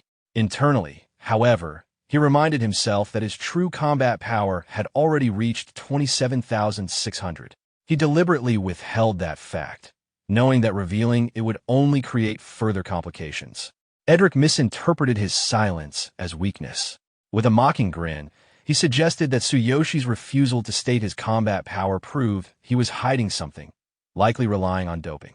He even remarked on how impressive it was that the supposed drugs seemed to show no severe side effects. Tsuyoshi remained calm, only hinting that if his true combat power were revealed, Edric would be shocked. Amused, Edric took this as empty bravado. Confident that the duel would be over quickly, he prepared to strike, his staff raised to the sky. From the sidelines, the captain of Wild Rose observed quietly. She noted Tsuyoshi's composure. Unlike someone who was reckless or enhanced by drugs, he showed no nervousness, only controlled readiness. Her earlier doubts began to waver. The staff member officiating the duel raised his hand and gave the signal to begin. At once, Edric activated his spell. He unleashed Elemental Burst, a powerful and costly technique his party had acquired through great effort. It restrained the opponent's movements, rotated elemental power, and then detonated in a massive explosion. His plan was to overwhelm Tsuyoshi instantly, robbing him of the ability to continue fighting. From the sidelines, the captain frowned at his decision. She thought to herself that using such a powerful technique right at the start seemed excessive, even unfair. But before the spell could reach him, Tsuyoshi calmly stored away his sword and moved. In an instant, he vanished from where he stood. The onlookers erupted in shock. None could comprehend how someone who had just fought an entire day in a deadly dungeon still possessed such speed and energy. A heartbeat later, Tsuyoshi reappeared directly in front of Edric. The mage froze in disbelief, sweat breaking across his face as he realized he had been caught completely off guard. Tsuyoshi had already concentrated a significant portion of his physical energy into his right hand. With a single decisive strike, he drove his fist into Edric. The impact launched the mage across the ground, his body crashing several meters away. The duel ended instantly. The vice-captain of Wild Rose, a level 35 C-rank mage with 18,000 combat power, had been defeated in a single blow. The captain of Wild Rose stood stunned. She silently questioned what would have happened had she faced that strike herself. Would she have been able to withstand it, or even evade it at all? The answer unsettled her. In the middle of the arena, Tsuyoshi lowered his fist, his expression steady. Surrounded by silence and disbelief, he turned to face the crowd. With unwavering confidence, he asked if anyone else wished to challenge him. After Tsukishiro Tsuyoshi's overwhelming victory, the adventurers around him were shaken. They whispered among themselves, stunned that Edric, with his combat power of 18,000, had been defeated in a single blow, and without Tsuyoshi even using a weapon. The captain of Wild Rose, equally shocked, realized this strength was far beyond ordinary. If Tsuyoshi was truly only level 20 now, then his future potential was unimaginable. One of her subordinates, pale and sweating, reminded her that he had warned about Tsuyoshi's strength, though even he hadn't expected it to be this overwhelming. The captain quickly ordered her team to take Edric away for treatment. As they carried him off, she addressed Tsuyoshi directly, formally acknowledging his strength on behalf of her party. Tsuyoshi accepted the recognition with a simple word of thanks. A staff member then raised his hand and announced to everyone present that Tsuyoshi's data had been fully authenticated by the system. His combat power, level, and records were all verified as legitimate. Another staff member reinforced the declaration, stating that no objections to the results would be accepted. The crowd grew restless, murmuring among themselves. Many were still in disbelief, calling him a monster. They acknowledged that a D-rank adventurer clearing a B-rank cave alone and then defeating Edric in one strike placed him at least on par with a C rank, if not higher. Some who had mocked him earlier felt ashamed. The captain of Wild Rose, watching him closely, thought to herself that Tsuyoshi might one day become an S-rank adventurer. The idea of forming a party with him crossed her mind. The scene then shifted outside the public caves, where a car was waiting. Captain Suzuki stood nearby, tears in his eyes as he greeted Tsuyoshi. He praised him for the solo clear of the B-rank cave in just over 45 minutes, proudly declaring that he had been the first to receive the record notification. Suzuki expressed both relief and excitement, saying that not only had Tsuyoshi returned alive, but he had also set a groundbreaking achievement. With the Supernova tournament beginning the next day and the registration deadline approaching, Suzuki urged Tsuyoshi to head with him immediately to the Adventure Union headquarters. Tsuyoshi responded calmly, agreeing without hesitation. They entered the car together and drove off into the night toward the headquarters. At the Adventure Union headquarters, the receptionist checked Tsuyoshi's profile and froze. She was stunned to see that in just one day, he had updated all the public cave records, including the B-rank cave cleared solo in 45 minutes and 35 seconds. Captain Suzuki immediately urged her to confirm the data and proceed with registration, insisting that Tsuyoshi be entered as a substitute for the Supernova tournament. The receptionist quickly complied, verified the results, and officially registered him. She politely informed Tsuyoshi that his participation had been approved and instructed him to arrive at the venue on time the next day. Tsuyoshi, noting her respectful tone, thought to himself that whether in this world or another, strength always spoke loudest. He gave a calm confirmation in reply. Suzuki, unable to contain his excitement, placed a hand on Tsuyoshi's shoulder. He reminded him that even substitutes often competed and that the future of their school's adventurer association now rested on him. Tsuyoshi accepted quietly, already thinking ahead. Winning the Supernova tournament would allow him to apply for C-rank qualification, the fastest path forward. Privately, he resolved that reaching C-rank would also give him the chance to bid for the Golden Regeneration Liquid, the only hope of healing his sister Karina's legs. That night, at his apartment, Tsuyoshi gently adjusted the blanket over Karina as she slept. He promised her silently that she would walk again soon. Later in his room, he opened his system panel. When he had leveled up to 20 in the B-rank cave, a new feature had unlocked, but he hadn't checked it until now. The panel displayed the compatibility system bonus. Two options appeared. Bonus 1. Apply a God Selection version upgrade to one of his skills, greatly amplifying its effects. Bonus 2. Upgrade Strongest Body, multiplying his entire body's defense, including internal organs, by 60 times, with control over where to focus its effect. Tsuyoshi smiled. The ability to upgrade skills directly was valuable, but Bonus 2 addressed a weakness that had troubled him most, his physical durability. With it, he could endure serious injuries that would have previously left him incapacitated. Without hesitation, he selected Bonus 2. A yellow light enveloped him as the system confirmed the upgrade. Strongest Body has been enhanced. After examining his newly gained abilities, the protagonist felt satisfied. His defense had increased 60-fold, a change that meant he would no longer suffer injuries each time he unleashed energy. This newfound resilience greatly expanded his combat possibilities. As he continued reviewing his gains, he saw that he had earned another bonus, one that allowed him to upgrade one of his current skills. The only skill available to him was Thunder Chainfall, so he decided to strengthen it while keeping in mind that he still needed to search for more powerful abilities in the future. The system then enhanced his chosen skill, transforming Thunder Chain Fall into Thunderbolt. The upgrade drastically improved its range, extending it from just 3 meters to 300, while also removing its movement restrictions. Additionally, the upgraded skill could now continuously strike a single enemy for 10 seconds within its effective range. Realizing the scale of this improvement, he was astonished. The ability to attack over such a vast distance without limitations meant his offensive capabilities had risen to an entirely new level. He acknowledged that he had once again grown stronger. Later, lying in bed, he reminded himself that the Supernova tournament would begin the next day. Wanting to be prepared, he decided to rest early, as it had been some time since he last had a proper sleep. Before closing his eyes, his thoughts turned briefly to Sakura, who had seemed troubled when they last met. He resolved that once things settled here, he would return to the other world.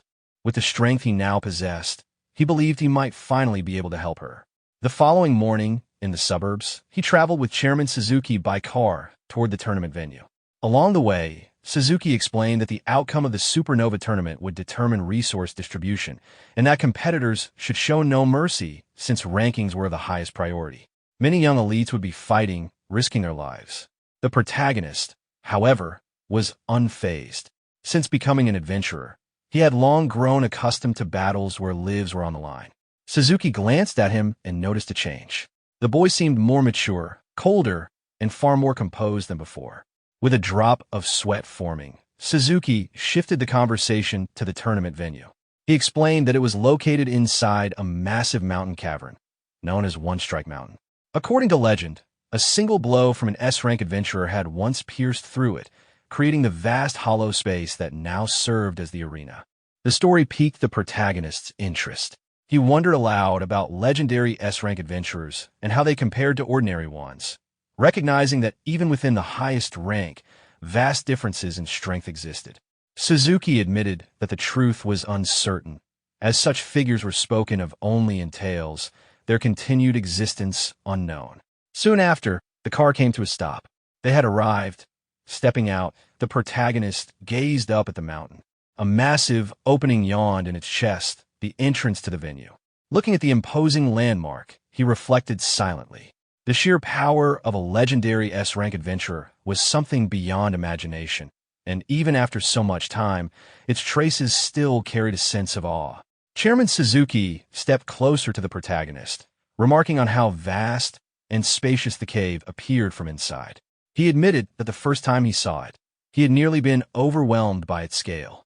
He accompanied the protagonist to the entrance, but reminded him that once inside the matches, he would be on his own and would have to rely solely on his own strength. At the entrance, a staff member confirmed the protagonist's identity as a contestant and permitted him to enter. From behind, Suzuki called out one final warning, urging him to be careful and to return alive no matter what. With calm confidence, the protagonist acknowledged this and stepped into the cavern. The scene shifted to the Supernova tournament's preparation area, where countless adventurers were gathered, preparing for the competition. Observing them, the protagonist quickly noticed the Adventure Union's party present among the crowd. Through his divine eye ability, information appeared before him, analyzing the members of that group. Ryouga, a level 36 warrior with strong combat power, Sherry, a level 36 battle priest, and Fabian, a level 36 thief. All of them carried impressive combat power values that reflected their status as elite young adventurers. The protagonist thought to himself that their strength was as expected of representatives from powerful factions. He introduced himself to one of the adventurers, explaining that he was participating as a substitute for the Adventure Union. His words, however, were met with doubt and amusement. They questioned why someone at his low level had been sent, remarking that at least a C rank would be necessary, and that even substitutes should not become dead weight. A red-haired girl added her own comment, assuming that his position was gained through connections, and assured the group that they would work hard enough so the substitute would never need to participate. The protagonist did not argue and simply walked away, wishing them well. Sitting quietly on a bench, he reflected on his true purpose in joining this tournament. His goal was not only to support the party, but also to gain C rank qualification, which would allow him to join auctions. That qualification was vital. He needed it to bid for the golden regeneration liquid, the only hope for his sister Karina to walk again. Firmly resolved, he reminded himself that he could not afford to lose. Suddenly, mocking laughter echoed through the area. A loud voice ridiculed the Adventurer Union for sending what they called a level 20 to rank trash substitute, suggesting that the Union must be in decline to rely on someone so weak. The insult drew the attention of the entire gathering, shifting all eyes toward the source. It was the Hado Group, one of the 5 great factions and long-standing rivals of the Adventurer Union. Their members stepped forward, each radiating confidence and arrogance. Poison Fong, a level 37 thief. Blackblade, a level 37 warrior. Gon, a level 36 warrior serving as their substitute. And Demon Fire, a level 36 magic user. Their combat power values were all higher than those of the Adventurer Union members. The protagonist studied them quietly, acknowledging that their strength explained their arrogance. As the Hado group arrived, the red-haired adventurer from a union turned toward them, noting that the 5 great factions and the 3 great guilds had always stood in opposition to the Adventurer Union. She reflected that while the higher authorities often ignored these rivalries, when true interests were involved, conflict was inevitable. Standing beside her, another Union adventurer smirked at the protagonist, pointing out that he was already the subject of ridicule. The leader of the Hado group, brimming with arrogance, openly mocked the Union for relying on a D-rank substitute, declaring that their team would surely end up in last place. One of the Union members grew visibly irritated at the insult. He reminded the Hado faction that the Adventurer Union was the largest authority in adventurer assessments, and that the day's results had yet to be decided. With an angry expression, he warned them not to get ahead of themselves. A member of the Hado group casually cracked his neck, brushing off the protest. He argued that assessment standards had long been unified across regions, and that results would be no different here. With a smug grin, he stepped forward, suggesting a warm-up sparring match before the tournament officially began. He explained that such bouts were permitted under tournament rules, provided both sides agreed, no weapons were used, and no one was killed. Stopping directly in front of the protagonist, he mocked him further, implying that if the Union was too afraid, they could back down. He sneered that the presence of a D-rank substitute would at least give them an excuse when they inevitably lost during the main competition. Before the insult could go further, one of the Union's C-rank members stepped in front of the protagonist, accepting the challenge on their behalf. He declared that C-rank should fight against C-rank, and told the protagonist that this was not his burden to carry. The Hado member readily agreed, confident in the outcome, and the sparring match was set. The scene shifted to the temporary arena within the preparation area, where a large crowd quickly gathered to watch. Whispers spread through the spectators that the Adventurer Union and the Hado group were about to clash even before the official matches began. On one side stood Fabian, a level 36 thief of the Adventurer Union with combat power measured at 16,000. Opposite him was Gantetsu of the Hado group, a level 36 warrior with an equal combat power of 16,000. The atmosphere grew tense as the two prepared to fight, both sides eager to prove their superiority before the tournament even started. The signal to begin was given, and Fabian immediately rushed forward, aiming at Gantetsu with the speed and precision of a thief. He relied on his hand blade technique, confident that even without weapons, his skills would be sufficient. But Gantetsu evaded the strike with ease, dismissing Fabian's effort as nothing more than a petty trick. Fabian was shocked by the warrior's reaction speed, realizing that his opponent was far faster than he had anticipated. Gantetsu countered, boasting that he was well accustomed to fighting thieves and had no intention of dragging the fight out. With a single, crushing kick, he struck Fabian's leg. The impact fractured Fabian's right leg instantly, and he collapsed to the ground, screaming in pain. The Union members shouted Fabian's name in alarm, rushing toward him, but his injury was severe. With his leg broken, his participation in the tournament was no longer possible. Standing over him with arrogance, Gantetsu mocked the Adventurer Union, declaring their members nothing but trash. He prepared to strike again, openly stating he didn't care if it counted as a violation. The Union members rushed in to intervene, shouting for him to stop, but before they could reach Fabian, the protagonist moved. With incredible speed, he bypassed his teammates and appeared between Fabian and Gantetsu, intercepting the attack at the last second. The sudden display of strength shocked Gantetsu, who trembled slightly as he demanded to know who the protagonist was. The protagonist's cold glare silenced the question, making it clear he was not intimidated. His teammates, still recovering from what they had witnessed, were stunned by the sheer speed he had just demonstrated. Turning to the tournament staff, the protagonist requested immediate medical attention for Fabian. The staff complied without hesitation, quickly escorting the injured adventurer away. As Fabian was being taken, he warned the protagonist to be cautious. But the protagonist dismissed the concern, stating firmly that the one who should truly be careful was Fabian himself. With calm determination, the protagonist adjusted his tie, then stepped forward. Announcing his decision to take over the sparring match, he declared that if his opponent was afraid, he should simply back down. Gantetsu stepped forward, laughing at the idea of facing a mere substitute. To him, the fight was already decided. An arrogant Durang brat had no chance against him. With confidence, he charged in at high speed, pulling back his fist for a heavy strike. The union members shouted in anger, realizing Gantetsu's true intent. They accused him of trying to injure their substitute deliberately, knowing that if they lost too many members, they would be disqualified for insufficient numbers. But before anyone could intervene, the protagonist activated the Earth-Wind Law. A surge of power erupted around him, halting Gantetsu's momentum. Shock spread across Gantetsu's face as he realized too late that his opponent's strength was far beyond what he had expected. In the next instant, the protagonist delivered a precise counterattack. A single powerful kick shattered Gantetsu's right leg, making him collapse to the ground with a scream of agony. Not stopping there, the protagonist moved again with overwhelming speed. Grabbing Gantetsu by the head, he forced him down, his expression filled with cold anger. He asked mockingly if the broken leg hurt, then pressed him hard into the ground. The sheer force of the impact instantly knocked Gantetsu unconscious. His combat ability was lost, making him ineligible to continue in the tournament. The arena fell into silence. The Adventure Union members stared in awe, while the Hado group froze in disbelief. Their leader muttered in shock, unable to accept what he had just seen.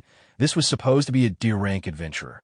The protagonist calmly dusted off his suit as if nothing had happened, then stated firmly that the situation was now fair. His sharp gaze turned toward the remaining Hado members, and with absolute confidence, he asked whether they still wished to continue. None of them moved. Their bravado melted away, leaving only silence and frustration. The leader of the Hado group eventually broke the silence, glaring with annoyance. He pointed at the protagonist, declaring that he would remember this strength, but his words only highlighted the humiliation of their defeat. Nearby, some adventurers who had witnessed the sparring whispered among themselves in disbelief.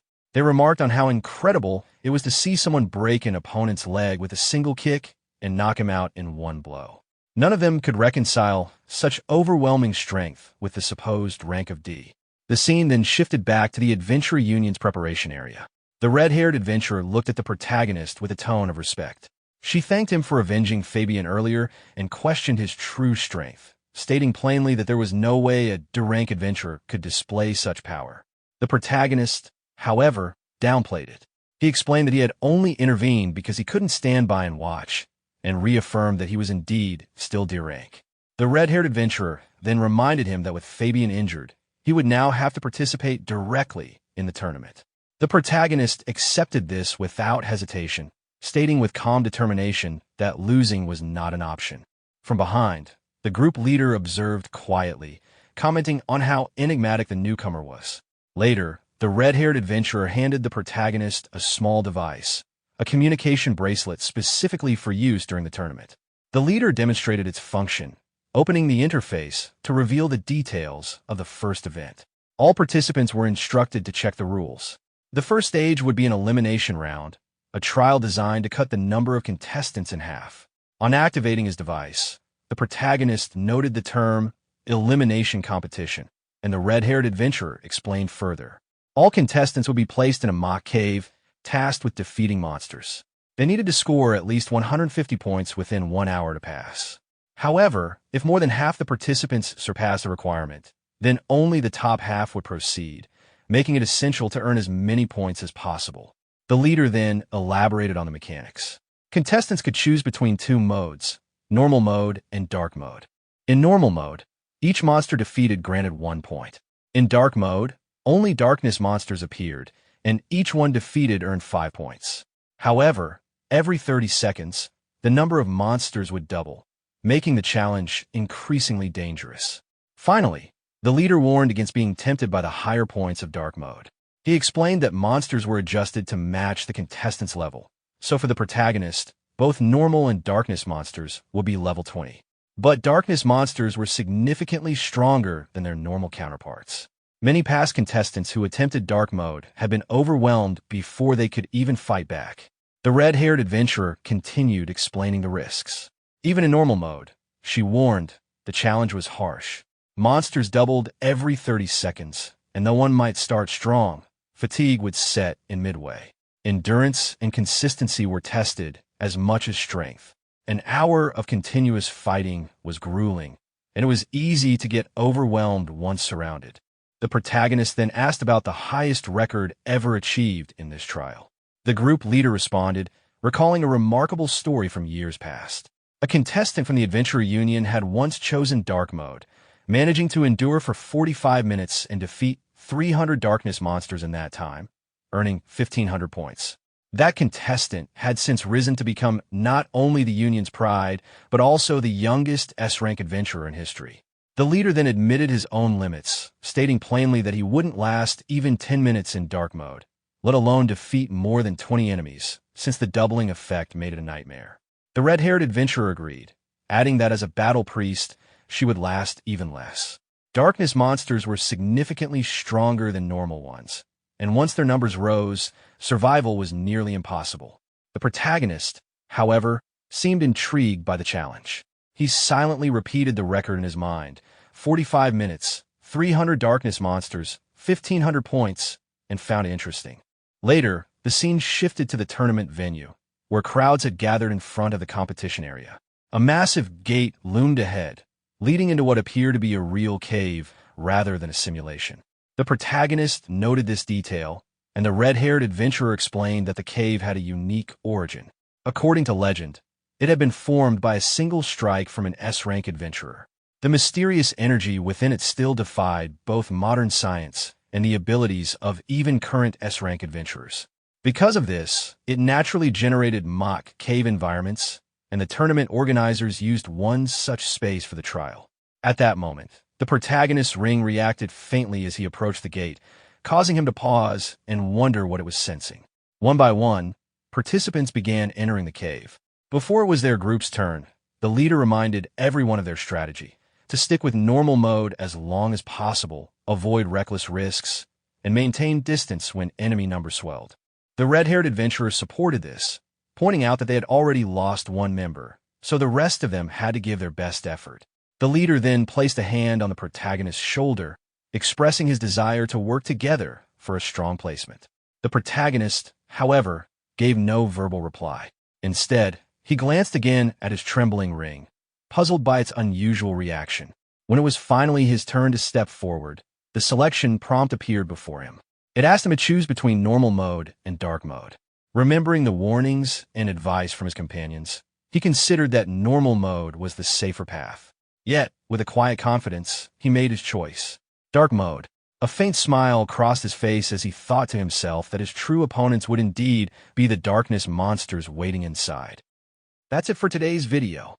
I've already uploaded the next chapter of this manhwa. If you want to keep watching, just check the link in the description or click the video popping up on your left.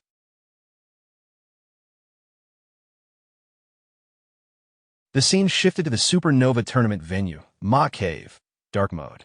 Inside the cave, Tsuyoshi looked out at the vast forest in front of him and muttered to himself that he didn't expect it to be this spacious.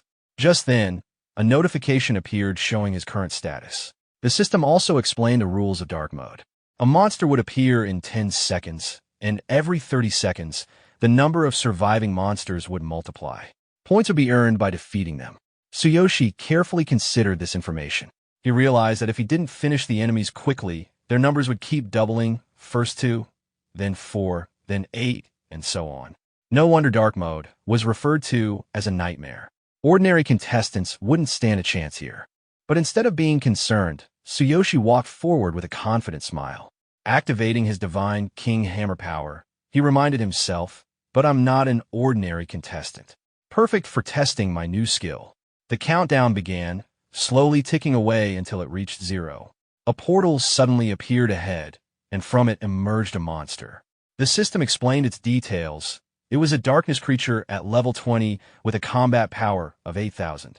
It had tough scales that boosted its physical defense, and its attacks also carried mental damage, meaning it was especially dangerous up close. The system even recommended that he should keep his distance to avoid mental damage and focus on eliminating it quickly. Tsuyoshi studied the monster calmly and said, "Level 20 with 8,000 combat power. Much stronger than ordinary adventurers of the same level. Indeed incomparable to normal monsters," but before he could finish, another update appeared. This time it explained the details of his Thunderbolt skill. The attack could continuously strike one enemy for 10 seconds, within a range of 300 meters, and it had no limit on usage. Looking over this information, Tsuyoshi thought to himself, 300-meter range for 10 seconds. He then shifted his gaze toward a mountain nearby, gripping his sword with determination to use the new skill.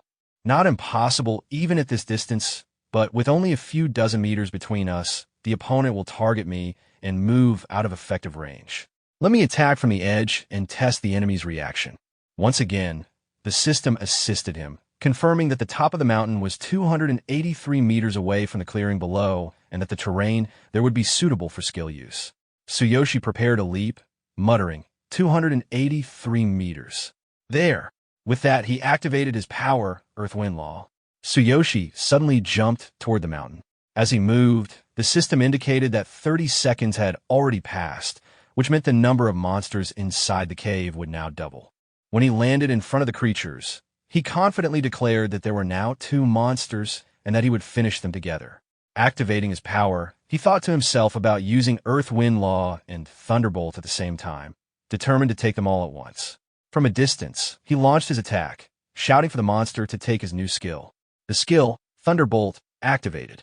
He noticed that the monsters showed no signs of detecting him. Lightning began gathering in the sky above them, and within moments it struck down on the creatures, killing them instantly.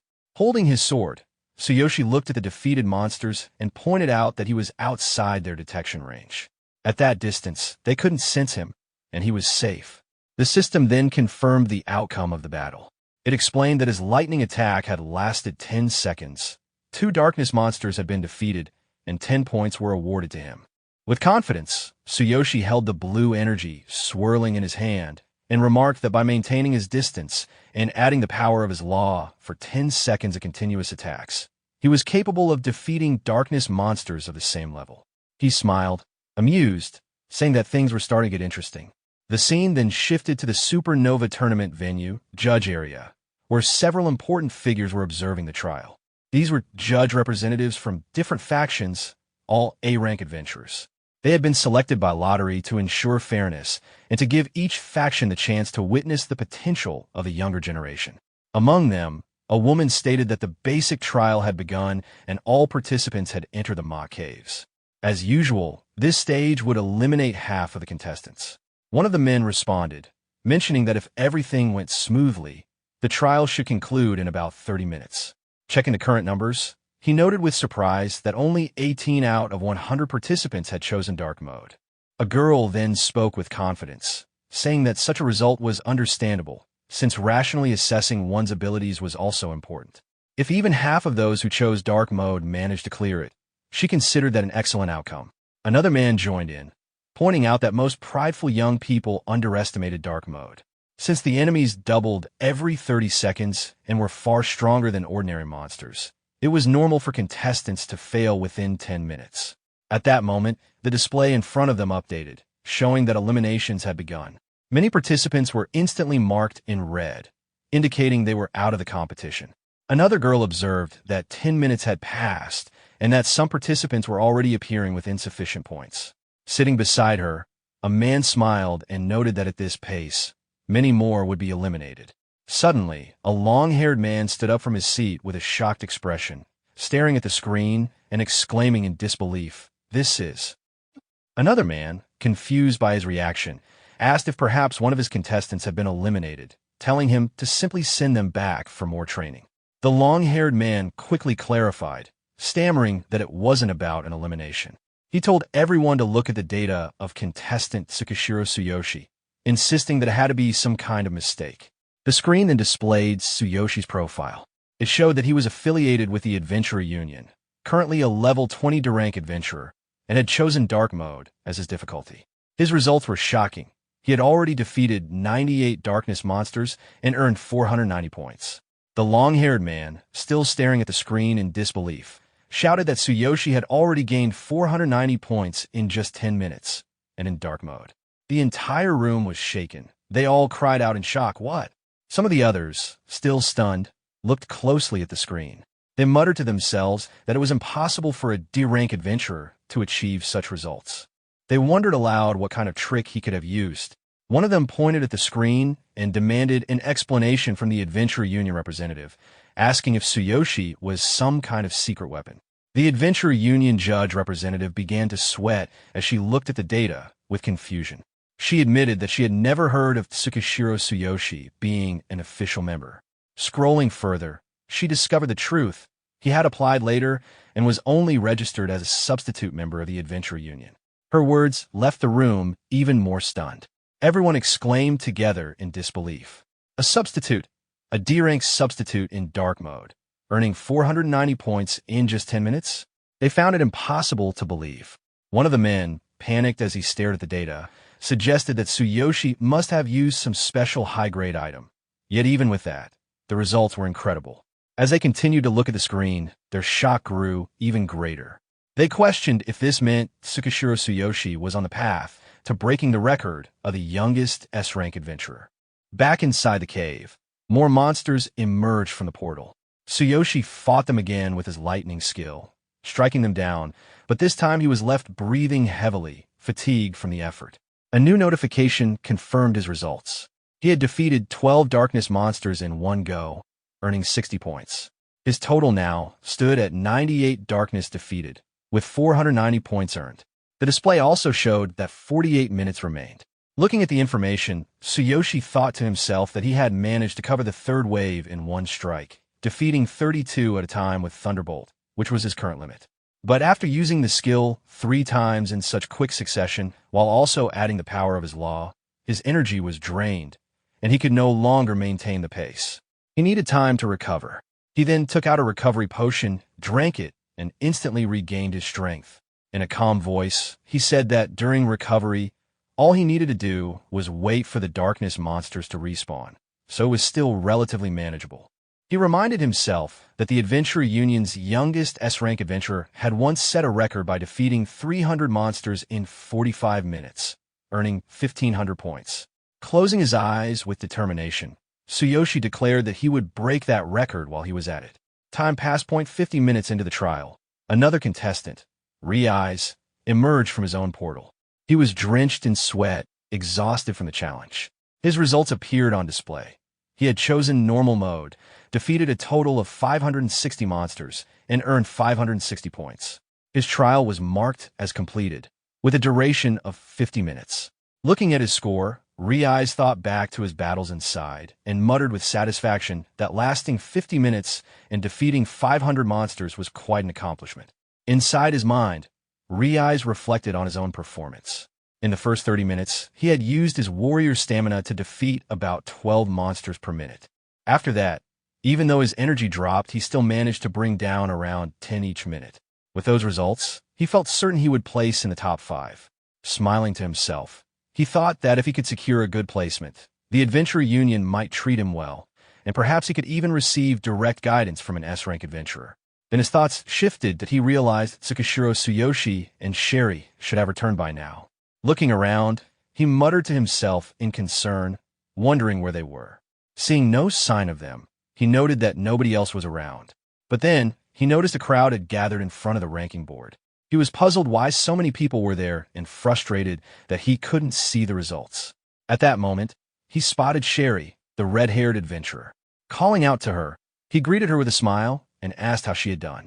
She replied that she lasted 30 minutes and earned 386 points. Ryouga told her that her score was impressive for a battle priest, and assured her she should pass without worry. He then proudly mentioned that he himself had earned 500 points in 50 minutes, calling it amazing, before asking how Tsuyoshi had fared. Sherry didn't seem interested in his boasting. Instead, she looked toward the ranking board, sweating nervously, and said that Tsukishiro had chosen dark mode. Ryouga's expression turned to anger. He cursed, calling Tsuyoshi a fool, and complained that he had told him not to do that. If Tsuyoshi got disqualified, their party would be reduced to just 2 members, which would be a huge disadvantage in the next matches. He demanded to know if Tsuyoshi had been eliminated. Sherry, still tense, clarified that he was still inside, in the middle of the trial. Ryouga was confused. He asked what she meant by still in the middle. Both of them then looked up at the ranking board. That was when he noticed Tsuyoshi's name displayed at the top of the list. His eyes widened as he read the numbers. 588 darkness defeated, 2,940 points, first place. He muttered in disbelief that it was impossible. Sherry, still staring at the board, said quietly that Tsukishiro had already broken the record once set by the youngest S-rank adventurer. Ryouga's panic grew as he continued to look at the scoreboard.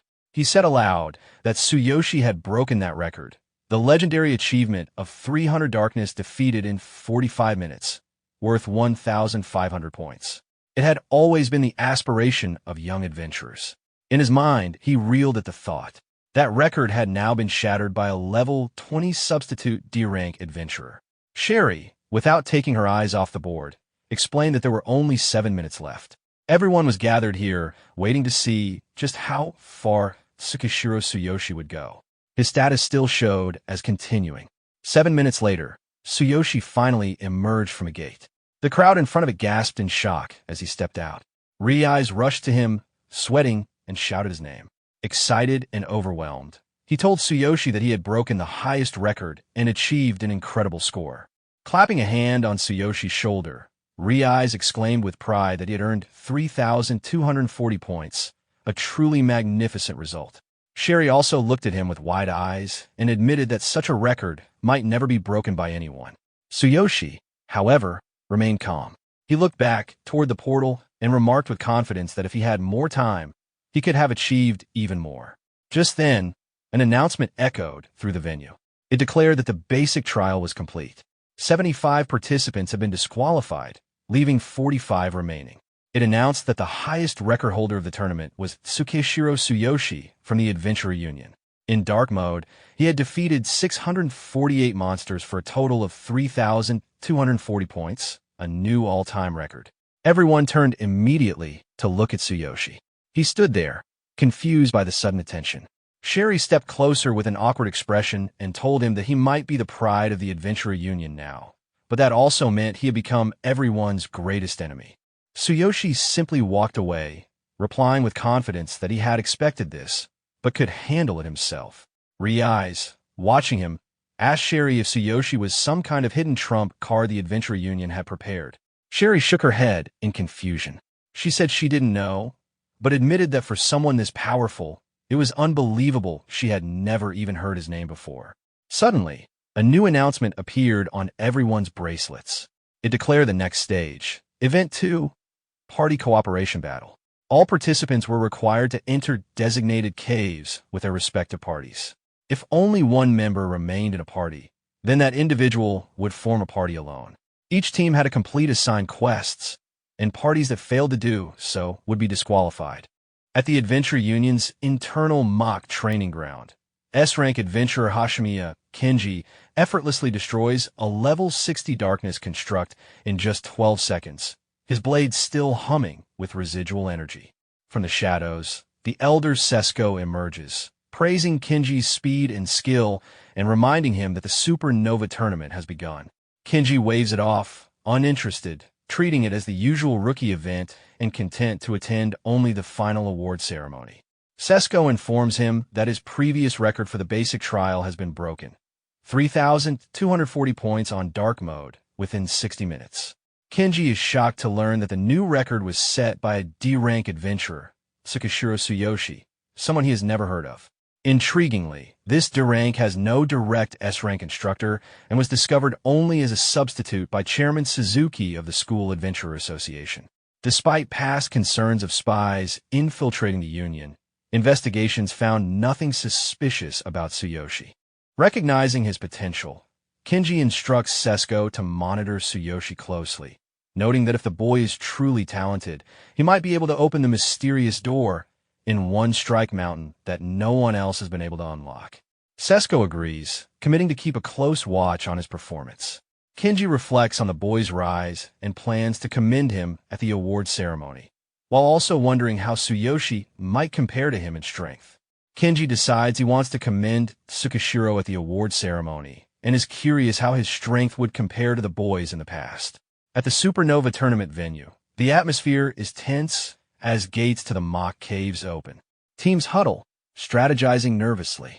The announcer informs everyone that the party cooperation battle will begin shortly and instructs parties to enter their designated caves. Protagonist companions emphasize the importance of positioning. Each party will be randomly transported into a cave and given a quest immediately, so a poor position could lead to failure or to disqualification. The protagonist and his companions enter a portal, shifting to a dense jungle with strong darkness presence. The female companion notes the complex terrain and the need to confirm their direction quickly. A notification informs them that they must obtain 6 dark crystals from specific high-level darkness within 3 hours, or face disqualification. The other companion explains the value of these crystals for crafting and trade, while the female companion points out that collecting 6 in such a vast jungle will be difficult.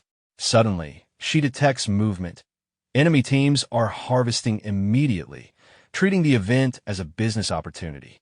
They target small parties and disregard rankings, focusing on profit. Observing from a distance, the male companion remarks that some participants exploit the tournament for gain and that this isn't how adventurers should operate. The protagonist clarifies that the event was designed to make parties fight each other. Shocked, the companions ask for clarification, and he explains that survival, not the quest itself, is the key.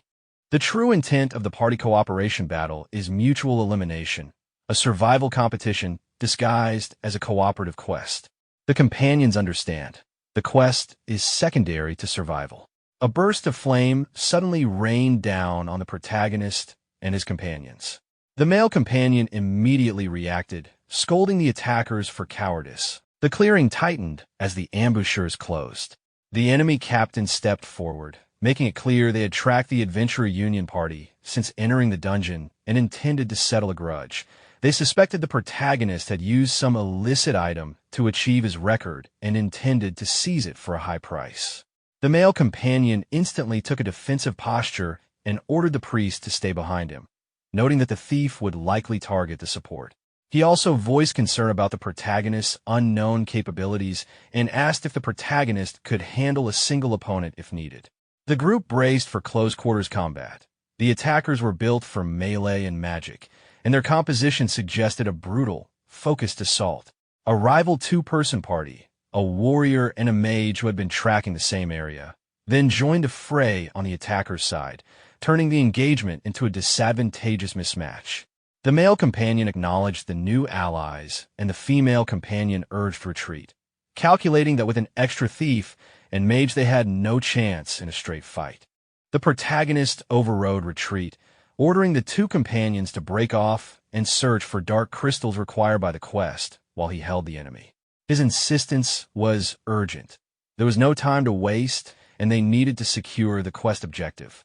The companions reacted with alarm and disbelief at the idea of leaving him alone against 5 opponents, arguing it would be suicide for a level 20 D rank. The captain intercepted any thought of escape, moving to cut off retreat and making a point of the captive's lack of options.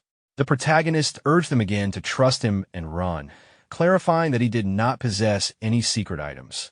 His strength was not due to hidden tools. The attackers, watching the exchange, began to doubt the protagonist's listed rank. Some whispered that his presence and performance did not line up with a mere D rank. With the decision made, the 2 companions fled through thorny paths toward the objective, while the protagonist prepared to hold the clearing. Behind them, the pursuing thief called for a chase, and the captain barked orders to prevent any escape.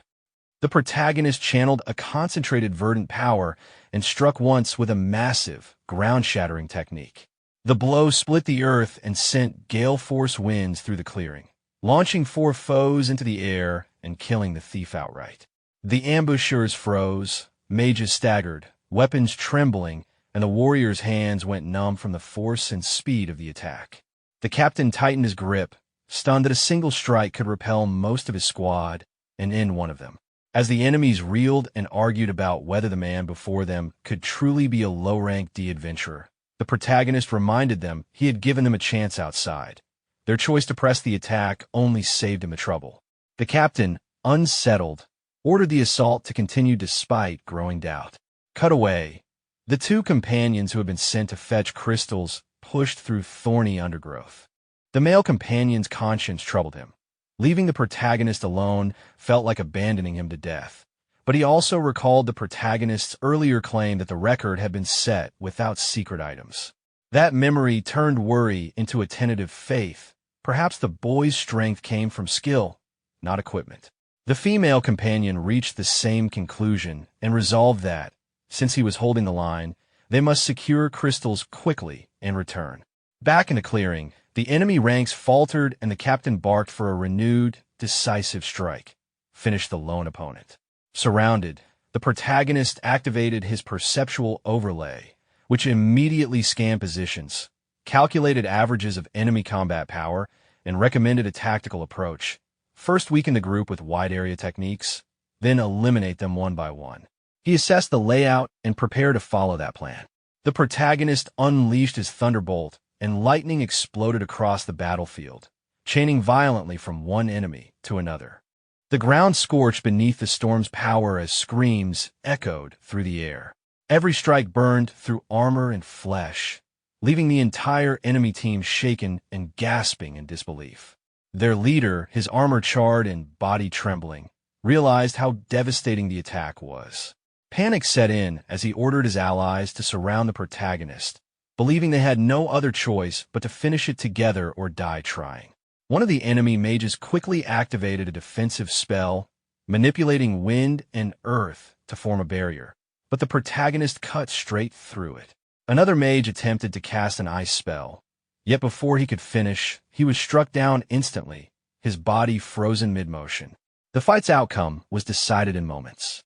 Several members of the enemy team were defeated almost instantly, their bodies collapsing under the impact of the attacks. The protagonist's movements were swift and precise. He read every attack before it happened, countering with flawless efficiency. One thief tried a surprise strike from behind, aiming for a fatal blow, but the attack barely scratched him. The thief's blade couldn't pierce his enhanced defense, and his expression twisted in horror just before the protagonist finished him off. As the smoke cleared, only the enemy captain remained. Overwhelmed by fear and disbelief, he dropped to one knee, realizing that the person before him was far beyond anything they could handle. His earlier confidence vanished completely as he begged for mercy, unable to comprehend how someone at such a supposedly low level could possess such immense power. The protagonist remained calm and unbothered, ending the battle with one final strike. The last opponent fell lifeless to the ground, marking the complete annihilation of the enemy team. After finishing the fight, the protagonist gathered the loot, recovery potions, currency bags, black blade sword, and demon fire staff. He stored everything in his spatial ring, thinking it'd be a waste to leave them behind. Sensing someone nearby, he decided to regroup with Ryouga and the others. Deep in the jungle, Ryouga's team fought a crystal darkness beast. Sherry cast a defense buff, managing to cut down a third of its HP, warning Ryouga to watch the horn. Ryouga noticed the dark crystal in its chest and said they should finish it fast. But the beast used a new attack, sending Ryouga flying and breaking his sword. Despite Sherry's buffs, his body ached from the impact, and both started to struggle. The creature's shadows bound their limbs tightly, stopping their movements. Then Poison Fong appeared from the darkness, using shadow manipulation to trap them completely. He revealed himself as part of the Shadow Crowd Guild, assassins who specialized in immobilizing their targets. Once caught, escaping was nearly impossible. The Shadow Crowd Guild ambushed Ryouga and Sherry just as they weakened the Crystal Darkness Beast. Poison Fong mocked them. Impressed, they managed to wound something even his group couldn't harm. Together with his allies, they used Shadow Prison to bind the beast, its purple chains glowing as the trap activated. Ryouga tried to fight back, but couldn't move, realizing the energy restrained everything around it. As the guild prepared to finish off the monster, the beast suddenly countered with a powerful blast. Still, the assassins survived thanks to their own skill restraining the creature.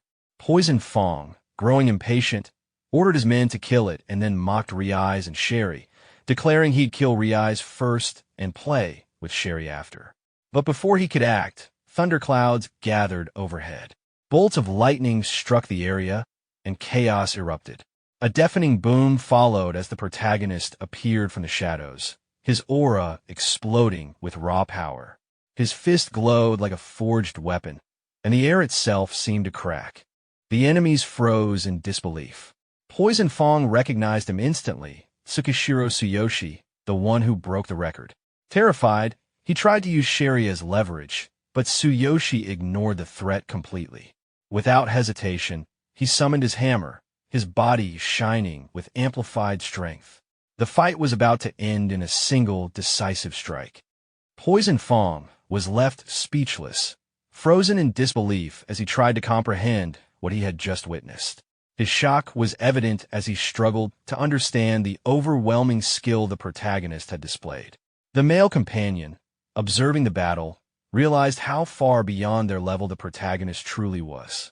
The sheer power and fighting spirit radiating from him were incomparable. At that moment, the system analyzed the situation, detecting the enemy's reaction time to be only 0.3 seconds and the distance between them at 9 meters. Understanding this, the protagonist noted that normal attacks wouldn't work. He decided to trust the system's guidance, knowing Sherry's life was at risk. As he prepared his move, he wished his hammer were smaller for easier handling. And to his surprise, the weapon began to shrink in his hand, responding to his will. He quickly realized this must be due to the system's upgrade, granting him control over its size. Poison Fong, in panic and fear, threatened to kill anyone who came closer, but his words were cut short. The protagonist concentrated his energy into his middle finger, the air vibrating with power. In an instant, he unleashed a strike so fast and destructive that Poison Fong was eliminated before he could react.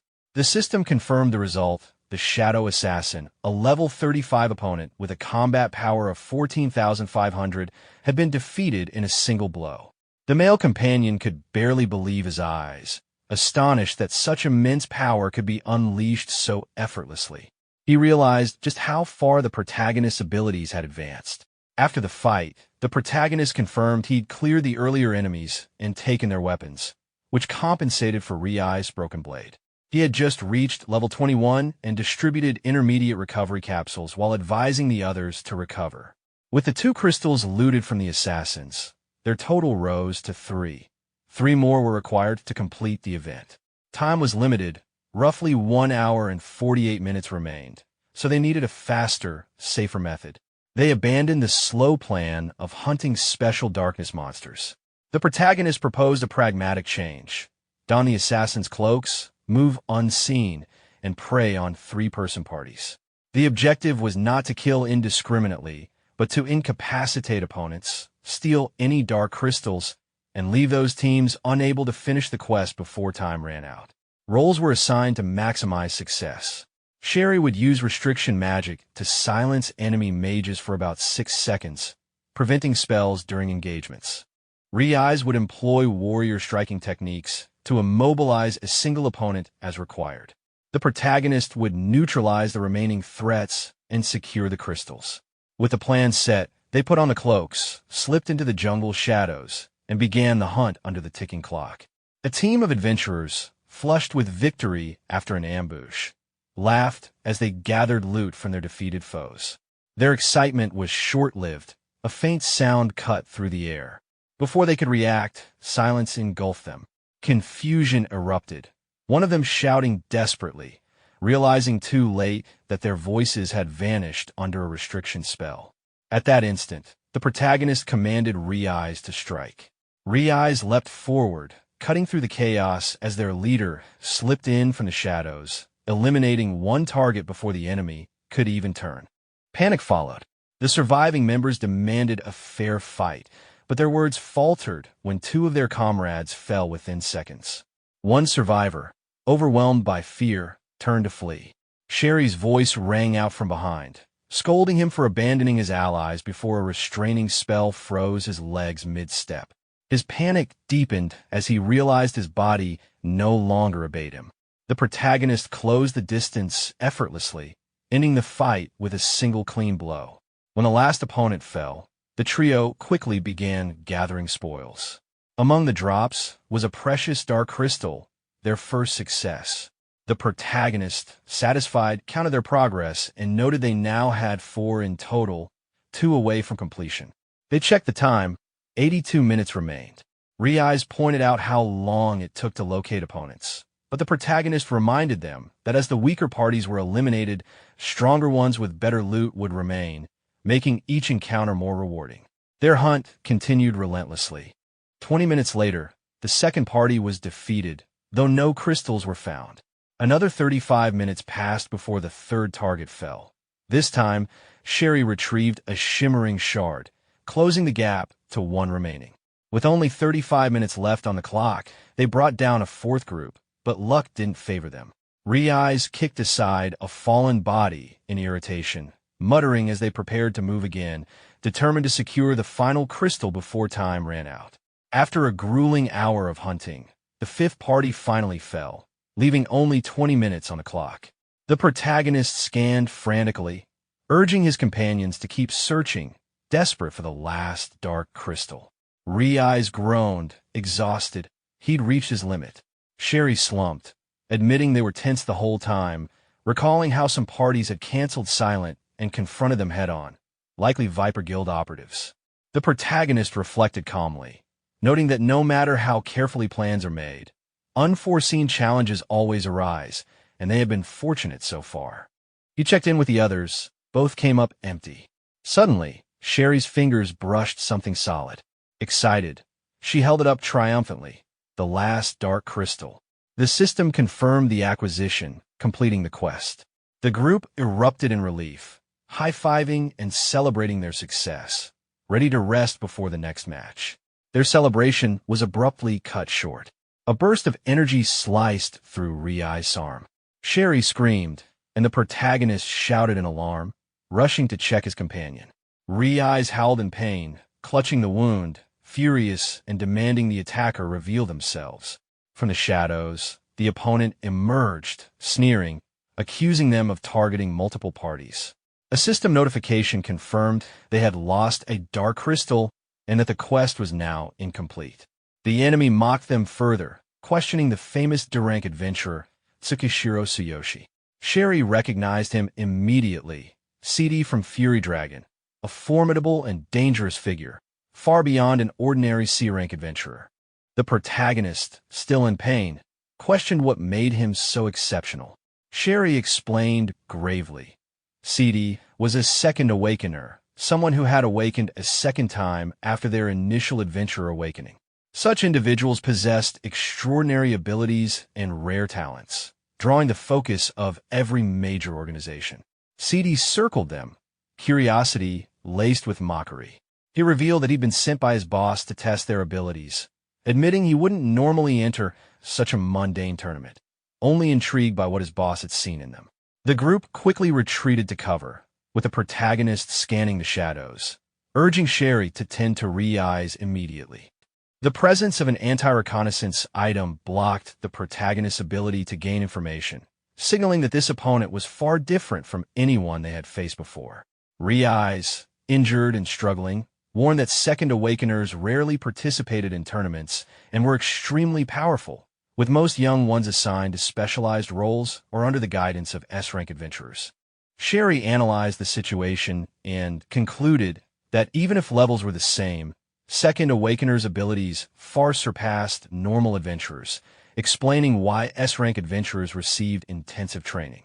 The protagonist realized just how formidable this enemy truly was.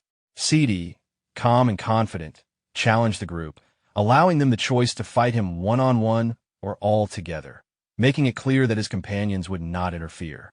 The protagonist recognized Fury Dragon's involvement, but remained suspicious of their motives and leadership.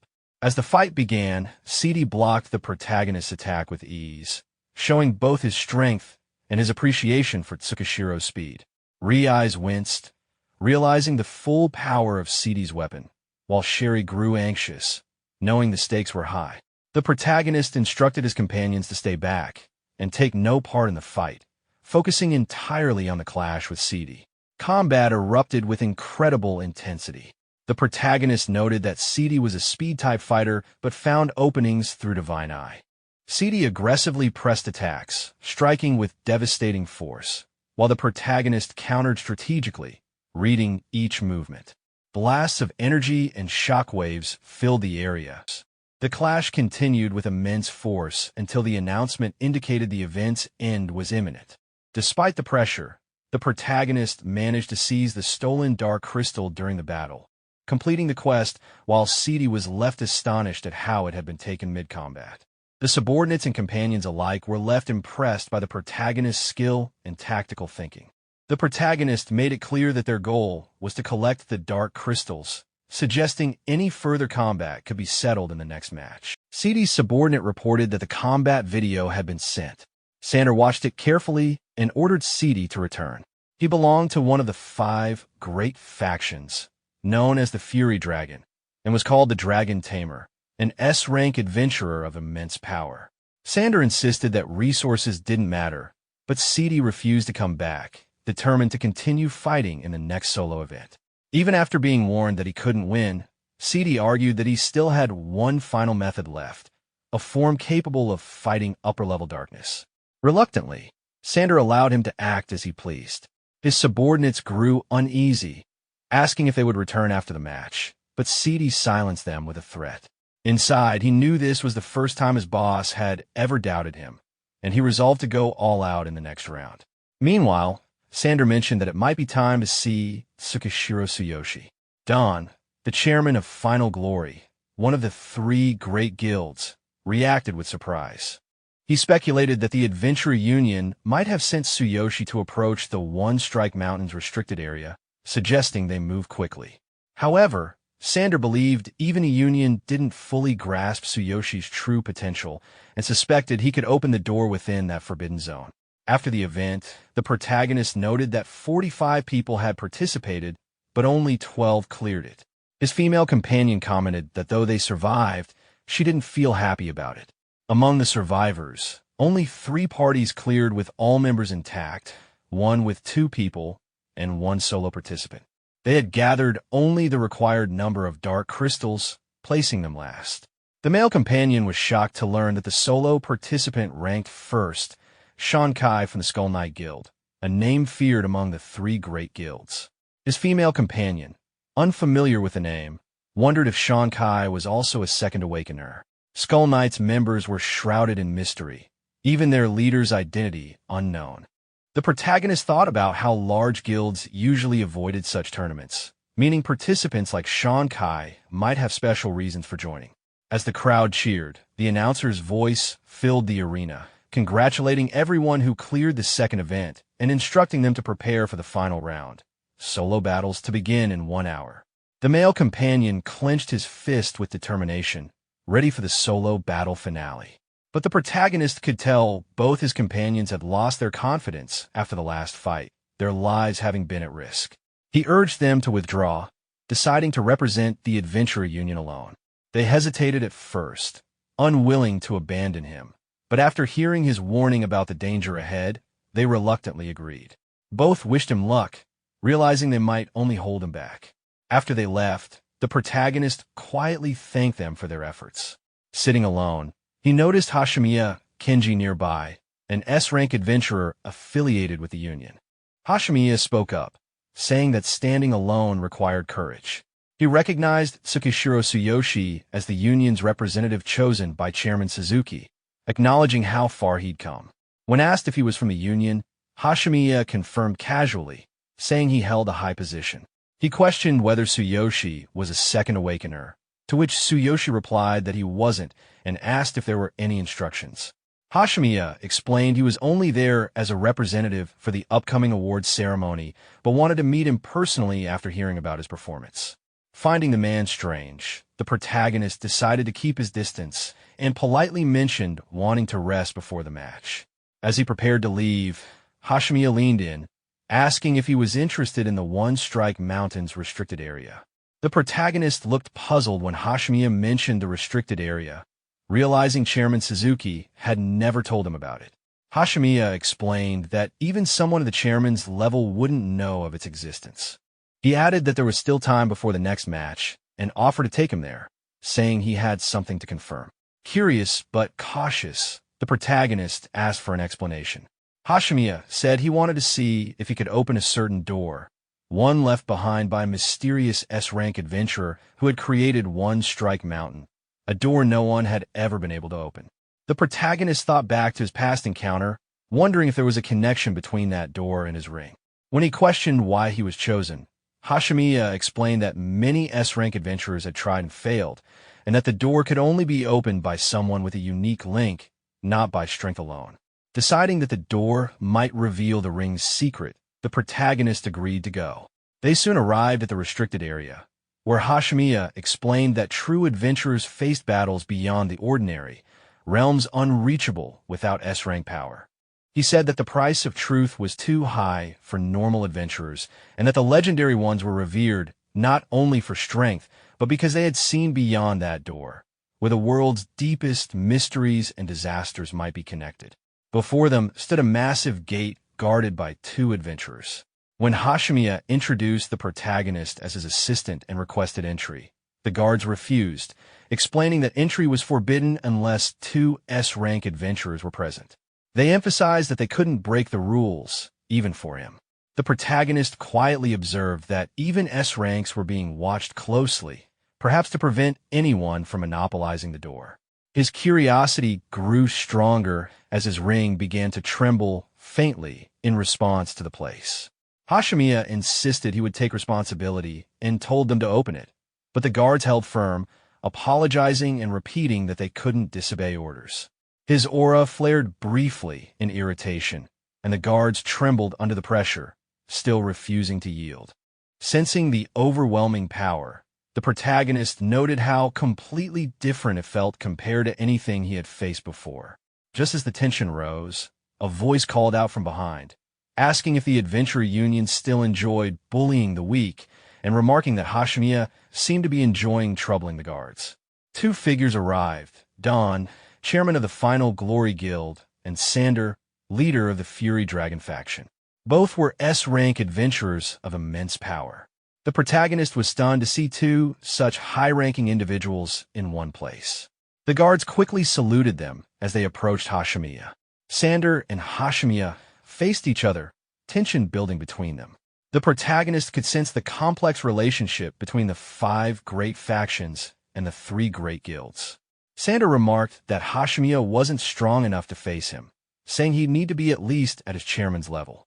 Hashimiya bristled at the comment, but before things escalated, Dawn calmly stepped in, urging them to keep the peace and offering to help them gain entry. Hashimiya clicked his tongue in annoyance, but accepted, and with 3 S-rank adventurers now present, the guards allowed them inside. As they stepped through the massive gate, the protagonist felt an overwhelming energy radiating from it. His ring reacted violently, glowing with a strange intensity. Hashimiya turned to Dawn, asking why he was there, suspecting he was watching him. Dawn simply laughed, saying they were also interested in Tsukishiro Tsuyoshi and wanted to see if he could open the ancient door that had remained sealed for so long. Hashimiya thought to himself that the 5 factions and 3 guilds clearly shared information about the door, so their presence wasn't surprising. Then Hashimiya called out to Tsuyoshi, noticing something strange. The protagonist stood frozen, expression distant. Dawn warned him not to touch the boy, while Sander calmly stated that Tsuyoshi couldn't see them anymore. Hashimiya asked what they meant, and Dawn explained that it had been a long time since something like this occurred. It seems Tsuyoshi had been called by the gate itself.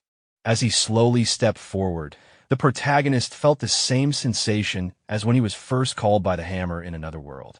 Placing his hand against the gate, a blinding light enveloped everything as the system confirmed his qualification. The perspective shifted to One Strike Mountain, where tremors suddenly shook the entire area. One team member braced himself as the ground rumbled, shouting that the mountain was shaking. Another felt a violent surge of energy and wondered if it was coming from deep inside. Panic spread as a bald man questioned whether the whole mountain was about to collapse, while a hot-tempered woman pointed toward the restricted zone, reminding everyone that only S-rank heroes were allowed beyond that point. Near the massive sealed door, the bodyguard fumbled to contact the supervisor, reporting that the tremors were coming from within the restricted area and pleading for instructions. The system then clarified that the supervisors were S-rank representatives chosen from each major faction, responsible for relaying any information about that door to their leaders. As the sealed structure finally cracked open, Hashimiya stared in shock, unable to believe it had truly opened. The bald elder felt a long-awaited moment arrive, while Sander demanded to know just who the protagonist really was. The group moved to enter, only to be abruptly blocked by a sudden force barrier. Hashimiya tried pressing against it, realizing it allowed only a specific individual through. The bald man confirmed it, and Sander said they would question the protagonist once he emerged. Meanwhile, far beyond their reach, the protagonist was transported through a beam of light and landed somewhere unknown. Confused, he muttered that he'd made it out, but even with his abilities, the system registered the location as undetectable. Heavens, I refused to activate, leaving him disoriented. Then he sensed someone nearby, an overwhelming presence. A mysterious white-haired man with a piercing gaze said he had waited a very long time for him and recognized the protagonist as the new owner of the Boundless Ring. The protagonist trembled inside, feeling those eyes peer straight into his soul. Trying to gather himself, he asked who the man was and where they were. The elder explained that confusion was normal and introduced himself as Dignity, someone who would be considered an S-rank hero by modern standards. He revealed the shocking truth. This place was One Strike Mountain, 300 years in the past. The revelation sent the protagonist reeling. Before he could fully process it, Dignity used telekinesis and sent him flying effortlessly. Apologizing, the protagonist insisted he simply didn't understand what was happening. Yet in Dignity's presence, he felt completely powerless, like a helpless newborn overwhelmed by a force far beyond anything he had ever experienced. Blue and purple aura rose around the white-haired man as he calmly spoke, telling the protagonist that his mind must be overflowing with questions. He explained that this place was where the last of his power had been sealed, a pocket dimension completely separate from the real world. Then he pointed directly at the protagonist and revealed that he was the previous owner of the ring. The protagonist reacted with shock, stuttering out his disbelief. The man didn't seem bothered and asked which world he had been sent to. The protagonist explained that he'd been transported to another world that resembled a fantasy realm filled with beastmen, elves, and humans, admitting that he was full of questions himself. The man responded with mild amusement, saying the protagonist was luckier than he had been, since the world he himself was summoned to had not been particularly welcoming. Floating in the air, the protagonist pieced together the implication. When this man obtained the ring, the world he traveled to had been completely different from the one the protagonist experienced. The old man then noted that the protagonist had already obtained the first treasure and asked how much control he had over it, ordering him to summon it. Light flickered in the protagonist's head as he hesitated, thinking about how summoning the Divine King's hammer would drain his stamina just before an important match. His status and equipment information appeared briefly before the man examined him.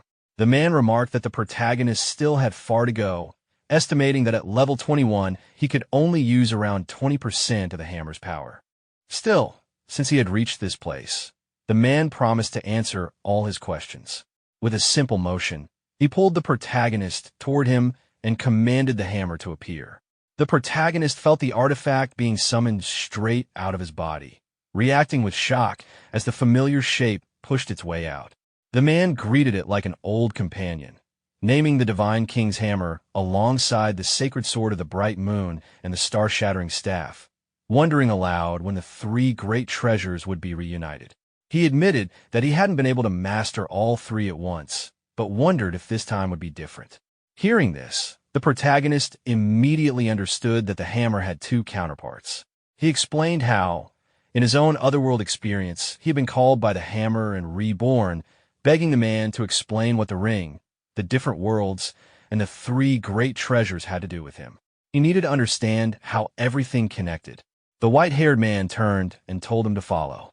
He promised to tell him everything he knew, and whatever remained unknown, the protagonist would have to uncover on his own. This responsibility, he said, was both his duty and his mission as the ring's previous owner. The scene shifted to a peak floating in a different dimension, high above the sky. As the protagonist followed the white-haired man, he called out to him, addressing him respectfully as Mr. Dignity. He admitted there was too much he wanted to understand and asked what darkness truly was. Mr. Dignity responded calmly, saying it was a good question. The protagonist continued, explaining that he had seen darkness in both the other world and this world. They felt similar yet different, so he wondered if darkness existed in every world as an unknown power that parasitized living beings. Mr. Dignity agreed, calling the word parasitize a clever description.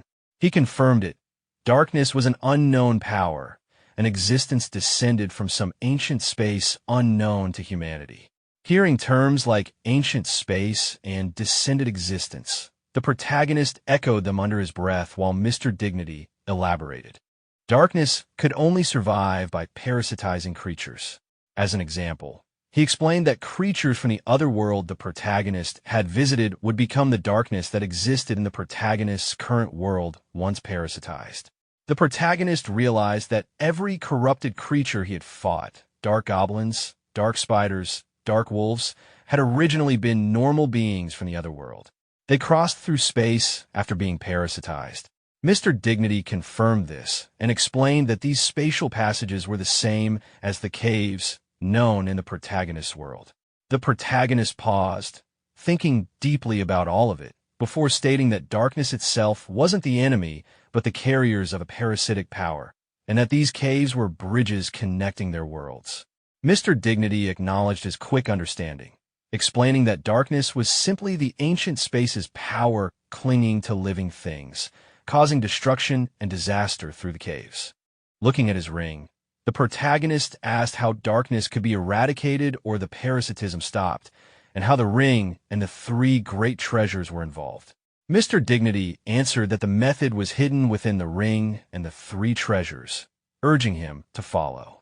Both of them vanished from the sky and appeared before a mountain of ice. The protagonist asked why they had stopped here, and Mr. Dignity replied that if he wanted to know how to counter such terrible darkness, this was the place to learn it. The protagonist agreed, saying he wanted to know everything. Mr. Dignity then told him that the key to controlling that power was located here. Finally, he handed the Divine King's hammer back to the protagonist. After receiving the hammer, the protagonist immediately trembles because the power inside it is too overwhelming. He realizes he can't support the hammer with his normal strength, so he activates the strongest body, concentrating all his power into both arms just to keep holding it. Mr. Dignity senses the change and wants him to understand why the Divine King's hammer is considered one of the three great treasures and why these treasures are the key to controlling darkness. To demonstrate this, Mr. Dignity summons a dense sphere of terrifying energy. The protagonist feels its intensity the moment he gets close, so strong it feels like his body could be torn apart. Mr. Dignity makes him experience this power directly. As the protagonist endures it, he feels his entire body filling with an ocean-like surge of energy. Mr. Dignity explains that he cannot grant him real power. Each owner of the limitless ring must discover their own. But by experiencing this energy, the protagonist now understands how powerful the treasure can become when wielded by someone capable. With this realization, the protagonist finds himself able to handle the hammer as easily as an ordinary weapon. He acknowledges the terrifying nature of its power and wonders why he is being shown this now. Mr. Dignity reminds him that they are in the past, 300 years ago, and that the mountain before them is what will one day become One Strike Mountain. He then urges the protagonist to feel the treasure's true power. Energy bursts around him as the protagonist reaches full output, finally understanding that this level of strength is what can counter darkness. He accepts that searching for this power is his responsibility as the owner of the Limitless Ring. After unleashing the attack, the protagonist sees the mountain completely destroyed and realizes that the destructive force was the true power of the treasure. Mr. Dignity confirms that this level of power is the treasure's full potential, strong enough to reshape the land and destroy heaven and earth itself. The protagonist recalls that the Divine King's hammer is only one of the 3 great treasures. Mr. Dignity explains that the other 2 are the Bright Moon Holy Sword and the Star-Crushing Staff, and all 3 appear in the alternate world that the Limitless Ring transports its chosen wielder to. To counter darkness fully, the treasures must be found and fused together, and this fusion grants true power capable of opposing the force behind darkness. The protagonist realizes that his mission from the start was to collect all 3 treasures, fuse them, and gain the power needed to resist darkness.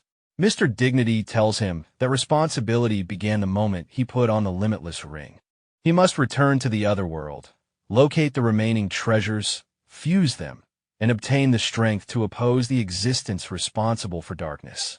Out of curiosity, the protagonist asks why Mr. Dignity didn't fuse the treasures himself. After a pause, Mr. Dignity explains that he is already long dead. The skeleton wearing the ring in the dried well was his real body. What the protagonist is speaking to now is only a consciousness echo left behind 300 years earlier. He explains that even though he collected all 3 treasures, he never discovered how to fuse them and was ultimately defeated by the source behind darkness, which is far more powerful than simple parasitism. It is a deeper origin of calamity that even he, at his peak, could not overcome. However, he believes the protagonist may reach a different outcome. Before disappearing, Mr. Dignity passes on his final gift, the technique associated with the Divine King's hammer, the same one that created One Strike Mountain. The skill allows the protagonist to summon the hammer and perform a world-shattering strike without exhausting his energy and soul each time. The technique will grow stronger as his own power develops, and it was Mr. Dignity's proudest creation. The protagonist expresses his resolve to use the power properly. Mr. Dignity sends him on his way, reminding him that his journey is much longer and more difficult than he currently understands. After leaving the ancient space, the protagonist doesn't get the chance to speak as a sudden light forms inside him and pulls him out of the dimension entirely. Before he disappears, Mr. Dignity leaves him with a final message, reminding him that the mission placed upon him is both a burden and an honor, hinting they may cross paths again. The scene returns to the real world, where he suddenly appears outside the door. The S-rank adventurers surrounding the area immediately rush toward him, curious because none of them were able to open the door themselves. They press him to explain what was inside, especially because many of them have been seeking answers related to darkness. They notice that his presence and gaze feel different, as if something about him changed after returning. They continue demanding information, hoping he discovered clues that could help deal with the ongoing persecution caused by darkness. He keeps his explanation limited, describing darkness not as a standalone enemy, but as beings parasitized by a much higher existence. This shocks everyone, since it implies a source more terrifying and powerful than darkness itself. Some feel hopeless, others believe it's still a valuable clue. Despite their interest, the protagonist internally decides not to reveal anything about the Limitless Ring, recognizing that he currently lacks the strength to protect himself if others try to take it from him. While the conversation continues, the mysterious ancient door collapses behind them, indicating that its purpose has been fulfilled. The S-rank adventurers assume the collapse is related to the protagonist's appearance from within.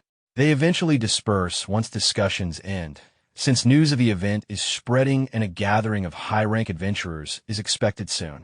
multiple organizations begin competing to recruit him. Fury Dragon offers to support him fully and help him rise into the strongest S-rank adventurer. The guild known as Final Glory makes the same offer, believing they can provide equal benefits. A third faction, the Adventurer Union, insists they're the strongest overall and decides to recommend him to other high-ranking adventurers after the tournament, so he can choose his own mentor freely. The final stage of the event is about to begin, and he is expected to step onto the stage and prove himself.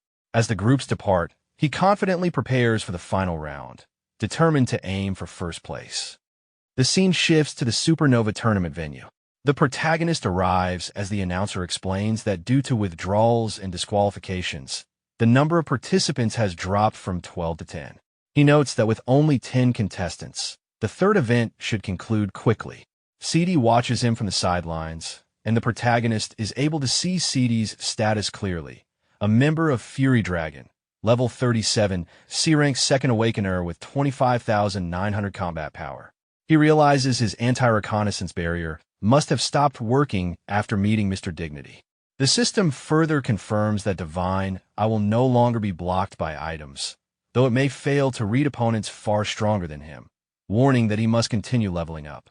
Another status appears, revealing Sean Kai, Skull Knight Guild, level 38, C-rank second awakener with 27,800 combat power, confirming he's even stronger than CD. The third event is announced as a team tournament where each contestant can designate one or multiple targets from other teams, and being defeated results in elimination. Weapons, kills, and items are allowed, and defeated participants are instantly transported outside. The protagonist is assigned third position, giving him time to observe earlier battles. The first contestant called is Sean Kai. Judges recognize him as a powerful second awakener who entered the tournament alone and has remained undefeated so far, implying he's a key representative of the Skull Knight Guild. The crowd reacts strongly as he challenges the team with the most members first, planning to deal with CD's group later, calling out all three members of the Venom Guild simultaneously.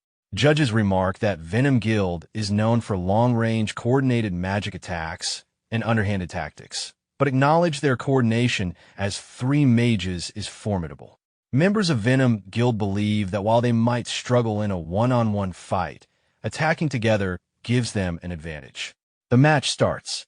The Venom Guild mages plan to restrain Sean's power with coordinated magic, but Sean immediately activates Energy Whip, unleashing a powerful attack recognized by the judges as Skull Knight, Guild's exclusive Knight type, finishing skill before advancing directly. The Venom Guild members are shocked by Sean's power, realizing he defeated one of them instantly with overwhelming force. Panic spreads among the remaining two as they try to cast magic, knowing that if Sean closes the distance, they stand no chance due to the massive power gap. Sean continues his assault at full speed, unleashing a rapid series of strikes referred to as Wild Dance. One of the members attempts to surrender out of fear, but Sean kills them without hesitation, expressing disdain for adventurers who beg for mercy. The match concludes with Sean declared the victor. CD watches and becomes more interested in Sean than the protagonist, recognizing Sean as another second awakener. The protagonist also acknowledges Sean's strength. The next team is called into the arena, an armored fighter and a man in red. They decide to target the protagonist, choosing him because they believe a D-rank warrior is easier to defeat than stronger contestants like CD or Sean. Judges agree with this choice, noting that while the protagonist has performed impressively, he is still a rookie, and warriors generally have poor compatibility against thieves like these opponents. The armored fighter tells the protagonist to select one of them to fight, but the protagonist instead tells both to attack him at once. The audience criticizes him, believing he is acting overconfident by mimicking Sean despite being much weaker. They point out that warriors face enemies head-on, while thieves specialize in ambush tactics, making the matchup unfavorable for him. Angered, the opponents decide to finish him quickly. The protagonist draws his sword, determined not to let the Adventurer Union be humiliated. The protagonist confidently tells his opponents to attack, releasing an overwhelming aura that causes both the armored warrior and the red-clad thief to tremble. Despite being a D-rank adventurer, his fighting spirit feels far stronger than expected. But the two enemies reinforce their resolve, planning to attack together and finish the fight quickly before he has time to react or use skills. They execute a coordinated assault from both sides, aiming to trap him between a frontal power strike from the warrior and an afterimage ambush technique from a thief. Spectators worry, recognizing the combination as a deadly strategy where choosing to defend against one attack guarantees being hit by the other. The attacks land, but the protagonist remains completely unharmed, not even moving or exerting effort. The attackers freeze in disbelief, wondering if he's using a hidden artifact, while the crowd panics at the idea that a D-rank adventurer could endure such powerful moves without scratch. His body is revealed to possess overwhelming durability, shocking both spectators and notable figures like Shaman and City, who begin taking interest in him. After effortlessly tanking the attacks, he counterattacks using Earth-Wind Law, moving so quickly the thief attempts to escape with instant shadow dive, believing his speed guarantees safety. However, the protagonist appears behind him instantly, striking both opponents with overwhelming power and speed. They are defeated with almost no resistance, and while on the ground, the armored fighter realizes that the protagonist possesses terrifying strength, defense, and speed beyond their understanding, forcing him to act immediately rather than accept death passively. The armored fighter removes his armor, revealing a heavily trained body, signaling he intends to use his full strength. The protagonist notices this and prepares himself calmly. The audience recognizes the warrior's spirit, recalling how he fought recklessly in earlier events, gathering crystals even after losing a teammate.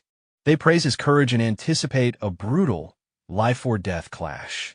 The warrior charges with full force, choosing a direct attack. The protagonist accepts the challenge head-on and blocks the strike effortlessly.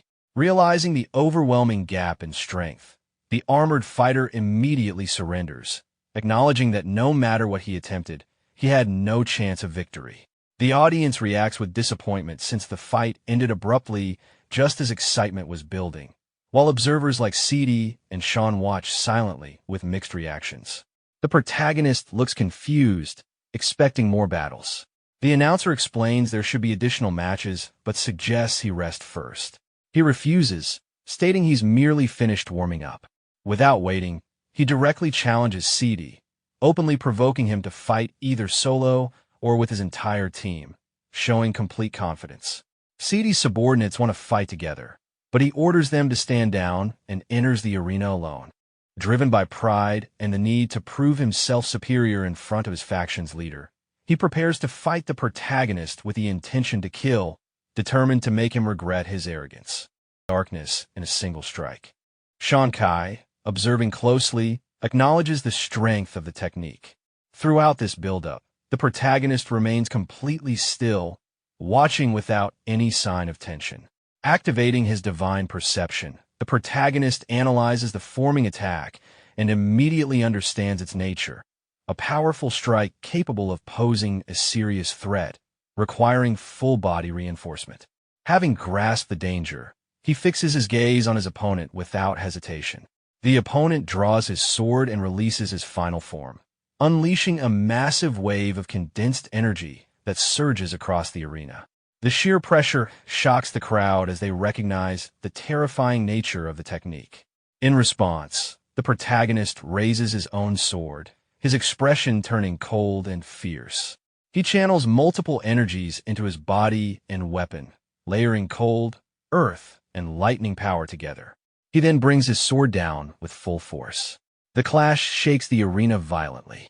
The ground stabilizes under the immense pressure, but the collision generates a massive shockwave that hurls nearby spectators and soldiers backward despite their attempts to defend themselves. As dust and debris flood the battlefield, visibility drops to near zero. When the dust finally parts, the protagonist emerges from the cloud with his sword resting over his shoulder. He grips his opponent by the face, holding him effortlessly, making it clear that the battle has ended and the outcome is decided. The scene opens in the fighting arena with the protagonist standing tall and composed, holding his defeated opponent by the neck. With absolute confidence, he releases his grip and throws the unconscious body aside, drawing attention toward the opponent's captain. Soldiers immediately recognize their captain and rush forward, realizing he is still alive. They lift him onto their shoulders and move quickly toward the medical facility, urging haste. During the retreat, one soldier contacts their superior and reports the defeat. The response from the other end is calm but tense, already aware of the situation and ordering them to return and treat CD without delay. The announcer then officially declares the protagonist's victory. He remains standing at the center of the arena, unfazed, calmly facing the crowd. Shock spreads through the spectators as they realize that Fury Dragon's strongest young C-rank Second Awakener has been defeated directly by a D-rank adventurer. Amid the wreckage, a venue staff member crawls out from beneath shattered debris, shaken by how close he came to death due to the battle's impact. Before the atmosphere can settle, a new opponent steps onto the battlefield. The protagonist immediately locks onto him with a cold gaze. The newcomer, radiating pressure, demands the referee proceed with the next match. The referee, visibly intimidated, hesitates but complies. The crowd grows louder as the victory announcement echoes again. A judge rises and attempts to delay the final match, citing the protagonist's lack of recovery time after such an intense battle.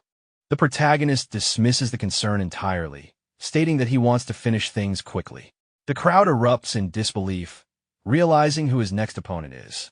Excitement surges as they recognize the confrontation between a dark horse and a prodigy, rumored to be groomed as a successor by a powerful guild leader. The two fighters step forward and face one another directly. With the signal given, the final match begins. They immediately clash swords, shocking the crowd with how evenly matched they are. Observers note that the speed and precision of both offense and defense far exceed normal C-rank standards, making it even more unbelievable that the protagonist remains officially ranked D-rank. As the exchange intensifies, both fighters unleash their strongest techniques. The repeated collisions place unbearable strain on their weapons, and eventually, both blades shatter under the force. The crowd reacts in disbelief, wondering if the battle will end in a draw. Instead, the opponent's expression shifts as he signals that the real fight is only beginning. He summons a skeletal horse engulfed in blue flames and mounts it, then conjures a weapon through death-based magic, revealing his true combat form. The display leaves the audience stunned. A high-ranking female mage from the Adventure Union watches closely, realizing that the opponent's power far surpasses what he had shown before. The protagonist, burning with anger, activates his divine perception once again. He immediately senses a sharp increase in his opponent's combat parameters, confirming that this is no longer a standard C-rank battle, but a clash between monsters operating beyond their assigned ranks. The opponent advances toward the protagonist with clear admiration, acknowledging that forcing him to reveal his true power is an achievement. As his killing intent sharpens, he prepares his strongest strike, commanding his skeletal mount to surge forward while channeling overwhelming force. The pressure alone terrifies the spectators, especially when they realize the protagonist is standing unarmed in front of such an attack. As the opponent closes in to deliver the fatal blow, the protagonist calmly gathers power and decides to test the technique he had only just acquired. He summons the hammer and launches a counterattack at the exact moment the opponent's strike descends. The collision shakes the entire stadium. The arena floor caves inward, lower levels of the structure crack apart, and massive debris rains down on the crowd, forcing spectators to raise defenses to survive the shockwave. Stone fragments scatter violently, dust swallowing the battlefield until nothing can be seen. Amid the chaos, the heavily injured opponent regains awareness and, seeing only destruction and silence, assumes victory. However, from within the dust cloud, the protagonist emerges completely unharmed, standing firm and glaring at his opponent. The realization hits instantly. The opponent understands that the incoming force had been perfectly countered and dispersed by an even stronger attack. Turning back, he notices the massive hole torn through the stadium wall and spectator seating behind him, evidence of the protagonist's strike power. Fear overwhelms him as he recognizes that if he had taken that blow directly, death would have been unavoidable. His thoughts spiral as he questions how a mere D-rank adventurer could possess such terrifying strength, and how unimaginable that power would become in the future. Memories surface his lifelong pursuit of absolute strength, his relentless training, and the reason he joined his guild in the first place. He realizes that what he had been seeking all along now stands before him. Meanwhile, the referee struggles free from the rubble and attempts to declare the winner, only to freeze upon seeing both fighters still standing. The opponent then walks forward, leaving the crowd utterly confused by his actions. Instead of attacking, he kneels respectfully before the protagonist, acknowledging his defeat and expressing genuine admiration for that decisive strike. With unwavering resolve, he pledges his loyalty and asks to follow the protagonist as his disciple. The protagonist, caught completely off guard, can only stare back in stunned silence. The scene shifts to One Strike Mountain, outside the waiting area. A man stands near his car, smoking quietly while staring at the sky and reflecting on the aftermath of the supernova tournament. The final results have shaken the entire adventurer world.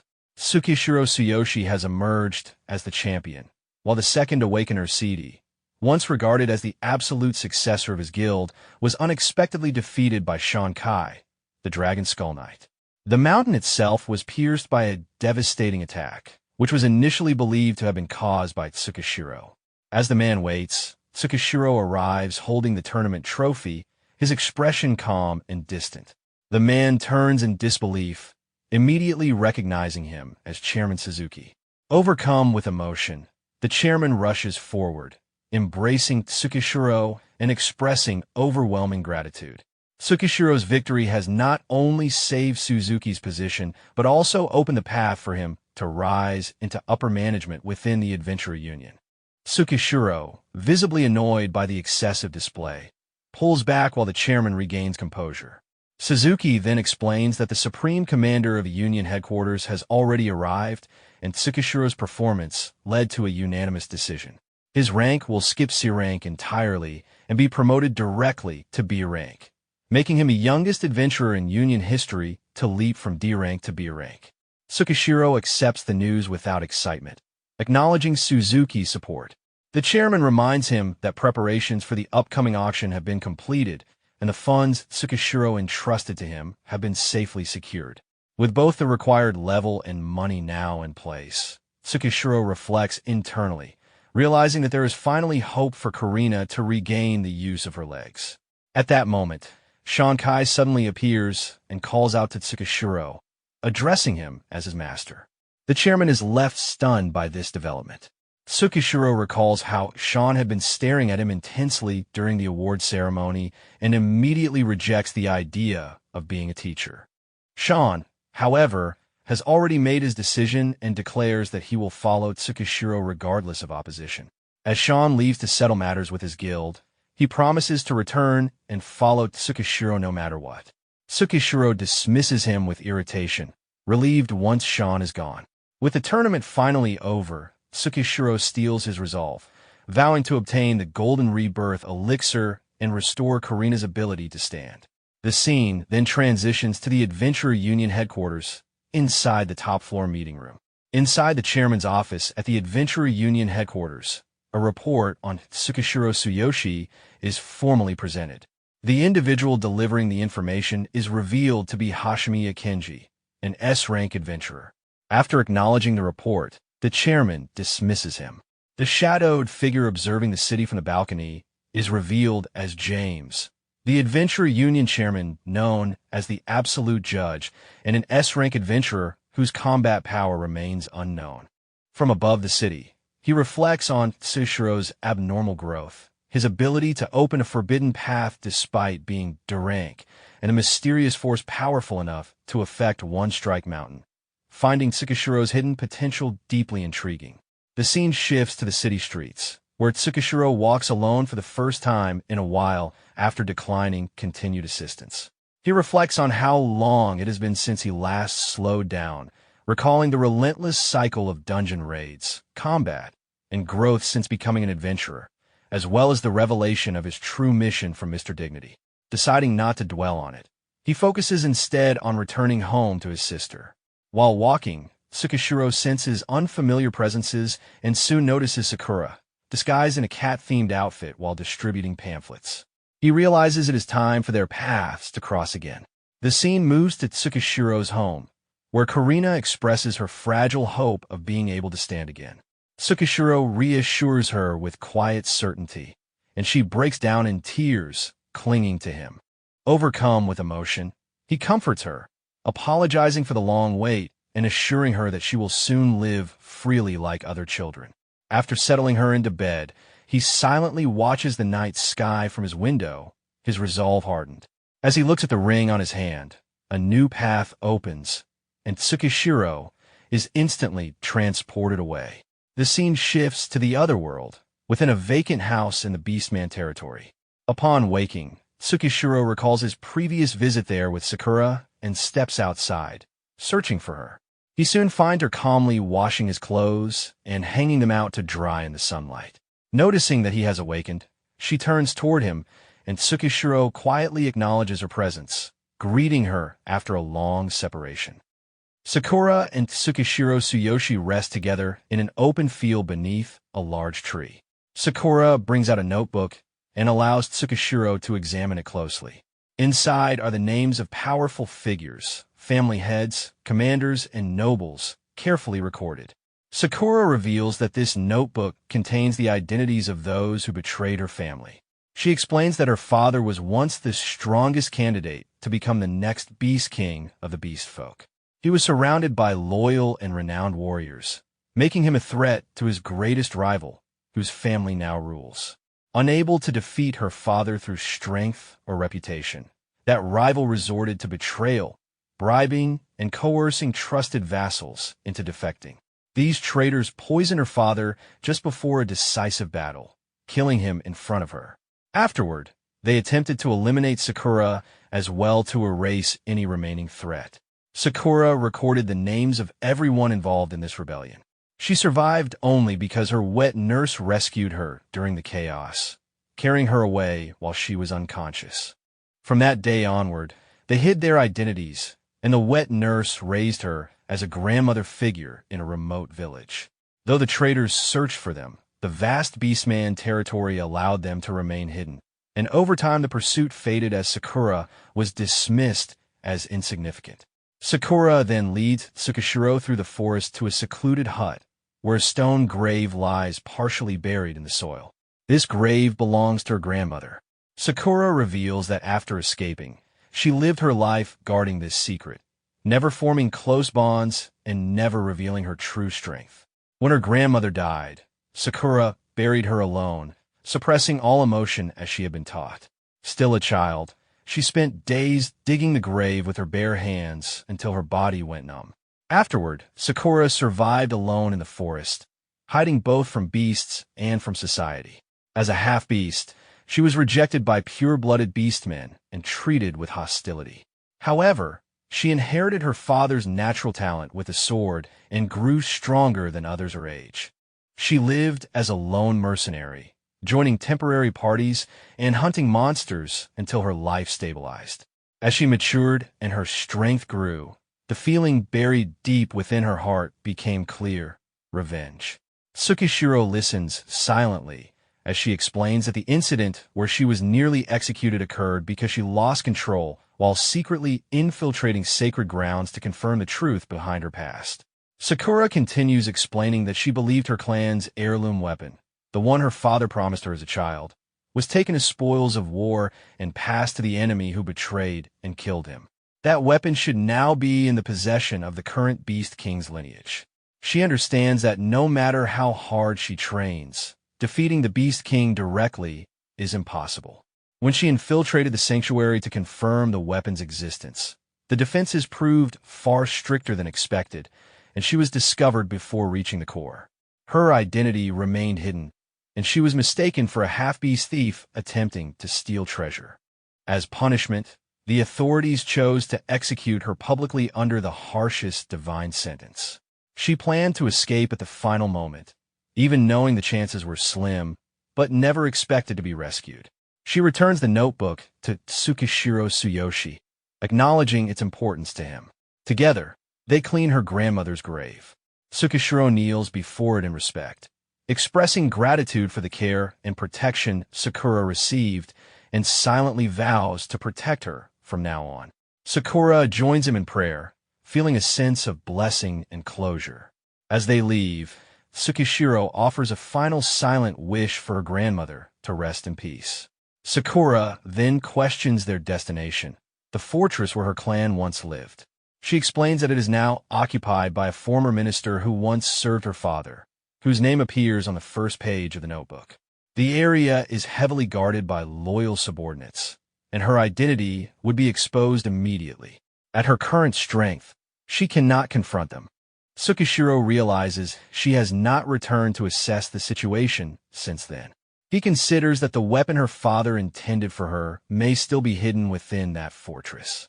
He also implies that, together, it may be possible to systematically eliminate the traitors recorded in the notebook.